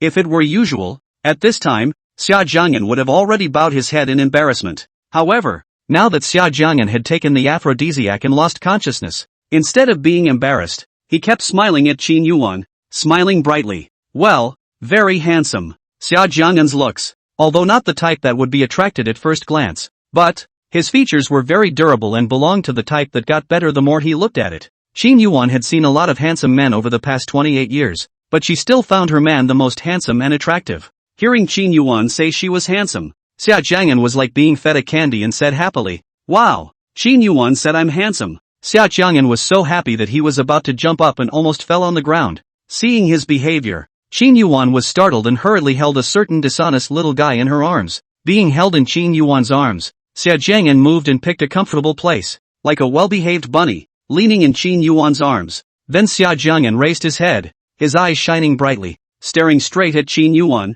"Qin Yuwan, then you say, am I the most handsome boy in this world?" It had to be said that even though Xia Jiang'an was unconscious, his character was still narcissistic. Hearing Xia Jiang'an's question, Qin Yuwan couldn't help but laugh and pinch his cute little nose. What a cute little guy. Before, when Xia Jiang'an was pinched by Qin Yuwan's nose, he would struggle frantically. But at this moment, he honestly leaned in Qin Yuwan's arms with a look of enjoyment. "Well, my little guy, is the most handsome boy in this world? Whoever dares to object, I'll cut out his tongue." At this moment, Qin Yuwan threw off her high and mighty image and transformed into a husband-favoring fiend. "Spreading dog food is killer. Ha ha, I, Xia Jiang'an, am indeed the most handsome boy in this world." Hearing Qin Yuwan's reply, Xia Jiang'an was happy in his heart, in Qin Yuwan's arms, smiling brightly. Seeing that Xia Jiang'an was so happy, Qin Yuwan couldn't help but be a bit puzzled. Boys also like to be complimented on their handsomeness? He, Qin Yuwan, I also think that you look so beautiful, the most beautiful woman I've ever seen. There's no one so good looking. Saying that, Xia Jiang'an reached out his hand and boldly stroked Qin Yuwan's face. "Hey, Qin Yuwan, your eyes are so pretty. I love them." Xia Jiang'an's hand, a little hot, stroked Qin Yuwan's face, his white fingertips circling around. Xia Jiang'an was like getting a precious treasure and was very fond of it. "Wow, Qin Yuwan, your nose is also straight. It's so pretty." Xia Jiang'an touched Qin Yuwan's nose. It was a little itchy, and Qin Yuwan subconsciously wanted to sneeze. But seeing Xia Jiang'an's happy appearance, she didn't want to affect him and held back, this taking the aphrodisiac. It can be said that Xia Jiang'an's nature was fully exposed. He, your lips are so pretty. I want to kiss them so badly." Xia Jiang'an's white fingers, stroking Qin Yuwan's lips, laughed. Suddenly, Xia Jiang'an raised his head and kissed Qin Yuwan's lips with his lips like a dragonfly. It was over quickly, so quickly that Qin Yuwan hadn't reacted yet. Qin Yuwan froze, and for a moment, she felt her heart actually stop for several seconds. Brain blank. It was a strange feeling, and yet, she didn't resent it. Hey, your lips are nice to kiss." Xia Jiang'an, who had successfully kissed, stared straight at Qin Yuwan. That adorable look of a happy face, like he had stolen a delicious piece of cake. Hearing Xia Jiang'an's words, Qin Yuwan then reacted, her beautiful eyes staring tightly at Xia Jiang'an, not knowing what she was thinking. This is a stolen kiss from the little guy? He, Qin Yuwan, you were stolen a kiss from me. Are you a little upset? Are you angry? Xia Jiang'an looked mesmerized and said, "Hey, Qin Yuwan, if you're angry, you can kiss me too. Oh, I promise I won't be angry." You really don't know what's in your head." Qin Yuwan was amused, her icy shell gradually melting. If you don't have the guts to kiss me, then I'll take the initiative to kiss you. Qin Yuwan, don't worry, I won't let you suffer." After saying that, Xia Jiang'an raised his head again and moved it towards Qin Yuwan's face. Chapter 126, Are you energetic? So impatient? This time, Qin Yuwan didn't stop it. My body is too hard to hold it in." Xia Jiang'an's kisses were like nibbles. Qin Yuwan grabbed Xia Jiang'an's hand and laughed. "We'll have a long meal later. Aren't you afraid?" Xia Jiang'an opened her clear eyes and laughed. "This should be asked of you, so don't be afraid." Hearing Xia Jiang'an's words, Qin Yuwan no longer suppressed her body. "Xia Jiang'an, you brought this on yourself." This sleep, the two of them slept straight through until after 8 o'clock, when the sky had long since darkened. The first one to open his eyes was Xia Jiang'an, who was woken up by hunger.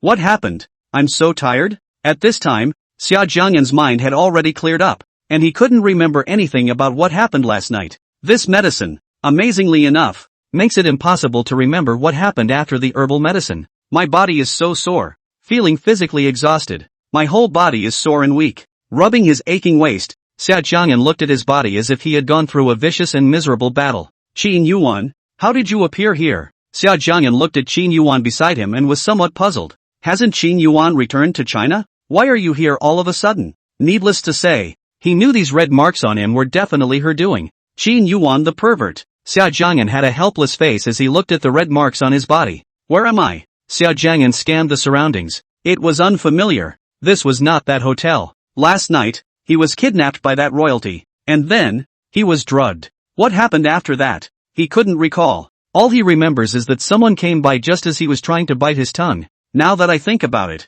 it should have been Qin Yuwan who saved him. Now that he remembered what happened last night, Xia Jiang'an was a bit scared. He almost had a big problem last night. Xia Jiang'an, you have to be more careful in the future. In his heart, Xia Jiang'an secretly admonished himself. Gulp.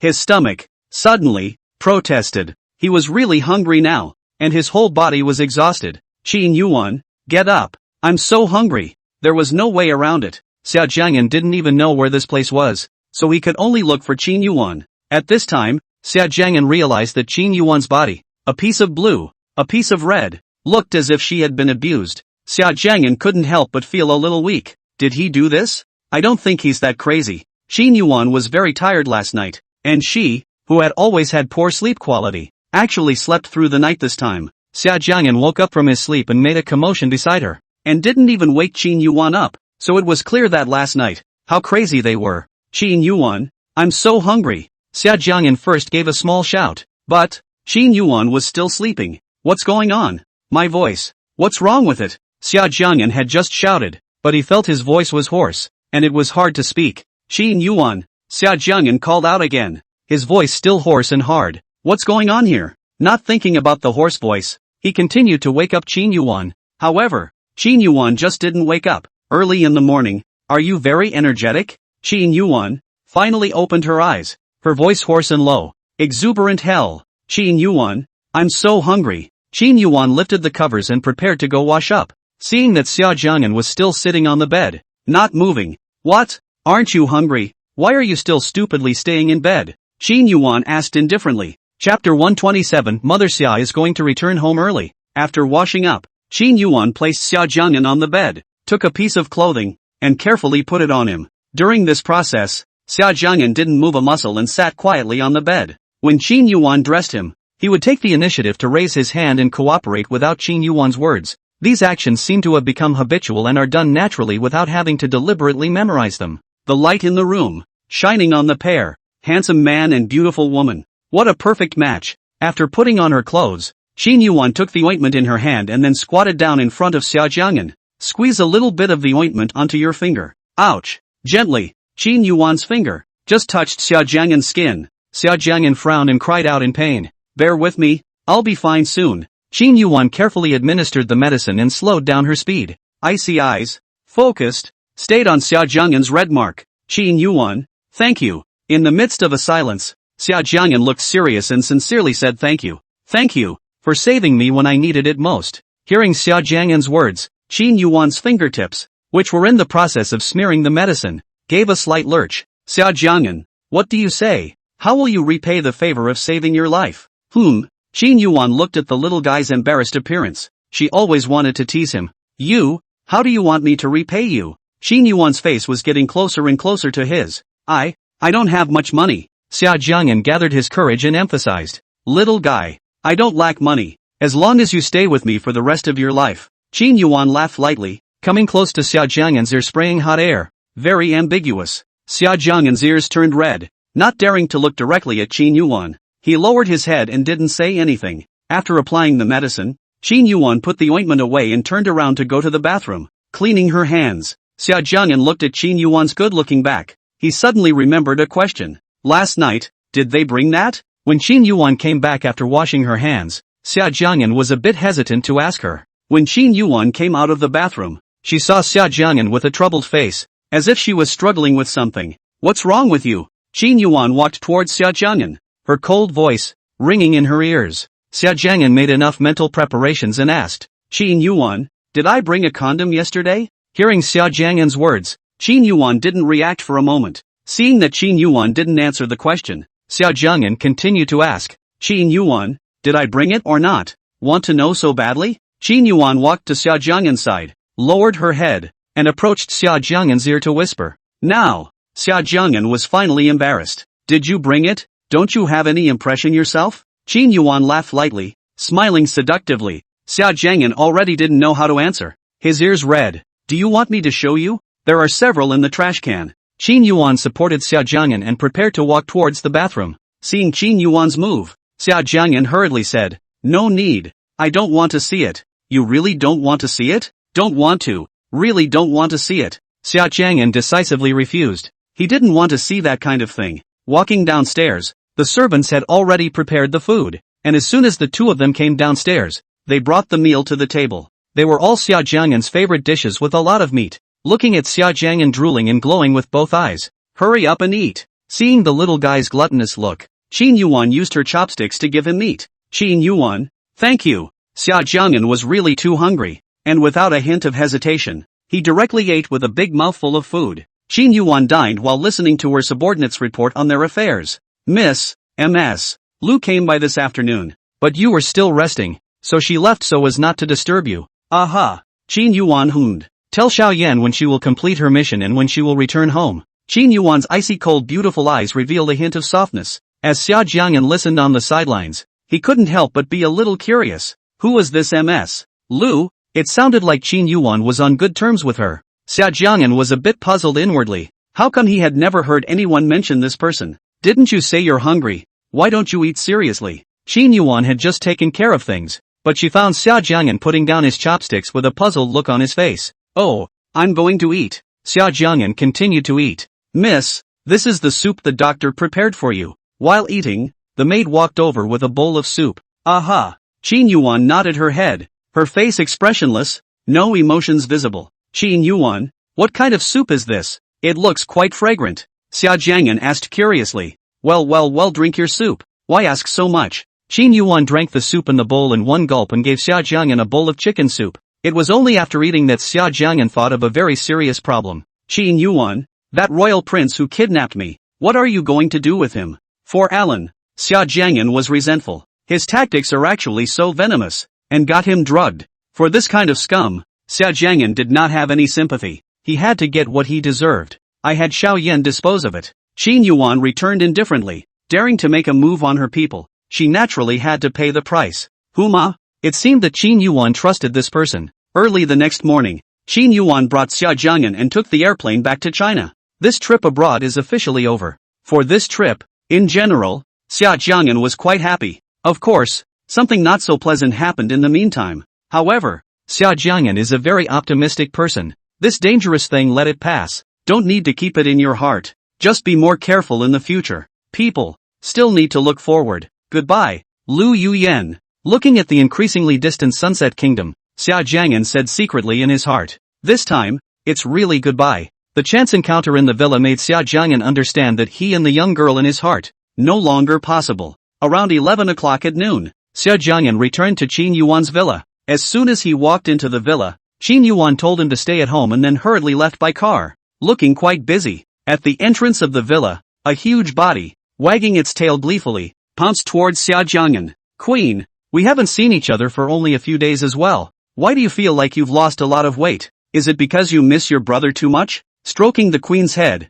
Xia Jiang'an laughed. "Ow ow ow ow." The queen's character was still haughty and broke away from Xia Jiang'an's big hand, plopped down beside Xia Jiang'an and wiggled her butt at him. Time passed quickly, and Xia Jiang'an watched another day of spy dramas. It was only after 9 o'clock in the evening that Qin Yuwan, who had disappeared for a day, returned. After eating, Qin Yuwan went back to her official duties. Xia Jiang'an couldn't help but be a bit puzzled as to how Qin Yuwan had so much work. When Xia Jiang'an returned to his room to rest, Qin Yuwan was still in the study. Ding ding, his cell phone suddenly made a ringing sound. Picking up his cell phone, it was Summer's mother calling. In the half a month or so that Xia mother was out of the country, she would call Xia Jiang'an every few days, telling him about which country she went to with Uncle Qin and what beautiful scenery she saw. Xia mother's tone, very happy. From the call with her, he could tell that his mother was living a happy life. "Hey, Mom," Xia Jiang'an greeted as usual. "Little did you listen to your little aunt? You didn't make your little aunt angry,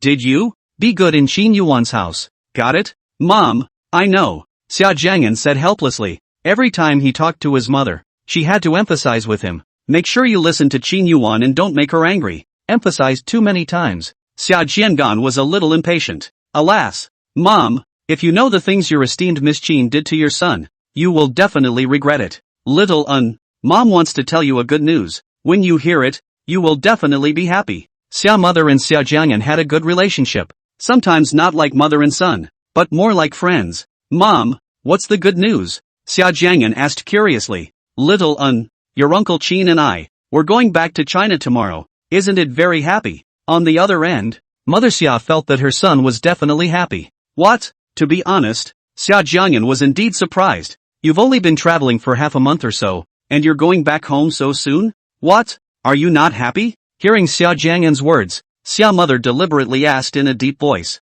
Xia Jiang'an threw his inner messy thoughts aside and smiled brightly. How can that be? Mom, you are not aware. I can miss you, because I miss you too much to eat. I am now thin. Humph. Counting you still have some filial piety. Tomorrow morning at 10 o'clock. Remember to come to the airport to pick me up. Xia mother was amused by Xia Jiang'an's oily words. This child, since childhood, has been naughty. In fact, Xia's mother was more worried about whether her son had gotten into trouble during the half-month or so that she had been traveling abroad. Whether or not it made Miss Qin angry, that was what worried her the most. This kid, he's been mischievous since he was a kid and no one can control him. After hanging up the phone, Xia Jiang'an lay on the bed, a little troubled. Obviously, he should be very happy that his old mom had returned to the country. But, for some reason, he just couldn't be happy. Chapter 128 Joint Obligations of Husband and Wife. Mom is coming back. He should also leave Qin Yuan's villa. Now think about it. There is still some reluctance here. The queen is so cute and there's also Mrs. Li's cooking that's so good that he can't even leave. I've also been living here for more than half a month now, so naturally I've developed some affection for the place. His body, now, was much better, and it had to be said that he had recovered quite quickly, probably from the use of a very advanced medicine. I can walk on my own now, and as long as it's not strenuous exercise, it's basically not a big problem. The fact that he was able to swim in the sea before meant that his leg had recovered quite well. For Qin Yuan's perverted behavior, Xia Jiang'an was helpless. He realized that Qin Yuan acted as if she wouldn't get tired when it came to matters of men and women. Her technical maneuvers, it seemed, were becoming more and more proficient as their time together went on. At first, Qin Yuan didn't quite get it, and her movements were a bit stiff. However, later, as the number of times increased, he realized that Qin Yuan's learning ability was amazing. They were getting more in tune now, and his body was starting to adapt. Blah blah blah. Xia Jiang'an, what kind of nonsense is in your head? At this time the magic city is obviously still a big winter, but Xia Jiang'an feels, the whole body is hot and dry. Standing up, Xia Jiang'an walked to the stairway and called out, Mrs. Li, I'm a little thirsty, can you bring me a glass of ice water? He must be crazy to think about that kind of thing and must hurry to bring his body temperature down with ice water. He felt that he couldn't cool down by drinking cold water. He had to drink ice water to do so. Downstairs, hearing Xia Jiang'an's words, Li Ma was a bit confused and asked, Young master, the weather is so cold, do you really want to drink ice water? That's right, I'm going to drink ice water. Xia Jiang'an firmly replied back, Young master, wait a moment, I'll get it for you right away. Although Li Ma wasn't sure why Xia Jiang'an wanted to drink ice water, she still hurriedly went to get it and didn't dare to have any slack. Xia Jiang'an stood at the entrance of the stairs and waited for a few moments before Mrs. Li came up with a cup of ice water that was bubbling with cold air. Mrs. Li, thank you. Xia Jiang'an laughed, ready to take the ice water in Li Ma's hand. How dare you drink ice water when it's so cold outside? Xia Jiang'an was just about to take it when suddenly, a white arm appeared and stopped him. At the same time, Qin Yuan's cold and stern voice rang in his ears with a reproachful tone. Hearing Qin Yuan's voice, Xia Jiang'an's heart, thumping, was a little weak. Xia Jiang'an whispered back, I'm a little thirsty. Drinking ice water when you're thirsty? Qin Yuan said coldly, her tone revealing a clear coldness. Li Ma, bring over a cup of warm water. Handing the ice water to Li Ma, Qin Yuan instructed Li Ma. Yes, ma'am. Mrs. Li took the ice water and rushed to get it. Why are you wearing so little? Aren't you cold? Seeing the little one in his thin pajamas, Qin Yuan furrowed her willow brows. I just came out to drink a glass of water. Xia Jiang'an returned sheepishly, his ears a little red. Qin Yuan reached out and held Xia Jiang'an in her arms, looking at his red ears and asking curiously, why are your ears so red? Hearing Qin Yuan's question, Xia Jiang'an, who was originally a bit weak, shifted his gaze to the ground. It's not red. Seeing this strange appearance of Xia Jiang'an, Qin Yuan furrowed her willow brows and helped Xia Jiang'an into the room. It didn't take long for Li Ma to bring up warm water, and Xia Jiang'an took a small sip and put it down. After Li Ma went downstairs, Qin Yuan went to the bathroom to take a shower as usual. As for Xia Jiang'an, After Qin Yuwan walked into the bathroom, he got out of bed and opened his suitcase. Tomorrow mom will be back and he will be moving back to the Qin residence, so he will have to pack his bags in advance. It didn't take long for Xia Jiang'an to pack up just one suitcase. Packing your bags? Where are you planning to go? Without warning, an icy voice rang out behind him. I'm going back to the Qin mansion. Xia Jiang'an didn't even think about it and subconsciously returned. You're leaving? Qin Yuwan stepped forward and tightly grasped Xia Jiang'an's hand. Her beautiful eyes darkened and a cold aura emanated around her. Ouch! Xia Jiang'an's hand was scratched painfully by Qin Yuwan. Why was this woman's strength so strong? Just want to get out of here? Qin Yuwan walked forward, and Xia Jiang'an was frightened by Qin Yuwan's violent appearance and took a step back. Terror! Answer my question. Qin Yuwan's whole body was naked, and she pressed Xia Jiang'an against the wall, her icy cold beautiful eyes, staring tightly at Xia Jiang'an, causing people to feel fear. Why should I answer you? Xia Jiang'an was also angered. Why? Hearing this, Qin Yuwan let out a shallow laugh. That cold, beautiful eye revealing disdain. I'll answer you now. Why? Qin Yuwan's voice carried endless danger, like an enraged beast. Oh! Qin Yuwan kissed Xia Jiang'an's lips hard. A deep kiss ended and Qin Yuwan finally released Xia Jiang'an. Answer me, why did you move away? Qin Yuwan's lips pressed against Xia Jiang'an's ear, spraying warm breath. Xia Jiang'an returned somewhat helplessly. My mom and Uncle Qin will return to China tomorrow. I have to move back to the Qin mansion. Otherwise, our relationship will be exposed. Just because of this? Hearing Xia Jiang'an's reply, Qin Yuwan's tone softened, as if the stormy weather had instantly turned into a sunny day. Yeah, what else could it be because of? Xia Jiang'an was a bit aggravated, his tone tinged with complaints about Qin Yuwan. In fact, Xia Jiang'an didn't want to move back to the Qin residence. He felt that it was more comfortable and cozy to live here. In the Qin family, he also had to fight with Qin Wude. It was very taxing on his brain and his heart was very tired. Moreover, living in the Qin family, in order to leave a good impression on Uncle Qin, he had to behave and act like a gentleman. In short, the Qin family has many rules and many details to pay attention to. Also, most importantly, he had to hide his relationship with Qin Yuwan under his mother's nose. That's the hardest thing. And living here, even though he had to be with Qin Yuwan every day, Qin Yuwan was usually very busy with her work, so strictly speaking, he didn't have much time to spend with Qin Yuwan. Here he could be himself, eat as much as he wanted to eat, and sing as loud as he wanted to sing. It's very free-flowing. Qin Yuwan placed Xia Jiang'an on the bed, looked seriously at the hand that was held red, and asked, "Does it still hurt?" Xia Jiang'an shifted his gaze to the window, his ears, with a suspicious red color. How can Qin Yuwan be like this? She came out of the bathroom, not even dressed, and just appeared in front of him. It doesn't hurt. Xia Jiang'an was a bit exasperated. He felt that Qin Yuwan must be mentally ill and cloudy. I'll rub it for you.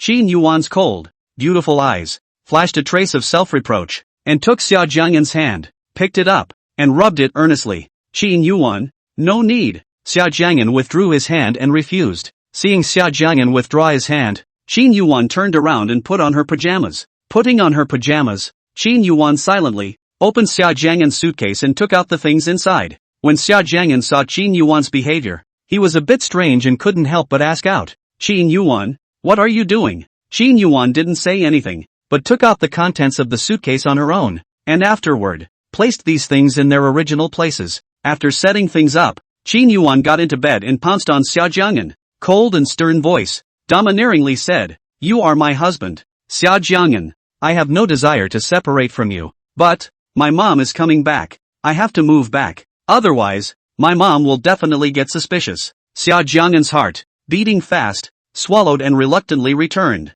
Qin Yuwan and his face, leaning very close to each other, made people a little embarrassed. Hearing Xia Jiang'an's words, Qin Yuwan looked as if she had heard a great joke as she lowered her head and laughed lightly. "I'm living with my husband and I still need to consider other people's opinions? You're my husband, so you have to live with me. And who dares to have a problem with that?" Hearing Qin Yuwan's words, Xia Jiang'an couldn't find words to refute them. "But what if my mom gets suspicious?" Xia Jiang'an gathered his courage and asked, "Xia Jiang'an, these are not the questions you should be thinking about right now. What you need to think about is how you are going to care for me. This is a common obligation for us to become husband and wife." "Oh." Qin Yuwan's voice was a bit hoarse as she lowered her head and bit toward those delicious lips. "It's fascinating." Chapter 129, returning to the Qin mansion with Xia's mother. A deep kiss ended, and Xia Jiang'an's ears were already red. Being released by Qin Yuwan, taking the opportunity, Xia Jiang'an fiercely breathed in fresh air. Seeing Xia Jiang'an in this state, Qin Yuwan furrowed her willow brows and asked, "It's been so long and you still can't learn to kiss? Is there a problem with learning ability?" Hearing Qin Yuwan's words, Xia Jiang'an exploded with anger. "You are the one who has problems with your learning ability. Also, you can't kiss. You're a terrible kisser." Xia Jiang'an greeted Qin Yuwan with all kinds of greetings in his heart. "You were in too much of a hurry and didn't give me a chance to change my breath," Xia Jiang'an retorted, with a hint of complaint. "Next time, I'll slow down," Qin Yuwan comforted, seemingly aware of her problem. "It seems that there is more to learn." Qin Yuwan continued, kissing Xia Jiang'an's lips. This time, her movements were gentle. At first, Qin Yuwan's movements were still very light and slow, but, in the back, the action got more and more frantic. "Qin Yuwan, stop, stop." Xia Jiang'an couldn't help but push Qin Yuwan in front of him away, hoping that her movements would stop. "What's wrong?" Being pushed away by Xia Jiang'an, Qin Yuwan was dissatisfied, a hint of coldness in her tone. "Can you rest early tonight? I'm a little unwell," Xia Jiang'an asked as he gathered his courage. Qin Yuwan furrowed her willow brows and asked suspiciously, "You're not feeling well? Should I call a doctor?" "No, I'm fine," Xia Jiang'an hurriedly returned. "Wait, I'll put some medicine on it." Qin Yuwan held the ointment in her hand and carefully medicated Xia Jiang'an. "Next time if you are not feeling well, you must tell me right away. Don't hide it from me." After applying the medicine, Qin Yuwan said coldly, "Okay, got it." Xia Jiang'an was already getting sleepy, lying on the bed with the covers over his body. Qin Yuwan stopped talking, turned off the lights, and held Xia Jiang'an in her arms, a move that had become a habit for her. The next morning, Xia Jiang'an woke up early from his sleep because he had to go to the airport to pick up his mom and come back. Xia Jiang'an woke up around 7 o'clock, and when he woke up, Qin Yuwan had already disappeared, presumably, had already gone out. Xia Jiang'an realized that Qin Yuwan seemed to be even busier than before, and didn't know what kind of things she was busy with. After washing up, Xia Jiang'an went downstairs and learned by chance that Qin Yuwan had left early. When Xia Jiang'an went downstairs, Li Ma had already prepared the food, and after eating breakfast beautifully, the time came to 7:30. "It's not that far to the airport from here." Thinking of meeting Xia's mother later, Xia Jiang'an was a bit worried. How was he going to explain to his mom that he wasn't moving back to the Qin mansion? Qin Yuwan said that he didn't need to worry about this. She would take care of it, but how could he not worry about it when it had to do with him? And, what is Qin Yuwan going to do about it? Originally, when Xia Jiang'an was admitted to the university, he was to live in a dormitory, but Xia's mother did not agree. In the back, Xia Jiang'an thought for a moment, and was right. Mother had just married into the Qin family and was not familiar with any of the Qin family members. What if she was bullied by the others? And with such a gentle nature, Mother would definitely not be able to fight others. Therefore, Xia Jiang'an moved to the Qin residence for the purpose of protecting his mother. However, he was the one who thought too much. Uncle Qin really treated Mom quite well and didn't let her suffer. At 8 o'clock or so, Xia Jiang'an began to depart, and following him was the same bodyguard. However, he noticed that the bodyguard's face was a little pale. "Hey, are you not feeling well? Sick?" Xia Jiang'an couldn't help but ask. "No." The bodyguard remained expressionless and indifferent. "It's good that it's fine." Hearing the bodyguard's answer, Xia Jiang'an didn't pursue the matter further. When he arrived at the airport, he didn't have to wait long before Xia Jiang'an saw the figures of his mother and Uncle Qin. Mom was wearing a dress and looking, well, young. As for Uncle Qin, besides Xia's mother, he was tall, and even though his age was already in his 40s, he was still very attractive. Mom, Uncle Qin. Having not seen his mother for most of the month, Xia Jiang'an still missed her. Now that he saw his mother appear, he didn't hold back and jumped straight at Xia's mother and gave her a hug. "Mom, I miss you." When Xia Jiang'an finished, his voice was a bit hoarse and his eyes were red. Why did you lose so much weight during the time I wasn't home? Come home. Mom will make you braised fish." "Good." On the way home, Xia Jiang'an sat in the back of the car with Xia's mother and chatted. Xia's mother talked about the things she had done in the past half a month or so when she traveled abroad, some of the local customs and traditions, and some of the things she had seen and heard. Mom told you that your Uncle Qin and I went on a trip to a place where the locals actually ate ants, and I tried to take a bite as well. Guess what it tasted like?" As a foodie, when Xia Jiang'an heard something tasty, his eyes immediately lit up. "Mom, tell me, is this ant tasty? You'll still be a little disbelieving when you say it?" Mother Xia saw her son's curious look and knew that he was craving again. Therefore, with a mysterious face, Xia mother deliberately wanted to tease Xia Jiang'an. "Old mom, don't sell yourself short. Quickly tell me." Xia Jiang'an laughed. You definitely didn't expect it. This ant is too delicious. That flavor. It's simply outstanding. After Xia mother finished speaking, she still had a very intoxicated look on her face. Seeing his mother's face, Xia Jiang'an barked. Mom, are you telling the truth? Hearing Xia Jiang'an's question, Xia mother raised her eyebrows. Oops, what mom said is definitely true. Really? Mom, don't lie to me. Xia Jiang'an was a bit skeptical. For him, food was very tempting. Really? I didn't lie to you. The flavor is really good. Mom also specially brought some back for you. You will taste it later. Xia mother laughed. Mom, you're so good to me, Xia Jiang'an exclaimed, pouncing on Xia's mother. Along the way, Xia Jiang'an talked and laughed with Xia's mother. And during the process, Xia's mother smiled brightly. Xia Jiang'an knew that his mother was now living happily. Therefore, he will protect his mother's happiness and will not allow anyone to destroy it. More than 20 minutes later, the car stopped at the door of the Qin residence. There is a big half a month did not go back to the Qin residence. Xia Jiang'an actually feel a little strange. It was strange to say that he had also lived in the Qin mansion for most of the year. On the contrary, he hadn't lived in Qin Yuan's villa for a long time. But, without realizing it, he actually felt at home. What are you standing there stupidly for? Seeing Xia Jiang'an standing at the doorway in a daze, Xia mother tapped him on the shoulder and asked. Nothing. Xia Jiang'an smiled back. Is there something on your mind? Mother Xia knew her son well, and looking, she felt that something wasn't quite right. I don't have anything on my mind. Xia Jiang'an returned sheepishly. Could it be that the mother suspected something? Thinking about this, Xia Jiang'an was a bit nervous and uneasy. You definitely have something to hide from me. Mother Xia frowned, looking at Xia Jiang'an's evasive eyes and becoming more certain. Say, is it because you made your little aunt angry during the majority of the month that I wasn't at home? Xia mother stared at Xia Jiang'an closely, and Xia Jiang'an was stared at a little hairy. Mom, you are really fiery-eyed. To tell you the truth, one of Qin Yuan's celadon was broken by me. Hearing Xia mother's words, Xia Jiang'an let out a sigh of relief and casually found a reason. However, he didn't expect that Xia's mother would become even more nervous after hearing his explanation. Shaoan, did you really break MS? Qin's blue and white porcelain? Seeing Xia mother's nervous and uneasy expression, Xia Jiang'an was a bit confused. Was Qin Yuan so scary? Mom, you don't have to worry. I've already apologized to Qin Yuan. It's not a big problem. Xia Jiang'an couldn't see his mother being so scared and fearful of Qin Yuan. That's good. You mustn't make a mess. Qin angry again in the future. Mother Xia was still a little worried. Gee, Mom, it won't. Xia Jiang'an couldn't see his mother in this state, and it annoyed him. Why was his mother afraid of Qin Yuan? Moreover, Xia Jiang'an remembered something. He was married to Qin Yuan. Speaking of which, Qin Yuan is still Mom's daughter-in-law. It is reasonable for a daughter-in-law to be respectful when she sees her mother-in-law. Well, be more careful next time. Mother Xia heard her son's words and thought, there shouldn't be much of a problem. Putting her heart down. Chapter 130, Xia's mother's assists. In the evening, Xia's mother was busy in the kitchen for a long time, making a table of delicious food. One of the dishes was the ants that Summer's mother said tasted great. Qin Wuda went out of town to shoot a movie and hasn't been home for a while, and his previous TV series has given Qin Wuda some fame.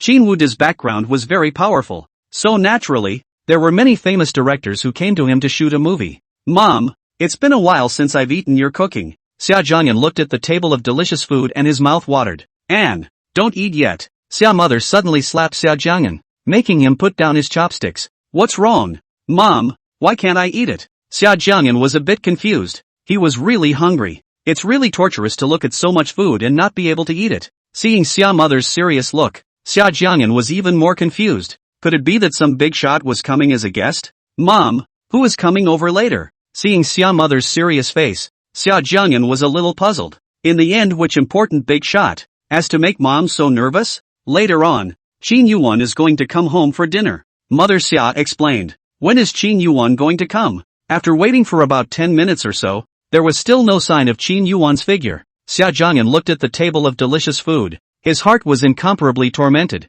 and he was a little impatient. Mom, can I eat first? Xia Jiang'an swallowed his saliva, really tormented. His stomach, really hungry.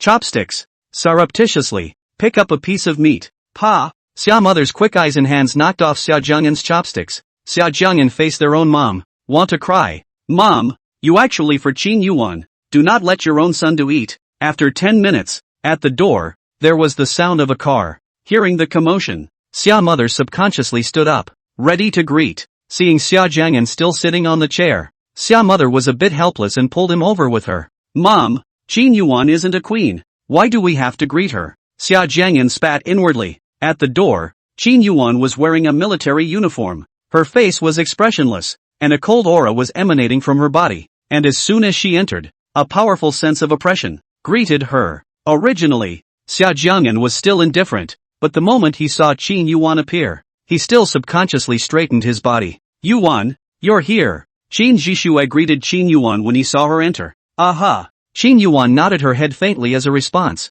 taking off the jacket she was wearing and handing it to the servant beside her. Miss Qin. Mother Xia was a little nervous when she saw Qin Yuwan appear. Sister-in-law, just call me Yuwan. Qin Yuwan said indifferently. Okay. Xia mother was still a little nervous in her heart, although her mouth agreed, but whether she dared to call out or not was another matter. Why don't you quickly greet your little aunt? Seeing that Xia Jiang'an froze, Xia's mother hurriedly reminded her. Xia Jiang'an didn't want to say hello. However, seeing Xia's mother's nervous appearance, he was a bit unable to bear it and called out. Hello, Miss Qin. Qin Yuwan's gaze shifted to Xia Jiang'an, her beautiful eyes dark, unable to see her emotions. Aha! Seeing Xia Jiang'an's well-behaved demeanor, Qin Yuwan didn't say anything, responded faintly and sat down. After several people took their seats, none of them moved their chopsticks, but waited for Qin Yuwan. Qin Yuwan silently glanced at Xia Jiang'an. Seeing that Xia Jiang'an swallowed and kept his eyes fixed on the dishes on the table,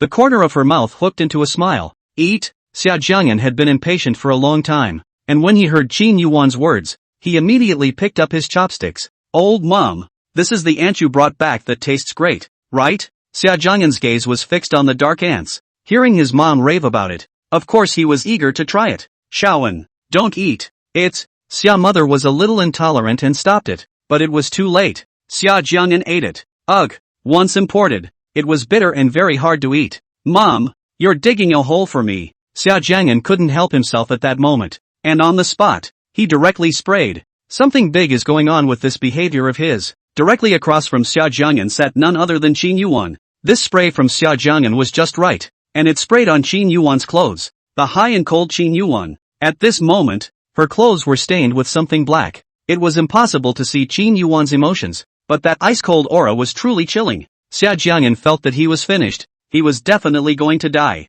Who doesn't know that Qin Yuwan has a serious cleanliness problem? Feeling Qin Yuwan body emanating cold air, Xia Jiang'an cannot help but inwardly roar, Mom, you are in the pit of your son. Ah, Miss Qin, I'm sorry, I didn't mean it. Xia Jiang'an reacted and hurriedly apologized. It's okay. Qin Yuwan stood up, didn't say much, and walked into the bathroom. Looking at Qin Yuwan's back, Xia Jiang'an was a bit fretful. This couldn't be the precursor before the storm, right? Xia's mother was similarly nervous and uneasy, fearing that her son had offended others. Not long after, Qin Yuwan came back with a clear and cold look. Miss Qin, I'm sorry. Still a little worried. Xia Jiang'an opened his mouth and continued to apologize. Eat. Qin Yuwan's face was expressionless. No emotions could be seen. She only said these two words, and Xia Jiang'an immediately stopped talking and closed his mouth. After finishing her meal, Qin Yuwan stayed for a while, then stood up and said to Qin Zhishue, I have to go beforehand. Xia Jiang'an was on the side,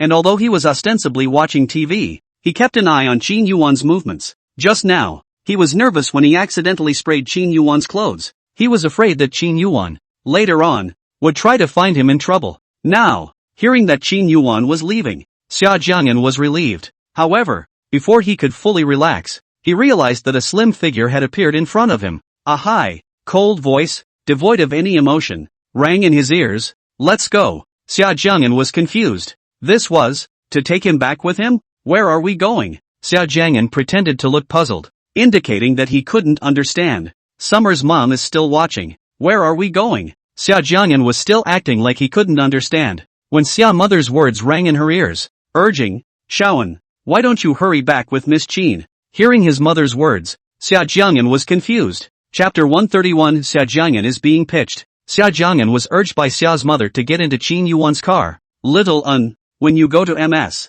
Qin's house, make sure you don't get into trouble. Mother Xia stood beside the car and instructed. With a smile, looking at Xia's mother who was smiling so brightly, Xia Jiang'an really wanted to cry. Yuwan, Shaoan is in your hands. Take more care. Mother Xia instructed Xia Jiang'an and then said to Qin Yuwan, sister-in-law. Rarely, Qin Yuwan put away her cool aura and her face was no longer cold and polite. Thank you, little An is entrusted to you. Qin Yuwan's politeness made Xia Mother somewhat flattered. Hearing Xia Mother's words, Xia Jiang'an was pained. The car, slowly leaving. What? Don't want to go back with me? In the car, Qin Yuwan looked at Xia Jiang'an's puzzled face, furrowed her willow brows and asked, yes, of course I want to go back with you. At this time, Xia Jiang'an didn't dare to provoke Qin Yuwan. He still remembered that just now he sprayed on Qin Yuwan's clothes. Qin Yuwan, did you say something to my mom? Otherwise, how did she agree to let me live with you? Xia Jiang'an was puzzled by this. How could his mom let him live with Qin Yuwan for no reason? I live with my own husband, and I still need to get other people's consent? Qin Yuwan raised her eyebrows, very strong and arrogant. Did you tell my mom about us getting a license? Thinking of this, Xia Jiang'an was shocked, his clear eyes, wide open, looking at the little guy's fried look. The corner of Qin Yuwan's mouth pulled out a light smile. You guess? Randomly uttering two words and letting Xia Jiang'an guess, leaving people in the clouds, not knowing how to guess. You can't really have told my mom about our marriage. Xia Jiang'an was a bit shocked. What do you think? Qin Yuwan came very close. Their faces were close to each other, and she smiled a seductive smile. How would I know? Suddenly leaning so close made Xia Jiang'an a little embarrassed and spoke in a lower voice. He figured out that Qin Yuwan was deliberately teasing him. You're teasing me. Ha! Still smart. When she returned home, Qin Yuwan went upstairs first to take care of her official business, as she always did. Xia Jiang'an, on the other hand, was in the living room on the first floor, watching a TV series. After a while, Xia Jiang'an felt that it was still not right. This matter can't be passed in such a confused manner. He has to find Xia's mother to ask for clarification. Otherwise, he can't rest assured. Calling Xia's mother's phone, she asked, Hey, Mom, why did you agree to me living with Qin Yuwan? The villa where Ms. Qin lives is quite close to your school, and it will be much more convenient for you to go to school and come home in the future. Mother Xia knew that it was necessary to explain this to her son. Also, don't think that Mom doesn't know that you and Wood, in private, don't have a good relationship? Xia Mother said directly. Mom, I can't understand what you're saying. Xia Jiang'an pretended not to understand and scratched his head out of habit. You kid, just don't try to hide it from me. I knew it long ago. You deliberately acted as if you were on good terms with Wood because you were worried about me. In fact, I also understand that Wood doesn't like me. He doesn't like you either. But, Anne, you're the one who has my heart, and I don't want you to suffer in any way because of me. Xia Mother paused and continued. You live with Qin Yuwan, and when Wood comes home from filming, you won't have to face him all the time, and you won't have to be aggrieved because of me. Summer's mother married into such a good family, and she's been very careful along the way. The good thing is, she wasn't wrong about her husband. He was good to her. The only thing she couldn't worry about was her precious son, fearing that he would be wronged in this new home. Mom, I understand. Thank you. Knowing that he couldn't hide it anymore, Xia Jiang'an admitted it. Hearing her son's words, Xia Mother laughed. Shaoan, I can tell you, if you live with Ms. Qin, make sure you don't get into trouble. Listen to her and don't go against her. Mother Xia pretended to be fierce. Hearing his mom's words, Xia Jiang'an was a bit helpless. Why did he feel that his mother was afraid of Qin Yuwan? Okay, I know. I will definitely offer Qin Yuwan as if she were a great Buddha, and offer incense every day, rain or shine. This child of yours, it's really reassuring, but I'm sure Qin Yuwan will be able to manage you. Xia Mother was somewhat helpless towards Xia Jiang'an. Ever since I was a kid, this kid, he's always been so naughty. Although he had been naughty since he was a child, his academic performance, however, had always been quite good. This made Xia's mother not know how to discipline him, so she had to let his temperament go. This time, let Xia Jiang'an live with Qin Yuwan. It was also because Xia's mother noticed that her mischievous son seemed to be afraid of Miss Qin. Come to think of it, Miss Qin is so young and powerful. Who wouldn't worship her in Xia? Who are you on the phone with? As Xia Jiang'an was talking on the phone, behind him, Qin Yuan's icy voice suddenly rang out. Mom, it's getting late, so I'll hang up now. It was already bedtime, so he couldn't let his mother know that at this point, he was with Qin Yuwan. Who are you talking to? Qin Yuwan furrowed her willow brows when she saw Xia Jiang'an's tense, careful face. Could he be talking to his sweetheart? Thinking of this, Qin Yuwan's tone grew colder and colder. Give me the phone. Qin Yuwan's face was unsightly as she stretched out her hand and said forcefully, Why should I give it to you? Xia Jiang'an was a bit puzzled when he saw Qin Yuwan's expression. Xia Jiang'an's defiance when it fell in Qin Yuan's eyes, it was indicating that there was really something wrong with the call just now. Give it to me. Qin Yuan's tone was cold, exuding a cold aura of danger around her. No. Xia Jiang'an was also upset. Why did she have to give when she said she would? What Qin Yuan, want, I must get my hands on. Qin Yuan raised her eyebrows, her cold, beautiful eyes revealing arrogant confidence. The next moment, Xia Jiang'an's cell phone was Qin Yuan, easily snatched away. Xia Jiang'an couldn't react at all. Qin Yuan's hand speed, very fast. Password? Qin Yuan held her cell phone and asked coldly. Xia Jiang'an was a bit angry now and didn't want to pay attention to her, pretending not to hear. Not getting a response from Xia Jiang'an, Qin Yuan said casually, then I'll call my sister-in-law's number and ask? I'm sure she'll be willing to do me a favor. Hearing Qin Yuan's threat, Xia Jiang'an almost sprayed a mouthful of old blood. 3775. Xia Jiang'an resisted ineffectively and had to reply. Qin Yuan opened her cell phone and checked the call records. The name was Mother. Qin Yuan's furrowed willow brows relaxed all of a sudden, and the coldness around her body also slightly weakened. Qin Yuan softly asked, why didn't you tell me just now that you were talking to your mother? Seeing Qin Yuan turn from rainy to sunny again, the speed of changing her face is very fast. It's really helpless.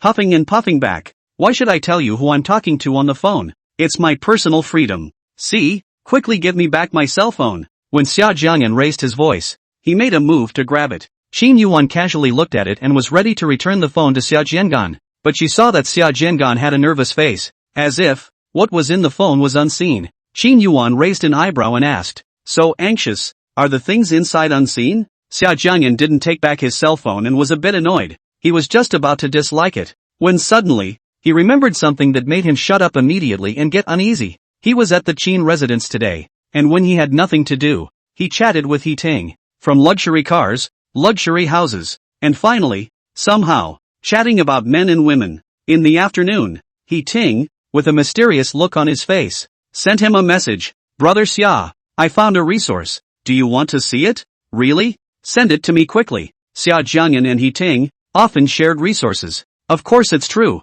That one was really a feast for the eyes and passionate. Don't sell me short. Quickly show me. Xia Jiang'an's curiosity was thoroughly aroused. At that time, when He Ting sent him the resources, he was still in Qin Mansion, and he didn't have headphones with him, so it was inconvenient to watch, so he hadn't opened it yet. He Ting had sent him resources that he hadn't clicked on, but it was definitely something on a large scale and inappropriate for children. Now that the cell phone was in Qin Yuan's hands, it occurred to Xia Jiang'an that his WeChat seemed to still be logged in. At this time, if this kid, He Ting, were to send him messages indiscriminately, it would be a big deal for him. He Ting, my good brother, you wouldn't screw me over, would you? Xia Jiang'an sincerely, asking for God's blessing. At this time, this kid He Ting, don't send him a message. Qin Yuan saw Xia Jiang'an's nervous appearance, as if what was in the cell phone really couldn't be seen. Qin Yuan slightly hooked up the corners of her mouth and said in a serious manner, what's the matter? There's a romance movie inside your cell phone? Chapter 132 Xia Jiang'an's embarrassment. Puff. Xia Jiang'an's heart was beating fast, and he was incredibly nervous inside. Inwardly nervous. Her mouth remained hard. Don't you slander me. I didn't look at that kind of thing. He Ting, my good brother, don't screw me over. No. Then why are you nervous? As Xia Jiang'an spoke, he blinked his eyes and clenched his hands into fists. Oops. I'm not the one who's nervous. Give me back my cell phone. Xia Jiang'an was anxious and ready to directly grab it. Drip. Just at this moment, the cell phone in Qin Yuan's hand suddenly vibrated, prompting a message to be sent over. Someone sent you a message? The cell phone was in Qin Yuan's hand, so she naturally saw it. Qin Yuan hooked up the corners of her mouth and looked at Xia Jiang'an. And you say you don't watch romance movies? I didn't expect that you actually like to read this kind of stuff. Qin Yuan laughed, in a good mood. This is just an ordinary small video. Don't think too much. Quickly give me back my cell phone. At this time, Xia Jiang'an wouldn't admit it, and said with a stiff upper lip. Watching that kind of movie was known by Qin Yuan. This is too embarrassing. No need to grab it. I'll open it up for you. After saying that, Qin Yuan clicked on the video and started playing it. At this moment, Xia Jiang'an felt that the entire person was uncomfortable. His heart, as if it had stopped beating. The sun shines in the sky, the flowers smile at me. The birds say good morning. Why do you carry a little backpack? Just as Xia Jiang'an was in despair. In the video, a children's song rang out. Xia Jiang'an was puzzled. How did it become a children's song? Whatever, as long as they didn't lose face in front of Qin Yuwan. Although Xia Jiang'an was puzzled, his mood immediately improved and he proudly said, "Look, I've told you. I didn't watch that kind of movie." Drip. Before Xia Jiang'an could finish his sentence, his cell phone vibrated again. Xia Jiang'an saw it together with Qin Yuwan, and soon, the smile on Xia Jiang'an's face couldn't hang on. See only the contents of the tweets. He ting, Xia. I'm sorry, I sent you the wrong resource today. He ting, Xia. I'm not kidding you. I'll send you the resources right away. They're super good looking. They'll definitely give you satisfaction. Seeing the message from He Ting, Xia Jiang'an was completely desperate, inwardly roaring, He Ting, you pig of a teammate. The room was quiet at the moment. The atmosphere was eerie, and there was no sound other than the vibration from the cell phone. Xia Jiang'an's brain went blank. The whole person was dumbfounded, feeling, inwardly, incredibly embarrassed. Qin Yuwan refocused her gaze on Xia Jiang'an, not moving a muscle, just quietly watching, her beautiful eyes, very calm, as if she could see through the heart, being stared at closely by Qin Yuwan. Xia Jiang'an's entire person, as if he had been seen through by her, had no secrets and was completely exposed to her eyes. Unconsciously, Xia Jiang'an's ears reddened with some embarrassment and embarrassment. Explain, what does this resource mean? In the midst of the silence, Qin Yuwan opened her mouth to ask, with an unknown flavor. Resources? What resources? I don't know. I don't recognize this person. At this point, Xia Jiang'an could only harden his head and resolutely deny it. You don't recognize him? Qin Yuwan's white fingers, carefully rubbing the cell phone screen, light tone, ringing in the ears, but it made people nervous and uneasy. That's right. Who knows if this person is crazy, sending me random messages over nothing. Presumably a scammer on the internet, trying to deceive me. This kind of person can never be trusted. Xia Jiang'an's eyes opened wide as he said to himself that he wouldn't admit it anyway. Moreover, He Ting's WeChat note was a screen name, not his name. Qin Yuwan, you quickly delete this liar. This kind of person is too hateful, Xia Jiang'an said, and deliberately put on an exasperated expression. Liar? Really? Let's see. After saying that, Qin Yuwan's long and slender fingers danced on the cell phone screen and quickly edited a paragraph. Xia Jiang'an, resources? What resources are you going to send me? Horton? Looking at the content of Qin Yuwan's conversation with He Ting, Xia Jiang'an's heart beat fast. He Ting, be smart in your head, and don't dig a hole for me again. Seeing that Qin Yuwan was still typing, in order to be able to see the contents clearly, Xia Jiang'an put his head over. Qin Yuwan looked at Xia Jiang'an and didn't say anything. Although Xia Jiang'an was uneasy inside, he couldn't reveal it on the surface. He smiled kindly at Qin Yuwan, trying to express, through this smile, that he was now calm and not nervous at all. This person, he really didn't recognize. Qin Yuwan didn't say anything and continued to edit a paragraph. Xia Jiang'an, I heard you're a liar? Horton, confused. Looking at this chat, Xia Jiang'an's heart was really nervous. He Ting, you kid, if your brain still has some IQ, you should be able to guess, through this sentence, that something is not right here. The person you're talking to isn't your good buddy Xia Jiang'an. So, you kid, you should put on your smarts and not continue to dig a hole for me.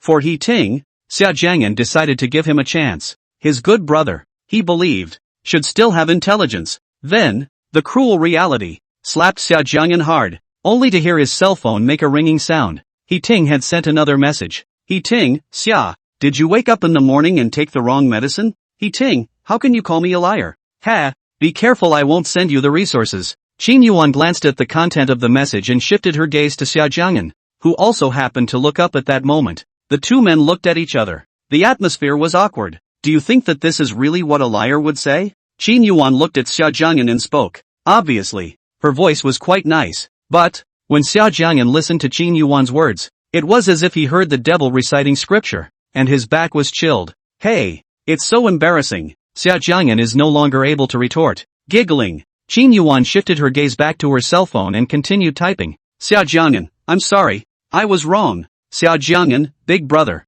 I was wrong. Quickly send me the resources. When Xia Jiang'an saw the message sent by Qin Yuwan, his entire body was dumbfounded, looking at Qin Yuwan with a shocked expression. Such a high and mighty Qin Yuwan would actually use this kind of amusing chatting style? Drip. He Ting, haha. This big brother of yours makes this young master very satisfied. This young master has decided to forgive you for your mistake just now. He Ting, I'll send you the resource now. Xia, let me tell you, this is a valuable resource that I only found by going over the wall. He Ting, Xia, I have the URL of the small video here. There are a lot of videos in it. It's just a paradise for boys. Heting, to open this site, Xia, you need to buy the gas pedal. Seeing these messages from Heting, Xia Jiang'an's little heart chilled to the bone. Heting, you're a pig's mate. I've never seen you screwing people over like this. Drop. It didn't take long for Horton to send a half-hour video with a URL. Seeing the video sent from the opposite side, Qin Yuwan didn't hesitate for a second and opened it directly.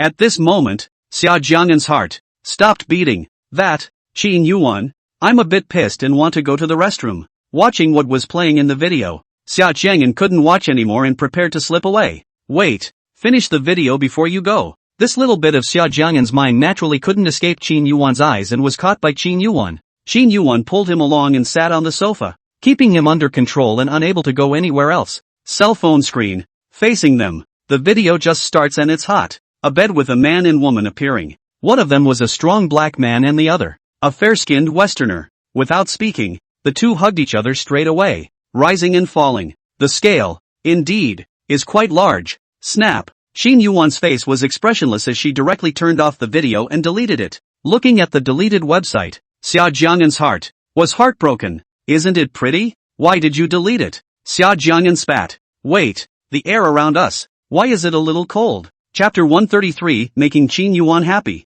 It was quiet. No one spoke. And Xia Jiang'an knew that this was a big deal for him. Xia Jiang'an couldn't see Qin Yuwan's expression, but he could feel that the temperature around him was plummeting. This kind of video, I hope you can refrain from watching it in the future. After deleting the website, Qin Yuwan returned her cell phone to Xia Jiang'an and turned his body over to face herself. Don't. This is my hobby. None of your business. Xia Jiang'an directly refused. He's an adult, not a child. Is there a problem with watching a video? He can read it if he wants to, or not if he doesn't want to. That's his right. Hearing Xia Jiang'an's refusal, Qin Yuwan's face, even colder, exuded a compelling chill around her. A hobby? Is that your usual hobby? Qin Yuwan's eyes, too harsh. Xia Jiang'an whispered back. No, that's right, can't I? Sure, since that's your hobby, I don't mind experiencing it with you too. After saying that, Qin Yuwan's fierce kiss fell. As the night wears on, two figures intertwine. Early the next morning, Xia Jiang'an woke up from his sleep, ate breakfast, and immediately called Heting. This pitiful bastard, without any eyesight at all, actually fell for Qin Yuwan's scheme just like that. Hey, Xia, calling me so early. What's up? Today was the weekend. No school. Heting was still awake, his tone revealing confusion. Ah, Xia Jiang'an's roar, shocking to the heavens and earth, rang in Heting's ears through the phone. Sleepy-eyed Heting jolted. His mind instantly cleared, and his cell phone was scared. Thrown aside, Xia Jiang'an's roar, which rang out in the villa, early in the morning, scared many people half to death. In the villa, Li Ma and the bodyguard were also startled by the sudden sound made by Xia Jiang'an. Young master, what happened? Li Ma hurriedly ran up and asked anxiously with a worried look on her face. The bodyguard also immediately appeared in front of Xia Jiang'an. Looking at the duo's nervous appearance, Xia Jiang'an was a bit overjoyed and scratched his head, explaining that,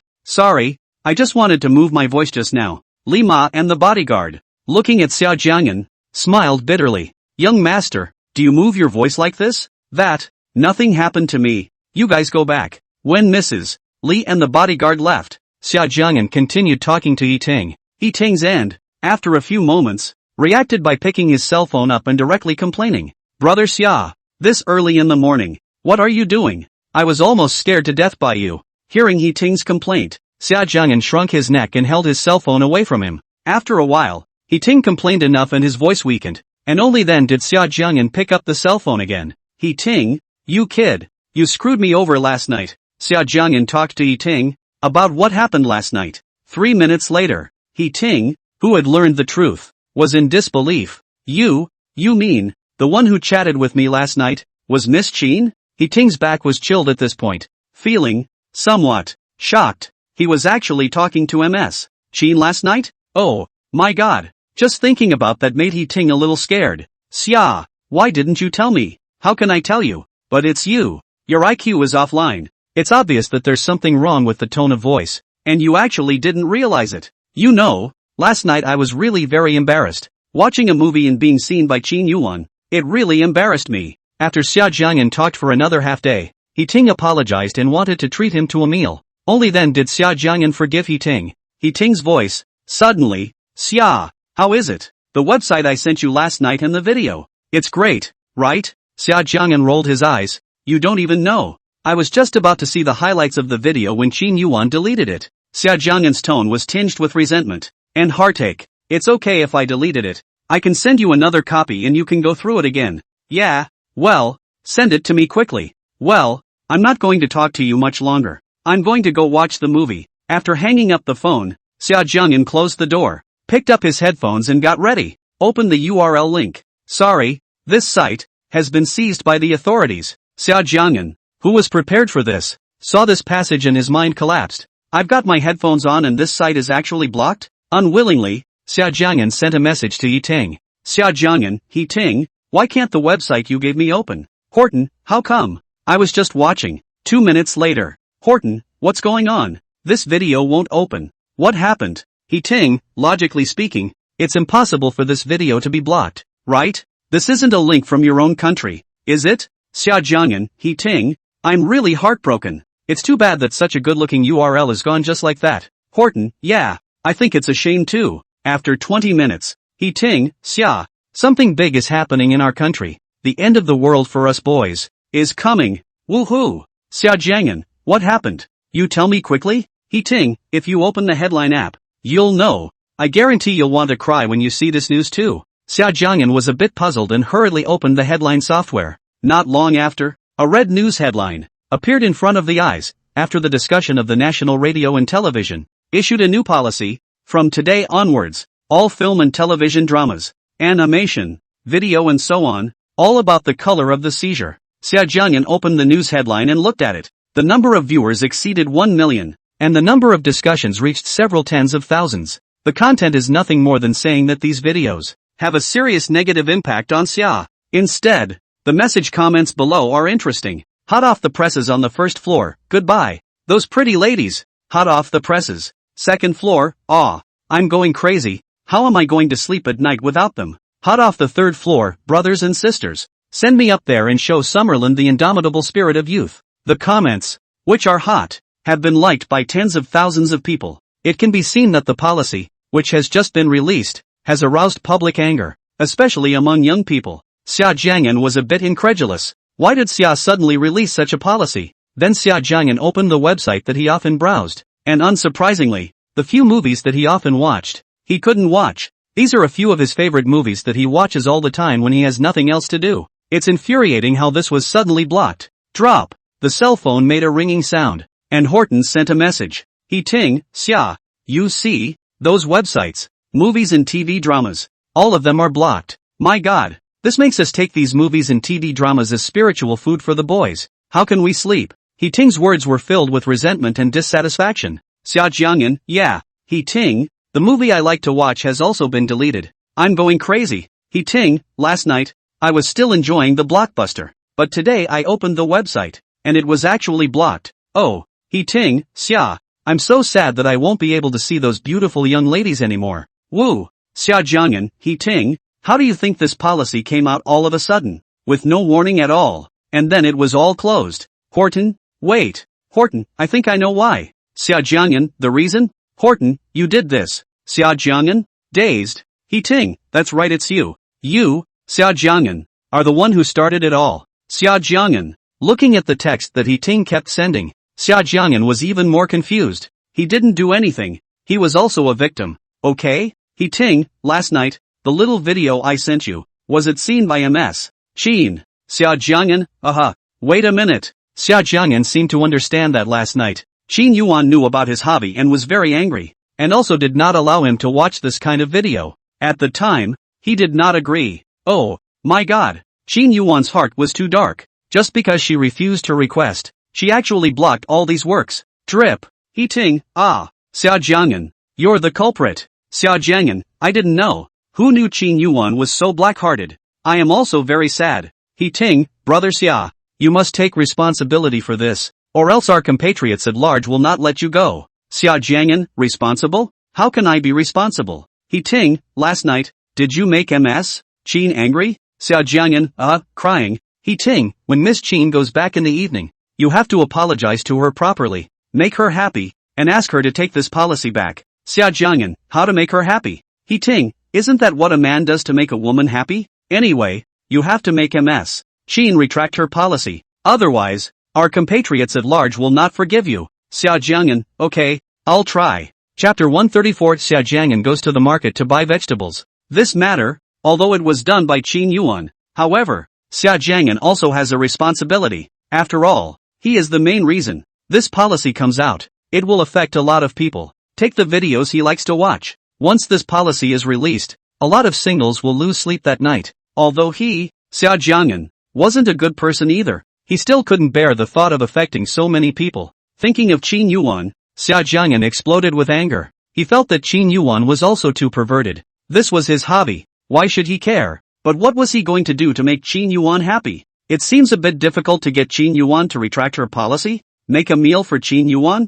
Truth be told, he hadn't cooked before, and he'd been so scatterbrained before that he'd never made a point of pleasing a woman. But he couldn't think of anything else to do for a while except cook. Forget it, let's just cook. Have faith that you can do it. Xia Jiang'an was obsessively confident in his cooking skills. After dinner, Xia Jiang'an started preparing the ingredients because Qin Yuwan would be back in the evening. First, he looked up some recipes on the internet. He wanted to make a chicken wings with cola, sweet and sour pork, and braised fish. After making his choice, Xia Jiang'an and Li Ma, together, went out to buy groceries. Although he was born in the countryside, Xia Jiang'an really didn't know how to cook, so he still needed Li Ma's help in picking out the ingredients. Xia Jiang'an told Li Ma that he was going to cook for Qin Yuwan, and Li Ma was naturally very happy, and at 3 o'clock or so, she started to go out to buy food. In Xia Jiang'an's opinion, most food markets are full of people coming and going, and the environment is noisy. But the food market that Li's mom brought him to, it's clean.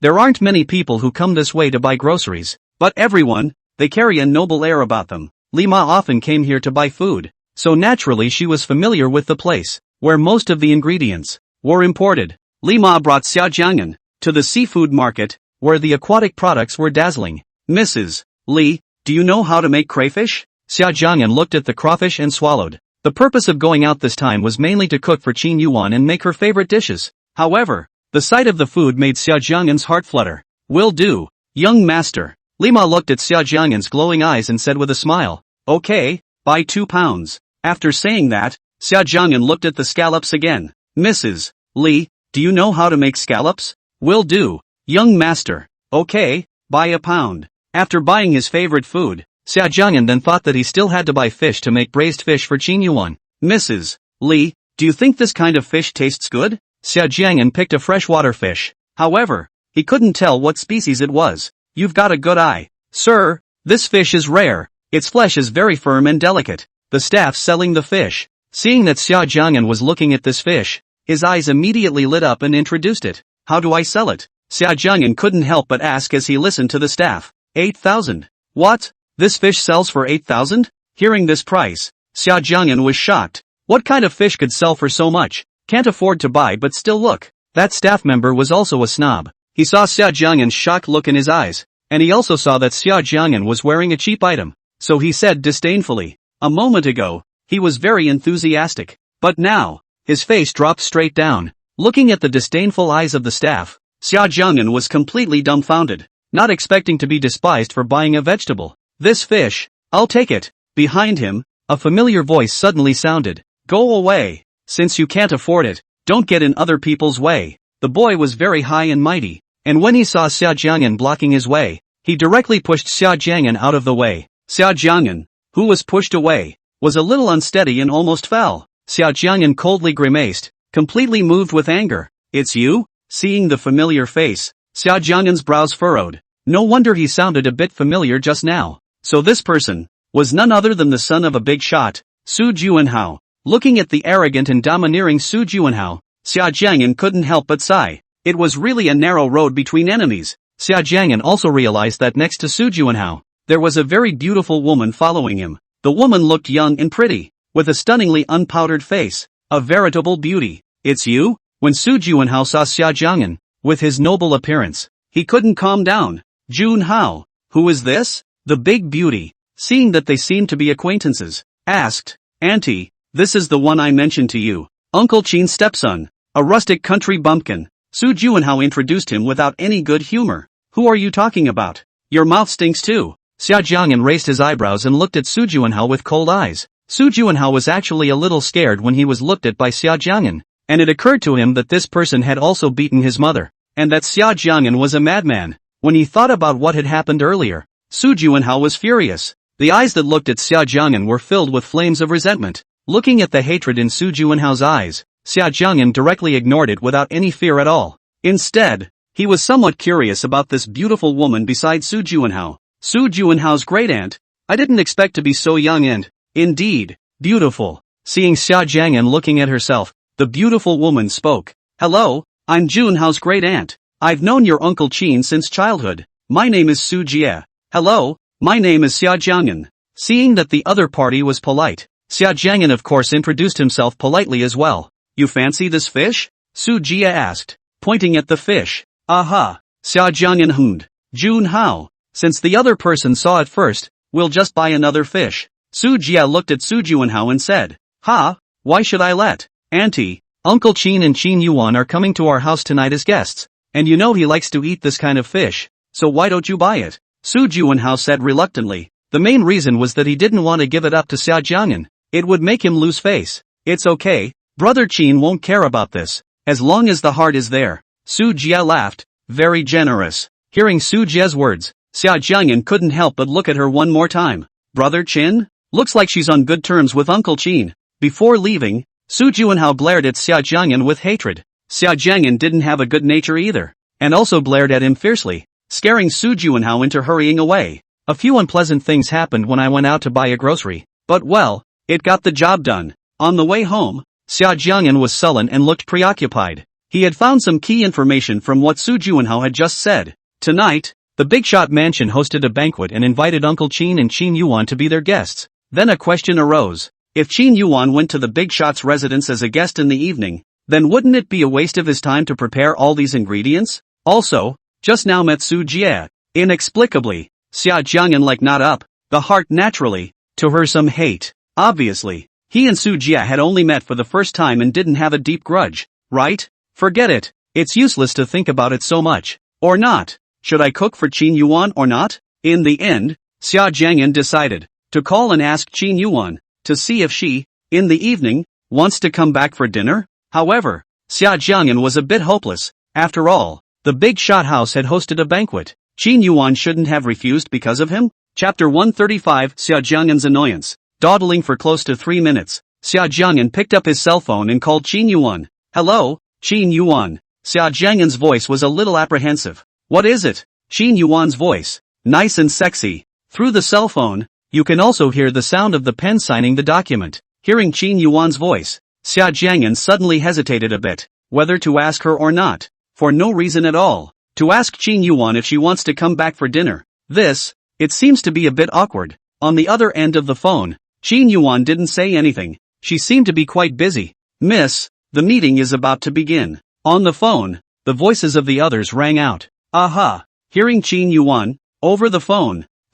It's okay, I'll hang up now. Qin Yuwan stood up and walked towards the door, saying faintly. Xia Jiang'an's eyes widened as he hurriedly shouted into the phone. Qin Yuwan, I'm looking for you for something, because he was afraid that Qin Yuwan would hang up the phone. Xia Jiang'an's tone was anxious. Say it. On the other end of the phone, Qin Yuwan's voice came out, faintly asking. Qin Yuwan, are you coming back for dinner tonight? Finally, Xia Jiang'an spoke up. Qin Yuwan stopped walking. Her heart felt like it had been gently scratched by a feather. Her beautiful eyes darkened. Her tone calm. Aha! Hearing Qin Yuwan's reply, Xia Jiang'an's heart was, inexplicably, a little happy. When the meeting ended, it was already 7:30, and in the Magic City in winter, it got dark very early, and at this time, night came. Tonight's banquet set up at the Big Shot house is cancelled. Yuwan, like this, isn't it not too good? Lei Zi, who was on the side, asked suspiciously. Mr. Big Shot's assassination had just been successfully operated on,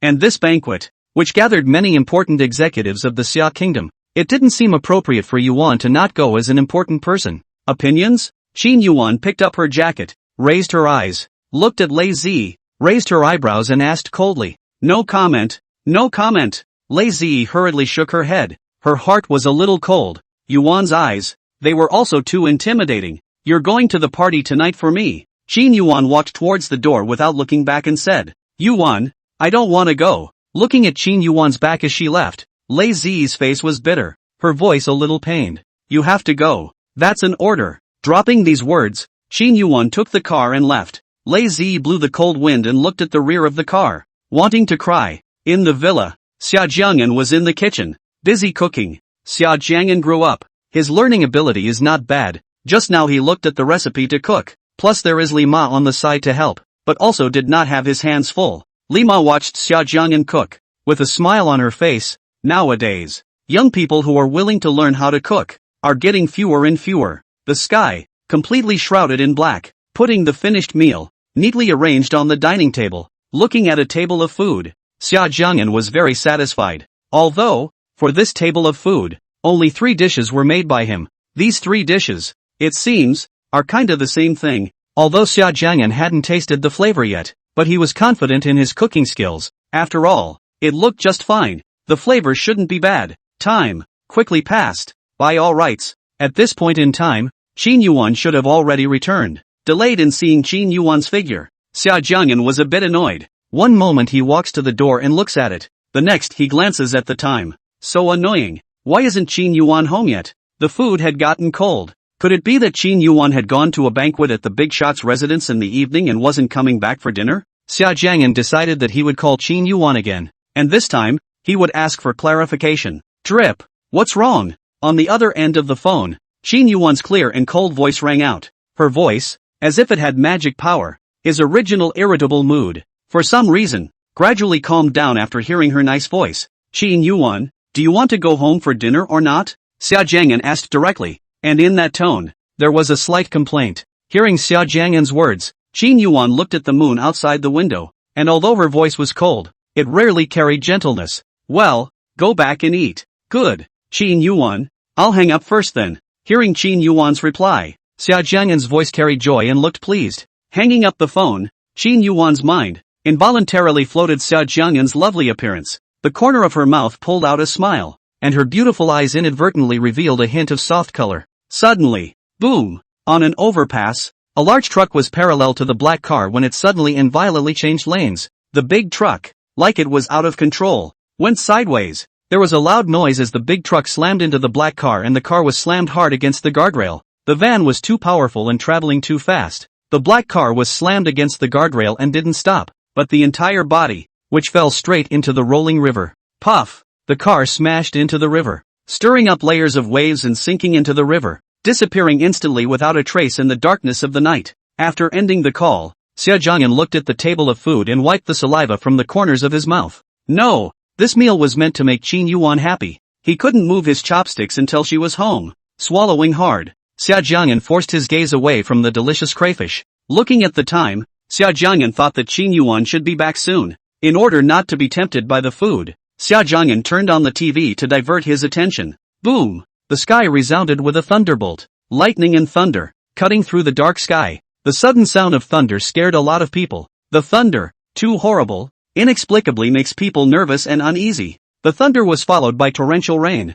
The rain was so heavy that it pelted the ground from the air, and the whole city was enveloped in a downpour. It's raining hard tonight, and the temperature has plummeted, inexplicably, to the point of being a little panicky. Looking at the pouring rain outside, Xia Jiang'an's heart, for some reason, thumped and inexplicably panicked. Qin Yuwan has not yet returned home. Xia Jiang'an can only watch TV dramas first. These dramas are not very good, very boring. He switches back and forth between TV stations. Suddenly, Xia Jiang'an's eyes were attracted by a piece of news. Emergency briefing. Around 9 o'clock, on the viaduct, a truck suddenly lost control, knocked a black car off the road and sank to the bottom of the river. At present, there are relevant departments are ready to start the implementation of the rescue, but the sudden rainstorm has caused difficulties for the rescuers. At present, the car has not been salvaged. The river is too deep. The water of this great river is too turbulent. Rescuers say the people in the car, it is feared, are in distress. So poor.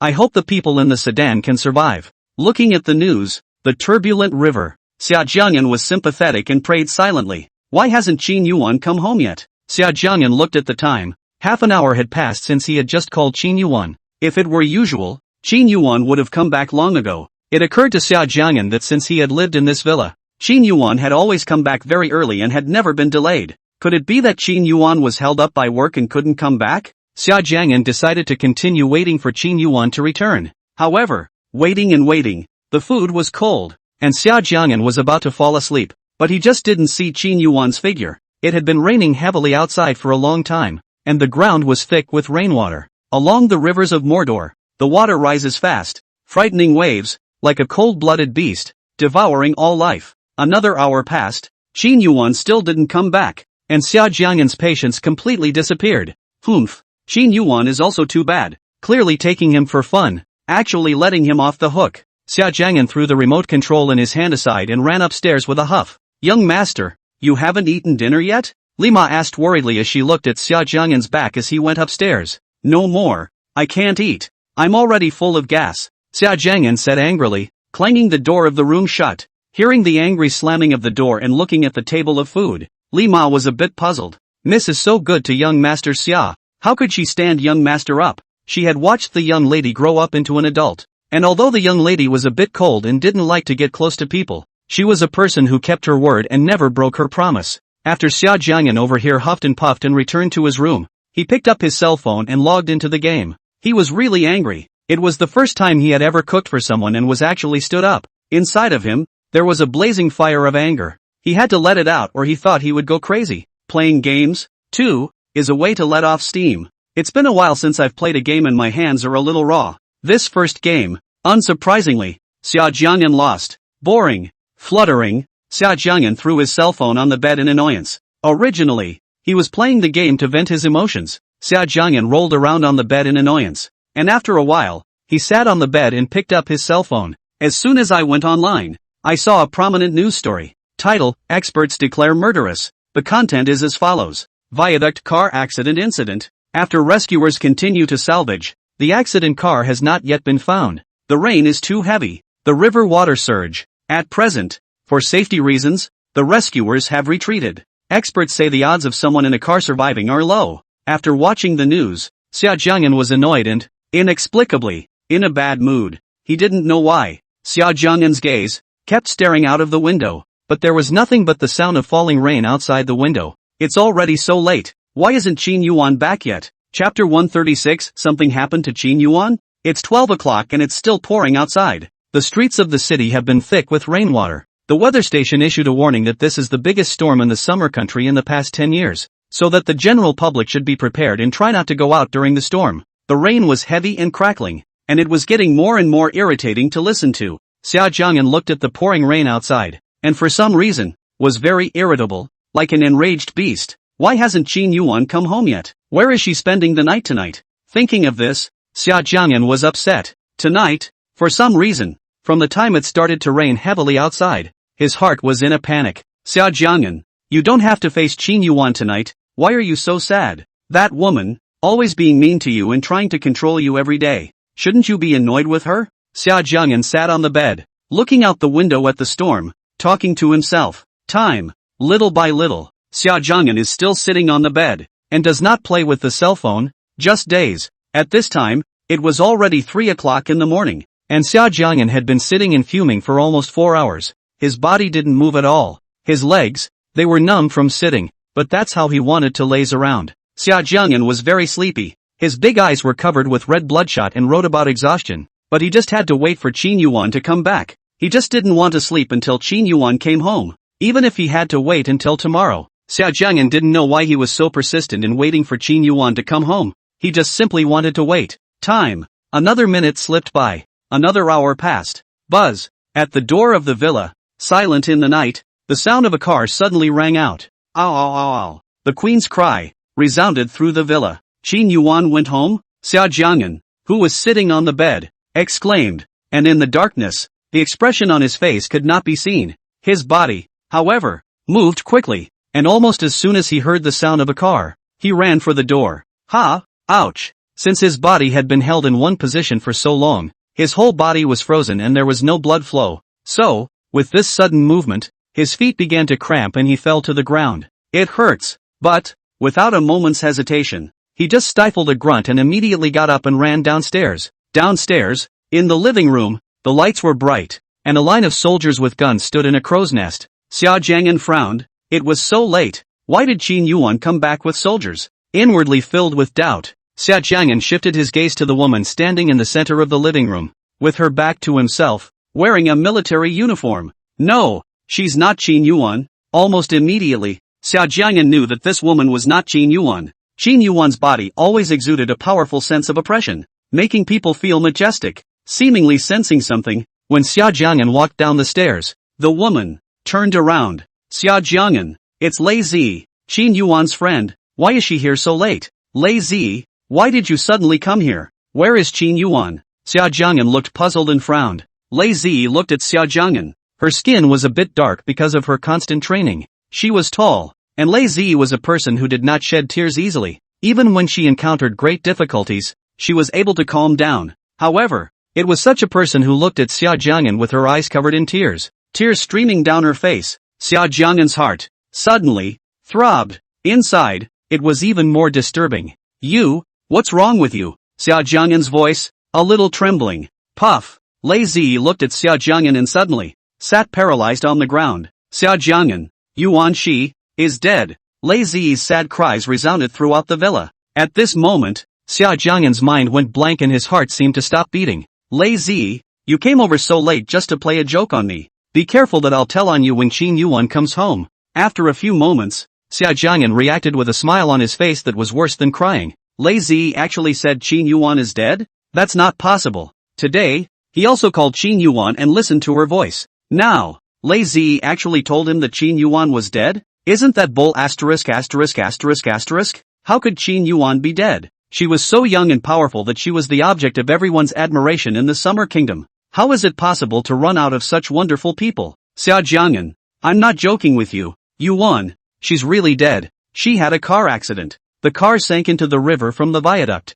Lei Zi was still sitting paralyzed on the floor, and with every word, she carried a great sadness. Xia Jiang'an's brain, once again, went blank. A car accident? The news of that car accident suddenly came to mind. The heart was numb and the soul felt like it was out of the body and lost. Impossible. I don't believe Qin Yuwan is dead. The disoriented Xia Jiang'an, suddenly, emotional, ran to the second floor. Xia Jiang'an, Lei Zi shouted. Drop. Lei Zi's cell phone, at this time, rang. She looked away and went to the corner. Sad expression, becoming cautious, looking in the direction of the second floor, on guard. Only after making sure no one was there did Lei Zi pick up her cell phone and whispered, Yuwan, have you told him yet? A cold, stern voice, through the phone, came through. Yuwan, told him, but, Yuwan, there's something I don't understand about your intentions? Lei Zi said suspiciously. Where was the look of sadness on her face? You don't need to understand, just follow orders. Cold voice, with a strong and domineering, only, if you listen carefully to this voice, you will find that there is some hoarseness and weakness in Qin Yuwan's cold voice. Chapter 137. Xia Jiang'an was stimulated. Xia Jiang'an first time, ran to the second floor, in the process, because too anxious, and fell, knee knocked, very painful, but, at this point, he couldn't care less about the pain. Run into your room, get your phone, and open the software. Viaduct car accident. Editing those words, his hands, trembling and afraid. Soon, a series of news appeared before Xia Jiang'an's eyes. There's also video on the news, recorded by a monitor on the viaduct. Open the video. In the video, a large truck suddenly lost control, changed lanes and crashed into a black car next to it, which flew into the river and burst into flames, making the scene very tragic. The video was taken very clearly. The black car that flew off the viaduct, Xia Jiang'an was very familiar. It was the car that Qin Yuwan usually used to commute to work. Puff. Xia Jiang'an sat paralyzed on the ground because his entire body lost its strength. His face, frighteningly pale. The red bloodshot eyes were even redder from the immense sadness. Qin Yuwan, is she really dead? That Qin Yuwan, who was always mean to him and had a cold face all day, was really dead? That day, Qin Yuwan, who had washed and dressed him every day and put him in a wheelchair when he was injured, was dead? The Qin Yuwan who, every day in bed, always hugged him tightly and was strong and domineering, died? Qin Yuwan, dead? At this time, Xia Jiang'an's mood could not be described. Growing up so big, he had not experienced. The person who accompanied him would suddenly disappear. His heart, as if stabbed by countless needles, was very hard to bear. It's so hard that you can't breathe. No, Qin Yuwan is so powerful. How could she die? Xia Jiang'an suddenly, as if remembering something, got up and ran downstairs. Where is Qin Yuan's body? You tell me where her body is. Xia Jiang'an turned to Lei Zi and asked loudly, his voice hoarse with grief. His red eyes were filled with crystallized tears, but he tried to control himself and didn't cry out. Lei Zi, who was talking on the phone, was startled by the sudden shout, and almost couldn't hold the phone. Yuwan, I'm hanging up first. After whispering, Lei Zi retrieved her cell phone, adjusting her emotions. When she turned to look at Xia Jiang'an again, Lei Zi's face was once again filled with an expression of grief. Xia Jiang'an. Lei Zi trembled her voice, as if she was struck with grief by the news of Qin Yuan's death. You tell me that Qin Yuwan is dead, then where is her body? Without even seeing the body, what gives you the right to say she's dead? On what grounds? At this moment, Xia Jiang'an's emotions completely exploded. Xia Jiang'an roared. He could no longer control his emotions, and tears rolled down in large drops. What makes you say she's dead? I don't believe it. Live and let live. I don't believe she's dead, unless I'm allowed to see her corpse. After saying that, Xia Jiang'an suddenly ran outside the villa. Xia Jiang'an, where are you going? Lei Zi was shocked as she looked at Xia Jiang'an who ran outside. It's still raining heavily outside. The weather is so cold. Xia Jiang'an's clothes are so thin. If she catches a cold and has a fever, or has an accident, the vicious Qin Yuan will still be looking for her to settle the score. Xia Jiang'an, what are you doing? Yuwan is really dead. Her body sunk into the river. Can't be found. Lei Zi hurriedly followed her and ordered the soldiers to control Xia Jiang'an and pull him into the villa. I don't believe it. I haven't seen her body, and I'll die before I believe it. Xia Jiang'an struggled frantically as if he was crazy. You're lying to me. Qin Yuwan isn't dead at all, right? Xia Jiang'an suddenly calmed down and looked at Lei Zi expectantly with wide eyes. That pitiful look, like an abandoned child, was heartbreaking. Xia Jiang'an, Yuwan is indeed gone. Lei Zi looked at Xia Jiang'an's pitiful appearance and was a little intolerant. However, she could not disobey Qin Yuan's order. At this time, Lei Zi's heart was also broken. I don't believe it. She's definitely not dead. Xia Jiang'an was in tears, his heart throbbing. Xia Jiang'an? Xia Jiang'an, are you alright? Suddenly, Xia Jiang'an's eyes went black and he fainted. Xia Jiang'an, wake up. Lei Zi panicked when she saw Xia Jiang'an fainted. If something happened to the Xia Jiang'an, Qin Yuwan wouldn't be able to kill her. Call the doctor quickly. Yes. Lei Zi helped Xia Jiang'an up and placed him on the sofa. Then, stood up, panicking a little inside. I made a phone call. Drip. What's wrong? The cold and stern voice, although with weakness, was still full of oppression. And just a few simple words made people's hearts tremble. Lei Zi stabilized her mind and whispered. Yuwan, Xia Jiang'an, fainted. What? Qin Yuwan suddenly raised her voice with a chilling tone, like a man-eating beast about to jump out of the cell phone. Lei Zi trembled her hands. Qin Yuwan was too scary. Ahem. On the other side of the phone, Qin Yuwan, who had been very stern just a moment ago, suddenly coughed and coughed very hard. Yuwan, what's wrong with you?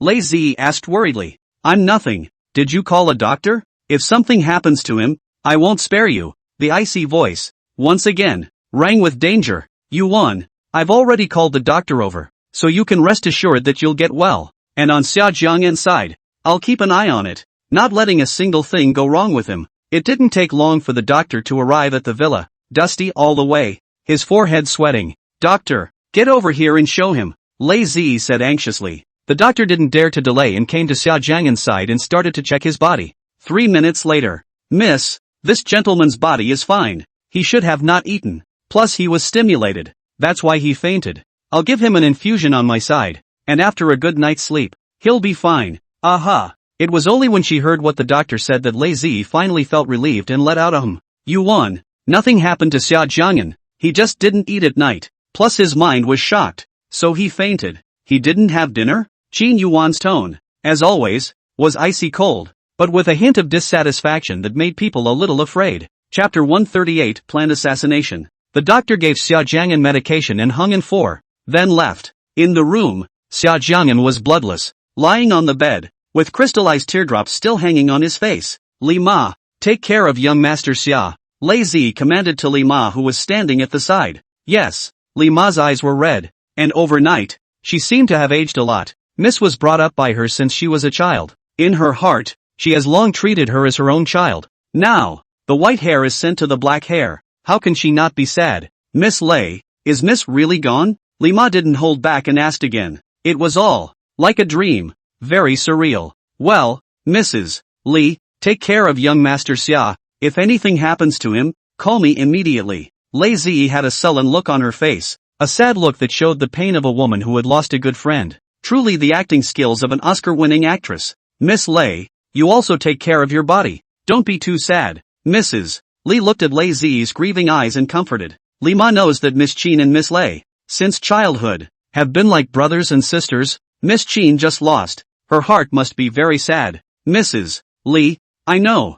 I'll take care of my body. Lei Zi's eyes were red and genuine. It was a grief. After Lei Zi left, Li Ma looked at Xia Jiang'an, who was lying on the bed, unconscious. Walking out of the villa, Lei Zi took a car and turned around all the way. And finally, her car disappeared from sight in the deep forest. When Lei Zi showed up again, she was in a very hidden place, a military base in Xia. The lights were bright. In a hospital room, lying on the bed, Qin Yuwan, her absolutely beautiful face, was frighteningly pale, without a trace of blood. The whole person was very weak. At this moment, Qin Yuwan seemed like a medieval vampire. Her face was pale and her breath was weak. However, the oppressive feeling of oppression was still chilling. Yuwan, I'm here, Lei Zi said as she appeared in the hospital room. Aha! Qin Yuwan, who was on the hospital bed, nodded and slowly sat up, leaning her back against the bed. With just a very simple act, cold sweat broke out on Qin Yuwan's forehead, and her dark, beautiful eyes were forcing back the pain. Yuwan, your body is so weak right now. Don't move around. Seeing Qin Yuwan's pale face on the bed, Lei Zi hurriedly stepped forward, ready to block it. It's okay. I'm alive. Qin Yuwan shook her head. Although her body was weak, her powerful aura still exuded a strong aura. Pour me a glass of water, Qin Yuwan faintly ordered. Good. Lei Zi nodded and poured a glass of warm water. Qin Yuwan took the warm water and took small sips. Ahem. Suddenly, Qin Yuwan, who had originally looked okay, coughed violently and finally spat out a mouthful of blood. Yuwan, are you alright? Looking at the tissue paper, the brightly colored blood, Lei Zi was startled. The doctors have said that you've just gotten out of a life-threatening situation, so you need to rest more. Lei Zi was worried and couldn't help but advise. Qin Yuwan calmly wiped the blood off the corners of her mouth and coldly asked, has that person been caught yet? The crash was organized and premeditated. Caught, but that person has already committed suicide and died, leaving no clues. Lei Zi frowned at his words, somewhat puzzled. In Xia, who on earth dares to assassinate Yuwan? It seems that those who want to kill me. Qin Yuwan, can't wait. Qin Yuwan on the hospital bed, hooked up the corner of her mouth and laughed coldly. At this time, her beautiful eyes were filled with bloodthirsty killing aura. Cruel and merciless. Yuwan, do you know who is behind this? Lei Zi asked when she saw Qin Yuwan's bloodthirsty appearance, inwardly furious. This time, if it wasn't for Yuwan's great fortune in life and great hands, otherwise, at this time, Qin Yuwan would really be gone. With the satellite positioning on her cell phone, 3 hours after Qin Yuwan's car accident, Lei Zi found her by the river. At that time, Qin Yuwan's body was already very weak, and her entire body was dying. Lei Zi was sure that if she came one step later, Qin Yuwan's life might not really be saved. What's your hurry? It's me who's lying on the hospital bed. I'm not even anxious. Seeing that Lei Zi was agitated, Qin Yuwan lightly reprimanded. Yuwan, I'm just too worried about you. Hearing Qin Yuwan's words, Lei Zi was a little aggravated. Qin Yuwan didn't say anything, furrowing her willow brows as if she was thinking about something. Her icy cold beautiful eyes, deep and terrifying. Early tomorrow morning, put out a message with the Xia media that I'm dead. I'd like to see those rats hiding in the gutter pop up. Qin Yuwan's expression was cold. Her dark, beautiful eyes flashed a glint of essence, and the corner of her mouth pulled out a bloodthirsty cold smile. Yes, Lei Zi replied back. Yuwan did things, always had her reasoning. Lei Zi naturally did not question and would only obey orders. Lei Zi thought about it and asked with some hesitation. Yuwan, this matter of you not being dead, are you really not going to tell Xia Jiang'an about it? Aha! Qin Yuwan coldly replied back. Her current physical condition was not suitable to see him. Besides, she has her own considerations. After Xia Jiang'an learned of the news of my death, what was his reaction? The high and mighty Qin Yuwan, with her little one floating in her mind, couldn't help but pull out a smile at the corner of her mouth. Xia Jiang'an was very sad and cried a lot. Lei Zi returned truthfully. The villa surveillance video that I want, has it been brought? Qin Yuwan asked again. Her face was calm, only in those beautiful eyes, There was actually more than a little anticipation. Brought it over. Yuan, what do you want the surveillance video for? Lei Zi asked suspiciously. Yuan's style of doing things is always very strange. That mind is extremely deep.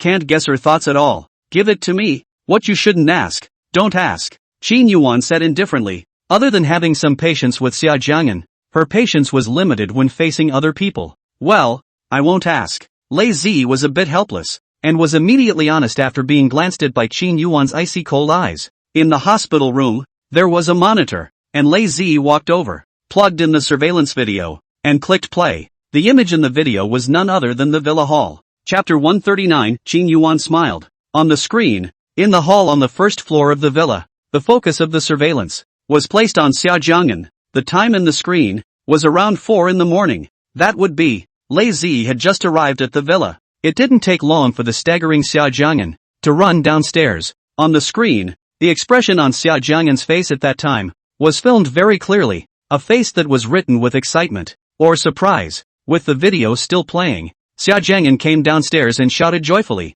"Qin Yuwan." Then, as if he sensed something was wrong, the happy expression on his face paused and turned into doubt. Clear eyes pondered something. On the screen, Lei Zi turned around and sadly shouted, "Xia Jiang'an." At that moment, Xia Jiang'an's body froze. On the display screen, his expression was clear. At that time, Xia Jiang'an's eyes revealed a trace of uneasiness. Xia Jiang'an, Yuan, she's dead. In the video, Lei Zi is sitting on the ground, looking in pain. Just then, the video Xia Jiang'an stayed. "Yuan, wasn't my acting quite good? I tried my best to hide what happened to you." Lei Zi got up and pointed at herself in the video with a smug look on her face. Lei Zi thought, she can go to film and television drama. Her beautiful appearance, into the wood of the acting skills, directly dumped those traffic stars a few streets. "Don't talk." Qin Yuwan leaned against the bed. Her eyes kept staring at the screen. That cute little guy. When he spoke, he didn't even give Lei Zi a single glance.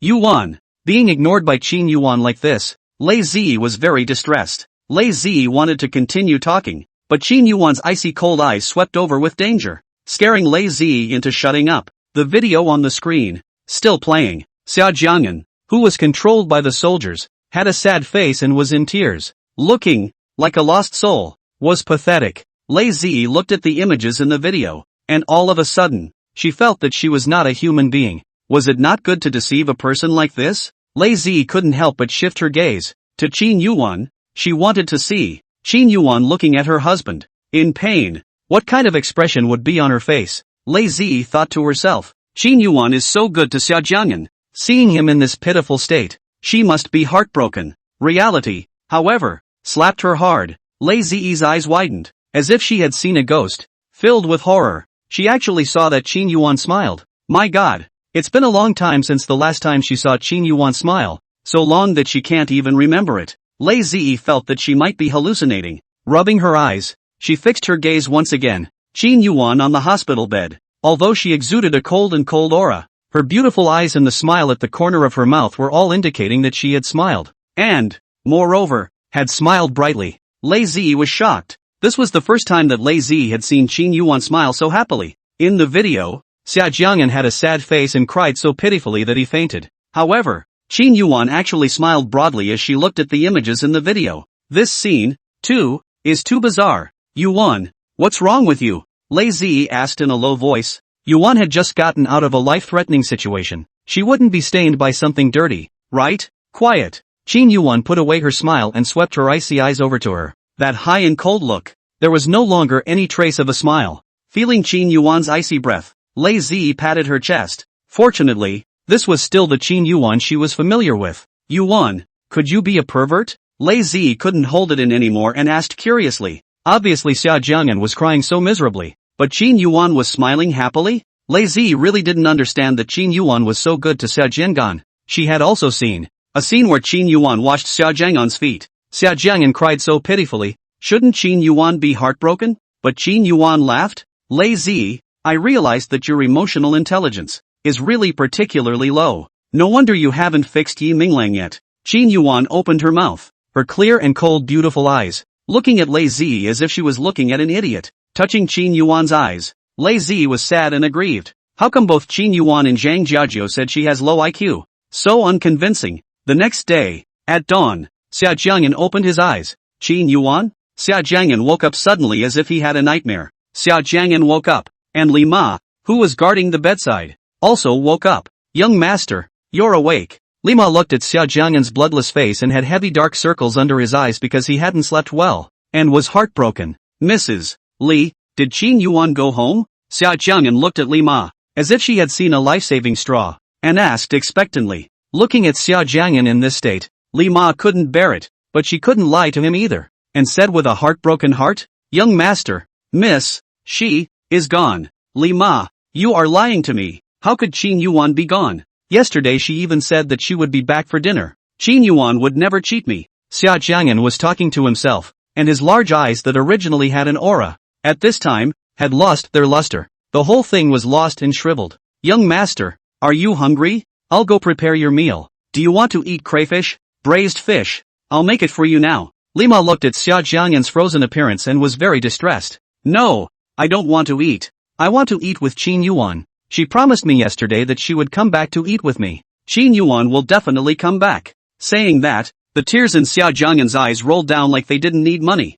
Young master, don't be like this. It's heartbreaking to watch. At this moment, Li Ma looked at Xia Jiang'an's tearful appearance and shed tears as well, her heart breaking all over the place. Chapter 140 Poor Xia Jiang'an. In the living room on the first floor, Xia Jiang'an picked up the remote control and tuned the TV to the news channel. Qin Yuwan is a big shot. If something happens to her, the news will definitely report it. If not, that means, Qin Yuwan is still alive. Xia Jiang'an was full of hope and watched the news. But the cruel reality was so merciless. Qin Yuwan of the Qin family in the Summerland died in a car accident at 9 o'clock last night. On TV, the news about Qin Yuwan's death was all over the place. As soon as the news of Qin Yuwan's death was reported, the whole country of Xia exploded, and the whole nation was in a frenzy. All sorts of speculation buzzing around the internet. Xia relevant departments issued a notice, has opened a case to investigate. To the people of Xia promise, will certainly make things a clear investigation. Since her succession,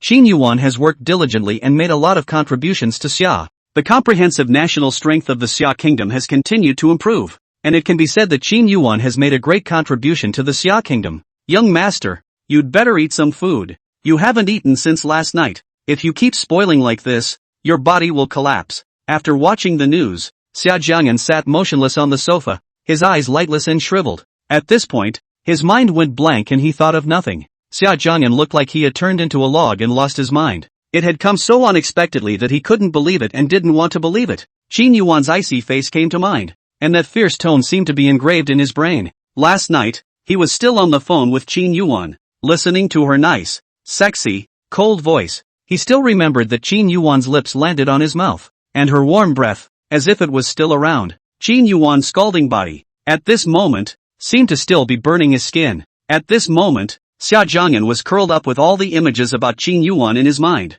Qin Yuwan was still stuck in his mind, but in reality she had disappeared? Young master, I've made your favorite braised fish, and crayfish, and many other delicacies. Come over and have some. Li Ma carried the dishes out of the kitchen. The table in the living room, filled with a table of food, a wide range of colors and flavors, looking very delicious. If it were usual, with this table of food, without being urged, Xia Jiang'an would have pounced on it long ago. But at this moment, for this table of delicious food, Xia Jiang'an didn't even look at it. Young master, eat some food. Li Ma couldn't bear it in her heart and continued to persuade. Ouch! The queen was lying on her back at Xia Jiang'an's feet, and her spirit was also wilted. With its head, the queen touched Xia Jiang'an's calf, as if she was going to use this behavior to urge Xia Jiang'an to go eat. Xia Jiang'an didn't move, didn't say anything, just bent down and touched the queen's tiger head with his hand. Ouch! The queen purred and leaned her tiger head against the belly of Xia Jiang'an's foot. Li Ma stood by the side. Her eyes couldn't help but redden as she watched this image of a man and a tiger clinging to each other. Retreating, he picked up his cell phone and called Lei Zi. Hey, Miss Lei, young master, he hasn't been eating, he's been sitting all morning. Young master hasn't eaten since last night. I'm afraid his body will cross over. Miss Lei, what should we do about this? Don't be in a hurry. You stabilize him first. I'll think of something. Lei Zi furrowed her willow brows and whispered. Hanging up the phone, Lei Zi walked into the hospital room. Lying on the hospital bed, Qin Yuwan, her face was pale, her eyes were closed. Apparently, She was still resting. Lei Zi stood beside the bed, a pair of dark eyes, written with entanglement. Should she tell Yuan or not? Last night, she had been at Qin Yuan's bedside, and Yuan had hurt her bones this time. The doctor said that Qin Yuan needs to rest now. Yuan fell asleep very late last night and it's only been 3 hours now. So, right now, Lei Zi had a torn face. Should she tell Qin Yuan about Xia Jiang'an's failure to eat? What's wrong? Lei Zi was still entangled. And behind her, an icy voice suddenly rang out. Lei Zi was startled and turned around. Yuan, why don't you continue resting? Am I disturbing you? Qin Yuan was already very alert. Plus she had always been a light sleeper. Even though her body was very weak right now, she was still able to wake up very quickly if there was any breeze outside. Qin Yuan's body quality was very strong. Answer me. What happened? Qin Yuan forced herself to endure the pain in her body and sat up, her icy gaze as strong as ever. Being looked at by Qin Yuan's gaze like this, Lei Zi was a bit weak and didn't dare to look at her eyes. Just now, Li Ma called to tell me, saying that Xia Jiang'an hadn't eaten a single thing since last night. Li Ma had been persuading him but didn't listen. He was just sitting on the sofa, and had been sitting there for the whole morning. And this is why Li Ma called to tell me. Yuan, what's going to happen? If Xia Jiang'an doesn't eat like this, his body will definitely collapse. Lei Zi finished her sentence. Then she saw that Qin Yuan was staring at her with her icy gaze that carried danger. Being looked at by such a gaze, Lei Zi's back was a little cold. Yuan, Xia Jiang'an hasn't eaten anything since last night? Qin Yuan on the hospital bed furrowed her willow brows and asked coldly. A little nervous, Lei Zi said stiffly. Yeah, he didn't eat. I asked you to take care of him, and now you're telling me he's not eating? What kind of food are you doing? Qin Yuan's cold and stern voice raised its pitch, and immediately, a clear and cold aura, like a knife, met her face. Yuan, your husband doesn't eat, and it's still your fault? Who made you want to tell people that you're dead? You have to make people so sad that they can't eat. Ahem. After reprimanding Lei Zi, Qin Yuan, who was on the hospital bed, then suddenly coughed. Yuan, don't be angry. Seeing Qin Yuan coughing violently, Lei Zi couldn't help but worry. Qin Yuan glanced at her and faintly asked, the real-time monitoring I asked you to get, have you gotten it right yet? Chapter 141, Fertile water doesn't flow into outsiders' fields. Yuan, the real-time monitoring is already done. The villa has cameras installed everywhere except some private places. Connect. Qin Yuan leaned against the edge of the bed, seemingly not feeling too comfortable as she moved around, trying to find a more comfortable position. However, it was such a simple move that Qin Yuan acted with a cold sweat on her forehead and a tightly tensed face, obviously holding back the pain in her body. Yes, Yuan, what do you want to do? Lei Zi had just set up the video, and as soon as she turned around, she saw Qin Yuan lying on the hospital bed, about to get ready to get out of bed. Qin Yuan was wearing a hospital gown, which was obviously just a very ordinary piece of clothing, but, when worn on Qin Yuan, she looked extraordinary and had an outstanding temperament. Go to the bathroom. Qin Yuan returned indifferently, preparing to get out of bed herself. Seeing her actions, Lei Zi hurriedly walked over and made a gesture to help. Yuan, I'll help you over. No need. Qin Yuan's serious cleanliness fetish, at this time, manifested itself to the fullest, and just as Lei Zi was about to touch her body, she was decisively rejected. However, Lei Zi hadn't reacted at this point and still had a smile on her face. Yuan, why are you shy? We're all women. It's okay. Lei Zi thought that Qin Yuan didn't want her to help her because she would be embarrassed while going to the toilet. You can be considered a woman. You're 30 years old and still haven't fallen in love. The high and cold Qin Yuan scoffed. It was also only to those close to her that the high-cold Qin Yuan would show a calm side and no longer look as cold as ice. Yuan, you're too venomous. Rarely, Lei Zi, who had always been very thick-skinned, actually blushed. Qin Yuan, can we still be friends? I also want to save face. Lei Zi was in a devastated mood. However, she was unable to refute it because what Qin Yuan said was indeed the truth. Qin Yuan, Lei Zi, and Zhang Jiajiao, the three grew up together, with Lei Zi being the oldest and Zhang Jiajiao the youngest. Because her family owns an entertainment company, Zhang Jiajiao has been exposed to fame and fortune since she was a child, and has grown up with a constant stream of gossip and never lacks for boyfriends. Zhang Jiajiao had been with a male celebrity when she was in junior high school, and at the time, she had flaunted it for a long time to Qin Yuan and Lei Zi. Lei Zi had taken Qin Yuan as a role model since she was a child. Qin Yuan was cold in nature and no man had ever been able to get close to her. Lei Zi was naturally affected and never went near men. So until now, she was still a single dog. In the past, when Zhang Jiajiao mocked her, she could still use Qin Yuwan as a shield because Qin Yuwan was also maternally single. However, now that Qin Yuwan had gotten married, everything had changed. What was even more detestable was that Qin Yuwan, too, had now begun to mock her. Unable to bear it, Lei Zi decided to take down Yi Mingling tonight. Qin Yuwan came out of the bathroom with an even paler face. Obviously, this was very difficult for her current physical condition. Lying back on the hospital bed with difficulty, Qin Yuwan turned the monitor on, and the villa hall appeared in the monitor. Now, Xia Jiang'an's every move was watched by Qin Yuwan. In the screen, Xia Jiang'an, who was sitting on the sofa, was looking at the direction of the doorway with two lifeless eyes, like a wooden man. The queen, who had a huge body, was lying on her back and also looked listless. He just keeps sitting like this? Qin Yuan's gaze, which had been placed on Xia Jiang'an in the video, her beautiful eyes were deep and dark. Well, he has been sitting all morning without eating a single thing. Lei Zi replied back. Then she asked with some doubt, Yuan, why did you lie to Xia Jiang'an? Seeing Xia Jiang'an in this pitiful state, wouldn't your heart ache?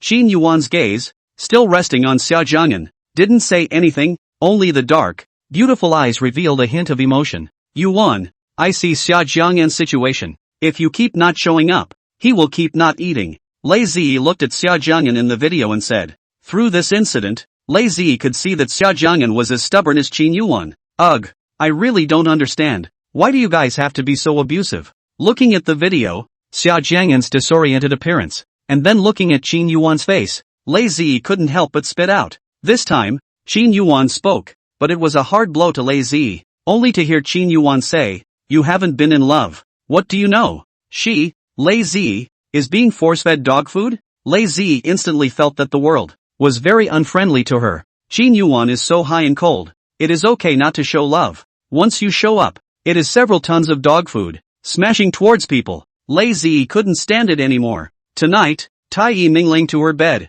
ignoring Lei Zi's inner activities. Qin Yuan, who was on the hospital bed, looked at Xia Jiang'an in the video, and her icy eyes revealed a soft color. Later, you go to the Qin family and invite your sister-in-law over. Qin Yuan, who was on the hospital bed, commanded. Xia Jiang'an loved his mother so much, and only the persuasion of Xia's mother could make him eat. Looking at Xia Jiang'an because of not eating or drinking, are thin. Qin Yuan is very heartbroken. Her man must be healthy. Sister-in-law? Who is it? Lei Zi didn't react for a moment and asked suspiciously. Qin Yuan swept a glance at her and didn't say anything. Lei Zi was taken aback, and when she reacted, she realized that she was stupid. The sister-in-law that Yuan was talking about was, of course, Qin Jishua's new wife, the mother of Yuan's husband. Well, the relationship is, indeed, quite messy. What should Qin Yuan call Xia Jiang'an's mother? Sister-in-law or mom? Lei Zi, in her heart, pondered over it for a while and found it quite interesting.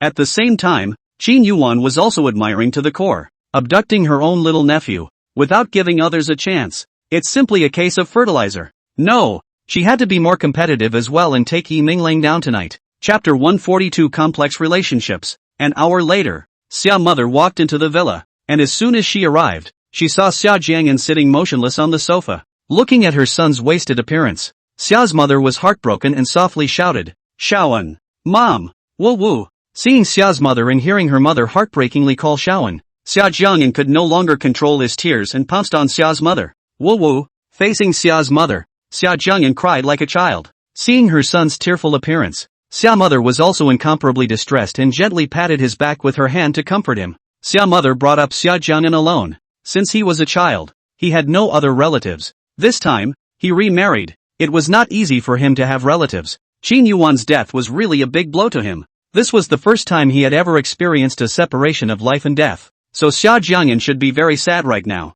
It was evident that Ms. Qin took care of her son. Otherwise, how could her son cry so hard? Before letting Xia Jiang'an live with Qin Yuan, don't look at the way she kept urging Xia Jiang'an to move over at that time. In fact, Xia mother's heart is also a little uneasy. Qin Yuan and her son can get along well? Her son had been mischievous since he was a child. Would he make Qin Yuan angry? However, she had to try in order to get some of her son's bad temper out of his system. Early this morning, when Xia's mother saw the news, she was just as shocked and incredulous as the people of Xia. It's also off guard that it's hard to believe. Miss Qin, the object of admiration for everyone in Xia, gone just like that? At that time, Xia's mother thought that her husband, Qin Jishue, should be saddened by the loss of his loved one? But who knows? Her husband was calm after watching the news. Xia mother thought to herself that the reason why her husband was so calm was because, not being an ordinary person, her husband naturally had a bit more tolerance. Even if you grieve in your heart, you won't let it show on the surface. With Miss Qin gone, her husband has to carry the burden of the Qin family and cannot fall. Xia mother could vaguely smell the danger. This death of Miss Qin. Some of the families in the summer country had already begun to eye on the Qin family. I'm afraid there's no peace in Mordor for a while. Cry it out. Don't hold it in. Xia mother looked at Xia Jiang'an heartily, drying the tears on his face. Come on, go to dinner with mom. Lima was instructed by Lei Zi to prepare the food before Xiama came here. The food was already on the table, and Lima's cooking skills were, naturally, comparable to a hotel chef. Mom, at this time, Xia Jiang'an really didn't have the appetite to eat. However, seeing Xia mother's worried look, Xia Jiang'an was about to reject the words, stuck in his throat, unable to speak. Yeah, he couldn't let his mother worry about him because of his emotions. Okay, let's go eat. Xia Jiang'an wiped his tears, and a smile appeared on his face in order to make Xia's mother feel relieved. Sometimes people are a little strange, obviously, and just now they don't have an appetite. However, when the first bite was taken, the appetite came up. If you're hungry, eat more. Mother Xia gave Xia Jiang'an a piece of fish. Seeing her son finally eating, a pleased smile appeared on Mother Xia's face. Good. Xia Jiang'an raised his head and gave a smile to Xia's mother. Snap. Qin Yuwan, who was lying on the hospital bed, saw Xia Jiang'an in the video, revealing a smile, and suddenly got a little angry, throwing the remote control in her hand to the side. Yuwan, what's wrong with you? Lei Zi, who was sitting on the sidelines, felt the cold and was startled. What's going on here? Lei Zi was helpless at this time. Yuwan was also too cloudy, like a landmine that could explode at any time, making people's hearts cool. Just now, Xia Jiang'an's mother came. Xia Jiang'an was finally willing to eat. She saw, Yuan's mood is quite good. What? Xia Jiang'an just had a smile on his face and Qin Yuwan got angry? Nothing. Qin Yuwan on the hospital bed, with icy cold eyes, looked at Xia Jiang'an in the video, as cold as the abyss. Yuwan, are you jealous? Lei Zi couldn't help but guess. When Xia Jiang'an knew about Yuan's death, he was so sad that he couldn't eat. This is because Xia Jiang'an had Qin Yuwan in his heart. However, just now, when Xia Jiang'an showed a smile to her own mother, Qin Yuwan started to get angry. Lei Zi guessed that Qin Yuwan should be jealous of her mother-in-law. Yes, definitely. After discovering this, Lei Zi was very happy in her heart, finally finding a chance to mock Yuwan. Yuwan, you're too careful. Why are you even jealous of your own mother-in-law? Lei Zi scoffed, a happy expression on her face as the more she said it, the more it hurt. Lei Zi, are you too idle with nothing to do these days? Qin Yuwan, who was on the hospital bed, raised her eyes to look at Lei Zi. With just a simple glance, Lei Zi's scalp began to tingle. Don't ask Lei Zi why she is so afraid of Qin Yuwan. This said, our tears. Yuwan, I'm sorry, I was wrong. Go out. The high and cold Qin Yuwan faintly opened her mouth. Okay, I'll go out. Lei Zi begged and hurriedly walked out of the hospital room. After Lei Zi went out, in the spacious room, Qin Yuwan looked at Xia Jiang'an in the video, and her cold, beautiful eyes actually revealed a trace of helplessness. Maybe, she's really sick. Seeing Xia Jiang'an crying because of her, she was actually happy. Never having had this experience before, Qin Yuwan didn't hate this feeling. Looking at Xia Jiang'an smiling at Xia's mother, she was offended that his smile belonged to her. Over here, Lei Zi, after leaving the base, inside her heart, there was only one thought. That's taking down Yi Minglang. Drop. The cell phone vibrated. Lei Zi looked at the number and smiled. Yi Minglang, what's wrong? Did you miss me? Where are you? Come over and drink together. Yi Minglang's voice revealed sadness.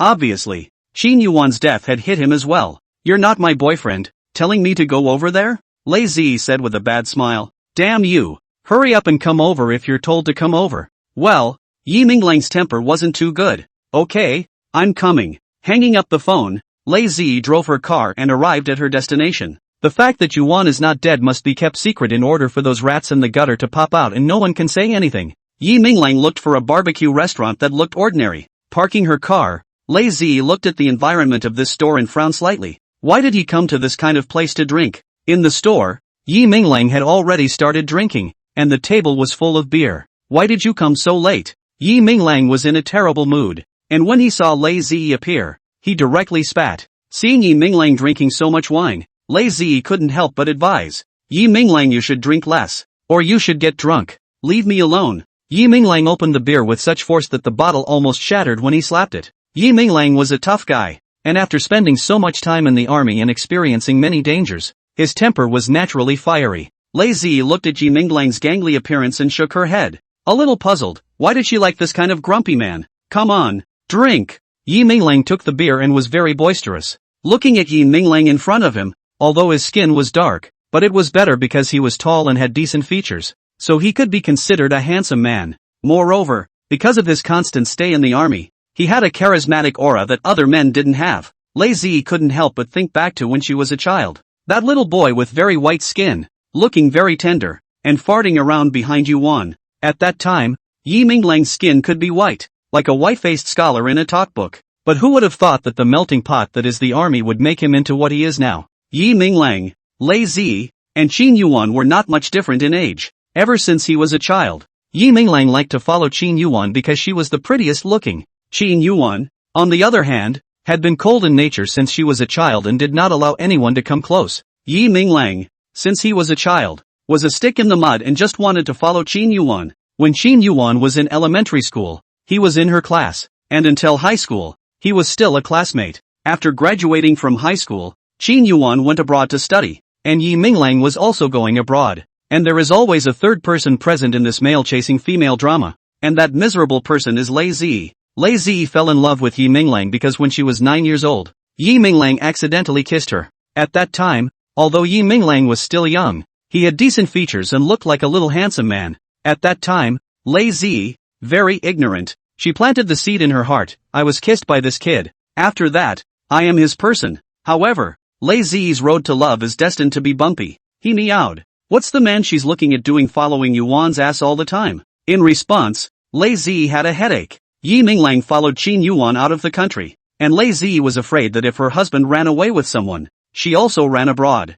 All in all, the relationship between the three of them is quite complicated. He loved her, she didn't love him, she loved him again. In short, it's impossible to say in a sentence or two. Are you drinking or not? Damn you, aren't you a soldier? In Lei Zi's days, Yi Minglang was annoyed when he saw that she was hesitant to drink, tapped the table with a beer bottle, making a clicking sound. Drink? Why not? How can I not drink this much? After Lei Zi returned to her senses, she picked up the beer and directly took a sip. Quickly drink, Yi Minglang urged. Obviously he was immune to Lei Zi's feminine behavior. Yi Minglang usually seldom drank, and although he drank ferociously, his drinking capacity was actually quite average. 2 or 3 beers poured down and he was drunk. Seeing Yi Minglang collapsed on the table, Lei Zi naturally didn't continue to drink, and she was only drinking to accompany Yi Minglang just now. In the barbecue restaurant, Lei Zi looked at the drunk Yi Minglang. Looking at his good-looking side face, Lei Zi suddenly got a little nervous. Shouldn't she do something tonight? Chapter 143, The Miserable Lei Zi. At the barbecue restaurant, the lights were a little dim, and there weren't many pedestrians on the street. At this time, Lei Zi, she stood by the table. The expression on her face could not be seen clearly. In the winter of Magic City, it was quite cold at night. Lei Zi looked at Yi Minglang who had collapsed on the table, sighed and put her own jacket over him. Lei Zi, at this time, was in a very tense mood. Yi Minglang, you're my future husband. We've been childhood sweethearts since we were kids. You have to be responsible for me. Lei Zi looked at Yi Minglang who was sleeping without any image and said to herself. Through the light, it could be seen that Lei Zi's body was trembling a bit. Yeah, she did get nervous because she was going to be settling a big life event tonight, and it was a lifetime event, so she was definitely nervous. Yi Minglang, but I'm devoted to you. Anyway, I'm relying on you in my life. Lei Zi's voice, a little trembling, her heart beating fast. It was the first time she had ever been so nervous. In the past, she had never been this nervous even when she encountered a scene where the situation was very critical and the situation was dire. Lei Zi looked at Yi Minglang, slowly bent down and put her hand over. Lei Zi's hand, from Yi Minglang's body, is getting closer and closer, and Yi Minglang is so drunk that he loses consciousness. Suddenly, when her hand was about to touch Yi Minglang, Lei Zi withdrew her hand and walked away as if she was electrocuted. Lei Zi, why are you wimpy? He's your husband, Lei Zi muttered to herself, cheering herself up. Usually when she joked with Yi Minglang and flirted with him, she wasn't even very nervous. But now, really, she was nervous about taking steps. Yuan said to take the initiative with the person you like. At this time, Lei Zi was very impressed with Qin Yuwan, directly bringing home her favorite boy. How much courage did it take? No, I'd better drink some wine to strengthen my guts. Looking at Yi Minglang's handsome face, Lei Zi became a little weak. A minute later, Lei Zi drank several bottles of wine one after another. Her stomach swelled and her head began to spin. Yi Minglang, tonight I'm going to take you down and make you my man. Summoning her courage, and with the wine strengthening her courage, Lei Zi then wanted to help Yi Minglang up. Ah! A voice, containing pain suddenly rang out. Lei Zi, who was standing well just now, was, at this moment, on the ground, grimacing in pain and in a sorry state. Yi Minglang, you're going to murder me. Lei Zi, who was on the floor, raised her head and cursed angrily at Yi Minglang, who had collapsed on the table. Lei Zi was a little disbelieving that Yi Minglang, who had just thrown her over the shoulder, was, at this point, actually still sleeping and huffing. Just now, Lei Zi's hand had just touched Yi Minglang's body and wanted to help him up. Yi Minglang, like a reflex, grabbed Lei Zi's hand and dropped Lei Zi to the ground with a beautiful over-the-shoulder drop. Lei Zi had no mental defense, plus she had been drinking, and was directly dropped by Yi Minglang. What a hell! Lei Zi stood up from the ground, patted the dust on her clothes, and walked next to Yi Minglang. At this time, Yi Minglang was very quietly asleep on the table. It was as if what had just happened had never happened. Lei Zi had a sad face. Her life was too bitter. How could she like this kind of man? Not at all. Mercy. Whatever. I'm going to take you tonight anyway. Lei Zi made her move again, this time ready to walk away immediately if something went wrong. And this time, Lei Zi's hand, touching Yi Minglang's body. He didn't have any reaction. Obviously, what happened just now was just an accident. Picking up Yi Minglang, Lei Zi settled the bill. And when she settled the bill, the owner of the barbecue store looked at her with an ambiguous face. Lei Zi's cheeks, under the light, appeared suspiciously red. It was hard to believe that the usually big-hearted Lei Zi would actually be shy. Putting Yi Minglang into the car, Lei Zi called a chauffeur. The whole time, Yi Minglang kept his eyes closed, very quiet. Lei Zi was lost in thought as she looked at Yi Minglang's handsome side face, and was just about to steal a kiss when she suddenly remembered something very important. Letting the driver drive to the entrance of the drugstore on the side of the road, Lei Zi gathered her courage, stepped out of the car, and walked towards the drugstore. The first time Lei Zi walked into the drugstore, her gaze was a bit sharp and she found her target directly. There, many brands of small umbrellas were placed. Lei Zi first pretended, looking around the drugstore before walking in front of her target. Lei Zi was just about to pick one to take away, when she suddenly realized a problem. This thing, it seems to have a size? My god. Lei Zi, although her family is well off and she has been well dressed since she was a child, it was reasonably easy to find a boyfriend with a family background like hers, but she was indeed maternally single. Because Lei Zi had decided that Yi Minglang was her future husband, she had kept herself to herself. That's why it was so awkward. She hadn't bought anything like this before and didn't know what size to get for a small umbrella. Why don't you ask the clerk at the register? Forget it, Lei Zi felt it was too embarrassing to ask. In the end, Lei Zi didn't care and directly bought all the small umbrellas that were on the cabinet. Since she couldn't pick out a small umbrella, why don't she just buy all of them? Anyway, Lei Zi, wasn't that bad off. By this time, at the pharmacy register, there was already a couple checking out. Lei Zi glanced at the car at the door, worrying that if she came out for too long, something would happen to Yi Minglang. So she gathered her courage and walked over to the cashier. The young couple, seeing Lei Zi alone, carrying so many things in her hands, were a bit surprised. Being stared at, Lei Zi was a bit embarrassed and gave the couple a glance with an icy stare. Lei Zi was still a leader in the army, so naturally, when she was serious, her body exuded a majestic aura. The couple, startled by Lei Zi's stare, hurriedly checked out and left. Miss, are you sure you want to buy all of these? The cashier's professionalism was very good. Seeing Lei Zi take a lot of small umbrellas, she was a little surprised, but on the surface she maintained a calm smile. Yes, Lei Zi's face was expressionless as she faintly returned. However, her eyes dodged, not daring to look the cashier in the eye. Clearly, in her mind, she was also apprehensive. Walking out of the supermarket, obviously the weather is very cold. Lei Zi's forehead, but some fine sweat. When he returned to the car, he saw Yi Minglang sleeping soundly and looked at his high nose. At once, Lei Zi's nervousness from earlier disappeared, and her heart was a little sweet. Tonight, she was going to fix things with the man she loved. It's a bit of a joy to think about. Seeing the sleeping Yi Minglang, the corner of his mouth drooled. Lei Zi didn't mind. and directly reached out her hand to wipe off his saliva. The man she has her eye on is so handsome even drooling. Half an hour later, the car stopped in front of the villa. Getting out of the car, Lei Zi helped Yi Minglang and was about to enter the door. I'm so uncomfortable. Yi Minglang suddenly moved. His features wrinkled together in pain. Wow. Yi Minglang threw up. Lei Zi supported Yi Minglang. If she wanted to avoid it, she would have to throw Yi Minglang down. Yi Minglang was the person she liked. Lei Zi naturally wouldn't leave him behind. So Lei Zi's clothes were splattered. Lei Zi had a black line on her face. Looking at her side, the unconscious Yi Minglang. Somewhat helpless. You can't hit or scold, so you can only tolerate it. Ever since she was a child, Lei Zi has loved Yi Minglang. And when Yi Minglang wants something, Lei Zi will always help him get it. Because Lei Zi, in her heart, decided that Yi Minglang was her person.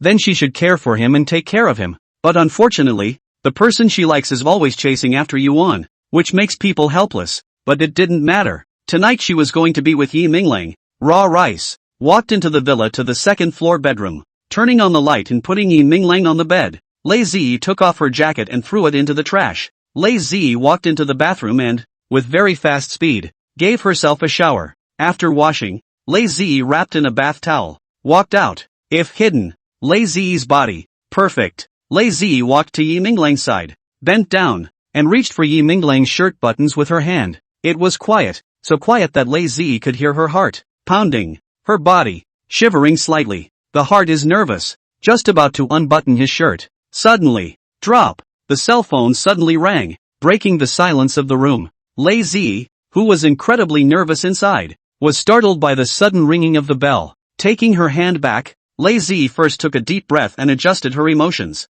Then, with an angry face, he looked to his cell phone on the table. Who in the world, so sightless, would bother her at such a critical time? Lei Zi got angry. Not even looking at the cell phone, picked up the phone. Her tone was very bad. Who is it? Speak up if you have something to say, and let go if you have an ass. Where are you? Get your ass back here. An icy voice with a light tone, but with a power that made people's hearts tremble. Hearing the familiar voice, Lei Zi was like being doused with cold water, and all of a sudden, there was no fire. Yuan, what did you want to see me about? Lei Zi asked. She didn't want to go over there. Tonight was important to her. What does Yuan want her to go over there for at this time of night? 1 hour. I want to see you. An icy voice with a strong and domineering voice. Yuan, I have something to do. I can't go. Hey, Yuan, drop. After Qin Yuwan finished speaking, she directly hung up the phone. Lei Zi looked at the hung up phone, then looked at Yi Minglang lying on the bed, wanting to cry.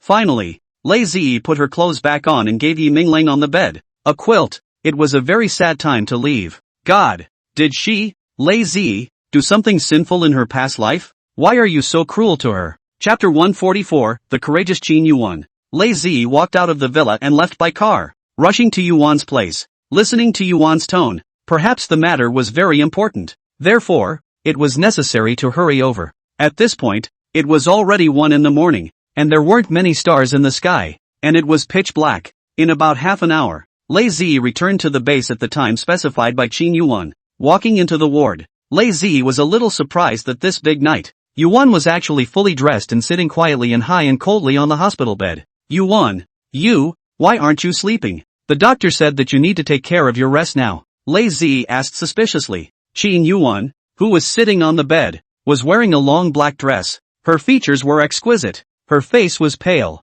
and her stunningly beautiful face was like a dark queen that came out of a game. On that stunning face, however, her forehead, a cold sweat broke out, and it was obvious that dressing herself in such a terrible physical condition must have been experiencing some pain. Get the car ready. I'm going out. Qin Yuwan said lightly, her tone carrying determination. Lei Zi froze for a moment and asked in disbelief. Yuan, what are you going out for this late at night? You've just gotten out of a life-threatening situation and you're going out? Lei Zi's words were also justified. At that time, when she found Qin Yuwan was already hanging on for dear life. The doctor said that one step later and Qin Yuwan would be gone. Therefore, the doctor repeatedly urged Qin Yuwan to lie on the hospital bed and rest well. Because, this time, Qin Yuwan's injuries were very serious. The doctor said to try not to move, so as not to cause the wounds on her body to tear open, and it would be even more painful at that time. I'm going to the villa, Qin Yuwan said coldly. Why are we going to the villa? Lei Zi was confused. It was so late. Go find my husband. Qin Yuan was cold and her voice was nice and sexy. Looking for my husband? Lei Zi was in a devastated mood. Yuan, do you know that just because you wanted to go to your own husband in the middle of the night and called me over, it made me miss something very important. Lei Zi felt so miserable, leaving her husband behind in the middle of the night, running here, and actually being force-fed dog food by Yuan. Yuan, with your current physical condition, it's really better not to go out. Lei Zi still insisted that Yuan's physical condition really wasn't too good and needed to rest. I made a decision and you can change it? Qin Yuan raised her eyebrows, her clear and cold beautiful eyes, revealing a cold light. It had been days since she had seen Xia Jiang'an, and she missed him, wanted to see him up close and personal, not through a cold video. She wanted to hold his body and feel his body heat. She wanted to see Xia Jiang'an smiling, wanted him to be carefree. At some point, Qin Yuan had gotten used to, every night, hugging Xia Jiang'an as they slept together. In the past few days, without seeing Xia Jiang'an's figure, she felt empty in her heart. Her sleep quality, worse. Yuan, I'm going to get you a wheelchair now. No, I can walk now. I don't need a wheelchair. Qin Yuan on the hospital bed said strongly, slowly standing up and walking towards the door. Yuan, I'll help you walk. Seeing this, Lei Zi hurriedly went over to help Qin Yuan and walked towards the door. Aha! Qin Yuan nodded and agreed. Qin Yuan walked with difficulty, and by the time she reached the entrance of the base, she was already covered in cold sweat. Obviously, she had just experienced pain that was difficult for normal people to endure. Although she was sweating coldly and in great pain, Qin Yuan remained expressionless, and no painful emotions could be seen on her face. Get in the car and leave in the car. Lei Zi sat in the driver's seat and drove cautiously, not daring to drive too fast, because as long as the car vibrated slightly, Qin Yuan, inside the car, would have to go through some pain again. An hour later, the destination was reached. When she got off the bus, Lei Zi looked at the weak Qin Yuan and asked worriedly, Yuan, can you still hold on? Cold sweat broke out on Qin Yuan's forehead, but her gaze remained firm as she shook her head. Yes, in the villa. It was dark, and the people who lived there were asleep. Lei Zi assisted Qin Yuan and walked into the villa without making a sound. The reason why he had to return to the villa in the middle of the night was so that no one would realize that Qin Yuan was not dead. Who is it? Qin Yuan and Lei Zi just walked into the villa, and in the darkness, a gun was pointed at them. I'm Qin Yuan, Qin Yuan said coldly, with majesty. Miss? Out of the darkness came the voice of the bodyguard, tinged with surprise that this murderous machine was finally having the emotions that a human being should have. At that moment, the queen, who was nestled in her room, was the first to smell her master's scent and ran out excitedly. Don't scream. Seeing that the queen was about to make a sound, Qin Yuan ordered, and the queen immediately closed her mouth and circled around Qin Yuan in a happy manner. Seeing the queen, Qin Yuan's beautiful eyes revealed a hint of softness as she touched the queen's tiger head. Yuan, I'll help you upstairs. The room was on the second floor, and Qin Yuan would have to take the stairs to see Xia Jiang'an, but this would be a painful process for her current poor physical condition. No need. Just as cold and stern as usual, Qin Yuan was like a queen in the darkness, her words carrying a forcefulness that could not be refused. Qin Yuan lifted her feet and walked slowly, but her steps, however, carried determination, like a warrior running to the battlefield, and moving forward. Chapter 145, Qin Yuan is a liar. Xia Jiang'an has not been able to sleep well since Qin Yuan's car accident, and his head is dizzy. He was physically and mentally tortured and weak. Tonight, it was because Li Ma quietly added some sleeping pills into Xia Jiang'an's meal, so he fell asleep. In the dark villa, in order not to disturb others, Qin Yuan didn't turn on the lights. By the faint moonlight outside the window, Xia Jiang'an, who was lying on the bed, had a vague outline. It was so quiet around them that they could hear Xia Jiang'an's breathing on the bed. The high and cold Qin Yuan, against the moonlight, stood by the bed, eyes, which stayed glued to the little one on the bed. Qin Yuan just looked on, all dressed in black, as if she had blended into the darkness. She stood like that for a long time, doing nothing else, as if she had turned into a stone statue, not moving a muscle. Qin Yuan was in a position of power in the army, and had experienced a lot of painful training, and before, she often had to stand in military posture, during which, she could not move around. So, it's a piece of cake for her. Xia Jiang'an took sleeping pills and slept soundly. Some slight movements could not wake him up. After half an hour, Qin Yuan moved, slowly walking towards Xia Jiang'an who was lying on the bed. The bedside lamp was switched on with a pop. The light was warm yellow and not very bright. Qin Yuan sat on the edge of the bed. Just a very simple act, but it caused her face to turn pale and her forehead to break out in a cold sweat. Unbearable pain. like a million knives, cutting frantically at her skin. Even though her body was in pain, the expression on Qin Yuan's face, as always, was cool and indifferent. Her deep beautiful eyes, bottomless. Qin Yuwan was from the special forces and had experienced many dangers, and had even hovered on the edge of life and death. Under the warm yellow light, Qin Yuwan finally got a good look at Xia Jiang'an's face. He was still so handsome, especially that cute little nose that made Qin Yuwan want to pinch it. Xia Jiang'an on the bed, sleeping deeply, he was completely unaware that the person he thought had disappeared would suddenly come to his side. Looking at Xia Jiang'an's face, Qin Yuwan couldn't help herself and reached out her hand. When her jade hand touched Xia Jiang'an's face, it was very soft. The feel was just as she had imagined, comfortable and tender, making Qin Yuwan unable to give up. She withdrew her hand. Not seen for several days, her little one seems to have lost a lot of weight. Under the weak light, vaguely see Xia Jiang'an's eyes around. There are heavy dark circles. Suddenly, Qin Yuwan's beautiful eyes darkened. It had been some days since she had kissed Xia Jiang'an's lips, and she missed it, that touch. She misses the smell of him. After not seeing him for a few days, Xia Jiang'an's face was haggard at this time even though he was asleep. Qin Yuwan forced herself to endure the pain in her body, bent down, and brought her red lips a little closer to Xia Jiang'an's lips. Cough cough. Due to bending down, Qin Yuwan's abdomen was naturally subjected to force. When she was about to approach the little guy, the cool Qin Yuwan suddenly coughed violently, forcibly resisting the urge to spit out blood. Afraid of blood dripping onto the quilt, Qin Yuwan stood up, her face pale, and took out a white handkerchief from her bosom, spitting this blood onto a handkerchief. The bright red blood on it stood out because it was a white handkerchief. Ahem! Qin Yuwan coughed several more times, her stunningly beautiful face with cold sweat on her forehead. However, Qin Yuwan still kept a cold face and did not reveal any expression of pain, calmly drying the blood from the corners of her mouth and putting the handkerchief away. Qin Yuwan once again sat on the edge of the bed, looking at Xia Jiang'an on the bed. Qin Yuwan, who had always had a sullen face, finally revealed a helpless look and smiled bitterly. She just wanted to kiss Xia Jiang'an. Why was it so difficult? Qin Yuwan was stubborn, and for some aspects, even paranoid.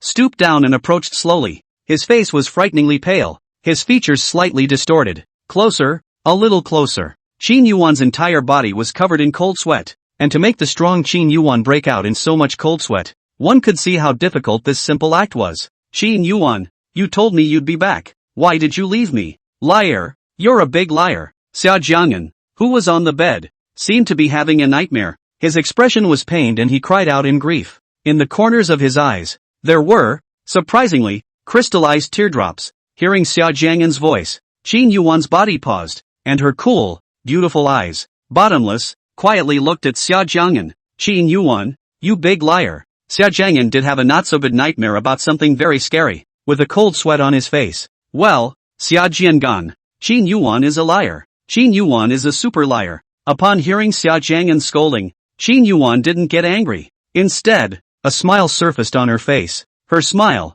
in a darkness, seemed like a brilliant golden light that made it impossible to take your eyes away. Holding Xia Jiang'an's hand, Qin Yuwan's nice voice, gentle like water, was very compelling. Hearing Qin Yuwan's words, the sleeping Xia Jiang'an suddenly quieted down. It was as if the bad nightmare had disappeared. Xia Jiang'an's hand, unconsciously, kept a tight grip on Qin Yuwan's hand, like holding on to your life preserver. Qin Yuwan looked down at Xia Jiang'an's hand that grabbed hers and smiled. It was just after 5 o'clock when Qin Yuwan left the bedroom and walked downstairs. Protect him well, and if the slightest accident happens to him, he will not be spared. Qin Yuwan ordered to the bodyguard who was hidden in the darkness. Yes, ma'am. The bodyguard finished speaking and completely disappeared into the darkness. Queen, take care of him, and if anyone bothers him, bite that person to death. Qin Yuwan stroked the queen's head and spoke softly, and as if the queen understood, she even nodded her head in a very spiritual and well-behaved manner. So obedient. Looking up in the direction of the second floor once again,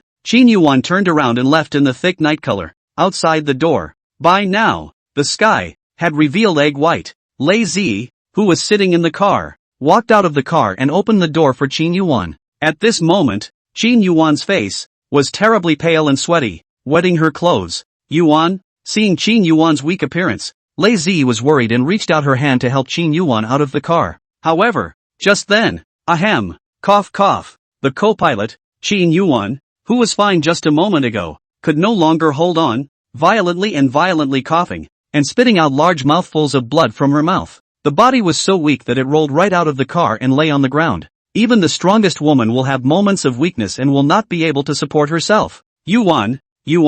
This scene, too caught off guard, was heart-stopping, especially the brightly colored blood on the ground. Lei Zi was frightened and hurriedly crouched down. The hand had just touched Qin Yuan's forehead, and Lei Zi's heart jumped violently. Yuan's body was frighteningly hot, as if she was in flames. Hey, Dr. Wang, something's happened to Yuan. Come to the entrance of the base. Her skin is burning and she's vomiting a lot of blood. Soon, Qin Yuwan was sent into the operating room in an emergency situation. Chapter 146, Qin Yuan's funeral. Outside the operating room, Lei Zi was anxious, pacing back and forth. At night, she should have stopped Qin Yuwan from going out, but when she thought of Yuan's strong character, no one could change her mind. After an hour or so had passed, the door to the operating room slowly opened. As the doctor walked out the door, Lei Zi, with an anxious look on her face, went forward and asked, Dr. Wang, what happened to Yuan? Dr. Wang sighed. It's already out of life-threatening danger, but the young lady's body, it's really weak, and it's likely to fall sick. Disease roots? Lei Zi panicked. If Yuan really fell sick, it would torment Yuan for the rest of her life. If the young lady falls ill, she will be very afraid of the cold and have a lower than normal body temperature, especially in winter. Her body will be very afraid of cold. Even in summer, she can't drink cold drinks or eat cold things. Hearing the doctor's explanation, Lei Zi was shocked. That's serious? Yes. Dr. Wang nodded and instructed Lei Zi some more things to pay attention to and left. Lei Zi came to the ward. Qin Yuan was still unconscious. Staying by the bedside for a while, Lei Zi left. By now, the time had come to 7 o'clock. Lei Zi drove and came to her villa. Upstairs, into the room, Yi Minglang on the bed, still huffing and puffing. Lei Zi looked at Yi Minglang's sleeping appearance. She suddenly laughed with an evil smile. Soon, Lei Zi undressed, got into bed, and covered herself with the quilt. At this time, under the covers, Lei Zi and Yi Minglang were lying together. Putting Yi Minglang's hand on her waist, Lei Zi quietly lay in Yi Minglang's arms and closed her eyes, waiting for Yi Minglang to awaken. It was after 9 in the morning when Xia Jiang'an slowly woke up. As soon as he woke up from his nap, he sat on his bed, motionless and fuming. Last night, Qin Yuan appeared in his dream. At first, Xia Jiang'an dreamed that behind him, a wolf was chasing him. The wolf was fierce, and the most frightening thing about it was its eyes, which were cold and unfeeling, making people afraid. In the dream, the wolf caught up with him and bit him. Painfully, he watched as the wolf approached him to eat him up. Xia Jiang'an was desperate and was waiting for death to come, when the wolf, suddenly enveloped in thick fog, blew a demonic wind. When the black mist cleared, Xia Jiang'an stared wide-eyed as if he had seen a ghost, only to see that the wolf that was about to eat him just now had transformed into Qin Yuan's appearance. Big liar Qin Yuan. Xia Jiang'an got angry that Qin Yuan actually turned into a wolf to scare him. That's too bad. Xia Jiang'an, who was scared half to death, subconsciously pounced on Qin Yuan, making a move to fight with her. Qin Yuan looked at the exasperated Xia Jiang'an and said with a light smile, well, Xia Jiang'an, Qin Yuan is a super liar. Qin Yuan's nice voice rang in his ears, so close that it was like it was really happening. This dream, it was too real, makes you not want to wake up from the dream. Thinking of this, inexplicably, Xia Jiang'an's eyes reddened and tears welled up in his eyes. Get up. Xia Jiang'an was still sitting on the bed in a daze when Xia's mother appeared. Mom! Xia Jiang'an blinked his eyes and gave a forced smile to Xia's mother. In front of his mother, he can't show too much sadness or shed tears, or she will follow. Looking at Xia Jiang'an's smiling face, Xia mother's heart was sad. How could she not know that her son was doing this to keep her from worrying? However, Xia mother didn't break it down. Shaoan, get up and eat breakfast. Today mom made your favorite seafood porridge. Okay, mom, I'll go wash up now. Xia Jiang'an nodded and got out of bed. Soon, Xia Jiang'an washed up and followed Xia mother downstairs, even though he didn't have an appetite. But looking at Xia's mother on the side, Xia Jiang'an still forced himself to eat breakfast. Shaoan. During the meal, Xia mother looked at Xia Jiang'an, wanting to speak. Mom, what are you trying to say? Xia Jiang'an asked. In 4 days, it will be Qin Yuan's funeral. Do you want to attend then? If you don't want to go there, then you don't have to go. Mom will accompany you at home. Xia mother was a bit intolerant, making her son feel bad once more. Hearing Xia mother's words, Xia Jiang'an's hand, which was holding chopsticks, paused, and in his eyes, a trace of grief flashed. After a while, Xia Jiang'an raised his head and said, "Of course I have to go to Qin Yuan's funeral. Qin Yuan took such good care of me. I definitely have to go." In the hospital room, Qin Yuwan, who had been in a coma, finally woke up at more than 8 o'clock in the evening. After 9 o'clock in the morning, Lei Zi immediately rushed back to the base because she was thinking about Qin Yuan's injuries, and has been guarding the bedside. These days, the Magic City was a bit unsettled, and Qin Yuan's sudden death set off a furor in Xia. On the one hand, without Qin Yuan's deterrence, some people began to stir up trouble and try to stir up trouble. The Qin family is the #1 family in the Xia kingdom, with a lot of power, and once upon a time, with Qin Yuan picking up the slack, many people only dared to rub their mouths behind their backs. However, now that the thunderous Qin Yuan is dead, everyone in Magic City understands that the Qin family, Qin Shixue, alone, is unable to deter those beastly, man-eating families.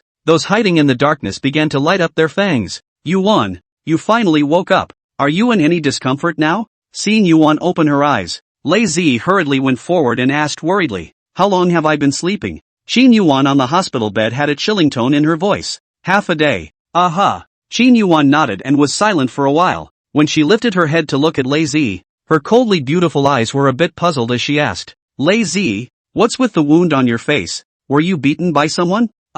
No, I just accidentally fell," Lei Zi said sheepishly. It was obvious that the truth of this matter was not what she said. Lei Zi's forehead, at this moment, had a wound, as if she had hit something. Qin Yuan, who was on the hospital bed, looked at Lei Zi's wound, then said, "Fell a little? Are you sure?" Hey, sure." Lei Zi, who had a weak heart, didn't dare to look at Qin Yuan's eyes. "Tell the truth." Qin Yuan coldly stared at Lei Zi in front of her, her tone carrying a sense of oppression that could not be refused. "My forehead was injured by Yi Minglang," Lei Zi said accusingly. "Harmed by Yi Minglang?" Qin Yuan frowned slightly, pondering something. "Yes, Yi Minglang, this vermin, doesn't have any compassion for the girl," Lei Zi cried, hoping that Yuan could comfort her, only to hear, lying on the hospital bed. Qin Yuan laughed out lightly, then, glancing at Lei Zi, said, "How did he harm you? Didn't you have any defense?"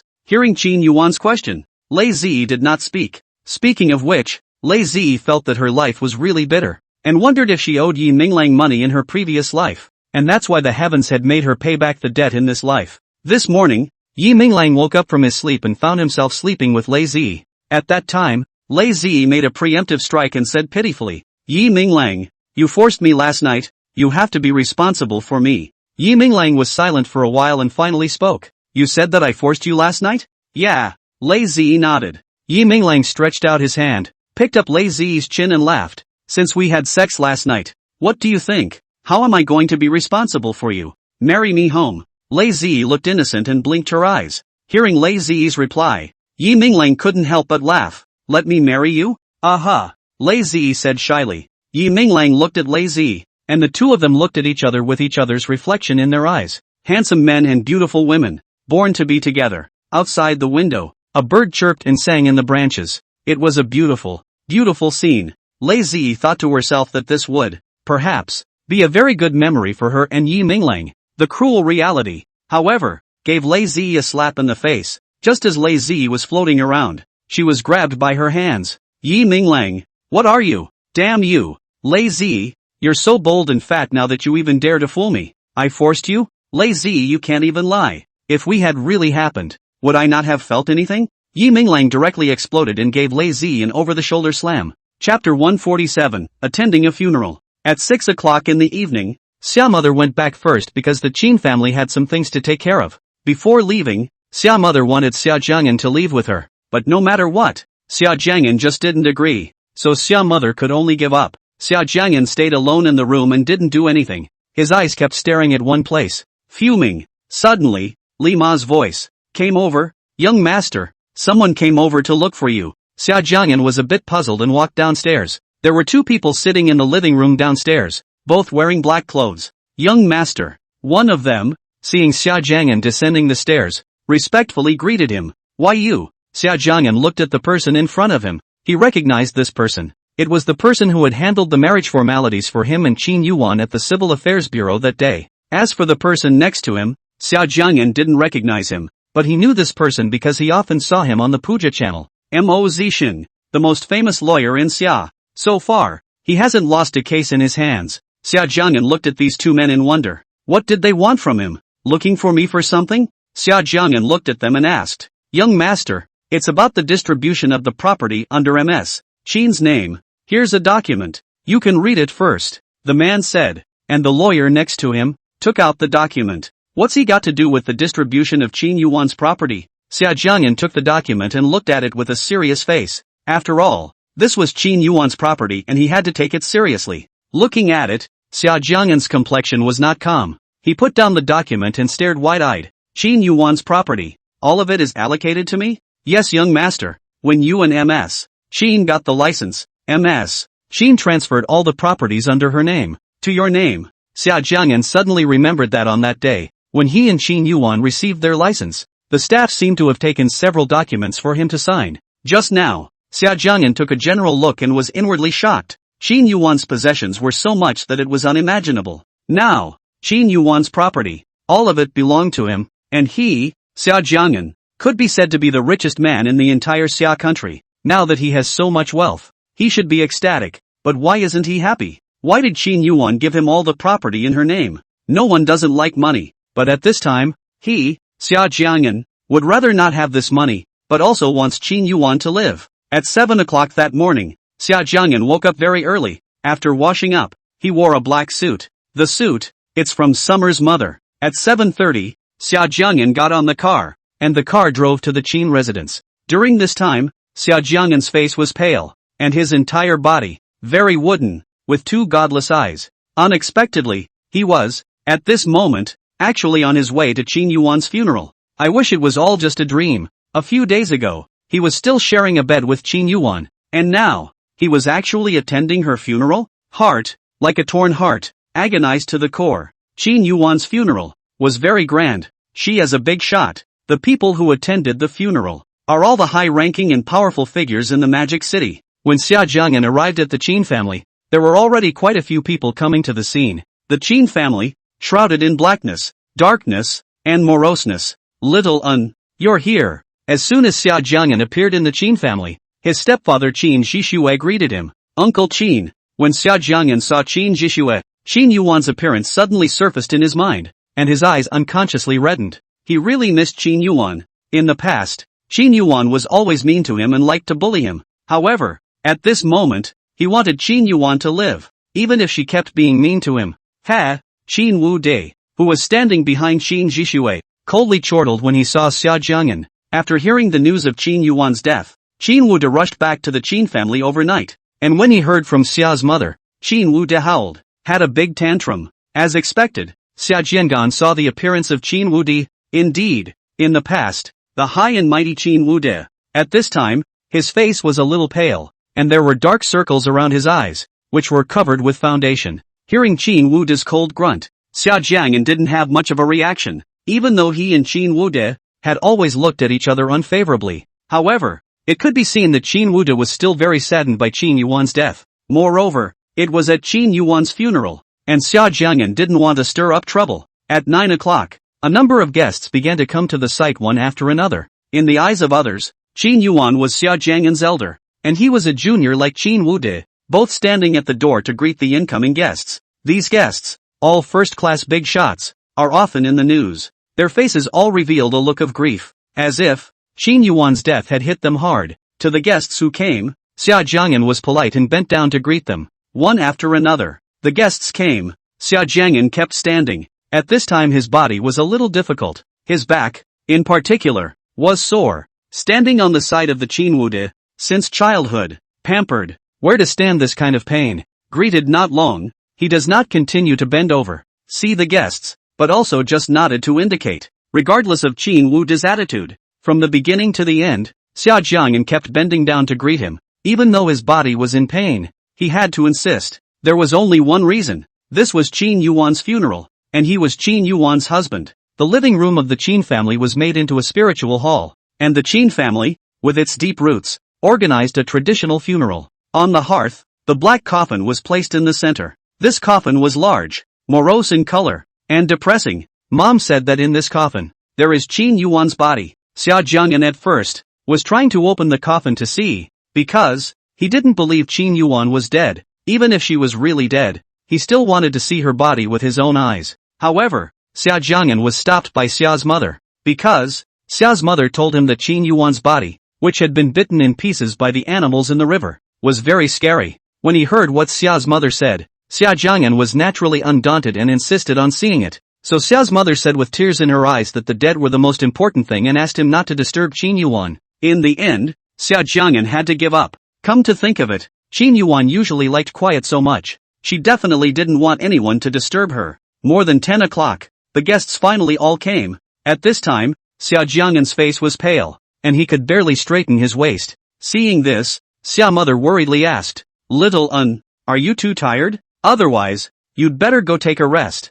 "Mom, I don't need to rest. Your son is so strong, how can he be tired?" Next, there are quite a few more ceremonies to be performed at the funeral. And according to the rules, Xia Jiang'an and Qin Wude are the juniors. They were to kneel on the hearth and give each guest who came to kneel and clean their shoes with a white cloth. This is the Qin family, a very ancient ritual that has been passed down. Chapter 148. This day is going to change. Little you'd better go and rest. It's going to be tough later. Seeing her son's haggard face, Xia mother was worried. "Mom, just relax." A smile appeared on Xia Jiang'an's face. In the end, Xia's mother had no choice but to give up her persuasion. Soon the funeral was officially underway, and one by one the guests walked to the hearse and knelt to offer incense. Xia Jiang'an and Qin Wude, in front of the coffin, kneeling on the left and right sides. After the guests had knelt and worshipped, they walked up to them, lifted their feet, and placed them on the stool in front of both of them. Then, Xia Jiang'an and Qin Wude took a clean cloth and wiped the guests' shoes clean.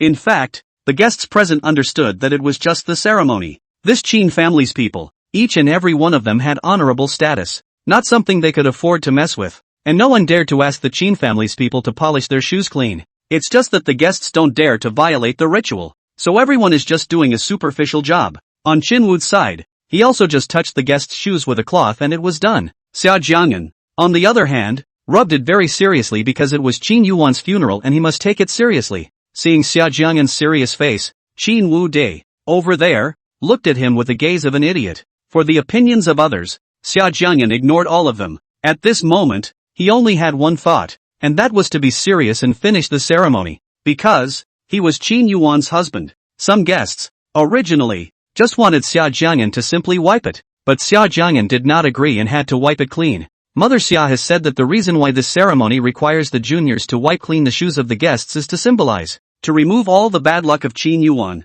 This way, when Qin Yuan is reincarnated, there is no more bad luck, so that Qin Yuan will have good luck in her next life and live a good life. An hour and a half passed, and Xia Jiang'an's neck and knees were sore. At this point, there are still some guests who have not taken incense. Across the street, Qin Wude has been nowhere to be seen. 10 minutes ago, he said he was going to the bathroom. Until now he could not be seen. As soon as Qin Wude left, the remaining guests had to be rubbed by Xia Jiang'an. Xia Jiang'an took a deep breath, lowered his head, and continued to shine his shoes. Xia Jiang'an kept his head down and polished his shoes. In his eyes, there were only shoes. As for who these customers were, he didn't care. At this time, in front of Xia Jiang'an, a pair of burgundy leather shoes appeared. Very new. Xia Jiang'an froze for a moment. The guests who came to Qin Yuan's funeral wore dark-colored shoes in order to respect the deceased. And this leather shoe, which is burgundy in color, should logically be at the party, not here. What are you gawking at?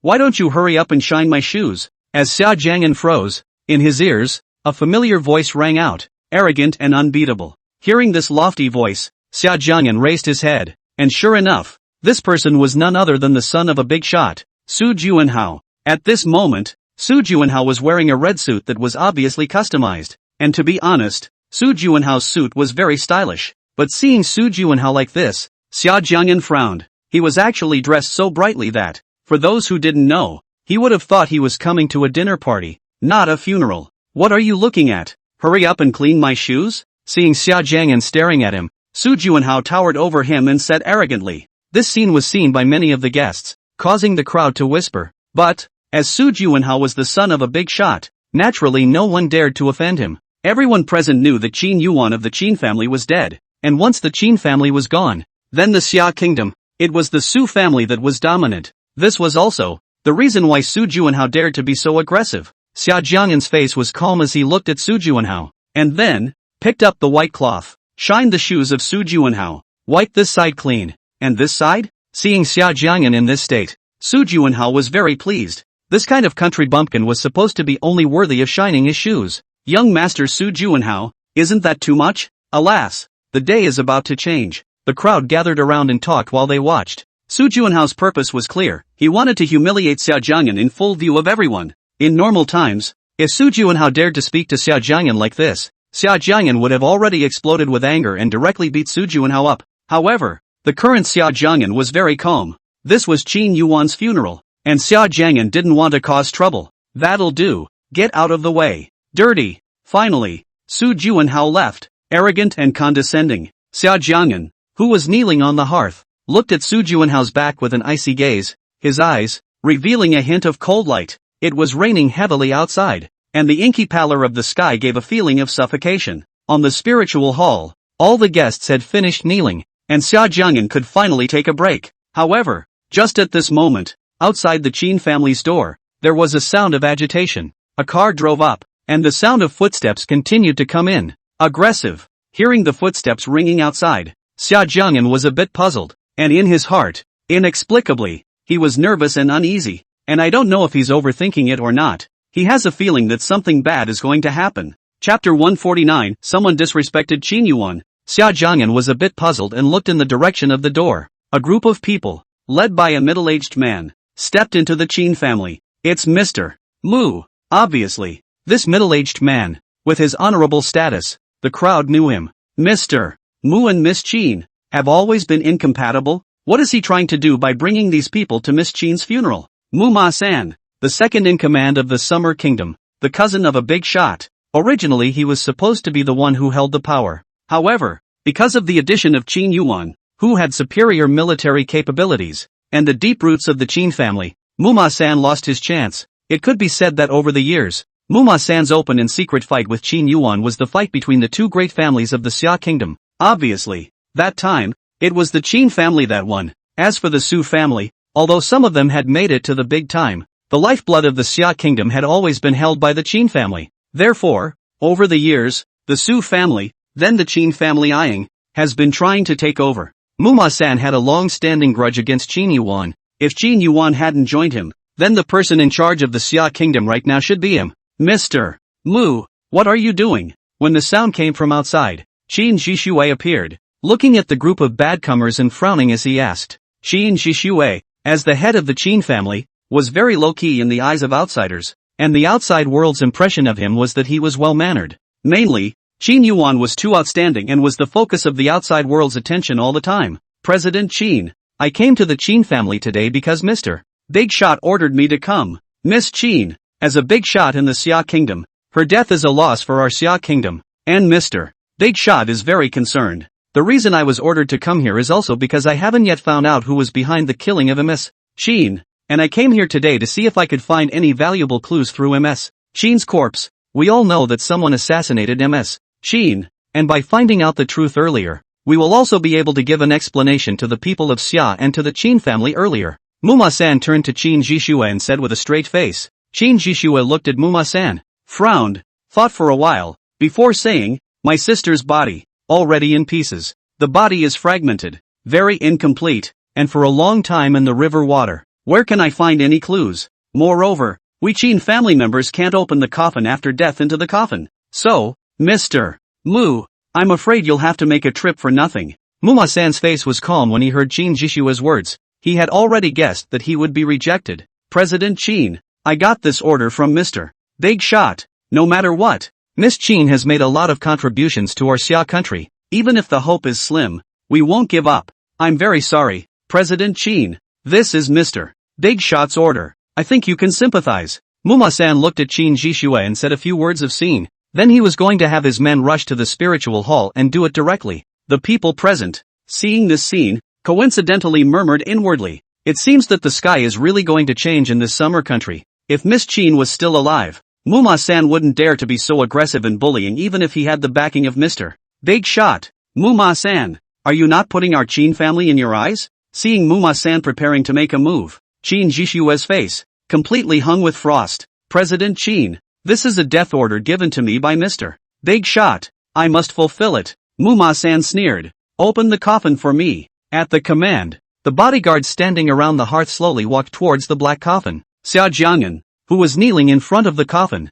looked at these people with unfriendly faces and frowned. I will definitely not let these people disturb Qin Yuwan. What are you people trying to do? Get out of my way. Xia Jiang'an stood up and stood in front of the coffin, not allowing Muma-san's people to approach Qin Yuwan's coffin. Pull him away. Muma-san frowned when he saw Xia Jiang'an standing in front of the coffin. He had to be slightly polite with Qin Jishui, but Xia Jiang'an was just a junior of the Qin family. Muma-san didn't put him in his eyes at all. Hearing the order, those bodyguards stepped forward, intending to strike. At this time, Xia Jiang'an had only one belief in his heart. He absolutely would not allow these people to disturb Qin Yuwan. Get the hell out of here. The one lying inside the coffin is Qin Yuwan. How dare you disrespect her? Pull away. Muma-san impatiently looked at Xia Jiang'an with a cold gaze. A couple of people walked up ready to strike. Get out. With a roar, Xia Jiang'an even directly picked up the bench next to him and swung it wildly, knocking these people back. Muma-san saw this scene and was moved to anger. This brat, how dare he ruin his big event? Muma-san himself went over. Even though he had already entered middle age, he was, however, tall and powerful. Off. Muma-san snatched the bench from Xia Jiang'an's hand and kicked it hard against Xia Jiang'an's leg. Xia Jiang'an was originally physically exhausted and didn't have much strength at all, and was kicked like this by Muma-san and fell to the ground. Xia Jiang'an gritted his teeth, climbed up, and re-protected the front of the coffin. It was disrespectful to Qin Yuwan for them to be so licentious. It was a slight to Qin Yuwan. Get lost. I absolutely will not allow you to disturb Qin Yuwan. At this moment, Xia Jiang'an's eyes were scarlet, as if he had gone mad. Pull away. Muma-san didn't even look at Xia Jiang'an, and with his order, two burly bodyguards stepped forward and took control of Xia Jiang'an. Off. Get off me. Xia Jiang'an wanted to break free, but his body is now very weak. Where to break free? These bodyguards, very powerful. Xia Jiang'an is simply powerless to resist. Open the coffin. Muma-san ignored Xia Jiang'an, who was on the side. A small person like Xia Jiang'an was naturally not in his eyes, and ordered his men to open the pitch-black coffin. Chapter 150, Qin Yuwan's appearance. At this moment, the Qin family was quiet without a single movement. This was because those bodyguards that Muma-san had brought with him were all armed with weapons and extraordinary skills. Apparently, everyone present was under the control of Muma-san's people. The villa, still raining heavily outside, was dark, suffocating, and depressing. The pitch-black coffin placed in the center of the hearth reveals the solemnity, the oppression. Miss Qin, I'm offended. The bodyguard took a special tool prepared in advance and pulled out the nails on the coffin. Off. Seeing that the coffin was about to be opened, Xia Jiang'an's heart, gripped together, was hard. The teardrops in his eyes, involuntarily, rolled down. In the Qin family, it was quiet, with only the heavy sound of the coffin being opened. The hearts of those present sank hard. Muma-san, since you want to know the reason for Yuan's death so badly, you might as well ask me. In the air, a nice female voice suddenly came. It was Lei Zi speaking. Everyone followed the voice, their eyes looking out. That person was none other than Lei Zi. However, she was pushing a wheelchair. On the wheelchair sat Qin Yuwan in a black dress, her body exuding a cold aura, that powerful aura that made people feel oppressed. Lei Zi pushed Qin Yuwan, who was sitting in a wheelchair, and stepped in, and everyone in the hearth immediately boiled over. Qin, Miss Qin actually didn't die? Wheelchair on the ground issued a slight friction sound. The sound is not big, but, to the ears of the people present, is so heavy, especially Muma-san, who was standing in front of the coffin. His face became more and more gloomy. The reason he came to the Qin family this time was to find out if Qin Yuwan was really dead. That's why, under the name of Mr. Big Shot, he tore himself apart from the Qin family and made a move to open the coffin. Before he came, he naturally hoped that Qin Yuwan was really dead. All these years, it was Qin Yuwan who had influenced his career path, and this time, if Qin Yuwan really died, then he would be able to take over her position and become the person in charge of the Xia kingdom. Muma-san knew very well that someone as skilled as Qin Yuwan could not die easily, and he was not quite convinced when the news of her death came out. That's why the opening of the coffin happened, and his purpose was to find out if Qin Yuwan had died. Muma-san came to the spirit hall, with a slight fluke in his heart. He hoped he could see with his own eyes, in the coffin, Qin Yuwan's broken body. However, it was not to be. and at that moment, Muma-san's archenemy, Qin Yuwan, appeared in front of him. Qin Yuwan, who was sitting on the wheelchair, was clearly not as tall as him, and Muma-san could look down on her from above. However, Muma-san could feel that Qin Yuwan, who was sitting in the wheelchair, carried a cold and heavy majesty. Distance, getting closer. Although Muma-san had a calm face on the surface, but on his body, cold sweat was already breaking out. With his gaze, he didn't even dare to look directly into Qin Yuan's eyes. Qin Yuwan, who was in the wheelchair, slowly came to the spiritual hall, and with her cold and stern eyes, she faintly scanned everything around her. As far as the eye could see, they all lowered their heads, not daring to look directly at her. All around, it was unusually quiet. Finally, Qin Yuwan looked at the pale-faced Xia Jiang'an. Let go of him. A cold, stern voice with danger and majesty that was frightening. The bodyguard who had Xia Jiang'an under control, upon hearing Qin Yuan's order, did not hesitate for a second and directly let go of Xia Jiang'an. Xia Jiang'an, who was free from his restraints, stood over there woodenly, his eyes wide open. Qin Yuwan is not dead. She is still alive. She is still alive in this world. Her nice voice, ringing in her ears, was still familiar in tone, familiar in scent, with a powerful sense of oppression. Qin Yuwan's face is still looking so nice and pretty, but she seems to have lost a lot of weight. Qin Yuwan's face was colorless and frighteningly pale, making people worry and fear that, in the next second, she would disappear in front of them again. Miss Qin, you're actually still alive? Muma-san at this moment, unable to calm down, couldn't help but open his mouth. What? Are you disappointed that Yuwan is still alive? Did you really want Yuwan to die? Hearing Muma-san's words, Lei Zi had an opinion. Muma-san, as the cousin of Mr. Big Shot, most people feared his status and position. However, Lei Zi was not afraid at all. As the Lei family, one of the four great families of the Summer Kingdom, Lei Zi also had her proud capital. Although Muma-san was in a high position, his Mu family, however, had not yet squeezed into the four great families. Compared to the Lei family, it was naturally far worse. Miss Lei, you are mistaken. Miss Qin is still alive. I am naturally happy. Muma-san's smile did not reach the bottom of his eyes as he looked at Lei Zi, his dark eyes revealing a hint of resentment. Qin Yuwan, who was the one involved, however, didn't want to take care of Muma-san and didn't even give him a look. Qin Yuwan's gaze was always on Xia Jiang'an. From the moment she arrived at the Qin family, she had been paying attention to the little one. Although, when he was at the base, he could see the little guy on the display every day, but that was only a video after all. You can only see the cold little guy. You can't touch it. This, to her displeasure, Xia Jiang'an seemed to have lost weight, and those clear eyes had lost their aura. Then, Qin Yuwan's eyes went cold. Temperature suddenly lowered, as if the original bright sunshine. Suddenly dark clouds, suffocating, depressing. Qin Yuwan looked at Xia Jiang'an's knee. Just now Xia Jiang'an fell on the ground. His knee knocked through the skin, and the blood had already coagulated. Who did this? Qin Yuwan looked straight into Xia Jiang'an's eyes, and it was obvious that she was talking to him. It's this guy. Xia Jiang'an's mood at this time was very complicated. His eyes were so sour, he wanted to cry out. Receiving an answer. Finally, Qin Yuwan shifted her gaze to Muma-san. Qin Yuwan's ice-cold gaze, devoid of any emotion, was stared at closely by her as if it was a sharp blade, placed on her neck, causing people to feel fear. At this moment, Muma-san's back was covered in cold sweat, and his body was trembling slightly without control. Our Qin family's people, you dare to touch them too? The cold voice, like a devil demanding his life, carried endless danger. No one can move her Qin Yuwan's people. Ms. Qin, I'm sorry. The current Muma-san no longer had the arrogance he had earlier. The rumored Qin Yuwan was cold-blooded and ruthless, with cruel methods. In most people's eyes, they probably don't believe the rumor and think it's exaggerated.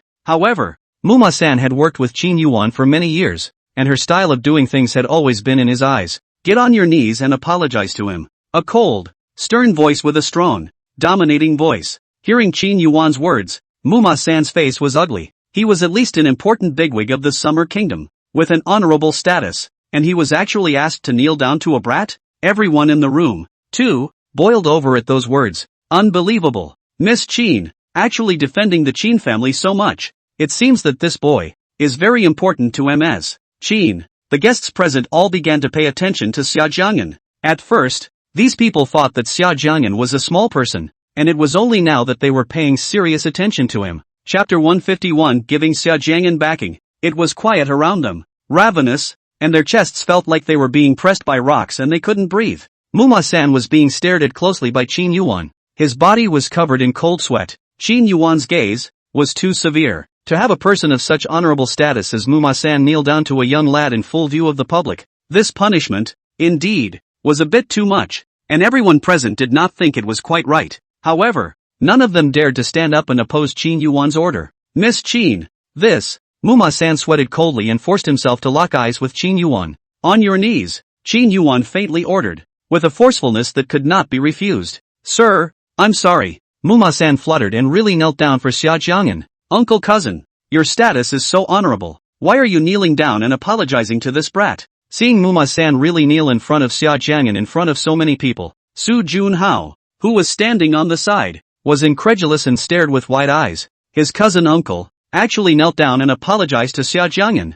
This is too embarrassing. This was not just a disgrace for himself, but also for their Su family, as Muma-san was representing the Su family this time, and had come here to carry out orders. Uncle cousin, stand up, don't kneel. Su Junhao, dressed in a red suit, stepped on his leather shoes and walked over to Muma-san, trying to pull him up. Uncle cousin, don't kneel for this brat. It's too embarrassing. Su Junhao stretched out his hand to pull up Muma-san, but Muma-san knelt on the ground expressionlessly, not moving a muscle. Without Qin Yuan's permission, how could he dare to stand up? Instead, Su Junhao came over to him to pull him up, making him feel even more humiliated. Originally, kneeling down to a young man in full view of the public, Muma-san already felt humiliated, and Su Junhao came over to join in the fun. Was he not embarrassed enough? Step aside. Muma-san had a black line on his face, and Su Junhao running over only made him more humiliated. Uncle cousin, why don't you stand up? To kneel down for a powerless brat?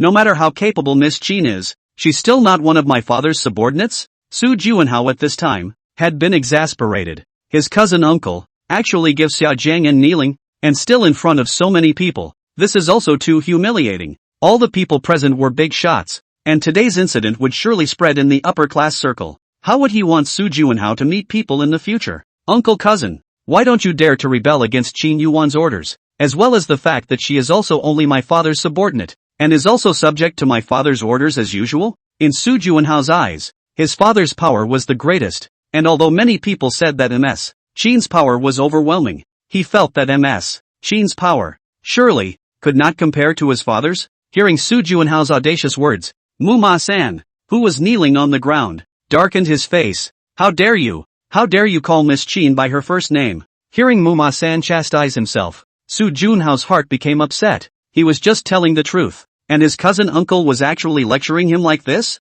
Why can't I call her by her name? I'm the son of a great man, don't I? Don't I have the right to call her by her name? Qin Yuwan is not a god. In the end, she is just my father's subordinate. Snap! A ringing sound rang out over the hearth. Shut up! Muma-san was about to explode with anger and grimaced. Miss Qin, don't be general with Junhao. He's still young and doesn't understand things yet. After giving Su Junhao a slap, Muma-san hurriedly apologized for Su Junhao. Uncle cousin, how dare you slap me? I'm going to tell my father about you. Su Junhao's face was hot and painful, unable to believe that he was actually being hit. Ever since he was a kid, no one has ever dared to touch him with a finger. He, Muma-san, is only a relative of their Su family, so who is he to slap him? You stop talking and shut up. Looking at Qin Yuan's increasingly icy gaze, Muma-san's heart, which was beating very fast, his hands, slightly trembled. The consequences of offending Qin Yuwan were terrifying. Even if his cousin came,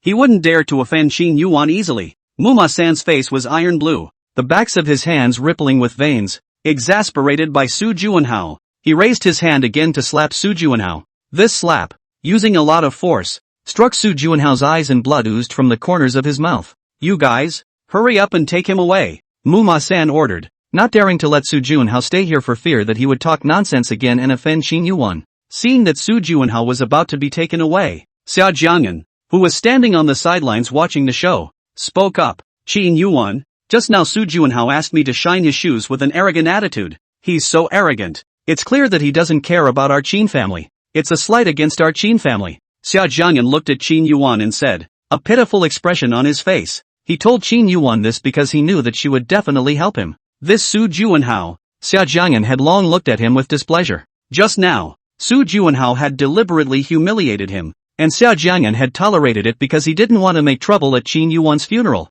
But now, the situation was different, and he, Xia Jiang'an, naturally didn't need to hold back anymore. He, Xia Jiang'an, was not a soft persimmon to be bullied and would only hold his tongue. All the people who had bullied him, he would keep in his heart, and if he had the chance, he would retaliate back. He, Xia Jiang'an, was not a saint and couldn't do anything to repay grudges with virtues. Qin Yuan's gaze was always on Xia Jiang'an. Xia Jiang'an also looked straight at Qin Yuan, and for the first time, their gazes intertwined in the air. Qin Yuan's nice voice sounded in Xia Jiang'an's ears. Their distance was so close that, if Xia Jiang'an reached out his hand, he could touch her face and feel her warm body heat. It was subtle, and at this time, Xia Jiang'an was in a good mood. It felt like eating a very sweet candy. Sweet. Qin Yuan looked at Xia Jiang'an beside her. Her face was calm. However, her eyes revealed a hint of laughter. This was the first time that Xia Jiang'an had told her off. Xia Jiang'an was her man.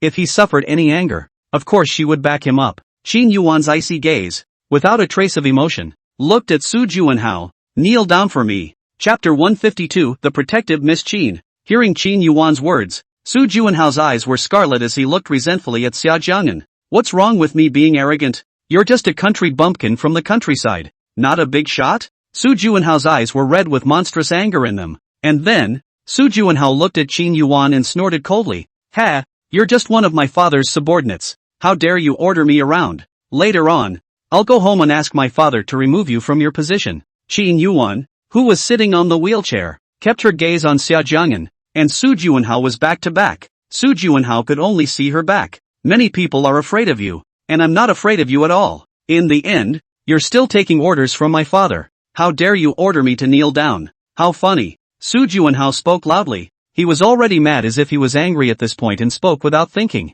As soon as his words fell, everyone in the room, in unison, looked at him and frowned. Look at him like he's a little cutie. Like, I had heard from others before that young Master Su, who was a bully. Usually no one dared to mess with him at all. But now, he's actually talking big in front of Ms. Qin. The consequences of this are serious. Miss Qin was naturally not a vegetarian to sit in such an important position, and her methods were cold-blooded and cruel. As the crowd looked at Su Juanhao, they all secretly shook their heads. This young man was truly arrogant and self-righteous. Qin Yuan propelled her wheelchair and turned around to face Su Juanhao, her icy gaze, like a poison-cold arrow, carrying endless danger, terror. Su Juanhao, who had been exasperated a moment ago, at this moment, being stared at closely by Qin Yuan's gaze, at that moment, his body stiffened, and his heart, as if it had been pinched. Inside, I feel depressed and suffocated. Su Juanhao felt like he, himself, was being stared at by a bloodthirsty beast,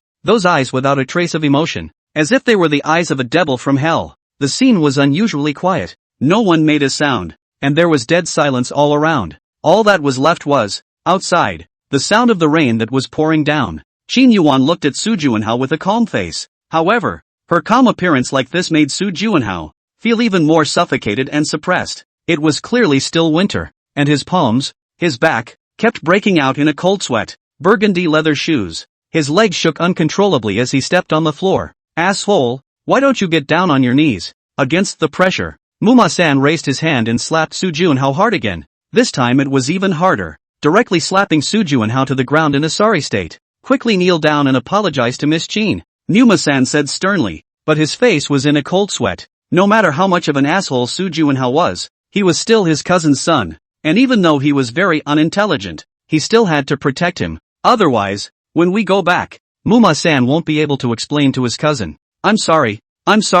Su Juanhao sniffed and knelt down, having already been scared half to death. And when he heard Muma-san's words, his body, instinctively, trembled. Su Juanhao knelt on the ground, his entire body, trembling violently. Yeah, sorry. At this moment, Su Juanhao was very humble, and no longer had the lofty appearance he had just had. The person you should apologize to is not me, but Xia Jiang'an. The cold voice, still without emotion, was indifferent. Really, I'm sorry. Su Juanhao twisted his head and knelt in front of Xia Jiang'an. Looking at Su Juanhao, who was kneeling in front of him, Xia Jiang'an looked at him with a cold, expressionless face. The guests present, looking at Xia Jiang'an, couldn't guess what he was thinking. Suddenly, Xia Jiang'an lifted his foot and kicked. kicking at Xu Jianhao as if he were kicking a soccer ball. The force that Xia Jiang'an used wasn't small, directly kicking Xu Jianhao to the ground. Seeing this scene, the guests present could not help but frown. In front of so many people, directly kicking young Master Su down without any mercy. Wasn't this too much? No matter what, Xu Jianhao is also the son of a big shot, with an honorable status. It's okay, I forgive you. Xia Jiang'an retracted his feet unhurriedly. He didn't care about what others thought. He lives for himself anyway, not for anyone else, so why should he care what others think? Take him now and get the hell back. Qin Yuan's clear and cold gaze looked towards Muma-san and said in a deep voice, yes. Muma-san nodded and got up trembling, not daring to say anything more or continue to stay, bringing Xu Jianhao, who had collapsed on the ground, and leaving the Qin family at fire speed. After Muma-san and Xu Jianhao left, in the spiritual hall, there were still some guests left. The rest of these people had long wanted to leave. Being under Miss Qin's watchful eye was just too depressing and made people very nervous and uneasy. However, without waiting for Miss Qin's word, they naturally could only stand. The guests present, any one of them, are all powerful big shots. Usually around, there are a bunch of people touting. However, when faced with Qin Yuwan, they all looked respectful, even breathing carefully. Qin Yuan's clear and cold gaze swept over the crowd, her cold and stern voice carrying majesty. All of you remember, no one can move my Qin family's people, and whoever dares to do so will suffer the consequences. Qin Yuan coldly ordered, carrying a deterrent that made people have to obey. Yes, the crowd nodded without much complaint. And this time, they kind of got it. Miss Qin is very protective of her people, especially that young man just now. Don't mess with him. That's it. You can leave now. Upon hearing Qin Yuan's words, the people present, all of them were relieved and hurried to leave. In the heavy rain, a luxury car of great value left the Qin residence. The news that Qin Yuan wasn't dead traveled around and reached the ears of every big shot. The turbulent situation returned to calm once again because of Qin Yuan's appearance. Those tigers, leopards and jackals with wolfish ambitions have gone back to hiding in the shadows, not daring to be exposed. Chapter 153, returning to the villa with Qin Yuwan. The Qin family, the dark coffin, was quickly removed by the servants. Xia Jiang'an looked inside the coffin and it was actually empty. Nothing. Come to think of it, Qin Yuwan was still alive. Of course there was nothing in the coffin. At this time, Xia Jiang'an suddenly remembered that before, his old mom had told him that inside this coffin, there was Qin Yuan's body. But inside this coffin, there is nothing. Why would mom lie to him? No, maybe mom was also hidden from the truth. It was Qin Jishue who lied to mom. Did Qin Jishue already know that Qin Yuwan is still alive? No wonder. He had the vague impression that his stepfather was not too sad about his sister's death. But why did the stepfather lie to him and mom? Xia Jiang'an shifted his gaze to Lei Zi. That night, it was Lei Zi who, in the middle of the night, ran to the villa and said to him that something had happened to Qin Yuwan. Moreover, that night, Lei Zi was still in tears, crying in a very sad manner, making it impossible for people to be skeptical of her words. Xia Jiang'an stared at Lei Zi without looking away. Lei Zi felt the sight. She was a little weak and didn't dare to meet Xia Jiang'an's eyes. She had cheated Xia Jiang'an, so Xia Jiang'an shouldn't be angry, right? Lei Zi was very vain, and even more so, she didn't dare to look at the expression on Xia Jiang'an's face, and lowered her head as if nothing had happened. The things on the spiritual hall were soon removed by the underlings as well, and the Qin family returned to the way it was before. In the living room, Qin Yuwan sat in a wheelchair while the rest of the Qin family all looked at her. Little aunt, you're still alive. Great. Qin Wu Dai, who was at the side, said emotionally. Aha. In contrast to Qin Wu Dai's excitement, Qin Yuwan was expressionless, always looking cool and uncaring. Qin Wu Dai was really happy when he looked at Qin Yuwan, and he wanted to get close to her. However, just as he took a step, he could feel that Qin Yuwan's cool willow brows were furrowed in displeasure. Feeling that aura of rejection, Qin Wu Dai's eyes revealed a hint of loss as he stopped and stood in place. Little aunt, why are you sitting in a wheelchair? Where are you uncomfortable? Qin Wu Dai asked worriedly when he saw Qin Yuwan sitting in the wheelchair. A little light injury is all. Qin Yuwan was cold. Obviously, she didn't have much patience for others. At this point, Xia Jiang'an felt that he should also show his concern for Qin Yuwan and say something. Qin Yuwan, it's great that you're still alive. Xia Jiang'an walked forward and said softly. Qin Yuwan, who had always remained indifferent, heard Xia Jiang'an's words, but raised an eyebrow and faintly asked, what, do you very much want me to live? The moment Qin Yuwan's words left her mouth, everyone present was shocked, and that included Xia Jiang'an. Of course, I want you to live. Xia Jiang'an firmly returned, speaking loudly. Qin Yuwan was really something too, actually asking him this question in front of his mother. Could it be that Qin Yuwan was not afraid that their relationship would be exposed? Sure enough, Xia Jiang'an glanced at Xia's mother and saw her looking at herself with a worried face. Hearing Xia Jiang'an's words, Qin Yuwan hooked up the corners of her mouth and seemed to be in a good mood. That's good. In the Qin family, the dinner was made sumptuously. This was also to celebrate Qin Yuwan being able to come back alive. During the meal, Xia Jiang'an ate happily, gulping down wine and meat. You could tell that Xia Jiang'an was in a pretty good mood and had a good appetite. Why are you eating so fast? It's not like anyone is stealing your food. Qin Wude couldn't help it when he saw that Xia Jiang'an looked like he hadn't eaten for days, and said. Xia Jiang'an rolled her eyes, her speech a little fuzzy. Does it have anything to do with you? When I'm in a good mood, I like to eat delicious food. Being rebutted, Qin would shut up, lay Zi on the side, secretly snickering. Qin Wude. Since childhood, there is nothing that can make him dumbfounded. As expected, in the aspect of fighting, Xia Jiang'an was really quite strong. After dinner, Qin Yuwan wanted to leave. There was no need for Qin Yuwan to say anything. This time, Xia Jiang'an took the initiative to push Qin Yuwan, who was sitting in a wheelchair, to leave, while Lei Zi followed them. Looking at Xia Jiang'an, who was pushing herself like a clingy kitten, Qin Yuwan once again hooked the corners of her mouth in a pleasant mood. Qin Wude, who followed out, saw Xia Jiang'an actually leaving with his little aunt. He stared wide-eyed and asked suspiciously, why did Xia Jiang'an follow his little aunt back? Qin Zhixue, who was on the side, smiled with a kind face. During the time you were out of town filming, Shaoan moved to your little aunt's villa. How could little aunt agree to let him live? No, I'll move to little aunt's villa too. Qin Wude looked at the rear of the car and was jealous in his heart. Xia Jiang'an, how do you deserve to live with your sister-in-law? This, you have to ask for your little aunt's permission. Looking at his son, Qin Wude said helplessly. The car stopped in front of the villa. Yuwan, I'll go back first. Lei Zi got out of the car and left in a sensible manner. Chapter 154, The Proud Xia Jiang'an. After Lei Zi left, Xia Jiang'an was still frozen there, as if he was thinking about something. What are you waiting for? Why don't you hurry and push me in? Qin Yuan's icy voice pulled the frozen Xia Jiang'an to reality. Aha! Xia Jiang'an's voice, with some leaps, happy. Qin Yuwan was still alive. The stone in his heart finally fell to the ground, pushing Qin Yuwan into the villa. The queen had long smelled her master's scent and happily ran out. Miss Li Ma was in tears when she saw that Qin Yuwan was still alive. Qin Yuwan was brought up by her, and in Li Ma's heart, she was like her own child. These days, Li's mom was also very sad, and all of a sudden, she was quite emaciated. Li Ma. Qin Yuwan's beautiful eyes revealed a hint of softness when she saw Li Ma. Miss, it's good that you're okay. Li Ma burst into tears. Miss, you are not aware that after the young master found out the news of your accident, he cried so much that he couldn't even eat. Looking at it was heartbreaking. Hearing Li Ma's words, Xia Jiang'an's face was a bit unnatural, and he placed his gaze elsewhere. During the time I was away, you were too sad to eat? Qin Yuwan twisted her head to look at Xia Jiang'an and joked. Hearing the snark in Qin Yuwan's words, Xia Jiang'an's ears, inexplicably, turned a little red. He didn't dare to look at Qin Yuwan's eyes. His voice was tinged with arrogance. No, what Li Ma said was too exaggerated. During the time you weren't here, I ate deliciously and had a good appetite. Before Qin Yuwan could speak, Li Ma, who was on the side, couldn't listen anymore and laughed. Young master, don't lie to Miss. When Miss wasn't at home, you cried a lot. I saw all these in my eyes. Li Ma, being dismantled by Li Ma, and still in front of Qin Yuwan. Xia Jiang'an's heart suddenly beat very fast. Okay,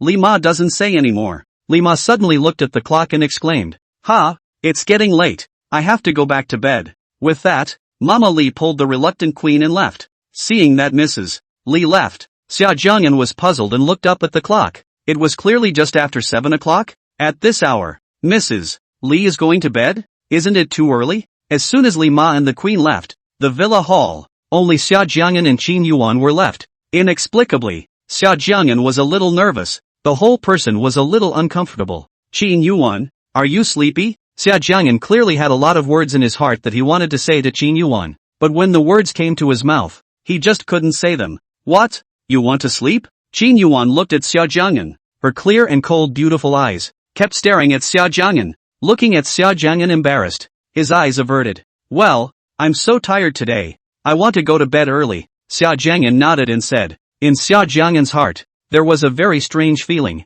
Heart, pounding, beating fast, ears, uncontrollably red. What a strange feeling. Why would he be so uncomfortable and his heart beat so fast when he was with Qin Yuwan? He, Xia Jiang'an, is not sick? Since you want to sleep, why don't you go back to the bedroom? Qin Yuwan faintly asked, pulling Xia Jiang'an's thoughts back to reality. Oh, go back to the bedroom to sleep. Xia Jiang'an nodded and pushed Qin Yuwan back to her room. After bringing Qin Yuwan to the room, Xia Jiang'an froze again. So, what's next? Xia Jiang'an was still fuming when Qin Yuwan, who was sitting in the wheelchair, opened her mouth and said faintly, "Don't hurry to help me undress." "Ha? Why are you taking off your clothes?" Xia Jiang'an said doubtfully, those clear eyes, not daring to look at Qin Yuwan. He could never guess Qin Yuwan's thoughts. "Why are your ears so red?" Qin Yuwan's nice voice, once again, sounded as her gaze landed on Xia Jiang'an's reddened ears. "Ha? No, nothing." Xia Jiang'an blinked his eyes and said with an innocent face, "Come over, help me undress. I need to take a shower." Qin Yuwan's voice, although still cold, was obviously softer. Let me help you take it off?" Xia Jiang'an asked nervously. "Are you embarrassed?" Qin Yuwan looked at Xia Jiang'an and asked lightly, making Xia Jiang'an not know how to retort. How was he to answer this kind of topic? He couldn't tell Qin Yuwan that he was nervous in his heart. Aha! Xia Jiang'an took a deep breath and walked towards Qin Yuwan. At this moment, Qin Yuwan, who was sitting in a wheelchair, stood up. Seeing Qin Yuwan standing up, Xia Jiang'an let out a sigh of relief. Luckily, she was fine. At that time, he was really worried when he saw Qin Yuwan sitting in a wheelchair. "I'm really worried that Qin Yuwan's leg isn't broken." Such a proud Qin Yuwan. If her leg is broken, she should be very sad. Therefore, he had never dared to ask Qin Yuwan. Now, seeing that Qin Yuwan could still stand up, he finally let go of his heart. Xia Jiang'an walked to Qin Yuwan's side, somewhat at a loss for words. Looking at the tall Qin Yuwan, Xia Jiang'an did not know where to start. In fact, given Qin Yuwan's current physical condition, it was already painful just to stand up, a pain that normal people could not endure. Because of her cold nature, Qin Yuwan was accustomed to not smiling and laughing, so even though her body was suffering, her stunningly beautiful face was still cool and indifferent, unable to see any emotions. Only, cold sweat broke out on her bare forehead. It would take a very attentive person to see something unusual about her. Coincidentally, Xia Jiang'an noticed it and his tone was tinged with worry. "Qin Yuwan, is your body not feeling too well?" Qin Yuwan heard the worry in Xia Jiang'an's words and slightly hooked the corner of her mouth. "I'm fine. You quickly help me take off my clothes." Chapter 155 Xia Jiang'an's concern. Hearing Qin Yuwan's words, Xia Jiang'an honestly stood in front of her, placing his hands on Qin Yuwan's clothes. It could be seen that Xia Jiang'an's hands were trembling slightly. Obviously, Xia Jiang'an was nervous in his heart, but he did his best to hide it. Qin Yuwan's face was calm, seeing Xia Jiang'an's nervousness, and didn't say anything. At this time, Qin Yuwan's body was becoming more and more uncomfortable. Her face grew paler and paler as she urged, "Hurry up and help me take it off." Xia Jiang'an didn't dare to look at Qin Yuwan's expression, so he didn't see Qin Yuwan's pale face, and only heard Qin Yuwan's clear and cold voice. "Okay, I'll help you now." Hearing Qin Yuwan's urging, Xia Jiang'an accelerated the movements of his hands. Soon, Qin Yuwan's skirt was taken off. Xia Jiang'an looked like he had been through a vicious battle. His ears were red and he was gasping for air. Qin Yuwan raised the corners of her mouth. A nice voice with a stern tone. "And clothes." "Ha? Clothes? This is better for you to do it yourself." Xia Jiang'an played dumb and muttered in a small voice, trying to look calmer and less abnormal. After saying that, Xia Jiang'an didn't even dare to look at Qin Yuwan's expression. He just lowered his head and was silent. But he was grabbed by Qin Yuwan and his fingers accidentally touched her skin. Qin Yuwan's body, how could it be so cold? Xia Jiang'an was a bit puzzled, and was about to think about it, when Qin Yuwan's voice sounded in his ears again. "Hurry up and help me take it off." "What's wrong with you?" "Oh, I suddenly want to go to the restroom." After Xia Jiang'an finished speaking, he wanted to walk towards the restroom. Qin Yuwan, however, didn't wait for him to act, and had already taken matters into her own hands, using a few seconds to undo the sash. Seeing this scene, Xia Jiang'an was a bit confused. Trying to slip away is impossible. Seeing that Xia Jiang'an froze, Qin Yuwan couldn't help but laugh lightly. Her clear and cold voice, very evil. Sure enough, as soon as Qin Yuwan's words left her mouth, she could see that Xia Jiang'an's gaze was evasive and somewhat weak. Xia Jiang'an opened his mouth, wanting to say something, but couldn't. Once her sash was undone, her clothes naturally fell to the ground, and Qin Yuwan's plump orbs were completely exposed. Xia Jiang'an subconsciously twisted his head and shifted his gaze elsewhere. Why don't you look at me? Xia Jiang'an was getting nervous when Qin Yuwan looked at him, her voice clear and cold, and asked. I did look at you. Xia Jiang'an placed his gaze on Qin Yuwan, whose body didn't seem to have any wounds. Qin Yuwan, this person, was not talkative, and he didn't dare to ask her. Therefore, he could only secretly observe to see if Qin Yuwan was injured. Fortunately, Qin Yuwan's body didn't have any wounds, and looking at Qin Yuwan's condition, it shouldn't be a big problem. My figure, is it good? Qin Yuwan pulled Xia Jiang'an to her side, her warm breath spraying on his ear. Quite good. Xia Jiang'an stuttered a little as he spoke, his heart fluttering, beating fast. Qin Yuwan has a thick skin. Qin Yuwan, I'll go put hot water on for you. Xia Jiang'an felt that if he stayed with Qin Yuwan any longer, his little heart wouldn't be able to take it, and sooner or later, he would roll over. Seeing the little guy fleeing into the bathroom, Qin Yuwan, who had always been high and cold, revealed a sweet smile, her eyes bright. Suddenly, Qin Yuwan, who had just revealed a smile, her face stiffened, biting her lip with a pained expression, her hand hurriedly covering her abdomen. It could be seen from Qin Yuwan's agonized expression that her body was having a hard time, and in no time at all, she was already sweating profusely. After a minute passed, the painful sensation gradually disappeared, and Qin Yuwan's face regained its calmness. From that cool and indifferent expression, it was impossible to tell that just now, Qin Yuwan was forcing herself to endure the pain of her body. Steps, heavy, slow, to the bathroom. In the bathroom, Xia Jiang'an was looking serious, draining the bathtub. Seeing Qin Yuwan appear, Xia Jiang'an subconsciously wanted to slip away. Qin Yuwan, the hot water is ready. You wash well. I'll go out first. After saying that, Xia Jiang'an was just about to walk out of the bathroom when Qin Yuwan's ice-cold voice rang in his ears. Did I tell you to go out? That voice, with its innate sense of oppression, made it impossible to resist, and Xia Jiang'an stopped and stood still. The hot water has been put on. What is Qin Yuwan up to again? Come here, Qin Yuwan said faintly, her voice clear and cold. Xia Jiang'an turned around and asked in a low voice, Qin Yuwan, is there anything else you need from me? Qin Yuwan's face was calm, her deep beautiful eyes staring at him, her gaze was too sharp. Xia Jiang'an couldn't help but feel a little nervous in his heart. Xia Jiang'an looked at Qin Yuwan and pointed at the bathtub and asked,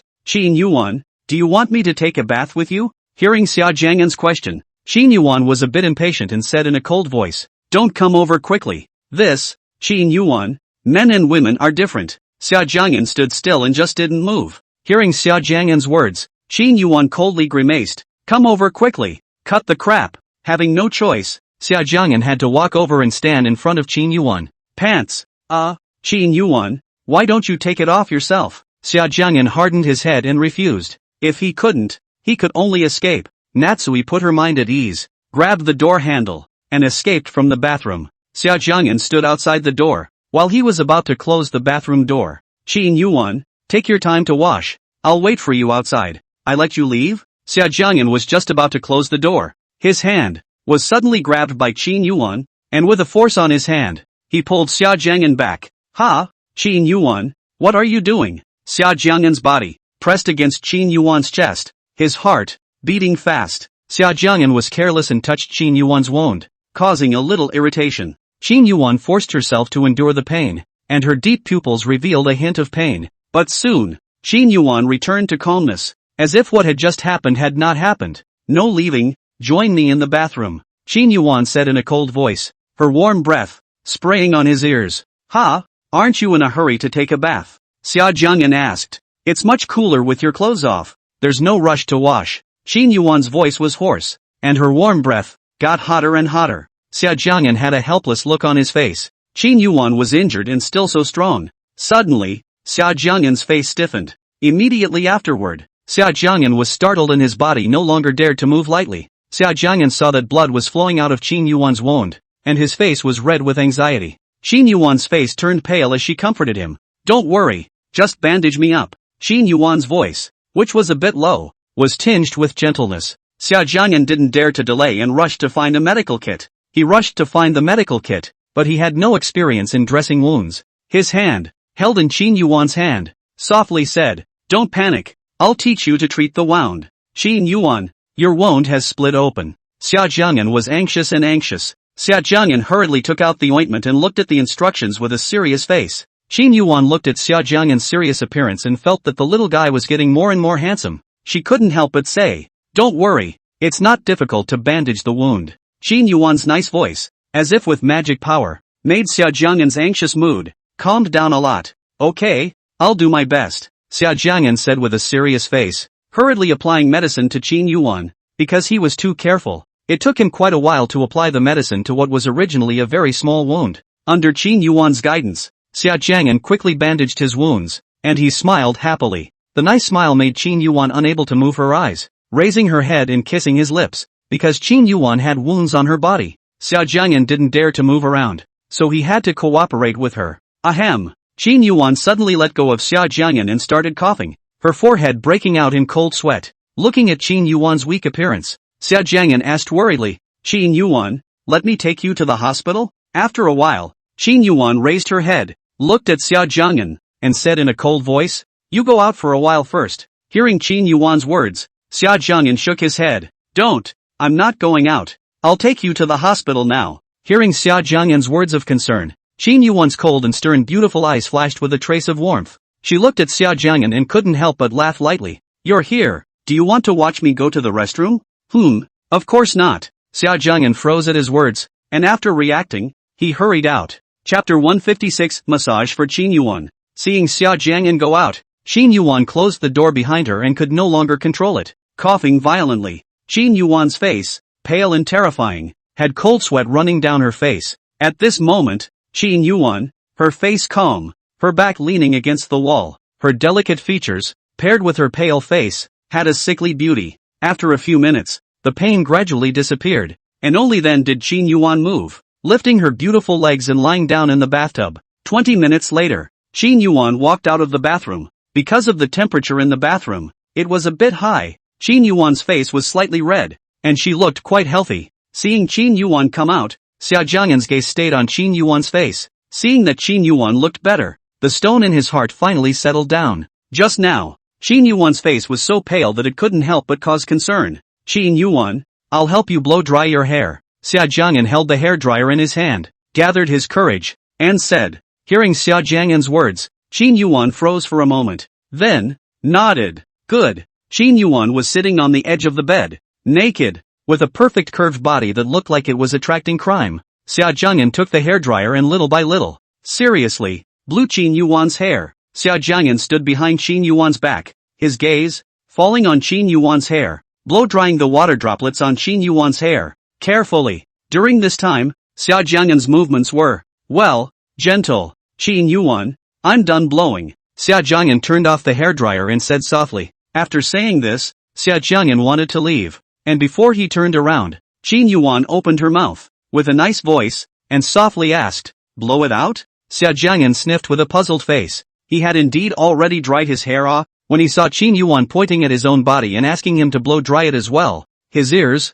instantly bursting red, shifted his gaze elsewhere. "Qin Yuwan, blow this one yourself." Xia Jiang'an's eyes dodged as he handed the hairdryer to Qin Yuwan and then fled away. Seeing Xia Jiang'an's back, Qin Yuwan hooked her lips and smiled gently. Her man, really cute. In the bathroom, Xia Jiang'an held the clothes Qin Yuwan had changed out of, and in his heart, the idea of washing Qin Yuwan out of her change of clothes sprang up. Before, when he was injured, Qin Yuwan took good care of him, so this time, it would be his turn to take care of her. Although Xia Jiang'an was in the bathroom, his attention had been on Qin Yuwan, and when he heard the commotion, Xia Jiang'an quickly looked over. Sure enough, Qin Yuwan appeared in front of him, the white bath towel, wrapped around her body, but couldn't wrap around the curves of her concave and convex figure. "Qin Yuwan, let me help you wash your clothes." Xia Jiang'an took the clothes and spoke. Qin Yuwan placed her cool gaze on Xia Jiang'an, that eye light, more and more gentle. "Good." Qin Yuwan nodded and returned to the bed,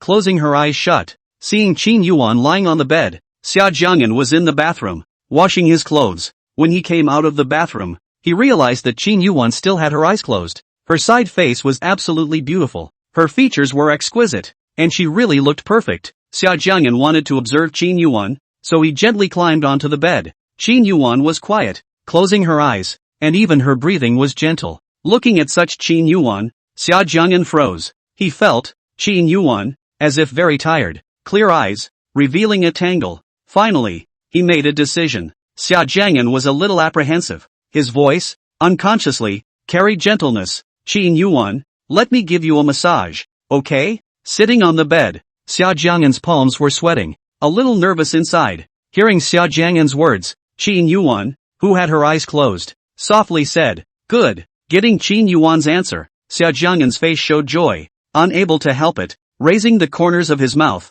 his big clear eyes with a smile. Xia Jiang'an, why are you so happy? Smiling like a dilettante? Spitting at himself in his heart, Xia Jiang'an put away his smile and sat on the bed, slowly approaching Qin Yuwan's body. The two of them were close, so close that his nostrils were filled with Qin Yuwan's good-smelling aroma. Xia Jiang'an's heart began to flutter. Fluttered, jump up. Calm down. Calm down. It's just a massage for Qin Yuwan. Is it necessary to be nervous? Taking a deep breath, he opened his eyes again, the tension fading a bit. Xia Jiang'an reached out his hand and placed it on Qin Yuwan's shoulder, controlling the strength and slowly massaging it. I have to say, looking at Xia Jiang'an's maneuver, it was quite like a thing, and somewhat professional. Although Xia Jiang'an hadn't learned massage, but, when he was a child, he often gave Xia's mother, who had labored all day, a shoulder massage. Pressing for a long time, Xia Jiang'an's technique, too, began to become skillful. Qin Yuwan lay on the bed, eyes closed, quietly enjoying herself.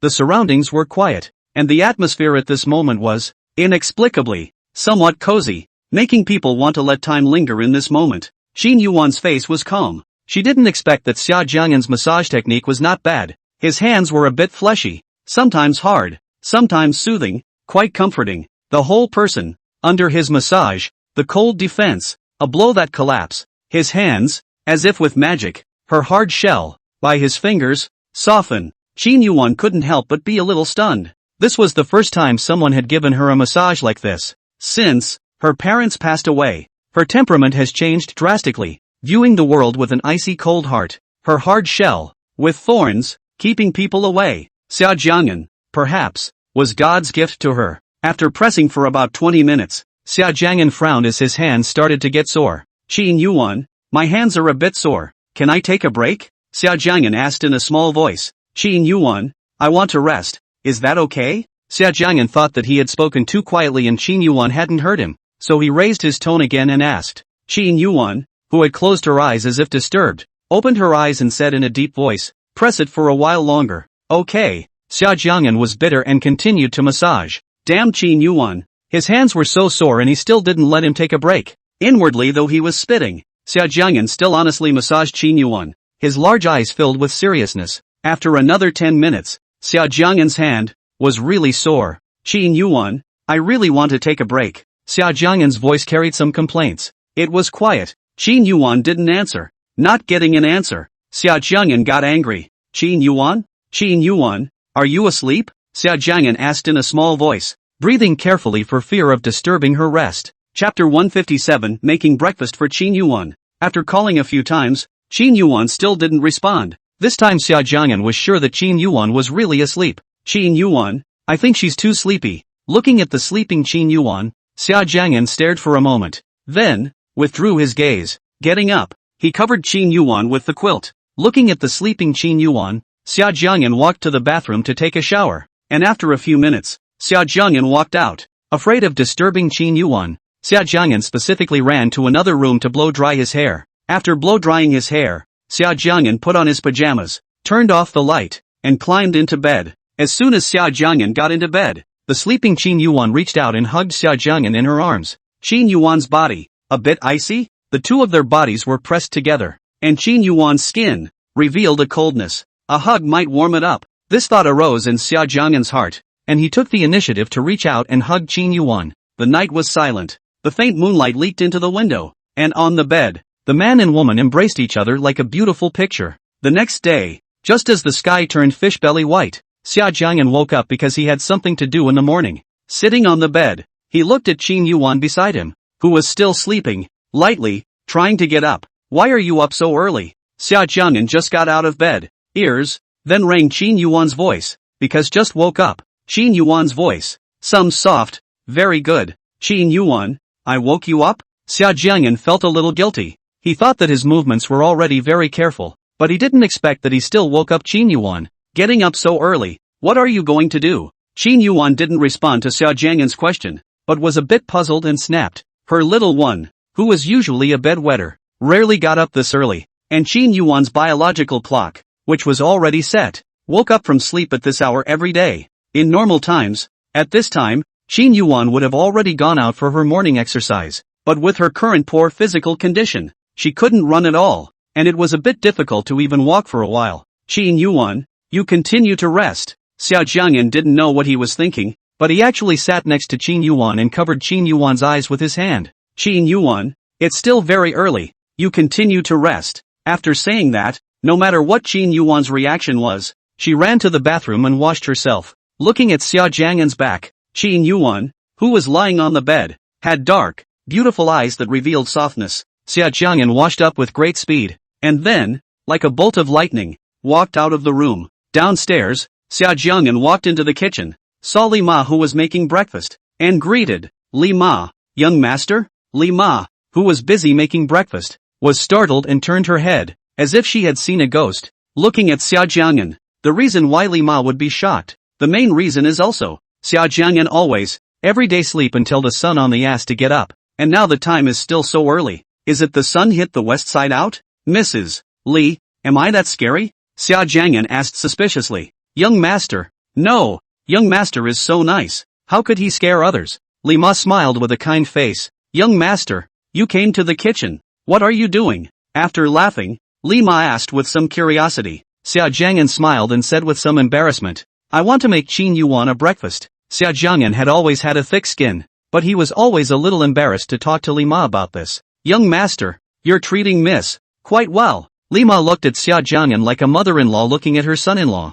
Very satisfied, Xia Jiang'an was looked at by Li Ma and became even more embarrassed. Actually, I was looking at Qin Yuwan being a bit weak and wanted to make her some nutritious breakfast. Don't think too much about it. Li Ma, Mrs. Li, what kind of breakfast is suitable for Qin Yuwan's current physical condition? Xia Jiang'an was also half knowledgeable in this aspect of cooking, so, he could only ask Mrs. Li more. Xia Jiang'an was quite attentive when he made breakfast, although it was just some very ordinary home cooking. But Xia Jiang'an was quite serious. I have to say, Xia Jiang'an's learning ability, quite strong. Li Ma told him once. He can do it. A few small dishes, white porridge, and a few others. Looking at it, it's quite hearty. Placing the breakfast neatly on the table and looking at the fruits of his labor, Xia Jiang'an was very proud. Sure enough, he, Xia Jiang'an, is just very capable. Ha ha, well, Xia Jiang'an is being self-absorbed again. Young master, I'll go and call Miss to come for breakfast now, Li Ma said, and then she was about to move. Seeing that Mrs. Li was about to go upstairs, Xia Jiang'an hurriedly stopped. Mrs. Li, it's better for me to call. With that, he went upstairs to the bedroom. In the bedroom, Qin Yuwan had just washed up and was about to walk out of the bathroom, only to see, Qin Yuwan's face was pale and somewhat weak. Qin Yuwan, breakfast is ready. Xia Jiang'an stood by the door, looked at Qin Yuwan, and said. Qin Yuwan raised her head, looked at Xia Jiang'an, and shook her head. I don't want to eat. Qin Yuwan just now spat out a few more mouthfuls of blood. Her internal organs were all twisted together, and she had no appetite to eat at all. Ha, Qin Yuwan, why don't you eat? Hearing Qin Yuwan's reply, Xia Jiang'an, who was standing by the door, originally still bright eyes, instantly dimmed down. The whole person, some loss. Humph, Qin Yuwan, I kindly made you breakfast, but you actually don't eat it. Xia Jiang'an stood by the door and muttered in a small voice.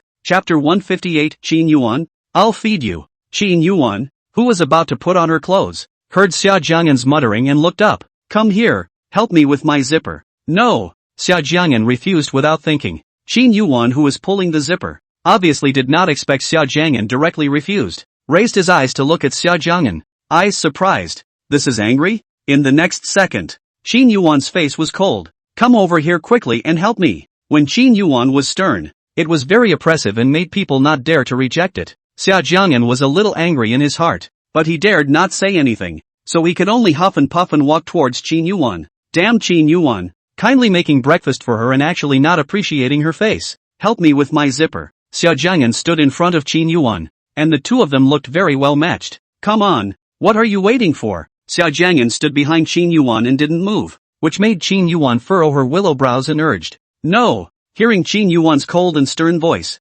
Xia Jiang'an's heart was a bit aggrieved and refused. He was kind enough to get up so early just to make breakfast for her, and even if he didn't show his face, he was actually mean to him. He knew that it was really nothing to be angry about, but he just couldn't help himself. He just wanted to be capricious. Qin Yuwan raised her eyes, looking at Xia Jiang'an's huffing and puffing, her clear and cold beautiful eyes, revealing a hint of helplessness. Alright, let's go eat breakfast. After saying that, Qin Yuwan walked towards the door, and Xia Jiang'an was still standing in place, somewhat confused. Didn't she say she didn't want to eat just now? What are you standing around for? Not eating breakfast? Qin Yuwan walked a few steps and realized that Xia Jiang'an was still staying in the same place, so she had to stop, turn her head, and urged, "Eat? Why not? I made it myself. Of course I'm going to eat it." Xia Jiang'an reacted with a sniff and followed Qin Yuwan, who was in front of him. The footsteps were a little light, the voice was a little nice and, well, it was like eating honey. Sweet. The Xia Jiang'an who was sulking just now instantly disappeared, only to be left a lively little boy with clear eyes, bright from happiness. First floor, living room. Qin Yuwan, sit down. Xia Jiang'an walked over and pulled the chair for her. Good. Qin Yuwan nodded her head and looked at Xia Jiang'an. Her cool, beautiful eyes, deep, being looked at by Qin Yuwan. Xia Jiang'an was a bit nervous and didn't dare to meet her eyes. Hurrying back to his place, sitting down, and eating his breakfast. Qin Yuwan, why don't you eat? After taking a sip of porridge, Xia Jiang'an realized that Qin Yuwan hadn't moved her chopsticks yet. Had he made a bad breakfast? Not to her liking? But, he thought, it tastes okay, doesn't it? Shouldn't it be? Qin Yuwan is used to eating mountain delicacies and seafood, so she can't look at these home-cooked dishes he made. Hearing Xia Jiang'an's question, Qin Yuwan saw his clear eyes turning, so she knew that he had begun to ruminate again. Feed me. My hand is injured. Qin Yuwan looked at Xia Jiang'an, her beautiful eyes revealing streams of light.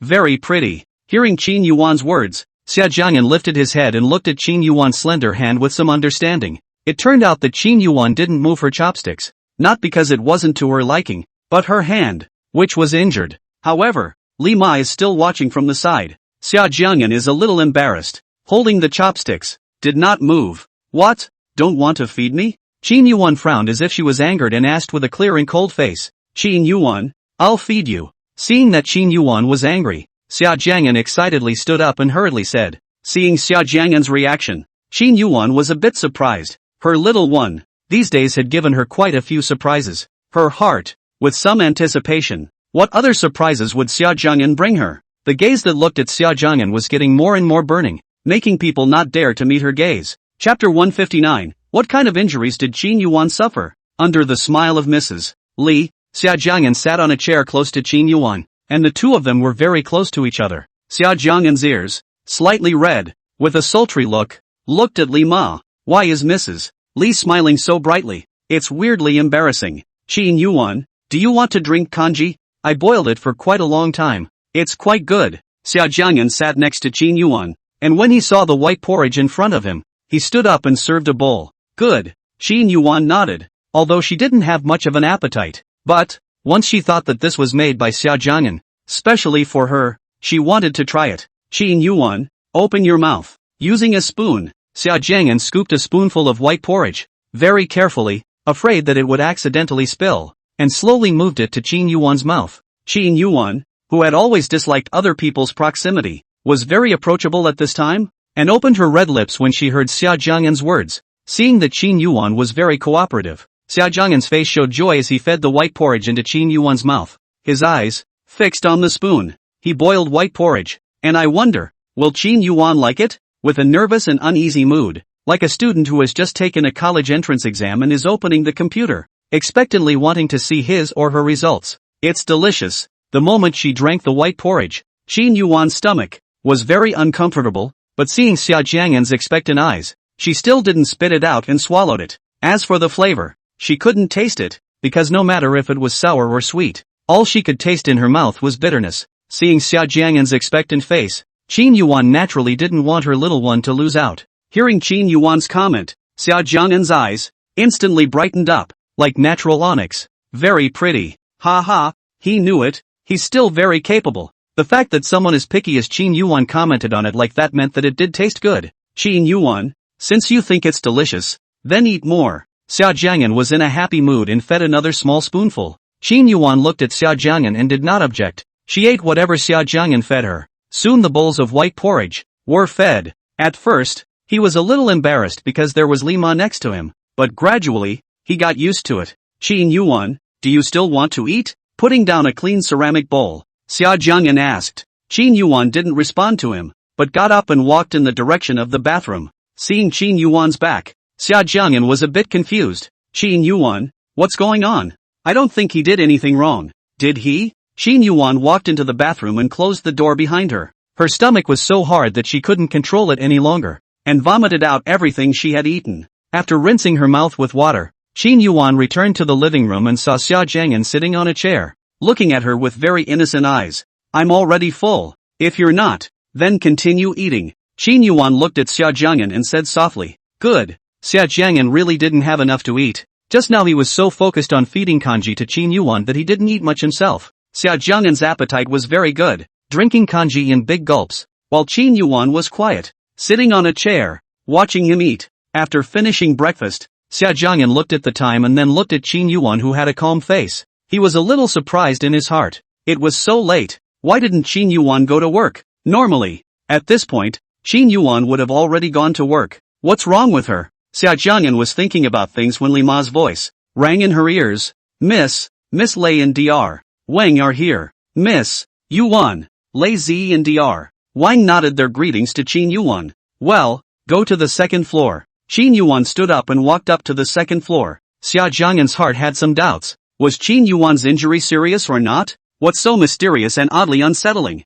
Xia Jiang'an couldn't help himself and followed him, wanting to hear what the doctor had to say, wanting to know about Qin Yuwan's physical condition. Why are you following? Just wait in the lobby. Qin Yuwan saw Xia Jiang'an, who had followed her, turned her head, furrowed her willow brows, and said in a cold voice, Lei Zi, you stay and watch him. Qin Yuwan turned to Lei Zi and commanded, with authority. Oh, hearing Qin Yuwan's words, Lei Zi was bitter. She really didn't want to face Xia Jiang'an. Lei Zi still remembers that she was the one who lied to Xia Jiang'an that Qin Yuwan was dead. In case Xia Jiang'an came after her, how was she going to cope? Ugh, so annoying. In the hall on the first floor, Xia Jiang'an was sitting on the sofa, his gaze falling on Lei Zi, surveying. Lei Zi's eyes averted, intent on ignoring it. When Xia Jiang'an saw that Lei Zi had been ignoring him, he couldn't help but ask, hey, what kind of injuries did Qin Yuwan suffer? Hearing Xia Jiang'an's question, Lei Zi was a bit helpless. It was true that what should come could not be avoided.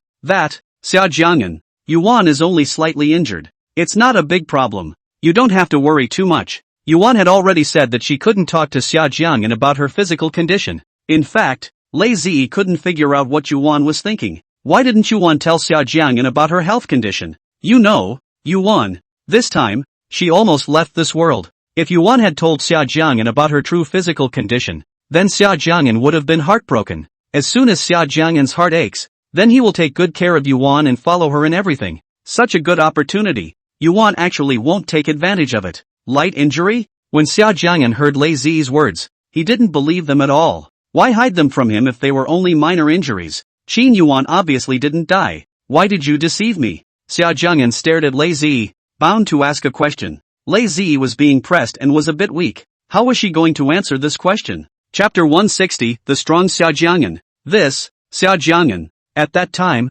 I also thought that something had happened to Yuwan. That's why I told you in the first place, Lei Zi explained. Xia Jiang'an. At that time, I was really shocked as well. You also know that Yuwan had such a big car accident at that time, and the weather was so bad, so I naturally assumed that something had happened to Yuwan. After Lei Zi finished speaking, she also showed an expression of escaping from death, as if to indicate that she was also terrified. Sure enough, Lei Zi started acting again. Oh, then back there, why are you still hiding it from me? Hearing Lei Zi's explanation, Xia Jiang'an was still skeptical. This Lei Zi had hurt him so badly that his world was gray at that time, and his heart was sad. Xia Jiang'an, this, I also just found out about it. I haven't had time to tell you about it yet, Lei Zi said with an innocent face. Really? Xia Jiang'an looked at Lei Zi, his eyes rolling. Being stared at by Xia Jiang'an, Lei Zi was already very weak, and being held in such a tight gaze, she couldn't help but feel a little tingling in her scalp.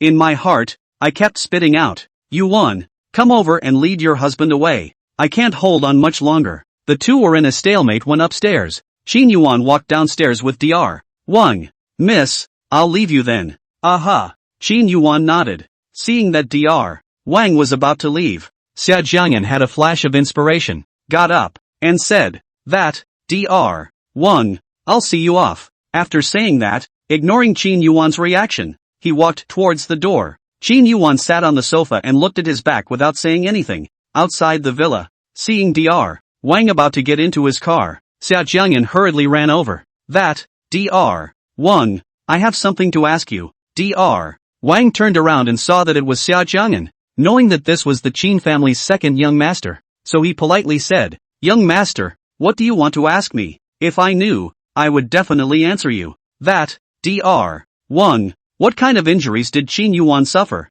Is it serious? Xia Jiang'an couldn't help but ask. Qin Yuwan had been in such a big car accident, how could she have only suffered minor injuries? However, Qin Yuwan just didn't tell him, making people worry. Hearing Xia Jiang'an's question, Dr. Wang returned with a calm expression. Young master, Miss only suffered some superficial injuries. It's not very serious. You don't need to worry too much. Just take some time to recuperate and you'll be able to recover. Getting an answer, Xia Jiang'an was a bit helpless. It wasn't surprising. Qin Yuwan must have warned this doctor that he wouldn't tell the truth to himself. However, he still came after him, also in the hope that this doctor would tell him the truth. Xia Jiang'an is not a cutie. The viaduct is so high. The river is so turbulent. Qin Yuwan fell from such a high place. Surely the fate is bad. How can it be just suffered a superficial injury? However, Qin Yuwan was just unwilling to tell him the truth, which made Xia Jiang'an helpless. Dr. Wang looked at Xia Jiang'an in front of him, remembering the rumors that Miss Qin loved this little nephew so much that even Muma-san had to kneel down and apologize in order to defend him. Thinking of this, Dr. Wang suddenly had an idea that perhaps the boy in front of him could make the lady get well. Young master, I understand that you shouldn't believe my words, but Mrs. orders, as you know, I wouldn't dare to disobey. So, I can't tell you about Mrs. physical condition, but young master, you must take good care of Miss and try not to let her walk around. Also, these days, Miss may not have a good appetite, and will not be able to eat food, but you must let Miss eat more, so that Mrs. wounds can recover faster. Watching Dr. Wang leave in his car, Xia Jiang'an thought to himself, this trip, after all, was not in vain. At least, he could ascertain from Dr. Wang's instructions that Qin Yuwan's injuries were definitely not simple light injuries, and he got some useful information. Organizing his thoughts, Xia Jiang'an turned around and walked into the villa. Lei Zi was teasing the queen, while Qin Yuwan was sitting on the sofa, flipping through documents. As soon as she saw Xia Jiang'an appear, Lei Zi stood up and said, that, Yuwan, I still have some things to take care of at home, so I'll go back first, so make sure you take care of your health. Aha. Qin Yuwan raised her head, looked at Lei Zi, and hummed. Xia Jiang'an, goodbye. Seeing Lei Zi about to leave, Xia Jiang'an was contemptuous. Was this deliberately avoiding him? Soon, the time came to 12 o'clock. Li Ma had already prepared the meal. Qin Yuwan was still upstairs, busy with official business. In the hall, Xia Jiang'an looked at the table of delicious food and was very greedy, then raised his head and looked in the direction of the study on the second floor. Why hasn't Qin Yuwan come over for dinner? Mrs. Li, Qin Yuwan, why don't you come down for lunch? Li Ma just came down from upstairs and returned with a sad face. Miss said that she doesn't want to eat. Don't want to eat? Hearing Li Ma's words, Xia Jiang'an couldn't sit still and frowned. Just now, Dr. Wang had told him that he must let Qin Yuwan eat properly, otherwise, her body would collapse. Seeing that Xia Jiang'an was going to the second floor, Li Ma asked, young master, don't you want to eat too? I'm going to call Qin Yuwan down and have dinner together. Today Qin Yuwan has to eat even if she doesn't eat. All sick. Can't let her by her own nature. How dare you be so capricious as to skip meals when your body is injured? Xia Jiang'an didn't even knock on the door, and with anger, pushed open the door of the study. The commotion was a bit loud, disturbing Qin Yuwan who was reading the documents. Qin Yuwan was carefully looking through the documents, looked up, looked at the exasperated Xia Jiang'an and frowned. What's wrong with Xia Jiang'an? Who made him angry again? Qin Yuwan didn't say anything and continued to flip through the document in her hand. Xia Jiang'an looked at Qin Yuwan, who was busy with her official duties, and got angry. Qin Yuwan actually ignored him. It's dinner time. What's the paperwork that can't wait until after dinner? Xia Jiang'an walked over to Qin Yuwan's desk and just looked at her silently without saying anything. Qin Yuwan at work was very serious, as if she didn't see someone standing next to her, continuing to look through the documents. After a minute, Xia Jiang'an couldn't help himself. Qin Yuwan actually didn't see him and kept standing next to him. Qin Yuwan, come to dinner with me. Commanding tone. Xia Jiang'an looked at Qin Yuwan, his voice with a strong. This moment Xia Jiang'an turned into a domineering male president in seconds. Seeing Qin Yuwan ignoring him, Xia Jiang'an directly took a hand from Qin Yuwan and snatched the document from her hand. Heck, let's see how you can work without papers. Chapter 161, I'll eat what you eat. Seeing the document being snatched away, Qin Yuwan froze for a moment, not reacting. Qin Yuwan, you must eat today. If you don't. Saying that, Xia Jiang'an used his palm and slapped Qin Yuwan's desk in a domineering manner. Seeing Xia Jiang'an slapping the table with force, Qin Yuwan raised her head, and with her cool, beautiful eyes, looked at Xia Jiang'an. At that moment, Xia Jiang'an's back went cold and a little nervous. Xia Jiang'an, now that Qin Yuwan is injured, she can't do anything to you at all. So what are you afraid of? What's there to be afraid of? Xia Jiang'an was in his heart, cheering himself up, encouraging himself like crazy. After thinking about it, Xia Jiang'an's heart filled with strength. This time, he no longer avoided Qin Yuwan's gaze. Instead, looking straight at Qin Yuwan, he raised his eyebrows with a gangly look. What are you looking at? Not convinced? At this point, Xia Jiang'an's true character was exposed. Xia Jiang'an, originally a boy with individuality and some wildness in his character. It was just that Qin Yuwan was in a high position and carried an innate sense of oppression. Plus, he was afraid that his relationship with Qin Yuwan would come to light, a consequence that he could not afford. Therefore, Xia Jiang'an was all the more docile when facing Qin Yuwan. But now, Xia Jiang'an had gone out of his way in order for Qin Yuwan to eat properly. In this situation, he definitely had to be stronger. Otherwise, Qin Yuwan would not eat on time. Not convinced? Qin Yuwan said softly and inexplicably. It was heart-stopping. Qin Yuwan's aura was, indeed, too strong, inherently carrying a majesty that made people submit. Right. Anyway, you have to listen to me and eat properly today, Xia Jiang'an said firmly. Qin Yuwan was silent, didn't say anything. Her clear and cold beautiful eyes met Xia Jiang'an's eyes, deep and bottomless, revealing a hint of streaming light. That, I'll help you bring up the rice. Being looked at by Qin Yuwan like this, Xia Jiang'an was still a little nervous. Xia Jiang'an had just remembered that Dr. Wang had told him to try to let Qin Yuwan rest as much as possible, so he'd better bring the meal over. After saying that, Xia Jiang'an also ignored Qin Yuwan's reaction, turned around, and walked downstairs. Qin Yuwan, sitting in the office chair, was pale and high and forbidding. She looked at Xia Jiang'an's back, her cool gaze, dark, her little one, who still cares about her body. First floor, lobby. Seeing Xia Jiang'an going downstairs alone, Li Ma frowned and asked worriedly, young master,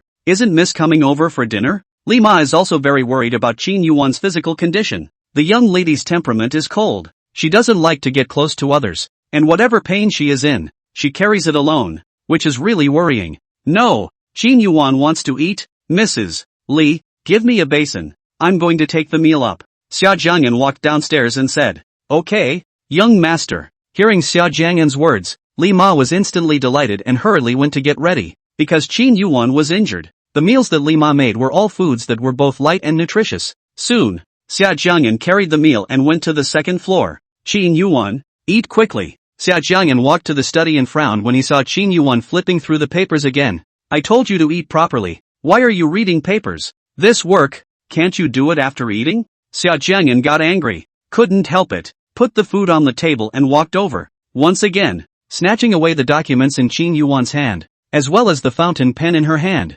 Qin Yuwan didn't have much of a reaction when she saw the scene, allowing Xia Jiang'an to take these things away. Xia Jiang'an's behavior was somewhat bold. If it was anyone else, they wouldn't dare to snatch Qin Yuwan's things. However, Xia Jiang'an was her husband, someone special to her. Clean up Qin Yuwan's desk. Xia Jiang'an put the meal on the table. 3 dishes and 1 soup, hot and steaming, looking delicious. Qin Yuwan, it's time to eat. Xia Jiang'an sat next to Qin Yuwan, picked up the chopsticks, and handed them to Qin Yuwan. However, looking at the chopsticks handed over, Qin Yuwan didn't take them, but instead looked at him with a clear and cold gaze. Seeing Qin Yuwan looking at herself, Xia Jiang'an was a little confused, and the whole person, a little unnatural. Qin Yuwan didn't pick it up, and Xia Jiang'an urged, Qin Yuwan, hurry up and pick up the chopsticks. Hearing Xia Jiang'an's words, Qin Yuwan spread her hands out. Xia Jiang'an, I have injuries on my hands. I can't hold chopsticks. Qin Yuwan had an evil expression on her face,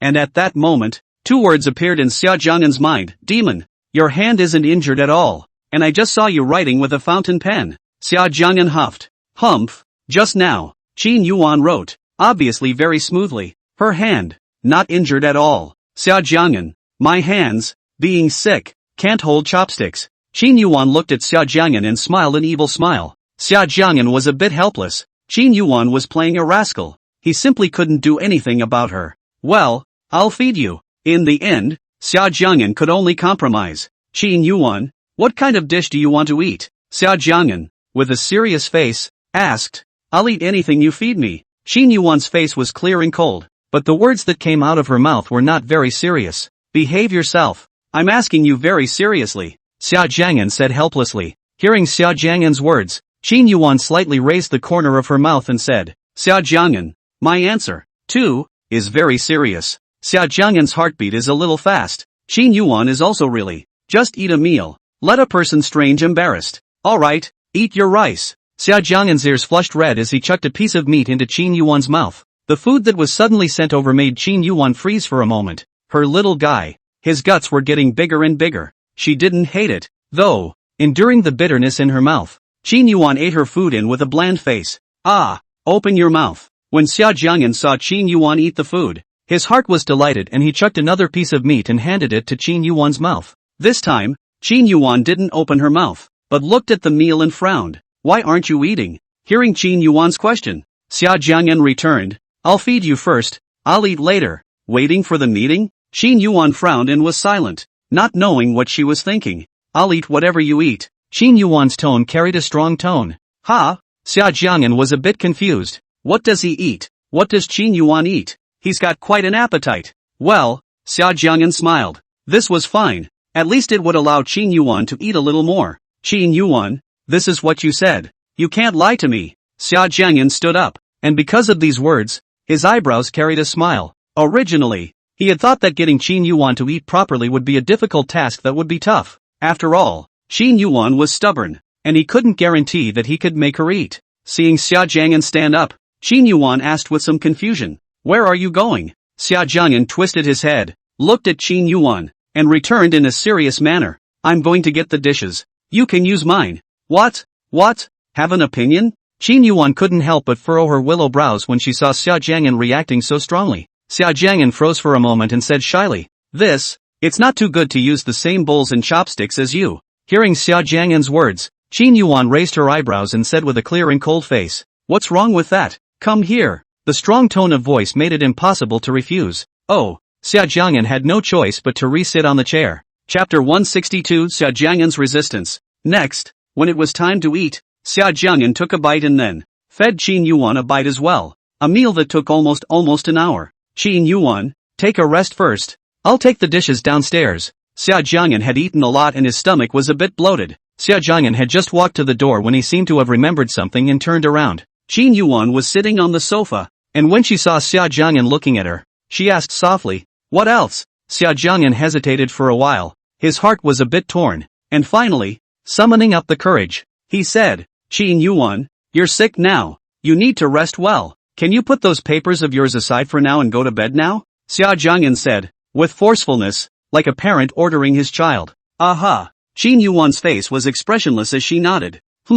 This means that Qin Yuwan has agreed to go to bed and rest? Then Qin Yuwan, I'll go downstairs first. Xia Jiang'an turned around and walked out of the door, his footsteps a little light, a smile on his face. In the kitchen, Xia Jiang'an put the dishes in the sink, then down the hall again, teasing the queen, and 20 minutes passed. Sitting on the sofa, Xia Jiang'an couldn't help but raise his head and look in the direction of the second floor. By now, Qin Yuwan should be having a good rest, right? Just now, she agreed to it. Xia Jiang'an thought, a little hesitant, should I go to the room to take a look? In the end, Xia Jiang'an made up his mind and still walked up the stairs, as if he were a thief, moving forward lightly. At the door of the room, Xia Jiang'an carefully pushed open the door of the room, revealing a small gap, and brought his eyes over to look inside. Looking in through the doorway, instantly, his eyebrows furrowed. The whole thing, too, was exasperated. The room, with its queen-sized bed, was empty of people at all.